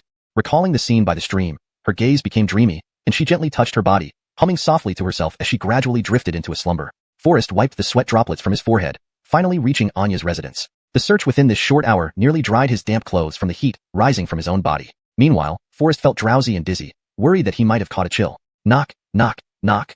His brows knitted tightly, his complexion as pale as paper. He supported his unsteady body with one hand on the door, barely standing. Despite his vigorous knocking, no response came from within. Pushing the door gently, it opened with a creak. Forrest's mind felt clouded as if enveloped in thick fog, heavy and oppressive. Without thinking further, he entered the room directly. Though his consciousness was hazy, he could vaguely recognize the surroundings. On the bed lay a smooth, snake-like curve. The silk sheets were tangled together, luxurious yet disheveled, revealing an elegant figure lying amidst the mess, twisting and turning like a shimmering carp gracefully swimming in water. It seemed to exert its charm fully, drawing the attention of the fisherman, holding the pole to conquer it. Forrest felt weak all over, not having the energy to wield his long rod to catch this catfish before him. His body trembled, collapsing weakly to the ground, whispering hoarsely, "Your Majesty." This Majesty jolted Anya awake from her dream. She saw the disheveled bed sheets beside her, her cheeks flushed with embarrassment as she hastily wrapped herself in a lightweight windbreaker, her eyes coldly scanning Forrest. At this moment, her heart was filled with the bashfulness of a young maiden, intertwined with blame. She composed her turbulent emotions, resuming her indifferent demeanor, her tone icy and tinged with dissatisfaction. "Didn't I instruct you to return quickly after going out? Why did you delay so long?" Forrest felt dizzy, as if drowning in deep sleepiness. He struggled to stay awake, his voice low and weak. "I had to save someone from the Tartar 8 freaks, which took too much time." Tartar 8 freaks? Anya was momentarily stunned, unable to understand Forrest's words. Just as she was about to ask more, she saw Forrest wobble and collapse to the ground. Forrest, what happened?" The previously aloof and scolding Anya's heart tightened in concern, disregarding whether her clothes were neat as she hurriedly got off the bed and rushed to Forrest's side. Forrest's consciousness gradually faded, seeing through half-closed eyes a succulent river clam swaying before him, emitting a sweet fragrance. Anya lightly touched Forrest's forehead, and her heart sank as she felt the alarming heat, clearly a sign of a cold. Without further reproach, she hurriedly removed Forrest's half-damp clothes and fetched a clean cloth to wipe him down. As Anya's delicate hands brushed against Forrest's firm, powerful abs, her eyes widened in surprise, and her pink lips parted slightly, a shimmering droplet of saliva trickling down from the corner of her mouth. Her fingers involuntarily traced downward along Forrest's well-defined abs, following two graceful lines that extended smoothly from the sides of his abs and eventually converged at the deep center. As her gaze wandered, Anya's face flushed a rosy pink, and she stepped back in alarm. Anya had carefully sought out remedies for treating colds from the imperial physician, and now they could be put to good use. To cure the ailment, the patient must sweat profusely to expel the hidden coldness within, thereby achieving full recovery. Despite her lack of strength, Anya managed to move Forrest onto the bed and wrapped him tightly in blankets. However, after a long while, when Anya checked again, the blanket was still icy cold, with no warmth at all. What should I do? Anya worried. Forrest's body is cold. Even if he's wrapped in blankets, it won't generate heat on its own. The only solution now is to warm Forrest's body with my own temperature. In her thoughts, the only method Anya could think of was to warm Forrest's body with her own. Chapter 164. The Theft of the Night Pearl. Anya lightly bit her lip, her face blushing with shyness. But as saving him was urgent, she did not hesitate much and quickly slipped under the covers. As the coldness in his body gradually dissipated, Forrest felt his body become light as a swallow. He suddenly woke up from his dream, only to find that it was Anya who was teasing him with a long, graceful phoenix tail feather. "Are you awake?" Anya's voice was soft, but the phoenix tail feather in her hand teased him continuously, making Forrest sneeze twice in succession. I heard the imperial physician mention that after driving out the wind cold, one must sneeze 3 times consecutively to completely expel the toxins within the body and fully recover. Looking at Anya's earnest expression, a gentle smile crept across Forrest's lips. Before her words had even finished, her lips were gently sealed by Forrest's, his tongue deftly prying open her tightly closed teeth. Anya's eyes widened in surprise as she could only make indistinct "aya" sounds, leaving one unsure whether these were murmurs of joy or silent protests. Forrest was about to go further when Anya, blushing scarlet, gently pushed him away, whispering reproachfully, "Be bold." Bold? Forrest secretly laughed to himself. There were even bolder things he had yet to try. Anya could no longer let Forrest indulge in such unrestrained behavior. After all, the pleasures of the previous night had already left her exhausted. If this continued, standing might become difficult for her. In their struggle, they suddenly heard a sharp bang. A delicate jade vase fell to the ground and shattered into pieces. This sudden turn of events jolted Forrest back to reality from his daze. Forrest froze for a moment, his gaze shifting between the scene before him and the still figure of Anya in his arms. His heart tightened. He pinched his arm hard. The pain was real. This wasn't a dream? Next, Forrest waved his hand in front of Anya. "What are you doing?" Anya asked coldly. Forrest immediately widened his eyes and leaped out of bed. Anya is actually awake? The situation developed completely beyond Forrest's expectations. It seemed he had gone too far this time. Previously, whenever Anya was unconscious or drugged, Forrest had been compelled to act in order to save her. In those states, Anya being unaware didn't trouble him much. But now that Anya was fully conscious, hadn't he committed an unforgivable mistake? With this thought, Forrest couldn't help but tremble, hurriedly kneeling beside the bed and speaking softly in defense. "Your Majesty, what happened?" I truly did not know." Seeing Forrest's comical and adorable demeanor, Anya couldn't help but laugh softly. Then, her tone turned icy as she scolded, "Forrest, remember that I am the Milton's concubine. What you've done is punishable by beheading. Your servant knows his crime. Your servant knows his crime. Please have mercy and consider our past." Forrest replied nervously. Each of Forrest's performances always pleased Anya. How could she bear to punish him? Seeing Forrest so flustered was quite entertaining. Anya merely wanted to tease him a little. "You may be forgiven, but responsibility cannot be escaped. If you can present an achievement that can compensate for your misdeed now, I will spare you," Anya responded coolly, her tone tinged with amusement. Forrest's mind raced, realizing there indeed was an important matter he needed to report to Anya. In fact, this very visit was intended for this very purpose, unexpectedly interrupted by this unforeseen intimate encounter. "Your Majesty, I have something to report." Anya was taken aback. She had only meant to tease him slightly, but Forrest responded so quickly that it piqued her curiosity about what he would say. "Think carefully before you speak. If what you say is trivial, I will certainly punish you." Forrest answered confidently and calmly, "Hasn't your Majesty lost a pair of 9 Dragon Knight light cups and a night pearl?" Upon hearing this, Anya was startled. Indeed, several days ago, the 9 Dragon Knight light cups displayed in the imperial study had vanished, leading her to scold Anai and the other maids. As for the night pearl, she usually kept it in a box placed high on the bookshelf in her chambers. How could it possibly be lost? After a moment of contemplation, Anya's lips curled into a mocking smile. "What you say is not entirely false. The 9 Dragon Knight light cups have indeed disappeared, but the night pearl is still safe." "Your Majesty seems so certain. Are you sure the night pearl is still there?" Forrest questioned. Anya said with full confidence, "This night pearl has always been cherished deep within my chambers. How could it be easily lost?" "Forrest, you must think carefully. If the night pearl hasn't been lost, you will not escape punishment. Then, would you be willing to make a bet with me, Your Majesty?" "How?" Anya asked with great interest. "If the night pearl is still there, then you may deal with me as you wish. But if the night pearl is indeed missing, you must grant me one request." Forrest whispered. A sly smile crept across Anya's lips, and she nodded in agreement. "All right, let's do it your way." As soon as she finished speaking, she got up and gracefully walked toward the bookshelf. Her eyes lingered on the box containing the night pearl for a moment, and Anya couldn't help but reveal a smug smile. "Forrest, you lose. This box is still here. Now I need to consider how to punish you properly." With a look of satisfaction in her eyes, Anya gently picked up the box. "Your Majesty, you haven't opened it yet. How can you be sure the night pearl is still inside?" Forrest countered. Anya replied confidently, "This box was hidden by my own hands. If anyone had touched it, how could it escape my notice?" After saying that, Anya opened the box containing the night pearl. "What?" Instantly, Anya stood frozen in place. The box was completely empty, void of anything. How could this be? Anya found it truly hard to believe. "It must have been stolen," Forrest speculated softly. How did you know the night pearl was gone?" Anya's face turned pale with anger, shouting at him furiously. After all, this night pearl was a beloved treasure from the late emperor, cherished by Anya as an invaluable heirloom. Whenever she missed her father, she would take it out and gaze at it thoughtfully. Now that the night pearl was stolen, how could Anya not be consumed with rage? Chapter 165. Anya's fragility. If you hadn't stolen it, how would you know that the night pearl had vanished? Anya's expression changed abruptly, her voice cold and accusatory. Forrest remained calm inside. He had long anticipated Anya's suspicion. No matter how strong Anya was, she was still a woman, living in this palace filled with intrigue and calculation, naturally needing to be cautious at all times. This was also why Anya sometimes chose to sleep alone in a side room, or dress up as a palace maid to sit by the stream, swinging her feet leisurely to relieve fatigue. Only then could she momentarily forget her identity as the empress. Only then could she enjoy a brief moment of peace. To avoid the eyes and ears of the palace, especially those of Prime Minister Gordon and his spies, Anya chose to hide in what she considered the safest place, Kunling Palace. Anya felt a chill of fear. How could the night pearl, treasured in Kunling Palace, have been lost so easily? Naturally, her suspicion fell on Forrest. Forrest smiled lightly, responding calmly, Your Majesty, if I had really taken it, why would I expose my own weakness to you? Anya frowned, realizing he made a valid point. After all, if Forrest had truly stolen the night pearl without her noticing, why would he reveal it? So, can you explain how you knew the night pearl had disappeared? Anya asked firmly. Of course. Forrest replied. And I've seen this night pearl with my own eyes. Forrest answered softly. Anya froze instantly, her eyes wide open, staring anxiously at Forrest. You really saw this night pearl? Where did you see it? Forrest appeared unperturbed, a slight smile playing on his lips. Since your Majesty has already lost, according to our agreement, you must first agree to one thing for me. Unexpectedly, Anya suddenly became anxious and terrified, her voice gradually weakening, almost choked with sobs. Tell me quickly, where exactly did you see the night pearl? Seeing Anya, usually composed and mature, now panic-stricken like a little girl, Forrest couldn't help but pause. It turned out that the mighty Empress harbored such a fragile side. Forrest frowned slightly, answering quietly, at the residence of the Minister of Revenue.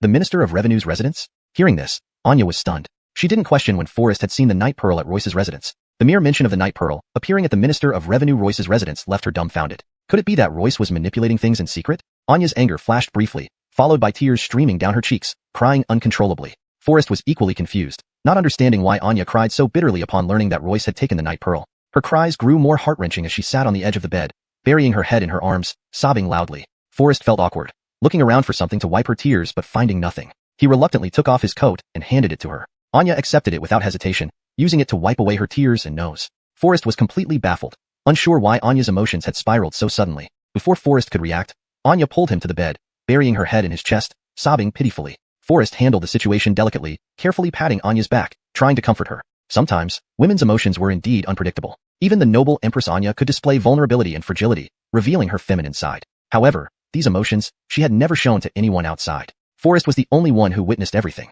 Your Majesty, what is wrong with you? As Anya's trembling body slowly calmed down, Forrest gently asked. Anya wiped her tears and nose on Forrest's coat, then spoke in a faint voice. I didn't expect that old ministers like Royce had their spies infiltrate deep into my private chambers. Evidently, this is a warning from Royce, implying they can take anything around me. At this moment, Forrest finally understood why Anya had suddenly broken down emotionally. In this palace, Anya treaded cautiously, but the veteran ministers, relying on their seniority, had never truly respected her, each controlling vast powers. Anya had always dealt with the senior officials under the name of Jinyiwei, thus they did not dare to act rashly. With her keen mind and strategic thinking, she cleverly used the mutual checks between Prime Minister Gordon, Revenue Minister Royce, and King Govind of Huainan, maintaining a relatively stable situation. However, this strategy of leveraging their power against each other was merely a temporary solution. After all, no matter how much they competed, Anya's own power never saw substantial growth. It wasn't until Anya met Forrest that things began to change. Though Forrest was just a royal physician, he repeatedly saved her from Govind. Impressed by Forrest's intelligence and bravery, Anya hoped in her heart that he could help her solidify the nation's foundation. Forrest's ingenious inventions amazed Anya, who admired his wisdom and innovative spirit immensely. Thus, when she dispatched Forrest to the northwest to aid disaster victims and investigate corruption, it also stemmed from her desire to rely on him to stabilize the empire. Originally planning to proceed gradually, she didn't expect that upon returning from the northwest, Forrest would so decisively kill King Govind of Huainan. With Govind dead, the balance of power among Prime Minister Gordon, Revenue Minister Royce, and King Govind instantly collapsed, leaving Anya momentarily at a loss.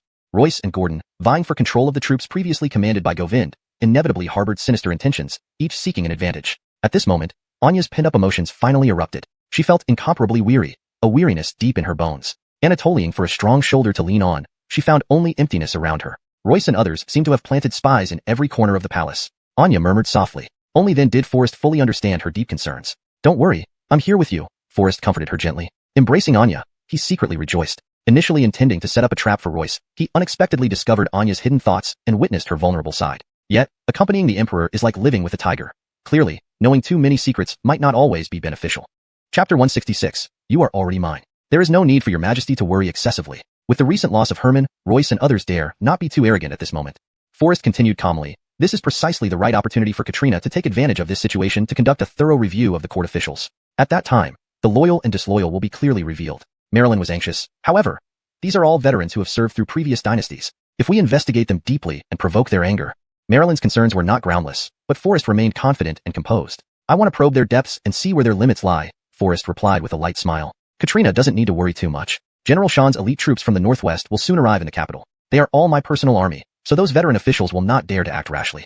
Moreover, the allegiance of Herman's troops has yet to be determined, and the Tiger Talisman has not been found. Even if Royce and Gordon have intentions of rebellion, they cannot mobilize Herman's troops. Everything is under control. Katrina can rest assured. Forrest's meticulous planning was detailed, and he gently comforted Marilyn with soft words. Gazing at Forrest's handsome face and his calm, confident demeanor, Marilyn couldn't help but bite her lower lip softly. Her eyes were filled with admiration and reverence, caressing his tightly packed abs and chest muscles. This was the firmest sense of peace she longed for. The gentle curtains slowly descended, and Forrest's body was gently laid down. Another day turned into a night of sheer pleasure, leaving Forrest utterly exhausted and drained. Marilyn wasn't in much better shape either. She lay on the bed soaked with sweat, her flat stomach rising and falling rhythmically with her rapid breathing. Her breaths were heavy, tired, yet incredibly happy. After bidding farewell to Marilyn, Forrest hurriedly changed his clothes and stepped out of Kunling Palace. At tomorrow's morning court session, Marilyn would announce two major matters. She had been extremely tired after last night, so today she needed to rest and recover in Kunling Palace. At this moment, Forrest had another urgent task to attend to. Marilyn was unaware that the female gainer Zella, who had infiltrated the palace that night,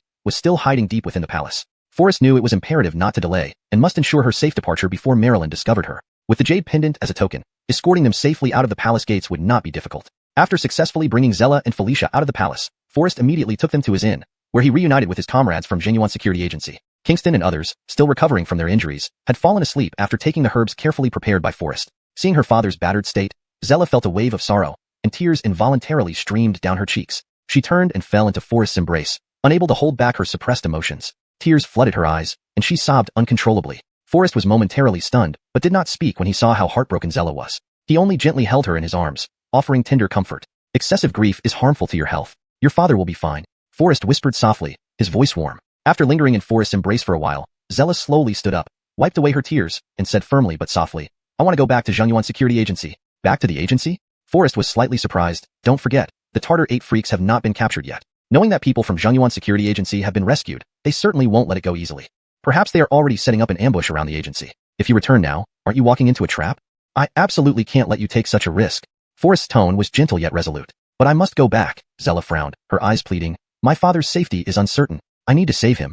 I'll try to help treat your father, Forrest responded. It's indeed too dangerous to return now. Why do you insist on going back?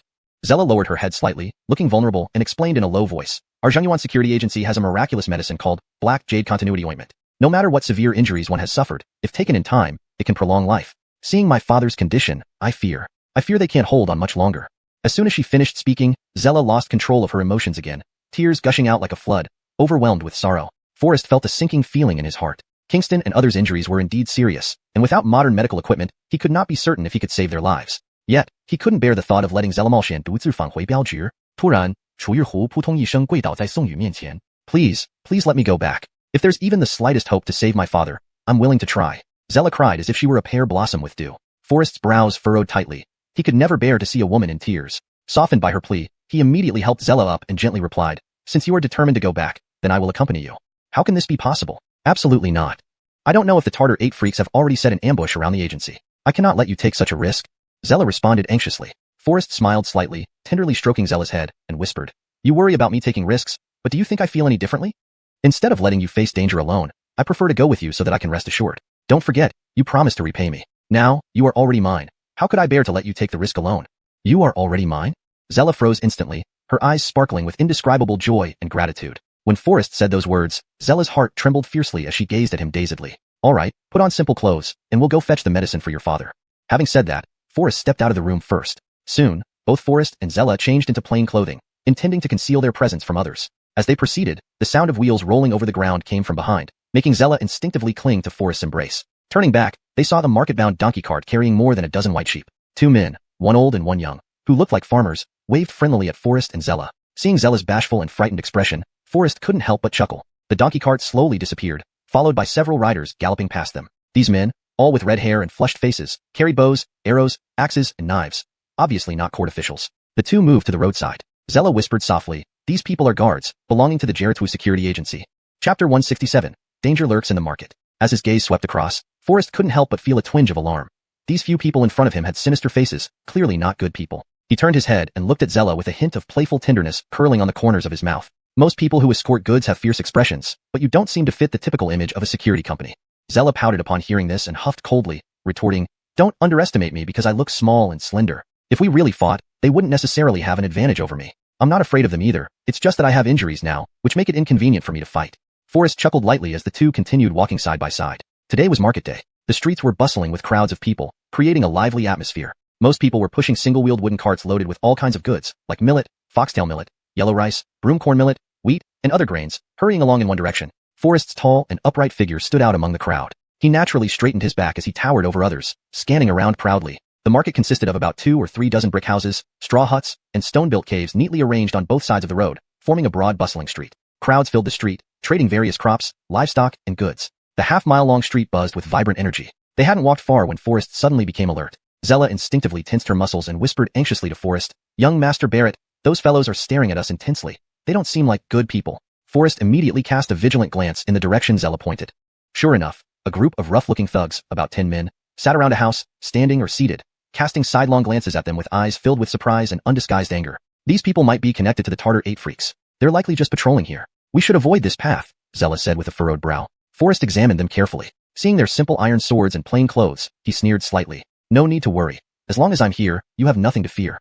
Though still wary, Zella quickly pulled Forrest into the crowd amidst the unfriendly gazes. Forrest, however, remained unusually calm, leisurely surveying his surroundings. Apart from the thugs, several men wearing unusual red hats also cast sidelong glances at them. These hats were unlike ordinary ones, only covering part of their heads, with red tassels hanging down on each side, tied under the chin. These men were large and sturdy, draped in sheepskin vests, but with their arms bare, clearly different from common Daya people. Next to them stood several spirited horses, their eyes showing no fear as they stared back at Forrest. These are members of the Tartar tribe, a branch of the northern nomadic tribes.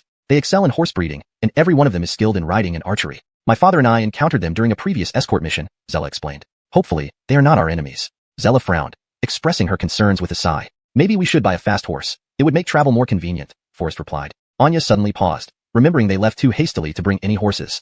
"Do you plan to trade with them?" Forrest calmly responded, "Why not?" Ding ding ding. Before Zella could react, a clear copper gong rang out in front of the most prominent stone house, followed by a non-native Daya man loudly calling, 30 taels per ride. 30 taels. Forrest's curious gaze shifted toward the sound, where several robust men dressed like the riders they had met earlier sat on the steps without hostility. The sound of the gong stirred the horse dealers into action, pulling their horses toward the stone house, causing a chaotic scene. Forrest merely chuckled and shook his head. The once threatening figures now seemed like ordinary merchants, while Zella was being overly cautious. "Let's go check it out." Just as Forrest began to relax, a cold snort sounded in his ear. Forrest immediately knitted his brows, only now realizing he had been tightly surrounded. In front of him stood over a dozen big men dressed like thugs, each with a ferocious expression, glaring at him angrily. Zella's eyebrows furrowed as she instinctively reached for the sword at her waist. Forrest, however, remained calm and collected. He took 2 steps back, shielding Zella behind him, and whispered gently, "Your injuries haven't fully healed yet. These people aren't worth you dealing with personally." Zella was momentarily stunned, raising her head to gaze at Forrest. Her eyes were a mix of surprise, tenderness, but mostly worry. "They are no good people." Forrest smiled faintly. "Neither am I." Seeing Forrest's composed and confident demeanor, Zella couldn't help but feel a surge of affection. Still, she advised him with concern, "Young Master Barrett, it would be better to avoid trouble. These people just want money. There's no need to draw swords with them. Greed often means disregarding life." Clearly, this group was hired by the Tartar 2 freaks to probe into Forrest's strength and tactics. After all, the leader and 5 members of the Tartar 8 freaks had been killed by Forrest, leaving them clueless about his true abilities and fighting style. Thus they dared not act rashly. So, they hired some henchmen to lie in wait on the way to Jinyiwei escort agency, both to test Forrest's skills and to wear him down. These men were driven by profit. If paid enough, they could be bought. However, Forrest had no intention of spending money on such riffraff. Simply put, these men weren't worth the expense. An itching desire welled up inside Forrest, urging him to show them what he was made of. One thug gave Forrest a sidelong glance and spat contemptuously at his feet. "You're that damn Forrest? Did you really take out the Tartar 8 freaks?" Another thug sneered, looking at him with disdain and mockery. At this moment, the crowd at the market sensed the commotion and gathered around, creating a noisy scene. Chapter 168. Prepare the coffin early. However, facing these dozen or so men dressed like thugs, each holding a rusty saber, the crowd did not dare to approach too closely and only watched from a distance. Forrest showed no fear in response to their questioning. Instead, he protected Zella behind him with a mocking smile at the corner of his mouth and calmly replied, "Yes, I am the one who killed the 8 eccentrics of Tartar. Are you planning to seek revenge for them? You are far too arrogant, kid." That group of hooligans spat on the ground fiercely, their eyes as cold as ice, glaring angrily at Forrest. Clearly, these people did not take Forrest seriously, like calves unaware of the tiger's might. Suddenly, there was a clang, and everyone quickly drew the large knives from their waists. Rust scattered like dust around their feet as they swung the blades. Although Forrest had left home without any weapons, if he used that mini-repeating crossbow, it would be easy for him to subdue these arrogant fellows. Killing them would only require a slight movement of his hand. But these people were not worth Forrest taking out the crossbow for. With a playful mood, Forrest decided to play along with them for some time. Glancing around, he found an idle woodcutting knife on a pile of firewood to his left and casually picked it up. "Ha ha ha, a woodcutting knife?" Seeing this, the gang immediately burst into mocking laughter, with several laughing so hard they doubled over. The surrounding spectators could not help but sigh and murmur sympathetically. What foolishness, trying to contend against those sharp blades with just a woodcutting knife. This young man must be delirious. Isn't this like smashing an egg against a stone? As everyone sighed with pity on their faces, an old man dressed in plain black linen clothing hurried over with excitement, handing Forrest a palm-sized piece of wood without any explanation, forcefully placing it in his hand before Forrest could refuse.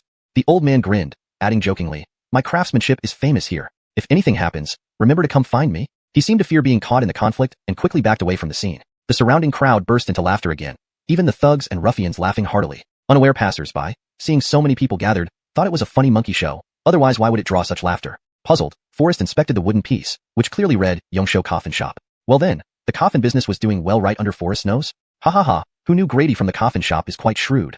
Someone in the crowd laughed. As soon as these words were spoken, the entire area erupted in laughter once more. The thugs hadn't even started, yet they were already laughing until they almost choked. Kid, are you trying to laugh us to death? Ha ha ha, it looks like you should have prepared your own coffin beforehand. If you give us a bit of silver, we'll go easy on you when we strike, leaving you a full body, so you can enter the coffin with dignity. The thug leader laughed loudly, jeering sarcastically. The onlookers also joined in the laughter. Zella's face turned pale with anger, drawing her sword to teach these scoundrels a lesson, but Forrest stopped her in time. Those few thugs looked at Zella with lustful gazes, licking their lips lecherously. Oh, so you've got a beauty hiding behind you? One of the thugs said with a lascivious grin. If you hand over this beauty for our enjoyment, we might let you off with a warning. Haha, in that case, you won't need that expensive coffin after all, saving you the cost. Facing their mockery, Forrest remained calm, showing no sign of anger and not bothering to argue with them. He simply shook his head and replied mockingly, "That coffin will surely find its use. I might even need to order a dozen more." "What do you mean by that?" The lead thug, seemingly catching Forrest's implication, his face darkened, and he asked coldly. Forrest maintained his serene and easy smile, saying nonchalantly, "Just that the cost of the coffins will be paid by you yourselves." "Boy, you're asking for death." Before the sentence finished, two burly men, eyes wide with fury, rushed towards Forrest with their sabers raised, attempting to strike from both sides, aiming to kill. Instantly, screams and sighs echoed around as some timid women covered their eyes with delicate hands, unable to bear the sight of the bloodshed. However, there were also onlookers who watched with great interest. Forrest, however, remained still, composed, and even a hint of calm smile played at the corner of his mouth. Just as the two men were about to touch Forrest, the wood-cutting knife in Forrest's hand flashed like lightning. Any item in his hand could be turned into a lethal weapon. Though these thugs looked imposing and aggressive, they were nothing more than braggarts in Forrest's eyes. Even unarmed, Forrest was confident he could easily defeat his opponents, let alone with a sharp wood-cutting knife in hand. With two crisp clangs, Forrest effortlessly deflected the large knives coming at him, then moved swiftly forward, striking one man's face with his left fist, and instantly pressing the wood-cutting knife against the other's throat. In an instant, the previously noisy crowd fell silent. The women who had shielded their eyes with their hands couldn't help but peek through their fingers out of curiosity. Thud, the thug whose neck was pressed by the wood-cutting knife, suddenly weak in the knees, stared at Forrest in terror as if facing a deadly devil, trembling involuntarily and kneeling straight down before Forrest. Hero, spare my life. I don't want to die. I have an elderly mother above and a toddler below. I'm the hope of my whole family." The thug's sorrowful cries were filled with deep emotion, making anyone listening sympathize. "No nonsense. Where did your arrogance go just now?" Forrest replied with a cold smile. "I actually admired your indifferent and arrogant demeanor just now." Bang bang bang. Now the man had lost all trace of arrogance, leaving only the dull sound of his head hitting the ground. "I was wrong. I was really wrong. Please let me go. I have an 80-year-old mother at home and..." Unable to tolerate it any longer, Forrest kicked him over. Too noisy. Chapter 169. Someone buys your Arnof. Escaping the shadow of Forrest's blade, the thug hastily crawled back to his companions like a dog. Once on his feet, he resumed his earlier arrogant and domineering demeanor, his eyes burning with even greater hatred. He sneered coldly, "Kid, you're digging your own grave. You actually dared to lay hands on us? Do you know who stands behind us? If I tell you, it might scare the wits out of you." The thugs prudently retreated, pointing at Forrest's nose as they angrily berated him. "Ah, how frightening. I truly want to see who exactly stands behind you." Forrest maintained his calm and composed demeanor. "Charge. He's alone while we have many. Shouldn't we fear a single person?" The leader's voice trembled slightly, but still attempted to rally his underlings. However, the others seemed unmoved, so the leader had to roar again. "Whoever can break his arm will receive 30 taels." At these words, a glint of greed flashed in several pairs of eyes, but after exchanging glances, no one dared to step forward. The leading man gritted his teeth and stomped his foot before finally shouting, "Whoever can take his head will be rewarded with 100 taels. 100 taels. That could buy countless steamed buns." A woman who had been shielding her eyes stood quietly at the back of the crowd, her gaze piercing through the commotion, feeling a wave of unease ripple through her heart. Among the spectators, there were sighs of regret for Forrest, wondering how he had offended these gangsters. Heavy rewards bring brave men. The hooligans grew eager but remained only posturing, no one daring to make the first move. As Forrest leaned slightly forward, everyone involuntarily trembled, stepping back hurriedly. Although greedy, they feared death more. The intense aura emanating from Forrest was unprecedented. None dared to act rashly. "Brother, if we can't harm even a hair on him, how can we report back to the Tartars?" a subordinate whispered to the leader. "Why don't we all rush him at once? Even tearing a piece of his clothes would give us an excuse in front of the Tartars," the subordinate continued. "Don't forget those two Tartars are ruthless. They're not easy to appease." The leading ruffian frowned deeply, worried. "Brother, stop hesitating. The Tartars have already paid a deposit of 100 taels. If we fail to kill Forrest, we'll die anyway. The ruffian leader glanced at his subordinate with a deep look, his voice low and heavy. This is your chance to earn merit, go ahead.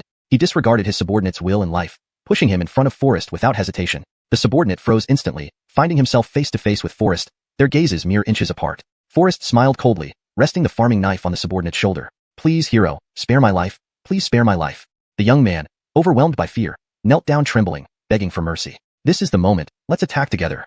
A furious shout rang out from the leader, and the dozen or so followers surged forward toward Forrest. Chaos erupted as the crowd swung their weapons wildly at Forrest's body. Only the leader had second thoughts. Although his shouts echoed loudly, his feet were ready to flee at any moment. Forrest, uninterested in talking, kicked the pleading young man away, using him as a shield against the attackers, then quickly drew the mini crossbow from his waist. A sharp whoosh resounded. An arrow pierced through the crowd, flying straight toward the gang leader's head. Before anyone realized what happened, they saw the fleeing gang leader freeze, stiff as a statue, then collapse to the ground with a loud thud. Everyone froze in shock. The thugs about to strike Forrest instantly paused, turning to see their leader lying on the ground, eyes wide open in terror. Forrest casually blew on the muzzle of the smokeless mini crossbow, silently thinking that a pistol would be perfect. Even with superb skills, Forrest knew he could eventually tire when facing multiple enemies. Holding a gun representing absolute power would make things much easier. Deep down, Forrest had included making a pistol in his upcoming plans. Witnessing their leader's fall, the gang's morale crumbled, scattering like frightened beasts. Yet, surrounded by many onlookers, they struggled to escape quickly, panicking and running in all directions. The fiercely tempered ruffian swung his great saber, slashing wildly at innocent civilians and roared viciously, "All of you get out of the way! Otherwise, I'll sever your heads with a single stroke." Even before his words faded, the ruffian's rusted great saber ruthlessly slashed towards Blaze, who was selling coffins. Under sheer terror, Blaze's legs turned limp, and he fell to his knees directly. At this critical moment, Forrest waved his hand, sending a short arrow flying like a bullet, piercing through the air rapidly to penetrate the ruffian's head instantly. After a deafening bang, the broad-bladed great saber landed heavily right in front of Blaze, causing him to urinate from fright. Who dares to flee? Forrest held up the repeating crossbow, firing 3 arrows into the sky consecutively, producing an earth-shaking roar. The surrounding crowd had never witnessed such an awe-inspiring scene. They panicked, hastily dispersing and seeking shelter for safety. The ruffians, originally planning to escape, were so overwhelmed by this power that their legs trembled, and they could not help but kneel and beg for mercy. "Young master, please spare us." Under this pressure, no one dared to resist any longer. They all threw down their weapons and bowed their heads, begging for pity. 3 men saw their chance amid the chaos and intended to make a run for it while Forrest was distracted. "Master Barrett, some are escaping." Zella's heart raced as she drew her sword to chase after them. Forrest remained unperturbed, calm and composed, and chuckled lightly, saying, "Let the bullets fly for a bit." Just as he finished speaking, there came 3 sharp whoosh sounds, as arrows pierced through the air. The arrows Forrest had fired skyward descended accurately, landing on the heads of the 3 fleeing men, passing through them. Witnessing Forrest's remarkable prowess, nobody dared to resist anymore. They all knelt down, pleading for forgiveness and banging their heads repeatedly on the ground. Forrest walked forward slowly and asked concisely and straightforwardly, "Where does the person who ordered you to ambush me reside?" "I don't know. They only said to place your head in front of Jinyiwei escort agency, and then someone would pay us silver," the ruffian replied nervously. "Oh, how much is my head worth then?" "TT 300 taels. "So, my head is only worth 300 taels? Heh." Forrest couldn't help but give a bitter laugh. Chapter 170, Assassin in the Woods. Turning to Zella, he said softly, "Come, let's go meet them." "What? They don't come to you, but you're going to seek them out?" Hearing that Forrest intended to actively search for the 2 Tartar men behind the thugs, everyone around was taken aback and astonished. This is sheer overestimation of yourself. Indeed, the 8 freaks of Tartary kill indiscriminately and are all highly skilled in martial arts. Even the authorities are at a loss with them. You dare to go alone? Master, I must be frank. Although you have some means against these hooligans, the 8 freaks of Tartary are ruthless killers, disasters everyone avoids. Going to challenge them is courting death. Emmett could not help trembling, staggering forward to dissuade him. Forrest smiled calmly, speaking lightly, "They? Just a bunch of defeated minions. If our family is to be complete, now that 6 of the 8 Tartars are already gone, it would be wrong not to reunite them." Hearing this, Emmett was momentarily stunned. Though he did not understand, he still whispered through tears, "If Master has decided to seek death, old man can do nothing to stop it. Just now you saved my life. Such great kindness I cannot repay. I will surely prepare an excellent coffin for you to show my gratitude." "What nonsense are you babbling?" Forrest did not get angry, but Zella turned furious, glaring and drawing her sword to mildly punish the elder. Grady immediately shook with fear, begging for mercy, slapping himself. "Enough, enough. At your age bowing to me will only shorten my lifespan." Forrest, understanding the elder's well-meaning intentions, gently helped him up. "If you want to send me a coffin, I won't refuse, but it must be top-grade Namu wood. Remember to deliver it to the Barrett family tavern once done." As he spoke, Forrest casually handed over a 1,000-tael silver note. Everyone stared in disbelief. Emmett's hands trembled even more. This is too much." Looking up, Forrest and Zella had already vanished among the crowd. Zella looked puzzled, asking Forrest, "Why prepare a coffin for yourself?" "Coffin? It will have great use and also helps his business along." A flash of mystery crossed Forrest's eyes as he answered softly. Seeing the inscrutable Forrest, Zella grew even more curious, developing a stronger interest in him. Leaving the bustling market, the surrounding atmosphere gradually became quiet. Initially, there were still occasional passers-by on the road, but as they moved on, the silence grew deeper and eerier. All along, Forrest's brow was tightly furrowed, cautious in heart. Something about this air felt off to Forrest. In a blink, they saw a tea stall not far away. Forrest turned to Zella and suggested quietly, "Let's rest for a while, have some tea, and inquire about the latest news near Jinyiwei Escort Bureau." Zella's brows were knitted tightly, anxiety written on her face. "But father is waiting at home for me to bring back medicine for him." "I'm afraid." Forrest consoled her in a low voice. "Even if you're anxious, this moment cannot be rushed. From those thugs' talk, it's clear these two Tartars have planned this long ago. Now we are out in the open, while they hide in the dark. If we fall into their ambush, you may not save your father, and you might endanger yourself." Zella's eyebrows remained tightly knit, tears sliding down her cheeks involuntarily. "But," Forrest gently embraced her, soothing her softly, "don't worry. As long as I'm here, your father will be safe." With that, both of them sat down at the tea stall. "Boy, bring us 2 cups of the best tea." While waiting, Forrest's gaze continuously swept over several tea-drinking passers-by nearby, carefully listening to every word of their conversations. Sometimes, information inadvertently revealed by strangers is more important. Just as Forrest was concentrating on listening, a stranger wearing a straw hat rushed past him from behind, leaving only a low whisper. "If you have the courage, follow me alone." Forrest froze, turning back to look, but there was no one. Only someone turning the corner of an alley, slowly walking towards the depths of the woods. Seeing Forrest's expression change, Zella was momentarily stunned, asking hesitantly, "What happened?" "Young Master Barrett."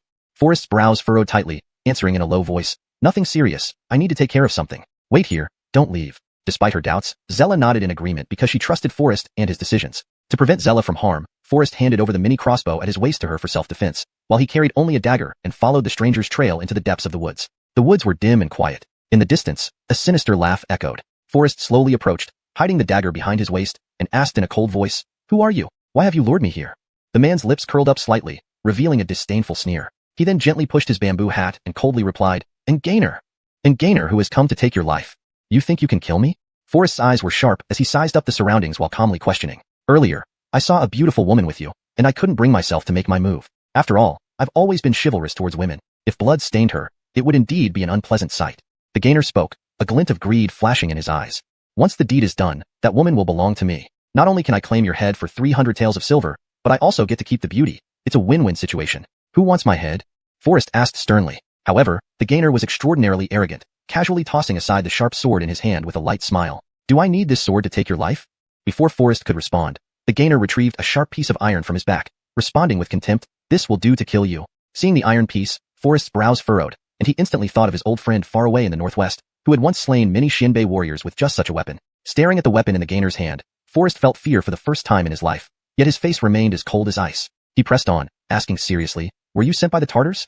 A dying man doesn't need to know much. Even as these words hung in the air, a gust of wind suddenly rushed past, and the gainer was already closing in at high speed. Forrest barely managed to dodge in time, his quick reflexes barely saving him from the attack. A wave of alarm surged within him. Indeed, this gainer was no ordinary foe. "It seems you're not entirely worthless. No wonder your head is worth 300 taels. Know that few in this world can escape my certain death strike," the gainer remarked. Chapter 171. I have my own use for this head. The gainer sneered, then changed his position, retreating several steps until the distance between him and Forrest was restored to its original length before he stopped. This move left Forrest momentarily stunned, inwardly muttering that this person must have some mental issues. Or perhaps there was something extraordinary about him. Just now, he had moved forward, standing so close to Forrest that a close-quarters fight could have started immediately. Yet, why did he choose to retreat back to his original spot? While Forrest was full of doubts, the killer's lips curled into a contemptuous sneer again, and he launched another bull-like charge with the same move towards Forrest. Forrest frowned slightly, then swiftly dodged the attack with ease. "Humph, you indeed have some skills. Know that no one else in the world could evade my fatal strike twice in a row like you. But you will also be the last."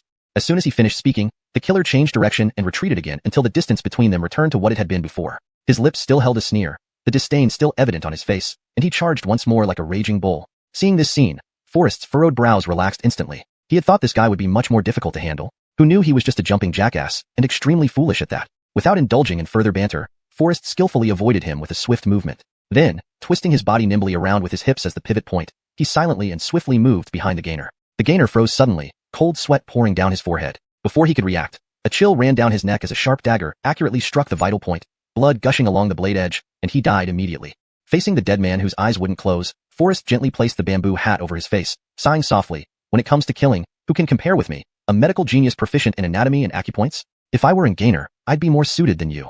After dealing with the gainer, Forrest found no valuable clues on him, merely picking up the fallen sword casually. The sword glinted with a cold light, with a Kirin pattern carved on its hilt. Swinging it experimentally, Forrest easily chopped through a tree trunk as thick as a bowl, inwardly pleased. Returning to the tea house, Zella approached with a worried look and asked, "Young Master Barrett, how long did you take? I was afraid something bad happened to you. Am I not fine now? Where did you get this sword?" Zella's eyes were immediately drawn to the sword in Forrest's hand. "I found it by chance on the way. If you like it, you can have it." Zella felt both surprised and doubtful. This Anatoliquan sword is incredibly sharp. How could you randomly pick it up? This sword belongs to the eldest son of the Jeritwug escort agency. Where exactly did you get it? It turned out that the brash gainer was actually the eldest son of the Jeritwug escort agency. It was in the depths of the forest. Forrest was vague. "These details are insignificant now. We should hurry and go seek medicine for your father." Speaking, Forrest took out a silver ingot to pay. "Boy, the bill." "There's no need to pay. Someone has already covered your tea expenses." The boy replied. Forrest couldn't help but pause. Looking at Zella, "Did you pay?" Zella shook his head in confusion. "No, and I didn't bring any money when I left home." "Then who could it be?" Forrest's brows knitted together tightly, filled with puzzlement. "Someone paid before you arrived," the boy said calmly. "Who was it? Man or woman? What did they look like?" Forrest asked eagerly. "A man. No, maybe a woman?" The boy muttered vaguely. "I'm not sure. That person covered their face with a black cloth, making it hard to tell their true identity. Unknown whether man or woman. Who could it be? Could he have been followed?" Forrest's brows tightened, yet he hadn't felt any ominous premonitions throughout the journey. "Let's go to Jinyiwei escort agency, first to get medicine for your father." Looking at the sky, getting late, Forrest dismissed the thoughts, since he felt no threat and assumed this person wasn't his enemy. The two continued on their way, encountering no unusual occurrences. Being cautious, they met no further dangers along the road. Upon arriving at the gate of Jinyiwei escort agency, they saw two heads hanging from the gate tower. "What?" Zella exclaimed in shock, his face filled with bewilderment. Forrest frowned deeply, pondering, if his guess was correct, these two heads should belong to the last two of the Tartar 8 freaks. "Master Barrett, what's going on here?" Zella asked, puzzled. "It seems someone has taken the initiative and solved our problem for us. Who could that be?" Forrest gently shook his head, his tone calm. "I don't know, but I believe they are not our enemy. Hurry up and get the black jade continuity ointment. I'll wait for you outside." Having said that, Forrest walked straight to the two heads hanging at the gate tower, carefully examining them. Their fatal wounds seemed to be inflicted in one decisive strike, leaving no room for resistance. Who possesses such superior martial arts skills? Forrest's brows furrowed slightly. Then, he carefully removed the two heads, placing them in a cloth bag. Zella fetched the ointment from inside the house and saw Forrest carrying the two heads, which only deepened his confusion. "Young Master Barrett, why do you take their heads with you?" "I have my own use for these two heads." After speaking, the two immediately returned to the tea house. Indeed, this black jade continuity ointment proved to be incredibly effective. After Kingston and others took it, their recovery significantly accelerated, much faster than before. The next day, inside the residence of the Minister of Revenue, Royce was enjoying intimate pleasures with his concubine when a hurried report interrupted them. "Master, something terrible has happened, Master." With a loud bang, a servant rushed towards the door without hesitation. Unbeknownst to him, the door was not fully closed and flew open upon impact. On the bed, Royce was holding his concubine's ankle, lost in pleasure, but the sudden intrusion shocked him, completely spoiling the moment. "You audacious slave! What is so urgent that you dare to cause such a commotion?" Enraged, Royce didn't even bother to dress, jumping out of bed and furiously beating the servant until he felt satisfied. "What exactly happened?" Royce slowly put on his clothes, asking calmly. The servant, bruised all over, covered his bleeding mouth, trembling slightly as he replied. "You useless thing!" Royce roared angrily, lifting his foot and kicking the servant to the ground. He then coldly ordered, "Take me there, and show me what the situation is." Chapter 172. The Mysterious Wooden Chest. Royce stepped into the spacious hall, his gaze immediately drawn to a black wooden chest on the ground. What is this?" Royce couldn't help but furrow his brows and asked in confusion. The advisor and the attendants all shook their heads, looking puzzled, and replied, "We are not sure either. This morning, someone came over, saying that you, sir, must see it personally. We did not dare to open it." Royce pressed further. "What kind of people brought this chest?" An attendant answered, "They have left. The ones who delivered the chest were just commoners hired by someone else, with nothing suspicious about them." The advisor then explained, "I thought they were just ordinary porters with nothing special, so I did not stop them from leaving. As for this chest, we wanted to find out what's inside, but found it sealed with a sticker. The sticker clearly states that only you, sir, can open it. Therefore, we did not dare to act rashly and sent Lachlan to fetch you." Snap. Just as the advisor finished speaking, Royce's slap followed immediately. "You are all useless good-for-nothings. Are you hired just to eat?" With his brows knitted together, Royce walked heavily towards the chest. Indeed, there was a sticker on the lid with tiny words densely arranged, which he could not understand. Royce didn't read it carefully. To him, the gist was clear. The chest was specially sent for Royce, and it had to be opened by him. Making such a fuss, Royce sneered, intending to tear off the sticker on the wooden chest with a swift pull, but his hand hesitated midair. "All these good-for-nothings. The sticker says I must open it. Does that mean no one else can? If there's some kind of trap inside, wouldn't I be dead? Lachlan, you open this thing." Royce's anger was evident in his voice. A muffled sound echoed as the wooden chest opened, causing Royce to stare in shock and collapse onto the ground with a thud. Lachlan fainted outright from fright. Everyone around was taken aback. The advisor hurried forward to support Royce, asking nervously, "Sir, what's wrong with you?" Head. Pointing at the chest, Royce said in a trembling voice, "A Tartar tribesman's head." Hearing this, the advisor couldn't help but feel a shock. hurrying closer to take a closer look. Upon seeing it, he fell to the ground involuntarily. What is this? Could it be that the 8 oddities of the Tartars have met with misfortune? Cold sweat drenched Royce as he sat limply in the chair, his eyes fixed on the box containing the head. His voice trembled. It must be the doing of Forrest. Who would have thought that villain survived and killed the 8 oddities of the Tartars instead? Sir, how could that be possible? The 8 oddities of the Tartars are highly skilled warriors. How could Forrest defeat them? The advisor doubted, questioning aloud. However, Royce also found it hard to believe that Forrest had such capabilities, yet no other reasonable explanation seemed to fit. Quickly, go to the tavern and inquire if Forrest is still alive. Royce frowned deeply, his face pale as paper, fear evident on his features. Moments later, the advisor rushed back, stumbling as he approached Royce, kneeling directly before him. Our report, sir. After investigating everywhere, there's no trace of Forrest or any news that he is still alive. Since there was no word on whether Forrest was dead or alive, the matter became even more mysterious. Royce was now thoroughly confused. Since Forrest's fate was unknown, who could have sent this gift? Sir, perhaps someone knows that you paid the 8 oddities of the Tartars to generate Forrest. This might be a warning to you, the advisor cautiously suggested. After all, conspiring with Tartars to generate an imperial official, if the emperor finds out, it will be a capital offense. Upon hearing this, Royce instantly turned fearful, his body limp, and his voice quivered as he replied, "This is extremely confidential. Who could have leaked this information?" Immediately, Royce's eyes flashed like knives, scanning the advisor beside him sharply. Realizing the situation, the advisor, being quick-witted, trembled with fear, hurriedly kneeling down to plead, "Sir, please believe me. I have followed you faithfully for many years. My loyalty is well known." A fierce light flickered in Royce's eyes as he coldly questioned, "There aren't many people who know about the plan involving the 8 oddities of the Tartars to generate Forrest." Before the advisor could react, Royce gripped his sword, advancing step by step towards him. The advisor turned deathly pale, cold sweat pouring down, stepping back and pleading in a trembling voice, "Sir, it wasn't me. I have been loyal to you, sir. How could I threaten you with this? Moreover, the Tartar 8 oddities are well-known killers in the Jianghu. I have no such ability to harm them."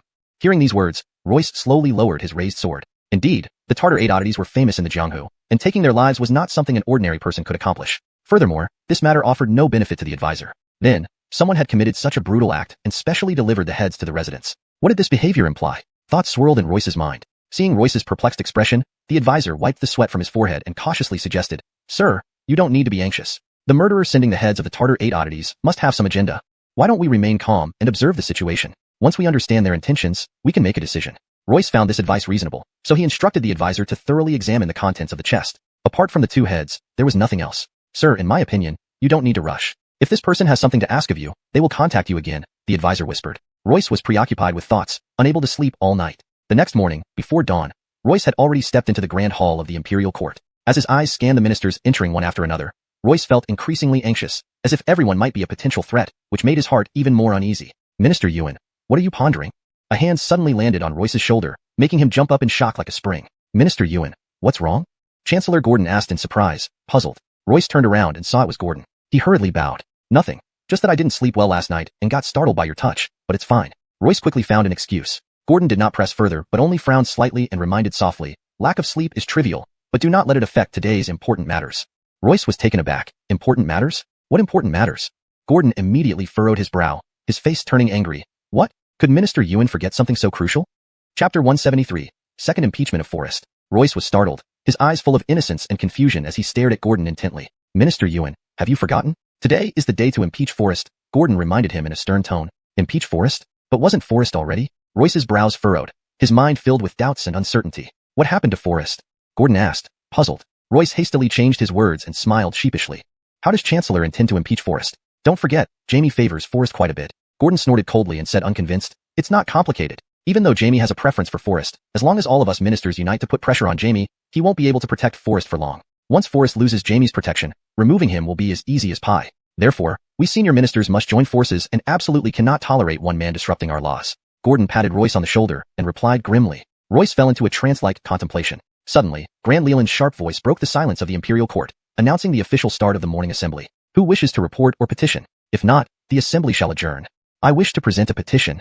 Gordon stepped forward before anyone else, speaking in a cold tone. Without a doubt, Gordon intended to unite the ministers to put pressure on Milton Marilyn again, forcing her to hand over Forrest. Marilyn was seething behind the screen, her face flushed red, clearly indicating that Gordon and others didn't take her seriously as an emperor. Regardless of the matter concerning Forrest that had just been settled, these old ministers were now trying to reopen it. "Chancellor, did I not explicitly state that matters concerning Forrest should not be discussed again?" Marilyn questioned coldly. "Your Majesty, it is not my intention to bring up old matters, but your favoritism towards Forrest makes it hard for the people to believe." Gordon responded arrogantly. "Forrest committed capital crimes. Even if public sentiment pardoned him from execution, It's impossible for him to continue holding office. Before Gordon finished, the officials immediately echoed his sentiments. Marilyn's body trembled in anger. It was clear that Gordon was untrustworthy. Marilyn understood Gordon's true intentions in impeaching Forrest this time. Previously, they had agreed to entrust him with the task of searching for the tiger seal while transferring Forrest to the censorate, which supervised all officials and handled confiscations. Gordon likely realized later that he feared Marilyn would entrust the investigation of Eve's affairs to Forrest. Realizing this, Gordon once again gathered the officials to propose the second impeachment of Forrest. At this moment, Minister of Revenue Royce was the most disheartened. Listening to Gordon's righteous speech, his mind was consumed by one question. Is Forrest still alive? Your Majesty, since it has come to this, why not hear the opinions of other ministers? Gordon said in a cold tone. Letting someone who committed a capital crime continue serving in the court is inappropriate. Even if I agree, the other ministers would never accept it. This was clearly coercion. Marilyn's expression turned icy as she rebuked. The matter is decided. There is nothing more to discuss. Gordon clearly did not intend to end things quickly. He stepped forward and countered directly. If the ministers have no objections to your Majesty's leniency towards Forrest, then I will not say more. Enraged, Marilyn clenched her fists tightly. She knew Gordon's tactics well. 8 out of 10 ministers in the court were under his control, and the remaining 30%, fearing his position, dared not speak out despite their dissatisfaction. Although she was the supreme ruler, faced with Gordon's aggressive manner, Marilyn felt powerless against him. Just as the atmosphere reached its peak of tension, a sudden mocking laugh drifted into the hall from outside. If all ministers are here to impeach Forrest, wouldn't it be unfair without the accused present? Everyone paused and turned their gaze toward the entrance. They saw Forrest walking in gracefully, his presence commanding. Gordon's face twisted nastily, his eyes burning with murderous intent as he glared at Forrest. Royce looked terrified and baffled. Forrest, weren't you? What about the mysterious box? Stunned, Royce watched as Forrest passed by him and gently patted his shoulder, causing him to shiver involuntarily and nearly lose balance. Minister Yuan, are you satisfied with the gift I gave you?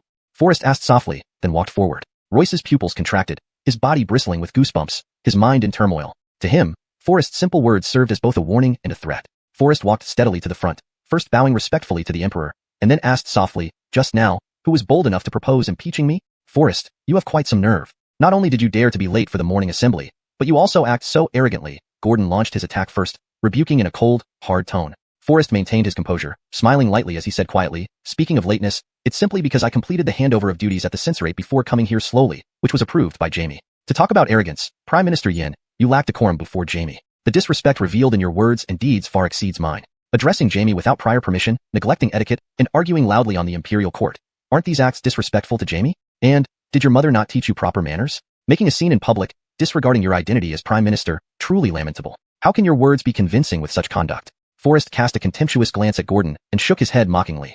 Hearing this, Gordon's face flushed red with anger, his body trembling in extreme rage, wishing nothing more than to bring Forrest to death. Marilyn, hidden behind the pearl curtain, witnessed Gordon's ugly expression, feeling incredibly gratified. Previously helpless against Gordon, she never imagined that Forrest could silence him with just a few words. Furious, Gordon fell silent for a long time before finally retaliating coldly. I am an old minister serving 2 dynasties. Even under the previous emperor, I behaved similarly without any objections from him. What makes you think you can criticize me?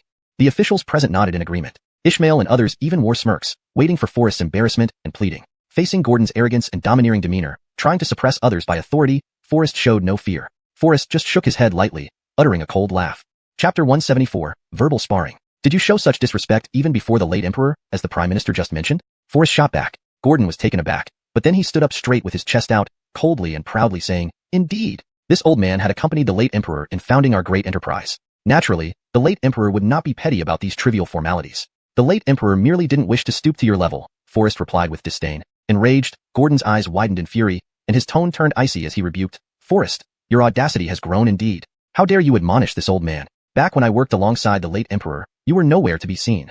Forrest smiled faintly, the corners of his lips curling upward as he responded nonchalantly, it's not admonishment, it is guidance.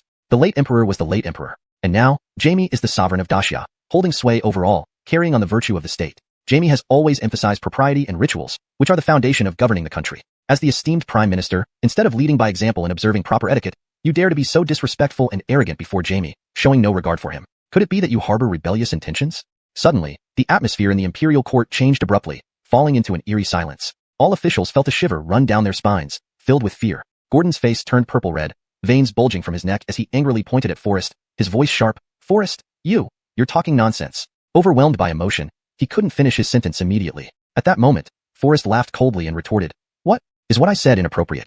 As the Prime Minister, prominent though you may be, don't forget your place. Remember, the whole world belongs to the Emperor. Such recklessness can only mean you're ignoring Jamie's existence. You should understand better than anyone that once Jamie gives an order, regardless of one's status or rank, his commands must be obeyed. Even if it means taking your head, You'd have no choice but to comply.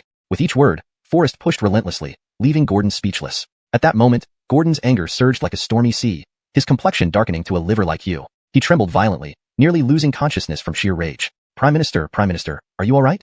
Royce and others rushed forward to support Gordon, who was visibly shaking, barely standing upright. Your Majesty, this old servant has served 2 dynasties, yet this son of Forrest, Gordon sighed, kneeling down and pleading tearfully before Milton Marilyn. However, Forrest gave him no respite, laughing coldly and responding, now you know how to beg for mercy? Why didn't you do so earlier? Stop mentioning your position as a senior statesman. It only highlights your consistent lack of respect, even for the late emperor. Prime Minister, perhaps you should truly reflect on yourself. If it were me, I would be too ashamed to live and would choose to commit suicide to atone for my sins. In the imperial court, civil and military officials remained silent, none daring to challenge Forrest. They all lowered their heads, avoiding eye contact, fearing any involvement might affect them. Fueled by rage, Gordon spat blood onto the ground, glaring fiercely at Forrest like a hawk. Behind the pearl curtains, Milton Marilyn secretly rejoiced at Gordon's predicament. Though Marilyn had always been humble and yielding towards Gordon and other veteran ministers, witnesses to his growth, he harbored deep grievances. Seeing Forrest reduce Gordon to a state of fury and spitting blood, Marilyn felt an intense sense of relief. Your Majesty, how dare Forrest spread lies to confuse the people? Such a creature cannot be spared. Without wiping away the blood from his lips, Gordon angrily denounced. If your Majesty does not severely punish Forrest, this old servant will only prove his loyalty by committing suicide. With that, Gordon suddenly moved as if to strike himself against a pillar. The officials in the imperial court panicked, rushing forward to stop him. Behind the curtains, Marilyn's heart also sank, his smile instantly vanishing, replaced by worry and anxiety. If Gordon really committed suicide in the court, the situation would spiral out of control. Only Forrest remained calm, watching the spectacle unfold. Then he calmly interjected, Prime Minister, please do not act rashly. Hearing this, a smirk flickered across Gordon's lips, inwardly gloating. He thought to himself, Forrest, I never imagined there'd come a time when you would feel fear. Let's see how I handle you. Meanwhile, behind the curtains, Marilyn frowned, at a loss on how to deal with the chaotic situation. Forrest, unusually composed, calmly reached behind him, revealing a piece of brick in his hand. Forrest remained calm, holding the piece of cement brick in one hand as he responded mildly, in the imperial court, if Chancellor Gordon's blood splatters and stains the pillar, it would require special cleaning, which is indeed troublesome. Since Chancellor is determined to die, why not try the cement brick? It will be far more effective than crashing into a pillar. Gordon froze on the spot, his eyes filled with murderous intent as he glared at Forrest. Chancellor, please do not act so rashly. Marilyn hurried to dissuade him, deeply worried that Gordon might foolishly smash his head against the cement brick. However, Marilyn's worry turned out to be unnecessary. Seeing Marilyn speak, Gordon promptly seized the opportunity, replying with a slightly trembling voice, I am grateful for your Majesty's concern. This servant still has to repay your Majesty's deep kindness. Why go so far as to speak of giving up? Hearing this, Forrest could not help but burst into laughter, speaking lightly, Chancellor, you really overthink things. If you were gone from the court, perhaps under Jamie's rule, everything would run much more smoothly. Gordon heard this, his eyes flashing with anger as he glared at Forrest, as if ready to devour him. Yet in the imperial court, Gordon found himself powerless against Forrest. Trembling, he stood up, his voice cold as he said, Your Majesty, I am not feeling well. Please allow me to take my leave first. Hold it. Wouldn't it be too impolite for Chancellor to leave like this? Forrest asked with a light laugh. Gordon was taken aback, but being a shrewd person, he quickly grasped Forrest's implication. So he shot Forrest a furious glare before respectfully bowing to Marilyn, then left with a heart full of resentment, sweeping away in a huff. Everyone who witnessed this scene was stunned. They had never seen Gordon so angry yet so courteous. Marilyn was also surprised. She had never expected the usually disrespectful Gordon to actually perform the proper emperor subject salute. To Marilyn, this scene seemed dreamlike, making her admiration for Forrest grow even deeper. After Gordon angrily left his seat, the ministers lost their mainstay, becoming like scattered sand. Royce was extremely humble, not daring to speak easily, as his residence still held the valuable gift presented by Forrest. With Forrest holding evidence against him, how could he dare to oppose Forrest in any way? Chapter 175, Plotting Deceit. These people had gathered with the intent to impeach Forrest, but were instead thoroughly defeated by his sharp words. Now all resembled tame quails, hanging their heads in silence. Marilyn seized the opportunity and solemnly announced that the task of raiding the Huainan Wangfu would be fully entrusted to Forrest. Royce, standing below, was seething with anger.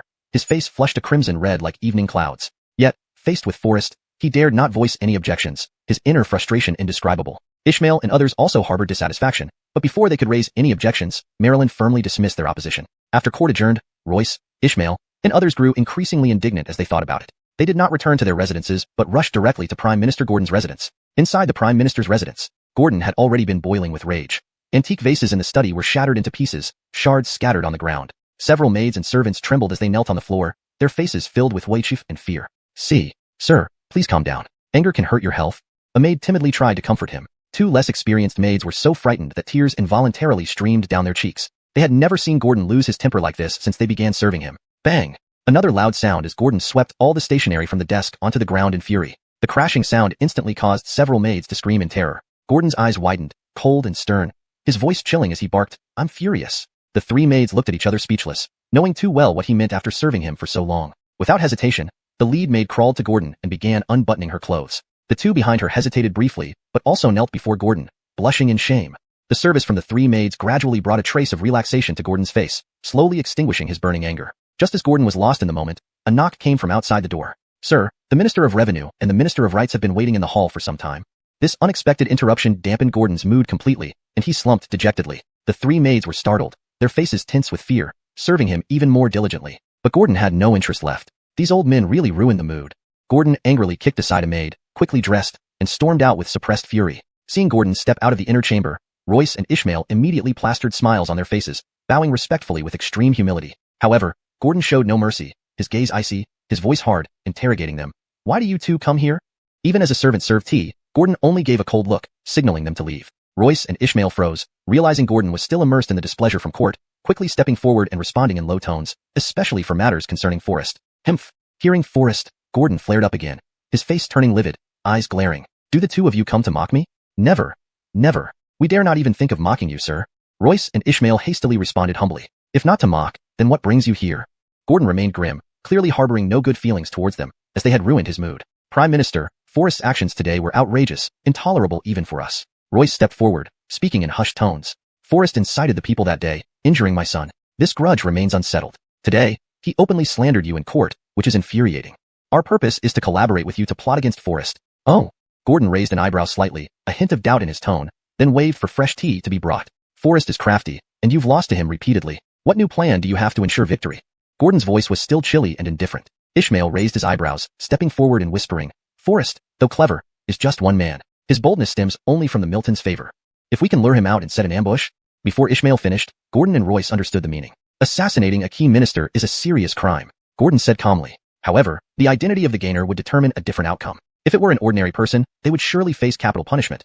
But if Chancellor Gordon takes action, it would be seen as removing corruption for the good of the court, not only avoiding punishment but also deserving commendation. Royce replied with a smile. Gordon had long harbored deep resentment towards Forrest. How could he not wish to eliminate Forrest? Yet, he had witnessed firsthand the tragic ends of those who dared confront Forrest directly. Remember when Jarvis intended to make things difficult for Forrest by sending him to relieve disaster in the Northwest, only for Forrest to display extraordinary talent, completing the mission successfully and rejuvenating the region. Royce and others had also joined forces to impeach Forrest, only to be met with public outrage and ended up bruised and battered. Even Gordon himself, attempting to pressure Forrest today, was outsmarted by Forrest's wit and ended up humiliated. At this moment, Gordon couldn't help but have serious doubts. This plan must strike with precision, leaving no room for Forrest to retaliate.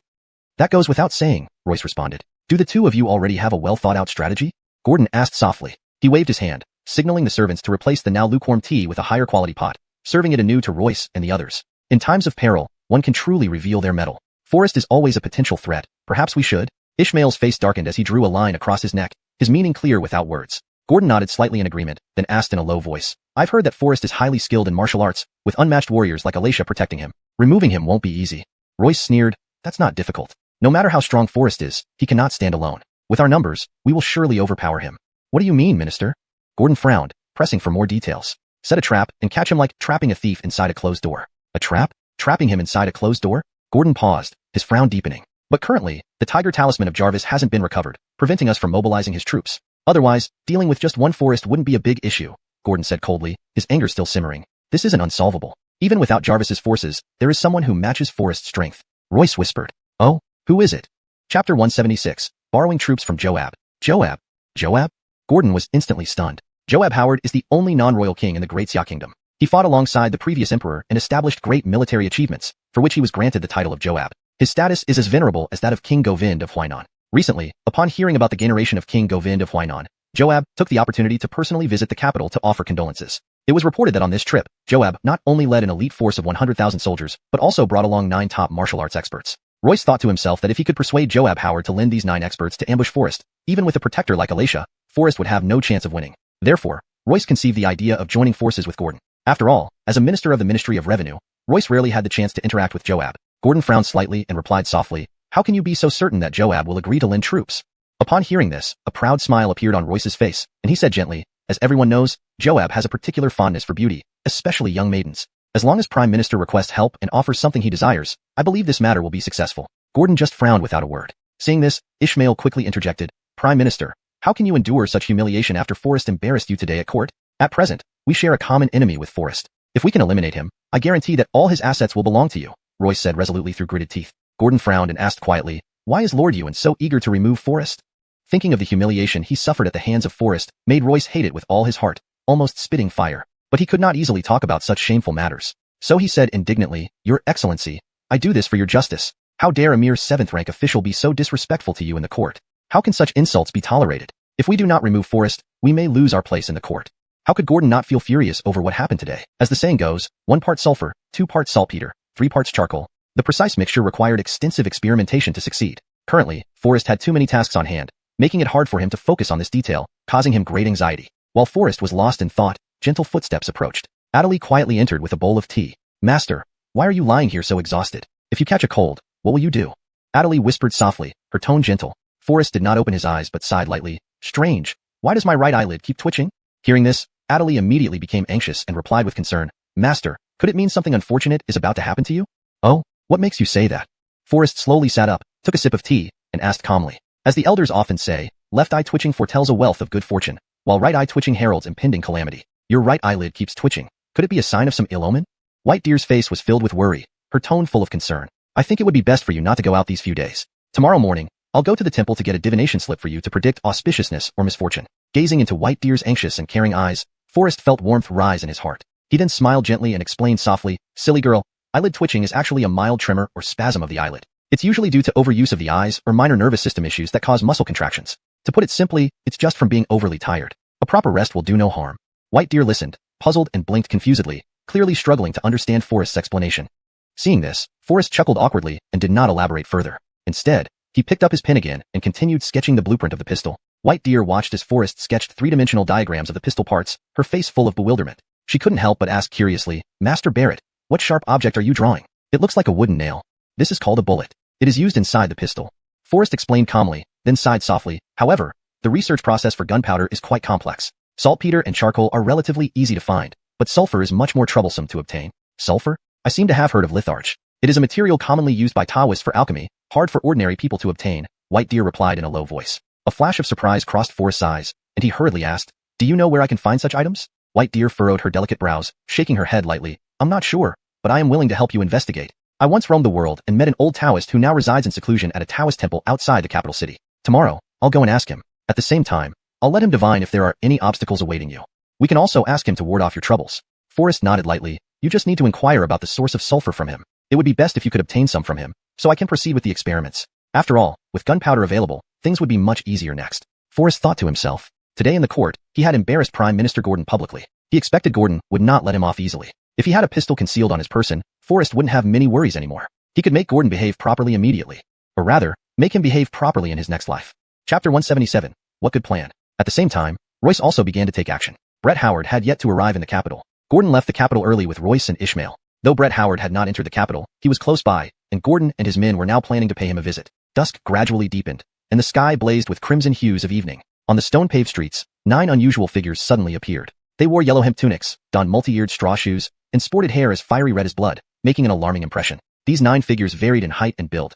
Despite their differing appearances, each wore a deathly cold expression on their faces, moving stiffly like zombies, devoid of any vitality. They paraded through the city, and wherever they went, the atmosphere instantly turned quiet.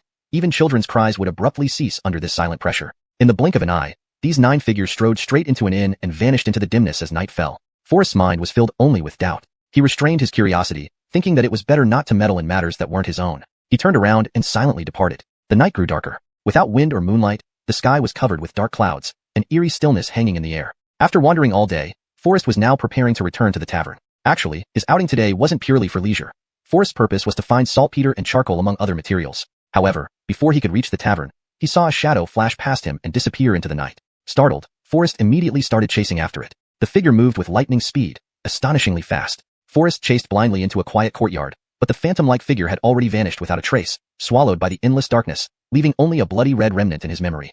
Looking up, Forrest felt that this place was strangely familiar. If I remember correctly, this should be Chancellor Gordon's private residence, the Fragrant Pavilion. Yet, upon arriving, he found the courtyard gate wide open. Was the gate opened for him on purpose? A hint of suspicion rose in Forrest's heart. Still, being inside someone else's residence, Forrest became more cautious. He looked around but found no trace of the shadow. Just as Forrest turned to leave, His gaze fell on a patch of withered grass nearby, where clear indentations from footsteps could be seen. However, with only one indistinct footprint, Forrest still couldn't determine the direction the person had taken. His brow furrowed, his heart full of doubts. This was clearly not trivial. Was someone deliberately luring him here? After a brief moment of contemplation, Forrest resolutely stepped out of the courtyard, heading directly back towards the tavern without looking back. Behind the rockery, atop the pavilion, a table was set with a banquet. Inside the pavilion, Gordon and company paced anxiously, like ants on a hot pan. Seeing that Forrest was about to fall into their carefully laid trap, only to have him turn away, they were caught off guard. Alas, what a pity, what a shame. Who would have thought young Forrest is so vigilant? Ishmael muttered angrily. Now what? Forrest is too cautious, he won't fall for it. Gordon was at a loss. Only Royce remained composed, his face grim,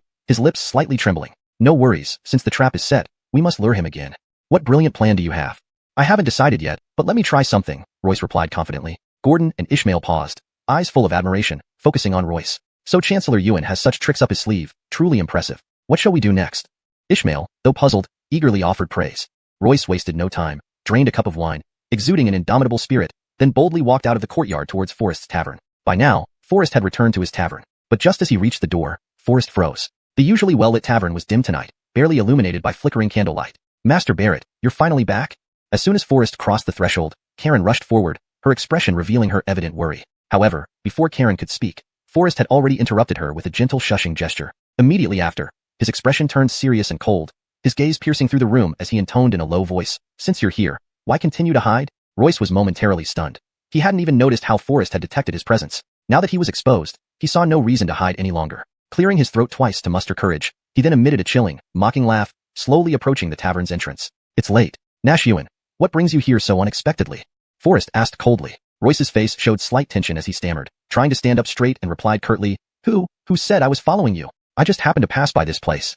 I don't care whether you did it on purpose or not. If you have something to say it quickly." "I haven't got all night for idle chatter," Forrest retorted with a cold snort. Facing Forrest, Royce felt a natural sense of fear, and despite his hesitation, his words remained disjointed. As Forrest turned, seemingly about to close the door, Royce finally raised his voice. I just want to have a meal here. Is that too much to ask? The tavern is closed." "Xuanhuan, please leave," Forrest said coldly. "Karen, see him out," Forrest ordered coldly.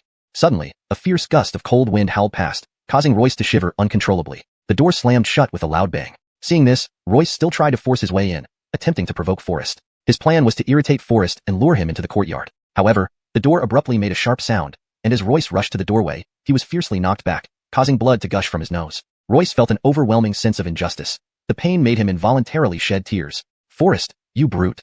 Royce held his bleeding nose, filled with indignation. Though furious, Royce didn't dare shout aloud. After all, this was Forrest's territory. Making a scene outside the tavern would result in a beating from the Anatoly scale soldiers, or Kirsten and others. Royce knew his limits. He tidied up his disheveled appearance, planning to return to Gordon and report the failure of his plan. But just as Royce was about to leave, he heard an angry exclamation. "What? When did this happen?"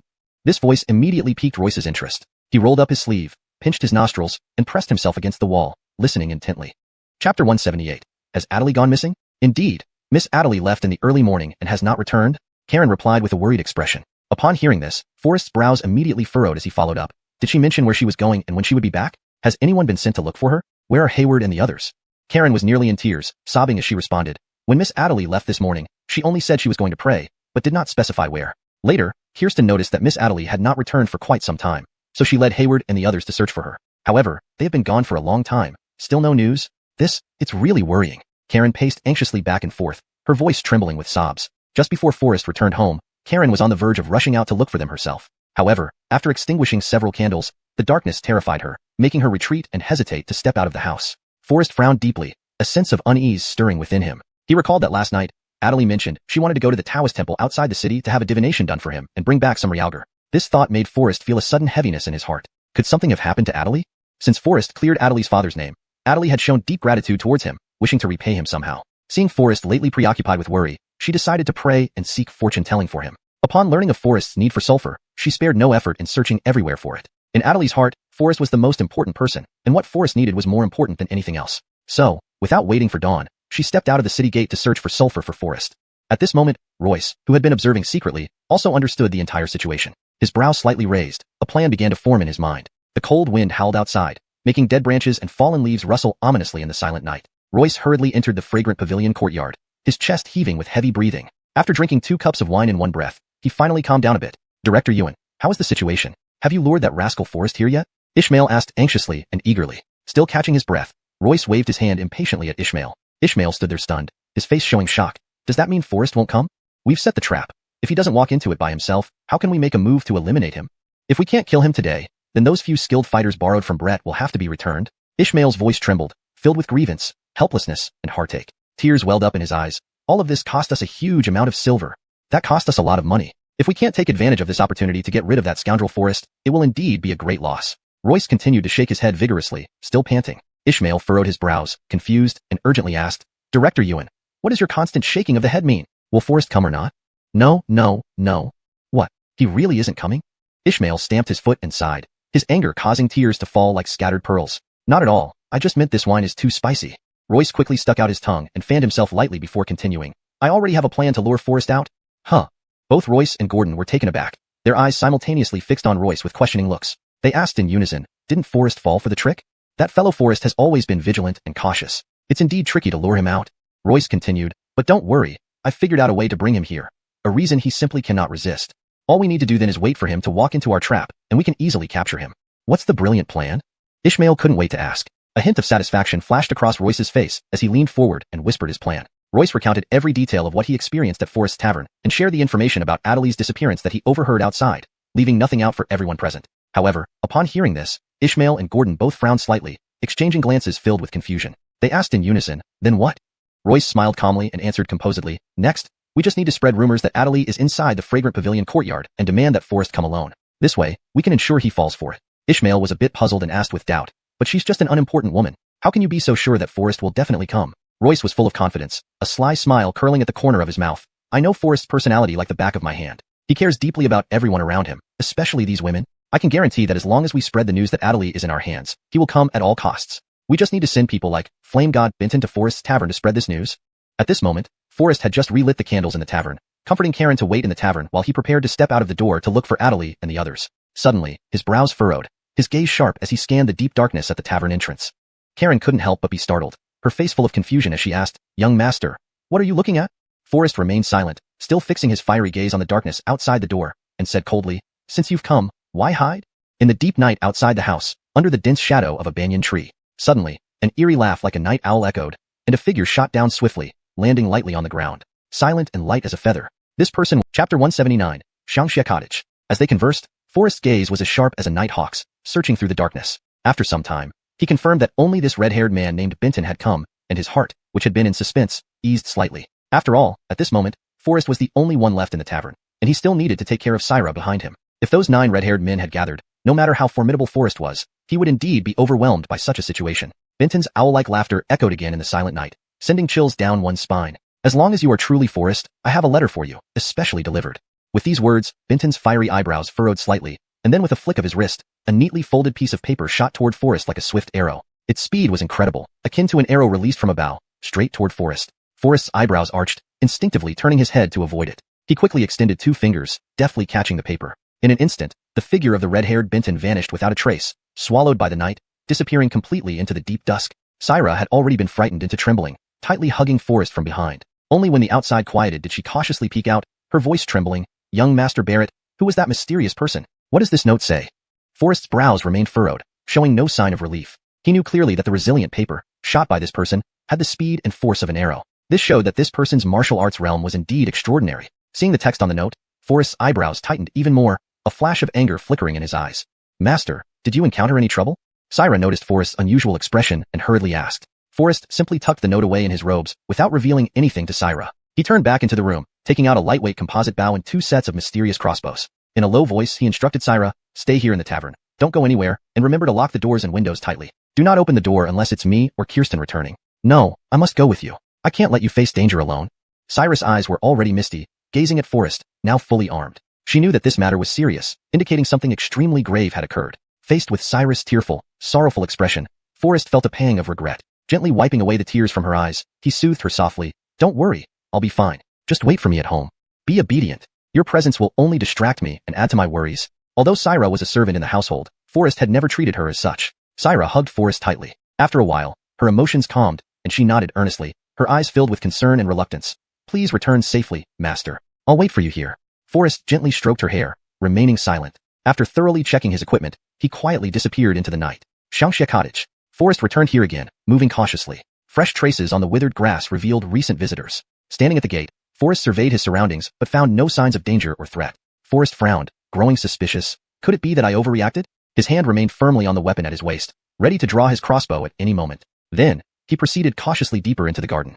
The drumbeats echoed, and it was already late at night, around 3 o'clock. Looking at a corner house in the distance, the flickering candlelight could be seen through the paper-covered windows, dimly revealing the movement of someone inside. Forrest was uneasy, unsure if Adelie was truly hiding in the small house. Nor could he confirm if anyone was inside. Approaching the small house carefully, he saw that the window paper was quite thick, only allowing him to see the candlelight flicker within. He lightly tapped the window with his finger. No response. After waiting for a long time, there was still silence inside. Forrest no longer hesitated and gently knocked on the door, yet still received no answer. Was the house truly empty? He frowned slightly, trying to push the door open but found it locked. So he turned to the window and suddenly pushed it open. On the small table inside, several dishes steamed warmly, with a pot of wine warming on the side. The aroma filled the room, creating a cozy warmth. The specially prepared ham and white jade-like frozen chicken looked particularly inviting. However, there was no sign of Adelie. Forrest's brows furrowed tightly. Could he have really been deceived? But as long as there was the slightest clue to find Adelie, he would never give up easily. After all, Forrest had come to regard Adelie as a blood-related family member. Just as Forrest was about to leave, his ears suddenly picked up a faint and intermittent sound.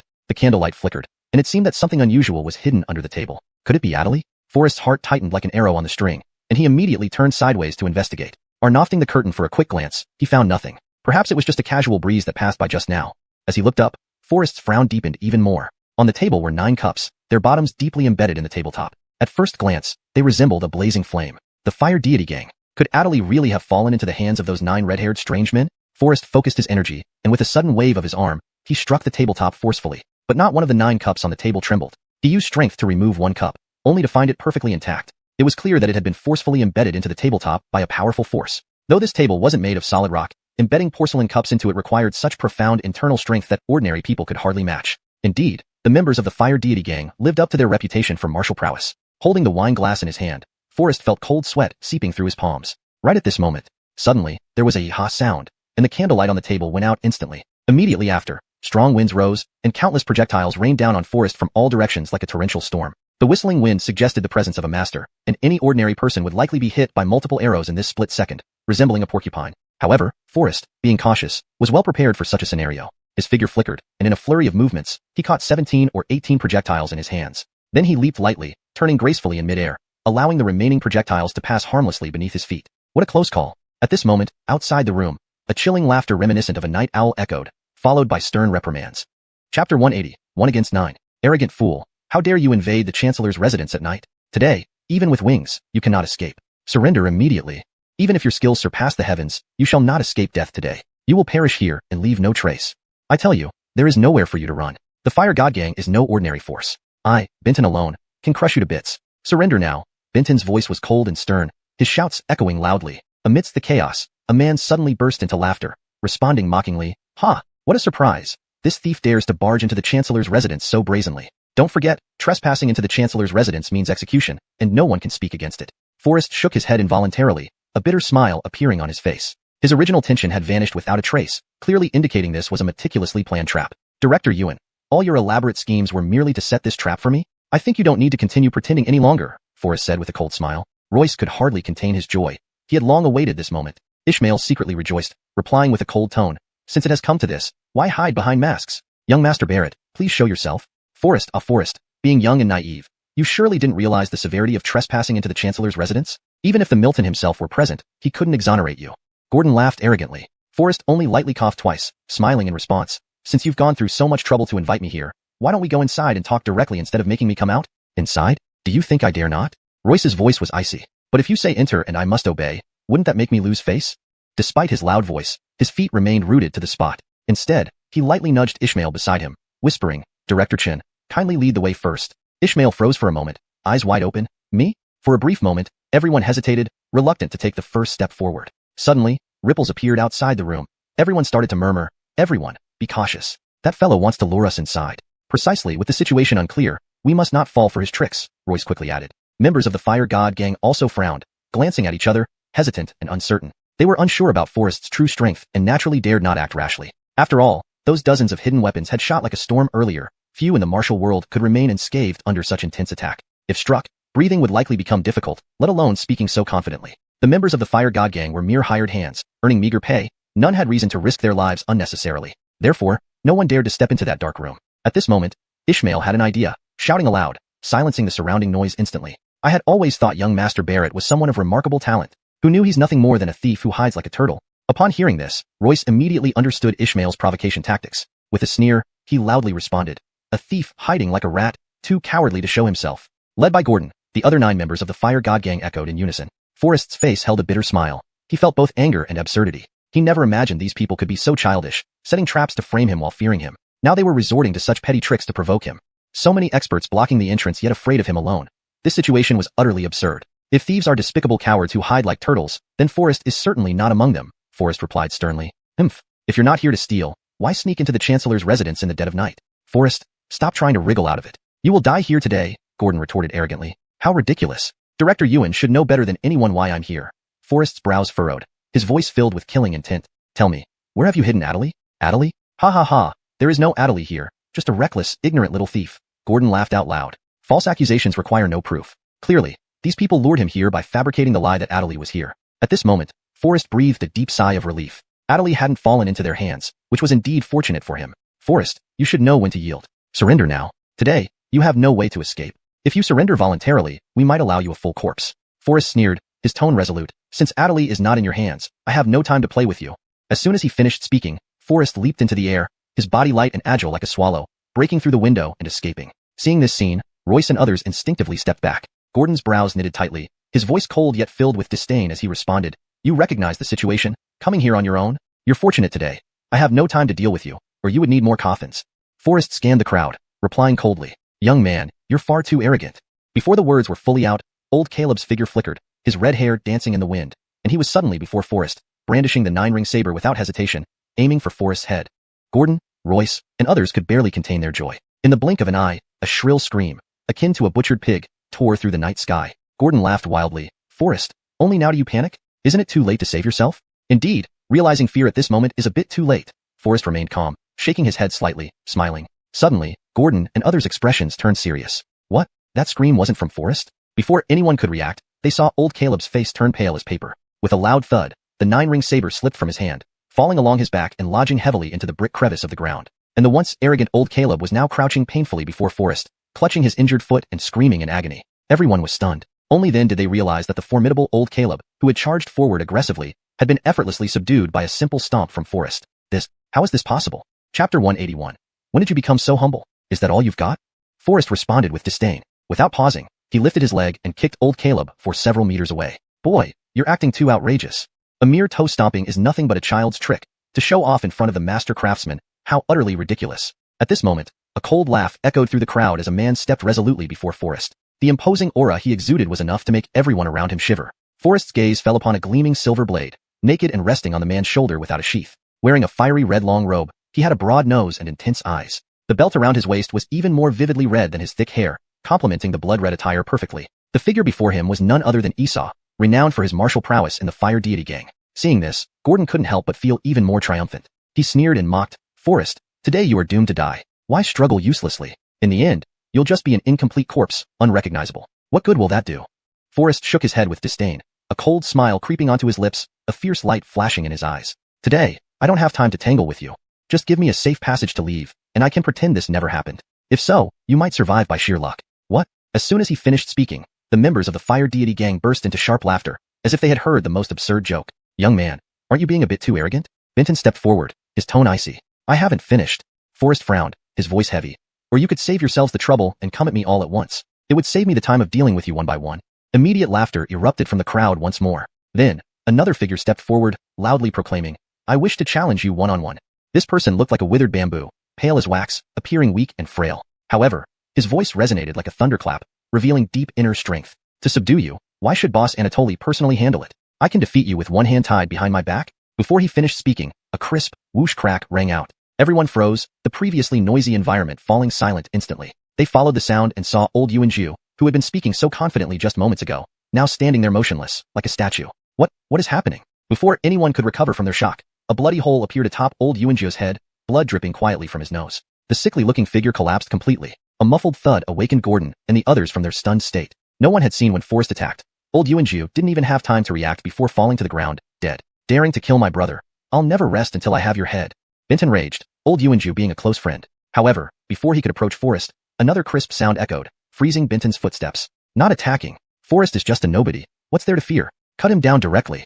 Royce shouted anxiously from the side. Benton's eyes turned colder as he stared at the short arrow embedded in his abdomen. His killing intent grew fiercer. He yanked out the arrow and gripped his blade tightly, charging straight at Forrest. Forrest remained still, releasing several arrows in quick succession. Just as Benton's blade was 3 inches from Forrest's head, he suddenly froze. A muffled thud sounded, and Benton crumpled to the ground. Forrest sighed softly, realizing that the mini crossbow's power was still no match for a pistol. I need to speed up the development of the pistol, Forrest thought to himself. Had his reaction not been quick enough to neutralize Benton right before the latter's strike, it was unclear who would be lying on the ground now. None of them had seen how Forrest had made his move. His feet hadn't shifted at all, yet 2 of the fire deity gang's bravest warriors were already down. Esau, Caleb Lauer, and Tianchi immediately surrounded Forrest, their faces pale and their teeth clenched, anger evident. Yet, none of them dared to make the first move, all staring intently at the mini crossbow in Forrest's hands. Technically speaking, they were surrounding him, but each kept a distance of over 3 meters. More accurately, they were too afraid to attack or get any closer. Barrett. Forrest, you trespassed into the Prime Minister's residence and dared to commit murder here. If I report this to the Milton, you will surely not escape execution. Surrender and lay down your weapons immediately, Gordon called out, his voice trembling, devoid of the earlier arrogance. Forrest paid no heed to Gordon's threats, not even deigning to glance at him. He said calmly, I know very well that the 3 of you wish nothing more than to see me dead. It's not because I killed your comrades, but rather, after my death, you would gain immense wealth, embrace beauties, and earn everlasting glory. What kind of people do you take us for? Esau's face was pale with anger as he coldly retorted, gold and beauty mean little to us. We only aim to rid the world of a menace and avenge our fallen brothers. Forrest couldn't help but laugh out loud, mocking, what a noble and utterly ridiculous excuse. Do you not fight for money? Before the last word left his mouth, Forrest gently wiped off the dust from his mini crossbow and slowly said, since everything is in the open, why don't you make your move? Everyone was suddenly on edge, nervously swallowing saliva, their eyes glued to the mini crossbow in Forrest's hand like magnets, following every movement he made. Yet none could find the right words. Forrest, you're just relying on your weapon. Otherwise, without it, would you still dare be so arrogant? Royce glared with fury, his voice cold but involuntarily stepping backward into the crowd. A contemptuous sneer curled up the corner of Forrest's lips. If you think I depend on this weapon, what if I were to discard it? What then? Hearing this, everyone was taken aback, their faces showing unmistakable shock. What? Was Forrest planning to give up his weapon? The 3 men from Fire Deity Gang exchanged glances, feeling a chill run down their spines. Though eager, none dared to be the first to attack, because the mini crossbow was still firmly held by Forrest. You really plan to give up your weapon? They asked in unison. Forrest laughed wildly, saying disdainfully, it's quite puzzling. Aren't the 3 of you all wanting me dead? Now you hesitate, perhaps out of courtesy, unwilling to be the one to cut me down first to show bravery? Chapter 182. Pay first, then act. Esau and his companions indeed held their ground. Despite Forrest's sharp and provocative words, they remained unmoved, not daring to cross any boundaries. After all, they were working for others and didn't want to throw their lives away senselessly. Forrest chuckled lightly and then shook his head slightly, asking with a hint of curiosity, if I were to die at your hands, how much benefit would you gain? The 3 of them were already seething with rage internally, wishing they could kill Forrest immediately. However, seeing the weapon in Forrest's hand made them hesitate. As long as Forrest did not put down the mini-repeating crossbow, who dared to make the first move? They didn't dare to act rashly, and Gordon and Royce naturally were even more hesitant. Just as the standoff continued, Gordon suddenly burst into laughter. Ha ha ha, perhaps this is all just a misunderstanding. Since the misunderstanding has been cleared up, let's call it off and let him go. While talking, Gordon deliberately leaned his body slightly to one side. Just as Forrest was about to put away his weapon, he suddenly felt a chilling killing intent approaching, causing his brows to involuntarily furrow. An ominous feeling welled up in his heart. At that moment, a whoosh sound echoed. Esau, holding a 4-foot 2-inch vine whip, appeared out of nowhere, aiming directly at Forrest's legs. Danger. Forrest instantly realized the dire situation and tried to dodge urgently, but it was already too late. As Forrest attempted to leap to avoid the attack, a long whip swept across his neck from behind. Trapped on both sides, Forrest had no way to retreat. In that moment, his only option was to quickly crouch, as the whip aimed for his head, posing a fatal threat. A sharp snap rang out, and Forrest fell to one knee in excruciating pain.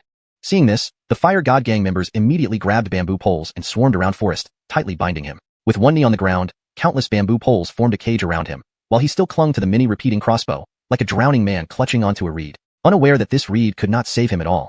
Although he still held the weapon, Forrest's body was locked in place, unable to fight back. This proud and lonely hero, was he truly destined to meet such an end? A glint of uncontrollable joy flashed in Royce's eyes as he strode out from the crowd, laughing maniacally. Forrest, you're always so cunning, yet now you seem incredibly foolish. Let's see what tricks you can pull now.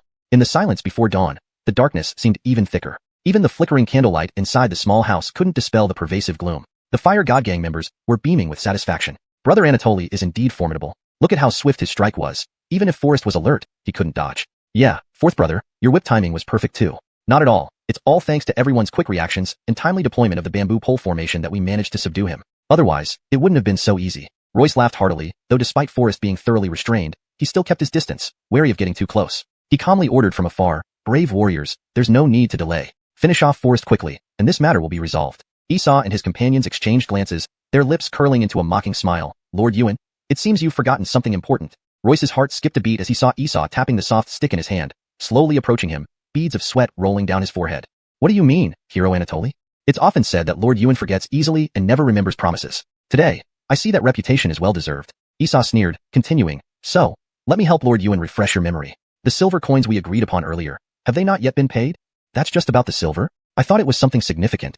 Royce breathed a sigh of relief and replied, once Forrest is executed, the silver will certainly be yours. Pay first, then act, that's our rule. Would Lord Yuan wish to break this rule?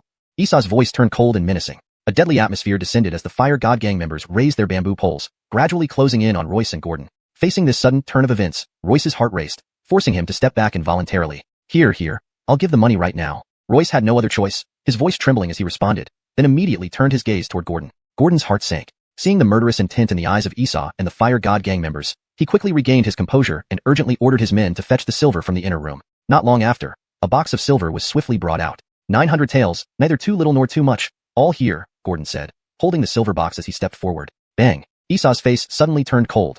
His red hair burned like flames in the night. With a swing of the soft stick in his hand, he knocked the silver out of Gordon's hands, sending it clattering to the ground. So little silver, trying to fool us? Don't underestimate us. No, previously we agreed with Brett that each of you would receive 100 taels, and we've already delivered the beauties he wanted, Ishmael nervously explained. Clearly, such an explanation did not please Esau and his companions. We don't care about your deal with Brett. Now that Forrest is under our control, the price for killing him is naturally different. So, how much exactly do you want? Gordon asked hesitantly, his voice trembling. 100,000 taels per person. What? 100,000 taels. 100,000 taels per person? 9 people would be 900,000 taels. Royce, Gordon, and Ishmael were momentarily stunned, staring at Esau in disbelief. But, this isn't the amount we agreed upon. Gordon said in a tone tinged with frustration. If you want us to eliminate Forrest, 900,000 taels is our bottom line, Esau replied coldly. Don't forget, we've lost quite a few brothers capturing Forrest. 900,000 taels was not a small sum for Gordon. It wasn't that he couldn't come up with the money, but the sudden demand made him wince internally. Then, Gordon cast a sharp glance at Royce. Lord Yuan, time to pay up. Royce froze momentarily. As a high-ranking official, he dared not vent his anger on Gordon. However, raising such a huge sum in such a short time was beyond his capacity. Before being deceived by Forrest, Royce might have been able to manage it. But now, Chapter 183, a prudent man is a hero. But ever since Royce was defrauded of several million taels of silver by Forrest a few days ago, he was now financially drained. Each of them still harbored a sliver of hope, planning to seize Forrest's assets after getting rid of him to compensate for their losses. Royce's expression was extremely grim. He frowned and muttered softly, would you be willing to accept antiques? Antiques? Are you joking with us, Sir Yuan? What we need is real gold and silver. Esau suddenly shouted in anger. This roar startled Royce and the others, instinctively making them squat down and clutch their heads. We will pay. We are willing to pay. As long as you can eliminate Forrest, his family can be raided afterward, and 90,000 taels will not be an issue. Even 900,000 taels won't be difficult. Royce hastily replied. Royce was fully aware that just one step slower and the weapons in Esau and others' hands would strike his head without hesitation. Sir Yuan, do you really think we're joking? Or are you deliberately playing tricks on us? Esau replied icily, once Forrest is dead, the silver will be within easy reach. Why would I waste time helping you for nothing? We always follow rules, money first, then business. 900,000 taels of silver, not a penny less. Forrest shall be removed, and it shall be fulfilled, Gordon murmured. Before he finished speaking, Royce suddenly froze, cutting off his own words. Looking up at the members of Xuanhuan gang, Gordon and the others also paused in surprise. Facing the approaching crowd, Royce was puzzled. Gentlemen, why are you surrounding us? Then what about Forrest? No need to worry, Forrest is already under our firm control. There is no way for him to escape. Esau spoke confidently, but in an instant, he too was stunned. The originally caged Forrest had vanished. How is this possible? While everyone was still shocked, Forrest spoke coldly with a sneer. The slap in the face came too quickly for anyone to react. The world is bustling, all for profit. If you had paid early, perhaps I would have been a corpse by now. But you've lost that chance. A cold voice pierced through like ice in winter. Forrest didn't waste more words with Esau and shot an arrow with a wave of his hand. Sensing the situation turning against him, Esau subconsciously tried to flee, but no matter how fast he moved, he couldn't outpace Forrest's arrow. Everyone failed to notice until they saw a bloody hole appear on Esau's forehead. The short arrow shot out from the hole, hitting the locust tree behind him perfectly, lodging itself tightly. The smug, arrogant expressions on Royce and others' faces instantly turned pale, their legs trembling involuntarily. Big brother. The remaining members of Xuanhuan gang shouted in unison. Forrest, you dare kill our big brother. I'll fight you to the death. A roar of fury erupted, and the remaining members attacked Forrest like rabid dogs. Forrest, however, smiled calmly, and put away his weapon without hesitation. This scene left everyone stunned. Royce and others wore complex expressions, unsure whether to laugh or shudder. You are not worthy to be my adversaries, Forrest responded coldly. As Xuanhuan gang closed in on Forrest, they suddenly froze as if paralyzed. What's happening? Royce, who moments ago had a smug smile, stood there frozen. Upon closer inspection, while Forrest did not hold a weapon, he now held something far more lethal. Silver bills. A thick stack of them, easily worth hundreds of thousands of taels. Why struggle in exile, risking your lives over a few tens of thousands of taels? Forrest remarked calmly, everyone seeks wealth, but losing your life for it is simply not worth it. Andres and others stood rooted to the spot, their wooden sticks and whips mid-air suddenly halted. They exchanged glances, their eyes revealing a mixture of complicated emotions. Take the money and leave. They made the decision firmly. After all, they were here for the money. Now that even leaders like Benton and Esau had fallen, what reason did they have to fight? Seeing the stack of silver bills in Forrest's hand, their hearts tightened, throats quivering slightly. Then a crisp clink echoed as weapons fell to the ground. Andres and the others accepted the silver bills Forrest handed over, unable to hide their relief and joy. Young Master Barrett, can we still serve you further to resolve the remaining troubles? A cold gleam flashed, as icy and chilling as a deep winter cave, staring straight at Royce and the others. Royce, Gordon, and Ishmael couldn't help but feel a chill, their legs almost too weak to stand. You were hired by me to oppose Forrest. How can you betray your word? Royce asked with a trembling voice. A wise man adapts to circumstances. Lao Si's tone was cold and hard. We merely act for money. Whoever pays us, we serve. But we did pay you, and Brett even promised. Before Royce could finish, Lao Si interrupted. Don't bring up Brett anymore. To help you eliminate young Master Barrett, we've already lost many brothers. We haven't settled that score with you yet. I will definitely report this back to Brett. This matter will not be easily resolved. The other members of Xuanhuan gang gave a cold snort and didn't hesitate to leave the small courtyard. As they left, they didn't forget to instruct, don't forget to send my brother's body back to Brett's mansion. The rest, you'll have to explain to him yourselves. Understanding the situation clearly, they knew it was the wisest move. They weren't unwilling to remove Forrest, nor was the reward from Gordon and others insufficient, but they simply couldn't do it. Forrest was far too formidable, and even if they risked their lives, success wasn't guaranteed. Collecting the silver and retreating safely was the best interest. After the Xuanhuan gang departed, only Forrest, Gordon, Royce, and Ishmael remained in the xiuxian courtyard. Ishmael, panicked and helpless, collapsed to his knees on the spot. Despite his trembling legs, Royce still tried to argue. Forrest, you just rely on your weapon. If you put it down, see what you can do to us then. Forrest smirked disdainfully. Do something to you? I never had that intention. You've wasted too much of my time. I don't have the leisure to waste any more with you. Unwilling to spend more words with them, Forrest gave a cold laugh and walked away from the xiuxian courtyard. He had more important things to do, namely finding bailing. Compared to these three before him, the importance of bailing was self-evident. Chapter 184. Giving you a chance was of no use. Forrest neatly put away the Zhuge repeating crossbow in his hand and was about to leave silently when, unexpectedly, Royce's laughter thundered behind him like a bolt from the blue. Forrest, you won't get out of here easily today. Oh, I'm curious to see just how not easy it will be. Before Forrest finished speaking, his expression suddenly turned cold. He swiftly reached for his waist, only to find that the mini repeating crossbow he had been holding earlier had vanished without a trace. In this instant, an ominous feeling surged in Forrest's heart. He turned around sharply, and sure enough, Royce held the missing mini crossbow in his hand. Obviously, while Forrest was turning around, Royce had quietly taken the crossbow. In his haste to leave, Forrest overlooked the details around him, allowing Royce to snatch the mini crossbow. The dawn's light was faint, barely enough to dispel the night's veil. In the misty light, it was hard to tell the anxiety on Forrest's face clearly. However, in no time, all signs of worry vanished from Forrest's face, replaced by a sneer. He approached Royce directly. Don't come any closer, or I'll shoot.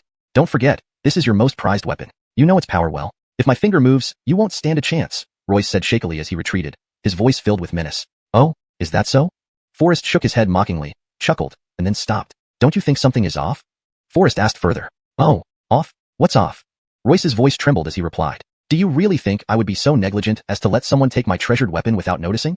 Forrest smiled lightly and said disdainfully, perhaps, I deliberately let you get it. Don't fool us. Before Royce could respond, Ishmael interjected impatiently, Forrest, don't try to intimidate us. Now that your weapon is in our hands, your fate lies with us. If you beg for mercy, maybe we'll consider giving you a dignified death.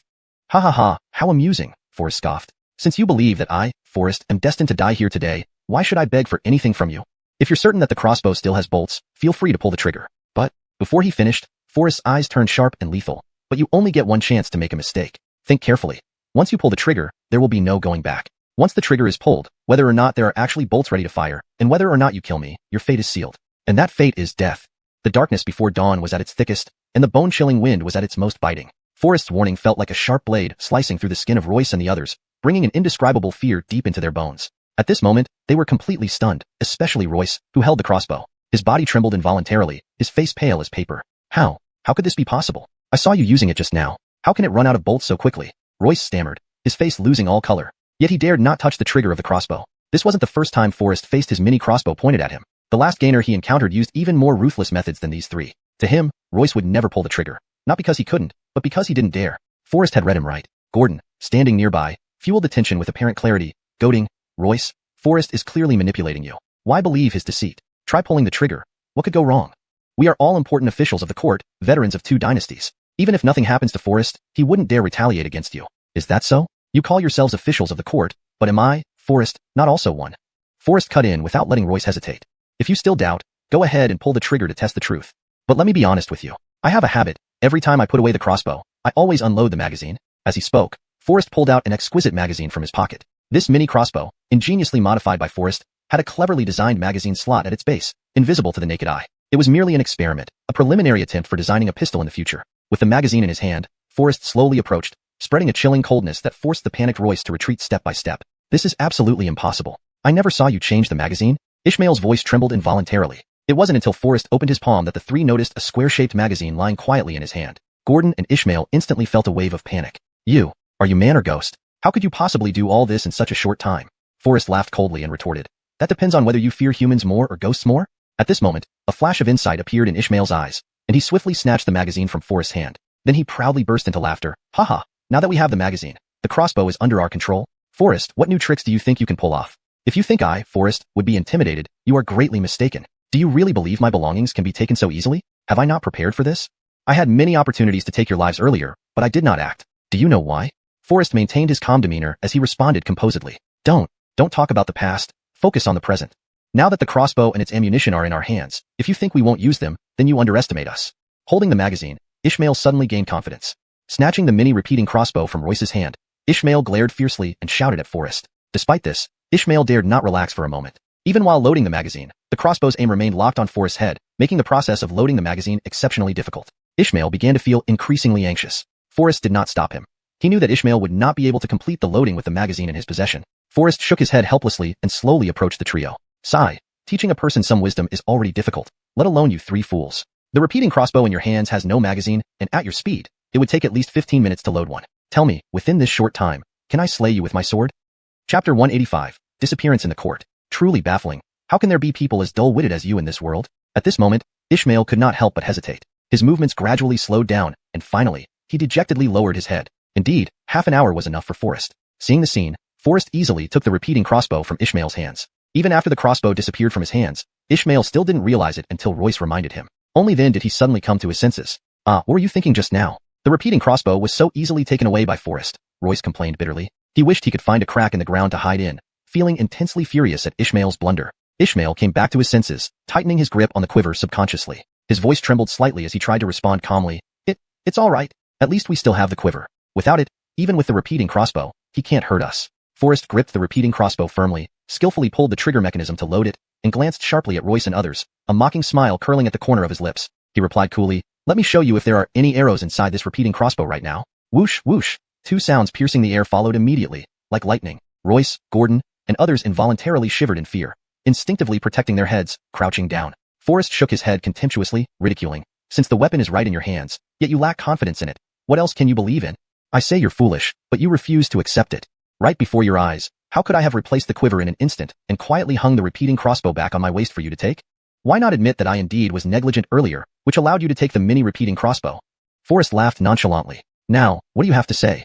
At this point, Royce, Ishmael, and the others were terrified like startled birds, hugging their heads tightly, crouching on the ground, begging for mercy, losing all traces of their former arrogance. Sir Barrett, we are colleagues. This must be some misunderstanding. Why don't we just let it go?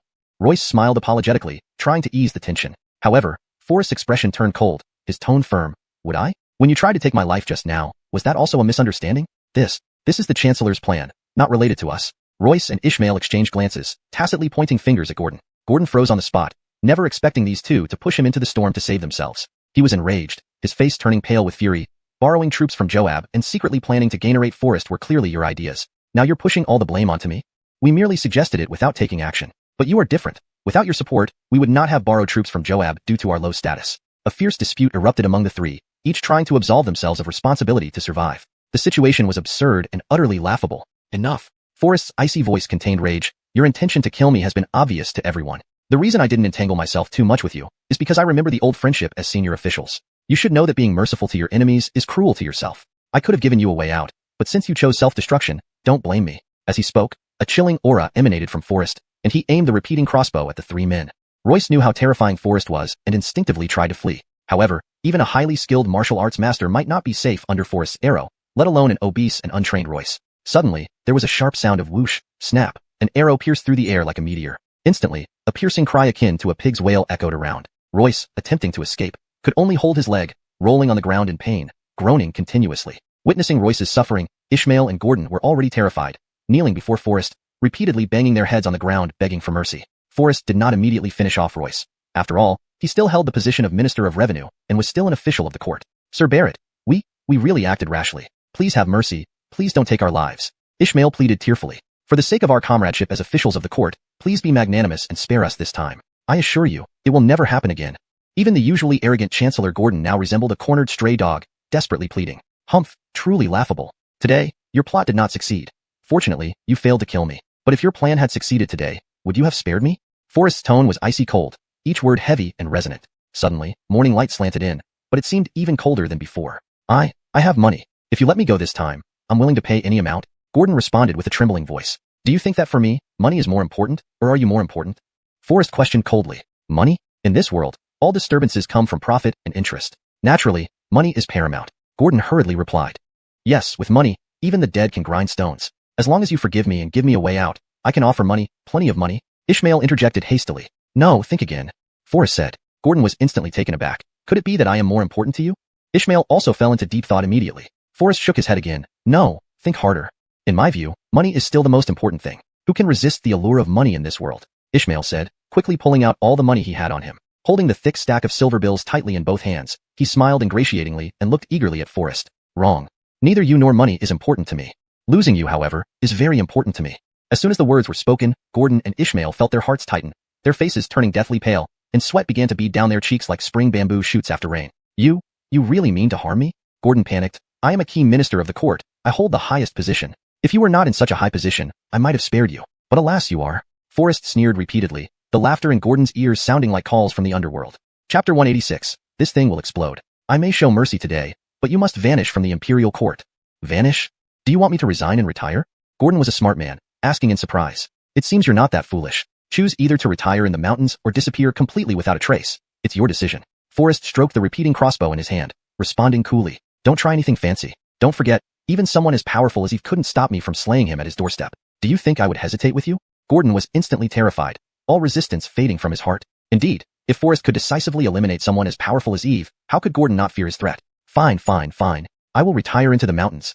After a brief moment of reflection, Gordon stopped hesitating and quickly knelt down in agreement. Choosing to live in humiliation or die honorably as a silent corpse was a clear choice for Gordon. However, saying Gordon would surrender so easily underestimated his significance as prime minister. Forrest gave some brief instructions, took the silver note handed by Ishmael, and left Xiuxian courtyard. Receiving the silver note did not mean Forrest had let Ishmael off. It merely compensated for Forrest's losses. Forrest was no gentleman, so why not accept the offer? The sky was gradually turning pale. Forrest had spent too much time here. Along the way, various street vendors were starting to bustle with activity. At a corner, a tofu shop already had a long queue outside its door. Forrest couldn't help but feel curious. Was their tofu really that delicious? But now wasn't the time for distractions. He needed to return to the tavern quickly and confirm if Letitia and Kirsten had returned.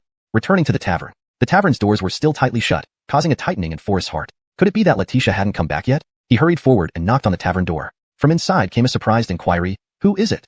Syra, it's me, Forrest replied. Hearing Forrest's voice, Syra quickly opened the door. Before he could speak, Syra threw herself into his arms, tears uncontrollably streaming down her cheeks. Master, you've been out for so long. I thought you.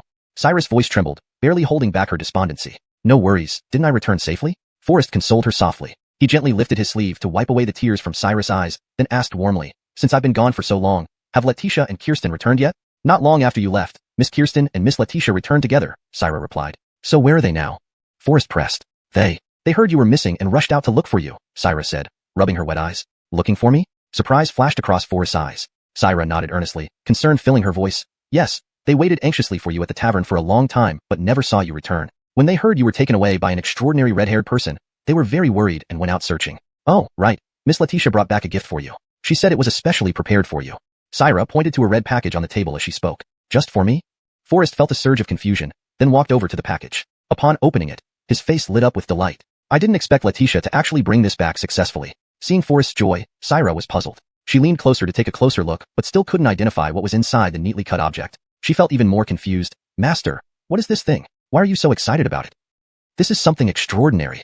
Forrest smiled. With this, I can develop gunpowder and manufacture bullets and explosives. At that point, whether it's Eve's army or the invasions by the Xinbei and Tartars, we can easily handle and defeat them.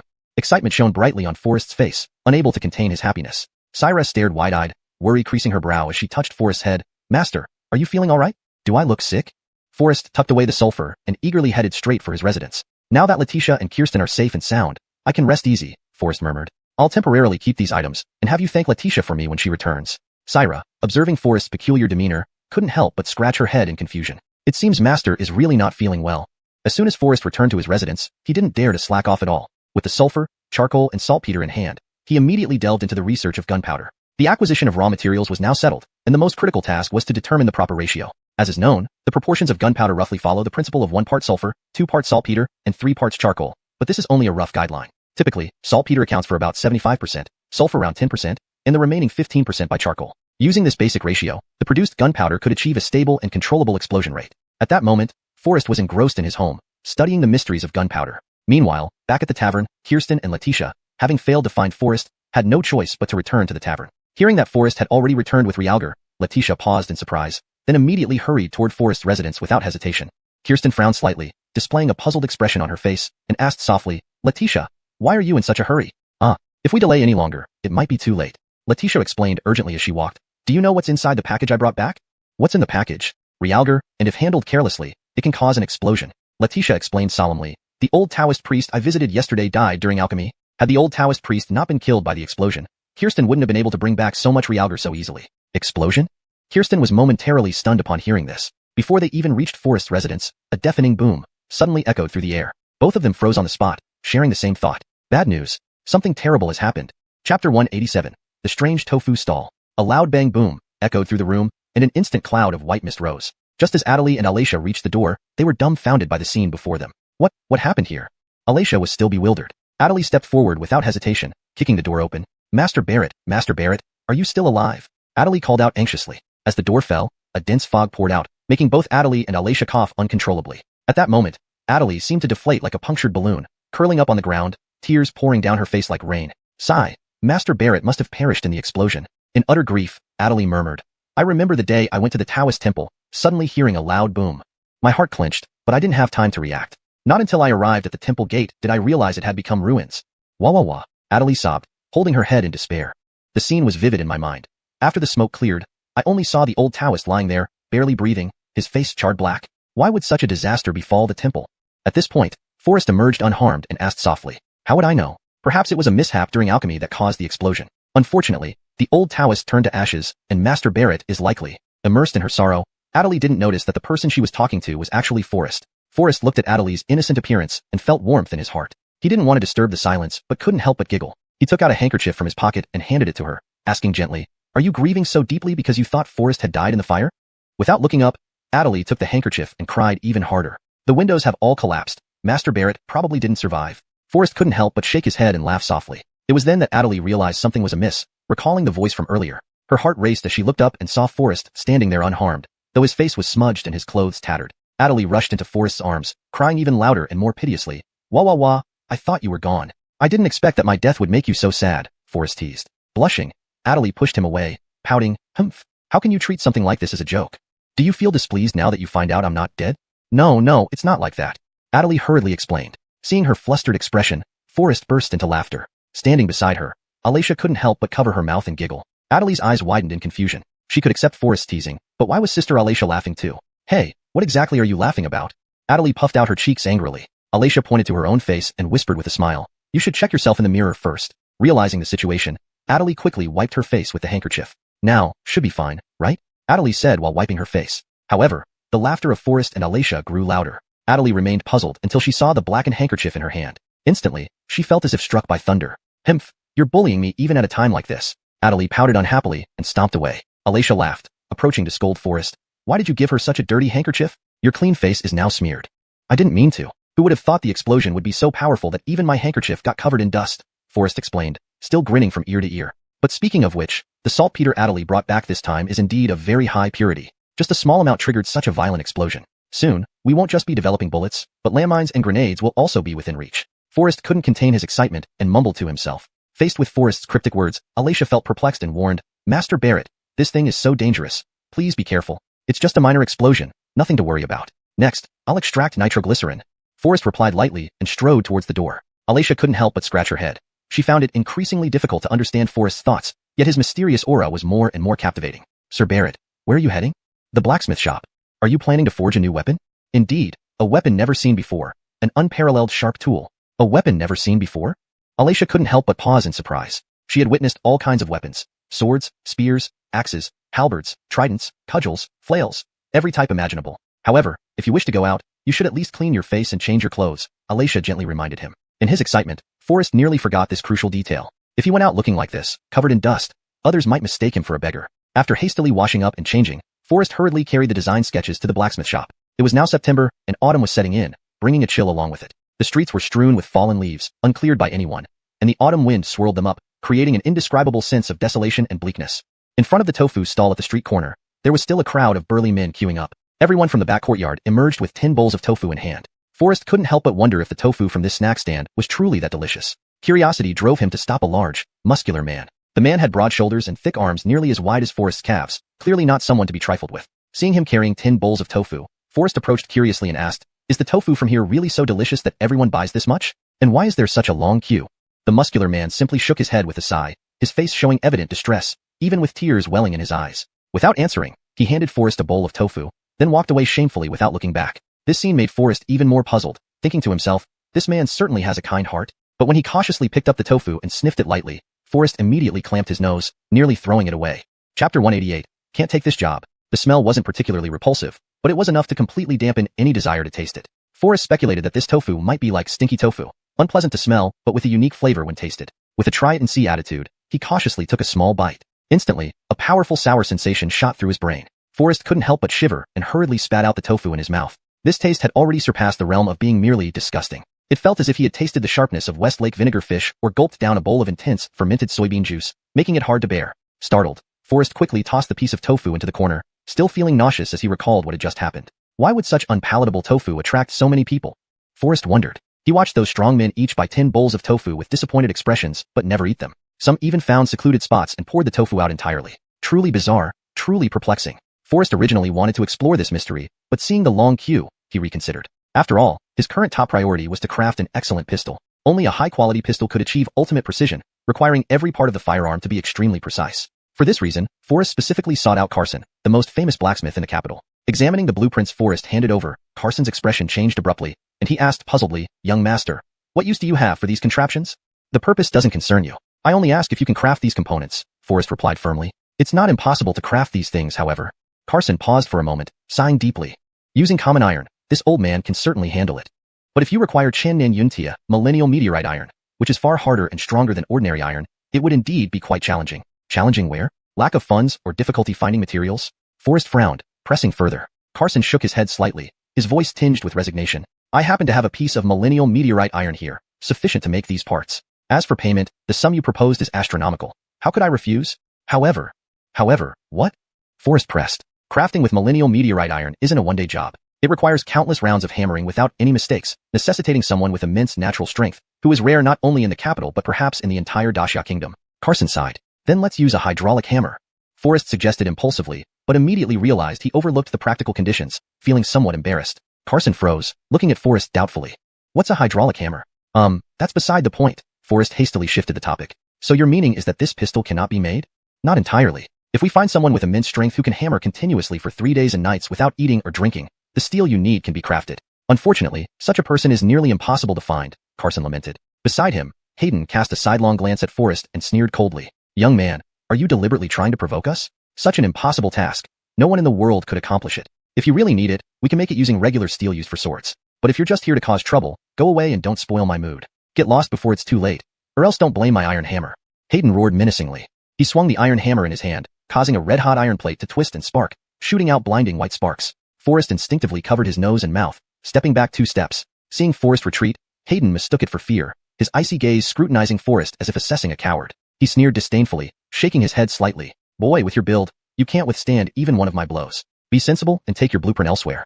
Forrest furrowed his brow, clenching his fists unconsciously. However, he ultimately suppressed his anger, turning to Carson with an inquiring look, softly asking, "Is there really no other way? Would it work if we gather a dozen blacksmiths to hammer together?" Before Carson could respond, Hayden sneered coldly, "Do you think forging iron is a game? You ignorant fool, thinking money can do everything. I've already said that what you require cannot be forged. You are clearly trying to provoke us." The burly Hayden's tone was sharp as thunder. He swung the hammer fiercely again, causing iron sparks to fly and white smoke to rise. Forrest instinctively covered his nose and retreated. Carson, on the other hand, maintained a calm demeanor, gently explaining, "Forging techniques vary from person to person, with different strengths and speeds. Even if you found a dozen strong men to hammer together, it wouldn't meet your requirements for steel quality." Carson spoke tactfully, avoiding a direct refusal. In contrast, Hayden was temperamental and disdainful. "In this capital city, who dares to claim that our forge can't make something? There's no one under the heavens who can match us. If you can really forge this thing, I'll eat it in front of everyone. Don't think a few copper coins give you the right to act arrogantly. I'm telling you now, Hayden won't take this job." This time, Hayden didn't strike the iron but held the hammer and approached Forrest directly. Carson quickly intervened to mediate, but he aimed to pacify not the fiery Hayden, but Forrest. "Master, if you genuinely wish to cooperate, we will certainly treat you with sincerity. If you're here just to challenge us, you've come to the wrong place. Who doesn't know the fame of our sword forge in the capital? Even the royal weapons come from our hands. Now you bring a design we've never seen before and set an impossible task to stir trouble. Our forge isn't to be trifled with." Carson shook his head helplessly and firmly said, "You should seek elsewhere. We have no intention of selling you that piece of millennial meteorite iron. Right, get out. Even if we treat that precious millennial meteorite iron as scrap, we won't let you succeed." Hayden added. Faced with their pressure, Forrest merely sneered lightly, saying, "Your inability to forge it doesn't mean others can't." Chapter 189. Why haven't I heard of it? Young man, you are far too arrogant. I will say this here and now. No one in this world can forge this thing. What if I do manage to? Forrest smiled faintly, countering. "Impossible." Hayden's face turned purple with anger as he retorted loudly. "Then how about we make a bet?" Forrest suggested coldly. "Ha ha ha, a bet? What kind of bet?" Hayden was full of confidence, feeling certain of victory as he responded with a sneer. Forrest said calmly, "If I can successfully forge this steel, then the 1,000-year-old meteorite iron in your possession will become mine, and afterward, I will need you to forge 100 firearms for me." "Firearms? What exactly are these firearms?" Both were instantly taken aback. "That is irrelevant. If you lose, I will provide you with blueprints, and you only need to forge according to the specifications on the blueprint." Fine. Hayden agreed without hesitation. "But what if you lose?" "If I lose, I'll compensate you with 1,000,000 taels of silver. How does that sound?" Truly arrogant. Hayden sneered. "Just having some money isn't something to be proud of. Since you speak of this million so casually, it clearly isn't significant to you. So, for us, this mere million also doesn't matter." Forrest's eyebrows furrowed slightly, a faint smirk on his lips as he asked calmly, "Then what stake do you propose?" "I want one of your arms and for you to kneel publicly, apologizing to Hayden, admitting that you are a coward." Hayden spoke coldly, filled with rage. At this, even Carson beside him was stunned. "Fine. As per your request, I will not only give you an arm but also kneel and apologize," Forrest replied with a hearty agreement. Carson stared wide-eyed, more shocked than ever. "If I fail to create a standard pistol within 7 days, I will willingly admit defeat and sever my own arm. But if I succeed, the 1,000-year-old meteorite iron you have will belong to me, and you must also forge 100 firearms for me for free." "Deal." Hayden smirked confidently. "I hope you don't regret it later. I'll give you 7 days. If you can't complete it within 7 days, you lose." Hayden added. Forrest nodded in agreement, picked up the blueprints, and left the blacksmith shop. As Forrest left the blacksmith shop, anxiety gradually crept over him, his frown deepening. His earlier impulsive move was solely to claim the valuable 1,000-year-old meteorite from Hayden and teach him a lesson for his arrogance. But upon reflection, the stakes of this bet were truly disproportionate. Carson had already pointed out clearly that forging the object Forrest wanted required 2 conditions. First, they must have the 1,000-year-old meteorite. Second, they needed someone with godlike strength to continuously hammer the meteorite for 3 days and 3 nights without rest. Now, Forrest had neither the 1,000-year-old meteorite nor such a strong blacksmith. Clearly, Forrest's chances of winning this bet were slim. This was precisely why Hayden had been so confident and quick to agree. "I was truly too rash," Forrest sighed, his voice heavy with unprecedented depression and helplessness. While walking along the street, his mind racing with ways to forge a standard pistol within 7 days, Forrest inadvertently bumped into someone. "Hey, boy, can't you even watch where you're going? Where are your eyes?" Before Forrest could apologize, he looked up. Clifton, still fussing with his clothes, snapped without looking up. "You dare call my grandfather's name?" Mid-sentence, Clifton looked up and saw Forrest. His smugness vanished instantly, replaced by fear and submissiveness. "Master Barrett, it's you. My vision is poor, and I accidentally bumped into you. Please forgive me." Clifton immediately changed to a deferential smile, offering apologies. Forrest didn't argue further, only finding it peculiar. Why was Clifton so courteous today? What? A few days apart, and your manners have improved remarkably. It should be so. After all, Master Barrett is the fearless figure who defied the Herman. How dare I act out in front of you? Clifton smiled obsequiously, his tone full of flattery. It had to be admitted that Clifton's ability to respond flexibly and read people was truly rare. "Sir Barrett, you seem deeply troubled, frowning like this. What exactly is bothering you?" Clifton asked cautiously, probing for information. Forrest sighed heavily and then poured out his worries, though he didn't mention the bet with Hayden. Clifton, upon hearing this, appeared relaxed. Humph. I thought it was some insurmountable problem. It's just about finding the material to forge a divine weapon from a 1,000-year-old meteorite. That shouldn't be too difficult. The only tricky part is finding a naturally powerful warrior, which is somewhat troublesome. Clifton replied casually. Forrest was bewildered by these words and couldn't help but ask with a frown. Do you really possess the legendary 1,000-year-old meteorite? Clifton immediately put on a fawning expression and whispered in reply. I don't have it, but I know where it can be found. Where is it? Forrest asked urgently. Clifton cautiously looked around, then leaned close to Forrest's ear and whispered, it's hidden deep within the imperial palace. Oh? Forrest was stunned and promptly slapped Clifton across the face. This slap left Clifton momentarily speechless. Nonsense. If there really was a 1,000-year-old meteorite in the palace, how could I not know? Forrest said coldly, seething with anger. Clifton, looking aggrieved, held his cheek and mumbled. If one wants to find the raw material of a 1,000-year-old meteorite, it's impossible in the palace. Forrest was even more infuriated by this and slapped Clifton again. Then why did you say it's in the palace earlier?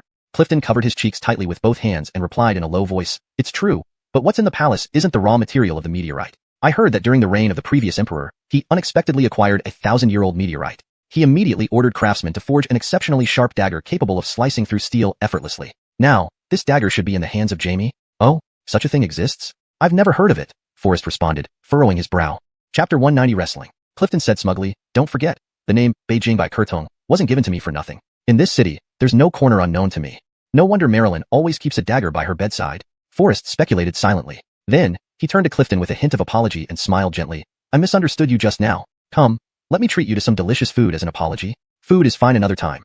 I've got important matters to attend to, Clifton replied unusually. Forrest couldn't help but become even more curious and asked softly, what's so urgent? Why, it's all about making money. Clifton answered proudly. His eyes suddenly lit up as he hurried forward with a joyful expression on his face, whispering, oh, right. Someone just came to mind who might be just what Lord Barrett needs. Who? Talyalaniang's brother, Clifton replied. Forrest was taken aback, asking puzzledly, who's Talyalaniang? And who is her brother? Master Barrett, you've never heard of Talyalaniang? Clifton looked at Forrest in surprise. She's one of the most famous people in Beijing now. Forrest shook his head. Never heard of her. What does she do? Sell tofu.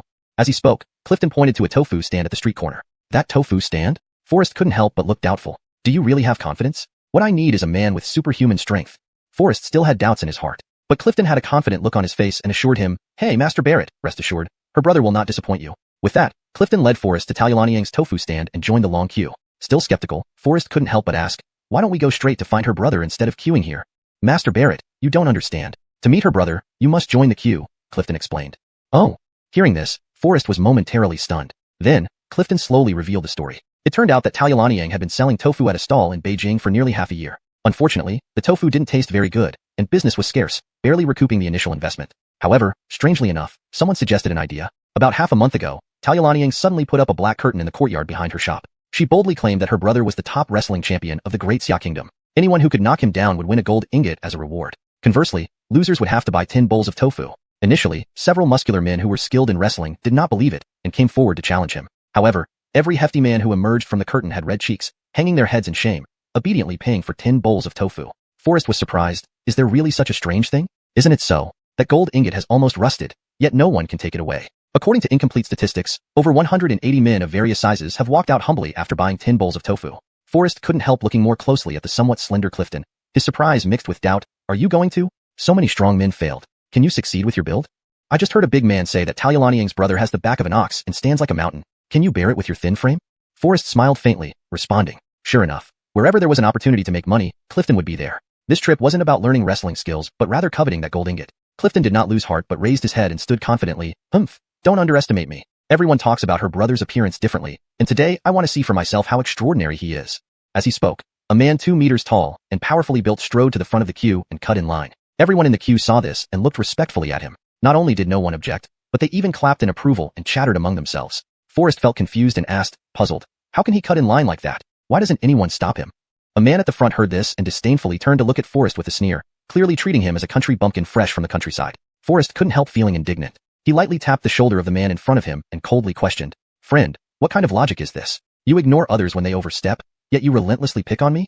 He gave a cold laugh and continued to counter. If everyone overstepped like him, wouldn't the order descend into chaos? However, the other person showed no mercy, speaking arrogantly and ridiculed him. You want to overstep? First, take a good look at yourself and see if you have the qualifications. He then said, do you know who the person who just cut in line was? He is Arnuda, a famous wrestling expert here in our capital. Of course, it's understandable for him to cut in line, but if you do so, It's simply beyond your capabilities. With your physique, you even dare to dream of winning that gold? I think you should go back home early for a peaceful sleep. The man ended with a derisive laugh. Forrest had not yet lost his temper, but Clifton flew into a rage, swinging his fist, ready to teach this reckless man a lesson. Fortunately, Forrest reacted quickly, pulling back the emotionally agitated Clifton in time. Forrest did not act out of leniency, but was concerned that Clifton's thin frame could not withstand a fatal blow from this burly man. The people in the queue were all rough men, and Forrest did not intend to argue further with them. The recently inserted Arnuda stretched lazily and then bent down to walk toward the courtyard behind. Standing 2 meters tall, he was undoubtedly a giant in this era. Even Forrest couldn't help but smile slightly in admiration upon seeing him. It was still unclear how much strength Taoyuan's brother possessed. If Arnuda could win, why not spend some money to recruit this strong man to forge meteorite weapons for himself? Forrest pondered repeatedly, then sounds of intense fighting came from inside, capturing the audience's undivided attention. This noise is really loud. It seems there's quite a hot fight going on inside. Who would disagree? Arnuda is so brave. He will definitely take the upper hand. Indeed, it looks like this ingot of gold belongs to Arnuda. Chapter 191. 100 Tales, to cut in are known. The crowd immediately burst into animated discussions, all expressing high hopes for Arnuda. After all, with his 2-meter height, a physique as robust as a tiger or bear, and being a professional wrestler, if he still couldn't win, it would be truly inexplicable. If such a formidable man could be defeated, wouldn't Taoyuan's brother become a legendary monster? Just as everyone was marveling, within the time of a single incense stick burning, Arnuda appeared, looking weary, breathing heavily, and somewhat disheveled as he walked out of the room with his head down. Without a word, he threw down a few taels of silver, didn't even take the tofu, and walked straight out. What? Arnuda actually lost. The crowd waiting in line instantly erupted into noise. A naive youth, wide-eyed in surprise, hurriedly asked, "How strong is Taoyuan's brother that you were defeated?" Enraged, Arnuda grabbed the youth by the collar, eyes red with fury, glaring at him fiercely. Only after others intervened did Arnuda throw the nosy youth aside. Curious, people whispered among themselves, "Arnuda, don't get angry. Tell us what Taoyuan's brother looks like, so we can have an idea." "Humph. He's nothing special." Arnuda grunted coldly and walked off angrily. This only made everyone more curious. Even Forrest couldn't help but wonder how anyone could defeat such a massive body. He had to see for himself, he decided silently. Before he could take a step forward, the young man who had just blocked him said loudly, "Hey, hey, hey, what are you trying to do? Cut in line." Everyone in front turned their heads at once. "Young man, this place has its rules. If you want to participate in the contest, you must wait your turn properly," said one of the men at the front sternly. Upon hearing this, Clifton immediately flared up. "Why can't I cut in line? Didn't Arnuda do the same just now?" "Humph, can your scrawny body compare to his? I won't let you cut in unless my body lies here dead today," the man said arrogantly. Clifton turned bright red with anger, but hesitated when faced with the muscular, dark-skinned, fierce-looking man. Forrest smiled calmly, showing no trace of anger because these people weren't worthy of it. "Today, I insist on cutting in. What will you do?" "You're asking for trouble," the young man shouted, rolling up his sleeves and advancing toward Forrest. Forrest chuckled softly. Resorting to violence is a fool's way. And dealing with fools, I have my own methods. Enraged, the young man shouted, "What, you dare call me a fool?" In a fit of rage, he swung his fist at Forrest, causing Clifton's heart to leap into his throat. Clifton wanted to step forward to stop him, but drew back at the sight of the furious expression on the youth's face. Just as the youth's fist was about to strike Forrest's face, Forrest remained calm and pulled out a banknote worth 100 taels from his pocket with perfect ease. Instantly, the youth froze. His eyes greedily fixed on the banknote in Forrest's hand. His expression changed dramatically. With a fawning smile, he bowed and said humbly, "Hee, sir, I didn't recognize your esteemed presence just now. Forgive me. Sir, if you want to cut in line, I have no objections at all." As soon as he finished speaking, he eagerly reached out for the banknote. Forrest deftly moved away from his grasp and asked lightly, "Oh, weren't you quite righteous just now? How come you've become so humble now?" "Hee, because I didn't recognize you before. So, with this 100 taels, does it mean I don't have the right to cut in line anymore?" Forrest asked coolly. "Oh yes, you definitely have the right." The young man nodded obsequiously. "With your wealth, you can stand wherever you like. It seems true that money can solve 99% of the world's problems, applicable in any era." Looking at the fawning expression on the man's face, Forrest simply smiled. "Then what about those rude words you said earlier?" With 2 sharp slaps, the young man, reacting swiftly, struck himself twice as soon as Forrest finished speaking. "Hee, sir, please don't be angry. I didn't recognize you just now. Please accept my apology." The young man instantly switched to a flattering demeanor. His opportunistic and sycophantic actions were so swift that even Clifton couldn't help but secretly admire him. "Not bad, you actually know your place. However, this money isn't for you." Forrest responded coolly. Then he stepped up to the front of the queue and said in a grave tone, "I apologize, but I have an urgent matter. Please allow me to cut in line." As he spoke, he handed a 100 tael banknote to the man at the front. Faced with such a large sum, the man had no reason to refuse. The young man who had slapped himself was suddenly dumbfounded, watching helplessly as the banknote slipped away from his grasp. Filled with rage, he immediately stepped forward and roared loudly, "I will tolerate your cutting in line, but blocking my way is absolutely unacceptable. So, what do you want? Unless you compensate me with 100 taels." Forrest paused briefly, then responded calmly, "Your point is valid. Everyone has been queuing, and it would indeed be improper if I didn't join the line. So, let's settle it this way. Anyone who was in front of me will receive 100 taels." Upon saying this, Forrest took out a stack of banknotes, and those behind him reacted as if they had found a savior, hurriedly expressing their gratitude. Only the man who had sternly opposed Forrest earlier looked puzzled, his confusion mixed with a hint of expectation. What about my share? Forrest responded nonchalantly, sorry, you don't get any. Then he turned to look at the burly men behind him and announced, whoever can help me escort him out, I'll pay an additional 50 taels. Hearing such a good deal, before the young man could react, the burly men rushed forward, lifted him up, and tossed him 10 meters away. Chapter 192. Inside was a woman. Forrest was far from a man of noble morals, or an upright gentleman. He certainly did not believe in the absurd notion of repaying resentment with virtue. That young man had just hurled insults and mocked him. How could Forrest possibly reward him with silver? One's success benefits even the humblest. By spending generously, Forrest secured priority, and Clifton also benefited, hastily pushing forward. Just as Forrest was about to proceed to the back courtyard, Clifton stopped him in time, looking worried. Young Master Barrett, this place is exceptionally dangerous. Even the renowned wrestler Arnuda from the capital has suffered defeat here. If you 冒险前行, 万一有个闪失, 我们该如何是好? Forrest merely shook his head slightly, revealing a bitter smile. Are you questioning my abilities? How dare I question you? It's just that your status is esteemed, and you are a high-ranking official. Should anything happen, it might tarnish your reputation. Why don't I go in first to investigate, and see what Tallulah's brother looks like? After I find out, I'll report back to you so you can be prepared. Forrest listened to Clifton's analysis and pondered for a moment, finding it reasonable. He decided to let Clifton go first to gauge the situation, a prudent move. Tallulah stood nearby, faintly hearing Forrest and Clifton's whispered conversation. Her heart skipped a beat, wanting to rush forward to stop them. However, Clifton moved swiftly, disappearing from view in an instant. Arnuda stood beside her, anxious and agitated, more nervous than Tallulah herself. He rushed forward, trying to pull Clifton back, but it was too late. Forrest noticed Arnuda and Tallulah's unusual behavior, frowning in suspicion. Could there be some unknown secret hidden here? Inside is a woman? This exclamation stunned everyone present. Clifton had only poked his head inside, his garment still being held tightly by Arnuda. While struggling, he shouted in surprise, how can it be a woman inside? Those waiting behind exchanged puzzled glances, staring at Arnuda in confusion. At this point, Forrest finally understood why those emerging from the tent remained tight-lipped. Tallulah, what kind of business are you really running? Everyone froze on the spot. Arnuda's face turned beet red. A group of rough men seeing Arnuda breathe heavily after emerging from a woman-managed tent naturally sparked all sorts of speculation. Arnuda hurriedly defended himself. No, it's not what you think. Scoundrel. Tallulah, aren't you conducting illegal business? The crowd became agitated, voices filled with anger. Tallulah, burning with rage, retorted loudly, my business is above board. Moreover, making my sister hide her gender is because of your narrow-mindedness. You always say men are stronger than women, that women should stay home and do housework while you men can indulge in pleasure and even fight in wars. But physically, we women are not necessarily weaker than you men. Unable to contain her grievances, Tallulah poured out all her pent-up frustrations. Then, without hesitation, she lifted the tent flap and pushed open the door. There stood a graceful yet formidable female wrestler. Everyone was stunned, unable to believe that this slender woman, barely over 5 feet 6 inches tall, could defeat many strong men. Although Tallulah concealed her sister's gender, her sister Laurel's outstanding record was undeniable. From beginning to end, it had always been Laurel who dominated the competitions. How can this be? How can a woman defeat men? Voices of doubt emerged from the crowd. Tallulah curled her lip in disdain, sneering coldly, her gaze sweeping over Arnuda. If you have doubts, ask Arnuda directly, and the truth will come to light.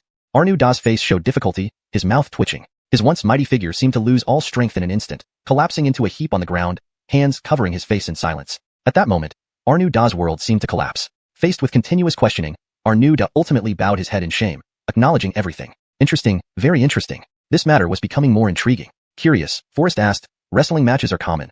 Why hide the gender? Laurel responded indignantly, the reason is for fair competition. Since childhood, I have been obsessed with wrestling and showed exceptional talent. In my childhood, no boy could match me. However, the deep-rooted prejudice against women in our country meant that women's wrestling competitions were never taken seriously. Every time I saw men competing on the wrestling grounds, I felt an irresistible urge to join them. But each time, I faced criticism from others who believed these were men's games, and it was improper for women to participate. Laurel's face was filled with Weiqive.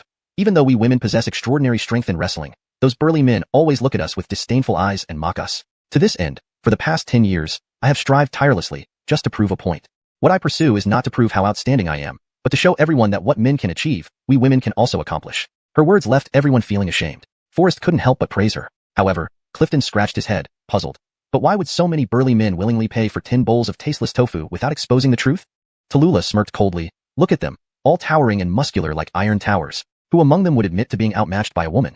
I was initially perplexed as well. These people kept silent just to save face. Everyone shook their heads, filled with shame. As self-respecting men, if they had really lost to a woman, especially such a beautiful one, it was indeed hard to admit. Tallulah's face didn't reveal much pride.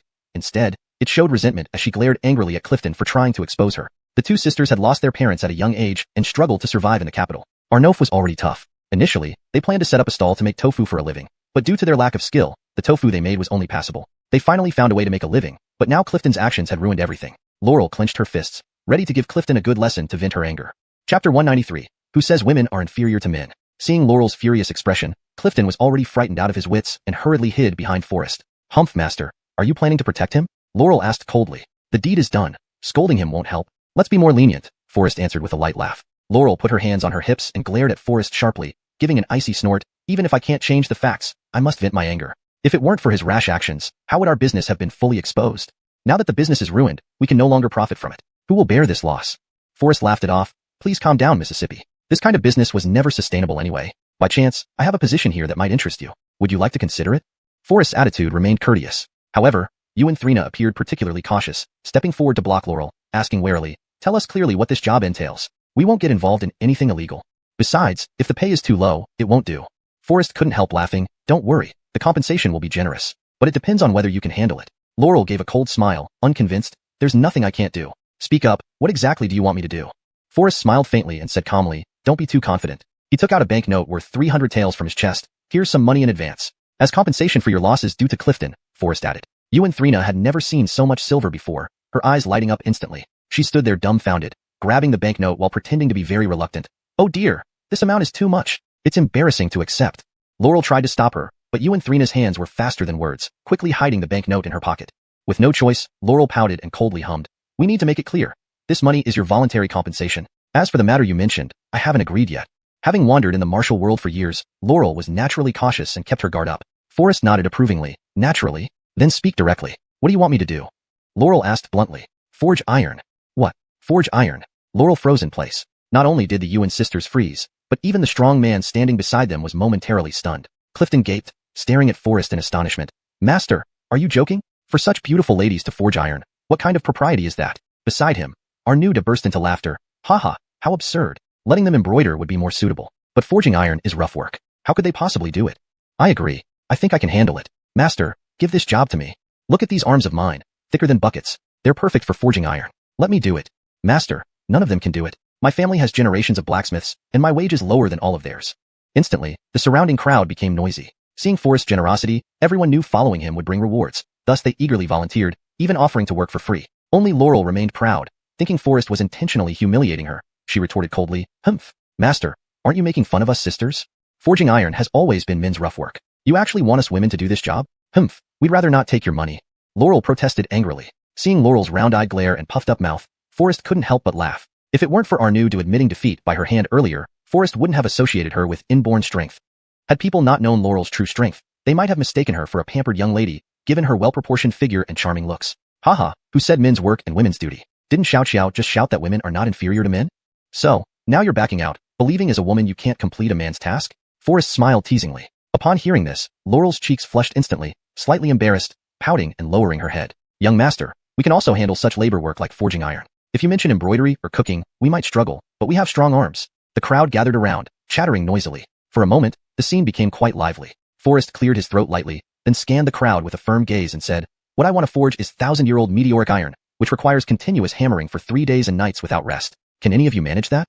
As soon as these words were spoken, the previously noisy scene instantly fell silent. People looked at each other, all showing expressions of disbelief. After all, working continuously for 3 days and nights was even beyond what gods could bear. Young master, such stringent conditions may be impossible for anyone in this world. Arnuda stepped forward, looking troubled. Forrest furrowed his brows and coldly spat out one word, get lost. He continued, don't try to do something you can't. If you can't achieve it, then go as far away as you can. Don't disrupt things here. For a moment, the bold men were speechless, exchanging glances and silently lowering their heads. Seeing Forrest's generosity, they knew he must be an extraordinary person and naturally dared not offend him easily. Forrest then turned his gaze towards Laurel, asking gently, how confident are you about this matter? I won't rush you. Take your time to consider before giving me an answer. Before Xuanhuan could refuse, Laurel interrupted without hesitation. What's so difficult about it? As long as the reward is enough, let alone 3 sleepless days, even 5 wouldn't be a problem. Hearing this, everyone stared at Laurel in astonishment, finding it hard to believe. Xuanhuan was almost frantic, nearly jumping up. Sister, are you crazy? This is an impossible task. Laurel wore an arrogant expression of confidence, responding coolly, Sister, please rest assured. This is nothing to me. We women cannot let these men look down on us. Chapter 194. What do you want to borrow? Forrest's face immediately lit up with delight. Clearly his previous judgment was correct. Deal. If you can truly accomplish this, then the reward will be 10 times today's amount. Once a promise is made, for horses cannot catch up. Laurel responded resolutely. When will you start? You needn't worry about time. Once I have prepared the materials, I will come to find you tomorrow. Forrest replied. The reason for tomorrow is that Forrest still needs to go to Anya to obtain the 1,000-year-old meteoric iron as raw material for processing. After the autumn wind passed, the night became even cooler. The night was utterly silent. With the dragon-patterned jade pendant in hand, Forrest could freely move around the palace at any time. Under the night sky, the only sounds heard in the palace were the Dengqi footsteps of the patrolling troops, rarely disturbed by other noises. In the rear garden, it was serene and sparsely lit. Forrest followed a streamlined path northward, through the back garden, reaching the gate of Kunling Palace. Inside the room, a lone lamp cast shadows, making the room seem even more desolate and bleak. Forrest knocked gently on the door. Within, yellow curtains hung low. Anya had not yet retired to bed. Sitting under the lone light, although Anya flipped through petitions, her mind was a tangled mess, revealing her distress with a sigh. Upon hearing the knock at the door, Anya snapped out of her thoughts. Still looking down, she listlessly flipped through the petition on her desk and softly replied, "Didn't I say no one should disturb me tonight? Can't you understand the Empress's orders?" "It's me, Forrest." Forrest couldn't help but pause, realizing Anya must be troubled by something. He felt conflicted. Bringing up the 1,000-year-old meteoric iron now seemed inappropriate. However, he thought, some things must be faced. Taking advantage of Anya's current irritability might comfort her. When her mood improves, asking for the meteoric iron would be easier. So, he spoke up. Hearing Forrest's voice, Anya was both surprised and delighted. She hastily put down her petition and rushed barefoot to the door, but suddenly stopped mid-run. She pondered silently. Forrest wouldn't come here without reason. He must want something. Anya scoffed and coldly remarked, "Humph. Forrest? Who is Forrest? I've already said I won't see anyone tonight." Forrest was taken aback. Clearly, Anya was having an emotional moment. She wouldn't normally ignore him like this. Understanding she must be troubled by something, Forrest disregarded her words and smiled. "Knowing Katrina is not in a good mood today, I've brought some delicious food. If you don't wish to open the door, then it's fine. What a pity for such delicious food to be wasted. I'll just enjoy it alone."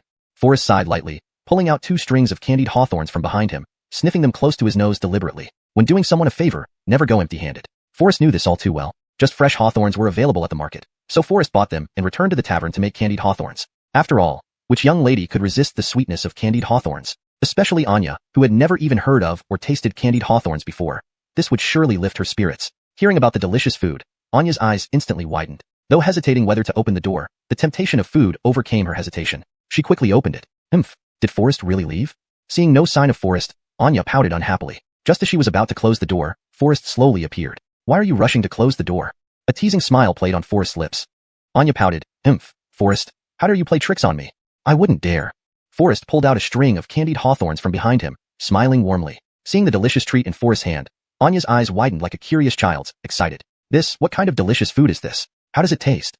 Anya took the candy-coated hawthorns, examining them curiously. For this unfamiliar treat, Anya had neither seen nor tasted it before, so she asked curiously. Watching Anya's innocent look, Forrest couldn't help but chuckle and replied gently, "You'll know if it's good once you try it, Your Majesty." Anya gazed at the candied hawthorns in her hand, touching her lips with her tongue, unable to contain her desire. She cautiously brought it close to her lips, savoring it carefully. The first bite of the sugar coating was crisp and delicious, while the hawthorn's sweetness was tinged with a subtle tang. As she chewed slowly, a rich fragrance immediately filled her mouth. Anya seemed to return to her childhood, nodding frequently at the candy-coated hawthorns in her hand, praising it non-stop. Faced with such delicacy, she struggled to find appropriate words to describe it and could only nod continuously, gobbling it down with no regard for appearances. Seeing Anya eating so joyfully, Forrest's heart was also filled with happiness. Only when Anya was in a good mood would Forrest's plan proceed smoothly. In just a moment, the string of candy-coated hawthorns had vanished from Anya's hand. Her eyes revealed a look of unfulfilled desire, causing Forrest to chuckle involuntarily. "Does this candy-coated hawthorn suit Your Majesty?" Forrest asked softly. Very good, very good. Do you have more?" "I haven't had enough yet." The clouds on Anya's face dissipated instantly, revealing a long-missed smile. Her smile was like a gentle spring breeze, first flashing in her eyes, then gradually spreading, finally blooming at the corners of her mouth, just like ice melting under warm sunlight. As the saying goes, to capture someone's heart, one must first capture their stomach. Since Anya had taken a fancy to the candy-coated hawthorns, Forrest's strategy was already half successful. Taking advantage of Anya's pleasant mood, Forrest hurriedly said, "Your Majesty, it is late, and I dare not disturb you. But there is indeed something I wish to discuss and seek your guidance." Anya sneered inwardly. As expected, Forrest must have come with a request. "Oh, what could be so important?" Anya responded calmly. Forrest paused slightly, then continued, "It's actually not that urgent. I merely want to borrow an item from Your Majesty." "Borrow an item?" Anya frowned slightly. "What do you want to borrow?" 1,000-year-old meteoric iron. Forrest did not beat around the bush and directly stated his request. Anya was taken aback for a moment, then smiled lightly, responding gracefully, "Such a precious item. I indeed do not have it." Forrest quickly changed his tone, continuing, "Actually, calling it 1,000-year-old meteoric iron might not be accurate. I heard that Your Majesty has a dagger forged from 1,000-year-old meteoric iron. You mean to borrow this dagger?"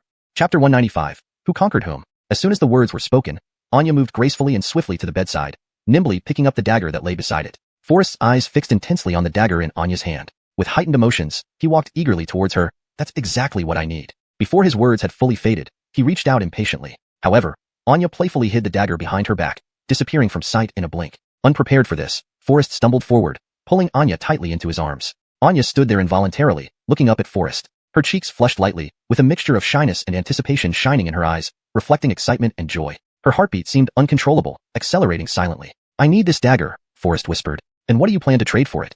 Anya asked. What can he offer in exchange? 1,000,000 taels, how about that? Forrest thought briefly and suggested softly. Do you think money is important to me?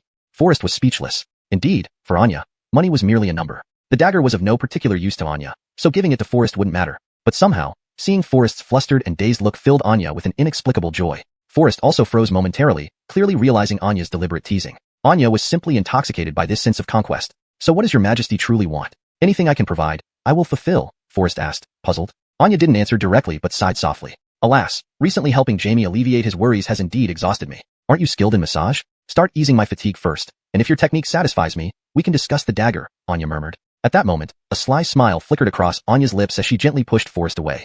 She reclined directly onto the bed, watching Forrest stand motionless, lost in thought. In a trembling voice, Anya softly asked, Now you have two choices.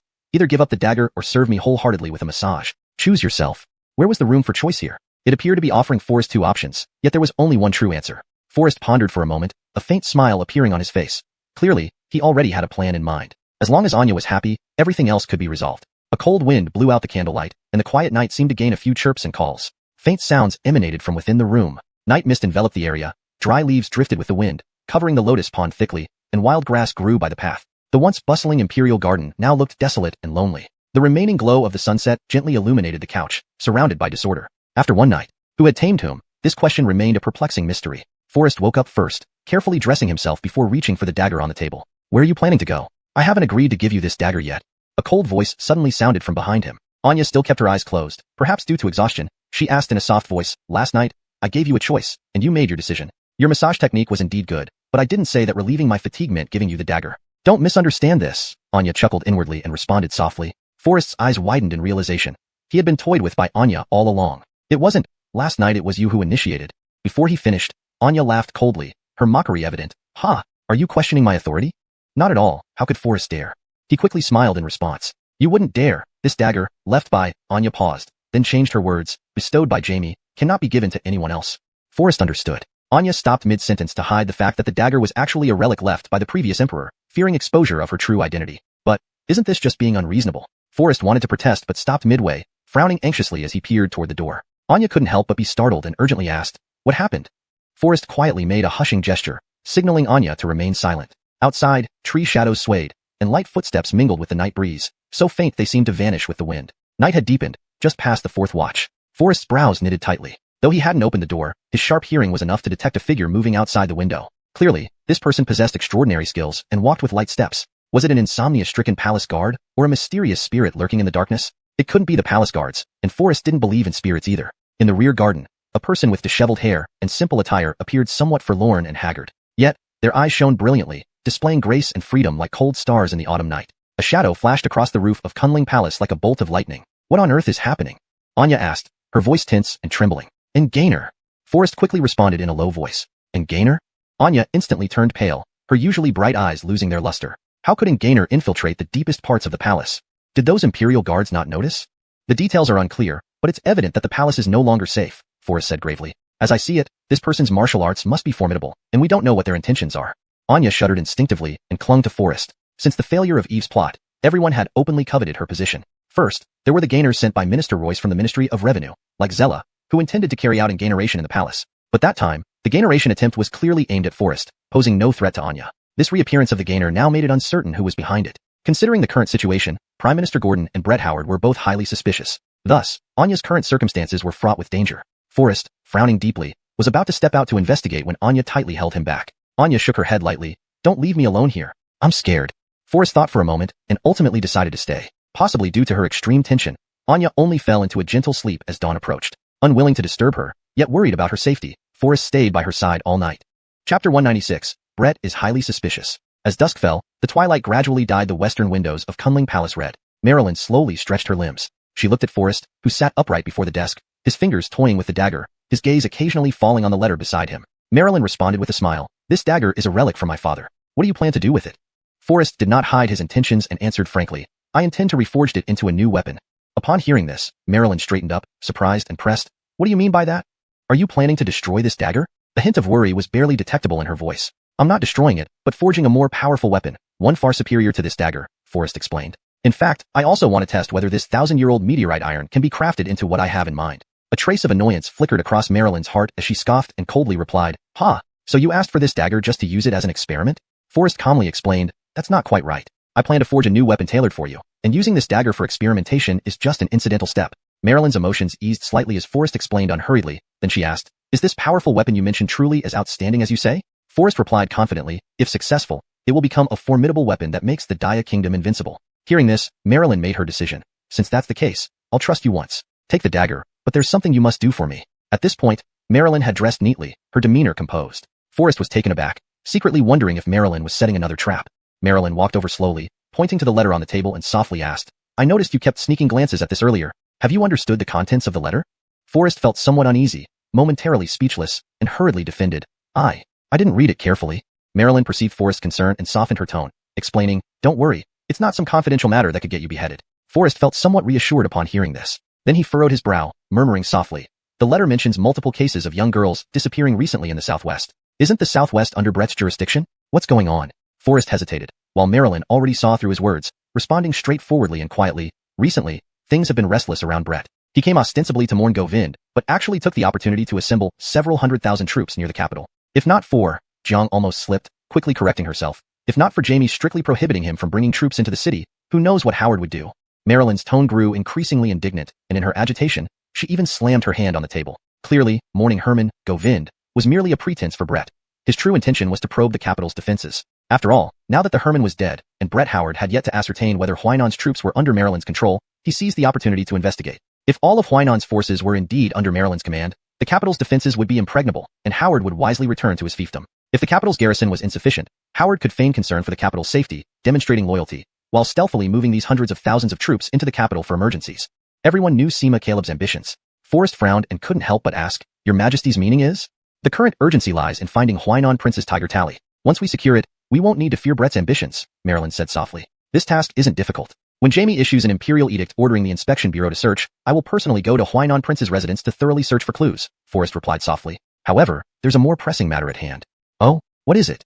Marilyn paused, looking at Forrest with a puzzled expression. Yuan Tzu said, know yourself and your enemy, and you will never be defeated. Brett dares to openly gather heavy troops near the capital, indicating he has a strong reliance. Although Jamie ordered them to stay 50 miles away in the suburbs, such a large military force lurking nearby remains a potential threat to the capital. Forrest continued. The most critical task now is to determine Brett's true intentions, how many troops and supplies are stationed outside the city, and their actual strength. Marilyn couldn't help but pause, her eyes fixated on Forrest. She had not anticipated that Forrest could perceive so deeply, and for a moment, admiration flashed across Marilyn's face, but she quickly regained her composure. After all, as the Empress, she was accustomed to controlling others and would not allow herself to be controlled by anyone else. Given the noble status of the Herman, it would be improper to bury Govind hastily after his death. To preserve the dignity of Govind after his death, the Huainan Wangfu remained sealed, and Marilyn had not yet found the right opportunity to search the residence. It would be best to dispatch Forrest to carry out the task after the mourning period for Brett Howard ends.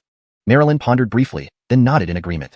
You make a valid point. We must first ascertain how many troops Brett has brought. This is indeed the best strategy, Marilyn whispered. The biggest threat to the capital at present is clearly Brett. At that time, you might also investigate why there have been so many cases of young girls disappearing in Brett's territory, Marilyn instructed. Forrest nodded slightly in acknowledgement. Although Marilyn, as the Empress, appeared isolated amid the expanding power of the feudal lords, she had already stationed secret agents in their territories to closely monitor their movements. If the mystery of the missing girls could be fully unraveled, it would become an important trump card for Marilyn, enough to counter Brett Howard. Back at the tavern, Forrest eagerly instructed Hayward to invite Laurel. With all the materials prepared, forging the pistol could not be delayed any longer. Just as Hayward stepped out, Sean, dressed in military attire, hurried in. Master, I'm back. Sean, why did you return so suddenly? Forrest was surprised. 15 days ago, I received a secret message from Brianna, informing me of your predicament. I immediately led 1,000 elite soldiers on a day and night journey back to the capital. To see you safe and sound, I am overjoyed. Sean embraced Forrest tightly, tears streaming down his cheeks. Chapter 197. Sean returns with troops. Black lines covered Forrest's forehead, knowing that if he had relied on Sean to rush day and night from the northern deserts to save him, even the last thread of hope would have turned into a mirage. If anything really went wrong, by the time Sean arrived at full speed from the north, Forrest's grave would probably already be covered with over 2-meter-tall weeds. This is not right. Forrest couldn't help but stare blankly. Didn't you say you brought over 1,000 elite soldiers? Why are there only about 20 people here? Ah, it's a long story. Xuan wiped away his tears and replied bitterly. For some reason unknown, the capital's defenses suddenly became extraordinarily strict. I was stopped by officials at a post station before reaching the border of the capital. They claimed no army was allowed to enter the city, Xuan said coldly while wiping away his tears. Don't tell me you didn't mention my name? Forrest asked unwillingly. Xuan stomped his foot and sighed. Of course I did. But they said mentioning anyone's name is no longer effective. It's a strict order from the Milton. They even said even Brett's troops must wait 50 miles outside the capital. Forrest was momentarily speechless and said awkwardly, well, forget about that for now. Having these dozens of men should be enough to deal with the immediate crisis. Forrest patted Xuan's shoulder consolingly. Just as Forrest needed manpower urgently, Xuan returned leading a team of elite soldiers, perfectly making up for Forrest's shortage of manpower. Not only that, but this time Xuan also brought back more than 20 muskets and composite bows for each person. All the equipment was made strictly according to Forrest's instructions, based on the blueprints designed by him. Though the muskets were still in their relatively primitive single-shot phase, firing unrefined round iron balls, their killing power wasn't very strong. But compared to traditional cold weapons like swords, axes, and hooks, muskets still had obvious advantages. At this moment, Xuan's lips curved into a mysterious smile as he leaned close to Forrest and whispered, Young Master Barrett, guess who I met on the way? Who?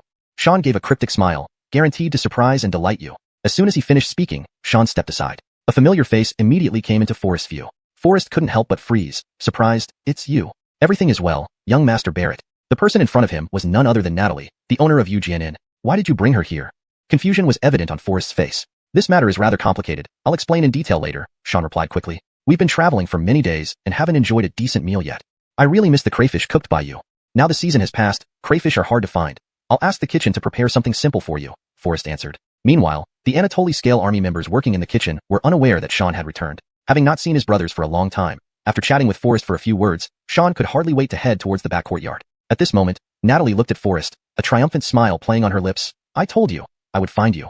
Ah, we were merely strangers passing by. Why do you pursue so relentlessly? Forrest sighed helplessly. Natalie's eyes were filled with deep affection. The man I, Natalie, set my eyes on can never escape. Behind her, Kirsten furrowed her brows, gripping her sword tighter. Natalie's appearance stirred an indescribable sense of rivalry in her heart, unconsciously raising her guard, a subtle female intuition. Soon, Hayward led Laurel inside. This moment broke the silence and standoff in the room. Instantly, both Kirsten and Natalie's gazes fell upon Laurel, their eyes narrowing, faces filled with obvious hostility. If there's anything you need me to do, please start as soon as possible. My time is very valuable, Laurel broke the awkward silence first. Yes, business is important. As soon as he finished speaking, Forrest took Laurel towards the blacksmith's shop. Kirsten and Natalie exchanged icy glances, then silently followed behind. In front of the blacksmith's shop, Hayden was sweating profusely as he forged iron. Seeing Forrest bringing 3 women towards him, he couldn't help but laugh heartily. Ha ha ha, the mighty warriors you wanted are these 3 beauties. Carson couldn't help but tease. Hayden, unrestrained and without any restraint, joked. I think he's scared, so he's bribing us with these 3 beauties. To be honest, these 3 beauties are indeed all attractive. Seeing Hayden's expression, Natalie frowned, and her face turned cold immediately, not giving him any chance to respond. In an instant, she drew her bow and aimed. After a deafening sound of the bowstring, followed by it was Hayden's pig-like, piercing scream that echoed through the sky. Thanks to the powerful support of the composite bow, the arrow shot by Natalie was not only astonishingly fast but also incredibly accurate. One arrow pierced directly through Hayden's shoulder. If you dare to speak nonsense again, the next time it won't be your arm that gets shot through, but your head. Natalie's tone was harsh and cold, delivering a clear warning without any ambiguity.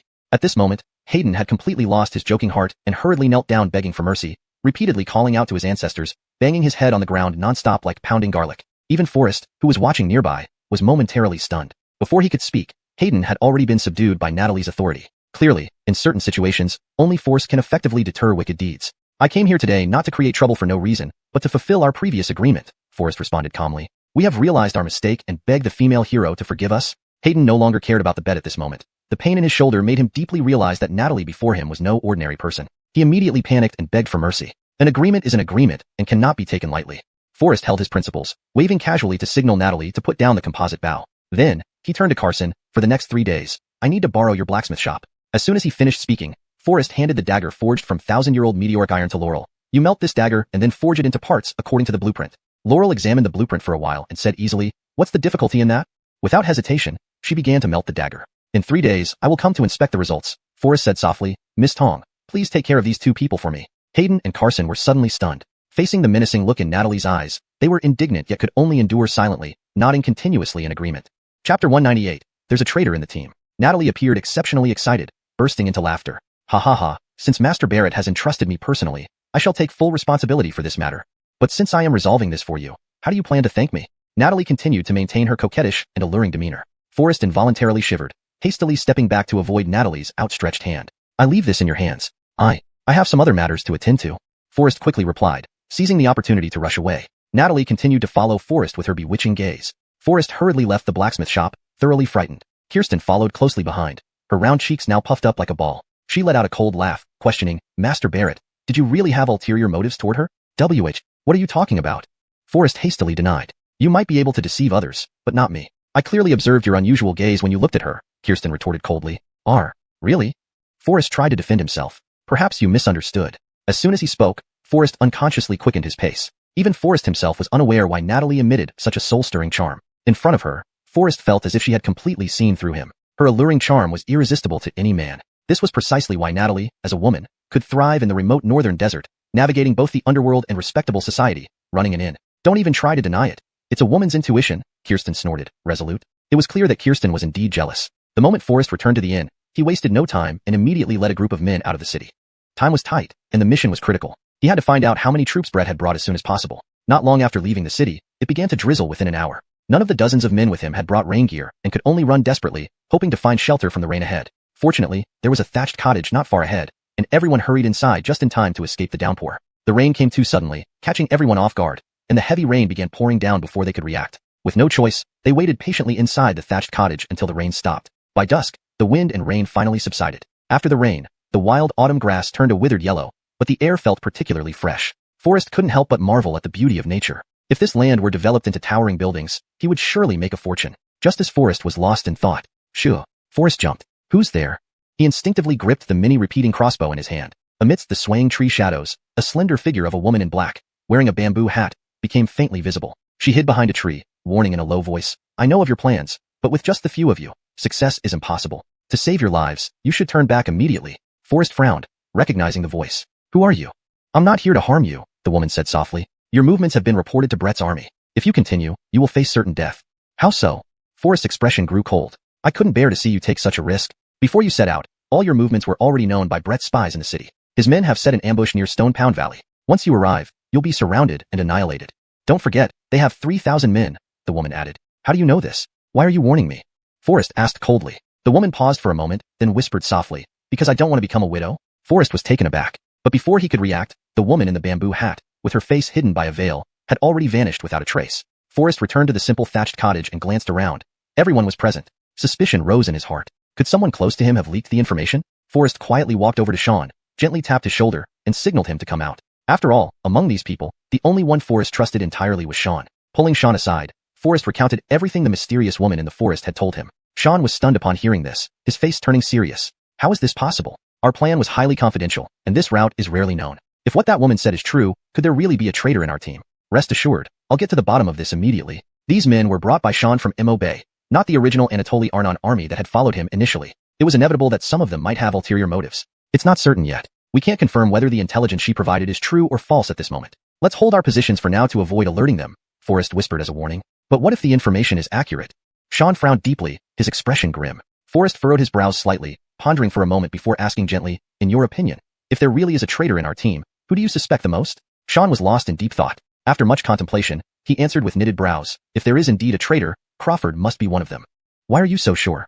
Forrest asked softly, pressing further. I'm certain because of two key reasons. First, just before we were about to set off, he suddenly claimed stomach pain and went to the toilet alone, staying there for quite a while. Second, he has the shortest acquaintance with me and has a habit of stealing during our time in Mo Bay. I kept him in the team out of pity for his solitary life, Sean said firmly, his expression stern. Forrest nodded lightly, his eyebrows raised slightly, falling into thought without saying a word. Sean became increasingly angry, his fury hard to quell. His tone turned cold and hard. Humph, to dare betray us. I will eliminate this scoundrel immediately. Seeing Sean losing control of his emotions, Forrest calmly grabbed him. Absolutely no rash actions. If we mistakenly kill an innocent person, we will lose a loyal soldier and may possibly alert the traitor. At that point, finding the real betrayer will be even more difficult. Sean anxiously asked, then, how should we deal with it? Forrest smiled confidently, don't worry too much. I already have a plan. Find a wise and trustworthy subordinate to come here. I have a way to test if Crawford is the traitor. Although Sean still harbored many doubts, he followed Forrest's instructions and brought Rolf, whom he trusted most. Rolf had followed Sean for many years and enjoyed his full trust. Moreover, he did not have close ties with Crawford, making him perfect for this task. Chapter 199, Marching Through the Night. After Forrest instructed Rolf on the essentials of the mission, he handed him a beautifully crafted sheathed dagger and sternly warned, you must be decisive. If he confesses to his crimes and tries to resist, you can take his life directly. Returning to the simple hut, the soldiers had already lit a bonfire outside. The road was muddy after the rain, making nighttime travel extremely dangerous. Therefore, Forrest decided to rest here for the night and resume action the next morning. Rolf returned to the crowd, nodding kindly with an exceedingly humble attitude. At this moment, the sun was gradually setting, casting a twilight across the sky. After taking his seat, Rolf noticed Crawford's absence and asked a companion beside him, "Do you know where Crawford is?" The guard glanced at Rolf and pointed toward the back of the house. "He's holding a wine bowl, drinking alone there. In such weather, drinking moderately indeed warms one up. Brother Rolf, why don't you try some too?" Saying this, a guard filled Rolf's wine bowl. Rolf nodded slightly and took the wine bowl. Just as he was struggling to find a way to approach Crawford, now with the wine bowl in hand, he found a perfect pretext to strike up a conversation. Turning the corner, he found Crawford as expected, savoring the wine carefully, and it seemed he was playing with something in his lowered hand, looking somewhat nervous. "Hey brother, enjoying your drink alone? Why not join us?" Rolf held up his wine bowl, smiling warmly. Crawford was clearly startled, instinctively hiding the object in his pocket and giving Rolf a wary glance. "It's brother Rolf. I'm not feeling well and prefer not to join their revelry," Crawford replied coolly. "This rain will likely prevent us from continuing our journey until tomorrow," Rolf said, approaching and sitting cross-legged, speaking softly. Crawford did not respond, just snorted coldly and continued drinking. Rolf understood that Crawford was cautious and suspicious. After cautiously looking around, he drained the wine in his bowl. Then he leaned closer, whispering mysteriously, "This isn't the place for a proper talk. Let's discuss further in the forest." Crawford froze for a moment. When he looked at Rolf again, the latter had already started walking into the woods. He noticed Rolf's bowl lying upside down on the ground. Crawford frowned, seeing no one around. So he finished his drink, placed the bowl upside down, and hurried after. In the dense forest, Rolf stopped and slowly turned, hiding the dagger behind his back. He then bowed respectfully, saying, "Brother Crawford, I also serve under Brett. This time, Brett specially sent me to assist you." Crawford was highly alert, gripping his unsheathed sword, looking at Rolf with sharp suspicion. Recalling how Rolf had left the bowl overturned earlier, Crawford felt a subtle shift in his heart. Rolf, knowing Crawford's cautious nature, explained gently, "The plan has changed. Brett has decided to abandon the attack at Dashigu and sent me to inform you, Brother Tao. You claim to know these secrets. Who are you?"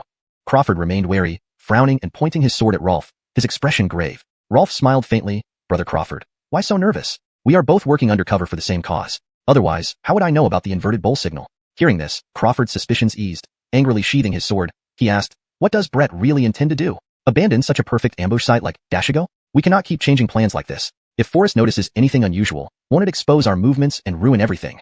Rolf raised an eyebrow, inching closer, whispering, "Brett has arranged a more ideal location at?" Crawford's face tightened again, immediately commanding sternly, "Stay right there and speak." Rolf halted, then drew out his sword and cast it aside, bitterly smiling, "Brother Crawford, you doubt too much." Seeing this, Crawford felt a chill, sword pointed at Rolf once more. Only when Rolf discarded his sword on the ground did Crawford relax slightly, sheathing his sword and softening his tone. "Forrest is indeed not to be underestimated. I have to be cautious.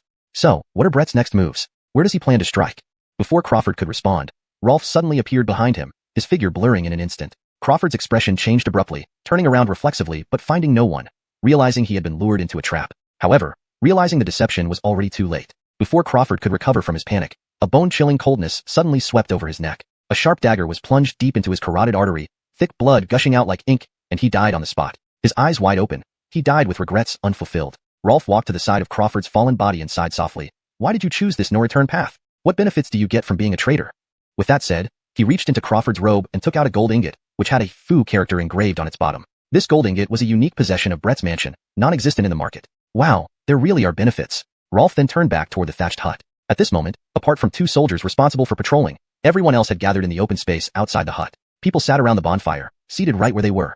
Rolf quietly walked to Forrest's side, found an empty seat, and sat down, nodding slightly as a greeting. Then, under the cover of his sleeve, he discreetly showed Forrest the gold he had found on Crawford without drawing attention. Forrest glanced at it and nodded lightly, giving Rolf a meaningful look, indicating that he should hide the gold properly and not let others notice. Today's journey has been unfortunately halted by the heavy rain. However, I believe everyone has made good use of this rest time. Since our trip has been delayed, we must find ways to make up for it. I propose we continue our journey tonight. What do you all think?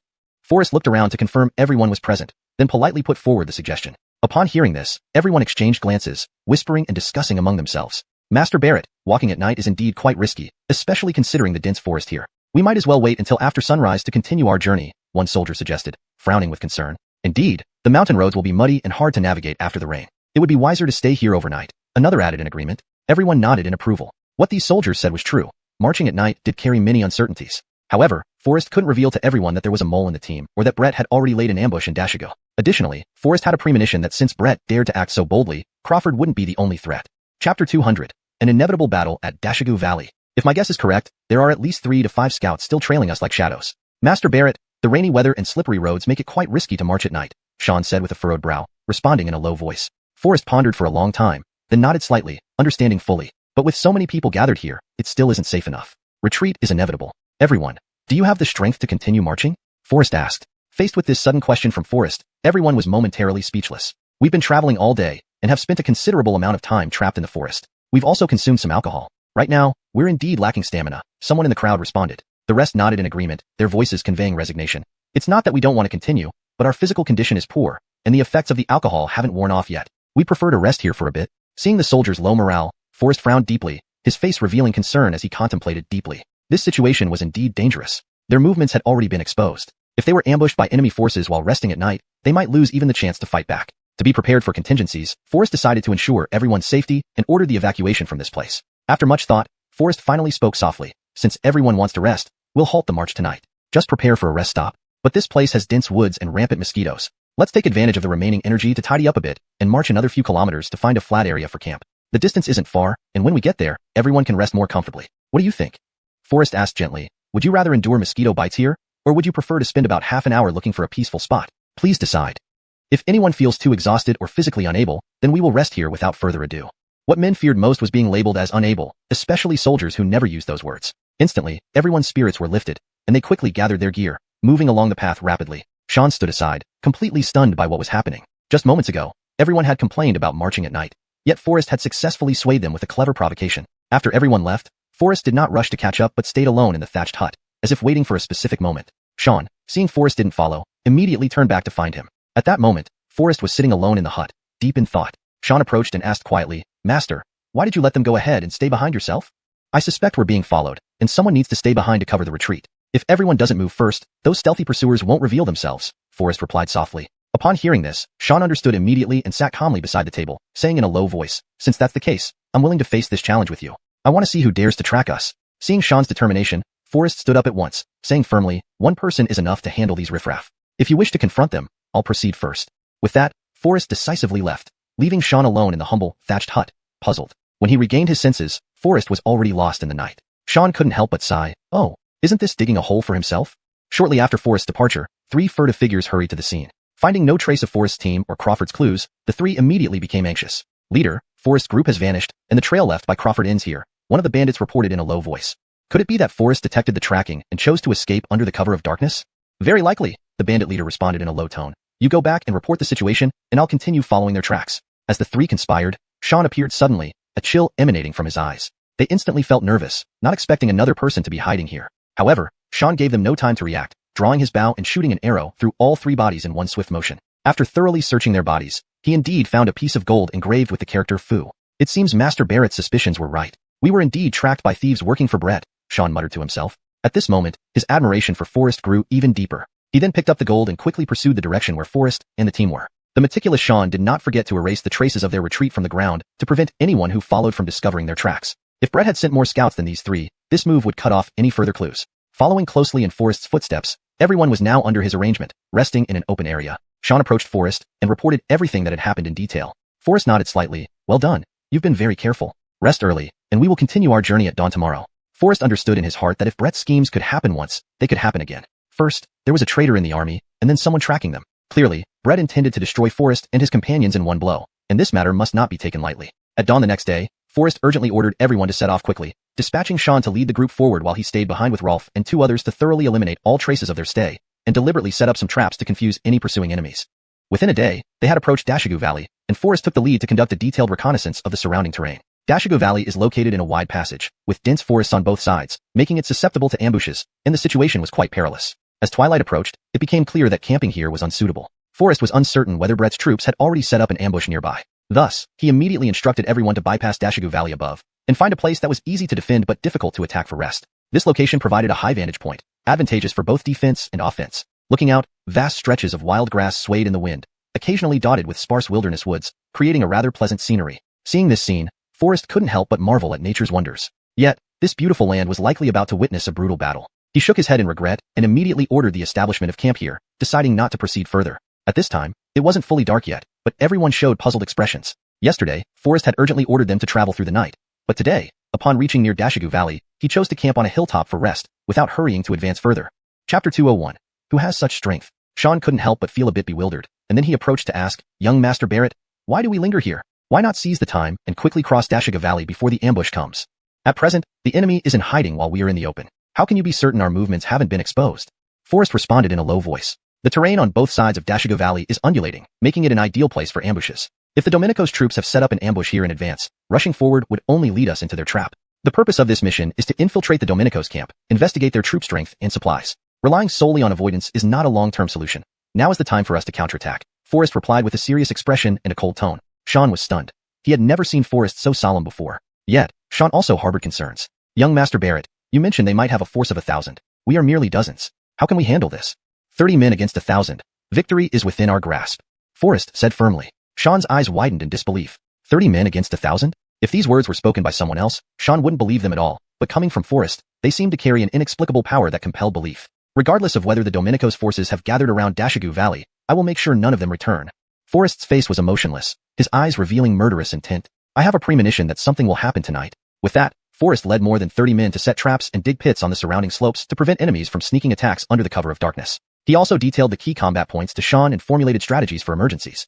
The next morning, before dawn broke, Forrest swiftly convened all soldiers to teach them some exquisite close combat techniques and explained the correct operation methods of matchlocks and composite bows in detail. These soldiers were familiar with the use of composite bows, but lacked professional guidance, leading to oversights in details. With Forrest's instructions, their combat skills improved significantly, enhancing their overall fighting power. Forrest acted discreetly, refining the sword techniques of the soldiers under the guise of seeking advice. He created a unique style that was both free-flowing and lethal. Additionally, he required everyone to carry a dagger on their right leg for emergencies. Each soldier was equipped with a matchlock, and although they were already familiar with its usage, slight adjustments in formation increased the weapon's effectiveness exponentially. Forrest had already made up his mind. He decided to personally test the true strength of the Domenico's army. That day, Forrest's troops practiced the newly taught tactics intensely. Although it was last-minute preparation, it still improved the soldiers' combat ability. As night fell, the urgency of approaching footsteps shattered the silence. Forrest silently drew his sword and stepped out of the tent, encountering Sean, who looked anxious. After a brief exchange, Forrest realized a fierce battle was imminent. He quickly followed Sean to the eastern hill. The sleeping soldiers were suddenly awakened and lay down on the hill, vigilantly scanning their surroundings. Under the brilliant starry sky, what appeared to be a tranquil wilderness was disrupted by startled night birds and occasional roars like those of tigers. Sean's face changed abruptly as he nervously said, "They're here." Forrest frowned, sensing through his keen intuition that the enemy was still far away and hadn't formed an encirclement yet. He immediately issued orders, instructing Rolf to lead a squad of 10 to set up tripwires and rolling logs at the front. Meanwhile, he ordered Sean to further expand the trenches dug that morning. Moments later, the sound of hooves thundered, and a chilling atmosphere enveloped the area as the Domenico's army surged forward like a tide, causing the 30-odd men under Forrest's command to feel a chill. The disparity in momentum between the two sides was staggering. Forrest furrowed his brow even tighter. The situation was more severe than when he had led troops in the northern desert. Suddenly, the steady hoofbeats came again, and two squads of over 100 men each, dressed in dark gray uniforms and armed with spears, rapidly approached the high ground of Dashiga Valley from the east and west. "Young Master Barrett, they're attacking. What should we do?"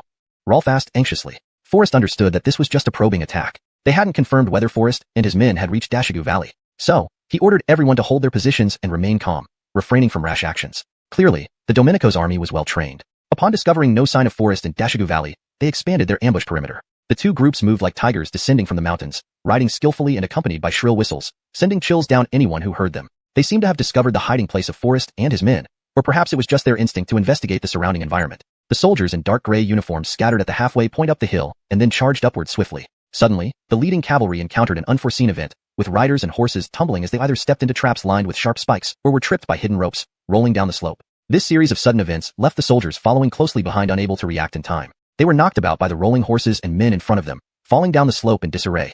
Forrest's group remained still, while the enemy's nearly 400-strong force had already lost more than half its numbers, with formations in utter chaos. Sean was now filled with excitement, looking at Forrest with admiration that was evident in his eyes, overwhelmed with reverence. Everyone joined in the cheering, their morale greatly boosted. Forrest raised his eyebrows slightly, his expression calm, showing that he had everything under control. He then quickly made his way to the bottom of the slope, hiding in a deep pit concealed by brambles, setting up matchlocks and preparing bows and arrows, ready to defend against the enemy's renewed onslaught. The troops under Brett suffered heavy casualties. Tommy, their leader, flew into a rage and immediately ordered his subordinates to light torches. Instantly, over 100 torches illuminated the surroundings, turning the area at the foot of the mountain into a crimson hue. Tommy, furious and arrogant, sat proudly on his horse, pointing accusingly as he shouted, "Forrest, you dared to cause such losses to my elite forces. If I don't annihilate you today, I, Tommy, will not live. I will take your head and use it as a ball."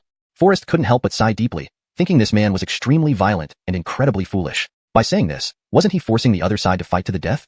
Such threats only cut off any possible retreat for himself. Without further ado, Forrest didn't waste words. He simply drew his bow, fully aimed, and released an arrow straight at Tommy. Powered by the composite bow, the arrow shot through the air like a meteor, swift and deadly. Tommy's face turned pale with shock. By the time he reacted, the arrow was already before his eyes. Panicking, Tommy tumbled off his horse to avoid the arrow. Had he not been quick-witted, his heart would have been pierced by now. Tommy stood up awkwardly, his face filled with uncertainty. Who could have such strength? Chapter 202. Choosing Guerrilla Tactics. Even Sean couldn't help but marvel at this arrow. The soldiers all felt a surge of excitement in their hearts, yet they could only cheer inwardly, afraid that any sound would betray their hiding place and alert the enemy. The sound of the bugle rose as Tommy led the remaining warriors to split into two wings, launching a fierce attack from all sides. Tommy's tactical skills were clearly remarkable. First to initiate the assault were the shield and spear troops. Under the illumination of torches, they cautiously climbed the slope, neutralizing each trap set by Forrest. Immediately behind them were the archers, who continuously launched arrows up the hill, providing solid cover for the spear and shield soldiers ahead. However, despite Tommy's meticulous planning and appropriate tactics, they had encountered the wrong opponent. Forrest wouldn't leave any room for their victory. Forrest had long understood their intentions and had preemptively deployed his men into hidden pits on the slope, evading the rain of arrows while making it difficult for the enemy to detect their positions. Witnessing Tommy's army slowly advancing, everyone couldn't help but admire Forrest's precise foresight, greatly boosting morale. Forrest estimated internally that Tommy now had around 600 or 700 soldiers ready for battle. Sean, eyes heavy with concentration, watched the dense mass of enemy troops approaching the high ground, his heart racing uncontrollably. Even if he could use traps to eliminate more than 400 enemies in this assault, Tommy still had over 200 men left. 200 against 30. The hope for victory was not slim, it was non-existent. Moreover, it was impossible to annihilate all the current attackers without taking losses themselves. Considering this, Sean frowned deeper and then whispered, "Young Master Barrett, the enemy has too many soldiers and generals. We can't resist. It would be wise to retreat quickly before they launch their assault."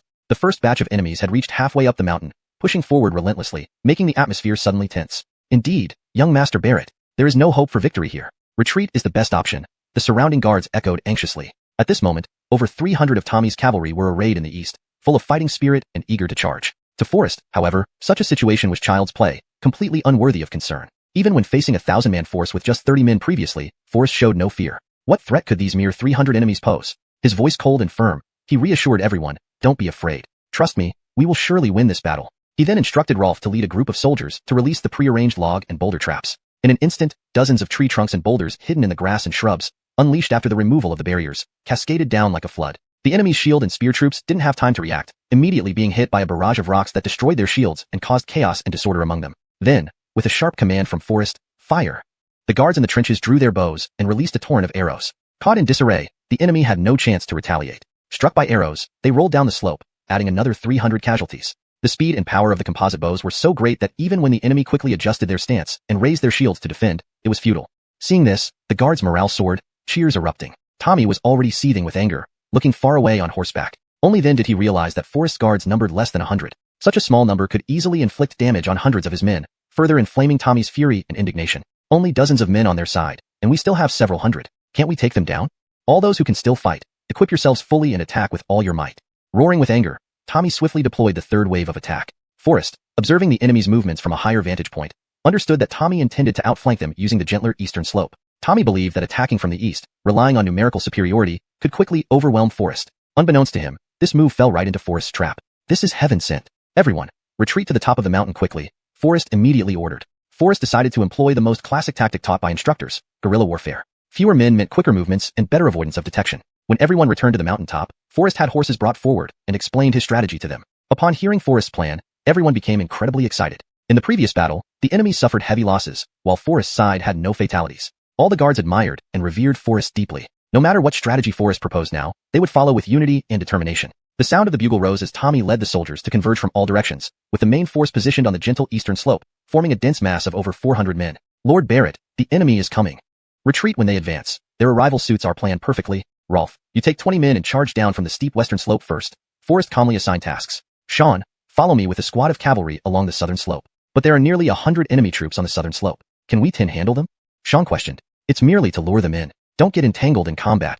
Forrest had no time to elaborate further as everyone quickly sprang into action. The enemy on the southern slope had yet to set up defenses when Forrest's team charged down like tigers descending from the mountains, unstoppable. The enemy was thrown into chaos before they could react, their formation collapsing into disarray. Just as they were about to counterattack, Forrest and his men swiftly retreated, safely returning to the secure area. Meanwhile, Tommy, riding high on momentum, led his large contingent up the eastern slope, only to find the mountaintop eerily empty. Tommy's heart sank, realizing something was amiss. "Oh no, we've fallen into a trap." Before he could finish speaking, explosions erupted atop the mountain, sending debris flying and countless men and horses tumbling to the ground. This was the carefully prepared surprise by Forrest. Though the homemade explosives had limited power, they were enough to send the horses into panic. Instantly, chaos engulfed the mountaintop. Many soldiers were trampled to death by frightened horses before they could even engage in battle. Tommy's anger surged, his murderous intent overwhelming. His cold voice echoed in the air. Everyone, stay calm. If you can control these horses, do so. If not, kill them. The fire in Tommy's eyes seemed ready to burst forth. Being repeatedly toyed with by Forrest had pushed his rage to its peak. Down in the safe area at the foot of the hill, Rolf and his men watched this unfold, filled with admiration for Forrest, revering him as if he were a deity. Lord Barrett is truly wise. Without shedding blood, he has plunged Tommy's army into chaos. Rolf couldn't help but ask, what should we do now? Chapter 203, 1,000 men completely annihilated. They are already in chaos. Naturally, we should take the opportunity to withdraw quickly. Are we going to return and die for nothing? Sean replied with a pleasant smile. Yes, let's retreat as soon as possible, lest he comes to his senses, rides after us, and then it will be dangerous. Rolf nodded in agreement. Forrest, however, merely raised an eyebrow slightly, a devilish smile curling at the corner of his mouth. Retreat? That's impossible. We'll circle around to the south slope and properly meet this Tommy. Upon hearing this, everyone was momentarily stunned. Sean thought he must have heard wrong and eagerly asked, Young master, you mean we're returning there? Forrest answered calmly, yes, I said before that no matter how many come, we'll make them leave the same number behind. Everyone froze, eyes wide open, disbelief etched on their faces as they all looked at Forrest. Someone couldn't help but speak up, Master Barrett, this doesn't seem quite right. Tommy's army, although severely damaged, still has over 100 soldiers left. We only have 30 men. The strength disparity is too great. Going back would be courting death. Indeed, Master Barrett, since we've escaped, we should leave as quickly as possible and preserve our lives. Seeing that everyone didn't understand his decision, they began to persuade him one after another. Forrest, however, remained composed and unperturbed. He chuckled lightly and said, since we've come here, wouldn't it be too regrettable to let them off so easily? Have any of you heard of Instructor's classic battle, the 4 crossings of the Xiuxian River? Today, I'm going to give them a taste of what it's like. Forrest had initially planned to infiltrate Brett's encampment to gather information, but now, he changed his mind. After all, there was a better option right in front of him, Tommy. As long as he successfully captured Tommy, why go deeper into enemy territory and risk his life? He only needed Tommy to reveal the grain supply and troop details of Brett's army. Forrest wasn't worried that Tommy wouldn't divulge the truth. After all, as an outstanding medical student, he also had unique talents in interrogation methods. Listening to Forrest's murmurs, everyone became even more puzzled. Sean couldn't help but scratch his head, looking bewildered, and asked, who is this instructor? Where is the Xiuxian River, and why 4 crossings? Forrest was momentarily speechless, unsure how to respond. These things don't matter. Do you trust me? Master Barrett is highly intelligent. Naturally, we trust you. Everyone responded immediately. If you trust me, that's enough. Just follow my orders. Forrest then instructed, how much gunpowder do we have left? 30 muskets, of which 20 have been disassembled for homemade bombs, leaving only 10 muskets available, Rolf answered. Forrest nodded. That's more than enough. At this moment, Tommy and his men were slaughtering panicked horses on the eastern slope, turning it into a river of blood within seconds. Forrest led the remaining 30 men quietly back to the southern slope, setting up an ambush. Just moments ago, Forrest and his group had fought through this route to the south, leaving several dozen uncollected bodies scattered about. The others had already reached the mountain peak and joined the main force. Currently, Tommy's men were following his orders, tending to injured soldiers from the bomb attacks and calming the out-of-control horses. Master Barrett, observing the enemy still has over 100 fighters capable of combat. Perhaps we should retreat. Jonathan returned from scouting the enemy situation, looking troubled, and hurriedly reported. Even if they have 1,000 men, we have nothing to fear, let alone just over 100. Sean interrupted Forrest, answering first. Since everyone trusted Forrest's decision, they showed no fear. Forrest quickly laid out tactics. Everyone used the corpses as cover, setting up muskets and bows. They waited for Tommy to lead his battered troops past this point. Master Barrett, how can you be certain the enemy will definitely come this way? Rolf asked in confusion. No need to worry, they have no other choice but this path. Just as he spoke, dozens of torches suddenly lit up on the southern slope. Tommy led over 100 survivors, leading a few mounts, slowly retreating toward the southern slope. Forrest, you are truly crafty, killing so many of my men. I swear vengeance. Tommy shouted angrily, eyes blazing. Indeed, Forrest is not ordinary. No wonder Brett fears him so much, especially sending General Yu with 1,000 men to intercept him, a nearby guard whispered. Unfortunately, we were manipulated by Forrest. With only 100 men left, how can we face Brett? A soldier sighed in disappointment. The surrounding soldiers also sighed, their morale low. Enraged to the extreme, Tommy swung his hand and slapped the nearby guard. No need to mention the losses any longer. Today, I, Tommy, will capture Forrest alive and turn him into minced meat, Tommy said through gritted teeth, his eyes cold. Once we get down the mountain, immediately reorganize the troops and continue pursuing them along Dashi Valley. I don't believe Forrest can escape very far. Tommy's tone was chilling, but before he could finish speaking, a sharp whoosh and snap echoed, and one of the trailing soldiers vanished without a trace. At that moment, everyone's mood was heavy. The sound of trampled grass and dry branches went unnoticed as the last soldier had already disappeared. A gentle night breeze blew, carrying with it several dozen arrows in its direction. As expected, after a dozen arrows flew out, Tommy's group was reduced by another dozen men. Midway through their journey, Tommy suddenly realized something was wrong. What was once a group of over 100 now seemed sparse. Turning back, only 70 or 80 remained. What is this? Could there really be spirits haunting these woods? Everyone immediately grew tense, holding their torches like disoriented fireflies, swaying erratically. Who's there? Show yourself. Tommy summoned the courage to shout loudly. At this point, Forrest needed no more words, rising with the dozen men who had been lying in wait. Forrest? I didn't expect you to dare show up again. Tommy flared with anger at the sight of Forrest. How can I leave without avenging myself by taking your head? Forrest replied calmly. Tommy's eyes almost blazed with fury, shouting angrily, Boy, you are truly arrogant. You could have quietly escaped while I was distracted, but who would have thought you would willingly cast yourself into the net, coming here to die? Today, I will fulfill your wish. With a cold, furious order, Tommy commanded a dozen blade-wielding soldiers behind him to charge forward ferociously toward Forrest. But Forrest remained composed and calm. Heh, now you want to run? It's too late. Tommy sneered coldly. Just as Tommy was savoring the imminent victory, sudden, crisp gunshots broke the silence. The smug expression on Tommy's face instantly turned to shock and confusion. What is happening? Chapter 204, 3 questions. Obviously, Tommy had not yet recovered from the shock. In the dim night, accompanied by the smell of gunpowder in the air, several more gunshots rang out. Before Tommy's guards could react, they fell to the ground one after another, silently. It was only now that Tommy realized the severity of the situation. His gaze sharply landed on the peculiar weapon held by the guard beside Forrest, and his heart sank. What kind of weapon is this? It can take lives from a distance? At this moment, only a few dozen of those around Tommy were still capable of fighting. Confronted with these unprecedented firelocks, everyone was filled with fear and involuntarily huddled together. Forrest wore a sneer and retorted, Now, do you still dare to say you can harm me? Tommy was unwilling to yield. He snorted and said, You are only 10 people. What do we have to fear? Even if you have this deadly weapon that kills from afar, as long as we charge at you all at once, you will only be left with one way out, death. Tommy quickly directed the soldiers to prepare for battle. The soldiers immediately raised their shields, held their spears, and charged toward Forrest like tigers descending from a mountain. Master Barrett, we have run out of gunpowder. What should we do? Jonathan couldn't help but pause, anxiously speaking. Forrest remained calm and confidently chuckled lightly. No problem. These riffraff can't hurt us. Facing the fierce attack from Tommy and others, Jonathan and company immediately set aside their firelocks and drew the large swords from their waists to prepare for combat. Forrest, your time has come.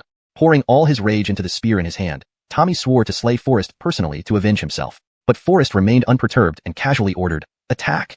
The moment he spoke, a sudden, swish-crack, sound broke the sky. Countless arrows rained down like a torrent from behind Tommy and his men. They had been so focused on raising their shields to charge at Forrest that they exposed their backs completely. Forrest had already secretly instructed Sean to lead the remaining 20 soldiers to stealthily move to the side and rear of Tommy's group. The mysterious falling and disappearing soldiers were shot down by Sean and his team. In no time, the 40 or so soldiers around Tommy collapsed one after another in pain, instantly losing their combat ability. By the time Tommy came to his senses, it was already too late. Blood. Tommy's face and body were smeared with blood everywhere. Among the 100-man contingent, only Tommy remained able to move freely. This was intentional on Forrest's part to spare his life. Tommy screamed furiously, Forrest, I will fight you to the death.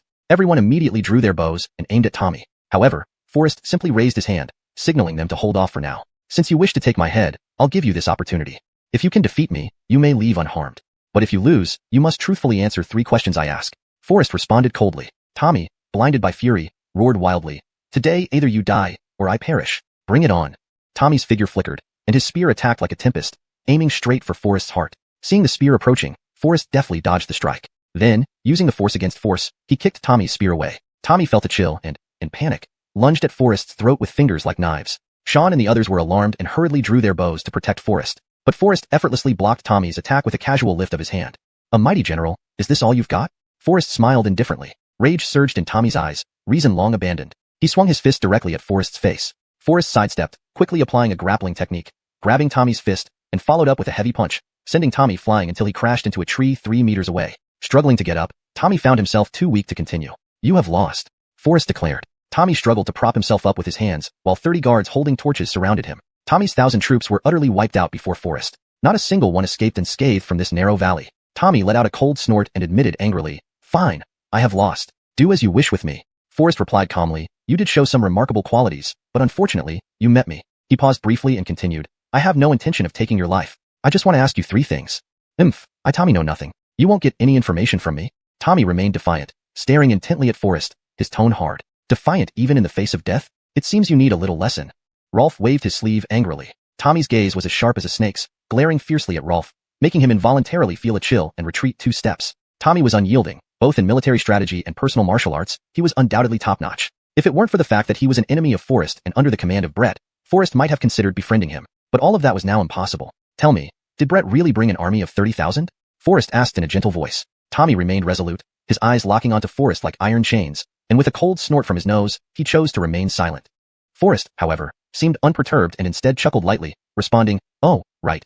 Now it's probably not 30,000. After all, 1,000 warriors are buried beneath this land." Upon hearing this, Tommy's eyes widened instantly, filled with murderous intent. His voice was icy and furious. "Humph. Don't think you can be so arrogant just because you ambushed our 1,000 men with treachery. No matter how capable you are, it's only a stroke of luck. The 18,000 Zhang family troops outside the city are enough to sweep through the entire capital, and by then, you will also be my burial company." Sean, after listening, retorted coldly on behalf of Forrest. A defeated general still dares to be so insolent, truly asking for trouble. However, Forrest remained calm, even a hint of proud and cunning smile playing on his lips. "So, Brett brought only 18,000 troops this time." Tommy suddenly paused, realizing too late that he had inadvertently revealed information. Forrest continued, "Judging by your expression, I guess the food in your camp isn't very good. If your provisions were indeed sufficient, your actions would have been more agile, and perhaps today it would be us lying on the ground."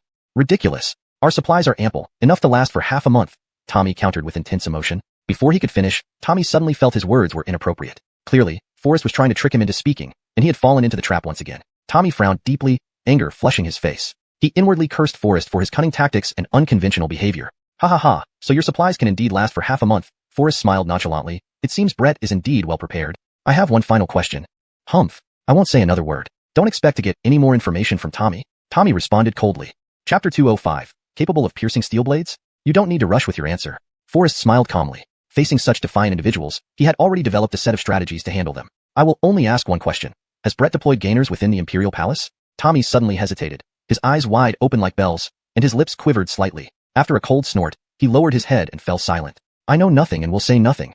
Seeing his arrogant and domineering demeanor, Rolf and others nearby immediately felt indignant and were ready to discipline Tommy. "Hold on. As I said, he has the right to remain silent," Forrest casually interjected. Then he tossed a bottle of black jade healing balm and said, "After treating your injuries, you can leave on your own." Tommy was stunned. "What? Just let me go like this?" Rolf was also bewildered. "Young master, are you really letting him go like this?" "Yes," Forrest replied simply. As soon as he finished speaking, Forrest led 30 subordinates back to the capital. Sean couldn't help but feel confused and asked suspiciously, "Young Master Barrett, our mission was to infiltrate Brett's camp to gather intelligence. Why are we returning so hastily now?" Young Master Barrett responded calmly, "We already have all the intelligence we need. There's no need for further risk." Sean frowned, still uncertain. "But how can you be sure that someone like Tommy isn't deceiving us?" Young Master Barrett smiled faintly and said, "Whether he is deceitful or not will become clear tomorrow." He then instructed, "At the latest by noon tomorrow, you will lead 2 attendants out of the city to wait for orders and assist Tommy in dealing with the soldiers pursuing him from Brett's camp." Sean was momentarily stunned, unable to fully comprehend Forrest's words. "Sir Barrett, what do you mean by this?" Young Master Barrett replied, "Just follow my instructions and meet Tommy outside the city tomorrow, and everything will be clear then."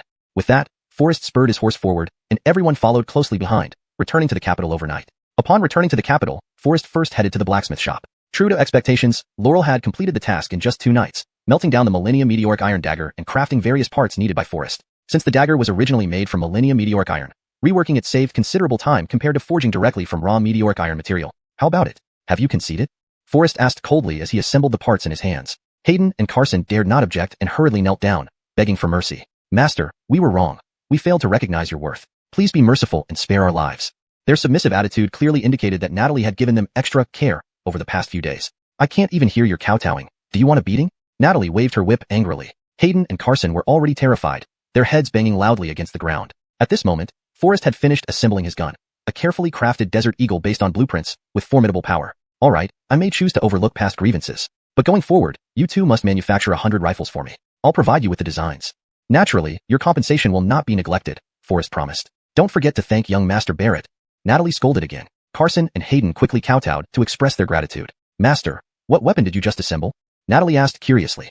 "This is a handgun, which I call the Desert Eagle," Forrest replied. "You 2 have worked hard these past few days. It's not yet the 4th watch. Rest early after being awake for days," Forrest said gently to Laurel and Natalie. Turning to Laurel, Forrest handed her a 10,000 yuan silver ticket and earnestly said, "Carson still has another rare piece of Millennium Meteoric Iron. In a few days, I hope you can assist me again in making another Desert Eagle." Despite working through 2 nights, Laurel still looked energetic and cheerfully accepted the silver ticket. "As long as the payment is sufficient, this is no problem at all."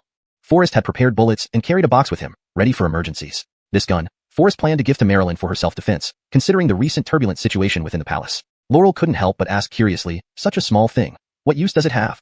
Forrest just smiled and loaded the bullet into the chamber, picked up the gun, aimed at a steel blade hanging on the wall, and pulled the trigger. A loud bang echoed as the bullet struck the steel blade, instantly sending sparks flying. Everyone present was taken aback. Carson looked at the steel blade still firmly on the wall, his face full of suspicion. This? It seems there's nothing special about it. Hayden also wore a doubtful look, unable to help but question. Can this little thing really take a life?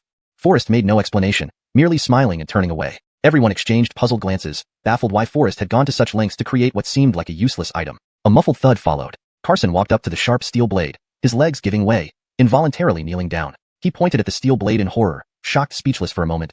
This steel blade has actually been penetrated.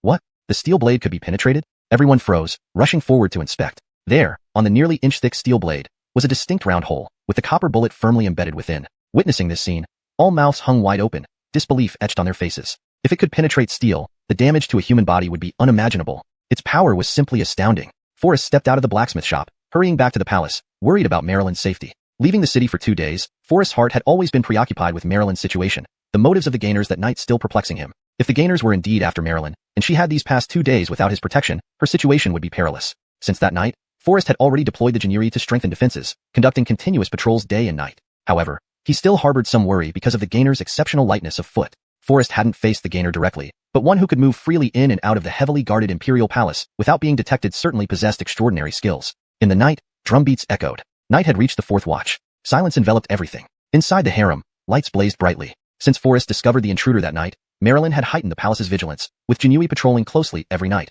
making the atmosphere unusually lively. Yet, Marilyn preferred tranquility and was displeased with this arrangement. Chapter 206, the black-clothed figure reappears. Unable to refuse Forrest's suggestion, she reluctantly agreed. Thus, as dusk fell, she quietly returned to her private courtyard, lit only one lonely lamp, and read through the memorials alone. Forrest knew Anya's habits well. Instead of going to the cunning palace after dark, he quietly circled around to the 3 elegant cottages at the back. The night mist spread, leaves fluttered in all directions. A gentle evening breeze blew, scattering withered leaves from the tree branches, covering the courtyard. Once upon a time, this place was full of blooming flowers, green willows, and plum blossoms. But now that autumn had arrived, it appeared even more desolate. Through the pale yellow paper on the window, a single flame flickered gracefully, casting an image of loneliness and melancholy, adding to the eerie atmosphere. Forrest couldn't help but give a bitter smile, shaking his head slightly. After all, in this place guarded so strictly with frequent night patrols, Anya preferred this quiet corner, enjoying the solitude. However, this choice might not be bad either. A gainer would never expect the noble empress to spend her nights in such a quiet place. With this thought, a faint smile appeared on Forrest's lips, and he raised his foot to go forward. As the night deepened, suddenly a figure darted past like the wind. Who is it? Forrest became instantly alert. He saw the black figure leap over the eaves, heading straight for the Kunling Palace. Forrest's brow furrowed, glanced around, and spotted a dead plum tree by the wall. He leaped up onto the branch and landed lightly on the eaves, silently tracking the figure. Realizing someone was following, the black figure also panicked and quickly avoided the brightly lit Kunling Palace, fleeing deeper into Jing Mountain along the corridors. Forrest pursued without letting up. Inside the room, Anya continued to be buried in her work. Suddenly, hearing a strange noise outside, her heart involuntarily tightened, and her face changed instantly. Her body seemed to freeze. She sat stiffly in place, her eyes fixed on the window, her hand holding the brush trembling unconsciously, her heart filled with fear. At this moment, she longed for Forrest to be by her side, but unfortunately, he wasn't there. After what felt like an eternity, Anya finally summoned the courage to slowly stand up, walking cautiously to the window, pushing open a narrow slit with her trembling hand, and asked in a shaky voice, "Who's there?" Thick white fog drifted into the room like threads, floating softly, mingling with the dim indoor light, yet unable to dispel the darkness outside the window. Anya strained her eyes in the darkness, looking bewildered, but found no one around. She searched in the night for a long time, standing still for what felt like an eternity before slowly closing the window. She did not dare to make a sound. The light inside gradually weakened until it completely went out. The earth seemed entirely swallowed by darkness. This time before dawn always seemed the darkest. Curling up under the covers, time passed slowly as Anya endured this difficult period alone, her longing for Forrest growing deeper. Forrest followed the shadow to the roof of Lungxiang Yard where the man abruptly stopped. "Who are you? To dare intrude on the imperial palace at night?" Forrest demanded coldly. The man had messy hair, wearing a green robe, looking quite destitute and haggard, but his posture remained upright and graceful. He carried a long sword and held a large knife, his gaze as bright as cold stars in the autumn night. The man showed no expression, speaking indifferently, "You're the first person to notice me. Do not waste words. Who are you? Why have you infiltrated the palace?" Forrest understood this man was the mysterious figure who had appeared like a ghost over Kunling Palace that day. "If you can defeat me, I will tell you." The man sneered coldly, revealing murderous intent. Immediately after speaking, the man launched a fierce attack on Forrest, his expression still cold and emotionless. Only the killing light in his eyes betrayed his intentions. Seeing the sharp steel blade slash down with great force, Forrest couldn't help but frown deeply, performing continuous flips to avoid the attacks. Seeing that Forrest only dodged without retaliating, the man halted his attack, a mocking smile curling at the corner of his mouth. "A coward who only knows how to dodge? How can you have the qualification to fight me?" Forrest shook his head lightly, showing a calm smile. "Fight? I'm worried you'll die too quickly. To let you live is because I still have some questions to ask you." "Ha, truly absurd." A coward who only knows how to dodge, daring to speak so arrogantly. The man finally showed an expression on his face, mockery and disdain. Since you seek death, then I'll grant your wish. Following a cold laugh, the man swung his knife with great speed. This time, Forrest didn't choose to dodge. Just as the blade was about to slice through the air, a contemptuous smile appeared on Forrest's lips. In a flash, the steel knife that was wielded like lightning was caught bare-handed by Forrest. After a crisp sound, the blade snapped into two pieces mid-air. The man instantly panicked, his hand holding the knife trembling involuntarily. He took several steps back and asked in terror, "Why you? Who exactly are you?" This was a sharp and durable blade that had been forged through countless hammer blows. How could it be broken so effortlessly? This was truly unbelievable. Forrest held the other half of the knife, asking with a cold smile, "You haven't answered my question yet. Who are you? Why did you infiltrate the palace? Who's your mastermind? Wait until you walk out of here alive, then I'll tell you." The man was clearly enraged. He shook his trembling and numb arm violently, his face twisted with ferocity as he raised the knife again to slash at Forrest fiercely. Though it was a broken blade, this strike was even faster and sharper. Forrest remained calm and fearless, not moving an inch. Suddenly, there was a clear bang. The momentum of the knife hadn't stopped, but the man's wrist suddenly trembled, disrupting the knife's edge and forcing him to retreat continuously. Now, the sharp blade in his hand, though not broken, had developed a noticeable hole. The man's complexion changed drastically, full of bewilderment, and he asked shakily, "What is happening?" Then, his gaze fell on the crossbow-like device in Forrest's hand, even more astonished. "What kind of weapon is that?" "Desert Eagle." Desert Eagle? The man looked utterly confused, his face pale as paper. "Don't try to mystify things anymore," the man said in a deep voice. "The art of weaponry values every extra inch in length and strength. How dare your palm-sized toy compete with my long sword? It's utterly ridiculous." The man sneered disdainfully, then took out a sharp long sword from behind, making a dazzling series of movements in the air, followed by a brilliant strike aimed directly at Forrest. "This is your last chance, think carefully." Forrest's lips curled into a mocking smile. However, the man paid no heed to Forrest. Chapter 207. I've given you a chance. Since the other party was so arrogant, Forrest no longer held back. He raised his arm and pulled the trigger without hesitation. Bang! A gunshot broke the silence. The bullet shot out, followed by the crisp sound of a sword falling to the ground. Before the man could react, he felt an excruciating pain in his wrist. Upon inspection, he saw a bloodied hole through his flesh. The man was terrified. His legs buckled, and he kneeled directly on the roof. Are you human or ghost? Do you think I'm human or ghost?" Forrest sneered, advancing step by step toward the man. The man's eyebrows furrowed, showing a flash of resolve in his eyes. He then flipped off the roof, moving as swiftly as the wind, trying to escape this deadly place. After retreating over 30 steps, he finally steadied himself. His gaze shifted to Forrest atop the roof. He mocked coldly, "A coward who only knows how to use hidden weapons. What kind of man are you if you don't dare to fight me openly? In this imperial palace, I can come and go freely as if it were unoccupied. What can you do about it? If you have the real ability, come down and capture me," the man challenged coldly. His arrogance reached its peak. Forrest was unruffled and replied calmly, "You have nowhere to run. I've given you a chance." "Nonsense. Even gods can't stop me from leaving. I have no intention to tangle with you today. Another day, your head will be mine." The man forgot his previous pain and proclaimed arrogantly as he watched Forrest distancing himself. Without further ado, Forrest picked up his gun and pulled the trigger. Bang! A puff of white smoke dissipated in the mist, followed by the man's shrill cries echoing in the night. Forrest leaped off the roof, slowly approaching the man. The man, supporting his wounded arm, knelt and cried in agony. Forrest aimed the pistol at the man's forehead without hesitation. Faced with the ghostly weapon pressed against his forehead, the man was already trembling in fear, his eyes darting around uncertainly. Please let me go." Clearly, unknown things always instilled greater fear. "I'm giving you one last chance. Who exactly are you? What's your purpose for infiltrating the palace? Who ordered you?" Forrest asked sternly with an icy tone. Confronted with Forrest's pistol, the man had no more thoughts of resistance. He confessed hurriedly, It was Brett who instructed me to spy on the Milton. Prince Howard. As I suspected, it is indeed him orchestrating everything behind the scenes. I just followed orders. It's all part of Brett's plan, not my doing. Please let me go," the man begged anxiously. "To let you go? But I appreciate your arrogance earlier," Forrest said calmly. "Really?" The man froze momentarily. Then, with furrowed brows and a mocking tone, he said, Real men live and die by fate. If you're tough enough, kill me now. Otherwise, once I recover, I'll tear you limb from limb. With just these few troops inside the palace, Brett's army can easily sweep through Kyoto once they get close. When that happens, neither you nor I will survive. Do you see the attitude I'm talking about?" The man's expression changed as he pleaded with lowered eyes. "Yes, indeed that attitude fits." Forrest nodded slightly and slowly put away the pistol. He continued, "Have you reported this information to Brett yet?" "Not yet," the man answered softly, not daring to hide anything. "Good," Forrest responded. The man froze, incredulous. "Really? Just like that, you let me go? As long as you don't return to Brett, I'll spare your life." Forrest wiped his pistol while speaking softly. The man frowned, noticing Forrest's distraction, suddenly swung his broken sword towards Forrest. "You let me live? But I never promised to spare you. Die." This attack was swift and sharp. Anyone would find it hard to dodge. Even Forrest couldn't be certain of completely avoiding such a rapid strike. But Forrest had a gun in his hand. 10 steps away, the gun was fast. Within 10 steps, his aim was both accurate and swift. In an instant, Forrest's arm trembled slightly, a clear bang echoed through the air, and a bullet instantly pierced the man's heart. Just as the blade was within 0.01 centimeters of Forrest's chest, the man lost his strength, his pupils dilated drastically. Blood gushed from the wound like a fountain. The man slowly lowered his head, unaware of what had happened.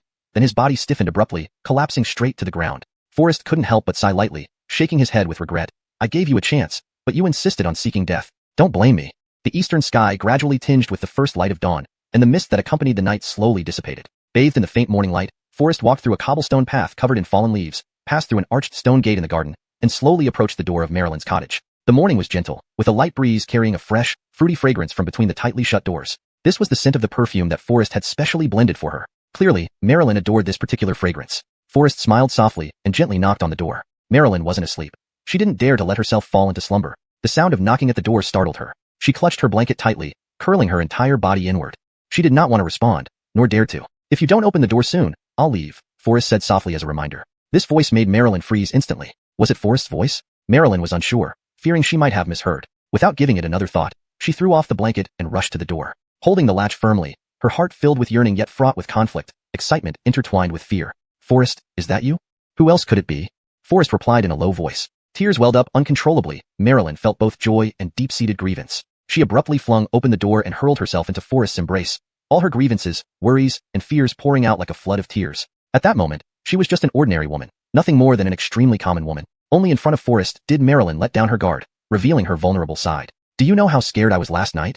Marilyn wiped away her tears gently, speaking with a tone laced with grievance. Don't worry, the intruder has been dealt with by me. No one will bother you again, Forrest reassured her gently. Marilyn snorted and pushed Forrest away abruptly, regaining her cold and aloof demeanor. Why did you return so quickly? I asked you to investigate the troops brought by Brett, Marilyn interrogated coldly. Chapter 208.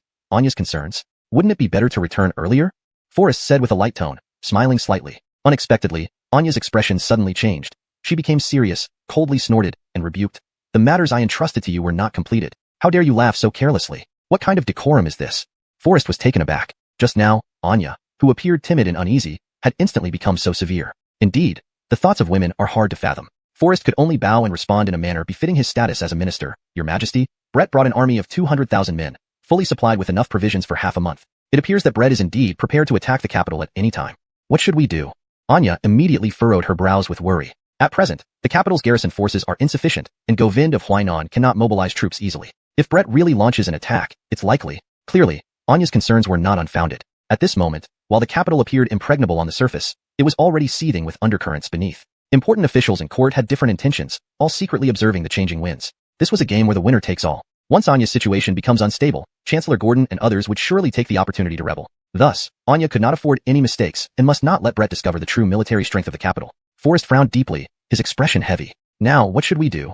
Anya asked anxiously. We can only stabilize the internal situation first. Brett is unaware of the actual conditions in the capital and therefore will not launch an attack rashly, Forrest calmly analyzed.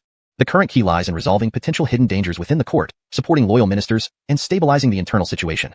Next, we must thoroughly dismantle Govind of Huainan's forces, seize the Tiger Talisman from him, and command the million-strong army. Once we control these forces, we will have leverage for negotiations and the power to resist, Forrest further explained. But most of Jarvis's mercenaries are deployed at the border, leaving only about 5,000 troops near the capital, Anya replied with concern. Forrest frowned even deeper, speaking in a grave tone. I have already considered this repeatedly. With these troops from Huainan, we don't need to confront Brett head-on.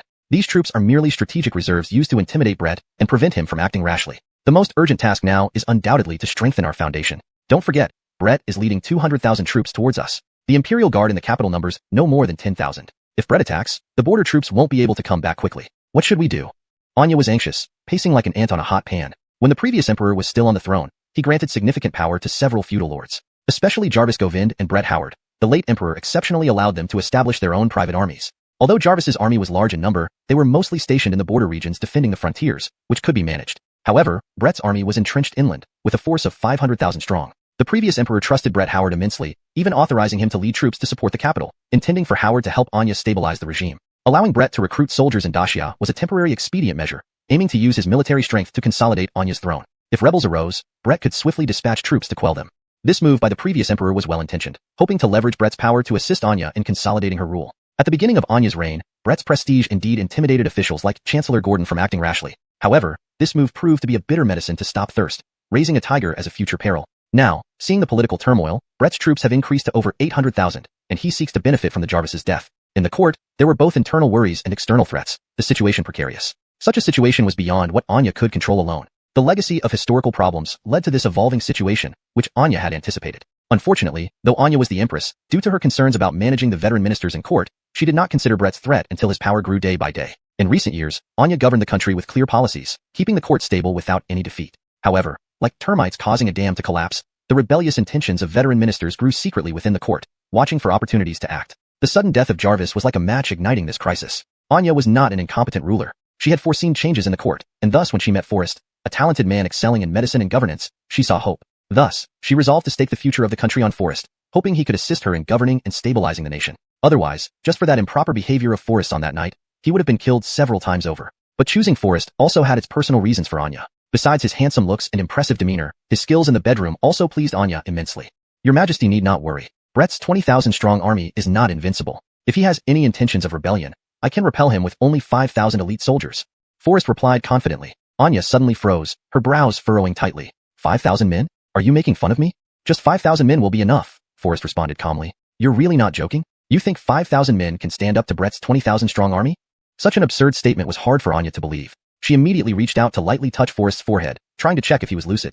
Are you not thinking clearly? Forrest was also taken aback for a moment, slightly lowering his head to meet Anya's gaze as she looked up. Instantly, both their hearts began to race. Despite the layers of clothing between them, Forrest could still feel the rapid heartbeat of Anya's chest. Anya was momentarily stunned, staring into Forrest's confident and charming eyes, feeling a surge of dryness in her mouth and a fluttering in her heart. Emotions spiraling out of control, Forrest suddenly pulled Anya into his embrace, whispering softly into her ear, if you trust me, perhaps even 3,000 men would suffice to deal with those mere 20,000 troops. Anya thought Forrest was just saying this to comfort her, and her light scolding only made her appear more delicate and endearing. At that moment, Forrest's arms instinctively tightened around her, his voice softening. But you have to agree to one request of mine.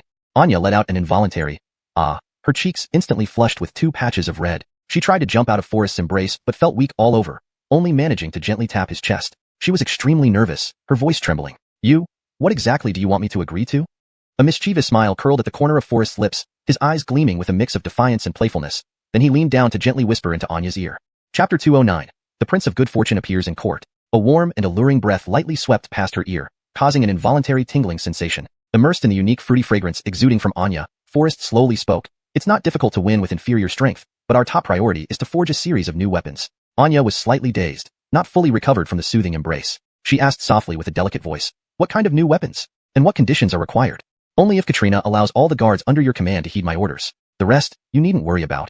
Forrest responded gently. Then, he released his tight embrace on Anya. At that moment, Anya suddenly felt the warmth vanish, a sense of inexplicable loss welling up within her, as if her desire was insatiable. Suddenly, hurried footsteps sounded outside the room. Anai whispered softly, Your Majesty, it's not early anymore. Hearing this, Anya coughed a few times, her tone slightly cold. Cough, cough. This palace has heard you. You may leave. If not for Anya's quick-witted response, she might have revealed her secret identity to Forrest. Anai came to remind Anya to attend the morning court session on time, as many high-ranking ministers, including the Prime Minister and the Minister of Revenue, were already waiting. Anya turned her head, her gaze cold, and replied to Forrest softly, I will naturally report your matters to Jamie. We'll see what he thinks then. You may leave now. But, Forrest seemed to want to continue persuading. Seeing Anya frown slightly, a chill seemed to emanate from her, making her tone even colder. I have spoken. You may leave. Forrest sighed helplessly and turned to leave. The pistol he had planned to give Anya remained unsent. Indeed, women's hearts are hard to fathom. Watching Forrest depart, Anya felt a void in her heart, remembering Forrest's teasing earlier. A mix of anger and warmth spread across her face, followed by a slight huff. After tidying herself up briefly, she headed towards the grand hall. In court, Anya continued to handle state affairs behind a curtain, citing ill health. This behavior was nothing new to the ministers. Grand Leland loudly announced, Speak early if you have something to report, or retire if you don't. Prime Minister Gordon scanned the area, noticing Forrest's absence. He stepped forward bowing, Your Majesty, I have something to report. Admittedly, after Forrest's previous influence, today Gordon was unusually respectful, actually bowing. Your Majesty, Forrest has become increasingly arrogant. Now he even dares to disregard the Prince of Good Fortune. Before Prime Minister Gordon could finish, Minister of Revenue Royce stepped out passionately, supporting, Indeed, not only does he ignore the Prince of Good Fortune, but he also attacked the entourage accompanying him. Know that those escorts are brave warriors from the Tartar tribe. Is Forrest not intentionally provoking conflict between our two countries? Soon after, Minister of Rights Ishmael also joined in agreement. The civil and military officials were taken aback. Prime Minister Gordon and Minister of Revenue Royce usually did not get along. Could they really be on the same side today? But these officials were mere pawns who would rather preserve their positions than speak out. Therefore, none dared to question and all echoed in agreement. Only Minister of Personnel Anders stood calmly, stepping forward to defend Forrest. Your Majesty, the truth is yet unclear. Do not make conclusions based solely on the words of the Prime Minister and others. In the dawn, the palace was filled with tension. Anders was one of Forrest's few trusted confidants. Hearing someone defending Forrest, Prime Minister Gordon frowned, coldly saying, "So it's Minister Liu. Who else? Are you connected to that rogue Forrest?" "Minister Liu, do you wish to involve yourself in this dispute?"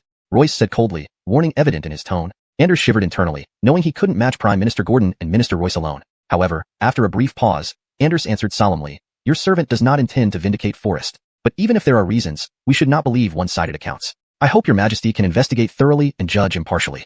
Anders's tone was calm and composed. Gordon and Royce's faces darkened upon hearing this. Suddenly, they whispered threats to Anders. "Minister Liu, your current status is hard-earned. Don't throw it away over trivial matters, or it might not be worth it."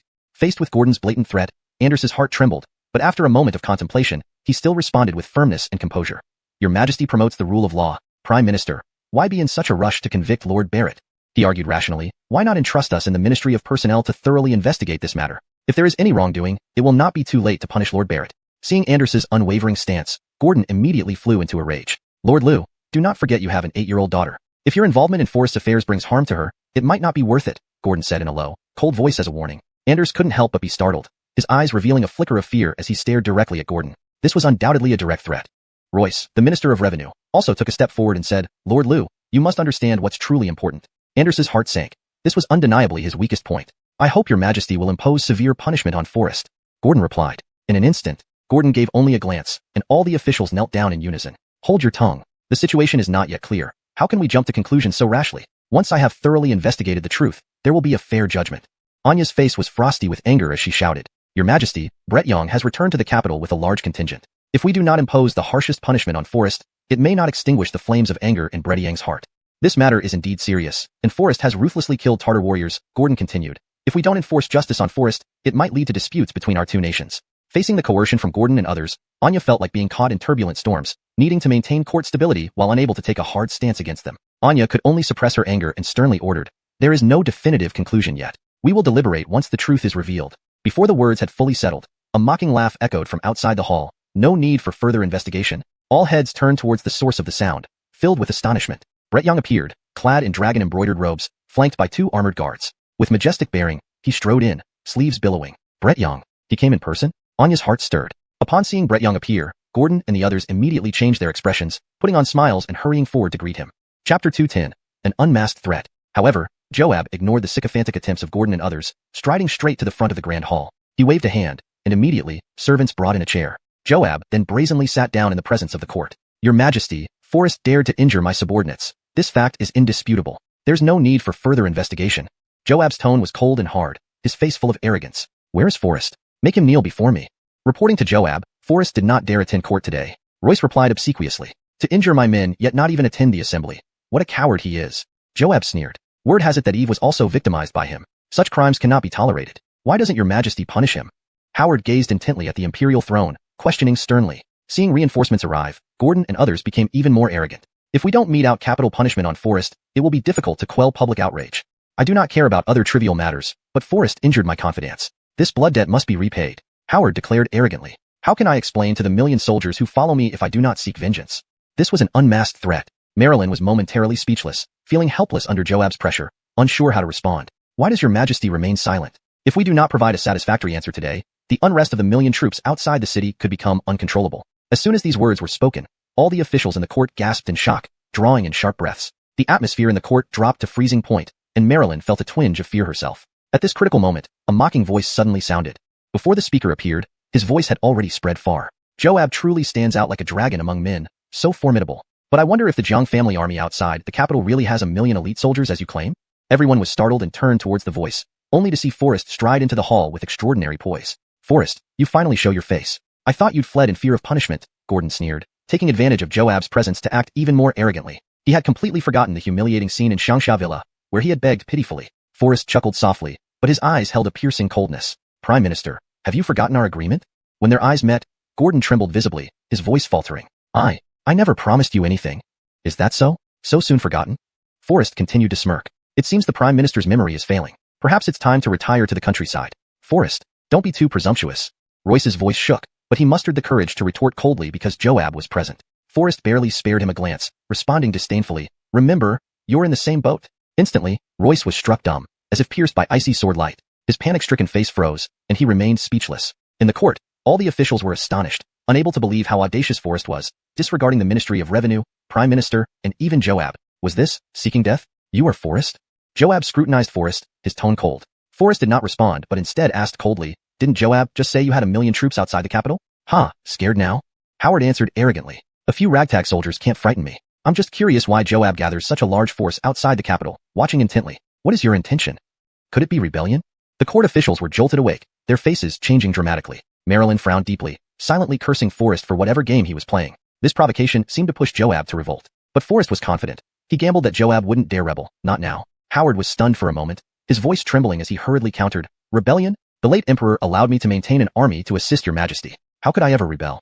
Forrest, you dare slander me. Oh, I didn't mean it like that. I was just making a hypothesis. Forrest smiled calmly. If I offended anyone, I apologize to Joab. Faced with Forrest's nonchalant, disrespectful demeanor, Howard's face turned livid with rage. He pointed at Forrest beside him and gave a cold snort but racked his brains and could not find the right words to vent his anger.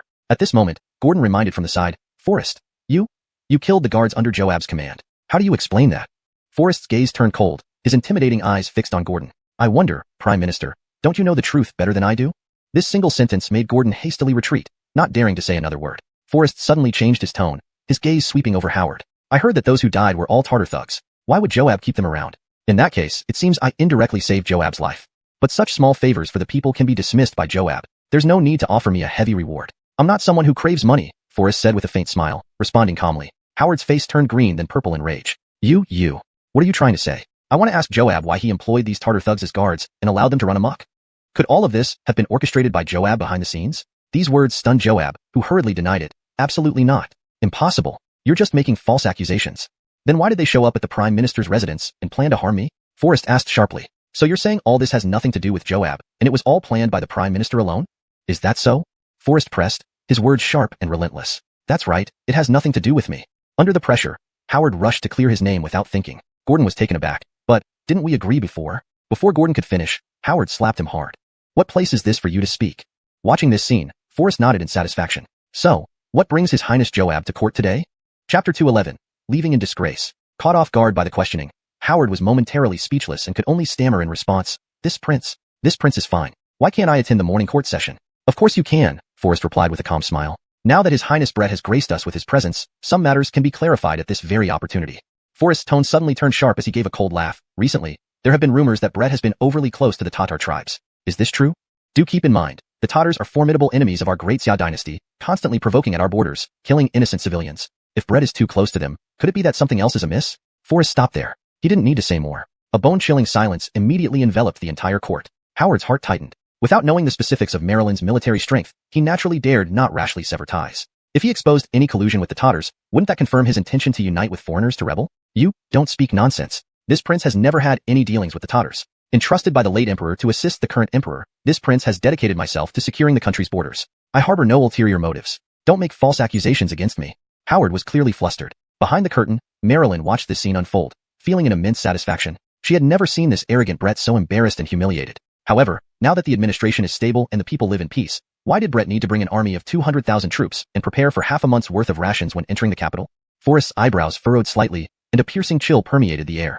Outside the window, dead leaves fell one after another, casting a desolate atmosphere over the entire palace. At this moment, Brett Howard's face was even paler and colder than the chilly autumn day. His eyes suddenly narrowed as he stared at Forrest in shock, his body trembling involuntarily, an inexplicable fear spreading within him. He couldn't understand how Forrest knew about the troops and supplies under his command. The truth behind all this remained a mystery to him as well. How do you know these details? Howard's voice trembled uncontrollably. Clearly, he was afraid. How I found out is not important. What matters is why Brett led such a large army into the capital. Are you harboring sinister intentions or other plans? Forrest's tone remained calm and composed. Facing Forrest's relentless questioning, Howard's body trembled involuntarily, beads of sweat trickling down his temples. After some thought, he finally lost control and pointed angrily at Forrest's nose. This prince led the troops into the capital to seek justice for Eve. As a noble prince, Eve was killed by you. How will you bear the responsibility for your crime? Finding a ray of hope amidst the turmoil, a hint of smugness appeared on Howard's lips. He glanced arrogantly at Forrest, seemingly confident of victory. I have a deep brotherhood with Eve. This prince must seek justice for him. Forrest maintained his composed demeanor, sighing softly before replying slowly. Brett, you are mistaken. Are you really sure that you and Eve were like brothers? Of course, which is why this prince came here to seek justice for him. Howard retorted arrogantly and coldly. However, Forrest simply shook his head repeatedly, sighing, Brett, indeed. It was I who killed Eve, and this cannot be denied. But my actions were justified. Did you know about Eve's behavior in the capital? He terrorized the city, extorting the people, seizing women. Do you know about these misdeeds? I killed him to rid the people of this scourge. Forrest's words were resolute. The Emperor has already seen through the truth of this case. Are you trying to overturn it today? Or perhaps, you are also implicated in Eve's corruption. As soon as these words were spoken, Howard's face turned pale, his body shaking, and he collapsed into his chair. It should be known that during the reign of the previous emperor, corrupt officials were always severely punished without exception, even among the royal family. I didn't notice earlier that all ministers stand, but only Brett enjoys a special seat. How noble indeed. A mocking smile flickered across Forrest's lips. He immediately pressed further. According to the laws of Great Xia, only the emperor may sit in the court. What are your intentions, Brett, by doing so? The moment these words were spoken, not only did Howard, but everyone in the court could not help but shiver, an icy chill running through their bodies. In sheer terror, Howard quickly stood up, pushing the chair far away from him. Bear it. Forrest, I warn you. Do not speak nonsense. I will charge you with slander. Your Majesty, Forrest, he is slandering me. Seeing Howard's trembling legs like leaves in the wind, Forrest could not help but reveal a hint of amusement. Marilyn observed coldly from her seat, finding immense satisfaction in witnessing everything unfold. She couldn't help but admire Forrest's debating skills. So, it turns out Brett has difficulty walking. Forrest's gaze was fixed on the prince's legs as he smiled. That explains it. Marilyn seized the opportunity to give Howard a way out. Since Brett has difficulty walking, I have specially allowed him to sit. Howard immediately understood the cue and responded hastily, Indeed, I have difficulty walking, and with your Majesty's grace, I am permitted to sit. Well then, shouldn't you thank the Emperor? Forrest remarked. Caught off guard, Howard could only bow and pay respect to the Emperor, saying respectfully, Thank you for your Majesty's kindness. After this, Howard used his supposed illness as an excuse to hastily leave the court in a rather disgraceful manner. Feeling restricted at every turn in the court, Brett was still astute enough to realize he could not contend with Forrest, and thus rushed away to avoid further humiliation. Chapter 212, Retirement. Prime Minister Gordon, Royce, and others beside him all broke into cold sweats. They had intended to use the momentum of Brett to deal a heavy blow to Forrest, but they hadn't anticipated that Forrest was an eloquent speaker, quick-witted, and even dared to show disdain for Brett. Now that Brett had tactically left the scene, Forrest's gaze naturally turned to Prime Minister Gordon, Minister of Revenue Royce, and others. Back in xiuxian Manor, Forrest had already given them an out, allowing them to withdraw from the political arena gracefully. However, these two men, with their ambitious intentions, sought to use Brett's power to launch another attack on Forrest. This time, Forrest would not hold back. Since they were unwilling to let go on their own, Forrest decided to give them a push and help them leave. Forrest's brows furrowed slightly, his lips curling in derision. He said sarcastically, Isn't it true, Your Excellency, that you have been feeling unwell and wish to retire to the mountains? From what I see today, your complexion looks quite healthy. What seemed like an ordinary greeting filled Gordon with a chilling sense of threat. Gordon's expression changed rapidly. After a moment's thought, he replied calmly, Ever since I took up my post as Prime Minister, I have vowed to serve Jamie faithfully until death. Even if I die on duty, it will be worth it. There's no need for you, Sir Barrett, to worry about my health, Gordon said firmly. Gordon wasn't fearless of Forrest but was betting that Forrest wouldn't dare to act against him in the court. After all, he was still the respected Prime Minister who had served 2 dynasties and held significant power. Forrest certainly wouldn't indulge him or fear him as other ministers did. Your Excellency is indeed a model for the court, serving diligently and tirelessly, just as you say. Forrest smiled faintly, then shifted the subject. But how do you explain your secret communication with the Tartars and your framing of fellow officials? Pure slander. Gordon's face instantly darkened, his emotions agitated. Royce hurriedly stepped forward to defend. Forrest, don't speak nonsense. If you accuse us of collaborating with the Tartar people, where is your concrete evidence? Evidence? Forrest turned to Anders, the new Minister of Personnel. Minister Liu, how is the investigation of the Fire God Gang progressing? Anders, who succeeded Dexter as Minister of Personnel, was a trusted ally of Forrest. Anders bowed solemnly and reported truthfully, The remnants of the Fire God Gang have been apprehended and are currently under interrogation. We expect the whole truth to emerge within a day or two. If any official has colluded with the Fire God Gang, according to the laws of Daxia, the punishment is beheading. Anders added, his eyes flickering over Gordon and Royce, leaving no room for misunderstanding. Upon hearing this, Gordon felt a chill down his spine. If the Fire God Gang revealed their hired generation of high-ranking officials, especially if it involved Forrest, who was close to the Emperor, this would not only mean the end of his career, but also likely cost him his life. Royce, upon hearing this, weakly sank to his knees, trembling as he petitioned, Your Majesty, this old minister feels that with age and declining health, it would be difficult to continue serving as Minister of Revenue. I humbly request permission to resign and return to my hometown to spend my remaining years in peace. All the ministers present were taken aback by Royce's decisive move, abandoning his position to preserve his life. Marilyn inwardly rejoiced. She had wanted to clear out these veteran officials, but lacked the means. Now that Royce resigned on his own, Marilyn wouldn't refuse. Since both the Prime Minister and the Minister of Revenue have requested retirement, do you still wish to remain, Venerable One? Though suspected of crimes, Gordon remained standing tall, maintaining his dignity as Prime Minister. With his deep friendship with Brett, he felt confident. He was taking a gamble, betting that Marilyn wouldn't dare to act against him. I am dedicated to serving Jamie and caring for the nation until death. My health is still strong. There's no need for me to retire to the mountains yet. Perhaps considering the greater good, Marilyn hesitated to take action against Gordon, but Forrest had no such reservations. If that's the case, then I'll have to give you a helping hand. Forrest responded calmly. Gordon still hadn't realized the severity of the situation and maintained his arrogant demeanor, showing no fear. Forrest calmly drew his pistol and, without hesitation, shot Gordon in the thigh. The gun blast echoed, shocking everyone present. Everyone froze in shock, the hall falling silent. Gordon immediately screamed in pain, collapsing to the ground and clutching his bleeding leg. Everyone could see the alarming pool of blood forming on the floor. Quick, get the imperial physician. Hurry. Royce cried out in panic. Forrest walked calmly and slowly towards Gordon. Why should you be nervous, Jinyiwei? Aren't I precisely the palace physician? Seeing Forrest approach with an unprecedented peculiar object in his hand, Gordon instantly turned pale with fright, instinctively trying to retreat, but a sharp pain surged through his injured leg. Since Prime Minister is confident in your strong health and unwilling to retire, then I have no choice but to give you a helping hand. This thing is called a pistol. Its power far surpasses bows and arrows by 100 times. Today, I only wounded your leg. If Prime Minister still remains obstinate, the next target won't just be your leg. Forrest toyed with the pistol casually, a sly smile curling on his lips. It's not that I, Forrest, am too aggressive. Integrity is the foundation. How can a person lack trust? That day at xiuxian Manor, when you begged me to show mercy, you promised to vanish from the court. I, Forrest, despise those who break their word the most. If you still harbor any Jiaoxing thoughts, I will personally escort you on your final journey, Forrest said softly. Don't forget, even Eve could not escape my hands, let alone you, a mere prime minister? That terrifying laughter in Gordon's ears was like a ghost from hell. Now he was scared white with terror, eyes filled with fear, and dared not look directly at Forrest. Immediately afterwards, Forrest briefly administered acupuncture to Gordon and bandaged him. Marilyn, hidden behind the scenes, unaware of the changes in the court, couldn't help but ask suspiciously, Forrest, what happened exactly? Your Majesty, Prime Minister unfortunately got injured. This minister is treating his wounds, Forrest replied. Oh, then how serious is Prime Minister's injury? Temporarily it's not serious, but he may need some time to recover, Forrest answered. Gordon stared wide-eyed at Forrest, this ghost-like man, with sheer terror. He never imagined Forrest would dare to be so brazen, firing at him openly in the court. The civil and military officials below were frightened to the point of trembling, none daring to utter a word. Forrest stared coldly at Gordon and asked softly, Prime Minister, what do you think? Chapter 213. Leave it to fate. Gordon immediately trembled all over, his face as pale as paper, hurriedly replying, Your Majesty, this old minister suddenly feels unwell. I fear I can no longer serve you effectively. I only ask that Your Majesty allow me to retire and live out my remaining years in peace.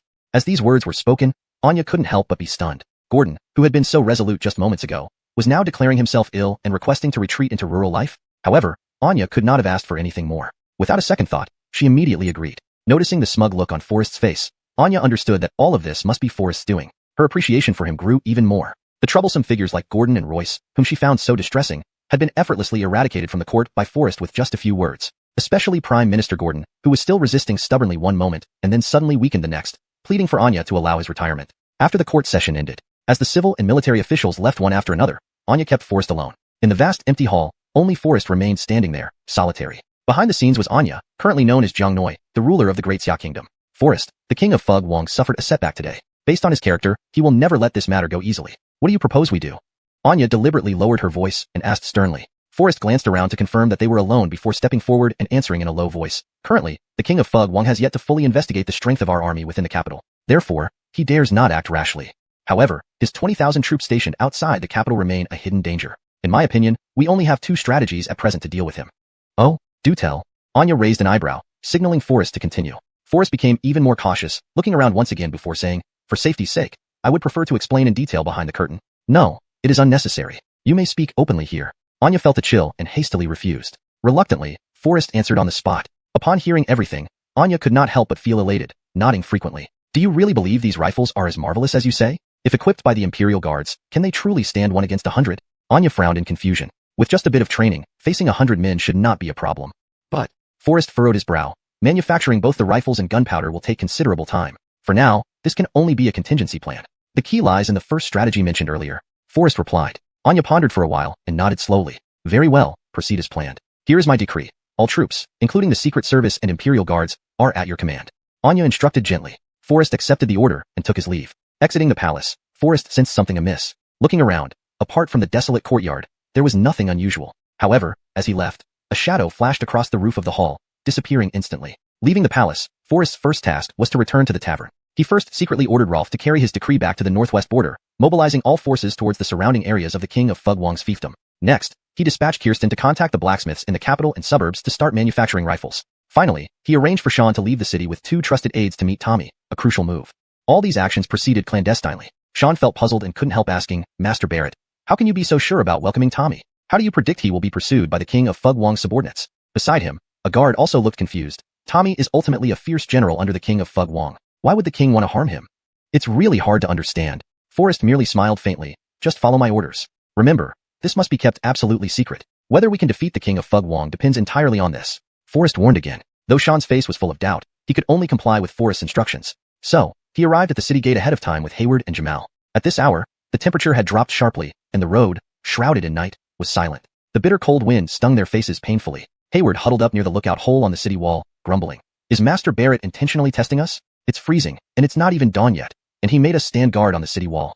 In 100 miles around here, even a stray dog would be hard to find, let alone a person. Yeah, sending us to support Tommy makes no sense. Truly, I don't get what Master Barrett is thinking. Tommy is supposed to be our enemy. Jamal joined in the complaint. Sean was equally bewildered, harboring doubts about Forrest's intentions. But since Forrest emphasized the importance of this matter, Sean did not dare to be negligent for a moment. Standing on the city wall, he gazed resolutely into the distance. Unbeknownst to them, in the distant darkness, blades clashed and cries of agony echoed. Tommy, severely wounded and alone, clutched his long sword, desperately galloping towards the capital's city gate. This was the only direction that offered him any hope of survival. The dozen or so soldiers pursuing him would not easily let Tommy slip away. Their attacks were as fierce as tigers pouncing on prey. Tommy, you can't escape even if you had wings. Why not surrender? One soldier said coldly. I have been loyal to Brett. Why would he attack me? Tommy asked angrily through gritted teeth. No more lies. Brett has ordered your death today. General Kong, don't blame us for being ruthless. You should blame yourself for conspiring with Forrest and betraying Brett. Another soldier responded. Now that you've betrayed Brett, how could you possibly escape? Come back with us and await Brett's judgment. Go back? Can I still live if I return there? Tommy couldn't help but sneer. I've already declared my innocence. Why does no one believe me? No more talk. Do you think you can survive? Accept your fate. The lead soldier roared. The dozen soldiers spurred their horses forward, charging at Tommy. Tommy, skilled in riding and archery, deftly avoided their relentless attacks. These soldiers were once elite troops personally trained by Tommy, yet now they were ruthlessly trying to kill him. Fury surged within Tommy. With a swift motion, his sword emerged from its scabbard, instantly ending the lives of 2 attackers. Just as he turned to flee, Tommy felt an intense pain in his shoulder. Glancing back, he saw he had been struck by a cold arrow. In desperation, Tommy let out a roar, fiercely lashing his horse's belly, and sped away. Dawn had not yet broken, and the night remained dark. Lost and disoriented, Tommy had no time to discern his path, only knowing to gallop forward blindly. Whether fortune or misfortune awaited, whether his path was right or wrong, Tommy could not tell. To survive or not, he could only leave it to fate. Chapter 2:14. I must protect Tommy. As he was racing along, Tommy suddenly felt his body sink. The horse beneath him, having been overworked, stumbled forward and collapsed, throwing him violently to the ground. Tommy, whose injuries had not yet healed, endured a severe blow that made him nearly pass out from pain penetrating his very bones. But he gritted his teeth tightly and didn't utter a sound. During the tumble, an arrow had already pierced through his shoulder, breaking it, with only half of the shaft left in his body. Once freed of Tommy's weight, the horse immediately got up and galloped away. The pursuing soldiers, unable to discern what happened ahead, all charged blindly in the direction where the horse vanished, shouting in anger. Fortune favored Tommy unexpectedly as he managed to escape the pursuers. He held his breath for a long time, not daring to breathe heavily until the sound of hooves faded into the night. Extremely weak, Tommy felt dizzy, and the pain on his shoulder and back seemed like fire burning all over, his body covered in bruises and blood. Biting down hard, he struggled to stand up, took a dagger from his chest, and, amidst intense pain, painfully cut the arrowhead out of his flesh before tearing his shirt to crudely bandage the wound. His throat burned as if on fire, knowing this was due to excessive blood loss. He bit his lip and barely stood up, stumbling in the first light of dawn, continuing his escape. Through the thin morning mist, the silhouette of a majestic city tower loomed faintly before him. Rubbing his sore eyes, he identified it without doubt. It was indeed the capital city tower. At this moment, a relieved smile finally appeared on his face. Heaven will not abandon me. I chose the right direction. Tommy shouted loudly, now exhausted and covered in dust and blood. Muhammad, did you hear that? It sounds like Tommy's voice. Yes, I heard it too. That's General Kong's voice. The soldiers continued to grope forward in the morning mist when a familiar shout made their hearts tighten. What General Kong? He is nothing but a deserter, a traitor. Muhammad roared angrily. He won't escape. Pursue him.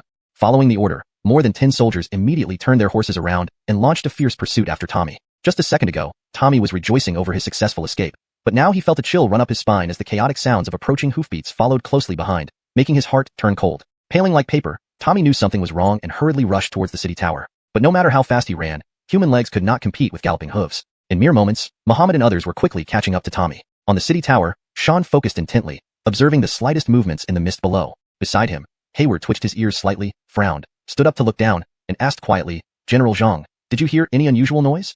Not only did I hear it, I saw it too. Sean replied with a cold tone. Good heavens, Master Barrett truly has amazing foresight. The person being pursued. Isn't that Tommy? Jamal stared at the scene below, astonished and inwardly marveling at Forrest's wisdom. Why are we still here? Let's go help him. Sean gave the command coldly and then stood atop the tower, releasing an arrow straight at the target. At that moment, a blade was about to strike Tommy's head but abruptly stopped mid-air. Tommy looked up and saw an arrow pierce through the soldier's wrist. Who dares? Muhammad was instantly stunned. In the blink of an eye, Sean and Hayward had arrived. Without hesitation, they swiftly struck down several soldiers surrounding Tommy. Then, he sternly ordered, "Release him, and we will let you go. Who are you to dare interfere with our mission?" Muhammad retorted coldly, "Do you know capturing this man is by Brett's decree? So what if it's Brett? Don't even think about stopping me, Sean, today. No one can dissuade me. If you want to live, step back." Everyone was shocked, but they mocked, "You dare defy even Brett? You're really audacious." "Brett? What fear do we have of him?"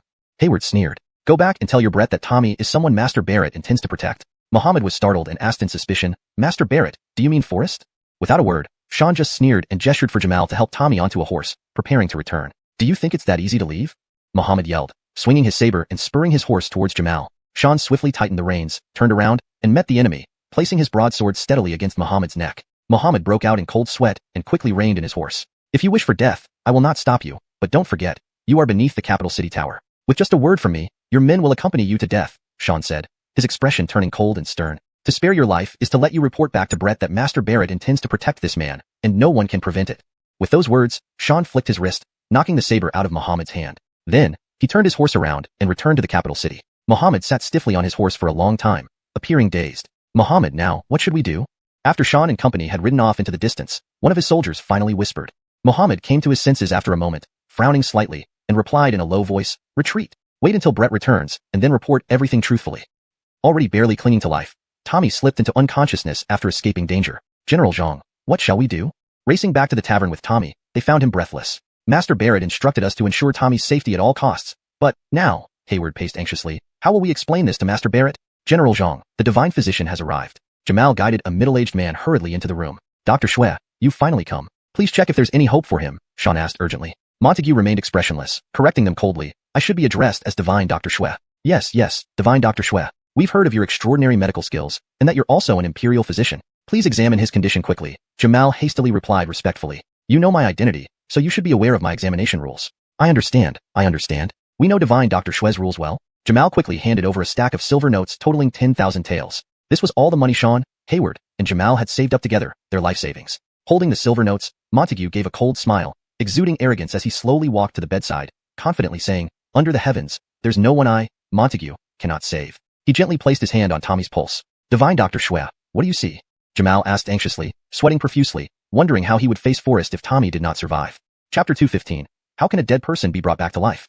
Chapter 215. How can the dead be revived? Even if Forrest did not blame him, Jamal could not feel at ease with himself. "Humph. I need quiet. How can I accurately listen to the pulse with all of you making such a racket?" Montague angrily rebuked. Hearing this, Sean and the others quickly shut their mouths, even breathing cautiously. Montague, with a serious expression, took the pulse, his facial expressions constantly changing, sometimes frowning deeply in thought, sometimes looking distressed. Jamal finally couldn't hold back any longer and asked softly, "Divine Dr. Xue, it's been quite some time. Is there still hope for Tommy?" "Rubbish." Upon hearing this, Montague instantly flared up and stood up abruptly. Everyone present was startled. "Divine Dr. Xue, what exactly happened? I may be just an imperial physician, but you should not mock me like this. It's utterly intolerable." Montague angrily scolded. Sean and the others were dumbstruck, standing there with puzzled looks on their faces. "What do you mean, Divine Dr. Xue? No matter how skilled my medical arts are, I cannot revive the dead. You actually used a dead man to test me?" Montague's tone was filled with anger. "What? You mean, he has already passed away?" Jamal's eyes widened in shock. Hayward jumped up in fear, his body trembling involuntarily as he pleaded, "Please, Divine Dr. Xue, take another look. Perhaps there is still a glimmer of hope." "That's right, Divine Dr. Xue, please check again. I saw his hand move just now. Look, it's moving again. How could he have passed away?" Sean frowned and asked. At that moment, Tommy's fingers indeed trembled slightly. Montague lightly coughed twice, then coldly replied without turning around, "Who's the imperial physician here? I said he's dead. So he's dead. His slight movement is merely the last flicker of life.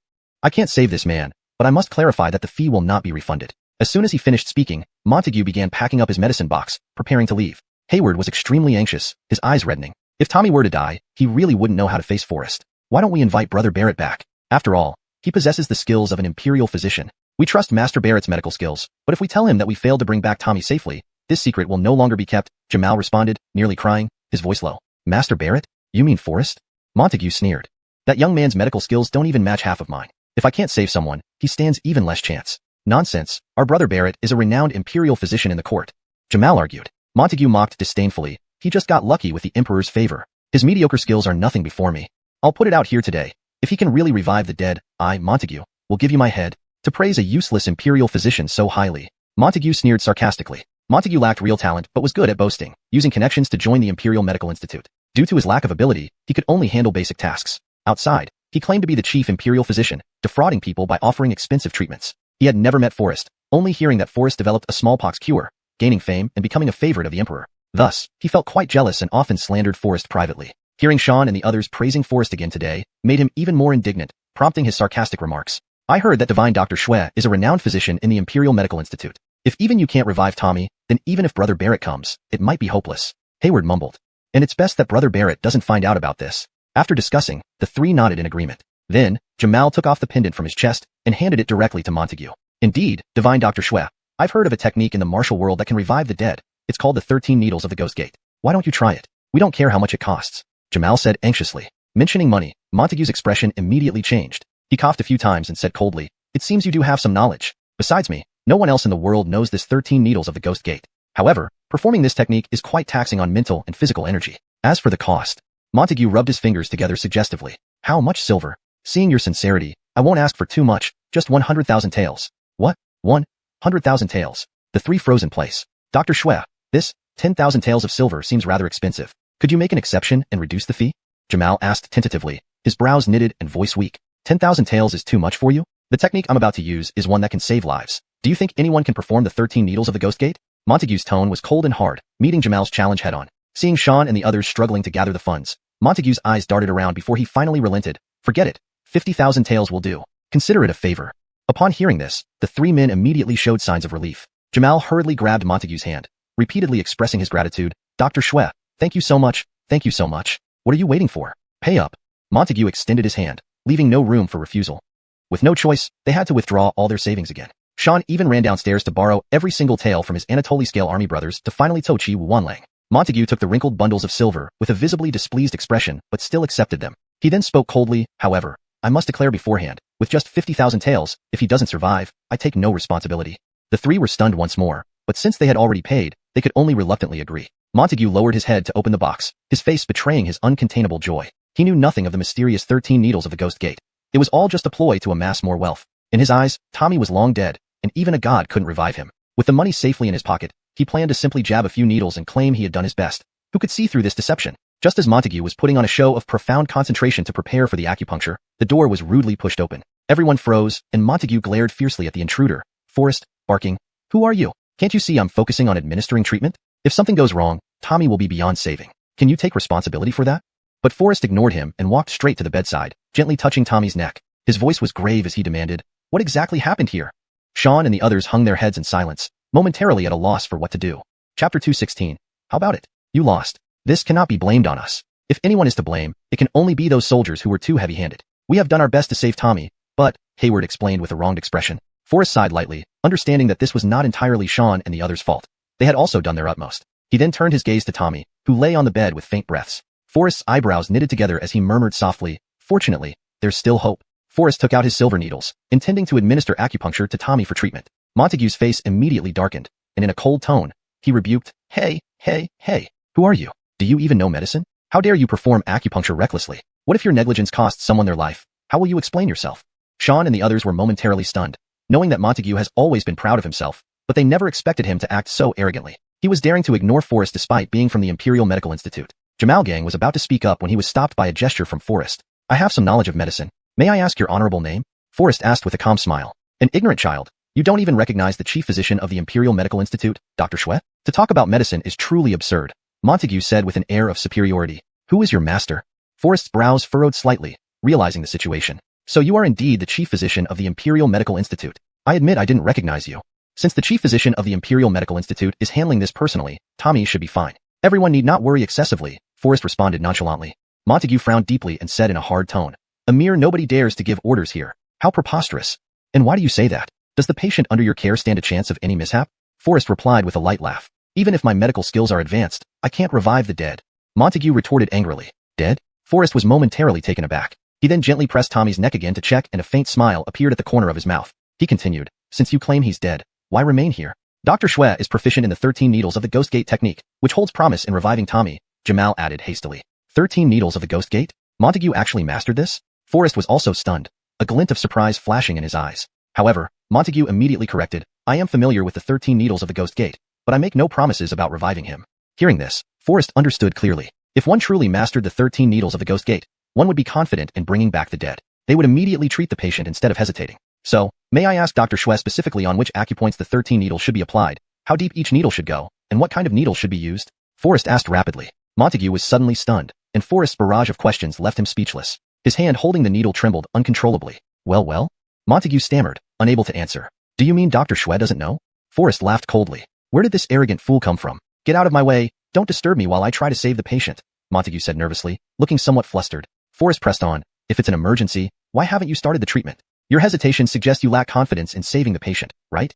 Under Forrest's relentless questioning, Montague's composure crumbled, trembling hands unable to perform any treatment. He had only wanted to scam some money, never expecting to encounter such a meddler as Forrest. You're full of words. Are you confident enough to bring the dead back to life? Montague shot back. What if I really can?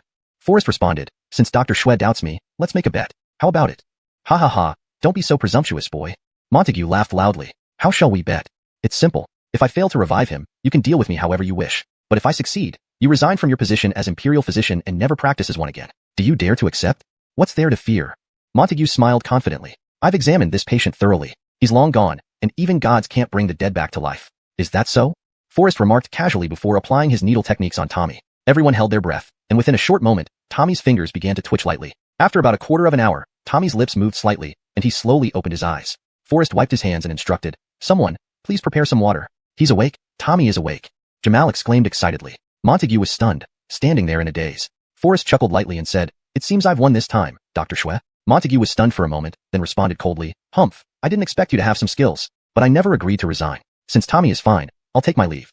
Hold it, Forrest said with a cold tone. As an imperial physician, you are a high-ranking official of the court. How can you go back on your word and break your promise? Montague sneered. So what if I do? Don't forget, I am from the court. If you dare to lay a hand on me, that would be assaulting a court official, punishable by law. Besides, who do you think you are? Why should I listen to you, an imperial physician of the prestigious Imperial Medical Institute? If I choose to break my word today, what can you do about it? Montague's lips curled up in smug satisfaction. Forrest shook his head disdainfully and asked, do you think I won't dare to touch you or have no way to deal with you? I am a certified imperial physician of the court. With everyone watching, what can you do to me? You want to hit me? Go ahead and see what happens. Slap. Forrest slapped him hard across the face. The sharp sound echoed throughout the room. Forrest shook his head helplessly, his voice hard and cold. This was your idea? Montague froze, his face full of disbelief. Then, burning with anger, he roared in a frosty voice, you little punk, you're asking for death. How dare you strike me? I will report this to the authorities and let you taste the iron bars. Slap, slap, slap. 3 more resounding slaps followed. Forrest did not hold back, each slap filled with force. Montague was knocked to the ground by the slaps. Even if you're an imperial physician, I will discipline you. And anyway, you are no longer an imperial physician. Montague was momentarily dazed and asked in confusion, what do you mean? I mean, I've already removed you from your position as an imperial physician. Ha ha ha, ridiculous. Who do you think you are? Montague laughed coldly. Oh, Dr. Xue, I forgot to introduce myself. This is Forrest, Brother Barrett, Jamal added softly. Montague felt a darkness clouding his vision, frozen in place, trembling like a sieve, and stammered, why you? You are Forrest? The imperial physician Forrest from the Imperial Medical Institute? Chapter 217, Trading Secrets for Wine. With a swish, before anyone could react, Janus had already knelt on the ground with a thud, his posture perfectly straight, banging his head on the ground repeatedly like a garlic hammer as he begged for mercy. Lord Barrett, I failed to recognize your esteemed presence. This is unpardonable. It is unpardonable. I humbly ask for your mercy, Lord. My livelihood relies entirely on my reputation as an imperial physician. Forrest remained unmoved, showing no interest in conversing with such a despicable man. He coldly replied, it's too late to beg for forgiveness now. You have been using the title of imperial physician to defraud people outside, and you know exactly how much ill-gotten wealth you've amassed. Stripping you of your official position and forbidding you from practicing medicine is already exceptional leniency. Otherwise, executing you legally would not stir a single word of dissent. Forrest's tone was unbending. This person is disgusting. Get rid of him quickly. At that moment, Jamal and others also understood that Janus was nothing but a fraudster. They naturally didn't give him any favorable treatment, pulling out 50,000 taels of silver from his pocket and flinging him out the door with a wave of their hands. Thanks to Forrest's timely return, Sean, Hayward, and Jamal would otherwise have suffered significant losses, even losing their last possessions. Tommy's body was not yet fully recovered, so Forrest merely instructed Sean and the others to take good care of him. Then, he turned and headed towards the blacksmith shop himself. He intended to personally oversee the progress of rifle production. Janus, discarded by Sean on the road, unwilling to let go, immediately knelt down again once Forrest stepped out, pleading desperately. Lord Barrett, please show mercy. Don't strip me of my official title. I rely on the position of imperial physician to support my family. When heaven inflicts calamity, it can still be avoided. When one brings calamity upon oneself, there is no escape. Forrest was no saint, and certainly wouldn't give this kind of despicable person any leeway. With a kick, he sent Janice flying several meters away, then turned resolutely and walked toward the direction of the blacksmith shop. Night descended, twilight had passed. This was the most bustling time for taverns and pleasure houses. In the Iwanta pavilion, every table downstairs was filled with guests, and the waiters were running around sweating profusely, their voices slightly hoarse from the hustle and bustle. Upstairs, there were 24 rooms divided into 4s and 6s, none of which were used for dining. Because these rooms often echoed with the laughter and merriment of men and women, those who spent money here were either wealthy or powerful, some nouveau riche, skilled gamblers, and occasional ruffians who had hit a windfall. Today, it was said that there was a competition for the top courtesan, making everything especially lively and bustling. Janice, harboring today's grievances, also came here to drown his sorrows in wine. However, with an empty purse, facing the bidding for the top courtesan, he could only remain at a distance. If he had managed to swindle the 50,000 taels of silver from Sean and the others today, he might have been able to choose a beauty to ascend the green building together for a night of indulgence. But reality allowed him only to sit alone in a dim corner downstairs, drinking a pot of wine to soothe his worries. Sir Xue, you've had too much. It's best not to drink anymore, a waiter approached with concern.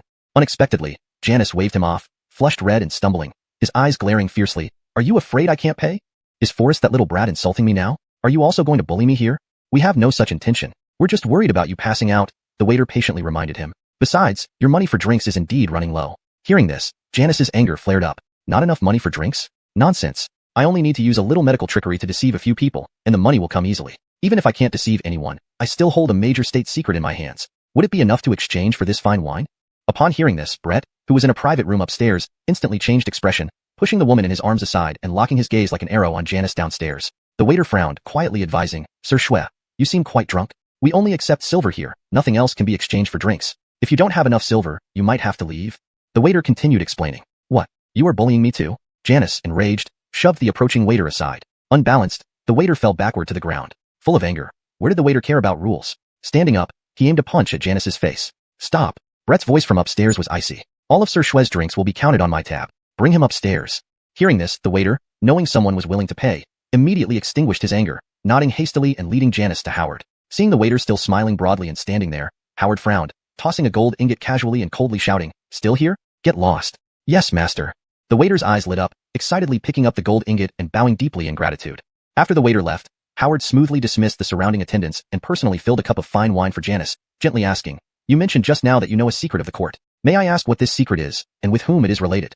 Although Janice was slightly tipsy at this moment, he remained quite lucid. Facing excessive enthusiasm from someone he did not know, especially as this person kept probing into state secrets, he inevitably grew more wary. Since it's a secret, how could I divulge it easily? Janice smiled faintly, responding in an indifferent manner due to the wine. But you said earlier that you wanted to trade the secret for fine wine. Now that I have treated you, shouldn't you let me know if this wine is worth it?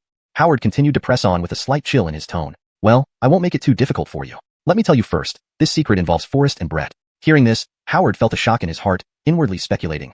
Could this secret be related to me? That sounds interesting. All right, you set the price. I'm willing to buy this secret.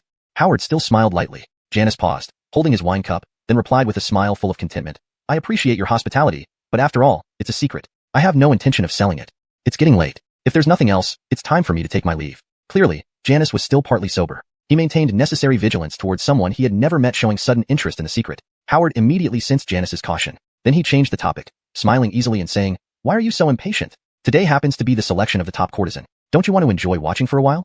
Janice gave a bitter smile and responded, I don't even have enough money to drink freely. How dare I fantasize about bidding for beauties? If you don't mind, why not stay and appreciate the beauties together? It would also help me select one. Howard still spoke with ease and a smile. If Howard had directly offered him a beauty, Janice would certainly have declined cautiously. But now, he was merely invited to judge the beauties, allowing him to drink freely and admire the women. Janice found no reason to refuse. So, he sat down without hesitation. Soon, on the stage downstairs, several beauties dressed in green clothes stood. Chapter 218. The Flower Queen awaits you in the room. How about it? Has Brother Xue taken a fancy to any of the beauties downstairs? Howard asked with a low voice, his eyes shifting and holding a wine glass. The women participating in the selection downstairs were dressed in light clothing, with graceful postures and enchanting figures that could captivate any man at first sight. Janice was on the second floor, looking down. Even with the fine gauze barely concealing them, the allure of the scene below was enough to spark endless imagination. Janice suddenly froze, taking quite some time to regain his composure from his daze. He wiped away the saliva that had unconsciously dripped from the corner of his mouth and chuckled awkwardly in response. Each beauty has her own charm, making it difficult to choose. Haha, if all of them are to your liking. Howard stopped himself mid-sentence, quickly correcting, How could this gentleman possibly buy all of them? I'm afraid I'll be exhausted tonight. Ha ha ha, Howard laughed. Janice was too absorbed in admiring the beauties to notice Howard's near slip-up, laughing happily as he drank his wine. If one must be chosen, naturally the Flower Queen is the most enchanting. However, winning the Flower Queen comes at a high cost, Janice said with a dreamy look, smiling as he watched the Flower Queen downstairs. Brother Xue indeed has excellent taste. This Flower Queen is truly unparalleled in beauty. I shall choose her then, Howard replied with a smile, his eyes fixed on Janice. Janice's face showed a hint of disappointment but quickly turned into a broad smile. Ha ha ha, brother flatters me. I wish you an unforgettable night under the flowers and moonlight. Ha ha ha, brother Xue flatters me too much. Come, let's drink to this cup. Howard smiled slyly, noticing the subtle changes in Janice's expression. Seeing that Janice was already somewhat tipsy, Howard casually asked, Brother Xue, how would you feel if I bought the Flower Queen for you? For me? To give the Flower Queen to me? A glint of excitement flashed in Janice's eyes. Exactly, I'll buy the Flower Queen for Brother Xue to enjoy. What do you think? Howard responded calmly. Janice's eyes widened as he hurriedly expressed his gratitude, then drained his cup in one gulp. A nearby attendant frowned in confusion, whispering, His Highness Brett, this person is just a drunkard. Why would you buy the Flower Queen for his pleasure? Isn't this wasting such a beautiful woman? I have my reasons. Howard replied coldly, then ordered, Go, bring the Flower Queen here. I have something to tell her. By now, Janice was completely intoxicated, slumped over the table with saliva dripping down his chin. In no time, a graceful and elegant woman with a slender figure entered, carrying a fan and swaying her waist. This humble servant, Portia, pays respects to your excellency, she greeted with a curtsy, her eyes flickering with warmth. Are you tonight's Flower Queen? Howard couldn't help but focus on her impressive figure, a mocking smile appearing on his face. Fame is well deserved. You indeed have charm. Portia shyly covered her face with the fan and giggled, exuding an irresistible allure. Even Howard felt slightly unable to control himself, adjusting his posture and nodding in approval. Indeed captivating. Which man wouldn't be moved by such beauty? Come closer, I have a few words to say to you. Howard spent 10,000 taels of silver to secure the Flower Queen's title, so Portia dared not be negligent. With a slight tremble, she gently leaned towards Howard. Without waiting for a response, Portia knelt before him, lifting her head with longing in her eyes. What orders does your excellency have? Howard swallowed, then abruptly kicked her to the ground. He brushed off his robe and said coldly, What are you? Do you think you're worthy of serving me? The one I want you to serve is him. Pointing to Janice sprawled on the table, Howard spoke. Portia froze, her face filled with disdain. Your excellency, this man? Don't worry, he's just drunk, Howard said calmly. But, despite her lingering contempt, Portia saw that Janice didn't seem to be from a wealthy family compared to Howard, who gave off an air of nobility. Portia had seen countless wealthy young masters in brothels, but recognized instantly that Howard was someone extraordinary. Thus she used every charm she had. These should suffice. Without further ado, Howard handed her a 10,000 tael banknote. Seeing the silver note in Howard's hand, Portia's eyes sparkled instantly. She hurriedly expressed her gratitude while crawling forward to receive the note. This is more than enough. Not only will I serve him, but even if it means marrying him, I would be willing. Just as Portia's fingertips were about to touch the silver note, Howard suddenly withdrew his hand, pulling the note back to his chest. Portia was taken aback, her heart sinking into despair. She looked at Howard with confusion. Sir, what do you mean? To get this money, you need to help me with something. Howard replied with an evil smile playing on his lips. Portia was stunned for a moment, then understanding dawned on her face. She immediately parted Howard's legs and began moving her body like a snake, ready to remove her light robe. However, Howard suddenly opened his eyes wide and kicked her hard, sending her flying away. What kind of person do you think I am? A woman like you from a brothel has no right to touch me, Howard yelled angrily. I don't go for that kind of thing.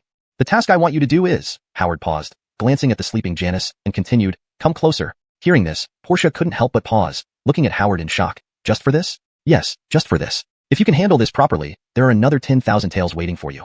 After hearing this, Portia was stunned for a moment, pondering slightly before her eyes lit up with joy. She quickly nodded in agreement. Taking the silver note from Howard, Portia hurriedly returned to the room to prepare. Howard gently woke up the drunk Janice from the table, handed him a cup of sobering tea, and spoke softly, Brother Xue, the competition for the Flower Queen has ended. Oh, it ended so soon? Then, who won the title of Flower Queen? Was it the beauty I liked? Janice asked groggily, still rubbing his sleepy eyes. Haha, it was the one Brother Xue favored. I saw how much Brother Xue adored her, so naturally, I didn't miss this opportunity. I have already secured the Flower Queen for you, and she is now waiting for you in the room. Janice was taken aback. Waiting for me? In the room. Chapter 219. You are more suitable to be an assassin. Indeed, I had a delightful conversation with Brother Xue. Seeing how devoted Brother Xue is to the Flower Queen, I took the liberty of bidding on her behalf. Now she is all washed up, fresh and fragrant, waiting for Brother Xue to enjoy her fully. Casimir was overjoyed. His drunkenness seemingly swept away in an instant. He hurriedly bowed in gratitude. In that case, I won't be polite anymore. As soon as he finished speaking, Casimir stumbled out of the door. Your Highness, aren't you being too generous to him? Isn't this just giving Casimir an advantage? A guard beside him asked with confusion. Howard, however, smiled confidently, a mischievous glint in his eye. As long as Dina can complete this mission successfully, then these 10,000 taels of silver will be well worth it. Casimir is far too cunning. If we don't play a little trick on him, he won't easily reveal the truth. Following the instructions, Casimir entered the third room on the left, gently knocking on the door. Before Casimir could speak, the door opened on its own. A pair of arms, tender as lotus roots, wrapped around his neck, pulling him into the room. Casimir felt as if he had collided with soft, smooth tofu. The warmth and fragrance enveloped him, the touch impossibly soft. Before he could react, he heard the faint tearing sound of fabric, followed by the delicate brushing of skin and whispered murmurs. In the dimly lit room, springtime seemed to bloom. However, Dina had other intentions. Her voice, as soft as a mosquito's buzz, yet clearly heard by Casimir, asked a question. Dina's voice was slightly hoarse, curious but whispering. I heard you have some insight into the secret dealings between Forrest and Brett. Could you share more about it? Hurry up, or I might leave without further ado. Casimir hesitated, trying his best to respond. It was something I overheard early this morning near the Grand Hall, about Forrest's plan to scheme against Brett. His words suddenly stopped. They stared at each other silently, understanding tacitly, only the wind outside making any noise. After a long while, the surroundings gradually returned to silence. With a gentle demeanor, Dina, still warm from their intimacy, coquettishly pressed on. So how does Forrest plan to deal with Brett? She showed particular interest in this question. Casimir replied listlessly, this information is invaluable. What would you offer in exchange if I told you? What do you expect me to give you? Dina laughed softly, her tone teasing. Right now, I have nothing on me. Compared to gold and silver, your body is much more precious, Casimir replied with a smile. He then pulled Dina into his arms. Rather than getting angry, Dina giggled, her enchanting charm undiminished. As long as you tell me how Forrest plans to handle Brett. Really? Casimir's eyes lit up with joy, softly asking. Clearly, Dina had her ways, serving Casimir so thoroughly that he wanted to completely possess her before probing further. Casimir no longer saw any reason to hide. After all, to him, a courtesan was merely curious. Knowing these secrets wouldn't hurt. I overheard outside the Grand Hall today that Forrest has devised a double strategy against Brett. In the imperial court, due to Prime Minister Gordon's unfortunate injury, many officials were urgently sending for royal physicians. Coincidentally, only Casimir was available at the Imperial Medical Institute, so he was hastily summoned to the Grand Hall. However, Forrest eventually took care of it personally, and Casimir ended up not providing substantial help, quietly exiting the hall.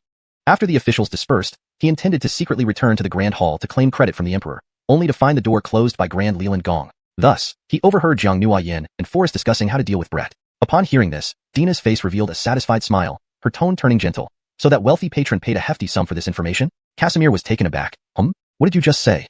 Nothing. Since you've shared this secret, I should also give you something in return. Return? What are you going to give me? Casimir's laughter suddenly turned into a sharp cry of pain as he rolled off the bed. You? What do you intend to do? Dina walked gracefully toward him, her elegance undiminished. Naturally, to send you to your death. After all, your head is quite valuable. At this moment, Casimir realized the truth, his voice trembling and barely audible. I understand now. You've been using me all along. His tone was filled with regret. Dina's tone suddenly turned icy cold. If not for using you to gather intelligence, how could a rude drunkard like you possibly deserve the attentions of someone like me? But, why must you put me to death?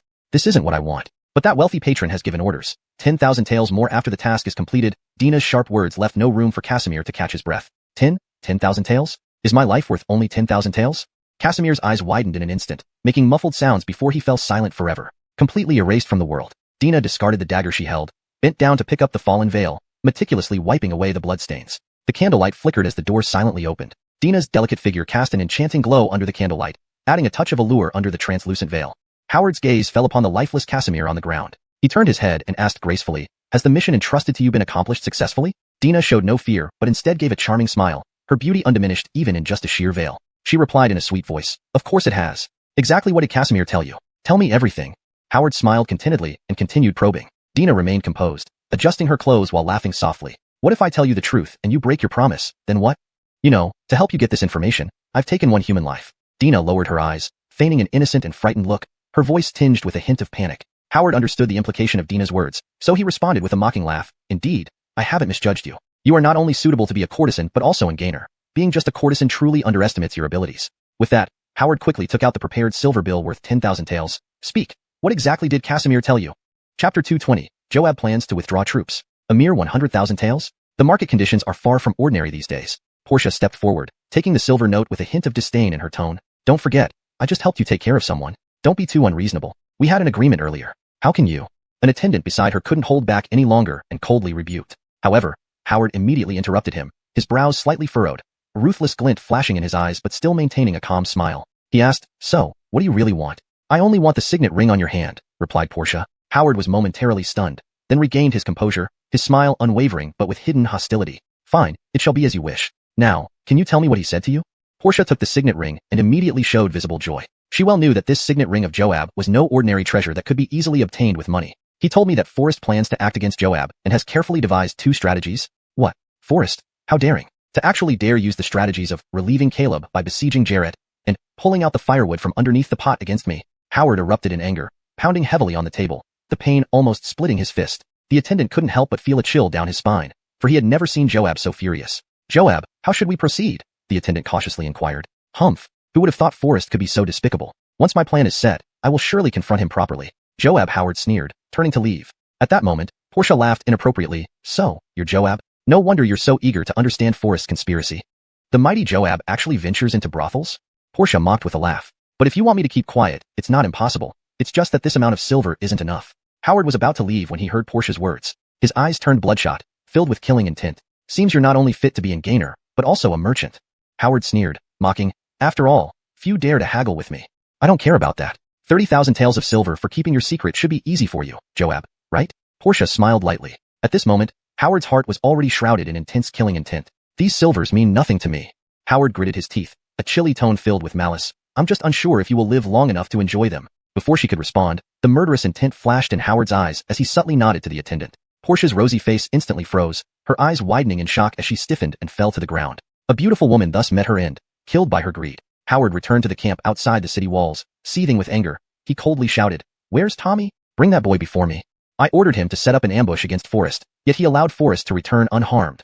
The anger in Howard's voice was evident. Be begging your pardon, Your Highness, Tommy. He has already fled. The captain's voice trembled under Howard's fury. What? Howard burned with rage. A sharp sound rang out as Howard slapped the captain across the face with full force. Worthless fools, all of you useless fools. Howard raged uncontrollably. No wonder Forrest knows so much information, even down to the exact quantity of provisions I carry. Howard's voice was icy, burning with anger. Everyone was terrified, quickly kneeling to the ground. After a long pause, the captain dared to speak in a trembling voice. Your Highness, indeed Tommy was rescued by Forrest's people. Should we gather our troops and attack the capital directly? Before the sentence finished, a loud slap resounded, Howard smacking another harsh slap on the attendant. Foolish. Without fully understanding the situation of the capital's guards, a rash attack would be courting death. Howard gnashed his teeth in hatred. So, what should we do? The attendant asked softly. Withdraw and return to the court. Return to the court? The attendant was taken aback, and others like Muhammad were also stunned. Your Highness, with these 200,000 troops still inactive, are we going to retreat? Howard's eyes blazed red, delivering yet another ear-piercing slap to the attendant, his voice filled with anger. Did you forget what Portia said? Howard has already mobilized troops in the northwest, intending to press into my fiefdom. If I don't return quickly, Forrest might occupy my base. Howard's voice brimmed with fury. Forrest's strategic plans to relieve Caleb by besieging Jarrett and pull out the firewood from underneath the pot aimed to swiftly defeat Joab. But now that the plans are exposed, things won't go as he wished. Currently, Howard faced a difficult decision. Should he stay in the capital to investigate the true strength of the guards, or rush back to his fiefdom to deal with Forrest's advancing army? After brief contemplation, Howard decided to return to his fiefdom first to see what was happening.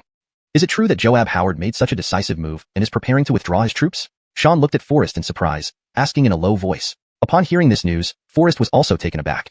He had not anticipated that Howard would leave the capital so decisively. Could it be that his plan has been exposed? But who could have leaked the information? Forrest frowned deeply, filled with doubts. Isn't Joab's withdrawal a good thing? This way, we will eliminate one threat, Hayward whispered in agreement. Indeed, Joab's withdrawal is beneficial for the safety of the capital, Forrest responded softly. But if we wait just 3 more days, the first batch of rifles will be completed. By then, we could easily defeat Howard's 200,000-strong army with just 3,000 troops. But now everything is too late.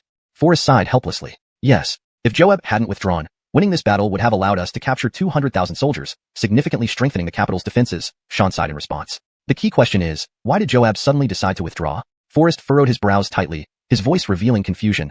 This puzzle has me baffled. I know Joab's character well. After such a humiliating ordeal in court, he wouldn't simply let it slide. He would surely gather the troops outside the city and launch a full-scale attack to vent his anger. But he unexpectedly withdrew, which must mean something suspicious. Forrest still appeared preoccupied. Hayward immediately consoled him. Don't delve too deep into the reasons. Since Joab has withdrawn, it's undoubtedly good for us. At least the immediate threat is gone, and we don't have to rush the development of rifles. Forrest nodded slightly, agreeing inwardly. However, concerns often linger while peace is fleeting. As long as Joab remains uneliminated, the capital cannot afford to relax its guard. Just as Forrest was lost in thought, Brianna rushed into the tavern. Master Barrett, Katrina requests your presence. Forrest paused briefly, wondering what Marilyn wanted from him at this time. Chapter 221. The bath chamber, door left ajar? Dusk was settling in, the horizon painted with a faint glow of twilight. Forrest accompanied Miss Brianna into the depths of the imperial palace. However, Miss Brianna seemed somewhat unusual today. She seemed to deliberately avoid Forrest's gaze. More precisely, she was intentionally avoiding Forrest himself. Miss Brianna walked briskly ahead, completely ignoring Forrest who was following her from behind. Miss Brianna, you're in quite a hurry. Is there something urgent? Forrest couldn't help but ask curiously. Nothing. Just that Katrina instructed you to go over quickly, Brianna responded. Her cheeks flushed under the twilight, hinting at a touch of embarrassment. Brianna only lowered her head and walked faster, as if fleeing or dodging, purposefully escaping, avoiding. Be careful. Forrest's expression turned serious, and he hurried forward. Even though Forrest had warned her, Brianna still didn't pay attention. She tripped over a stone by her foot and fell forward. Fortunately, Forrest reacted swiftly, quickly moving forward and catching Brianna by her arm with a slight pull. Arnoke, a light bird, Brianna fell into Forrest's embrace. The tear in her clothes revealed glimpses of a red corset clinging to her delicate skin, her heartbeat rising below her collarbone, pounding fiercely. Her heart raced, like drums beating wildly. Looking down at Brianna in his arms, Forrest's Adam's apple unconsciously trembled. That are you okay? After a suffocating silence, Forrest finally whispered softly. Brianna's eyes were blurred as she closely examined Forrest's chiseled and handsome face, along with his affectionate, gleaming eyes. Her heart pounded uncontrollably, and the red corset rose and fell with her thundering heartbeat. That nothing. I'm fine. Brianna quickly stood up, hurriedly adjusting her loose robe tightly around her, her face flushing shyly. She nodded slightly in gratitude and then quickened her pace. With her hands tightly covering her chest, she kept her head low, both intoxicated by the warm moment and feeling somewhat inferior and lost, eager to escape. Indeed, she was just a humble maid.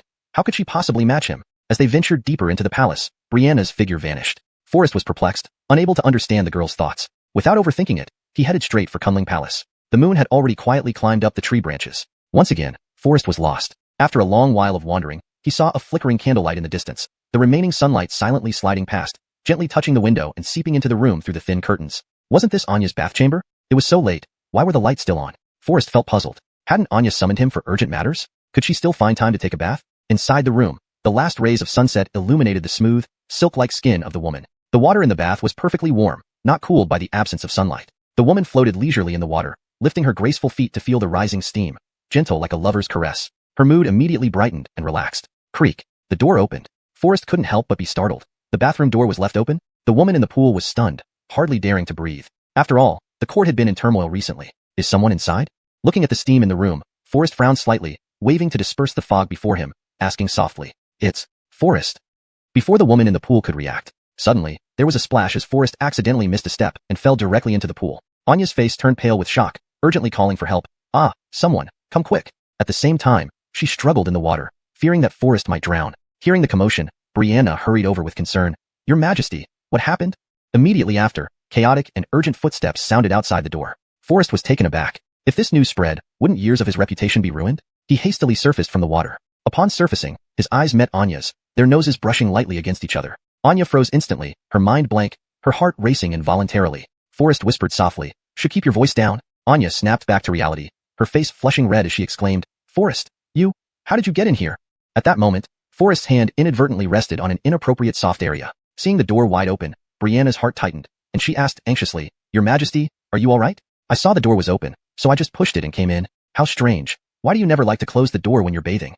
Forrest covered Anya's mouth with one hand and responded coldly. Fury surged within Anya as she landed a heavy punch on Forrest's head. "What are you touching randomly? How could I possibly leave the door open while bathing? It must be you who pushed it open intentionally." Forrest instantly saw blackness before his eyes, plopping into the water with a splash. When Brianna hurriedly rushed in, Anya hastily explained, "No, nothing. It was just that the door suddenly opened, and I panicked." Anya spoke vaguely. "Please forgive me, Your Majesty. Perhaps I left in such a hurry earlier that I failed to latch the door properly, causing distress to you. Please pardon me." Brianna quickly knelt and begged forgiveness. Only then did Anya realize her misunderstanding about Forrest, but seeing the bubbles rising in the water, she felt an inexplicable sense of satisfaction. She gave a cold smile and said, "It's fine. You came just in time. My bath is almost finished. Help me up." Brianna didn't dare hesitate for a moment and immediately instructed the guards following them. "The Empress is unharmed. Return to your patrol duties." After dressing properly, Anya returned to Kunling Palace, feeling something nagging at her heart. However, unable to recall what it was for now, she set it aside temporarily. She then softly asked Brianna beside her, "Brianna, I ordered you to summon Forrest. Why hasn't he arrived yet?" Hearing this, Brianna couldn't help but be taken aback. Lord Barrett should have arrived long ago. Arrived long ago? Oh no. Anya's heart tightened, realizing something was wrong. Only then did she remember Forrest was still in the bath. "Hurry, go to the bath chamber, or else," Anya nervously commanded. The door hinge made a soft sound. Before Anya finished speaking, they heard the door of Kunling Palace being gently pushed open. For a moment, both Brianna and Anya were stunned. Forrest, drenched and accompanied by sneezes, stepped into the room. "Majesty, there's no need to search. I'm not dead yet." Though Brianna was full of doubts, she quickly reacted and immediately took off her outer garment to drape over Forrest's shoulders. Chapter 222. Inquiring about the matters of the Jianghu. The harsh winter was approaching, and the damp coldness pervaded the air. Such a moist body was extremely susceptible to catching a cold. "Master Barrett, is it raining outside?" Brianna asked inquisitively and with concern.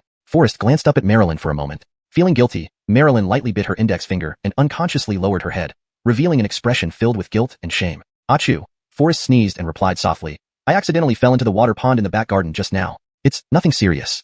Your clothes are all soaked through. You should hurry to the Imperial Medical Institute to change into a set of dry clothes. I'll prepare ginger tea for you right away, Brianna said anxiously, then looked at Marilyn with a pleading look. Marilyn dared not meet Forrest's eyes directly. She waved her hand coldly and said, You've made the room wet with your soaked clothes. Go and change first. Seeing Marilyn's seemingly smug face, Forrest clenched his fists tightly in anger. As you wish. Forrest gritted his teeth and responded in a low voice, thinking inwardly that he must make Marilyn taste hardship next time. Before long, Forrest returned after changing into dry clothes. Brianna gently placed a cup of warm ginger tea on the table, then quietly withdrew from the room, closing the door carefully behind her. Your Majesty summoned me late at night. What's the matter?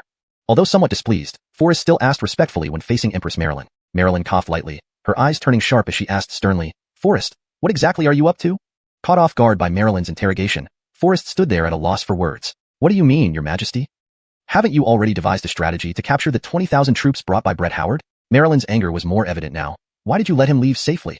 Forrest shook his head helplessly. Your Majesty, I'm also puzzled by this matter.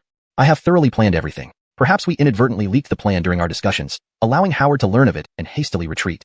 Humph. There was no one else in the hall besides you and Jamie. Are you suspecting Jamie of leaking the secret? Marilyn snorted, questioning sharply. Dare I not entertain such thoughts? But there might have been listeners behind the walls, Forrest replied in a low voice. Changing the subject suddenly, he probed, Indeed, at that time in the Great Hall, only you and Jamie were present. So how did Your Majesty come to know about this matter?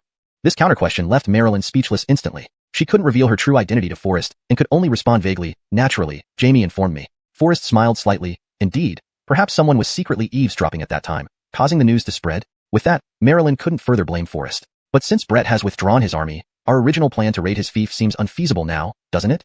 Marilyn sighed weakly. This way, not only can we not reclaim Brett's fief, but he has also escaped the capital with his troops. Isn't this a huge loss?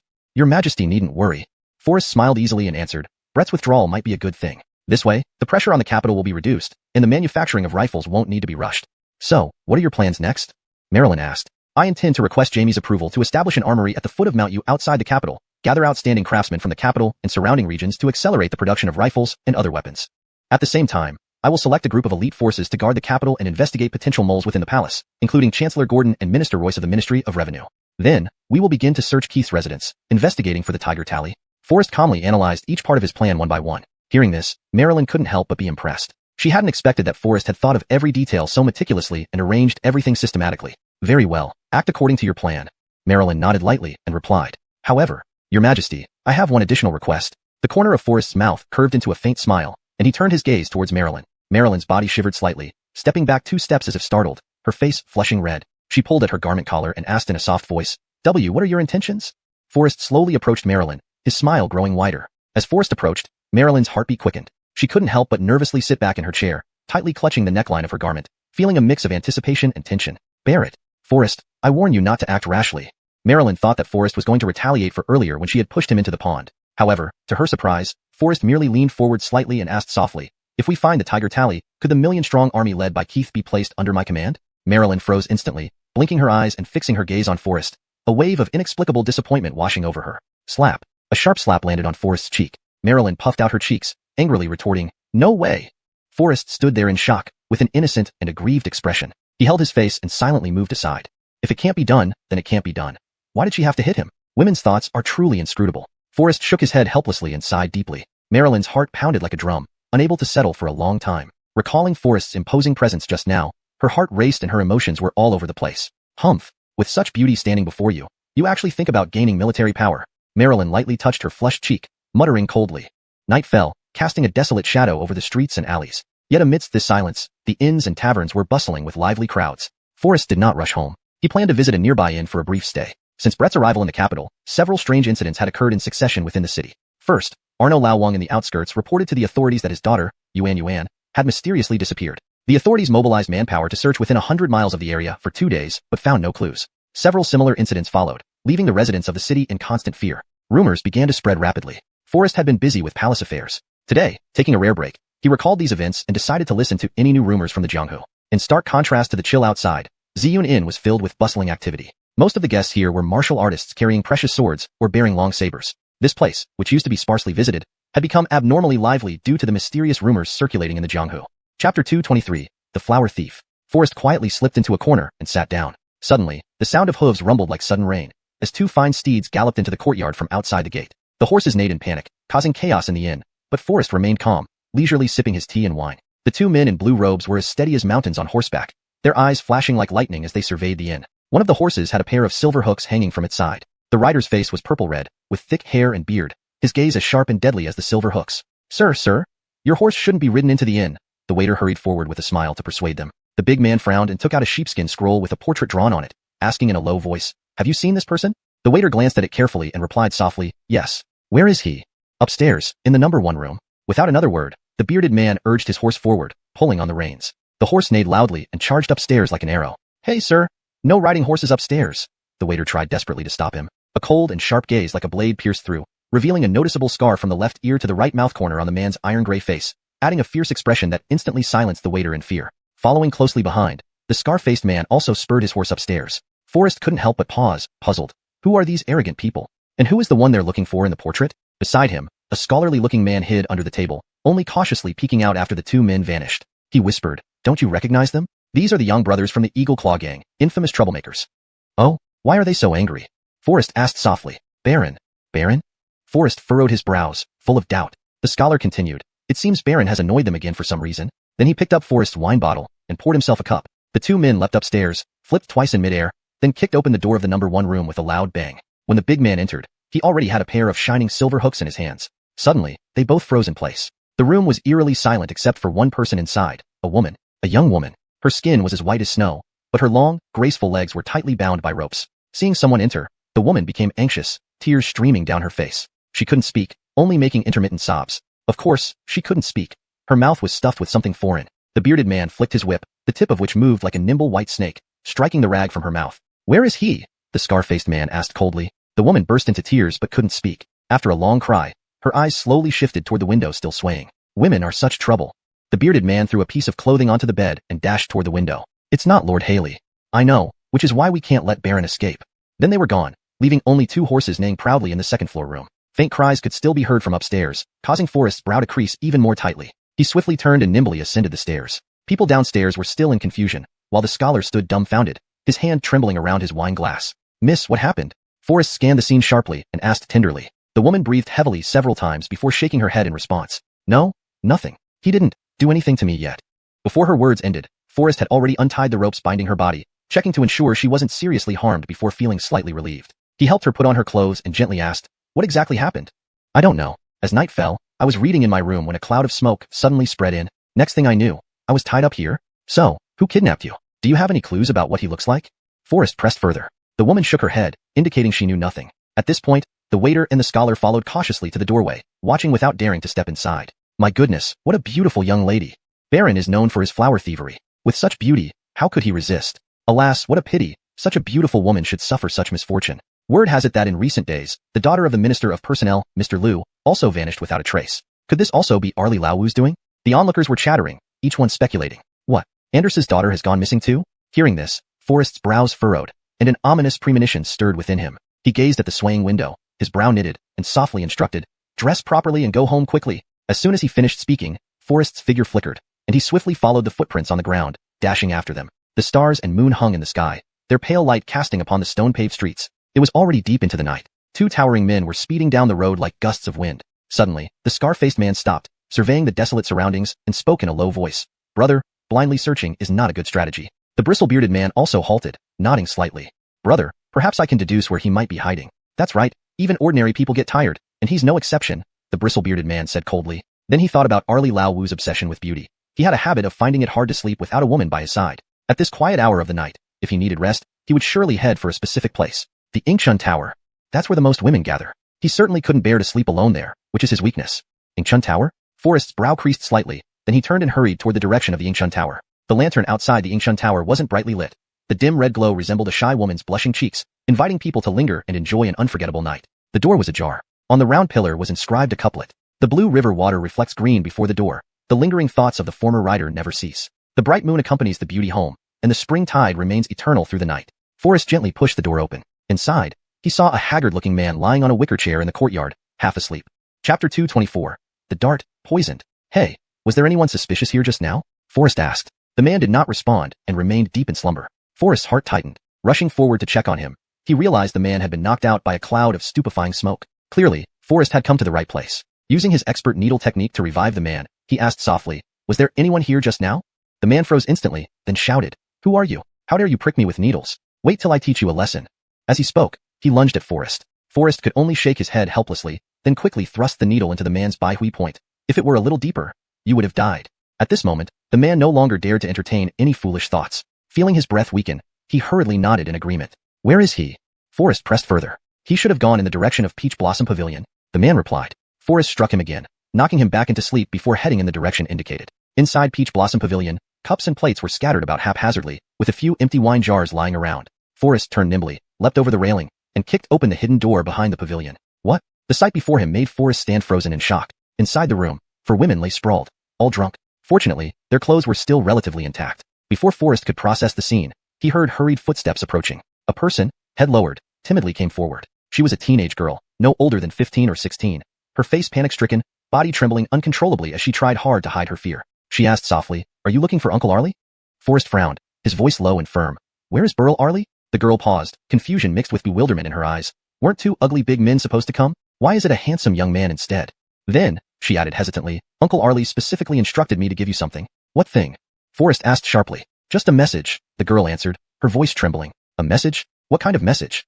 Forrest inquired curiously. The girl sneaked a peek at Forrest, then said nervously, "He wanted me to tell you that Mr. Haley was not stolen by him, so you don't need to waste your efforts. He also asked me to tell Mr. Liu that instead of spending money to hire Yongtai like the Xuanhuan gang to find his daughter, he might as well directly ask him for help." Forrest was stunned momentarily, but soon a smile appeared at the corner of his mouth, thinking this Burl Arlie was indeed very arrogant. He slowly squatted down, asking gently, "Arnotto girl, can you tell me where he is? Can you take me to him?" Feeling Forrest's gentleness, the girl gradually relaxed but remained nervous, shaking her head continuously. He forbade me from telling. If I say anything, he'll kill me." Her voice trembled, barely audible, tears brimming in her eyes. Forrest puzzled. Since he's not present now, how could he hurt you? The girl's gaze wavered, lifting her head slightly, her eyes glancing towards the dark night on the right. From this subtle movement, Forrest deduced the truth. He immediately drew his pistol, but at that very moment, a dart shot out of the darkness, straight towards the girl. Danger. Furrowing his brow, Forrest swiftly shielded the girl in his arms. The dart tore through Forrest's clothing, drawing a few drops of blood, deeply embedding itself in the ground. How despicable. Just as Forrest stood up, he felt a sudden dizziness. "The dart, it's poisoned. I thought it would be the young brothers from Xuanhuan gang. Didn't expect a pretty boy." A mocking laugh came from the darkness. "But never mind. Deliver this message to Anders for me. If he wants me, Burl Arlie, to help find his daughter, meet me in Bamboo Grove tomorrow afternoon. Don't forget to bring enough silver."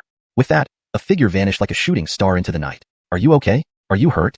Ignoring his own pain, Forrest asked the girl tenderly. The girl, terrified and confused, just shook her head dumbly. "Big brother, you're injured." "This small wound is nothing," Forrest responded casually, trying to stand up but feeling as if his feet were weighed down by 1,000 pounds. Clearly the poison from the dart had started to take effect. "Big brother got hurt because of saving me. Let me help you find a doctor." Tears welled up in the girl's eyes, yet she held them back resolutely. Forrest smiled lightly, comforting her. "It's not your fault. If you can manage, please take me back to the inn." The little girl nodded seriously, and Forrest casually picked up a stick, leaning on it to support his body as he slowly made his way toward the inn. Before they left Yingchun building, the sound of hooves came from outside the door. Soon after, the burly man with a beard and the scar-faced man entered. Forrest glanced at the 2 horses by the entrance and revealed a calm smile. "It seems you won't have to struggle so much to support me now." Thus, the 2 men and 1 horse quickly returned to the inn. Just as they reached the inn's front door, Forrest involuntarily rolled off the horse. Clearly, the intense jostling on the horseback had exacerbated the poison's effects within him. "Mr. Barrett? Mr. Barrett?" Karen came out upon hearing the commotion, only to find Forrest lying on the ground with the little girl beside him, her face full of confusion. Dawn broke, and sunlight filtered through the paper windows into the room. Forrest gradually woke up. His clothes had already been changed. "Huh? Who changed my clothes?" Forrest sat up abruptly. "Master, you're awake?" Karen, who had stayed up all night, asked drowsily. "Last night when you collapsed at the door, it really scared me. Following your instructions, I squeezed out the poisoned blood and applied herbal medicine. I spent the entire night tending to you. Now that you're fine, it's such a relief. I'll prepare breakfast for you right away," the lively Karen said excitedly. Forrest was momentarily stunned, furrowing his brows and anxiously asked, "Where is the little girl who came with me? She woke up and told us her address, so Hayward sent her home. What about the others?" "Master, are you confused?" Karen frowned in return. "Didn't you order General Zhang and the others to oversee the rifle forging? Now, there's only me left in the inn." Having said that, Karen yawned and turned toward the kitchen. Forrest's heart sank. It seemed Karen had been the one to change his clothes. Despair completely enveloped Forrest. Suddenly, Forrest frowned while lying on the bed. There was an even more urgent matter awaiting his attention. "Karen, don't bother preparing breakfast today. I have some urgent business to attend to outside." Chapter 225. You don't deserve to make deals with me. Forrest hastily stepped out of his home, walking briskly toward the direction of the purple bamboo grove. Suddenly, Forrest came to an abrupt stop. Damn, where exactly is the purple bamboo grove? Forrest was at a loss, only now realizing he had no idea where it was located. However, there was someone who definitely knew. With a change in mind, Forrest immediately altered his course and rushed towards the residence of Anders, the Minister of Personnel. Anders was renowned for his integrity. With his meager salary, he could not possibly afford a luxurious mansion. The courtyard before him was exceedingly modest, with fallen leaves piled up everywhere, clearly uncleaned for quite some time. The dilapidated door hung slightly ajar. Even before approaching, Forrest could hear intermittent sobbing, heart-wrenchingly mournful. Forrest remained polite, gently knocking on the door and asking warmly, "Is anyone home?" Ivory managed to stifle her sobs, wiping away tears from the corners of her eyes, then stepped outside lightly, asking in a soft voice, "It's young Master Barrett. Why have you come here now? May I ask if Lord Lu is at home?" Forrest inquired gently. "He left early this morning." Ivory tried to hide her sorrow, but recalling how Anders left home brought involuntary tears rolling down her cheeks. Forrest naturally understood why Ivory was grieving. Anders had been searching for his beloved daughter for over 24 hours without sleep, leaving home hurriedly again as dawn broke. Facing Ivory's tear-filled eyes, Forrest felt helpless, unsure of how to comfort her. After all, consoling a crying woman was something he had never been good at. "Madam, do you know where the purple bamboo grove is located?" After much contemplation, Forrest still couldn't think of any other solution. His brows furrowed as he resolved within himself to help Anders find his daughter. Ivory paused briefly, but, knowing that Forrest was an important person to her husband, she dared not be negligent. She replied softly, "The purple bamboo grove isn't actually a bamboo forest. It's a lush woods located behind the hills at the outskirts of the city." "Why does young Master Barrett inquire about this?" Ivory asked curiously. "It's nothing much, just asking casually." Forrest did not reveal his true intentions, but instead comforted Ivory gently. "Madam, please don't grieve excessively. Only by cherishing your health can you welcome your daughter back safely." As he spoke, Forrest took out a 10,000 silver banknote from his sleeve and handed it to Ivory gently. "Whether seeking help or taking care of yourself, money is always essential. Please take this silver, and I will do my best to help you find your precious daughter." Ivory stood frozen in place for a long while, her heart filled with both confusion and immense gratitude. When she looked up again, Forrest had already left quietly. The path leading to the purple bamboo grove was rugged and difficult to traverse. Autumn deepened, with the sun shining brilliantly and dry leaves fluttering down. Deep in the woods, leaves fell like snowflakes, blending seamlessly with the autumn scenery around the solitary figure of Forrest. But Forrest paid no attention to the beauty around him. His mood mirrored the desolate yellow leaves. Forrest paused, surrounded only by the rustling of falling leaves and silence. Silence, suffocating and absolute. A chill emanated from the corners of Forrest's eyebrows, a bone-deep coldness and weariness, yet an undeniable aura of authority and menace. His weariness stemmed from the heaviness in his heart. Anders's daughter had been missing for over a day. If this were in Forrest's era, the girl might have already been taken hundreds of kilometers away by a kidnapper, making her nearly impossible to find. Therefore, Forrest felt mentally and physically drained, stemming from worry. Worry that the worst outcome might become reality. Has Anders's daughter really been abducted by Lyndon? Can Lyndon successfully find the girl? These questions were mysteries to Forrest. A long sigh escaped his lips, and Forrest continued deeper into the woods with firm steps. In the distance, atop a barren tree branch, a figure lounged lazily, biting a piece of dry twig. He wore magnificent attire, a faint smile hanging on his lips, a long sword casually tucked behind his waist. His eyes were sharp like those of an eagle scanning its prey from the night sky. Noticing someone approaching, he nimbly flipped down, landing gracefully and stopping 7 feet away from Forrest, scrutinizing him from head to toe. He chuckled lightly, asking, "Was Anders the one who sent you?" "Yes. Did you bring enough silver?" "You're Lyndon?" Forrest asked in return. The man laughed aloud, his laughter tinged with ridicule and cruelty. "Indeed, I am the rogue who roams through countless blossoms, Lyndon." He described the identity of a notorious bandit so arrogantly and openly. Forrest had no intention of debating endlessly with him, and he asked straightforwardly in a cold tone, "Where's Lord Haley hiding?" "You haven't answered my question yet. Is the silver prepared?" "So it seems you know exactly where Lord Haley is." "I didn't say that, but I, Lyndon, always take payment first before acting." Lyndon chuckled lightly. "As long as the gold is sufficient, I will help you find Lord Lu's daughter. This is your last chance. Where is Lord Haley?" The killing intent was already evident in Forrest's eyes. "Ha ha ha, preposterous. Are you trying to intimidate me?" Lyndon's laughter was filled with mockery. "There is no one in this world who can command Lyndon. Now money alone is not enough. You must kneel and beg for my help to consider finding Lord Lu's daughter." "You don't deserve to bargain with me," Forrest said coldly. Before the words faded, Forrest stepped forward. Lyndon remained calm, and instead, a smile of excitement appeared on his lips. He couldn't remember the last time he had an exhilarating confrontation, for most opponents never lasted a single move under his hands, which was rather boring. He wondered how today's opponent would fare. Lyndon mused inwardly. "Fine. Since you cannot make decisions, let Anders come here personally to negotiate with me." A flash of sword light streaked out as the blade left its scabbard, aiming directly at Forrest's vital points with lightning speed. The target was Forrest's heart, aimed to pierce through it in one strike. He had used this move countless times. Every swing of his sword meant another soul would depart from this world. But this time, he didn't hit Forrest's heart. Just as the sword emerged from the scabbard, he felt a bone-chilling coldness at his neck, and a sudden coolness on his temple. Forrest's pistol was already aimed at his head. With just a slight trigger pull, his life would instantly vanish. Lyndon's eyes widened in shock as he stared at Forrest. This? What kind of hidden weapon is this? Though unclear, a sense of inexplicable terror and fear immediately enveloped him. A tool that can make you willing to speak up? Forrest responded in a low voice, a glint of coldness flashing in his eyes. Huh, you think such a petty trick can intimidate me? Lyndon said contemptuously. I want to see if your hidden weapon is faster or mine is faster. Chapter 226. The scum cannot be forgiven. Even as his voice echoed, Brandan shot a poison-coated dart from the sleeve of his robe. Bang, bang. Forrest simply raised his hand slightly, and two crisp sounds followed. The dart was actually penetrated and fell to the ground. The smile on Brandan's face instantly vanished, replaced by a look of terror as he stared at the fragments on the ground. His voice began to tremble. What kind of weapon is this? Can even an iron-made dart be shattered like this? Do you think your skull is harder than iron? Forrest retorted. Or do you believe your speed of escape can surpass the speed of a dart in flight? Brandan's body shook involuntarily, and with a clang, the sharp sword in his hand fell to the ground. His legs gave way uncontrollably, and he knelt before Forrest with repeated pleas for mercy. Hero, I've wronged. Please have mercy, please. I have no intention of killing you, but if you cannot tell me where Anders's daughter is, I don't mind sending you off. Forrest said coldly. Already terrified to the point of resembling a startled bird, Brandan dared not conceal anything. Sir, I truly don't know where Mr. Haley is hiding. Please show some leniency. Let me go. Don't know her whereabouts? Upon hearing this, Forrest furrowed his brow sharply, lifted his arm, and immediately aimed the muzzle of his gun right next to Brandan's ear. A gunshot rang out. The bullet whizzed past Brandan's ear, instantly breaking the skin and leaving a trail of blood. Instantly, a pig-like scream pierced through the bamboo forest. Aya, please, don't kill me. Brandan held his bleeding ear and kowtowed repeatedly, tears and snot streaming down his face, indistinguishable one from another. If you don't confess the truth, the next shot won't aim for your ear. Faced with the gun barrel pointing directly at his head, Brandan felt as though the world was spinning. Sir, I really didn't know. Then why did you guarantee that as long as enough silver was paid, you could help Mr. Liu find his daughter? I just wanted to defraud Mr. Liu of money because of greed. I really don't know where his daughter is. Brandan sobbed. In that case, you deserve death all the more. Forrest's eyes turned cold. Seeing Forrest about to pull the trigger, Brandan pleaded desperately, trembling. Sir, calm down, calm down. I suddenly remember something that might be useful to you. What is it? If I reveal this, will I earn my life back? Do you think you still have the right to bargain with me? Forrest replied icily. I don't have time to dawdle here with you. Yes, I'll speak. Brandan shivered uncontrollably and hurried to answer.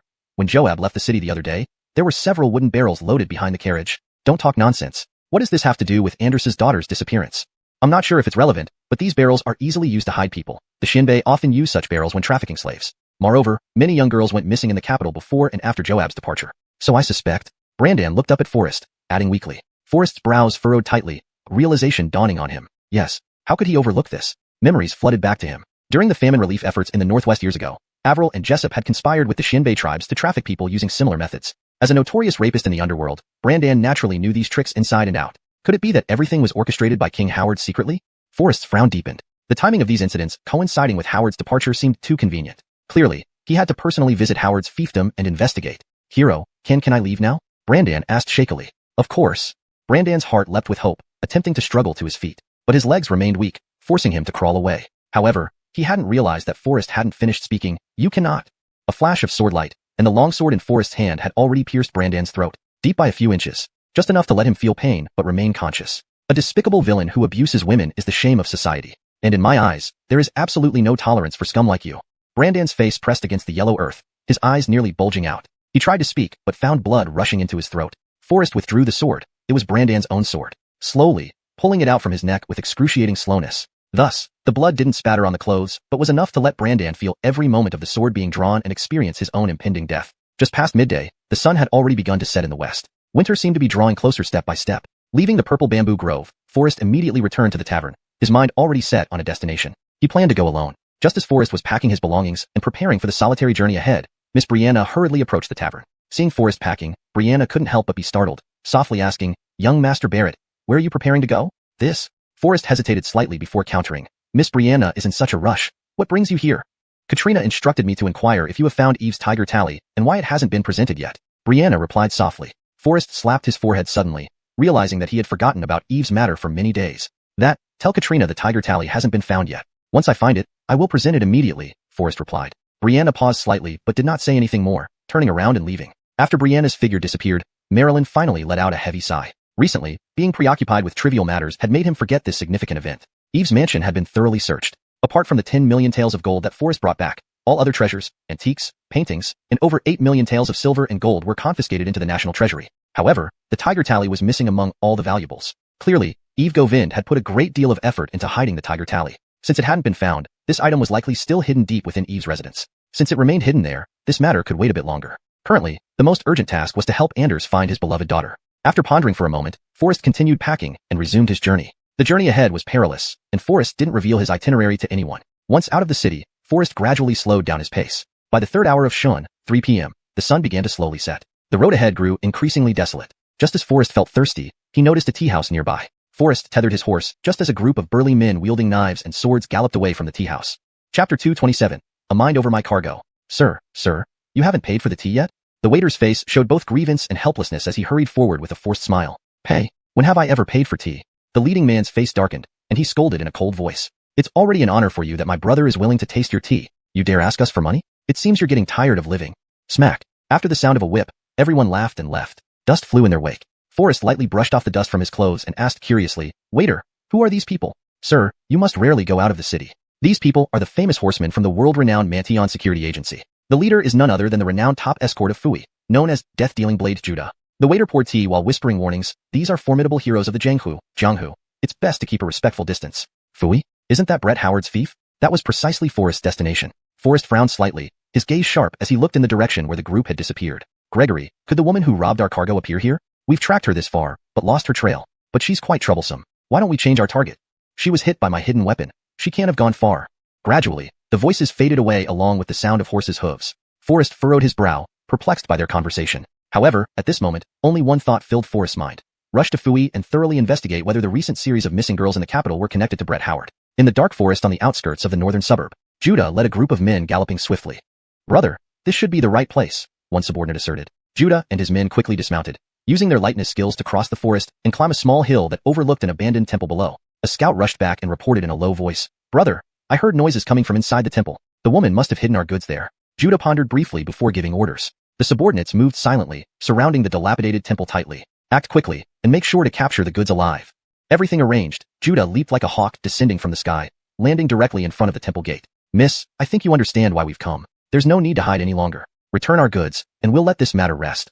Judah's voice boomed like a bell. Suddenly, with a loud bang, the already shaky temple door shattered into pieces, with splinters flying out like arrows. At that moment, a graceful figure slowly stepped over the threshold. Judah felt a chill run down his spine and hastily retreated a few steps, his expression changing dramatically. He hadn't expected such a swift and fierce response. His brows knitted together, and instinctively, he gripped the hilt of his death-dealing blade. The woman showed no fear, dressed in pitch-black martial attire with a thin veil, standing elegantly with her sword drawn. A bamboo hat shielded her face, and a heavy veil concealed her stunning beauty except for a hint of her chin's curve. It was clear to all present that she was an extraordinary beauty. Combined with her proud demeanor and graceful figure, her beauty was indescribable, enough to captivate any man just by her silhouette. Judah stood dumbfounded for a long time before regaining his composure. Wiping the drool from his lips, he was about to speak when the woman's voice, like celestial music, interrupted him.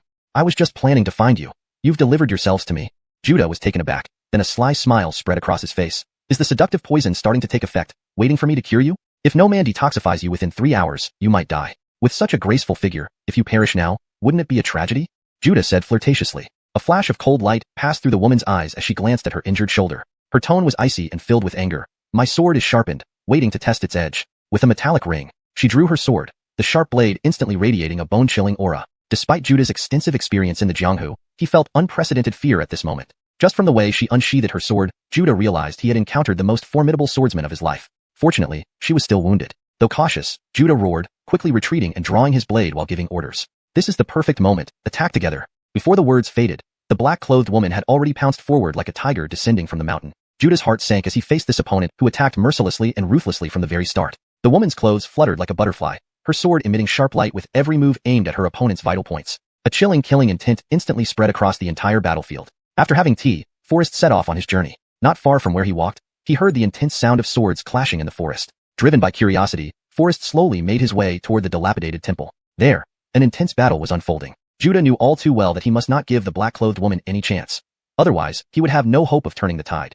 With a sudden roar, Judah rushed forward, transforming into a blur of knife light, straight toward the black-clothed woman. His subordinates followed suit, charging with their knives raised, forming a surrounding formation. The black-clothed woman let out a cold snort, her body flying diagonally as she slashed through the air toward Judah's head. She gathered strength in her sword and struck down with tremendous force. Clang!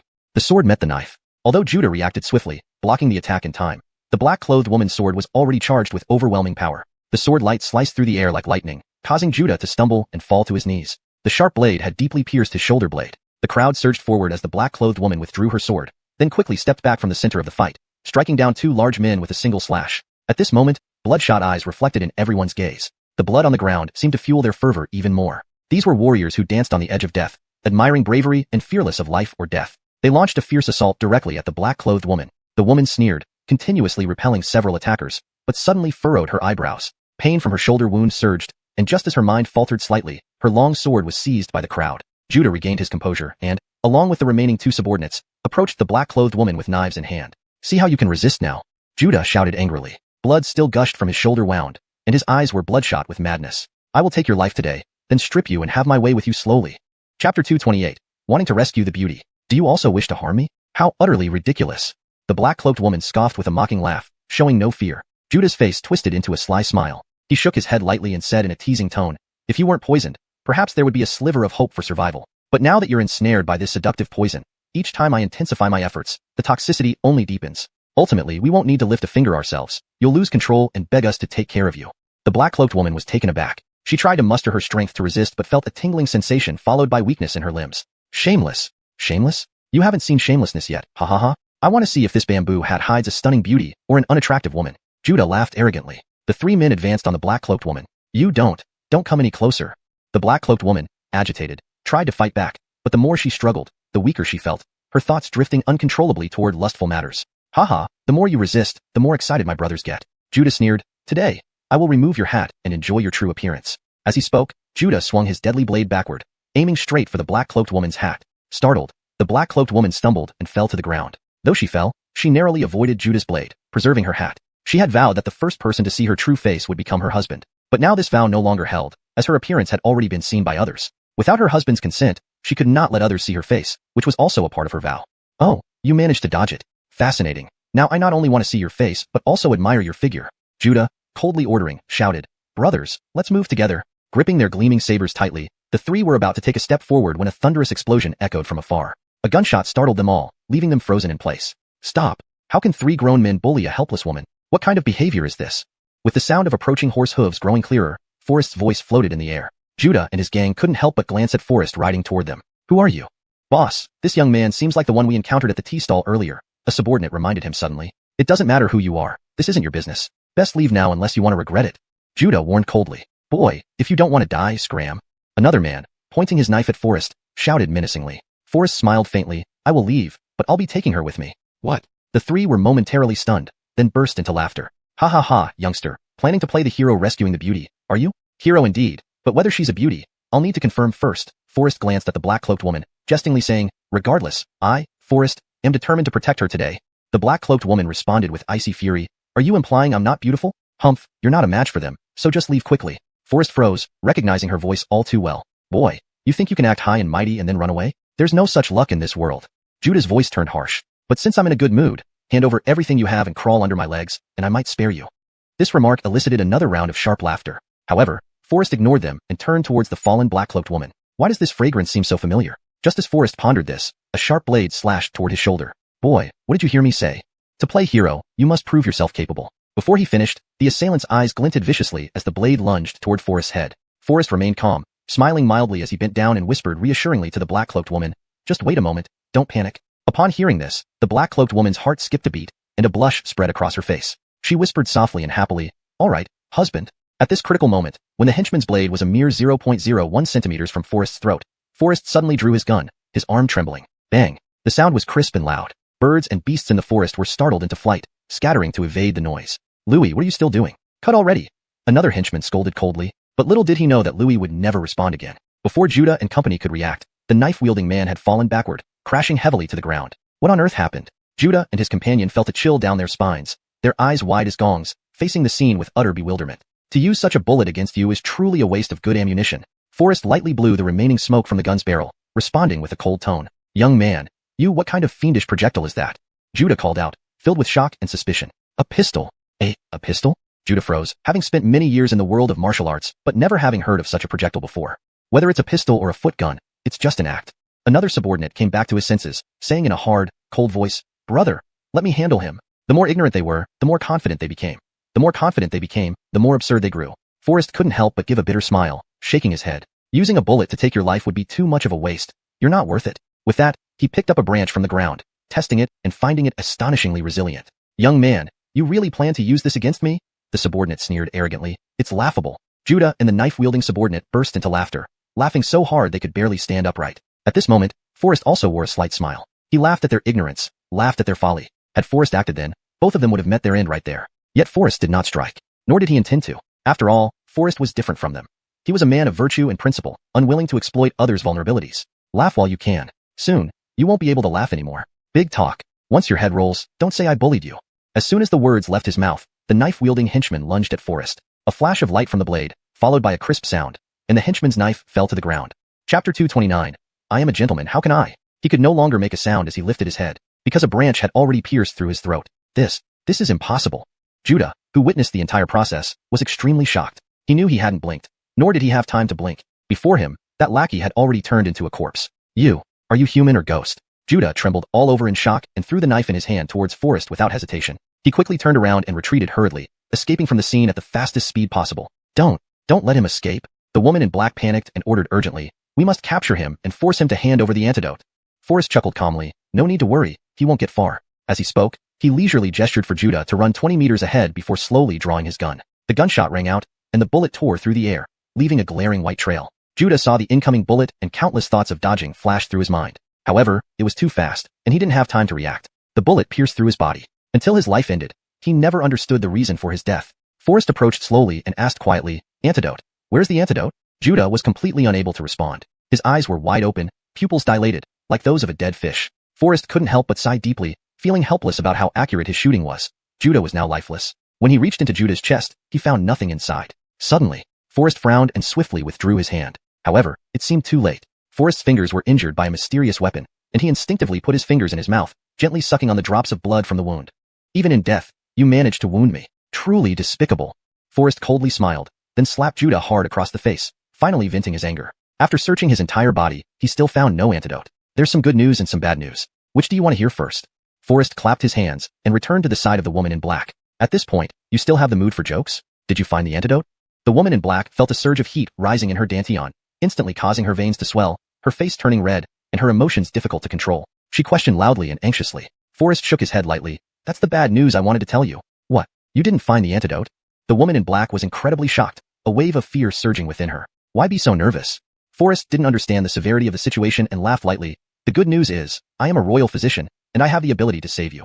The woman in black sneered softly, then her tone turned severe. This poison, you probably can't cure it. Before she finished speaking, her body tilted weakly, sliding towards the ground. Forrest hurriedly bent down to support her, proudly retorting.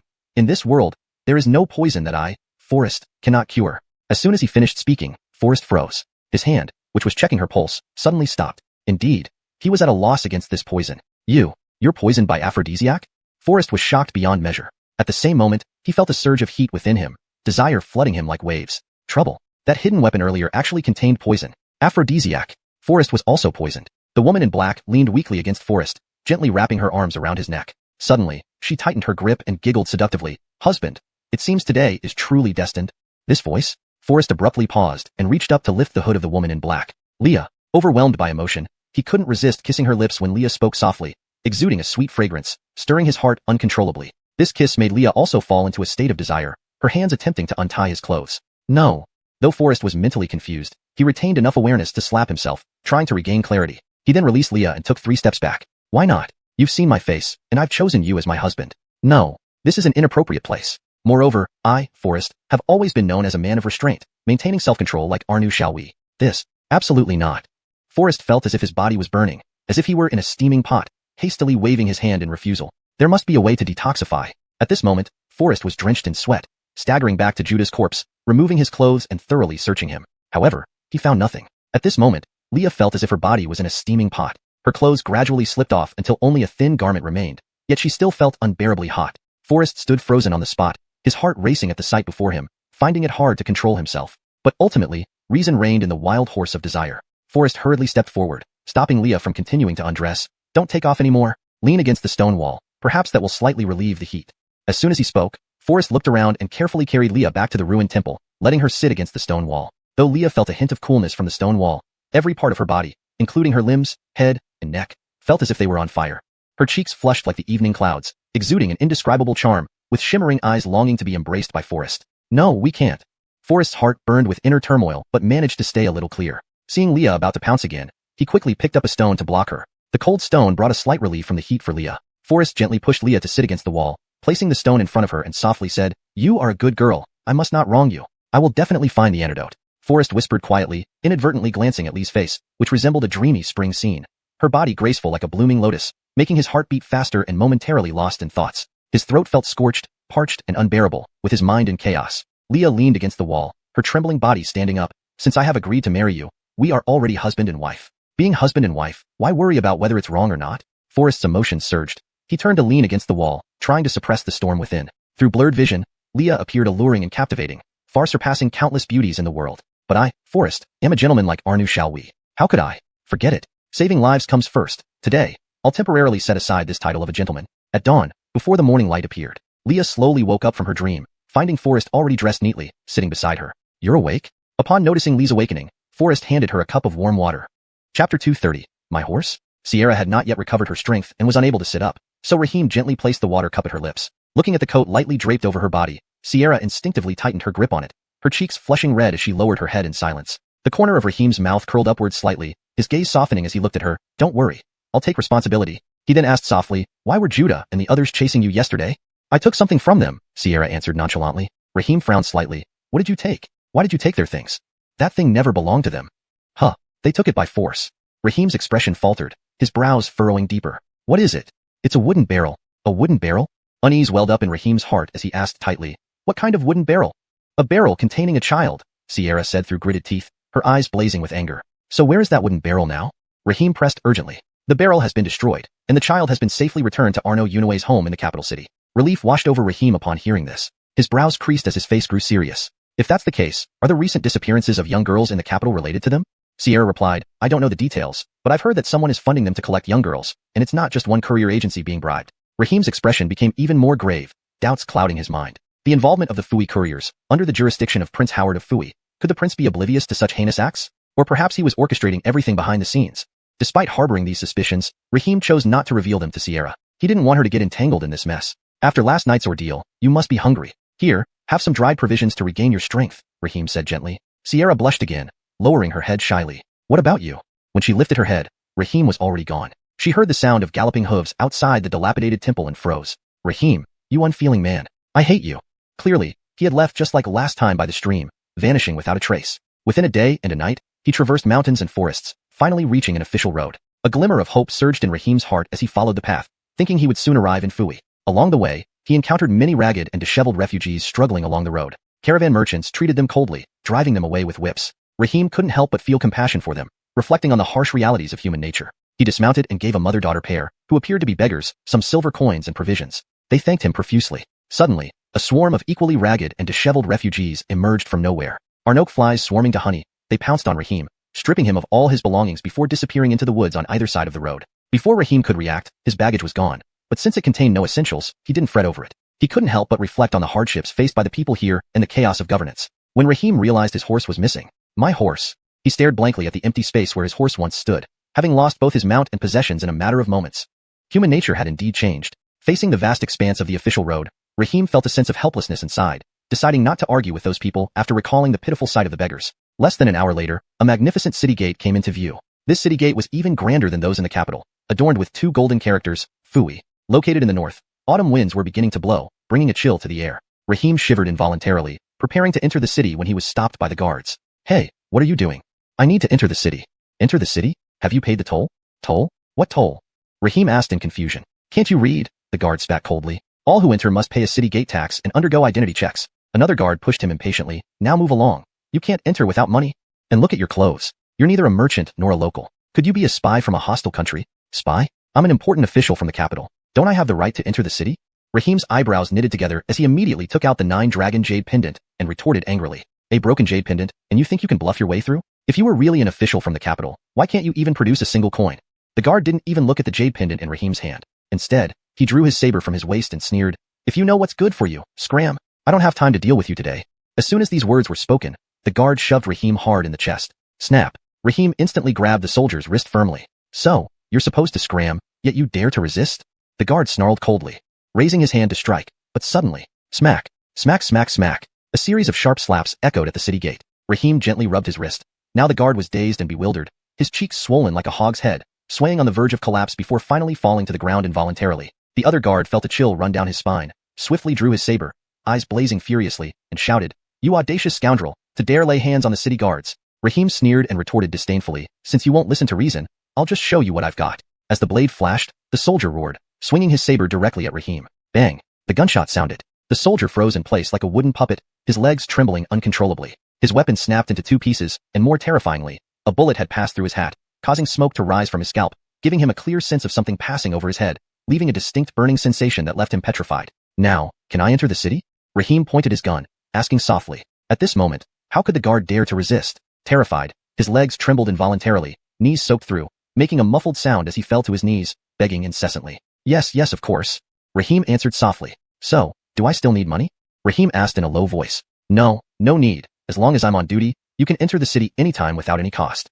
The guard's voice quivered. Raheem smirked disdainfully. They were just a bunch of bullies who bullied the weak and feared the strong. Afterwards, he put away his gun, dusted off the dirt on his clothes, and walked straight toward the city entrance. Chapter 231.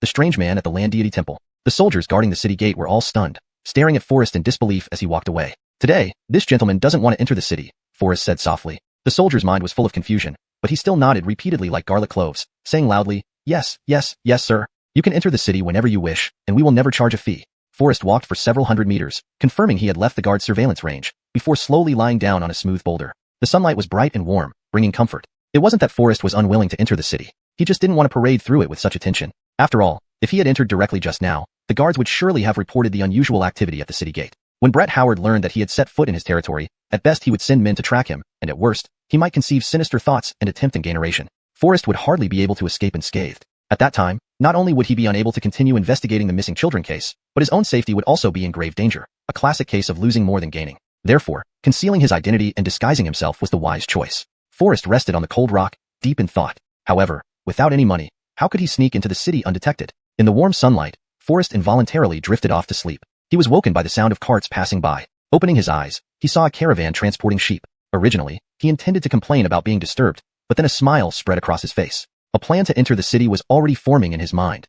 Forrest secretly rejoiced, and taking advantage of no one noticing, he nimbly climbed into the sheep cart. Despite the crowded space among the sheep, hiding his tracks meant that this discomfort was nothing to Forrest. The city's buildings were magnificent, with tall pavilions and luxurious restaurants, showcasing opulence. Yet the people on the streets wore simple hemp clothes, while dilapidated walls lined the corners, presenting a desolate scene. Throughout history, these corrupt places always favored superficial prosperity while ignoring the suffering of the common people. Walking down the street, everyone avoided Forrest as if fearing contact, their faces filled with disdain. He couldn't help but wonder if his handsome appearance had somehow become an ugly sight here. Looking down, he realized his clothes were now covered in spots and stains, and his hair was messy from wrangling with the sheep, covered in dirt. Now, Forrest resembled the beggars he had seen outside the city. Forrest couldn't help but laugh bitterly, thinking that this disguise was perfect after all. Fui City was vast, and being there for the first time, Forrest had no idea which direction to go. Wandering aimlessly, he entered a quiet alleyway, where laughter from children could be faintly heard from a courtyard within. Before he got close, the children noticed him and began throwing stones at him, as if wary of strangers. Strangely, all the children were girls,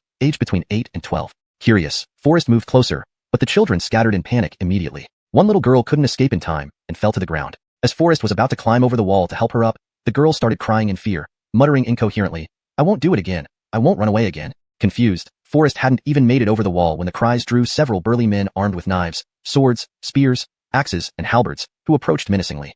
Unwilling to engage in conflict, Forrest glanced into the courtyard and quickly left this mysterious place. After wandering for what felt like an eternity, the shouts finally faded, and Forrest lifted his head. Before him stood a desolate and quiet land deity temple. He sighed and stepped inside. He had never endured such hardship. If it weren't for the search for the missing child, Forrest wouldn't have tolerated this. Suddenly, a figure appeared in the temple. "Who's there?" Forrest spun around to see a man dressed in coarse linen and barefoot, explaining why he hadn't heard any footsteps. The man was tall and rugged-looking, with a calm demeanor and sharp eyes. Except for a simple headband, he had no other adornments and looked even more destitute than Forrest. They sized each other up, both on high alert. "Who are you? Where do you come from?" the man asked coldly. Forrest, unsure of the man's identity or intentions, improvised, "I came into the city to look for relatives, but I lost my way and ended up here by mistake. Have you, by any chance, seen a girl of this height, with her hair in 2 buns and wearing a light floral vest?" Forrest meticulously described the attire of Anders's daughter on the day she went missing, asking softly. The man sneered, replying, I am no sir, nor have I seen the little girl you described. But these days, there have been more people like you coming to search for someone. Suddenly, he shifted the topic, probing, tell me, what skills do you possess? Forrest froze for a moment, unwilling to engage in further conversation. He merely chuckled lightly, I'm a rough man, knowing nothing and being good at nothing. The man, however, smiled gently and pressed, do you know how to wield a sword? Forrest dismissed it with a light laugh, of course. The other man said indifferently, follow me. He then pushed open the back door of the land deity temple and stepped into the courtyard. Forrest felt slightly puzzled, not understanding the man's intentions. With nowhere else to go at the moment, he could only follow him into the courtyard. The courtyard looked much like the outside world, desolate and barren. Surrounding it were tall walls covered with moss and dead vines, with a dried-up small pond in the center and a stone house standing on one side. The stone house had eaves curling upward, intricate carvings, and paintings on the beams, which must have been magnificent and grand in its prime. Now it was long abandoned and in ruins. The man, holding a wooden sword, walked out of the stone house and directly threw the sword to Forrest. He picked up a sturdy branch effortlessly for himself. Forrest caught the wooden sword, his eyes flashing with a hint of joy. The wooden sword had a deep color, and its weight was almost as heavy as a real sword. If his guess was correct, this wooden sword should be made from 1,000-year-old Pterocarpus indicus wood. In modern times, such a wooden sword would be incredibly valuable. Even in this era, its value could not be underestimated, enough to exchange for a considerable amount of silver. The man showed disdain for Forrest's joy, mocking, so confident? Show me your sword skills. Forrest paused, then smiled calmly, forget it. I'm worried I might hurt you. A trace of disdain flickered across the other man's eyes, and he sneered. If your sword can touch my clothes, this sword is yours. How about that? After hearing this, Forrest was taken aback, shaking his head with a smile, muttering to himself that this person was truly overconfident. Chapter 232. Only yielding when truth is drawn. With a calm smile, he said composedly, since you're so eager for a fight, then I'll oblige you. Suddenly, Forrest stepped forward with his body and sword as one. From 5 steps away from his opponent, he first feinted to the left, then swiftly slashed horizontally. Trouble. A sense of foreboding rose in Forrest's heart. This sword was too heavy and extremely hard. Accustomed to the light and flexible sword Alatia, Forrest now found this wooden sword awkward and hard to wield gracefully. Seeing this, the opponent did not move at all. He simply flipped his wrist lightly, and the branch in his hand accurately struck the tip of the wooden sword. Anyone familiar with the principle of levers would know that holding such a heavy sword made it difficult to maintain balance. With the added force from the opponent's blow on the tip, the imbalance became even more severe. His arm sank heavily, and the wooden sword plunged directly into the ground. Taking advantage of this, the opponent's branch shot out like a snake from its hole, aiming straight for Forrest's face. Forrest frowned and quickly retreated a step, picking up the wooden sword and gripping it tightly with both hands, slashing horizontally again. However, the opponent only slightly raised the corner of his mouth, standing firm, and sneered coldly. Is that all you've got? If you want to stand your ground in Fu-Yi, you might find yourself wanting in strength. Determined not to yield, Forrest thrust his sword again and launched another attack. However, perhaps due to not eating since yesterday, he felt utterly exhausted. The weight of the wooden sword made each move feel laborious. His attacks lacked their usual power and speed. The opponent skillfully deflected his sword strikes every time, and the casual use of the branch forced Forrest to retreat continuously. Even if the opponent was merely defending without attacking, Forrest couldn't find any openings. Enough, no more. Forrest put down the sword and panted. The opponent couldn't help but chuckle. So your swordsmanship relies purely on brute strength. But to ordinary people, your skills are indeed formidable. Forrest wasn't swayed. The hunger had sapped his strength, and he was used to handling a lightweight, flexible sword, which prevented him from displaying his full potential. Still, he didn't intend to explain much further. Indeed, there was no need. He casually returned the wooden sword, saying gently, I don't need this sword anyway. Now my stomach is empty. Do you have any food here? Consider it payment with silver. The opponent glanced over Forrest disdainfully, scoffing, buy with money? Do you even have any silver? Forrest was momentarily speechless before replying, I currently don't have any money, but I will repay you someday. Let's discuss it when you have the silver. The opponent's brow furrowed, and his tone turned cold. If you're capable, you can come and take it yourself. Hardly had he finished speaking when he immediately took an offensive stance, looking resolute. Fine, it's your words. Forrest responded quietly, I am a man of my word. Once I have the silver, I will pay you back. Right now, I can't bear the hunger. With that, Forrest intended to enter the stone house to see if there was any food. Hold it. Are you trying to steal? The opponent's face darkened, radiating killing intent, rebuking harshly. Before Forrest could explain, the opponent darted forward like an arrow, kicking fiercely towards Forrest's chest. Forrest hastily retreated, barely avoiding it. Afraid to fight, what kind of man are you? Immediately turning, he swung the wooden sword down. Though it was just a wooden sword, it hit the ground forcefully, shattering rocks and sending fragments flying. A chill ran through Forrest's heart, breaking out in a cold sweat. This blow clearly showed that the opponent possessed remarkable martial skills. I didn't mean to offend you, brother. There seems to be a misunderstanding. Forrest hurriedly clarified. However, the opponent wouldn't listen, determined to put Forrest to death, mocking, you don't even know how to use a sword and are a coward to boot. Forrest understood. His physical condition made him vulnerable to direct confrontation. But the opponent's swordplay was exceedingly sharp, forcing Forrest to adopt guerrilla tactics, evading the powerful attacks. Left thrust, right slash, though each strike was lethal, they all missed. This seemed to enrage the opponent even more. Why don't you counterattack, coward? The opponent demanded coldly. Forrest shook his head dismissively. I just don't want you to get hurt. Ha ha, what a joke. With your meager skills, dreaming of hurting me? You must be dreaming. The opponent sneered derisively. If you have the guts, go ahead. Beat me, and I'll call you Grandpa. Dark clouds gathered as twilight deepened. Such a peculiar request, asking for a beating, was something Forrest had never heard before. A hint of ridicule crept onto his lips. It was your request, I didn't force you. The opponent, with a sinister and confident smile on his face, agilely stepped forward. Despite holding a wooden sword, his strike was formidable, aiming directly at Forrest's vital points. At this moment, Forrest remained calm, his expression serene and composed, not moving a muscle. Bang! A thunderous sound echoed as the bullet whizzed out. With pinpoint accuracy, it struck the tip of the wooden sword. Instantly, the wooden sword shattered, and the bullet pierced through it like slicing through bamboo. The opponent froze in shock. He had never imagined such superior skill existed in the world. His eyebrows furrowed, and he hastily discarded the wooden sword. Lucky yet unfortunate. Lucky because the opponent reacted swiftly. If he hadn't dropped the sword in time, the bullet would have grazed his palm and exited through his back via his arm. In that case, his right arm would have been rendered useless. Unfortunate because despite his quick reaction, the bullet still grazed his shoulder, leaving a bloody mark, though it wasn't fatal. The man instantly felt weak, pressing his left hand tightly against his shoulder, bending his knee, and slowly kneeling before Forrest. What is this weapon? A handgun, Forrest answered calmly, but I doubt you can understand. Without pausing, he raised the gun, pointing the barrel at the man's head, and asked softly, You told me to act earlier. Now if I pull the trigger, can you withstand this deadly shot? Terror gripped the opponent, his body shaking uncontrollably, his face as pale as paper. Daring not to say another word, he immediately knelt down and kowtowed, pleading, Grandpa, spare my life. I was wrong. Just now, weren't you calling me a coward? No, I dare not. I'm a coward. The man was overwhelmed by fear, raising his hand to slap himself fiercely several times. At this moment, preserving his life was far more important than dignity or pride. Forrest had no intention of jochon further, so he put away the gun and asked, Then can you bring out the food you've hidden?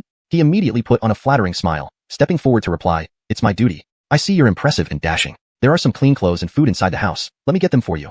Chapter 233 The Unfortunate One. After enjoying 2 steaming bowls of rice, Forrest felt rejuvenated and nodded contentedly. Rest assured, I'm not here to freeload. Once my matters are settled, I will surely repay the silver in full. Oh no need for that. As long as you're happy, please enjoy yourself.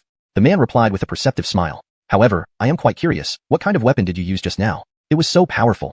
Forrest understood that explaining wouldn't help and casually responded, It's nothing much, just something like a bow and arrow, but I have a question for you.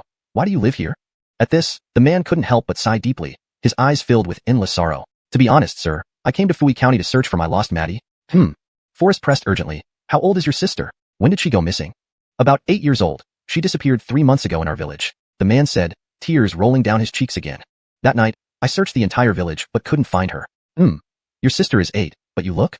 Forrest couldn't help but frown. Don't be misled by my disheveled appearance. I'm only 20 years old. The man wiped away his tears and explained, My name is Eamon, living in Shaba village. My Maddie Harmony is from my stepmother. Upon hearing this, Forrest finally understood the whole story. It turned out that when Eamon's sister Harmony was 6, their father passed away. The stepmother considered them a burden and ran off with all valuables from home with a fellow villager man. They were rumored to have gone to Fui County for a better life, but nobody knew for sure. In the past 2 years, Eamon had been supporting his sister while diligently practicing swordsmanship, aiming to protect her and also seek revenge on the man who took his stepmother.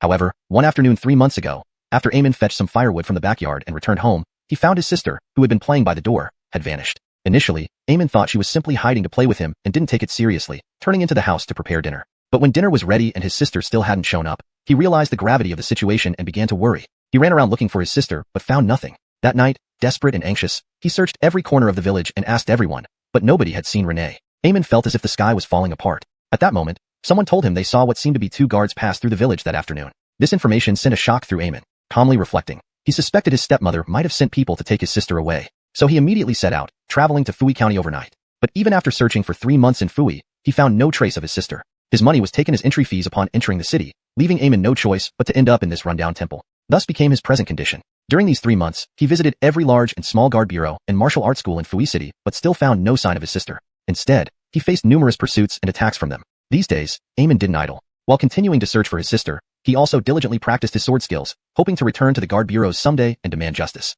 Based on the 3 months of searching, Eamon believed the renowned Mantion escort agency in Fui City might have taken his sister. Despite this belief, Eamon had visited the agency several times, but was always brutally beaten by the guards and thrown out. Hearing Eamon's story, Forrest couldn't help but frown, filled with sympathy. Why don't you seek help from the government? Forrest asked in confusion. Seeking help from the government? Believe me, I've tried. Eamon's eyes flashed with anger. The day after my sister went missing, I reported to the county office. The magistrate ignored me and accused me of causing trouble, giving me 80 lashes. After arriving in Fui, I immediately reported to the local authorities, But the corrupt official, seeing I had no money for bribes, had me lashed 80 times and expelled from the office. Eamon's eyes blazed with rage, teeth clenched, speaking with hatred. What good does it do to report to the government? They are just greedy officials who care only for money. When I gain the power, I will make sure to kill them. Eamon muttered to himself, biting his lips tightly. But for now, I mustn't make any mistakes. I must first find my sister. Forrest couldn't help but sigh deeply, his brows furrowing tightly. Clearly, this incident of a young girl going missing in Fui County was not the first time. 3 months have passed. Your sister might have already. Do not speak nonsense. My sister must still be alive. I have to find her. Eamon retorted loudly, emotionally agitated. Forrest understood his feelings and knew that Eamon couldn't accept such a reality, so he did not continue on this topic. As night fell, after several days of exhausting travel, Forrest went to bed early that night. The next day, Forrest didn't wake up until mid-afternoon. By then, Eamon had already left. As the night grew darker, Eamon returned with a serious expression, holding his treasured sword. Upon entering, he quickly shut the door and entered the stone house to busy himself with organizing things. Confused, Forrest asked quietly, what exactly happened? Eamon's eyebrows were knitted together as he replied solemnly, those people who have been tracking me, have finally arrived. No sooner had he spoken than he clutched at his chest and immediately spewed out a mouthful of blood. Seeing this, Forrest's face changed drastically as he anxiously inquired, what happened? You're injured? Who did this to you? Before he could finish speaking, a cacophony of noises erupted outside the temple, indicating over 100 people approaching. Eamon's expression turned grim as he said tensely, Sir Barrett, I know you are a man of righteousness and do not wish to drag you down to hell with me. There is a set of climbing tools here. I will go out later to divert their attention, and you should seize the opportunity to climb over the wall and escape. Exactly what happened? Who hurt you so badly?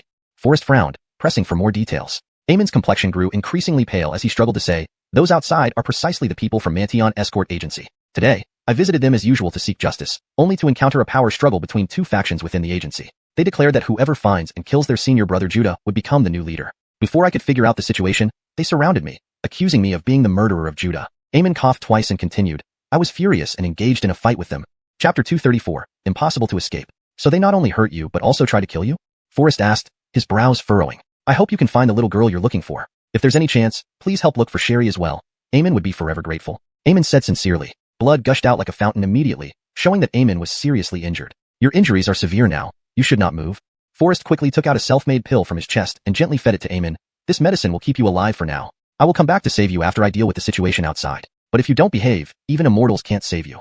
With that, Forrest turned and walked towards the door. In this conflict between the 2 parties, Eamon was merely a scapegoat. They did not care who actually killed Judah. Whoever they decided was the murderer, that person became the murderer. What they sought was not the truth or revenge, but a legitimate name. A reasonable pretext to inherit the Mantion Escort Agency smoothly. At this moment, numerous thugs from the Mantion Escort Agency had gathered outside the land temple. The square in front of the temple hadn't been this lively for many years. Boy, have you seen a man in black, heavily wounded, pass by here? The bodyguard Xuanhuan coldly interrogated. Forrest glanced at their black uniforms embroidered with the word Mantion on the chest and couldn't help but smile sarcastically. I haven't seen him, but perhaps I'll see more than one in a short while. Boy, stop babbling nonsense. Answer your senior honestly. Another bodyguard sternly reprimanded. What I'm saying isn't nonsense, it's just a prediction. A prediction of an outcome 10 minutes later. Forrest said casually, his eyebrows slightly raised. You're playing tricks. It seems you want to die sooner, the arrogant bodyguard roared. He turned around, drew his sword, and charged at Forrest. Today, I'll show you my strength. Forrest remained calm, with a hint of indifference in his smile, exuding a chilling aura. With a swift sidestep, he easily avoided the other's saber, then slapped the palm of his hand, sending the bodyguard flying several meters away like a broken kite. The bodyguard hit the ground hard, twitched a few times, and suddenly stopped breathing. The crowd was stunned, staring at Forrest as if facing a formidable enemy. Boy, how dare you harm our people from the Mantion Escort Agency? You're asking for death. Then another attacked Forrest fiercely, but the same scenario repeated itself. The man flew out after barely 2 moves, landing lifelessly. The 2 black-clad, heavily injured men you're looking for are now lying here. Forrest smiled calmly. The group realized belatedly that Forrest had been mocking them all along. Leader Xuanhuan frowned, sneering, Boy, do you think you can fight against hundreds of us? I never intended to fight you. But if you insist on destroying yourselves, I'll gladly give you a hand. Forrest laughed lightly, full of disdain. Not bad for talk. I'll teach you a lesson today. As soon as he finished speaking, 2 bodyguards launched a joint attack on Forrest. Clang! With a swift sidestep, Forrest struck back, causing excruciating pain in their wrists, making their swords fall. Forrest kicked up the sword, grabbed it, and swung it casually, effortlessly defeating the 2 attackers. Throughout the process, there wasn't a single scream. His sword technique was so fast that they didn't even have time to cry out. Xuanhuan was stunned, a flicker of shock crossing his eyes. Forrest brushed off the dust on his clothes, his gaze turning cold, as he waved his sword and demanded, Tell me where you've hidden those girls. Who ordered you to do this? Who are you? Xuanhuan asked coldly, panicking. Their actions were unknown to outsiders except their own people. Who I am doesn't matter. Just answer my questions truthfully. Forrest replied icily. Xuanhuan steadied himself, sneering, Young man, I don't know what you're talking about. We Mantion escort agency only conduct proper business. We won't hold today's events against you. A mind over the injured man in black, and we'll spare your life. Arno Xiuxian said sternly. Arno Xiuxian, are you out of your mind? This boy just injured 4 of our brothers, and you're going to let him go? Amias shouted angrily. You are so weak and incapable. Even if you catch the murderer, you are not fit to be the head of Mantion escort agency. Amias's tone was cold and scornful as he continued. The position of master in Mantion escort agency belongs to none other than me. I will never forgive anyone who dares to harm people from Mantion escort agency. As soon as he finished speaking, most of the people on the scene were filled with passion, raising torches and cheering in response. Only Arno Xiuxian frowned deeply, looking solemn. Since Judah's passing, the escort agency had naturally divided into 2 factions internally. Most people leaned toward letting Master Arno Xiuxian take over as the new master, seeking vengeance for Judah and leading the agency to a new vitality. The smaller faction favored Amias, who had a more ruthless temperament, hoping he would continue the less-known illegal transactions for substantial profits. Thus, the 2 factions argued endlessly, finally deciding that whoever could avenge Judah would become the new master. Seeing the 2 men unable to reach an agreement, Forrest felt annoyed and interrupted. I don't want to know about your family affairs. However, the questions I raised remain unanswered. After you meet your end, I will naturally tell you the answer, Amias said with a cunning smile flashing in his eyes and a cruel tone. Within 3 moves, I'll make you lie dead here. No sooner had he spoken than Amias rolled up his sleeves and took the broad saber handed to him by a subordinate. An arrogant look of invincibility spread across his face as he approached Forrest, his footsteps firm and his killing intent unmistakable. The subordinates couldn't help but laugh mockingly. Boy, I advise you to kneel and beg for mercy now. That's right. There's never been a survivor under Zhou brothers' soul-seizing saber. If you're smart, kneel and beg for mercy quickly. Maybe you'll have a complete body left. Ha ha ha, it's truly fortunate to witness Zhou brother drawing his saber today. For a moment, everyone laughed boisterously, all eagerly anticipating the sight of Forrest splattered in blood. This young man is quite handsome. It's a pity he's about to meet his end. A voice as sharp as a woman's cooed, almost pouting in a petulant tone. Chapter 235. You chose your own doom. Huh. Everyone suddenly froze, their gazes shifting toward him in unison. That man merely sneered, a faint anger lingering in his tone. Why look at me like that? Everyone appreciates beauty. Without exception, everyone present felt a chill run down their spines, covered in goosebumps. Since you've decided to fight, then give it your all. Don't try to justify yourself in front of the young brother if you lose, saying you didn't go all out. Forrest replied with a disdainful sneer. He had seen too many people putting on such airs. Hey, this kid still dares to be arrogant. Big brother Zhou, you must teach him a lesson. The subordinates began to stir up the crowd. Amias instantly appeared overconfident, coldly responding, Kid, do you have any last words? Last words? Save them for yourself. Forrest shook his head and smiled. You only have 3 seconds left to say goodbye. Kid, you're choosing this path by refusing my offer of peace. Blame not my ruthlessness. Even if you possess the skills to move heaven and earth or a body as strong as iron, you won't escape my blade. Amias said angrily. My soul-seizing saber isn't just for show. As he spoke, Amias's figure suddenly soared into the air, his large saber moving like a tiger descending from the mountains, complemented by his formidable 100-pound physique. The sweep of this saber cut through the air with unparalleled ferocity. Forrest stood firm as a pine tree, his brows knitted, already formulating a plan in his mind. However, in this split second, the originally fierce saber suddenly became unpredictable and elusive. Forrest was dazzled, trying to evade but struggling to decide which direction to go. Only when the saber's lethal aura approached did it confirm its attack direction, heading straight for Forrest's chest. With this strike, Amias clearly poured all his strength and martial arts essence into it. Such saber techniques were rarely seen, and most opponents who faced this move in the martial world had met their end. Forrest furrowed his brows involuntarily, the pressure mounting within him. This unpredictable technique, which he initially thought he could easily avoid, now seemed exceptionally difficult. If it was difficult, there was no need to tangle with Amias further. Simple and direct was the way to go. After all, time was precious, Forrest thought. He turned and drew his gun swiftly. A gunshot echoed, followed by a scream. All present saw Amias lying sprawled on the ground, limbs splayed out in a cross. The soul-seizing saber fell beside him. He groaned in pain twice, blood gushing from his mouth like a fountain, trembling voice breaking off mid-sentence. You? Before falling silent. What just happened? Everyone stared in shock, none comprehending what truly transpired. When exactly did Forrest act, and what technique did he use? None could explain, but Forrest remained unmoved, calmly stating, I already warned you. Unfortunately, you wouldn't listen. AI, it's your own doing. What can I do about it? But Amias would never have the chance to respond to Forrest's words. Nearly 100 people on site stood frozen, their gazes shifting toward Arno Xiuxian. Arno Xiuxian also frowned deeply, unable to discern what technique Forrest used. Big brother Arno, as the senior disciple of the escort agency, will you let big brother Zhou die at this person's hands without doing anything? Cried the subordinates, tears streaming down their faces. At this moment, Arno Xiuxian found himself in an awkward position, trapped between a rock and a hard place. If he didn't avenge Amias today, his subordinates would not respect him. However, he lacked confidence in defeating Forrest, and Amias's death was actually beneficial to him. He had no intention of avenging him. Brothers, don't forget our main task today. Our goal is to capture the black-clothed killer responsible for the murder of the troop leader, not to waste time here with some unrelated person. Arno Xiuxian responded icily. I don't think this kid knows where the black-clothed person went. Let's not bother with him today. Let's go. Huh. Everyone froze once more. But, big brother Arno, should we let this matter slide so easily? Did Big Brother Zhou sacrifice himself for nothing? Amias has passed away, and the current troop leader is me. I said I won't pursue this matter further, and that ends the discussion. Can't you understand that? Arno Xixia roared coldly. Arno Xixia maintained his composure, preparing to leave. But to leave? Easier said than done. Forrest laughed coldly. Leaving so soon? You haven't answered my questions yet. Kid, some things are better left unasked. Arno Xixia replied coldly. Don't think I'm afraid of you. I'm just letting you off for now. Don't forget, you're alone. While we have nearly 100 people, one-on-one against a crowd, you stand no chance. With that, Arno Xixia immediately turned to leave. How could Forrest let him escape so easily? He raised the gun in his hand and reminded in a cold tone, I'll give you one last chance. You still haven't answered my questions. Kid, don't be too arrogant. An underling beside him shouted coldly. They stood at the back of the group and had not witnessed how Forrest dealt with Amias. People are always full of confidence and contradictions. For things unseen, it's hard to believe, yet they often carry blind courage and arrogance. Forrest had no intention to waste words on these irrelevant individuals. A cold smile crossed his lips, then he pulled the trigger without hesitation. The gunshot rang out, and the previously verbose young man was now silent. What happened? Instantly, the surrounding crowd was stunned. They hadn't seen any weapons or even noticed when Forrest made his move, yet someone fell straight to the ground next to them. Apart from a blood hole on his forehead, there were no other wounds. Monster. It's really a monster. Are you human or ghost? Everyone discarded their torches and fled in all directions, their speed as if to break the record for a 100-meter sprint. In the blink of an eye, the original crowd of over 100 was now reduced to Arno Xixia and a few dozen men whose legs trembled and couldn't run. A man shook with fear and tearfully begged, Sir, great immortal, please spare our lives. Forrest smiled faintly and replied, I'm no immortal, and don't call me sir. You only need to honestly answer my questions. We will definitely answer. No matter what you ask, we will tell the truth without hiding anything, everyone hurriedly assured. Forrest's face darkened, and he asked coldly, Tell me, who instructed you to capture those young girls? It's Lord Braden. Arno Xixia answered without hesitation, kneeling and looking up. Braden? Who is he? Chapter 236. The Shanthor Donla? Sir, you don't recognize Lord Braden? Aren't you from Fui City? Arno Xixia asked in confusion. Forrest slowly pulled the hammer of his pistol, his voice cold. You talk too much.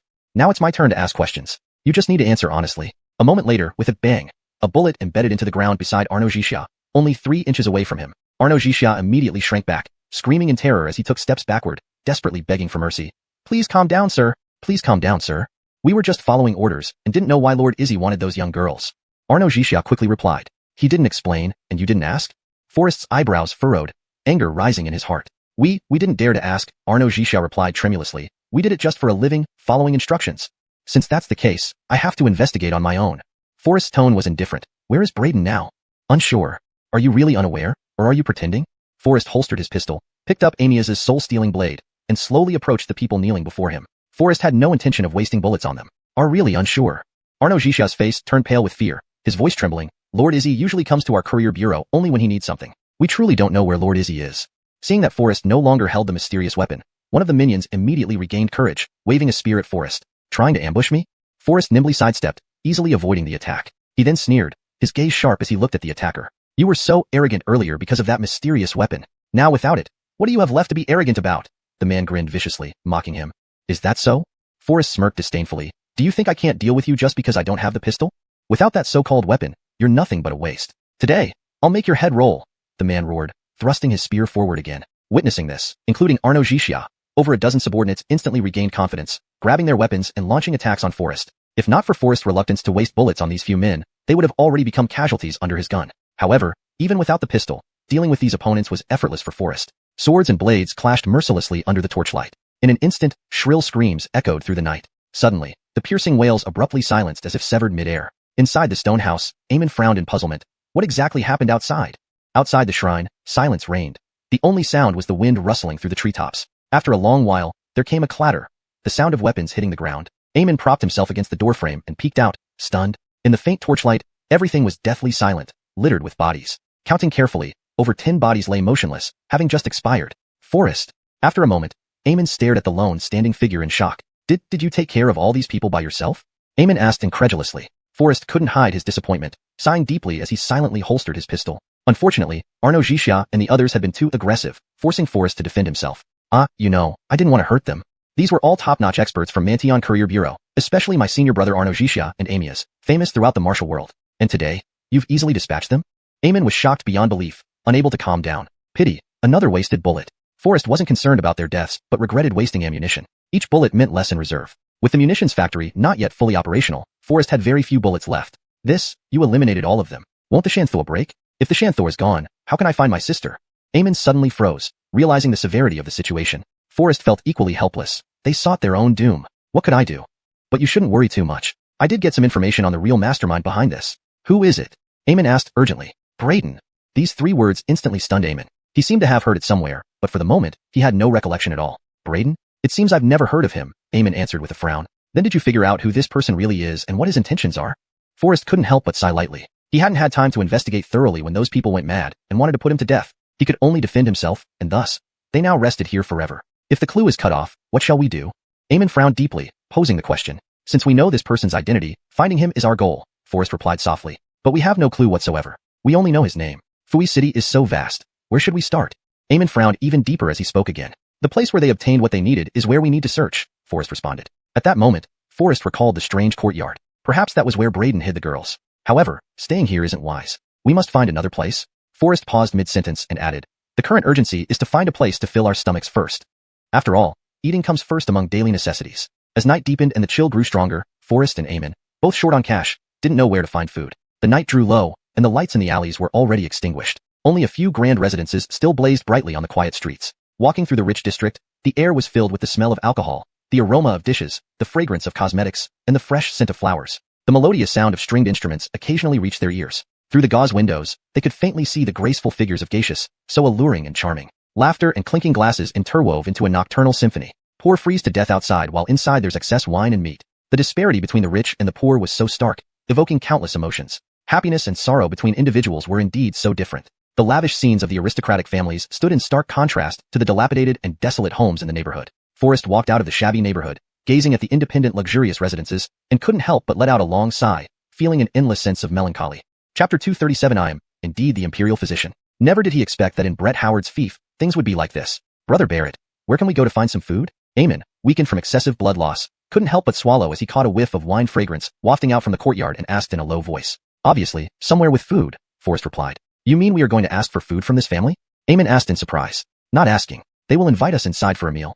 Eamon was taken aback, looking at Forrest in confusion. Forrest merely smiled faintly and proceeded straight towards a nearby large courtyard. This made Eamon even more bewildered. The house had weak candlelight, leaves piled up in front of it, indicating it had been neglected for quite some time. With the autumn wind sweeping by, the falling leaves added to the desolate atmosphere. Near the courtyard, faint sobs could be heard. Eamon was full of doubts. Would they really invite us inside for a meal?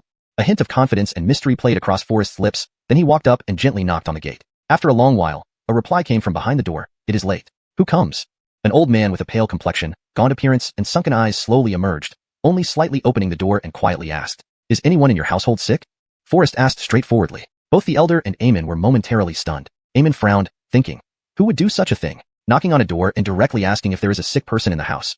Wouldn't that get him beaten? The elder hesitated, showing astonishment in his expression. After examining Forrest carefully, he coldly retorted, Where do you come from, madman? Be off. Eamon sighed repeatedly. Who does that make sense? Asking right away if someone is ill upon first meeting. Unfazed, Forrest continued, I am an imperial physician. Might I come in to examine the patient? Imperial physician? The elder furrowed his brows, hesitating before waving them away. What a liar! Claiming to be an imperial physician. If you are one, then I'm the emperor. Go to sieve somewhere else. Leave immediately, or I'll call for help. Eamon blushed, thinking if this method works, then his name would have to be written backwards from now on. Unable to endure the awkwardness, Eamon tugged lightly at Forrest's sleeve, whispering, Brother Barrett, pushing so hard may not end well. We'd better leave. Forrest remained calm, smiling lightly and shaking his head. Now you refuse my offer. Don't beg me later to come in. With a loud bang, the elder slammed the door, muttering curses. This world has gone mad. How dare someone impersonate an imperial physician to cheat? Inside, a graceful woman was kneeling on soft cushions before a statue of Guanyin on a low table. Her face was pale, her brow deeply furrowed with worry, fingers softly moving prayer beads while chanting silently. Beside her, on a bed, lay a beautiful girl of about 12 or 13, also pale and unconscious. Duncan saw the steward Arno return and asked softly, Who knocked on the door just now? They were just 2 arrogant men claiming to be imperial physicians. Clearly scammers. I chased them away, Arno replied. Duncan sighed heavily, appearing bleak, his bitter expression deepening. Upon hearing imperial physician, the young wife's face changed abruptly, stopping her chanting and rushing outside anxiously. Husband, where is the imperial physician you mentioned? The frail lady trembled violently from excitement, unable to stand steadily like a reed swaying in the wind. Steward Arno and Duncan hurried to support her. Madam, he's just a scammer, Duncan sighed, trying to soothe her. The lady exclaimed emotionally, I don't care if he's a scammer. As long as there's hope to save my daughter, I must try everything. Madam, please calm down to avoid hurting yourself, Steward Arno urged. He looks too shabby to be a real imperial physician. He might have just heard about Miss Illness and took the chance to scam us. Regardless, quickly, please bring him here. The lady begged tearfully. Madam, The doctor already explained Pearl's condition clearly, perhaps? Duncan choked up, then sighed. We must face reality. No, this can never be possible. Abrielle wouldn't leave us like this. The young wife broke down into tears. Perhaps the one outside is a heavenly physician who can save Abrielle. Without trying, how would we know the outcome? Perhaps he can really save Abrielle? The young wife's tears streamed down her face, her sorrow unmistakable. Although Duncan was unwilling to give up, it had been 3 days already, and they had tried every method that might save his daughter Abrielle's life. They had been repeatedly deceived by those charlatans who proclaimed themselves as divine doctors. Each deception brought only deeper despair. The loss of money was secondary. Whenever Duncan thought he had grasped a glimmer of hope, it always turned out to be another scam. Duncan once held great hopes, seizing every opportunity, but now he felt utterly hopeless. Just as he was about to refuse, the young wife's eyes showed a pleading light, begging, Master, believe in them one more time. What if it's true? What if it's a real imperial physician? Duncan hesitated, then sighed heavily, finally gritting his teeth and agreeing. Lao Arno, quickly welcome the 2 men outside in, Duncan said with a heavy sigh.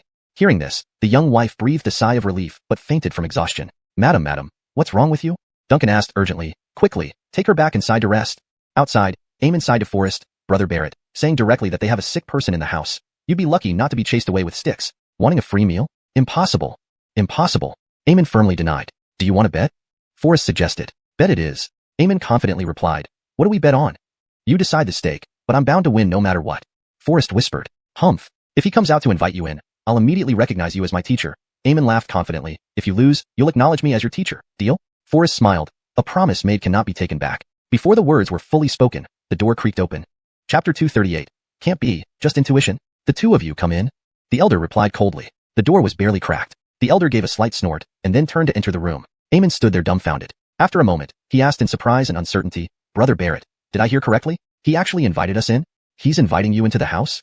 Eamon opened his eyes wide and asked again for confirmation. Forrest merely smiled faintly, showing no significant disturbance on his face. Let's go, my good apprentice. Eamon responded with a nod, revealing a simple and foolish smile as he came back to his senses. Scratching his head, he looked at the elder with utmost respect, stepped forward quickly, and fully opened the door. He respectfully stood by the door, waiting for Forrest to enter first. Inside the room, not far from a dim tree, the elder stood waiting, his troubled face etched with undisguised disdain and contempt towards Forrest and Eamon. Hey sir, who in this residence is unwell? Eamon called out loudly. Forrest promptly hushed him. Apprentice, do not be impolite. The elder frowned slightly, gave a cold snort, but remained silent, continuing to walk forward. His attitude seemed to indicate that he didn't wish to acknowledge Forrest and Eamon, merely guiding them perfunctorily and reluctantly. Forrest did not get angry, knowing well that the unexpected visit would naturally provoke such an attitude from the host. For him, having a full meal was enough. Ah, why are you old people so arrogant? Eamon's face flushed with anger, accusing the old man, clenching his fists tightly. However, Forrest silenced him with just a glance, making Eamon lower his head and step back half a pace, following closely behind Forrest. After hesitating for a moment, Eamon couldn't hold back his curiosity and asked, Brother Barrett, how did you know someone here was sick? Why didn't you choose the neighboring household that's brightly lit and seems more affluent and lively? Eamon continued questioning. Wouldn't they have more sumptuous food? No one there is sick. Forrest answered succinctly. Eamon became even more perplexed, frowning as he interrogated excitedly. Then how did you know this family has someone sick? Wanna learn? Forrest smiled slightly. Yeah. Eamon nodded eagerly. Intuition. Eamon froze, looking at Forrest in confusion, bewildered. Intuition? How can I learn that? Forrest wasn't a god. On the way out from the temple, he simply wanted to find a place to fill his stomach. After all, Forrest could endure anything except an empty stomach. However, the ruins along the way depicted the desolation of the slums, turning towards the wealthy district where skyscrapers stood towering and majestic, as if entering another dimension, evoking endless sighs from Forrest. The prosperous Fui city was, in reality, merely a paradise for the rich. Rich men feast while the poor freeze. This scene became ever more evident. Forrest's gaze lingered over the luxurious residences filled with revelry and bright lights, his heart stirred by the idea of partaking in their feasts. But at that moment, he suddenly noticed the adjacent courtyard, somewhat lonely and cold. A strong medicinal aroma permeated the courtyard, with fallen leaves piled up and unattended, only sparse lights flickering in the towering buildings. Forrest couldn't help but frown, knowing instinctively that this house concealed untold stories, and a sorrowful one at that. Thus, he abandoned the temptation of luxurious meals and entered the courtyard. At this point, an elderly man in plain clothes approached. The butler, old Arno, hurried ahead and whispered, Lord Izzy, I've brought them. Duncan sighed, waving his hand casually, walking towards Forrest and Eamon. I don't care how you found out someone here is unwell, but let me make it clear, if you're trying to use this cheap trick to get free meals, forget it. Duncan's face was lined with fatigue and anger. I've seen too many fortune tellers like you. If it weren't for my wife's insistence, I'd never have let you in. Perhaps your daughter's condition is severe. Forrest was unfazed, instead smiling confidently and responding softly. I suspect she has been bedridden for 3 days without eating or drinking. Upon hearing this, Duncan froze on the spot, staring at Forrest in disbelief. How do you know? Forrest simply smiled, not providing an answer. Duncan stood there, stunned, pondering inwardly. Could he really be a divine doctor, able to foresee the future? After all, since his daughter Abrielle returned home, he had never confided her illness to anyone. Sir, what's wrong? Butcher old Arno saw Duncan's unusual expression and hurriedly came over to inquire with concern. Old Arno, this person might truly be a divine doctor with remarkable skills. He actually knows about Abrielle's serious condition, and I've never revealed these details to him. Old Arno couldn't help but be startled, looking at Forrest and Eamon's retreating figures in disbelief. However, seeing Forrest's disheveled appearance, old Arno shook his head. He doubted Forrest's ability to foresee the future. Master, what's so-called divine doctor? To me, he's just a fraudster. If he really had extraordinary medical skills, how could he end up like this? Old Arno said disdainfully. First, he claims to be an imperial physician, and now he's acting mysterious. They don't look like upright people. He is likely no different from those previous charlatans. Walking ahead, Eamon also felt confused. He stared blankly at Forrest, lips slightly parted, wanting to say something but remaining silent. Forrest smiled slightly, having already seen through Eamon's thoughts. He asked softly, no need to hide it. Are you curious about how I knew it was his daughter who was bedridden? Eamon's eyes widened, nodding continuously. Intuition. Forrest replied with a hint of mystery. Eamon instantly looked dejected, frowning slightly, and pleaded softly, Brother Barrett, please stop being so mysterious. Can you explain in detail what you mean by intuition? Seeing Eamon's sincere and eager expression, Forrest chuckled and answered, in short, it's just reading between the lines. Having said that, he continued walking into the inner room. Eamon was momentarily stunned, standing there in a daze. Clearly, with his level of wisdom, he couldn't notice the subtle details that Forrest had observed. Night fell, yet the spacious courtyard remained unlit. Though the autumn wind was strong, it failed to dispel the heavy sorrow and eerie atmosphere. The entire courtyard was eerily silent. To be precise, the entire residence was enveloped in silence. No one walked around. Everyone seemed to fear that ghosts from the netherworld were hiding in the dark corners, waiting to snatch away human souls. Chapter 239. What? Powerless. In late autumn, most of the leaves in the courtyard had fallen, leaving only lonely withered branches swaying in the wind. Even the busy autumn insects felt that suffocating sorrow and ceased their low hum. Duncan's beloved daughter lay peacefully in a small pavilion at the back of the yard on a bed intricately carved from wangwali wood. She lay still, and Duncan strictly prohibited anyone from approaching this room. Stepping into this chamber, Duncan lost control of his emotions, kneeling beside the bed uncontrollably, tears streaming down his face, his heart heavy. Hearing news of another divine doctor arriving, and that this time it was an imperial physician from the palace, the physicians who had previously treated Izzy Abrielle at Duncan's residence hurried over from the guest rooms. They all wondered if they would witness whether this new imperial physician truly possessed miraculous healing powers. Forrest glanced at Izzy Abrielle lying on the bed, then shifted his gaze to the butler Lao Arno behind him and whispered, I'm hungry. Prepare some food first. The elderly butler Lao Arno, with his face etched by the marks of time, instantly showed displeasure. Humph. You haven't even taken Mrs. Pulse yet, and you're talking about eating first? This doesn't seem quite right. The sarcastic implication clearly pointed out that Forrest was a deceitful fraud. Oh my, we thought the self-proclaimed imperial physician would be someone extraordinary, but it turns out to be just a ragged wanderer, one of the physicians sneered. Indeed, if you want to beg, just say so. Why go through this farce? Another joined in, laughing mockingly. Nowadays, anyone can claim to be a divine doctor. Even the four renowned doctors Caleb, Ivor, Ewan, and Arno and Fui couldn't cure the illness. How can a wandering shaman like you achieve a miraculous recovery? Aren't we wasting our lives? Yet another added scornfully. You come here doing nothing and expect to feast and drink? There is no such easy thing in the world. Several doctors ridiculed him one after another. Even Caesar could not stand listening any longer, clenching his fists. Forrest smiled indifferently. To heal the world, I need to fill my stomach first. Without having eaten all day, naturally, I am powerless to diagnose. Ridiculous. I see you as nothing more than a scammer trying to eat and drink for free. Dr. Caleb stroked his goatee and rebuked sharply. Without a full meal, I cannot practice medicine. Forrest remained unperturbed. Dr. Ivor, enraged, shook his fat head like a drum, laughing arrogantly. Boy, do you think this is somewhere you can enter and leave freely? I'm telling you, don't even think about eating. If you can't explain the root cause of Zola's illness today, you won't leave safely. Caesar finally couldn't hold back and said coldly, what kind of bandit logic is this? You want to take action just because the diagnosis isn't clear? Yes. Dr. Ewan snorted coldly, retorting, we've seen too many frauds like you. He bowed respectfully, clasping his hands together, showing great respect towards Duncan. Sir Izzy, if we don't punish these quacks severely, they will never repent. Indeed, such people must be taught a lesson to accumulate good karma for Zola and hasten her recovery, the crowd echoed passionately. Forrest sighed helplessly, a bitter smile playing on his lips. He thought inwardly, no wonder Zola's condition hadn't improved with these four arrogant doctors around. All right, everyone, stop discussing. Abrielle needs peace. A stern voice interrupted. Cleo, exhausted and weary, her complexion pale and haggard, slowly entered the room supported by her nursemaid. Her eyes immediately met her daughter lying quietly on the bed, and tears welled up like a fountain. Emotionally overwhelmed, she felt weak in her legs, revealing profound grief and pain, breaking down into sobs. Seeing this, Duncan quickly wiped away his tears, rushing forward to support and comfort her. However, Cleo was already consumed by waves of grief, unable to pull herself together. Lady, please take care of yourself. Duncan whispered in consolation. Cleo curled up next to the bed, burying her face in her arms. Her handkerchief was drenched with tears. Suddenly, she lifted her head, her ashen face revealing lifeless, bloodshot eyes, looking at the few doctors pleadingly. I know you are all highly skilled doctors in Fui. Could you reconsider how to save my daughter? As long as you can save my daughter, I'm willing to pay any amount of silver. Her choked sobs were filled with endless pleas, while the 4 doctors before her seemed at a loss. Lady, Mrs. Condition is extremely rare. It seems there is no hope for recovery. Dr. Arno sighed heavily, his voice low. What? No hope for recovery? Hearing this, Cleo's eyes widened suddenly. She gasped for breath and fainted on the spot. Lady, Duncan hurriedly called out, his heart filled with panic. For renowned doctors, please save the lady. The others were shocked, their faces turning deathly pale. Under the dim light, everyone's faces seemed even paler. They looked at each other, full of worry, yet none dared to step forward to examine her. Old Arno, you go check what's wrong with the lady. Doctors Caleb, Ivor, and Yuan pushed the most honest among them. Arno Qingdan, forward without hesitation. With no choice, Arno Qingdan walked up and carefully felt Cleo's pulse. Suddenly, his face turned as white as paper. In shock, he fell to the ground, sitting on his bottom. What's the situation? What happened to my wife? Duncan felt an intense sense of foreboding rising within him. His voice carried a hint of anger. Dr. Arno's body trembled uncontrollably. Lady, she is gone. It was like a bolt from the blue. Duncan froze on the spot, his expression blank. Everyone in the room was stunned into silence. An eerie stillness filled the room. No, this can't be true. Duncan tried to suppress his grief. He couldn't accept this cruel reality and refused to believe it. Dr. Caleb, Dr. Ivor, you also come over and take a look.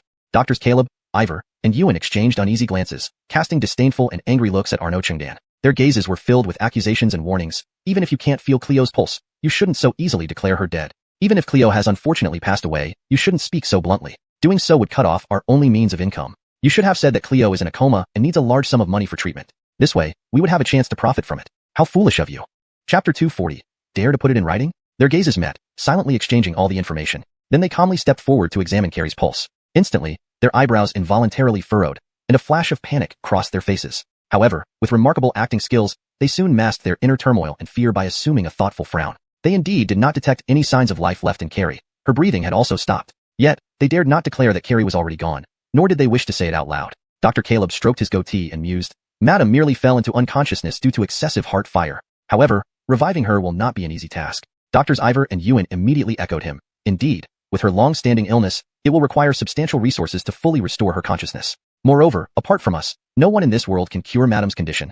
Dr. Ivor shook his chubby face, emphasizing the point. Duncan was already frightened witless and didn't have time to think about anything else. He hurriedly nodded in agreement. I beg you, save my wife. No matter how much it costs, I am willing to pay. Doctors Caleb, Ivor, and Yuan exchanged glances and smiled, surprised at how easily Duncan was convinced. They took advantage of the situation, saying, 1 million taels. Just 1 million taels, and we can save Madam. Oh, 1 million taels. Duncan was indeed wealthy, but in recent days, searching for his beloved daughter and inviting these 4 renowned doctors had already cost him a fortune. Facing the immediate need to gather 1 million taels, he couldn't help but hesitate and feel conflicted. Seeing Duncan's hesitation, the 3 messengers' expressions turned cold, questioning sternly, do you think Madam's life isn't worth 1 million taels?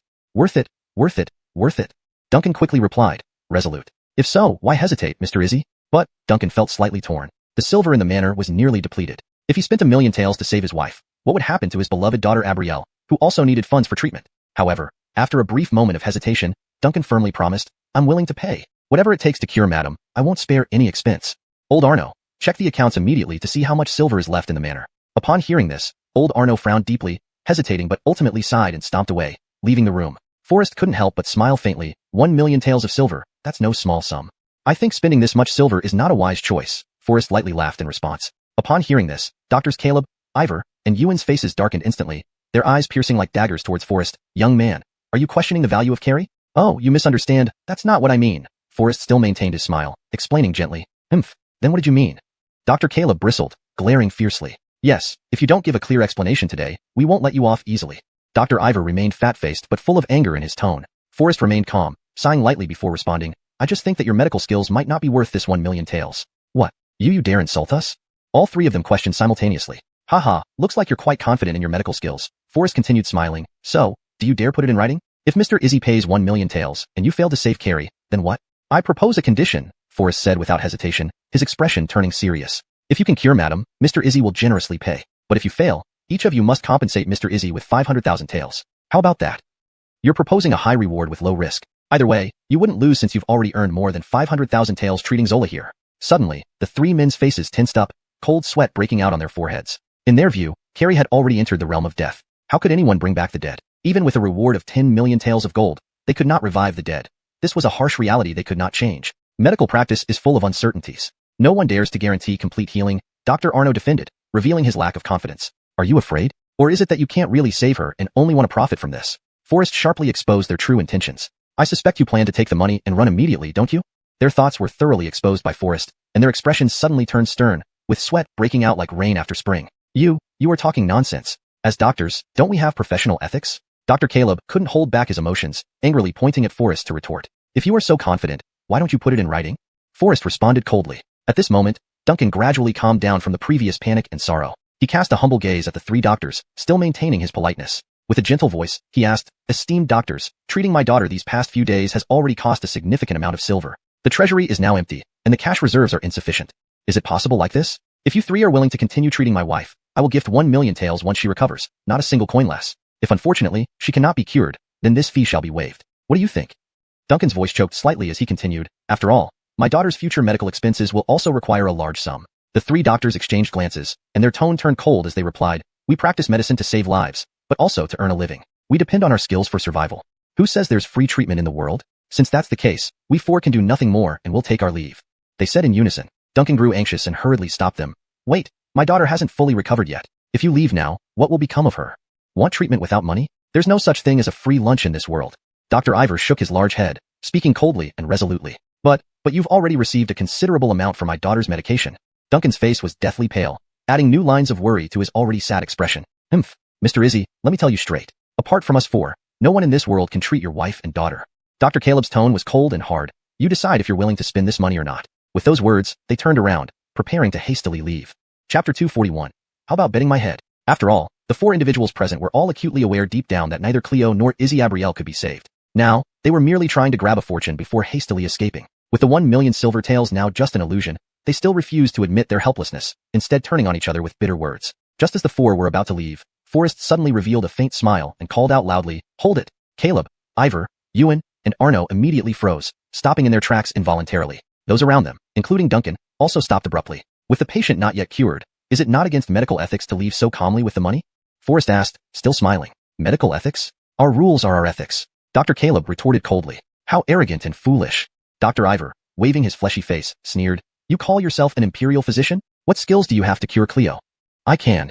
Forrest responded decisively. Instantly, all four were stunned, eyes widening in shock as they turned to look at Forrest. In the next moment, a loud, unrestrained laughter echoed through the room, filled with unbridled arrogance. "Ha ha ha, truly absurd. You dare claim you can cure Cleo?"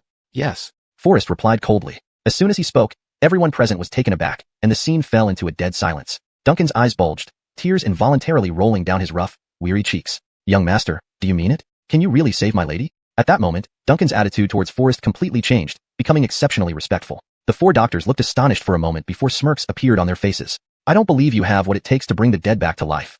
Dr. Arno mocked. Bring the dead back to life? Duncan was momentarily stunned. Weren't those three doctors just saying that Cleo could be saved?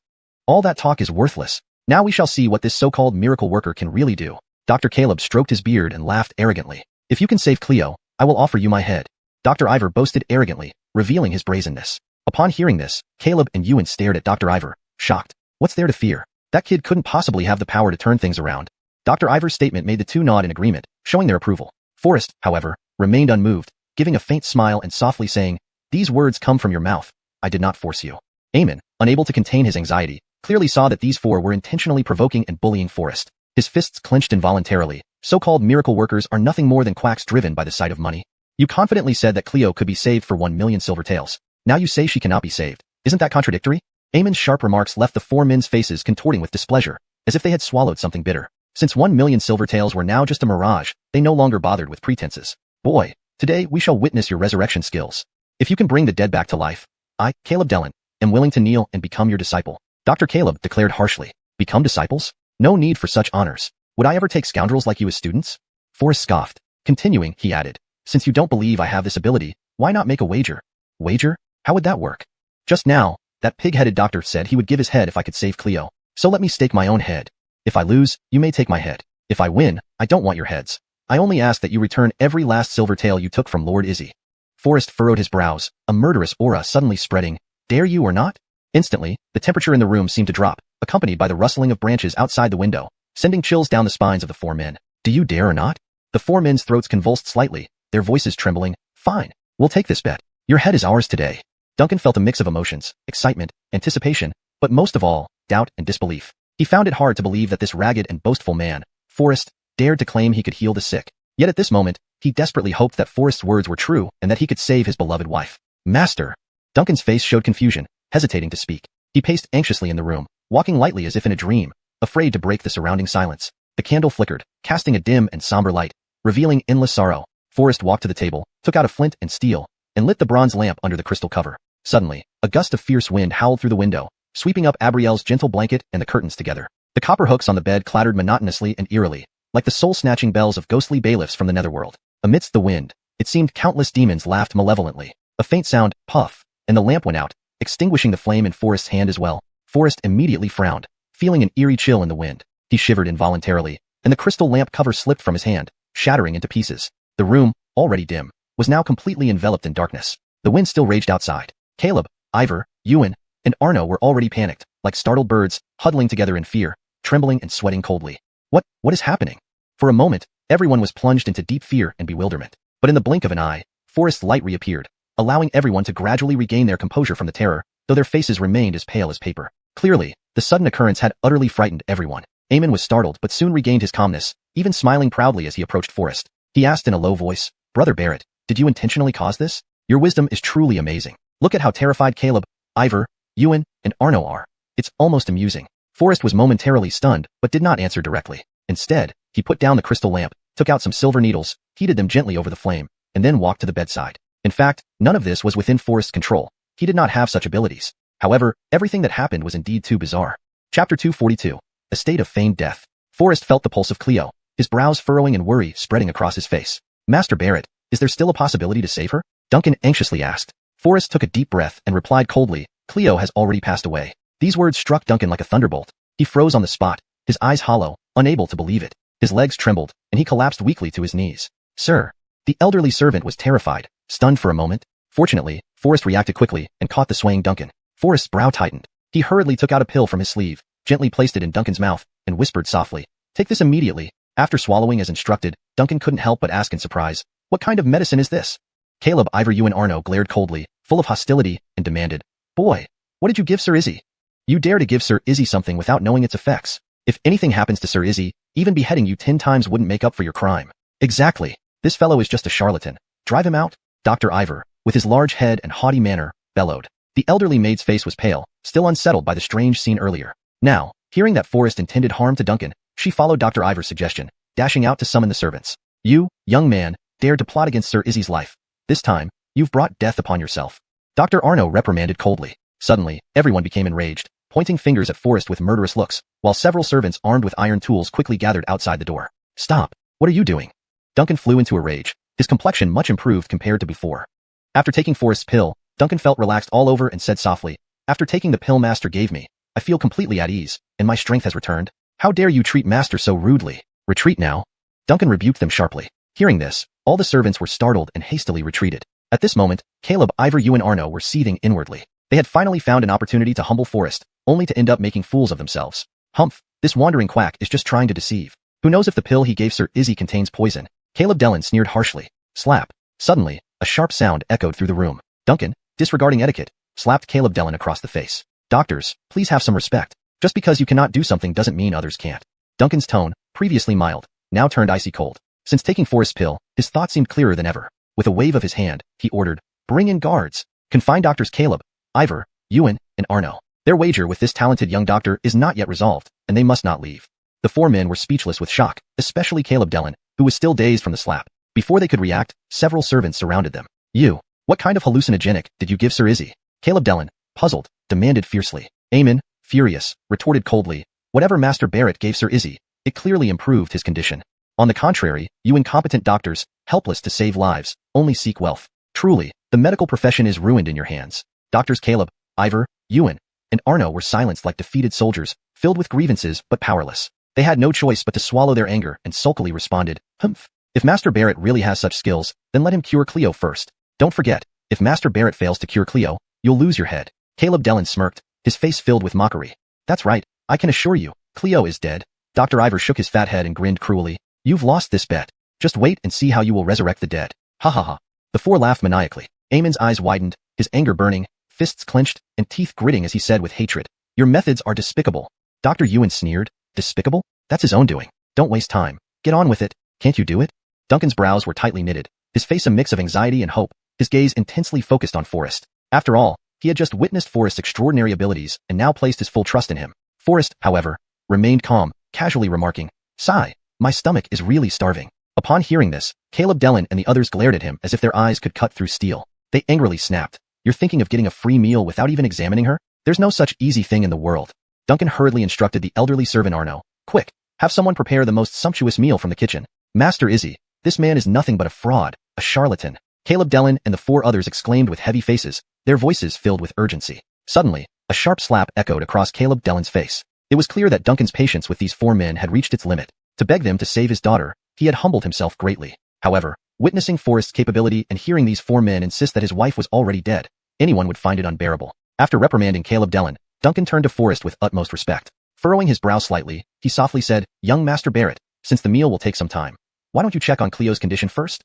Seeing the pleading look in Duncan's eyes, Forrest couldn't help but sigh. Nodding slightly, he walked over to Cleo. There's still a chance for recovery?" Forrest murmured with a slight frown. "Young man, do not be too presumptuous. You must know that Cleo has already passed away." Before Caleb Dellen could finish, Duncan's eyes narrowed sharply, glaring fiercely at him. Caleb Dellen panicked, hastily covering his mouth.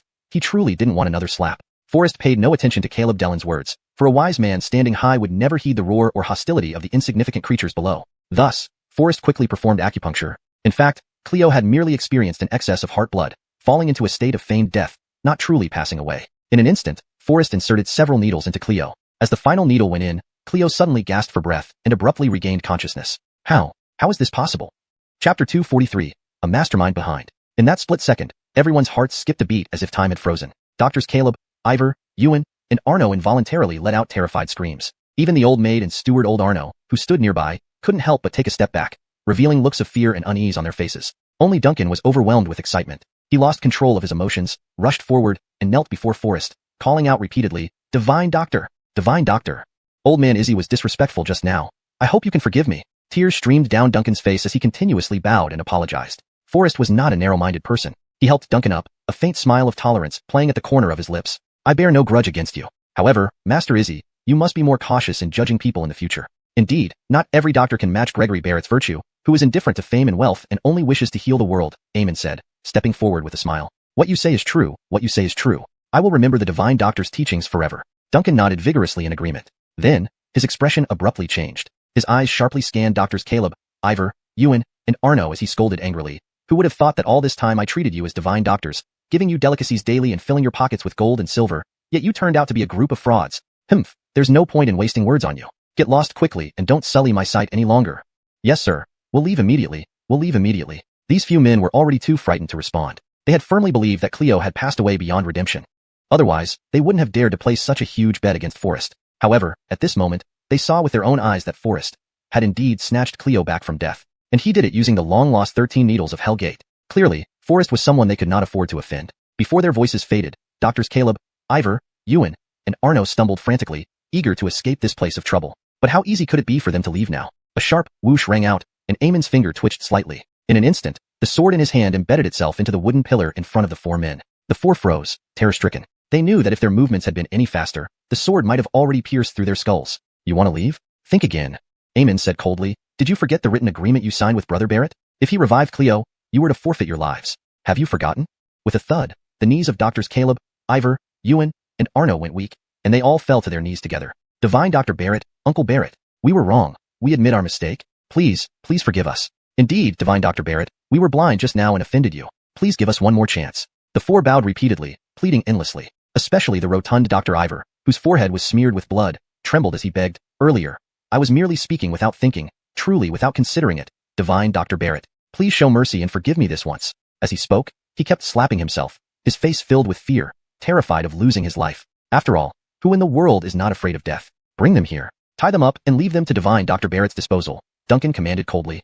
Swiftly, several servants surrounded Doctors Caleb, Ivor, Ewan, and Arno. Seeing that Lord Izzy was genuinely furious, the four were so terrified that their faces turned ashen, and they pleaded together in unison, kneeling. They understood that Duncan had lost trust in them, leaving them with nothing. "Divine Dr. Barrett, please save my daughter first." Cleo, with tears streaming down her eyes, spoke softly. She had just woken up from her coma and was unaware of what was happening around her, nor did she care to understand. Deep down, she knew that Forrest had saved her from her coma and firmly believed that he could save her daughter's life. At this moment, the most important thing for Cleo was her daughter's awakening, and nothing else mattered. Duncan hurriedly extricated himself from the attention of Doctors Caleb, Ivor, Ewan, and Arno, his brows furrowed, his eyes filled with supplication as he looked towards Forrest. With a heavy sound, he kneeled again. Divine Dr. Barrett, I have witnessed your miraculous skills reviving my wife. Now, I humbly ask you to lend a helping hand to save my daughter. If you can bring her back, I am willing to do anything for you, no matter what. Faced with such earnest pleas from Duncan and his wife, Forrest couldn't help but be moved. However, matters had their order, and he couldn't easily let Doctors Caleb, Ivor, Ewan, and Arno off the hook. After all, just moments ago, these four intended to put him to death. It wasn't in Forrest's nature to let such a grudge go unpunished. He wasn't a saint, incapable of forgiving and forgetting. Furthermore, as the ancient saying goes, if you repay resentment with kindness, then how do you repay kindness? Forrest gently helped Duncan to his feet and said kindly, your daughter's condition is rather complicated. We cannot be too hasty.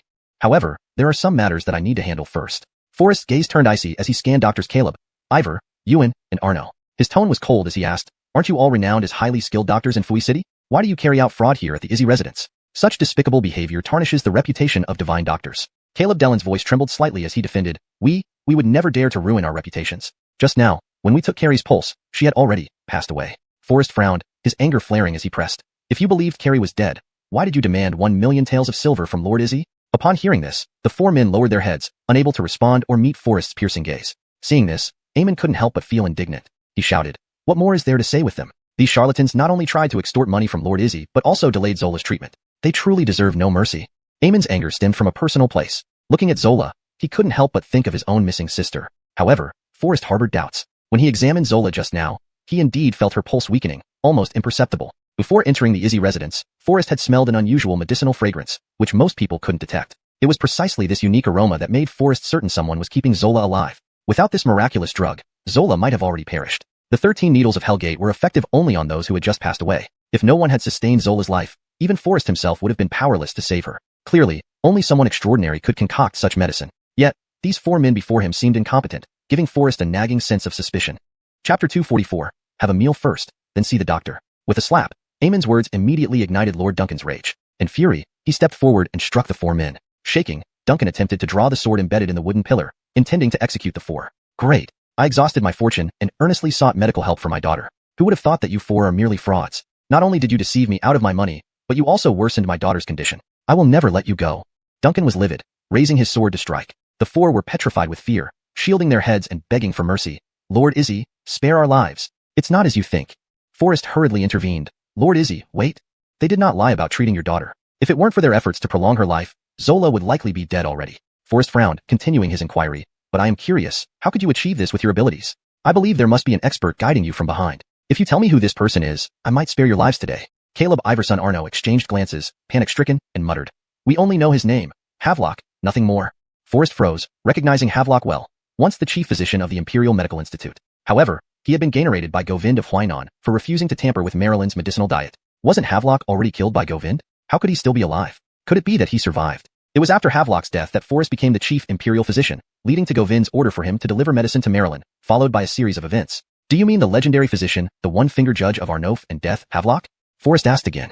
The four remained silent, unsure if the peculiar old man they met was indeed the renowned imperial physician. Over a month ago, Caleb Iverson Arno were drinking merrily at Man Lake Tavern when they encountered a peculiar old man with disheveled hair and a cane. He was penniless and tried to exchange an old medical book for a jar of wine. Everyone considered him mad. The tavern owner even summoned thugs to beat him and throw him out. The old man curled up, enduring the beating without a cry, laughing bitterly to the sky. To think that I, Havelock, have fallen to such depths. This statement caught the attention of Caleb Iverson Arno, who stopped the tavern staff and helped Havelock up. Caleb Dellen noticed the medical book in Havelock's hand, his eyes flashing with interest. He then exchanged a jar of fine wine for the old medical book. When they turned to ask about the rest of the book, Havelock had disappeared into the crowd with his jar of wine. Using this half-book, Caleb Iverson Arno managed to develop the life-prolonging pills that kept Zola alive day after day. Forrest furrowed his brow. Clearly, the mad old man mentioned by Caleb Iverson Arno was none other than the long-vanished imperial physician Havelock. After all, who else in this world could possess such extraordinary medical skills? Except, of course, Forrest himself. Forrest, the top medical student combining modern and classical medical knowledge, was someone even Havelock would respect. Lord Izzy, great Dr. Barrett.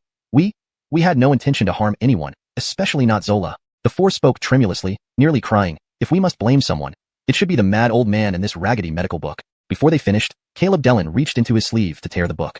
Fortunately, Forrest acted swiftly, snatching the book from Caleb Dellon. Dr. Barrett, what should be done with them? Duncan asked. If it weren't for this book assisting you, you would have caused great harm. Forrest's tone was cold. Today, I will not pursue your lives, but you must return every penny you took from Lord Izzy. Hearing this, the four felt as though they were being cut to the bone. Returning the money they had already pocketed was harder than facing execution. If you refuse to return the money, then leave your heads behind. Eamon snapped, unable to hold back his anger. Brother Barrett has been merciful, yet you show no gratitude. Yes, very sensible. Proceed. Let's not waste any more time. Forrest waved his hand, speaking calmly. Eamon unhesitatingly took the sword from Duncan, pointing it at the four men, Caleb, Ivor, Ewan, and Arno, with an imposing presence. Seeing this determined stance, Caleb, Ivor, Ewan, and Arno panicked, kneeling down and begging for mercy, their voices trembling. We will pay the money. We are willing to return all the money. Forrest responded calmly, since you're willing to settle the old debts, I have no intention of further pursuing you. You may leave. Eamon showed no mercy, kicking each of them out of the house one by one. The four dared not complain, hurriedly getting up and fleeing the scene. Master Barrett, since they have left, can you treat my daughter? Duncan asked impatiently. But now, I am indeed a bit hungry, Forrest replied casually. Hearing this, Duncan immediately shouted, Old Arno, is the food in the kitchen ready? The steward Old Arno quickly stepped forward and replied, bowing, the meal is prepared. Master Barrett, my daughter's condition cannot wait any longer, please, Shin's wife said anxiously. Forrest understood their urgency but had his own rhythm and plans. Without fully understanding Zola's specific condition, he needed to proceed cautiously. He also needed to observe her further. However, this did not stop him from eating. He gently reassured them, Carrie, haste makes waste. Zola has been unconscious for a long time. Some more patience will not harm the situation. To be honest, I am quite hungry, and my mind isn't working well on an empty stomach. Let me eat first, then we'll see. Upon hearing this, Carrie refrained from further protest but furrowed her brow, her face clouded with worry. She softly asked, Master Barrett, how confident are you that you can bring my daughter back to life? Forrest lightly pressed Zola's pulse, then took a silver needle from his pocket and began to unblock her meridians. He then instructed the servants to apply a wet towel, soaked in special medicinal broth to Zola's face, observing her closely. Chapter 245. Could she be ill? Stepping into the dining room, Eamon's eyes were immediately drawn to the lavish spread of delicious dishes laid out before him, his mouth watering instinctively. Don't just stare. If you're hungry, go ahead and eat. After all, you've been fasting for a day, Forrest said without hesitation, sitting down and picking up his chopsticks to start eating. At the table, only Eamon and Forrest were eating, while others stood silently on the side. Duncan and Cleo paced back and forth anxiously. Forrest sighed lightly and continued to focus on enjoying the meal. Moments later, Forrest glanced at the time, gently put down his chopsticks, and patted Eamon on the shoulder. It's time. We need to get down to business. Duncan and Cleo's faces lit up with joy, following closely behind Forrest as they hurriedly headed to Zola's chamber. Forrest carefully examined Zola's pulse, once more before slowly withdrawing the silver needles from her body. By this time, the warmth from the towel had fully permeated into Zola's body, restoring color to her previously cold and stiff limbs. Is this enough? Duncan asked eagerly. All eyes focused on Zola lying in bed, while Forrest remained calm, sitting leisurely and flipping through an old medical book. No, divine Dr. Barrett, why hasn't my daughter woken up yet? Not waking up? This shouldn't be. Forrest frowned too. According to logic, after the acupuncture and herbal applications, Zola should have shown some response. Though he couldn't guarantee she would rise immediately, opening her eyes should not have been a problem. Could something have gone wrong? Just as Forrest was full of doubts, Zola suddenly opened her eyes and sat up abruptly. A loud clatter echoed through the room, startling the maidservants so much that one of them toppled over a table, unable to regain her balance. Even Forrest, who was about to approach for inspection, was startled by the sudden commotion. Zola's gaze first fixed blankly ahead, then began to move slowly. However, her eyes revealed a strange and mysterious deadness. Duncan, clearly stunned speechless, trembled at the corners of his mouth, unable to utter a word. Zola's eyes rolled around twice before letting out a scream. She curled into a fetal position, hugging her knees as if she had seen something terrifying, hiding in the corner of the bed. Her piercing screams made everyone shudder, and though they wanted to flee, their legs shook too violently to move. Forrest's brow furrowed tightly. Facing this unprecedented situation, he decisively held a silver needle and precisely inserted it into the patient's Baihui point. Zola's screaming gradually ceased. Her eyes darkened, and she fell back into unconsciousness. Duncan and his wife were left speechless, their faces a mixture of worry and fear. They turned to Forrest with puzzled looks, asking anxiously, Divine Dr. Barrett, what is happening? Forrest's frown deepened, his expression serious. He had never encountered such a case before and felt equally confused. Because he had indeed never seen such symptoms, Zola's reaction was entirely unexpected. Just as everyone was baffled and anxious, Zola slowly opened her eyes again. She curled weakly in the corner, looking around the unfamiliar surroundings, and asked in a hoarse voice, Where am I? Why am I here? Duncan wiped away tears, exclaiming gratefully, Thank heavens! Thank divine Dr. Barrett! Thanks to divine mercy, Abrielle has come back to life. Tears welled in Duncan's eyes as he hugged his daughter tightly, comforting her in a trembling voice. Abrielle, don't be afraid. This is your home. You have a new lease on life. To everyone's shock, his daughter pushed him away with great effort, clutching the white blanket tightly, her whole body shaking. Her terrified eyes stared at Duncan. Her pupils widened in fear, her face a mix of confusion and astonishment, as if she had seen something unbelievable. Duncan gasped, standing frozen. Cleo's face showed disbelief as she looked tearfully at Zola, her voice trembling. Daughter, Abrielle, you don't recognize your father? Zola's body curled into a tight ball, and suddenly, she let out a hoarse, frantic scream. I am not Abrielle, nor am I your daughter. I don't even know who you are. Duncan was stunned on the spot. Forrest also froze in place. Everyone present couldn't help but be taken aback. Zola, what's wrong with you? Cleo was already in tears. Duncan came back to his senses and tried to comfort her. This child must have been frightened. Before Duncan finished speaking, Zola shouted again. I am not your daughter. Who are you? Why are you keeping me here? Let me go back home. The Izzy couple panicked, stomping their feet and sighing. Has the child gone mad? Is she delirious? They turned to Forrest, their faces filled with disappointment and pleading. In truth, when Zola had yet to awaken, all Duncan and his wife wished for was her early recovery. But no one could have predicted that upon waking, she would be like this. The couple was nearly driven to madness, extremely anxious. Zola struggled fiercely, trying to leap off the bed, her voice hoarse. You're the ones who are crazy. All of you are insane. Let me go back. I must go back. Forrest's heart was also filled with confusion, surprise, and bewilderment. After all, this was the first time he encountered such a situation. However, Forrest knew that at this moment, he must remain calm and composed. If he couldn't stay calm now, no one else would be able to. Forrest gently patted Duncan and his wife on the shoulders, soothing them quietly. For now, try not to get too agitated so as not to upset her emotions. Let me help calm her down first. Then, Forrest slowly walked to the bedside and asked gently, Young lady, you've just recovered from a severe illness and are still very weak. Right now, we don't need to discuss who you are, but after you've just woken up, it's best not to get too agitated. If you continue like this and worsen your condition again, falling into unconsciousness, everyone will be worried about you and feel sad. Zola was panicking and wanted to jump out of bed to escape from this place. Chapter 246. Being well might be even more terrifying, but seeing Forrest's gentle, water-like gaze that seemed to carry an irresistible calming power made anyone unable not to trust him. At this moment, Zola's mood instantly calmed down a lot. She tightly held her hands in front of her chest. Though fear and panic were still visible on her face, her breathing gradually became steadier. Then, Forrest gave a gentle smile and asked tentatively, That's right, now you're being a good girl. Uncle asks you, do you recognize me?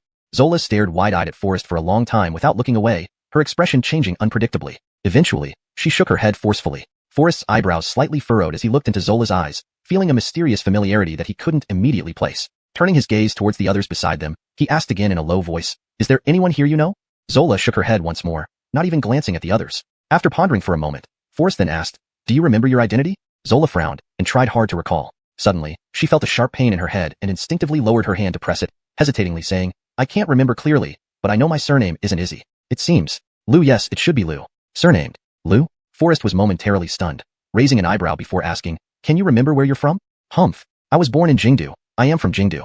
Zola's eyes lit up, replying with a hint of excitement, Yes, I'm from Jingdu. Where is this? This isn't my home, nor is this my room. Arnisoning to her daughter, repeatedly denying herself, declaring that this was not her place and these people were not her parents. Duncan's complexion gradually turned as pale as earth. His patience was nearly broken, his voice carrying both anger and helplessness. Child, what's wrong with you? This is Fui. This is your home. We are your blood-related parents. How could you suddenly not recognize us? Zola suddenly became agitated, breathing rapidly. Fui? The city of Fui. No, I don't want to step foot here. I don't want to. Don't imprison me. Don't capture me. Let me go. Please let me go. You villains. Why are you imprisoning me? Duncan trembled with anger, taking 2 steps back and collapsing onto a chair, gasping for breath. After a while, he calmed down slightly, tears involuntarily streaming down his cheeks. He looked at Forrest with pleading and longing, his voice trembling. My child doesn't know what happened to her. Dr. Barrett, if you can cure her, I will give you half of our family fortune. Caesar was stunned, a look of shock appearing on his face. Everyone's expressions changed. After all, the wealth and status of the Izzy family in Fui City were well known, and half of their fortune was an astronomical sum that no ordinary number could compare to. Only Forrest remained calm, seemingly indifferent to all this. He didn't care about the money. Forrest frowned, curious about why Zola had become so abnormal. Her frantic and incoherent behavior just now suggested that she had undergone some extreme torment. However, if Zola was indeed Duncan's daughter, why did she firmly deny her surname and insist she was surnamed Liu? This point perplexed Forrest. Caesar quietly stepped closer and whispered to Forrest, Brother Barrett, what do you think happened to Zola?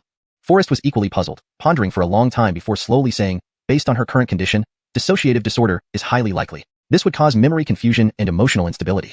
But usually, only those who have experienced great fright or trauma may suffer from this. In my years as a doctor, this is the first time I've encountered such a case. Forrest frowned, adding, however, psychiatrists have indeed mentioned similar cases. Hearing this, everyone was taken aback. They understood the earlier part, but the following few sentences left everyone bewildered. What did psychiatry mean? And who were these colleagues? Upon hearing Forrest mention her having dissociative disorder, Zola instantly blushed and rebutted fiercely. Who has dissociative disorder? I think you're the one suffering from it, spouting nonsense. Himph, you little girl, how dare you speak to Brother Barrett like that? Caesar couldn't help but retort. The others were all baffled, looking at each other helplessly, at a loss for what to do. Believing that something was seriously wrong, Duncan stared intently at Abrielle for a long time before suddenly getting up and moving a bronze mirror from the corner of the room to in front of his daughter. With a grave expression, he said, "Take another good look. Don't you even recognize your own face?" Zola responded furiously, "Of course I know what I look like. There's no need for me to look in the mirror." Though she said this, her peripheral vision couldn't help but drift toward the mirror. The reflection in the mirror caused her face to change instantly, filled with fear and panic. She let out a strangled scream. "Who is this? I don't recognize her. I don't recognize." Tears welled up in Cleo's eyes as she replied with a low and firm voice. "Daughter, isn't the reflection in the mirror yours? How could you not recognize yourself?" Zola suddenly turned around and buried her head into the quilt, hiding her entire body under it. In a hoarse voice, she said, "This is not me. I am definitely not like this. How could I have become this way?"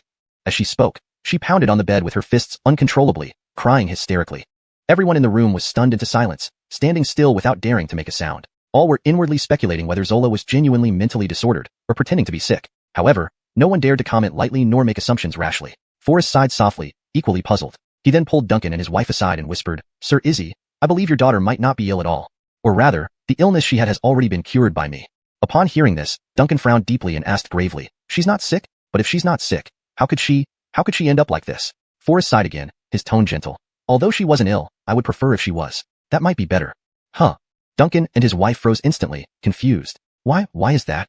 "I'm afraid that her state of being well might be even more concerning than being ill." Forrest shook his head repeatedly, sighing softly once more. Chapter 247, Soul Transfer Syndrome. What? Duncan suddenly felt dizzy, cold sweat pouring down his forehead like bamboo shoots after a spring rain, and he asked in a hoarse voice, "What do you mean?" Forrest sighed softly, fell silent for a moment, and then slowly said, "Mr. Izzy, you mentioned that 3 days ago when you found her, she was already unconscious at the door, having not eaten a single grain of rice for 3 days. Even though her condition has improved somewhat now, it's unlikely that her strength would recover so quickly. Moreover, she was on the brink of death just now, breathing faintly. If it weren't for the miraculous herbs to sustain her life and my emergency treatment with the 13 needles of Ghost Gate, she would have probably died long ago. But even so, her rapid recovery of strength is still baffling." Eamon proudly said, "That's natural. My brother Barrett's medical skills are unparalleled in the world." Forrest immediately cast him a stern look, then continued with a serious expression, "I fear there must be something suspicious about this." Instantly, Duncan and everyone present were stunned. Why did someone who was on the verge of death wake up and recover so quickly? Such a bizarre and inconceivable event was unheard and unseen by all present. "Divine Dr. Barrett, your miraculous hands have brought her back to life. Please explain this. What could be the reason?" Duncan was extremely anxious, beads of sweat falling from his forehead like rain. Forrest furrowed his brows tightly, remained silent for a long time, and a flicker of fear flashed in his eyes before he finally guessed. Perhaps, the only explanation can only be soul transfer syndrome. Soul transfer syndrome? Duncan's eyes widened in shock, his face full of surprise. He suddenly stood up and shouted loudly, "Nonsense, it's sheer absurdity. Divine Dr. Barrett, I had complete confidence in you, but I didn't expect you to come up with such nonsense. Unable to diagnose her, you concoct such baseless lies to deceive us. I thought you were a divine doctor, but you turn out to be a charlatan." Duncan was furious. Eamon frowned deeply and burst into anger. "Lord Izzy, what nonsense are you spouting? Brother Barrett just saved your daughter, and instead of being grateful, you maliciously slander him. How ungrateful can you be?" With that, Eamon turned pale and angrily pulled Forrest towards the door, saying, "If that's the case, we need not be polite anymore." Seeing Forrest and Eamon about to leave, Cleo hurried forward, grabbed Forrest, and anxiously pleaded and consoled. "There's a reason for everything. Now that Abrielle has woken up, we should indeed solve the other problem she has. Everyone, don't act rashly. We have all witnessed Divine Dr. Barrett's abilities. How can Mr. Izzy treat him so rudely?" Cleo glanced at Duncan, rebuking him coldly. Duncan glared back, "Madam, you're being unreasonable. Could it be that even you believe this nonsense?" Cleo was silent for a long time, then responded heavily, "Regardless, we need to calm down first and wait until the truth comes to light before making any decisions. Who among us can match Divine Dr. Barrett's skills? You or me?" Cleo continued, "Since that's the case, why don't we let Divine Dr. Barrett observe carefully again to find out the truth?"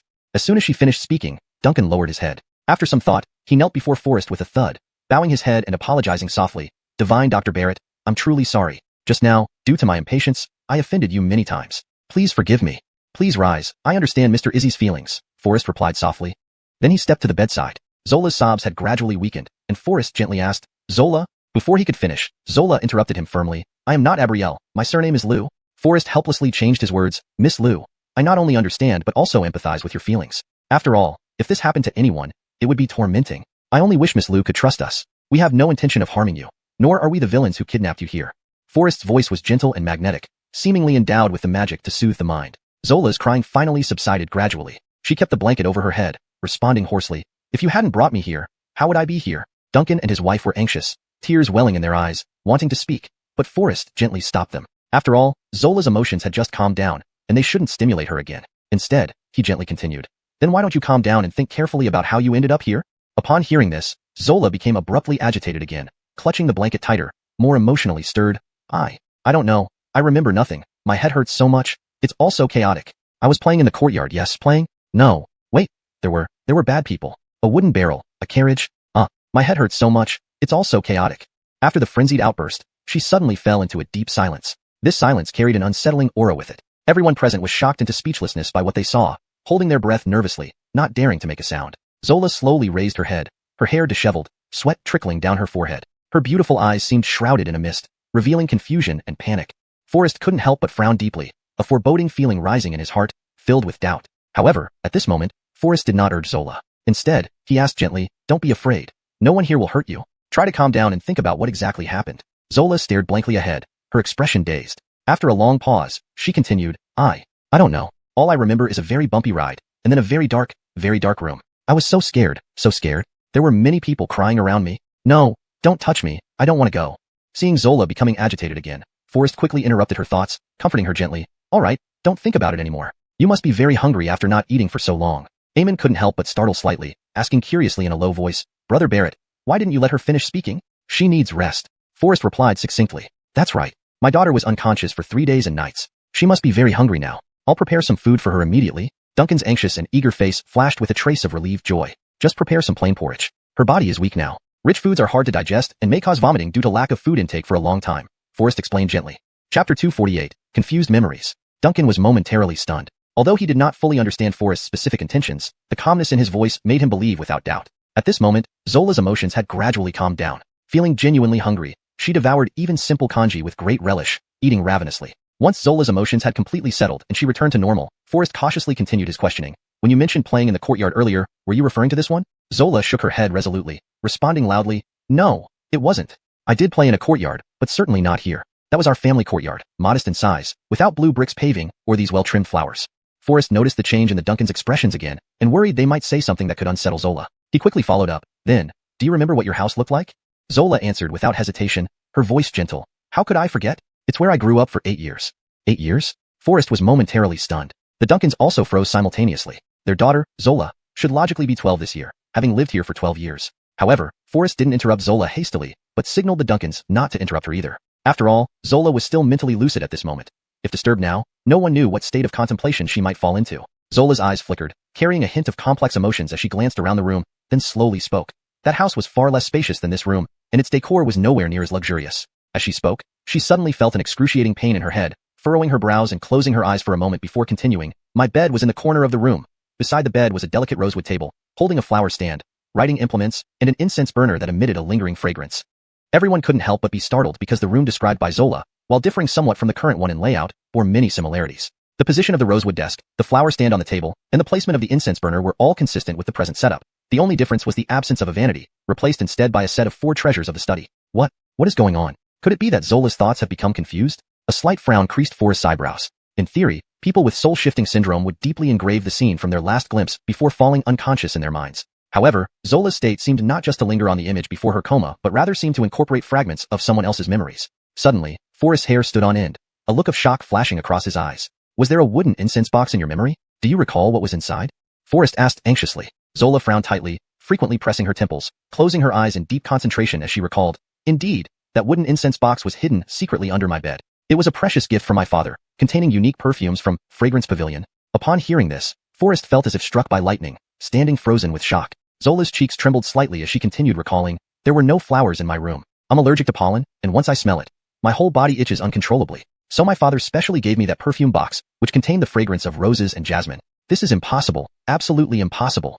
Forrest was utterly stunned, leaping up from his chair, retreating step by step, disbelief etched on his face. Based on the scene Zola had just depicted, it was precisely the residence of Anders's daughter, Monica. To be precise, what was seen before them was a dreamlike blend of Zola's bedroom and Monica's room. In particular, the corner where the small box of Fragrance Pavilion perfume was displayed was a gift Forrest had given to Anders. Seeing this, everyone was dumbfounded. Duncan hurriedly asked, Divine Dr. Barrett, what is happening? Eamon also stared at Forrest in astonishment. Since he had known Forrest, this was the first time he had seen him so disconcerted. Only after being called repeatedly did Forrest dazedly snap out of his reverie. Divine Dr. Barrett, what exactly is happening? Nothing, Forrest replied through tight lips, swallowing hard. Forrest was filled with confusion, unable to understand the sudden and strange turn of events. However, deep in his heart, This feeling told him that things were far from as simple as they appeared on the surface. After calming down, Forrest continued to press for more information. Apart from these, do you remember anything else? For instance, the wooden tub you mentioned, and that line "don't hit you anymore." Zola's brows knitted tightly together, and her hands subconsciously began scratching her head involuntarily shaking. Her thoughts gradually became disordered, her speech accelerating, and her expression becoming increasingly complicated. Panic mixed with fear intertwined with anxiety. I remember I was playing outside, and then two people took me away. I cried and screamed for help, but no one responded. Because I was inside the wooden tub, it was pitch black all around. I was so scared. No, that's not how it was. Suddenly, Zola shifted gears. The expression on her face grew even more painful. Father gave me pocket money. I wanted to buy candied haws. Then, a man in official attire bought me candied haws and told me to follow him. It was dark all around. I was so scared. Father, where are you? Hearing this, Duncan was struck by shock. His eyes wide open like copper bells, frozen in place. Abrielle, my daughter. You are my daughter. Don't be afraid. Father is here. Tears streamed down Duncan's face as he called out excitedly. Because at this moment, the latter part of Zola's memory matched exactly what happened when Duncan's daughter went missing. Overwhelmed with emotion, Duncan was just about to rush forward and embrace Zola when he was stopped cold by Forrest. Lord Izzy, do not disturb her yet. Having said that, Forrest continued to ask, what happened next? After being put into the wooden tub, what then? At this moment, Zola's hands scratched her head even faster, and her body began to shake uncontrollably, her voice trembling, her speech faster, and her expression growing more complex. I was so scared. They brought me into a room. It was so dark. No, don't tie me up. I'm scared. Chapter 249. Not an act of kindness. Don't touch me. Don't tear my clothes. Don't hit me. At this moment, Zola was on the verge of breaking down, instantly becoming extremely agitated. Her trembling body turned into violent resistance. With her eyes closed, she struggled frantically on the bed, trying to break free, trying to escape. As the bed shook violently, the couple Duncan and his wife were instantly thrown into panic. Divine Dr. Barrett, what is happening? Duncan asked anxiously and worriedly. Ignoring Forrest's advice at that moment, he directly hugged his daughter tightly. A sudden cry of pain echoed. Abrielle, who was struggling fiercely, bit down hard on Duncan's shoulder, causing him to cry out in pain instinctively. Lord, are you all right? Cleo hurried forward, panicking, trying to pull away the already deranged Zola. Fortunately, Forrest stopped her in time.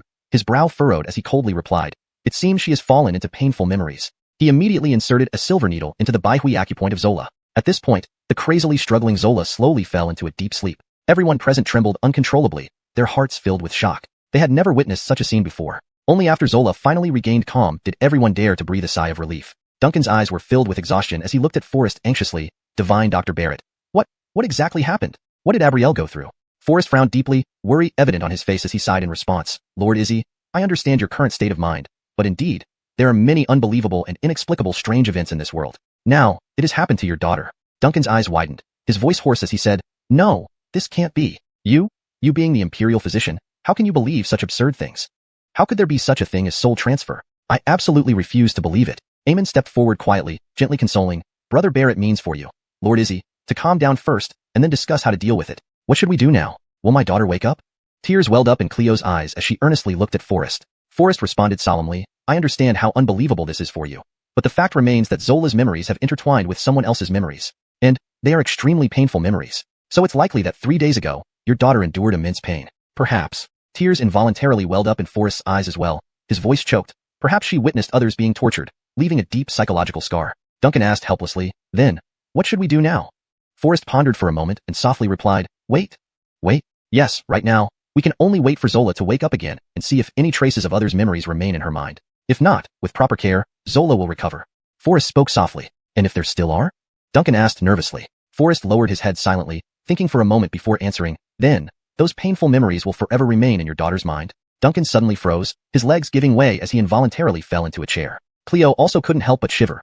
Fortunately, she was supported by the elderly nurse. At this moment, Forrest's heart was in turmoil. On one hand, he hoped Zola wouldn't forget those chaotic memories. After all, only through the fragments of her remaining memories could they trace the whereabouts of Anders's daughter. But doing so would mean Zola would have to bear these terrifying memories for life. Wouldn't that be a torment for Zola? Forrest hesitated, holding the silver needle, knowing that performing the soul-restoring acupuncture would retain Zola's memories. However, Forrest hesitated. Beside him, Eamon, unaware of this dilemma, saw Forrest holding the silver needle without moving, growing anxious. Brother Barrett, saving lives is urgent. Why haven't you acted yet?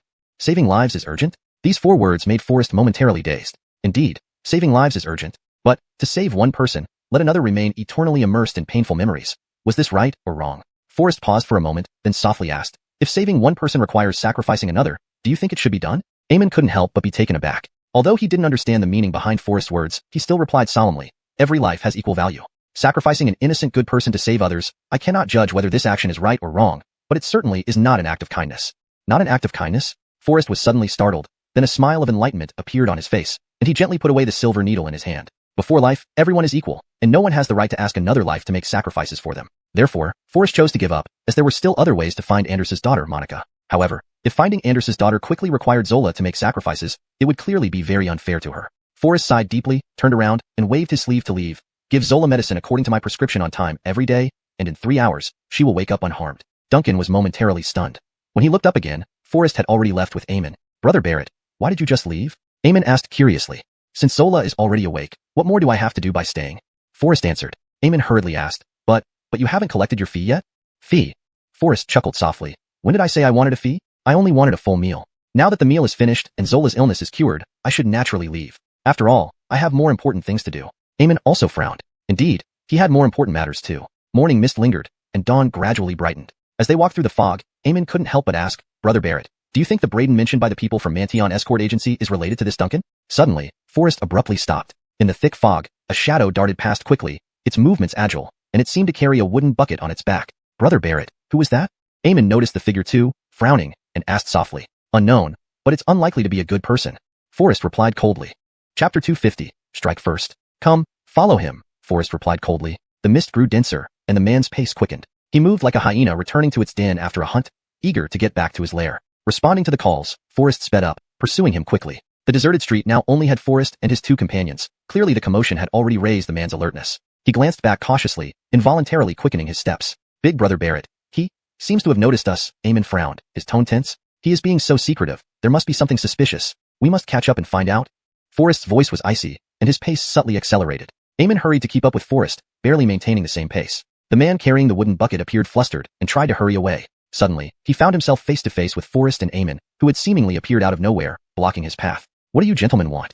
The man frowned deeply, his eyes sharp as he asked coldly. You're being so sneaky with that wooden bucket. What are your intentions? Eamon spoke bluntly, his tone stern. The man's eyes darted around, sizing up the surroundings while silently slipping iron claws onto his hands. This action revealed his readiness for a deadly confrontation. Hey, I'm still asking you questions. Why aren't you answering? Eamon stepped forward, pressing harder. Forrest's brows furrowed sharply. Be careful. Before Eamon could react, the man's expression twisted with malice. Clenching his teeth, he suddenly reached out and grabbed at Eamon's shoulders with long, curved fingers, striking acupoints on both sides ruthlessly and expertly. His attack was lightning fast, leaving Eamon no time to respond. Forrest's brow creased, and he swiftly stepped in, striking at the man's face. In this fleeting moment, the man had no choice but to release Eamon and retreat 3 steps. You attacked without finishing your words. Is that wise, sir? Forrest responded coldly. However, the man seemed unconcerned, instead bearing murderous intent and leaping towards Forrest, aiming to pierce his shoulders with sharp claws, the moves equally ruthless. Forrest was prepared. With a swift movement, he slipped past the man's elbow and pressed a hand against the wooden bucket behind him. This sudden move alarmed the man, who frantically flipped his palm, attempting to grab key acupoints on Forrest's shoulders and elbows, displaying remarkable agility and precision. Not only did he change tactics rapidly, but he also targeted crucial pressure points on Forrest's body with deadly accuracy. Forrest paused momentarily, realizing this opponent was far from ordinary. Clearly underestimating him, the man had exerted all his strength, expecting a fatal blow. But Forrest used only a third of his power. In the man's eyes, it seemed his iron fingers had already touched Forrest's vital points. A slight pressure would lock down Forrest's circulation, rendering him limp and helpless. Yet, at this critical moment, a cold smile flickered across Forrest's lips. His body slid away like a fish, circling behind the opponent once more. I'll take this wooden bucket.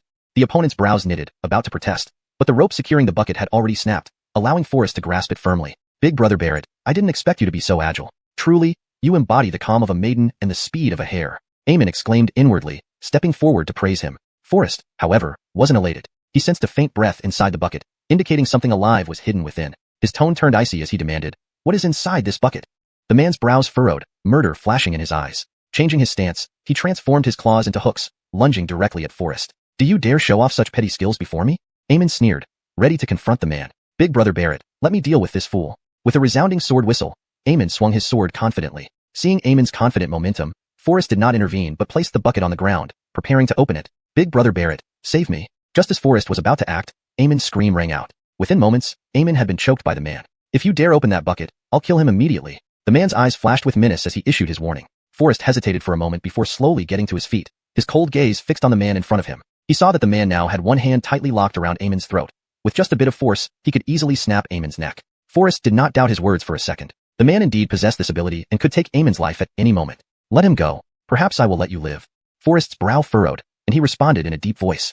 Ha ha ha, utterly ridiculous. A cunning and arrogant smile instantly spread across the other's face. Bring me that wooden bucket. As soon as the words were spoken, a fierce look flashed across the man's face, his eyes icy, like a hyena staring at its prey. Cunning, sinister, filled with murderous intent. Save me, Brother Barrett. Save me. At that moment, the hand clamped around Eamon's throat tightened even more. If you do not return that wooden bucket, I'll take his life, the man said coldly, his threatening tone unmistakable. Don't think I'm joking. So it seems the contents of this bucket are crucial to you? Forrest countered. If you tell me what is hidden inside, I will return it. Is there someone inside? Forrest's gaze was sharp and icy, as he stared at the man, coldly questioning. The man's eyes flickered, then grew even more menacing. He sneered in response. Boy, do you think this is a negotiation? Humph, what a joke. Do you think, given the current situation, you have the right to negotiate with me? I am not negotiating with you. I am demanding an answer you must give. Forrest's tone was hard and cold. Before the words had fully left his mouth, Forrest's hand had already quietly moved to his waist. Unfortunately, the opponent was extremely cautious, always using Eamon as a shield, preventing Forrest from finding an opening. Arrogant boy. The man's face instantly lost its mocking smile. I'll kill him first, then come for you. Chapter 251. The body vanished. This had nothing to do with you, but since you chose this path to your doom, don't blame me for being merciless. Crimson blood droplets slowly seeped from Eamon's neck. Dying under my eagle claw technique is also an honor for you. Forrest remained expressionless, gently shaking his head. It seems you have no sincerity for an equal dialogue. In that case, I can only fulfill your wish. In an instant, Forrest swiftly drew his gun, a clear gunshot breaking the silence. This was followed by the man's desperate scream. Eamon seized the opportunity to escape rapidly. The once proud and upright man now knelt on the ground, his knees weak, twisting his face in front of Forrest. He clutched his knees tightly with both hands, emitting heart-wrenching cries of pain. As Forrest approached step by step, the man's complexion gradually turned pale, like a whitewashed wall stripped of all color. You. What kind of hidden weapon did you use? Stay back. My eagle claw technique isn't something ordinary. Kneeling on the ground, unable to stand, he still trembled defiantly, his eyes scattered but stubbornly shouting. Before Forrest could react, Eamon kicked out, coldly rebuking. Boy, hanging by a thread, yet you dare to be so insolent. Now, can we talk calmly? Forrest moved closer, pressing the gun to his forehead, his voice icy. Who is the mastermind? What mastermind? I don't understand what you mean. Facing the boy's continued evasion, Eamon grew impatient, slashing his arm with a knife. Instantly, another pig-like scream echoed. Don't push your luck. Brother Barrett is asking you. Better answer quickly. Eamon glared fiercely, his tone severe. The boy immediately nodded repeatedly, replying, just don't kill me. I'll tell everything. At that moment, all his arrogance and defiance vanished.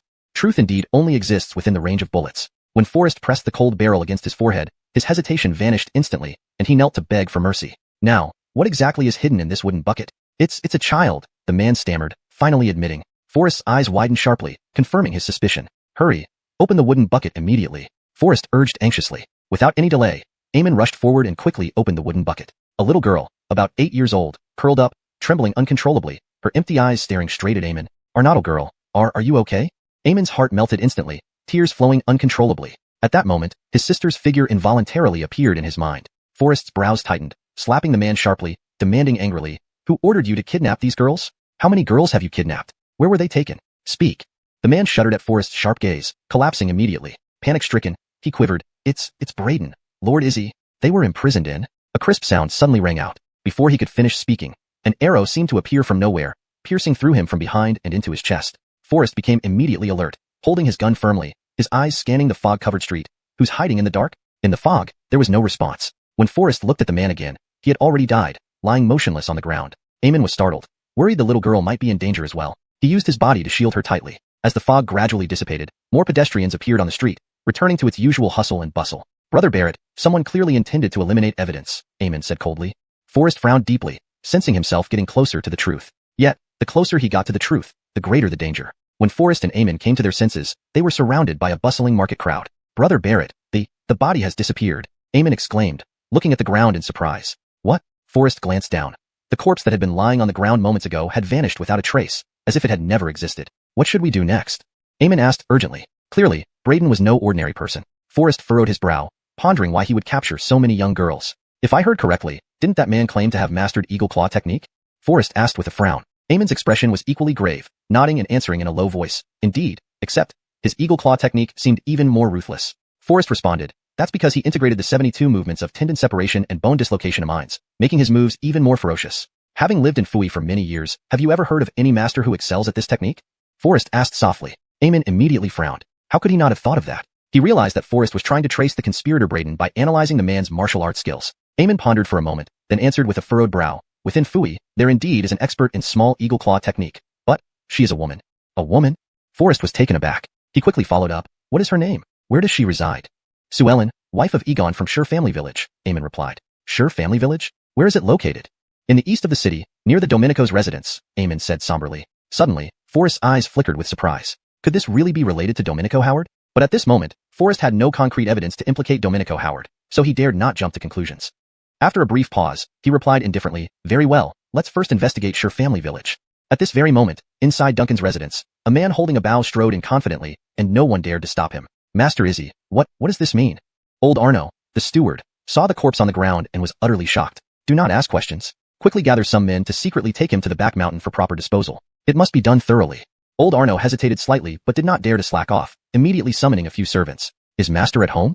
Lord is in Mrs. Room at the moment. Old Arno whispered. Before he could finish, Master Izzy interrupted. No more talk. Do not mention my visit here to anyone. With that, he turned and left Duncan's residence. Chapter 252, Sure Family Compound. The Sure Family Villa, not only grand in scale but also spectacular and vast, ranks among the best in Fui City. It was rumored that the owner of Sure Family Villa was an expert in business rather than a martial artist. However, his wife, Xuanhuan, was well known in the Jianghu, for her exceptional eagle claw kung fu. It was evident that Egon had extraordinary abilities to establish such a vast villa near Joab Howard's palace. The rising sun dyed the eastern sky a rosy red, while the autumn wind brought a hint of chilliness, making even the golden chrysanthemums lose their swaying charm in the cold air. Forrest felt equally heavy-hearted. But isn't he just another prince? What should we fear? Forrest's gaze was piercing, his tone icy. If it turns out he's involved, I will make him taste the lesson at the muzzle. At these words, Eamon froze. He had never seen anyone so daring, speaking openly of treasonous thoughts. Yet facing Forrest's sharp and merciless eyes, he felt no bluff, only a strange sense of trust. While pondering how to enter, Forrest caught a faint sobbing sound carried by the autumn wind. His gaze shifted to the high wall beside him, and he instantly had an idea. Using Eamon's shoulders, Forrest leaped up as if a carp leaping over a dragon gate, clearing the wall in one bound. I'll go investigate alone. You return to the inn and take good care of the girl we just rescued, Forrest instructed in a low voice. The girl they had just rescued had fainted from shock, and Forrest had already arranged for her to rest quietly at an inn before coming here. Stepping into the area covered with dried yellow bamboo leaves, Forrest found himself in a bamboo grove with several quaint cottages ahead. Morning light filtered through the windows, casting dappled amber hues. The sorrowful crying came from deep within one of the rooms. In the corner lay a bed, next to which stood an ancient, weathered rosewood desk, devoid of books or other items. A delicate tray sat on a stool beside the desk, holding a bowl of water and a bowl of bland porridge, both untouched. Morning light penetrated through a hole in the window frame, illuminating floating dust particles sharply in the air. On the bed lay a girl of about 8 years old, covered with a tattered cotton quilt. An elderly woman with silver hair knelt beside the bed, crying bitterly as if talking to herself. Child, you can't leave us like this. We've made it through the past 3 months together, how can you?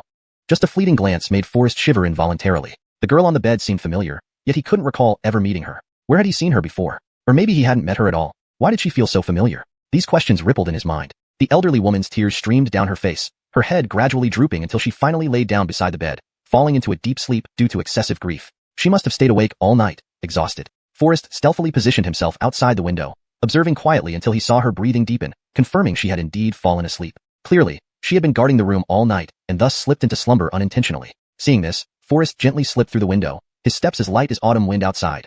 So much so that even if the elderly woman had been awake, she wouldn't have sensed his presence. The girl on the bed had a waxen complexion, appeared emaciated and gaunt, reduced to nothing but skin and bones, evidently having fought a prolonged battle with illness. On closer inspection, Forrest felt increasingly that the girl's face seemed strangely familiar, yet he was certain he had never met her before, not even for a fleeting moment. Standing behind the old woman, Forrest surveyed the room. Spider webs were entangled everywhere, and the place was in a state of disrepair, resembling an abandoned, uninhabited hovel. He wiped away the dust from the table, only to find that it had piled up thickly. Suddenly, the old woman let out a sharp cry. Harmony, Harmony, you cannot leave us like this. You must be strong. You will be all right. Forrest was suddenly startled, his hair standing on end, and the dust in his hand became wet with sweat. The name, Harmony, seemed to ring a bell. The elderly woman's shriveled hands clutched tightly at the coarse hemp clothes of the corpse-like person on the bed, only gradually loosening her grip after a long while. Cold sweat seeped from her sallow neck, and her body shuddered involuntarily. Then, she laid her head on the bed, her breathing gradually slowing down, slowly slipping into sleep.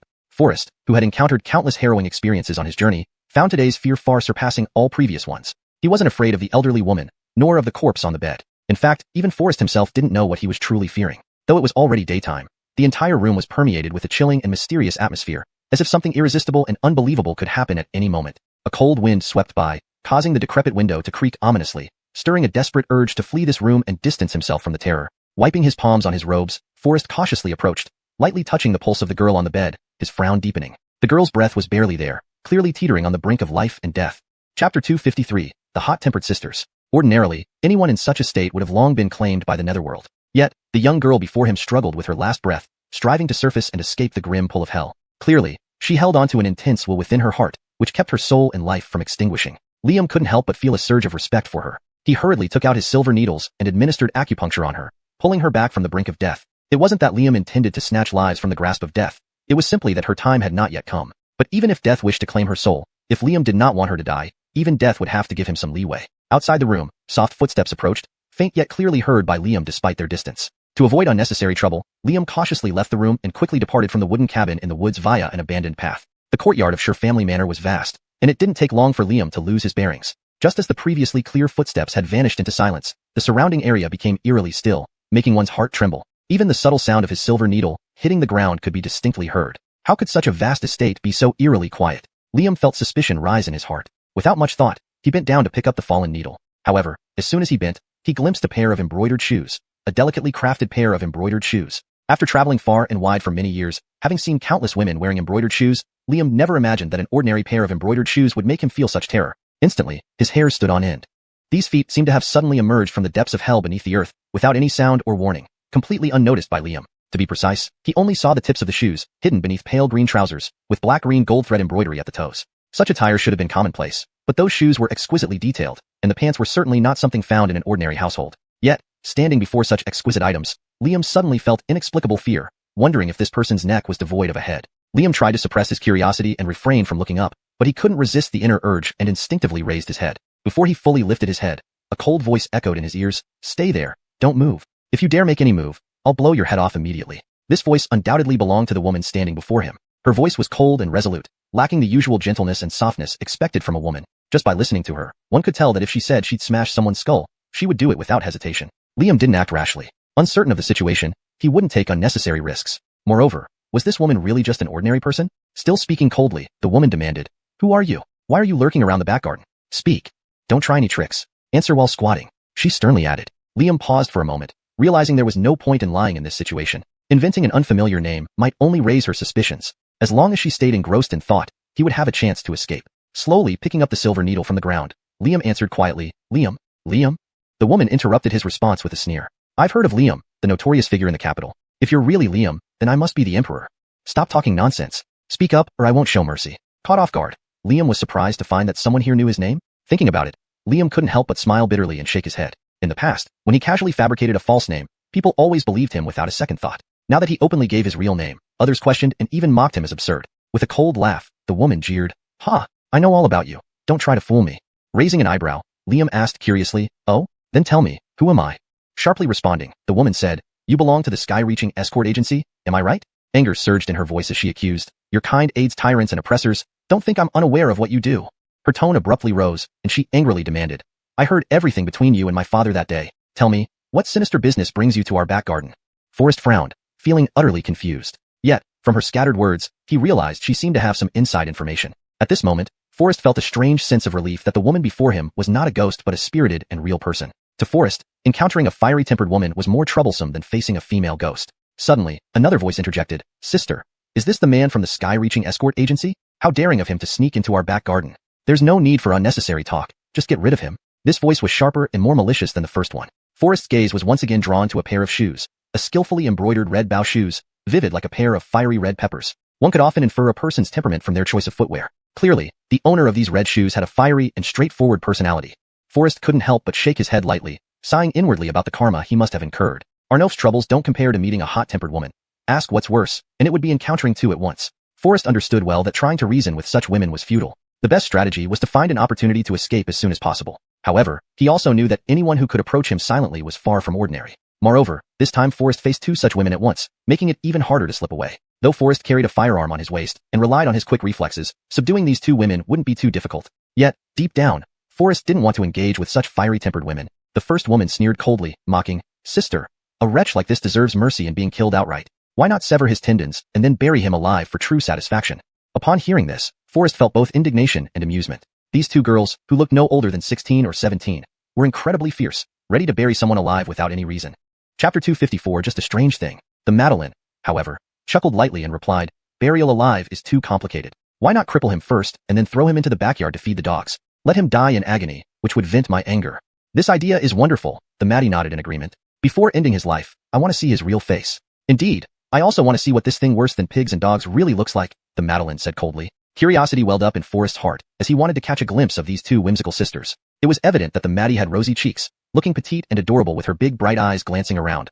Lively yet charming. The woman wearing red embroidered shoes wore the same red attire, holding a long sword. Her expression was icy, exuding vigor and dignity without showing any gentleness. While Forrest was examining them, they were also closely observing Forrest. Just now still burning with rage, their fiery temperaments softened upon seeing Forrest's handsome face. Their faces involuntarily turned a shy shade of red. The Maddie's bright eyes instantly filled with tenderness, her anger transforming into gentleness. Blinking her eyes, she let out a bashful smile at the corner of her lips. The Madeleine's originally sharp gaze also became gentle, her high and mighty expression tinged with a faint blush. She inadvertently slid the sword back into its scabbard. This was an excellent opportunity, and naturally, Forrest wouldn't just sit there waiting for doom. He stepped back a few feet and, watching the two in their dazed and bashful state, couldn't help but shake his head with a laugh. It seemed that his peerless beauty could indeed save his life sometimes. I'm really confused as to why you both hate the people from Mantion Escort Agency so much? Forrest asked doubtfully. At that moment, they suddenly realized that Forrest, whom they thought was still under their control, had silently slipped away. This discovery left them stunned. The Madeleine's expression changed abruptly, and with a flash of her sword, she lunged at Forrest. But Forrest's figure flickered, and his agility seemed to surpass the sharpness of the Madeleine's sword. Seeing her attack miss, the Madeleine felt displeased, scoffed lightly, turned swiftly, and unleashed a whirlwind of sword strikes aimed at Forrest's right shoulder. The fierce attack seemed poised to cut Forrest in half. Forrest, still reeling from shock, saw the Maddie joining the fray on the other side. Caught in a pincer attack, Forrest clearly found himself in dire straits. He hurriedly shrunk his body, his head brushing past the blade, deftly avoiding a fatal blow. A few strands of hair fluttered down as Forrest's figure moved gracefully like a floating cloud, moving freely in midair. Their expressions changed instantly as they exclaimed in amazement, "You're a good one. Didn't expect you to have some skills." The Maddie's expression turned cold as she sneered, "You may look dignified, but your behavior is worse than pigs and dogs. You're not worth living." Without finishing her words, she harumphed, changed her hand gestures, and suddenly produced a short sword gleaming with a cold light, stabbing at Forrest 7 times without a word. The design of this mother-daughter sword was for sudden attacks, making it an excellent weapon for self-defense. As the Maddie wielded the sword, her movements were graceful like flowing light, changing unpredictably, leaving everyone mesmerized. Faced with enemies on all sides, the situation made the short sword even more effective. If not for Forrest, anyone else they encountered would have already been dead, unable to dodge the consecutive 7 strikes. Unfortunately, they faced Forrest. Forrest shook his head slightly, accompanied by a sigh, muttering softly, "What did Mantion Escort Agency do wrong that makes you two so determined to kill them?" While dodging, Forrest spoke calmly, exuding ease in his actions. She couldn't help being startled. "Humph, getting rid of scum like you needs no reason." Her attacks were swift, and before her words finished, her long sword rained down over 10 consecutive strikes on Forrest like a storm. Though her sword moves varied in speed and appeared disordered, each strike accurately targeted Forrest's vital points. Facing this flurry of attacks, Forrest remained calm, skillfully evading with graceful movements. She was getting anxious. However, the Madeleine seemed to notice something unusual and immediately stopped the Maddie's assault, frowning in confusion, asking, "Hey, are you really not a member of Mantion Escort Agency?" No one from Mantion Escort Agency could possess such extraordinary martial arts skills. Even their top boss Judah couldn't manage it. Forrest shook his head helplessly with a bitter smile. "I've told you before, I'm not from Mantion Escort Agency. Unfortunately, you just don't believe me. Then who are you, and why are you here?" "I told you from the beginning, I am Forrest." "What? You are Forrest?" The Madeleine instantly paused, her sharp gaze immediately softening. "Sister, don't let him deceive you. According to Muhammad, Forrest is extremely cunning and ugly." "He certainly isn't him." The Maddie hurriedly frowned, countering when she saw her sister seem to be infatuated. "Oh, seems like Muhammad has spoken ill of me so much." Forrest smiled faintly. The Madeleine knitted her brows, deep in thought. "Muhammad did say that, but I heard from others that Forrest is not only handsome and debonair, but also highly intelligent. With just a few dozen men, he withstood an attack by 1,000 enemies." "Sister, what are you babbling about?" The Maddie replied coldly, "Even if he is Forrest, he can't escape death. Don't forget, Forrest is Brett's archenemy. Anyone who opposes Brett is naturally our enemy too." Hearing this, the Madeleine's expression faltered, turning to look at her sister earnestly. "Father did indeed say so. But, is everything Father says always right? If Father's words were always true, why would he assist Brett in committing atrocities and harming innocents?" At this, the Maddie was immediately speechless. Forrest also frowned. It seemed that Sure Family Manor indeed had ties with Brett, and these two sisters must know some secrets. Just then, rapid footsteps and heavy breathing approached. "Carolyn has come back to life. Carolyn has come back to life." An elderly woman with white hair ran out excitedly from the bamboo grove. Upon seeing the sisters, she lowered her voice joyfully. "Carolyn has indeed come back to life." Both were startled. "What? Is this true?" "No doubt about it." The old woman was visibly agitated, but dared not raise her voice, whispering, "I thought I imagined Carolyn's heartbeat in my dream, but when I opened my eyes, it was real. Carolyn's heart has truly started beating again." "Great. Quick, take us to see her immediately." The Maddie was almost jumping with excitement, urging impatiently. However, there's a strange thing. The old woman furrowed her brows slightly, speaking in a low voice. What is it? Chapter 255, borrowing your embroidered handkerchief for a moment. The old woman frowned deeply, her face revealing a faint look of worry. She replied in a soft voice. It was unknown when Miss Sherry's body suddenly had several silver needles on it. Her words were cut off as the wrinkles between her brows deepened even more. I don't know whether I should remove them. Upon hearing this, the two sisters froze in place. Silver needles? Could someone be trying to harm Sherry? The Maddie asked, frowning with doubt. Could our hiding of Sherry have been exposed? The Madeline's face turned pale with fear. A flash of panic appeared in her eyes. She hurriedly said, this isn't good. Those silver needles are probably intended to take Sherry's life. Quick, we must remove them immediately. Suddenly, Sue's expression changed abruptly, and she stared with serious eyes. She sternly shouted, now is not the time. They can't be removed yet. As soon as she finished speaking, the three people vanished from sight. Impatient by nature, the Madeline, thinking of the threat those silver needles posed to Sherry, immediately pulled the old woman and rushed towards the bamboo grove. Forrest tried to stop her, but it was too late. Forrest sighed helplessly, only able to shake his head slightly before quickly following after them. The time hasn't come. These silver needles absolutely cannot be easily removed. At this moment, the Madeline's hand was already reaching for the silver needle above Sherry's Baihui acupoint. Whoosh! Fortunately, Forrest arrived just in time. His fingers trembled lightly, and a silver needle shot out like lightning, precisely piercing the Madeline's tiger's mouth. She instantly let out a cry of pain, hastily pulling back her hand, and turning around with glaring eyes, coldly asking, what exactly are you trying to do? I am saving her life. Forrest's eyebrows were tightly furrowed, and he snorted coldly. Clearly, he was somewhat annoyed. If not for my timely action, your ignorance would likely have killed her. Humph, you're talking nonsense. I was clearly trying to save her, the woman retorted sharply, her tone pointed. With so many needles on her body, even if she was originally alive, being treated like this could hardly spare her from death. However, there was evident unease in her words. After all, she wasn't ignorant.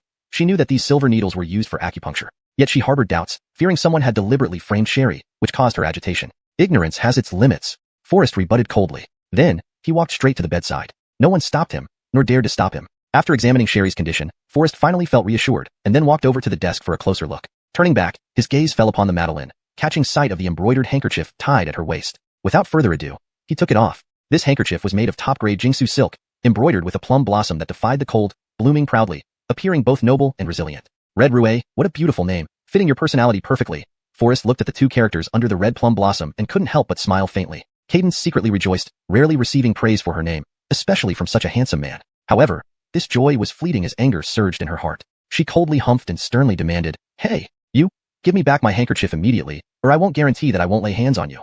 Beside her, her Maddie Camilla also protested indignantly, waving her sword directly at him and asked, why did you take my sister's embroidered handkerchief? Return it now. Forrest calmly replied, I'm only borrowing it for a moment. It will be returned. He waved the handkerchief, carefully wiping away the dust from the table surface, then shook off the dust from the handkerchief and absent-mindedly put it into his pocket. Casually taking out paper and pen, his pen danced swiftly, producing a prescription on the paper. As an imperial physician, he always carried these essential items with him. He handed the prescription forward, prepare medicine according to this prescription, 3 times a day. Within 3 days, she will recover. Also, from now on, don't prepare those bland kanji for her anymore. Her body lacks nutrition. Prepare more vegetables and meat to aid her recovery. The old woman nervously glanced at the Sure sisters, seeing them nod slightly before accepting the prescription. Are you really Forrest? The two sisters couldn't help but question again. Forrest merely gave a faint smile without a word. Instead, he asked with a hint of confusion, why do you harbor such deep hatred towards the Mantiang Escort Bureau? Mentioning these 4 words, Cadence could no longer contain the anger on her face, her eyes flashing fiercely. That group of scoundrels truly deserves to die. Cadence said indignantly, what did they do to make you hate them so much? Forrest frowned slightly, asking probing questions. Camilla couldn't help but say angrily, they have been doing nothing but the most inhumane deeds. Listening to the sisters' account, Forrest couldn't help but frown tightly and clench his fists. It turned out that the little girl lying on the bed was Nadine, Eamon's long-lost sister, whom Camilla had accidentally discovered. 3 months ago one afternoon, while playing in the backyard, Camilla glimpsed 3 suspicious figures sneaking towards her father's study. Curious and wary, she stealthily followed them to uncover what was happening. However, Sure Manor's master was extremely cautious. Confirming no one was tailing him, he shut the door, and those inside began whispering, discussing something unknown. Due to the distance, Camilla could hardly hear what they were talking about. Only the wooden barrels these 3 carried caught Camilla's attention. While guests often came bearing gifts in the Jianghu, it was the first time she encountered such peculiar barrels. Suddenly, the murmuring inside ceased abruptly. A wave of panic surged within Camilla. Was I discovered? Acting swiftly, she hid nimbly among the flowers. She saw the head of the escort bureau, Judah, come out cautiously, surveying the surroundings before retracting back inside. After Judah returned, the manor master promptly led the 3 subordinates through a secret passage from the study. Camilla waited patiently until all was silent. Then, driven by sheer curiosity, she pushed open the door carefully. Opening the barrel, she was stunned by the sight. Inside lay an unconscious girl, the very girl before her now. Camilla stood rooted in place, shocked, until a faint sound from the hidden door snapped her out of her trance. She hastily restored the barrel and rushed out of the room, leaving the study as quickly as possible. Camilla's heart pounded with fear, her mind blank. What happened afterward was a blur to her. This secret Camilla kept tightly sealed. Yet, the image of the pitiful girl curled up in the barrel lingered like a shadow, impossible to forget. Chapter 256, An Unknown Transaction. Night fell, and Camilla really wanted to figure things out. She silently sneaked back into Egon's study once again, but found that the wooden barrel had vanished without a trace. Camilla was startled. Various ominous premonitions surged like waves. Just as she turned to leave, a thought flashed through her mind, and her gaze involuntarily landed on the bookshelf behind which lay a secret hidden door she had known since childhood. She quietly passed through the secret door and indeed found Renee unconscious in one of the rooms inside. At that time, she seemed to hear faint sobbing from other children within, but each compartment's walls were abnormally thick, swallowing those subtle sounds in silence. Camilla thought it was just her imagination and did not investigate further, only taking Renee out. After rescuing Renee, Camilla was at a loss for a moment, unsure where to hide her. Therefore, she placed her in a dilapidated little house deep within the bamboo grove and instructed Tosha to take care of her. Over these 3 months, Renee remained unconscious. Camilla dared not easily invite a doctor or bring her out. She could only pick some life-sustaining herbs, brew them into medicinal soup, and forcibly feed it to her. Shortly after Camilla rescued Renee, Egon tightened the security of the estate even more. Everyone was puzzled by this, except Camilla, who understood the complexities. She attempted to enter the study again to sneak into the secret room for a closer look, but found that the door now had an even more concealed mechanism. No matter how she tried, it would not open, rendering the previous mechanism ineffective. Clearly, Egon had detected something and deliberately changed the mechanism of the secret door. Recalling now, Prince Howard of the Fu Kingdom sent a team almost every month to Shire Family Manor. Officially it was for important discussions, but when they left, 2 more carriages always accompanied them. If you think deeply about it, there must be something suspicious. For a while, Renee's condition improved slightly. She could barely drink some kanji but still kept her eyes tightly shut, barely breathing. Recently, her condition worsened, and they could no longer feel Renee's pulse. After hearing Camilla's story, Forrest frowned deeply. There was no need for further words. The situation was clearly orchestrated by Prince Howard of the Fu Kingdom. Egon was merely a pawn being used, assisting in wrongdoing, with both parties having their own agendas. If so, Anders's daughter was most likely already in the palace of the Fu King. As they were discussing, footsteps outside the bamboo grove broke the silence. Didn't I just hear fighting here? How can there be no one? Someone asked doubtfully. Adam, did you hear wrong? Another person whispered skeptically. I don't think I heard wrong, Adam responded hesitantly. Don't be paranoid. Gallagher has been away for days, and Lady is furious over it. Don't go looking for trouble. The other man retorted coldly. But, Brother Yang, I definitely heard something just now. Could it have come from the bamboo forest? Suddenly, Adam's gaze shot towards the rustling bamboo leaves, and a barely perceptible aura of hostility spread through the air. Outside, the footsteps were scattered and disordered. Forrest could clearly sense that 2 people were approaching the bamboo grove. Forrest's frown deepened, realizing that if they discovered this rundown hut, Renee would be in grave danger. Did you notice anything unusual outside? Cadence, noticing Forrest's furrowed brow and worried expression, finally realized the severity of the situation and asked softly, You 2 stay here, and do not move unless I order you to. Forrest commanded sternly. The unyielding authority in his tone made Cadence and her sister shiver, nodding in obedience. Although they didn't understand why they should obey the commands of someone they'd only met half an hour ago, there was something about Forrest that was hard to resist, instilling trust and reassurance. Before they could fully comprehend what was happening, Forrest darted out like an arrow, leaving only the gently swaying wooden door to indicate his departure. Are you 2 looking for something? This sudden question immediately caught Adam and the other person's attention, stopping them from exploring deeper into the bamboo grove. Adam's eyebrows knitted together, his face revealing surprise as he demanded, You, who are you? How did you sneak into the rear garden of the Shire Family Manor? He then whispered to his companion, Brother Yang, my suspicions were correct. Someone is indeed hiding here. With a slap, Dino waved his hand and delivered a resounding slap to Adam's head, coldly rebuking, Don't you understand? How can there be sounds of fighting with just one person? Clearly, there's more than just him here. Upon hearing this, Adam immediately became alert, pointing his iron claws directly at Forrest while scrutinizing the surroundings. Forrest, however, sat calmly on the long bench in the pavilion, gazing up at the sky with a relaxed smile on his lips. It seemed these 2 weren't entirely foolish. Forrest slightly lowered his head, almost unable to hold back his laughter. He noticed that one of them was wearing a bright red embroidered garment, while the other wore emerald green attire. Both had tiger head red velvet shoes that were eerily similar, as if they were dressed as a couple. Forrest barely managed to suppress his laughter after just a glance. If it were any other time, he would have been tempted to take a closer look at these peculiar characters' outfits, but now, he had no such leisure. Forrest's gaze turned as stern as iron, focusing entirely on the weapons in their hands, the sharp iron claw, known as Iron Claw Eagle Hook. This iron claw was identical to the weapon wielded by the man with the wooden barrel whom he had encountered on the street corner earlier. Who are you? Forrest's voice was icy and carried an unyielding authority. The 2 couldn't help but be taken aback, then burst into mad laughter, filled with ridicule. What a ridiculous sight. You, who intruded into Shire Family Manor, dare to ask us who we are.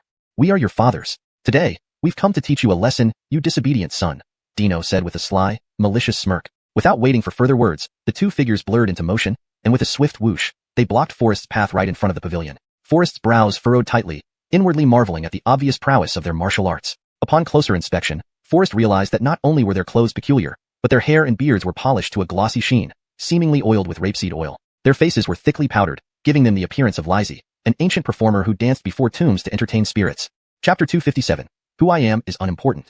Without waiting for Forrest's reaction, Dino let out a cold snort and his iron claws swung like a gust of wind, sweeping forward. Forrest moved nimbly, easily dodging the attack. Seeing this, Dino's expression changed, and he launched another series of claw strikes. The iron claws were indeed swift, precise, and ruthless. However, in Forrest's eyes, they still fell short.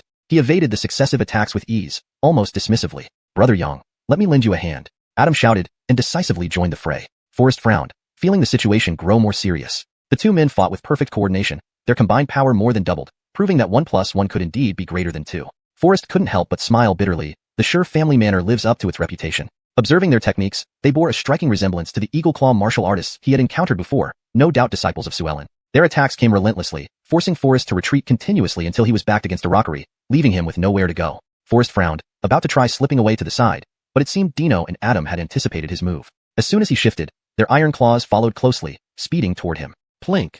A series of clear metallic sounds rang out as the two iron claws traced graceful arcs in the air, twisting deftly toward Forrest. A flash of gold appeared before Forrest's eyes, accompanied by two plink sounds. The iron claws crossed midair, rushing toward him once more. These seemingly absurd opponents displayed extraordinary martial arts skills, especially in the technique of launching hidden weapons. Forrest's urge to escape became desperate.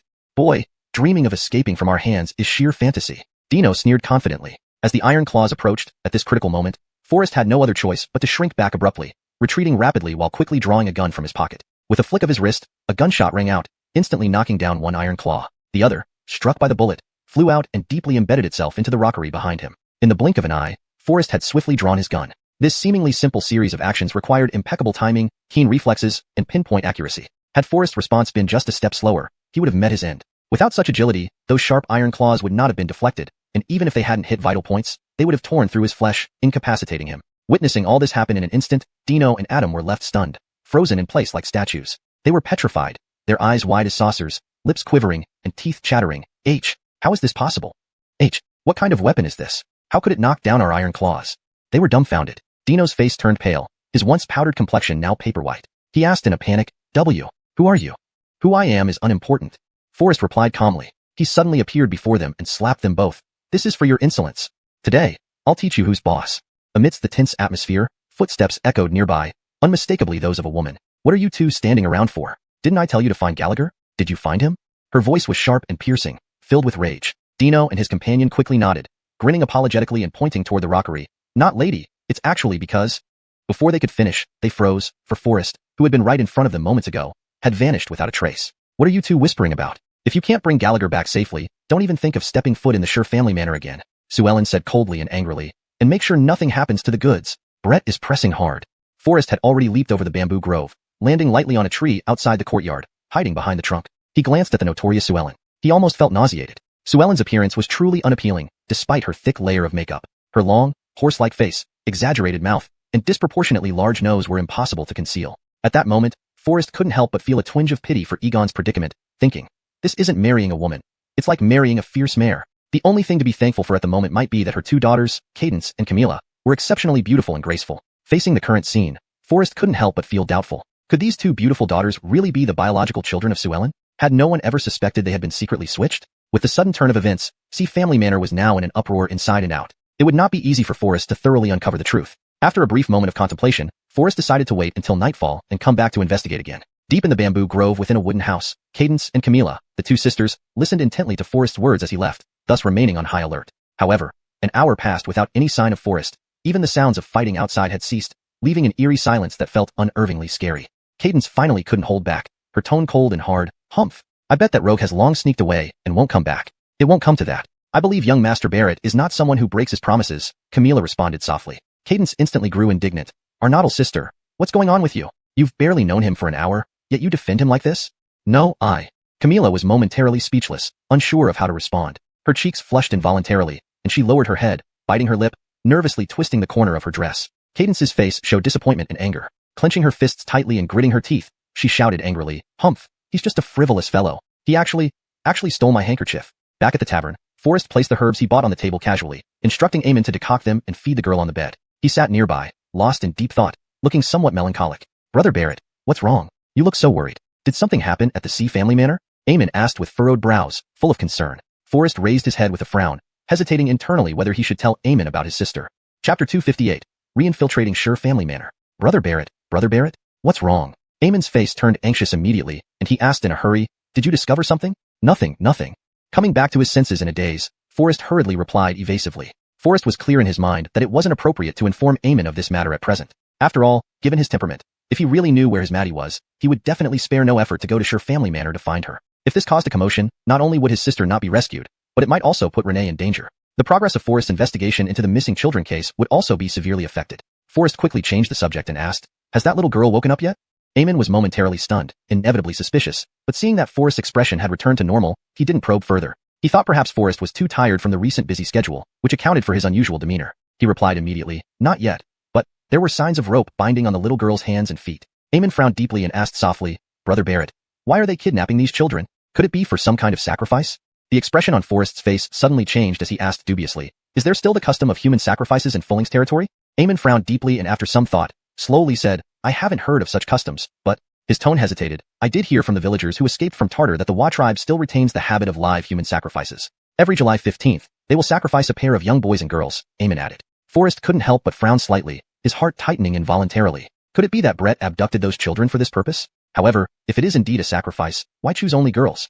Forrest's thoughts were in turmoil, and he dared not think too deeply. It seemed there were still many mysteries surrounding the case of the missing girls, and Forrest had to uncover all the truths. As night fell, the coldness of late autumn in Fulling was piercing. Forrest wrapped himself in a thick coat and quietly left the tavern under the cover of darkness. Looking at the dark sky, with a few lonely lights twinkling outside, Forrest gazed at the night sky and took a deep breath. The cold wind quickly invaded his chest filled with hot blood. This time, Forrest came to Xiu family manor again and knew his way around. He arrived quickly at the gate tower of Xiu family manor. Although the night had fallen, the entrance to Xiu family manor was brightly lit. Originally guarded by 2 people during the day, the entrance now had 2 more guards, making the defense especially strict. Forrest stood on the dead tree he saw during the day, hearing faint sounds of carriages moving. Looking far ahead, he saw an elegantly dressed woman stepping into a carriage accompanied by servants, then riding off into the distance. No one knew where she was heading, nor did she intend to let anyone know where she was going. Forrest's brow furrowed slightly. If his eyes weren't mistaken, the woman who just got into the carriage must be xuanhuan, the wife of Egon. But it was already late at night.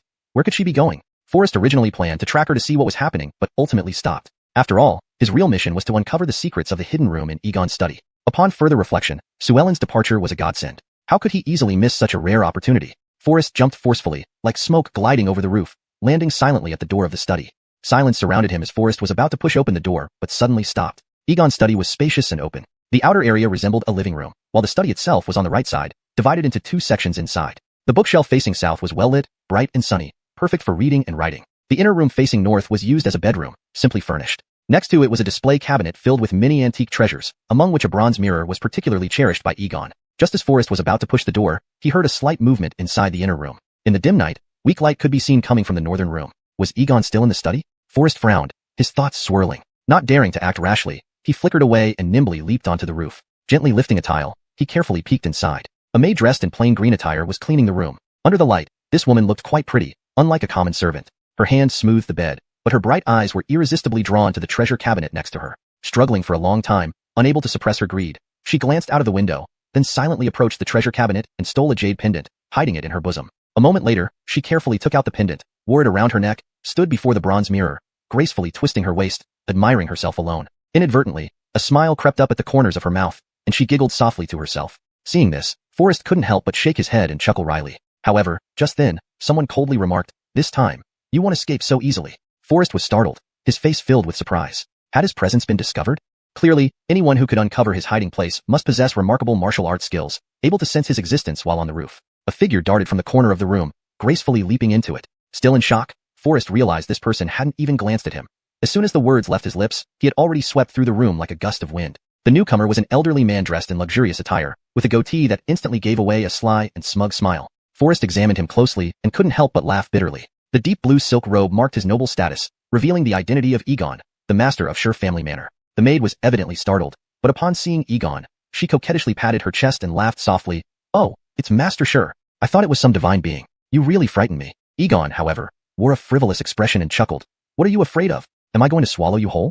At most, I'll just taste the rouge on your lips." That oiled face, with its slightly curled lips, seemed ready to approach the young girl's cheek. The girl hurriedly covered his chest with her hand, a playful smile on her lips, teasing, "Today, I haven't put any rouge on at all. Egon's face immediately showed a cunning smile. I don't believe you. If you didn't put on rouge, why do your lips look as red as cherries? Let me check for myself.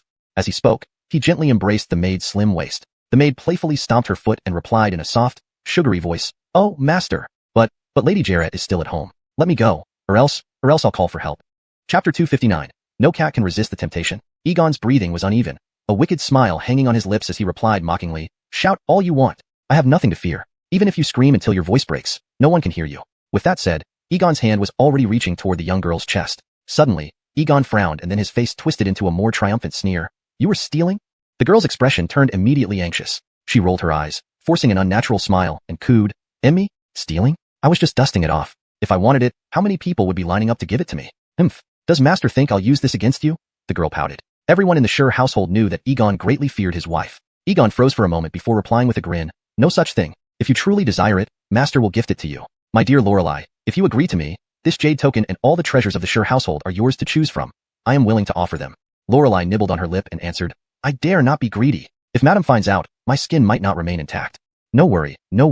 That fierce tigress won't discover anything," Egon assured her with a laugh. Before his words could fully fade, he suddenly lunged forward, both of them tumbling onto the bed. Lorelei shook her head urgently, rejecting, "No, here is absolutely inappropriate. Moreover, madam may come at any time." Her words hadn't finished when something seemed to seal her lips. Egon's lips curled into a lascivious smile as he responded, "Not today, but tomorrow there won't be another such opportunity. That fierce woman monitors tightly. Tonight she went to Brett's place. As long as you agree now, I'll do anything for you." On the bed, they struggled half-heartedly while Forrest watched with a mix of shock and amusement. However, thinking of Egon's wife Sue Ellen, he felt a twinge of sympathy for this master. Rarely does a cat resist the temptation of fish, especially with such a partner beside him. The stricter the wife's supervision, the greater the husband's desire to taste forbidden fruit. Xiuxian was a typical example. However, their choice of location and timing was indeed inappropriate. Forrest had no intention of interfering in their private affairs, but if it delayed his plan, it couldn't be ignored. He heard the bed shaking continuously, two tender legs dangling over the side. Forrest flicked a pebble, hitting the door lightly, whispering, "Someone's coming." These four simple words hadn't fully left his mouth when the two on the bed sprang up as if electrocuted, their agility astonishing. Egon curled into a ball, trembling uncontrollably, his eyes squeezed shut, his lips quivering as he whispered, "I'm sorry, madam. Please listen to my explanation." Lorelei appeared bolder, casting a disdainful glance at Egon, mocking, "Didn't you firmly say madam was away? Look at you now, truly timid like a mouse." As she spoke, she quickly dressed herself and strode resolutely towards the door. Her voice was cold, asking, "Who's outside? Are you here to steal?" Silence met her from outside. Egon's body still trembled non-stop, hurriedly tidying himself up, nervously saying, Perhaps a thief has sneaked in. I'll call someone right now." Before his words ended, his feet slid out like oiled, determined to leave as quickly as possible. Forrest pondered for a moment, swiftly formulating a plan. He took out Cadence's handkerchief, folding it ingeniously to cover his face. With a swift leap, he gracefully landed in front of Egon. Egon froze, his body instinctively trembling. He hadn't seen how Forrest appeared. It was as if he descended from the sky, asking in surprise, "Who are you? How dare you be so bold, daring to rob in the Schur household? Today, I'm in a good mood. If you know what's good for you, run with your tail between your legs, and I might spare your life." Seeing Forrest alone on his own turf, Egon regained some confidence. Forrest's voice carried a chill of mockery. "From what I see, the real thief is you, Master Schur." Xiuxian staggered back, his anger evident on his face, retorting coldly, "Ridiculous. Everything in the Schur household belongs to me. Why should I steal? These visible riches indeed don't need your hands," Forrest sneered disdainfully, "but what you steal is lust. Remember, what follows is not negotiable. You must understand 3 facts. First, I have no intention of escaping. Second, you're no match for me. Third, I fear not your summoning of help. If things really get messy, it's uncertain who will have a worse outcome," Forrest responded with a cold sneer. Forrest did not display any sign of intimidation, nor did he hold any weapon in his hand. Egon's face had turned pale and livid, purple mottling the green. He stammered nervously, "What are your intentions?" Forrest smiled indifferently and replied calmly, "You only need to answer my questions truthfully. What exactly is the connection between your manor and the Heavenly Sky Escort Agency?" Egon involuntarily froze. Faced with Forrest's sharp interrogation, he dared not hide anything and trembled as he hurriedly replied, "It's a business partnership." "Partnership?" Forrest frowned, his tone icy as he pursued further. Suddenly, a piercing cold wind swept by, causing Egon to shudder uncontrollably. He rushed to respond, "Indeed, we are just business partners. To be frank, we merely serve Brett faithfully.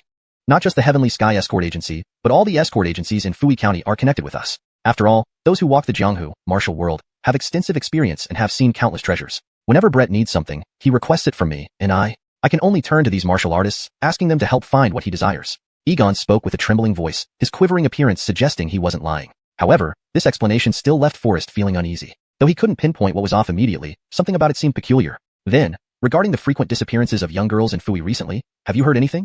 Forrest asked coldly. Egon froze, his eyebrows furrowing. He answered with an air of grievance, I truly don't know. Our Sure family manor has always upheld honesty. We would never do anything against our conscience. You really know nothing? A hint of frostiness appeared in Forrest's gaze. If you truly know nothing, then what is hidden in the secret chamber behind the study? Chapter 260. This matter involves Brett. Upon hearing these words, Egon's expression immediately changed. His brows knitted tightly, and he seemed inwardly affected. However, as a seasoned veteran in the Jianghu martial world, this subtle change in his expression vanished almost instantly, and he soon resumed an innocent and aggrieved demeanor. Sir Knight, I really don't understand what you mean. There is absolutely no secret chamber in my study. If you don't believe me, please feel free to check it yourself. Facing Egon's resolute tone and observing his expression, Forrest couldn't help but frown deeply. A sense of inexplicable confusion rose within him. Could he have overthought it? Or perhaps one of them, Camilla or Egon, was lying? Just as Forrest hesitated, filled with doubts, there came sudden hurried footsteps from the front courtyard. Following the sound, a bright red glow slowly approached the rear courtyard. Do not create a false alarm, or I will not be polite. Forrest rebuked coldly. Immediately afterward, he assumed a posture ready to attack Egon, frightening him into squatting on the ground like a frightened bird. In the blink of an eye, Forrest leaped out, disappearing beyond the wall like a flying bird. Only a few withered leaves lingered in the air, as if Forrest had never been there. After Forrest left, Xuanhuan, frowning deeply, led her subordinates angrily toward the study. Behind her, more than a dozen subordinates held bows and arrows, carrying double swords on their backs, moving agilely and evidently well trained. This imposing sight thoroughly terrified Egon. He even thought that his indiscretion with the maid Anita had been discovered by Lady Jarrett. Fortunately, Forrest had foreseen the situation and quickly evacuated the scene before they arrived. Otherwise, if Xuanhuan had brought so many people, Forrest might have found it hard to escape once they got here. What exactly happened? Seeing Egon crouched on the ground, holding his head in both hands, Xuanhuan paused momentarily, then asked coldly. Hearing Xuanhuan's voice, Egon felt somewhat relieved. He slowly stood up, stretched lazily, and responded casually, Oh, it's Lady Jarrett. Didn't you go to Brett's mansion? Why did you return so quickly? Xuanhuan ignored him and asked coldly, My lord, in such cold weather, why are you squatting outside instead of staying warm inside? Egon was at a loss for words, unsure how to answer. Xuanhuan's attendant Adam, noticing this, quickly interjected with a smile. Perhaps my lord felt it was too cold and wanted to stretch a bit. Yes, it's cold, and I just wanted to get some exercise, Egon echoed. Xuanhuan, looking stern, directly questioned. Did you notice anything suspicious earlier? Egon's brows furrowed slightly, and he answered promptly, The Sure family compound is heavily guarded. No suspicious person would dare to come here easily. My lord, Anita reported that a thief entered the backyard just now, which is why we rushed here. My lord, did you really not see anyone suspicious? Adam asked softly. Egon hesitated slightly, then whispered, Is that so? Xuanhuan scolded angrily. What use do you have being here if you didn't even notice a thief? After berating Egon, she turned to her servants and ordered coldly, Search immediately. If I catch him, I will make sure he regrets it. After everyone dispersed, Egon cautiously asked, Lady Jarrett, since you just came back from Brett, does he have any instructions? You still dare to ask? Xuanhuan retorted harshly. The items sent to Brett keep having issues. They either vanish or get intercepted during transit. Without new toys for entertainment, if Brett gets angry, none of us will be at peace. Egon frowned and asked doubtfully, Didn't we already send Gallagher to find them? Hasn't he reported back yet? After 3 days, even without results, he should have returned to report, Xuanhuan replied grimly, her tone low. I fear something unfortunate has happened to him. Unfortunate? That seems unlikely, Egon said, tightening his heart. He went out with Braden, asking the Izzy family should clear things up, right? That's precisely what worries me, Xuanhuan said through gritted teeth. Braden relies on his Uncle Duncan's relationship with the prince and acts increasingly recklessly. I'm afraid he might keep all the credit for himself and take the toys to Brett alone to curry favor. Finding him will clarify everything, Egon suggested. Xuanhuan's gaze was icy cold, and her tone was indifferent. There's no need to rush at this moment. The key is to quickly prepare another toy to entertain Brett. I have already dispatched someone to handle the matter concerning Braden, Xuanhuan continued. Moreover, it has been 2 months since I instructed you to investigate who leaked the secret of the study's hidden chamber. How is the progress? I haven't uncovered the truth yet, but you needn't worry about this. Since the plaything delivered by Mantion Escort Agency was stolen from the secret room, I have sealed all the secret chambers. Currently, any new items are sent directly to Brett's mansion without delay, Egon replied in a low voice. Xuanhuan's face turned ashen, and she gave a cold snort. You must be more cautious in the future. If such incidents happen again, I will not show mercy. With that, Xuanhuan turned around and left, leaving Egon looking aggrieved, his face stiffening and eyes blazing with anger as he muttered under his breath, Humph, you domineering woman, I'll make you regret this. After Xuanhuan's figure vanished completely, Egon returned to the study and retrieved a key from a hidden compartment beneath a treasure rack. Taking advantage of the dense night, he silently slipped out of the back gate of the Sure residence. Forrest had not gone far after leaping over the wall. Instead, he stood on a dead tree near the rear courtyard, keeping watch over the activities within the Sure residence. Although he did not hear Xuanhuan and Egon's conversation clearly, Forrest could easily tell from their demeanor that Egon might not be as weak as the outside world perceived. It's late at night. Where is Egon heading? Forrest frowned, thinking to himself. In an instant, he leaped off and stealthily trailed behind Egon from a distance. The night was dark, and Egon walked alone, holding a lantern, entering a narrow alley deep within the slum area. Forrest furrowed his brows tightly.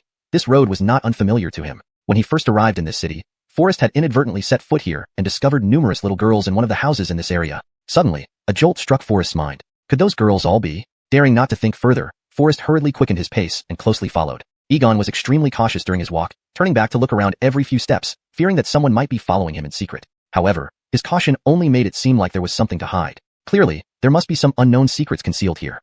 Chapter 261. Escaping the Cage. In a desolate and dilapidated area where the poor lived, the night was as dark as ink, with no starlight or moonshine visible. Autumn fog thickened, casting an additional layer of oppressive gloom over this pitch-black world.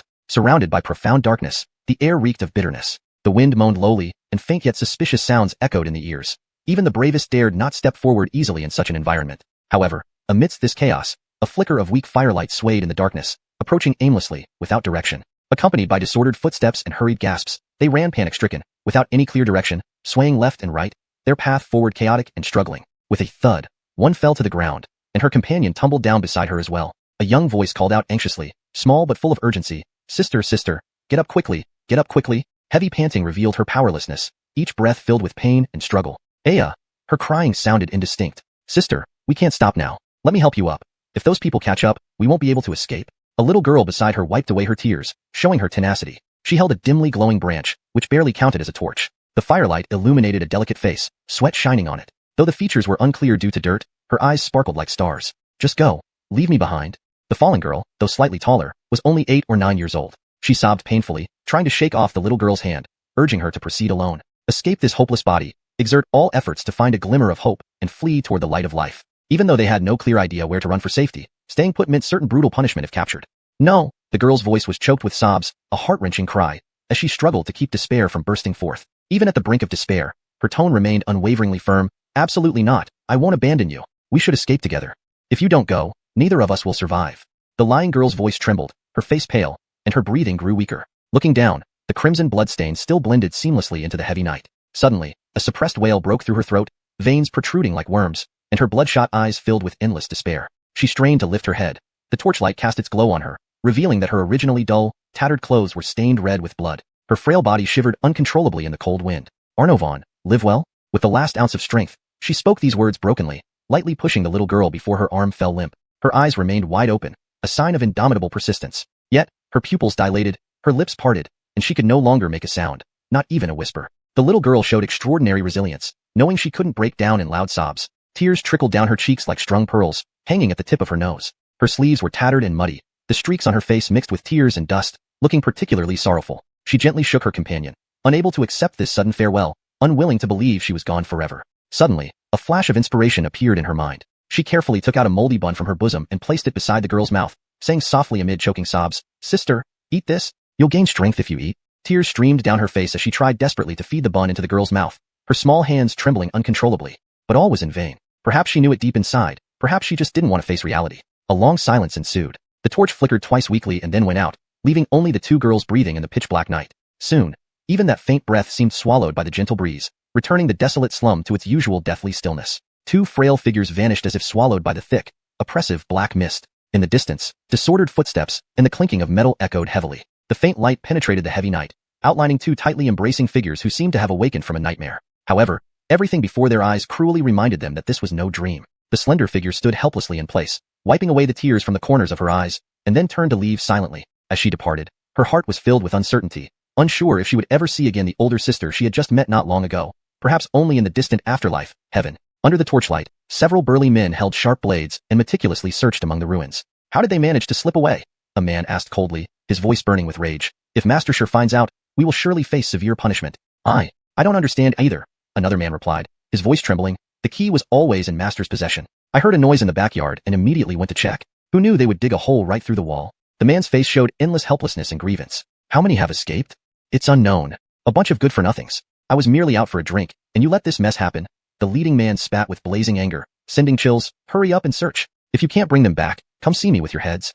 Then he gritted his teeth and added, "Two little brats won't get far. Even if they escape, they'll end up dead anyway."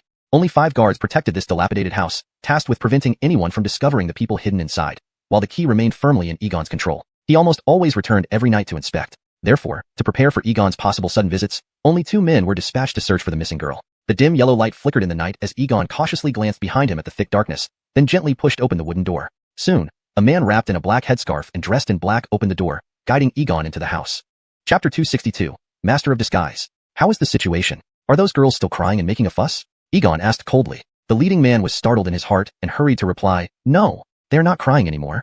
Since that's the case, pick one out. I need her sent to Brett's mansion immediately. Upon hearing this, the 3 guards responsible for supervision couldn't help but tremble all over, exchanging frightened glances. Do you not understand what I'm saying? Egon sat in the chair, gently brushing off the dew and dust from his robe, while the key in his hand hung in midair. His tone was cold and hard. The trio instantly became incoherent, momentarily at a loss for words. Egon suddenly paused, then slammed the table fiercely, interrogating furiously. What on earth happened? This? Hoover hesitated, unsure of how to speak up, frequently glancing towards the leader Geo. Smack. Without hesitation, Egon swung his hand and gave Geo a loud slap. He had now entirely discarded his former meekness and concessions in front of Suellen, his brows furrowed, eyes glaring angrily as he demanded severely, what situation occurred? Geo covered his face with his hands, answering weakly yet honestly.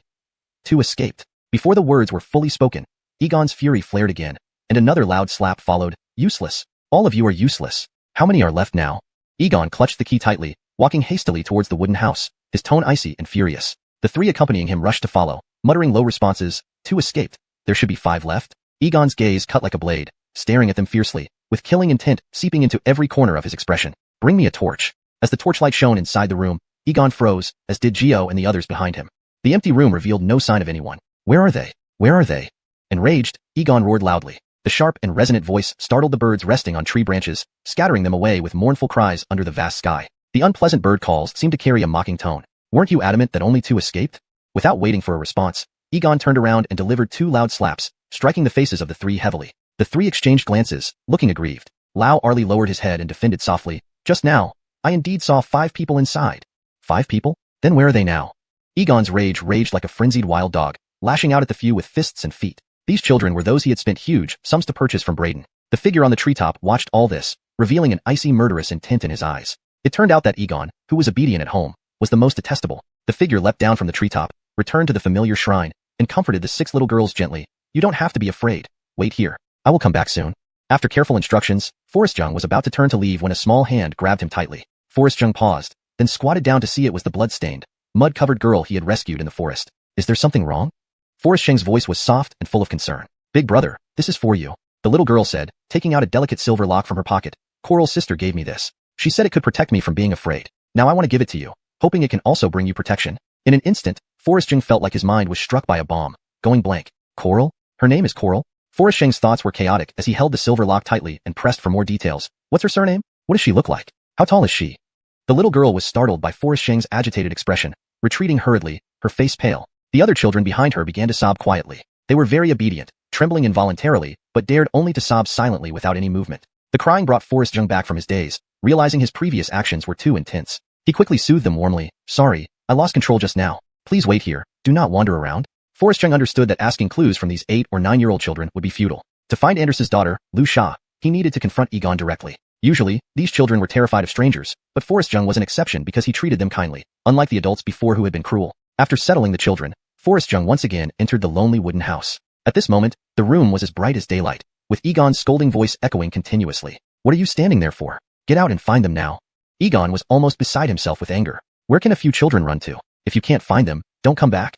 Before anyone could move, suddenly, a mocking laugh reverberated through the air. Why are you so anxious? Suddenly, a cold gust of wind swept by, making everyone present shiver involuntarily. Looking around, all they saw was swirling mist. Who's there? Who is it? Forrest still covered his face with Cadence's handkerchief, responding in a low voice, Master Sure, long time no see. In an instant, Forrest appeared gracefully before the 4 men. It's you again. Egon's face flushed with anger, markedly different from his demeanor at Sure family manner. His usual timidity and panic had vanished without a trace. Forrest observed Egon's transformed expression, gently shaking his head with a hint of mockery. So Master Sure is quite skilled at hiding. Humph, arrogant fool, last time at Sure family manor, I showed mercy on you. Who would have thought you would dare to walk into the net again today? Egon's fury was ablaze, even more enraged by Forrest's provocation. Master Sure seems to be overwhelmed by anger. Let me guess, could it be that those secreted girls have all vanished? Forrest smiled faintly, his words tinged with sarcasm. Hearing this, Egon froze momentarily. Then, he stared daggers at him and bellowed, How did you know? Did you secretly release those girls? Ignoring Egon's question, Forrest instead carried a grim aura and coldly demanded, First, tell me why you kidnapped these innocent girls? Where did you come from, punk? Looks like you're asking for a beating. Joe's voice was icy cold, furious. I advise you to know your place and hand over those girls right now, or else don't blame me for being impolite. Instantly, a sharp sound of metal clashing rang out. Geo and the other two bore sinister expressions, gripping their knives and staring viciously at Forrest. Chapter 263.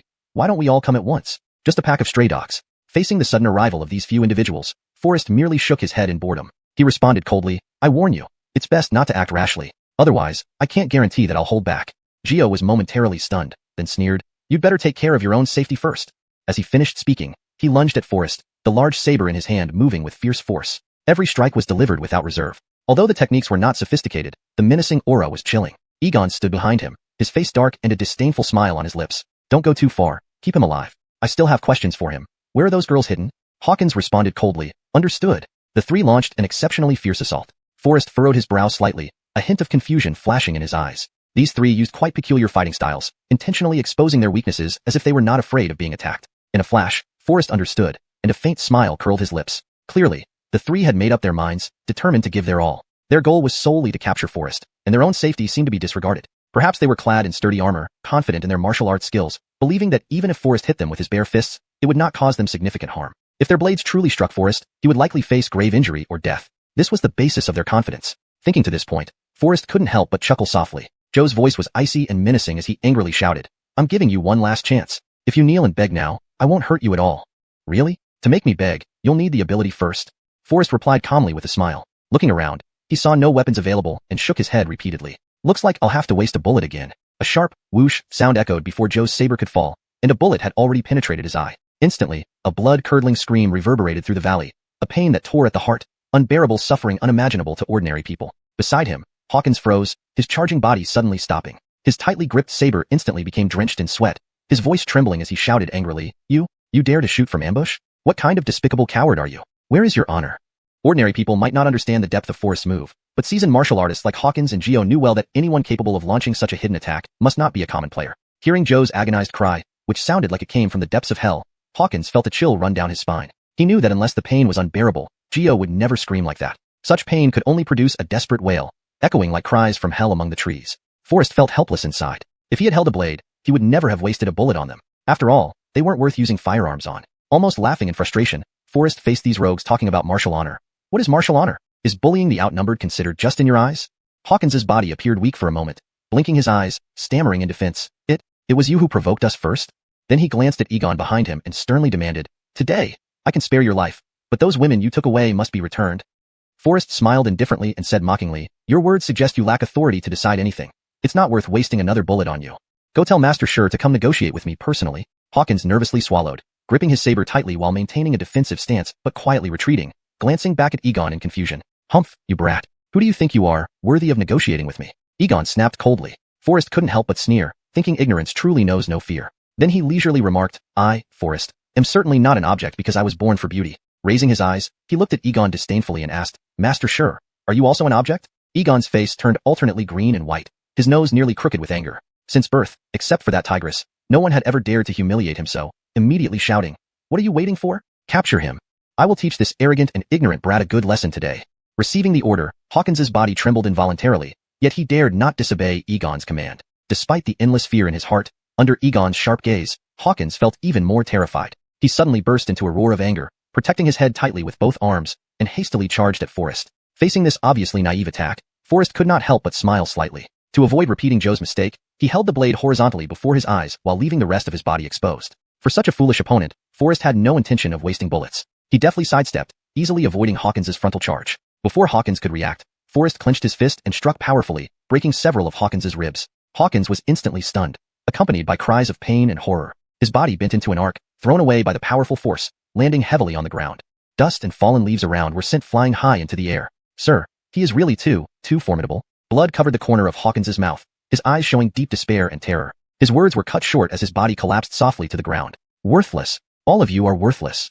Egon could not hold back his anger any longer, roaring loudly, Attack together. I don't believe one man can fight all three of you. Forrest maintained his calm and collected demeanor, casually asking, Anyone else who wants to teach me? Don't be shy, come all at once.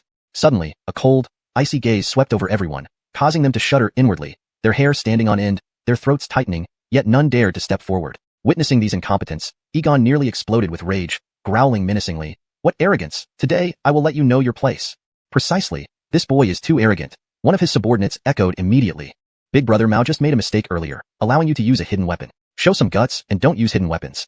Chapter 264. Egon's Hidden Depth. Oh, then for this man lying down, I didn't use any concealed weapons. How do you explain that? Forrest glanced at Arlie Hoover, who had no breath left in him, and calmly asked. Brother Arlie's skills were mediocre to begin with. Even if you defeat Brother Arlie, it doesn't prove anything about your capabilities. The subordinate countered again. Forrest couldn't help but sneer. If you lose, you accuse me of acting unfairly and using concealed weapons. When you can't gain an advantage even in hand-to-hand combat, you blame your own lack of thorough training. This reasoning is utterly absurd. Suddenly, Forrest's expression turned serious, and his tone became icy cold as he demanded. I have no time to dawdle with you all now. I only wish to ask you one thing. Where is the girl wearing the silver lock? I might spare your life if you tell me honestly. As the master of Sure family manor, Egon had always been treated with respect by even Prince Howard of the Fui Kingdom. How could he tolerate such an insult? He glared fiercely at Forrest, as if flames were shooting from his eyes. All right, it seems I need to give you a little lesson. Egon frowned and kicked up the sword on the ground, lunging at Forrest swiftly, a cold gleam piercing through the air, straight for Forrest's chest. The ruthlessness of the attack was chilling. If Forrest hadn't seen it with his own eyes, he would have doubted whether it was all an illusion. Just a short while ago, Egon seemed timid at the Sure family manor, but who knew he was actually a hidden expert? Although Egon's martial arts were impressive, to Forrest, they were nothing more than insignificant tricks. Forrest nimbly leaped back, avoiding the attack, but his eyes never left the ground as he searched for something that could be used for defense. Just dodging? What kind of hero does that make you? Egon grew increasingly frustrated by his failed attempts, switching to taunting him. If you're afraid to fight, just say so. If you kneel and beg for mercy, I might spare your life. A coward who only knows how to escape can never be called a brave man. Forrest replied calmly, I'm thinking of ways to deal with you without taking your life. Ha ha ha, ridiculous. Worry about yourself first before making big talk. Your life is hanging by a thread. Stop blabbering nonsense. Egon angrily berated and swung his sword at Forrest once more. The few people who had been quaking in fear relaxed upon seeing Egon take action personally. This kid really doesn't know the height of heaven or the depth of the earth. With Master Sure himself stepping in, there's no way he can survive. Yeah, dying under Master Sure's blade would be quite an honor for him. In Sure family manor, although Madame Jarrett usually handles affairs, in truth, Master Sure has always been hiding his true strength. Remember the year when Master Sure single-handedly suppressed over 1,000 rebels? They chattered among themselves, their confidence growing as they watched Forrest dodge endlessly without retaliating. Forrest wasn't afraid of Egon, nor was he at a disadvantage. He simply hadn't figured out how to incapacitate Egon without killing him, especially since he wanted to conserve ammunition. After all, removing Egon was simple enough, but for an unarmed Forrest, merely wounding him without killing him proved to be quite a challenge. Now weaponless, if Forrest couldn't disable Egon in one strike, he feared the relentless attacks wouldn't cease. However, Egon, misunderstanding Forrest's hesitation as fear, believed he had the upper hand. Boy, speak quickly. Where did you hide those girls? Maybe I'll let you live. While swinging his sword towards Forrest, Egon continued his harsh interrogation. Forrest retreated continuously, weaving through the space until he reached a tree and finally found something that could be useful, a branch. It wasn't much of a weapon, but in Forrest's hands, even the most ordinary object could become lethal. Gripping the branch tightly, Forrest laughed coldly and retorted, It's my turn to ask you, where did you hide the owner of the silver lock? If you tell me the truth, I might spare your life.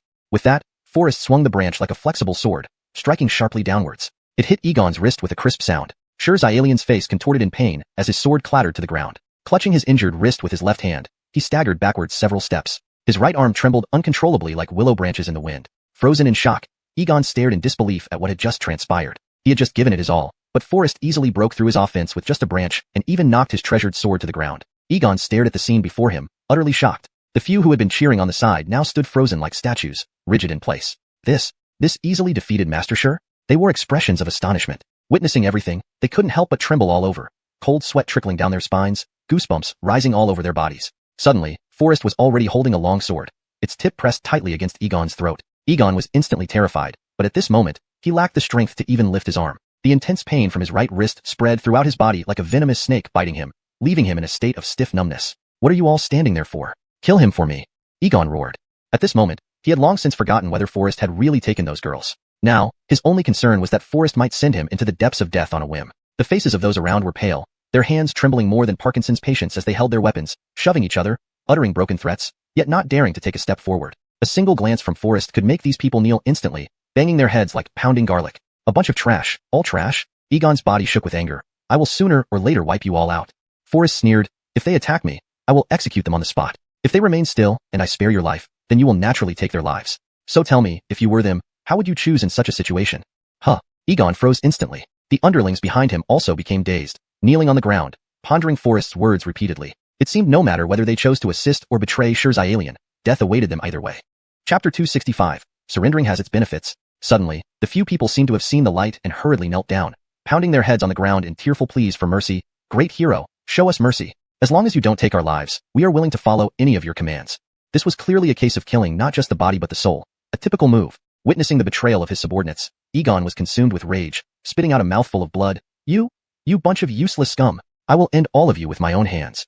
Useless scum? You've always treated us like garbage. Have you ever regarded us as human beings? One of the subordinates retorted coldly. Exactly. You've been submissive in the Shurji manner, playing along with Lady Jarrett's whims, taking out all your frustrations on us. Another one said bitterly. You beat and cursed us but never treated us like humans. Now that we're going to die anyway, we demand to die with dignity. The last one added. Indeed, even if we die, we'll take you down with us. It was clear that dissatisfaction with Egon had built up over a long period. Furious beyond limits, they grabbed their weapons and were about to rush forward, intending to hack Shurji alien into pieces. Fortunately, Forrest timely intervened. Stop. The group reluctantly restrained their anger, halting their actions, yet their eyes still brimmed with resentment and hostility towards Egon. Master Shur, can you finally answer my questions now? Forrest interrogated icily. Tell me, where have you hidden that woman wearing the silver lock? Egon twisted his lips into a grotesque smile. Haha, that girl's stubbornness is unforgettable to me. However, I will never reveal her whereabouts. Unless you kneel and beg for forgiveness from me, perhaps when I'm in a good mood, I might give you a hint. Facing Egon's arrogant and self-satisfied expression, Forrest gritted his teeth, thinking that if it weren't for still needing a clue to Anders's daughter, he would have struck him dead with one palm. However, Forrest knew this was unwise since he still didn't know the whereabouts of Anders's daughter. Turning his head, he glanced at the three enraged individuals and nodded calmly. As long as you don't kill him, feel free to vent your anger. Upon hearing this, the three were initially stunned but quickly regained their senses. They thanked Forrest without hesitation and launched an attack on Egon. Soon after, a heart-wrenching scream echoed inside the room, causing Forrest to involuntarily turn away. Admittedly, their methods were indeed ruthless. At that moment, flames suddenly burst forth around them, illuminating the area like daylight. An armed squad appeared surrounding the dilapidated house, led by xuanhuan. What a brave boy you are, daring to appear in Fui City today, after escaping yesterday. Abdul sneered. Without turning back, Forrest knew xuanhuan had arrived with 2 attendants. Yet, his face remained calm as if everything was within his expectation. xuanhuan, dressed in tight-fitting clothes, wielding iron claws and carrying dual swords on her back, looked fierce, resembling a tigress in the night. Forrest smiled lightly and responded softly. I have long heard of the valor of Lady Jarrett of Shurji Manor, and today's meeting proves it. xuanhuan laughed coldly. Cut the nonsense and release my husband immediately. Forrest couldn't help but shake his head with a bitter smile. Lady Jarrett seems to have devoted all her talent to martial arts. Those who beat your husband are not me. Who should I release then? xuanhuan instantly turned livid, knowing she had been humiliated but finding no words to counter, resorting to angrily shouting, Are you 3 courting death? How dare you harm the master? The trio, like startled birds, fell to the ground begging for mercy, trembling. Pardon us, madam, pardon us. It was all under his coercion. Boy, you truly have no fear. Daring to defy the Shurji Manor. I swear you won't return alive. xuanhuan said coldly and angrily. Forrest shook his head continuously, showing disdain for these fickle people. However, he was too lazy to waste words since any further explanations would be futile. He sighed lightly, smiling faintly. Lady Jarrett indeed exudes awe-inspiring authority and lethal aura. No wonder Master Shur fears you. Upon hearing this, Egon immediately leaped up from the ground, ignoring his wounds and bloodstains, eagerly defending himself. Our marital relationship is deep and loving. Don't you dare meddle with our feelings. Even though he was injured to this extent, Egon still tried his best to defend himself. Forrest, witnessing this scene, couldn't help but shake his head and sigh, realizing that Egon's fear of his wife had deeply rooted in his heart. xuanhuan glared with fury and said icily, Stop talking nonsense. If you want to live, kneel down and beg for mercy. Otherwise, when I take action myself, I can't guarantee you'll remain unscathed. But if you're willing to surrender, perhaps, I might not only spare your life but also grant you some benefits. xuanhuan slightly raised her eyebrows, deliberately speaking the word benefits in a soft and low voice, her eyes revealing a seductive light as if hinting at something irresistible. Any beautiful woman would make even the ugliest man's heart flutter, and this principle applied equally to females. When an average-looking woman saw Forrest, who was handsome and exuded extraordinary charisma, how could she not be moved? However, Forrest paid no heed to this and responded calmly, If that's the case, I'd rather die. Hearing this, xuanhuan was instantly infuriated, trembling with anger. Her voice turned cold and furious. You want to die? Then I'll grant you that wish. With just one move from me, you might turn into a hedgehog. Upon saying this, xuanhuan's followers behind her had already drawn their bows and were ready to fire. There are many who wish to turn me into a hedgehog, but whether you have such ability remains to be seen, Forrest replied with a calm smile. Then his brows furrowed, and his tone became stern. But if you tell me where the owner of this silver lock is now, I might consider forgiving you this time. xuanhuan was taken aback for a moment, then burst into laughter, mocking, Boy, have you gone mad? Now that you're in this situation, you dare to threaten me? xuanhuan sneered disdainfully, her expression suddenly turning cold and ruthless, her eyes flashing with ferocity. With a wave of her hand, her subordinates drew their bows fully, arrows on the strings, ready to release at any moment. They displayed remarkable skill, each showing excellent archery prowess. Forrest couldn't help but frown deeply. Even if he could luckily escape the first round of arrows, it would be hard to avoid the second wave. Just as the tension reached its peak, Chapter 266, Seeking Death. Forrest's figure suddenly flickered, and shrill screams echoed one after another, sending chills down everyone's spine. In the blink of an eye, over a dozen arrows were already in Forrest's hands, leaving his subordinates frozen like stone statues. A glance revealed that each person had a fine silver needle embedded in their higu acupoint, rendering them completely immobile. Xuanhuan couldn't help but be stunned. Although she had long suspected that this handsome young man was no ordinary individual, the speed at which Forrest acted still exceeded her expectations. Kid, I didn't expect you to have some real skills. Xuanhuan glanced around and saw no reinforcements behind her. Her eyebrows immediately furrowed in anger as she brandished her iron claws, attacking Forrest with lightning speed. Facing Xuanhuan's fierce attack, Forrest frowned slightly. He pondered the same problem. How could he calm down this enraged tigress without harming her life? As Xuanhuan attacked fiercely, Forrest dodged continuously without retaliating. How could Xuanhuan tolerate such an affront? She frowned deeply, burning with rage, and shouted, "Boy, why don't you fight back? Do you intend to humiliate me?" Forrest smiled helplessly. Humiliate her? He simply didn't have the time for it. Nor was he someone who cared about women in such a manner. Since Xuanhuan insisted on provoking Forrest into retaliation, he decided not to hold back any longer. Today, he would let her witness his prowess. After all, while beautiful flowers should be treated with care, there was no need to show mercy to this faded blossom with an unattractive appearance. Forrest's figure turned and appeared like a ghost, leaving only a faint afterimage. Xuanhuan panicked, unable to see clearly what technique Forrest used in the dim light. Suddenly, Xuanhuan felt a shock through her body. Unconsciously, her wrist was tightly grasped by Forrest, and in one move, her iron claws were disarmed. With a loud bang, she was sent flying several meters away. After seizing her weapon, Forrest did not pursue the advantage but instead retreated a few steps, smiling disdainfully. "I am a man of honor and won't stoop to striking a woman. Since you can't defeat me, why don't you surrender now?" Xuanhuan's face instantly turned pale. In just a few moves, she realized that this extraordinary handsome youth possessed remarkable martial arts skills. Any woman would fall for such a handsome and brave man, especially Xuanhuan. She glanced at her cowardly husband who resembled a timid pig and stomped her feet angrily. "Worthless, you shrink back when your wife is being bullied. What kind of man are you? If you were a real man, come out and defeat him for my sake." Egon's face turned even paler, trembling and responding feebly, "Yes, yes, yes. I'll definitely defeat him. I will get justice for you." Despite his strong words, his legs remained rooted to the ground, trembling uncontrollably, unable to take a single step forward. Xuanhuan's face darkened with fury, and she kicked him forcefully, sending Egon flying like a broken kite. She scolded coldly, "Worthless. You talk tough but have no courage at all. Truly useless." Egon suffered from severe pain, biting his teeth in agony, yet faced with Forrest, his legs shook uncontrollably until he knelt on the ground. Great hero, please show mercy." Egon quickly covered his face with his hands, tearfully pleading for his life. Xuanhuan looked at him with disdain, gritting her teeth. "Worthless fool." Forrest felt both angered and amused. Sure, Xiuxian had some skills, but he was so timid before his wife. Xuanhuan, on the other hand, was entirely different. Her fierce and domineering nature led her to kick Sure Xiuxian away, partly out of deep disgust for her weak husband and partly to draw Forrest's attention. Before her words even ended, Xuanhuan had already drawn her twin swords, charging at Forrest like a tiger descending from the mountains. Forrest originally wanted to give her a chance, but he never expected her to choose this path to death. Forrest could only shake his head helplessly with a bitter smile. Looks like this bullet was wasted after all. A loud bang resounded. Suddenly, everything became silent. Xuanhuan's sword stopped mere millimeters from Forrest's throat. Forrest sighed lightly. "Sigh, why must you take this course?" Before his words faded, Xuanhuan's sword dropped to the ground, and her hand holding the sword fell off along with it. What kind of weapon could possess such power? Everyone present was stunned. Even though they were immobilized by Forrest, they felt a deeper fear because they couldn't move. For if they could move, they could have quickly escaped, but now they lost even that chance. Suddenly, a shrill scream akin to a pig being slaughtered pierced the sky, as if directly from the depths of hell. This shot, while not immediately fatal for Xuanhuan, meant her life would only last for half an hour. Forrest lightly squatted down, his gaze focused on Xuanhuan, and asked coldly, "Tell me, where is the girl with the silver lock now?" Xuanhuan clutched her severed arm tightly, the intense pain contorting her face and making her whole body tremble uncontrollably. I don't understand what you're talking about. What girl? I don't know her at all." Xuanhuan gritted her teeth and struggled to respond. Upon hearing this, Forrest's brows immediately furrowed, and he turned his head to look at Egon kneeling on the ground. "It seems that you two have been doing these inhumane deeds separately." Forrest slowly stood up and asked coldly, "Master Sure, I'm giving you one last chance. If you can honestly tell me where you've hidden that girl, I might consider sparing your wife." Egon was initially stunned, then burst into laughter. "Ha ha ha, truly amusing. So amusing.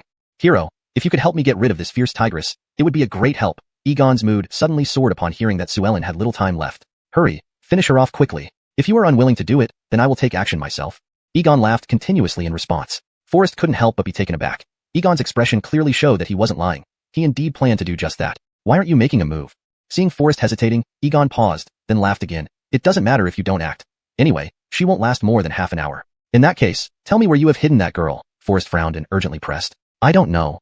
Egon still responded with a relaxed laugh. At this moment, Egon seemed entirely intoxicated by the joy of losing his wife.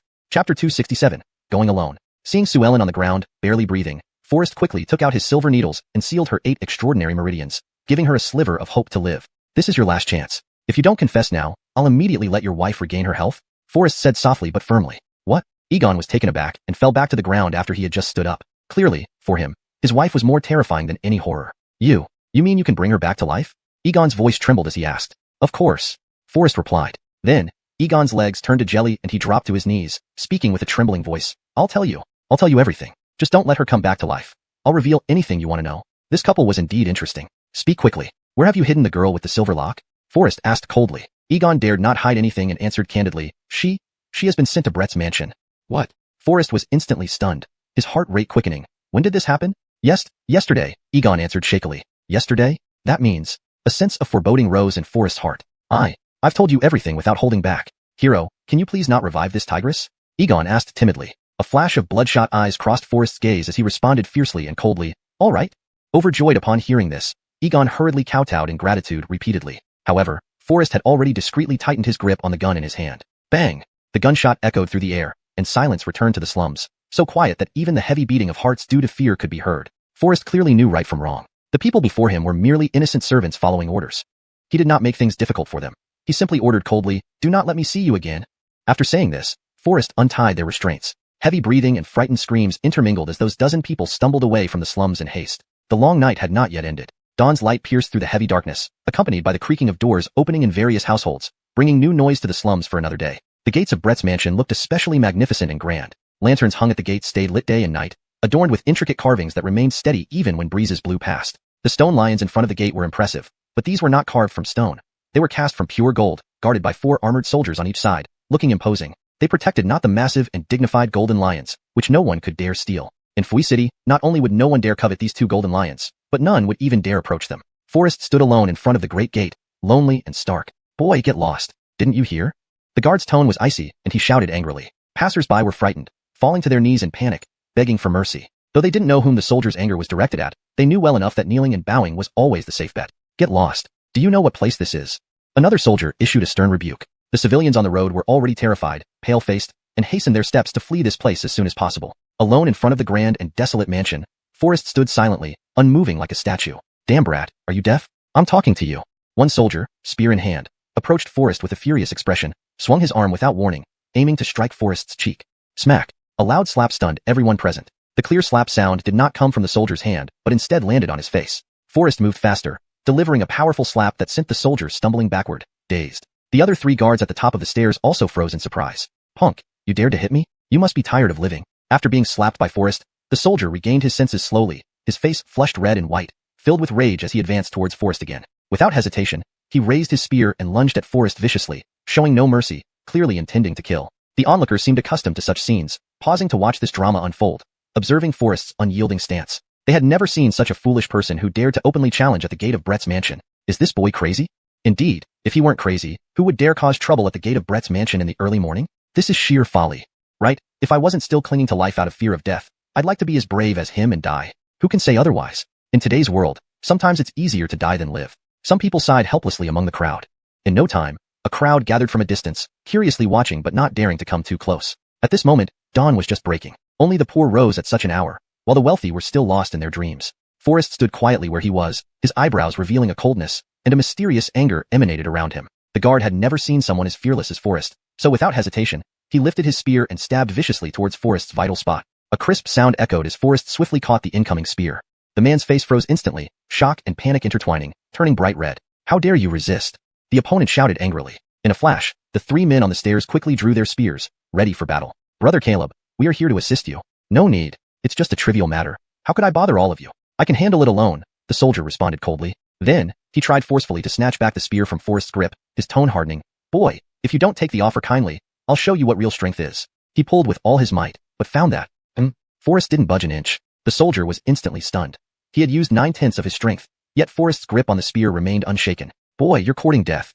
Sweat appeared on the soldier's palm as he gripped the spear tightly. Despite his aggressive demeanor, he felt a subtle panic welling up inside. Brother Caleb, why waste words on this arrogant fool? Just kill him directly. The 3 men on the stairs said coldly. Chapter 268. A watchdog dare to block me? Is it necessary to talk any further? Everyone thought he was being polite before taking action, diplomatically engaging with Forrest. However, none of them knew that the soldier surnamed Caleb was already in great panic inside. It wasn't that he was unwilling to act. He simply didn't dare. I have no intention of embarrassing you. Is Brett Howard at home? Forrest asked coldly, his brows furrowed. Kid, did you eat a bear's heart and a leopard's gall? How can someone like you casually mention Brett's name? The soldier on the steps immediately rebuked him angrily. Just for what you just said, it's enough to cost you your life. Brother Caleb, don't be courteous with him. If we don't execute such an arrogant fellow immediately, Brett may blame us, and we will find it hard to protect ourselves. Another man immediately chimed in. The gentle morning breeze accompanied the soft, rising sunlight, lightly brushing against everyone's face. Although the poor people with thin clothes shivered, they were unwilling to miss this spectacle. At this moment, there were already many onlookers gathered in front of the residence of Brett, all wearing the same expression, surprise and fear. They had never seen anyone brave enough to challenge death so openly, daring to provoke loudly in front of the Brett's residence, even without any reservations, calling Prince Howard by his full name. Is this young man mad? The crowd murmured. If his mind isn't deranged or bewitched, this youth probably doesn't want to live alone. Alas, such a spirited young man. If he dies like this, it would truly be a pity. There were not a few women who sighed. Everyone lamented. It seems that this young man's fate to die today is inevitable. Seeing that the gatekeepers ignored his question, Forrest simply strode forward. He simply couldn't spare the time to tarry here with these people. Swoosh, swoosh, swoosh. Before Forrest could take a second step, 3 soldiers on the steps had already blocked his way with their spears. Boy, if you dare take another step, we won't guarantee that we won't kill you right now, the soldier surnamed Caleb warned coldly. The other 3 showed utter disdain. Brother Caleb, why be so polite with this ignorant kid? What an arrogant fool. Let him taste our prowess today. Before the words faded, one of them lunged forward with his spear, attacking Forrest. Forrest shook his head slightly. So fragile, yet you dare to serve as a guard? He sneered, contempt evident in his voice. Looks like Prince Howard's household is lacking capable people.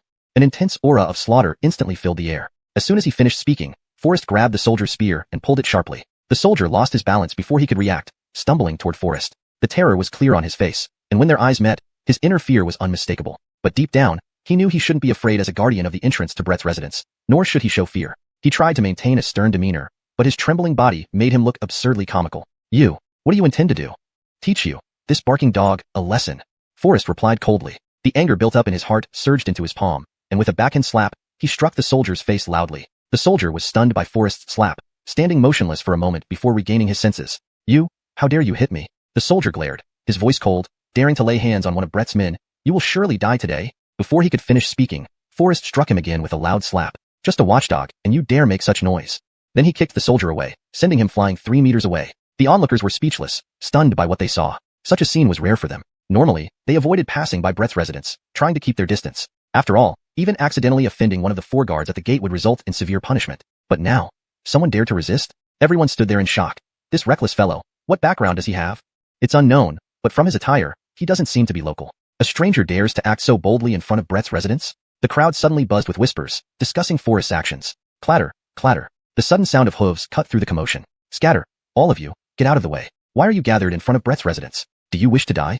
A roar exploded, accompanied by the deafening crack of a whip. A few sharp screams suddenly rose from the surrounding crowd. People were terrified, their faces pale, scattering in all directions to avoid danger. The previously crowded intersection was now empty within moments, with everyone retreating several meters away. On the ground, 2 elderly men, incapacitated by the horsewhip, struggled painfully. On a mighty steed sat a man with an ashen face and blazing eyes, accompanied on both sides by 2 burly men who looked like bodyguards. Behind them, a carriage slowly followed. The 3 guards at the gate immediately became emboldened, as if suddenly infused with boundless courage. They directly shouted at Forrest, "Boy, your end has come. You won't be able to escape easily now. The master of the martial arts school and Lord Izzy have arrived. You'll have no chance to flee." The soldier surnamed Caleb said coldly, "Those who adapt to circumstances are wise. Get down on your knees and beg for mercy. Perhaps it will lessen your suffering. What are you gathering here for? Scram." The rough-looking man holding the reins stepped forward, glaring fiercely, and the whip in his hand lashed cruelly onto the cringing peasants on the ground. "Sorry, sir, I'm leaving." Despite being whipped, with torn flesh, the peasant gritted his teeth in pain, hurriedly kneeling to beg for mercy. However, a disdainful sneer appeared on the rough-looking man's face, and he lifted his foot, seemingly about to kick the peasant over. At this critical moment, a sharp whoosh sound pierced the air. A spear flew through the air and, with a dull thud, lodged precisely beside the man's foot. The burly man was startled, quickly retracting his leg but stumbling and falling to his knees. The horse behind him also panicked and reared up. Fortunately, the rider was agile and skillfully calmed the frenzied horse. Suddenly, a cold gaze shot toward Forrest like an arrow. The peasant, already in a panic, hurriedly crawled aside. The man who had fallen to his knees swiftly stood up, his eyes scanning the surroundings like a hyena, coldly roaring, "No laughing! Not one of you!" Then, he gripped the spear embedded in the ground and roared furiously, "Who is it? Damn it, who is it?" Chapter 269. Is there a vengeance? Involuntarily, everyone's gaze converged on Forrest. The big man tried to pull out the spear, but despite his utmost effort, the spear did not budge. He quickly dismissed this idea and instead raised his blade to launch an attack directly at Forrest. Boy, is this spear yours? Exactly. Heh, boy, you have some guts. The big man scrutinized Forrest up and down, his tone cold and filled with anger. It seems like you're courting death. Before he finished speaking, his broadsword was already chopping fiercely towards Forrest. In the cold wind, everyone gasped in fear. One strike would certainly mean certain death for Forrest. This man was none other than the leader of the Fue escort agency, Flynn, and the one riding the horse was Braden. Their mission was precisely to deliver the cargo to Brett's mansion. Flynn's blow was fierce and tyrannical, heavy with power, clearly not intending to leave Forrest alive. However, in Forrest's eyes, this strike seemed overly naive, unworthy of mention. With a slight sidestep, he easily avoided the blow. Then, he turned back and slapped Flynn's face hard. Before Flynn could react, Forrest delivered another slap. This slap is for that elder.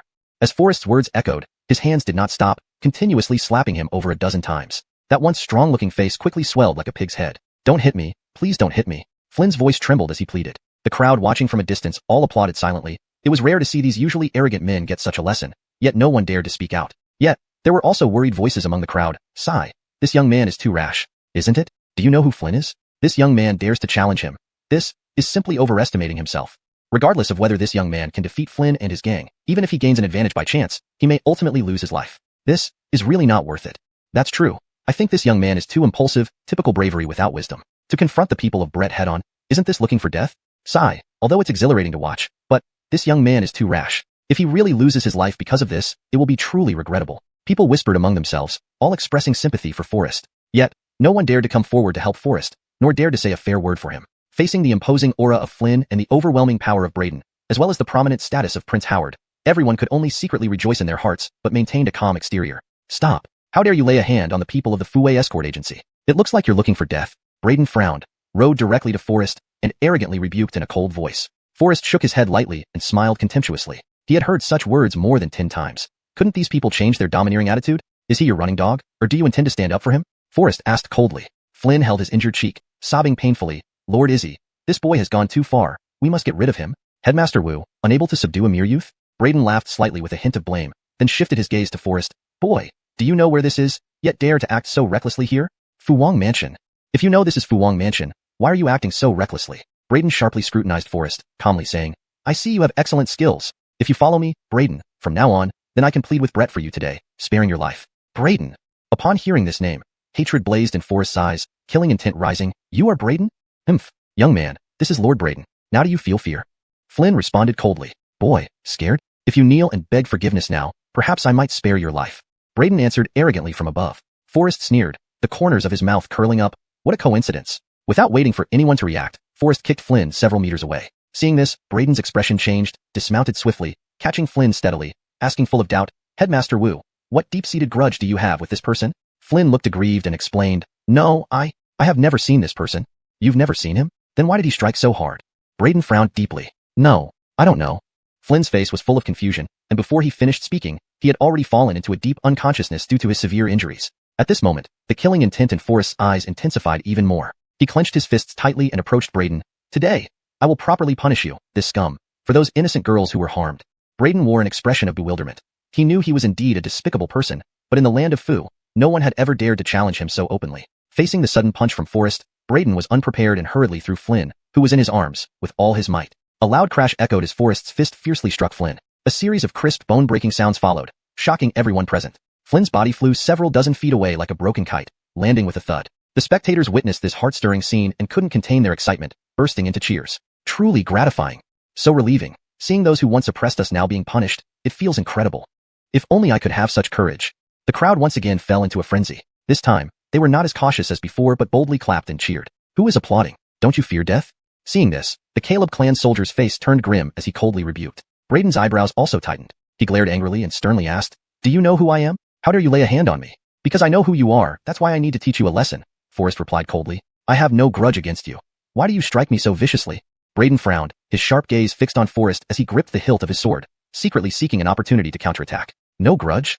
Forrest laughed bitterly. What about those innocent women? Why did you harm them? As he spoke, the veins on Forrest's forehead bulged, revealing indescribable anger in his eyes. Braden paused momentarily, then a murderous look flashed across his face. I don't understand what you're talking about, but since you're eager to die, I'll grant your wish. Chapter 270. Killing you would be a waste of bullets. In fact, Braden had already clearly understood the meaning of Forrest's words, and his heart involuntarily sank. After all, the activities he engaged in were dark and illegal transactions. Now that Forrest had seen through the truth, his fate was sealed. Where have you hidden those innocent girls?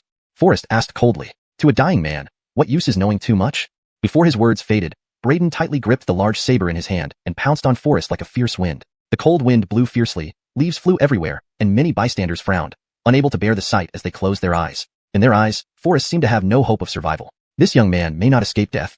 Many sighed helplessly, but Forrest stood still, his brows knitted, and he tightly grasped the gun at his waist for one last offer. If you are willing to reveal the whereabouts of these girls, I might spare your life. Ha ha ha, what a huge joke. As Braden charged at Forrest with full force, he responded with a mocking laugh. A man about to die still dares to talk about sparing my life? Today, I'll let you experience the true power of the fastest blade in Fui. Seeing this, Forrest did not intend to waste any more words. With a swift movement, he fired the gun cleanly and crisply. Bang! A clear and loud gunshot echoed. Forrest had no intention of further entangling with him. He had given him a chance. If Braden was unwilling to reveal the whereabouts of those women, Forrest would not force him. The truth would come out eventually. However, evil must be punished. Before the onlookers could react, Braden's saber froze just before Forrest. Forrest held an object that none of them had ever seen before, pointing directly at Braden.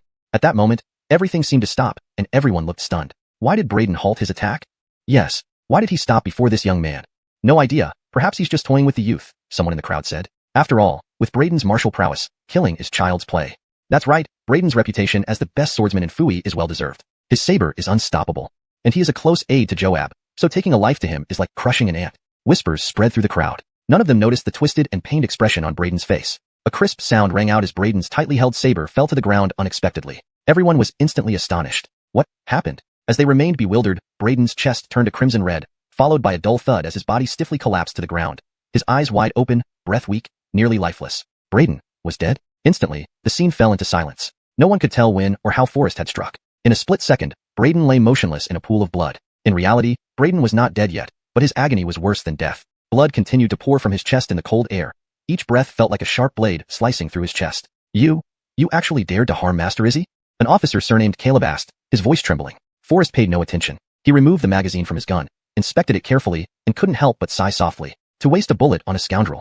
Now, only 3 bullets remained in the magazine. Therefore, Forrest had to be extremely cautious with each remaining bullet. Turning his head, he walked toward the carriage parked behind him, frowning as he approached. The guards watching the carriage were already terrified. Upon seeing Forrest approach, they immediately fell to their knees, pleading, "Spare us, hero, spare us."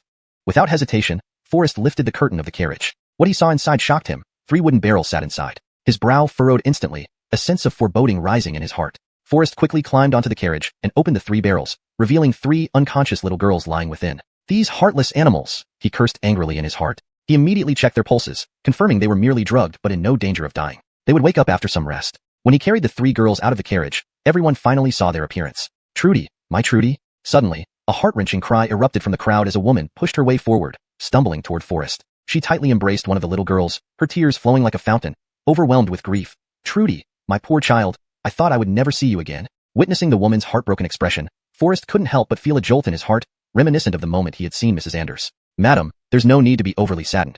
Your son is only temporarily unconscious and will wake up after some rest. Forrest hurriedly helped the kneeling woman to her feet, speaking gently to comfort her. The woman continuously bowed her head, deeply grateful. Thank you so much, benefactor. If not for your timely help, I fear for my child. Before she could finish, she was already weeping uncontrollably. For a moment, Forrest was at a loss, only managing to gently support the woman again, softly saying, "There's no need to thank me." At this moment, everyone finally realized that the recent disappearances of children in Fui were orchestrated by Braden. Soon after, 2 more women rushed over, taking the remaining children back. Suddenly, several people from the crowd ran forward, kneeling directly in front of Forrest, sobbing and pleading tearfully, "Hero, please help me find my daughter. Indeed, my granddaughter disappeared 3 nights ago. Please assist us in finding her." Faced with this unexpected scene, Forrest didn't know how to respond, hurriedly comforting them. Please get up, please get up."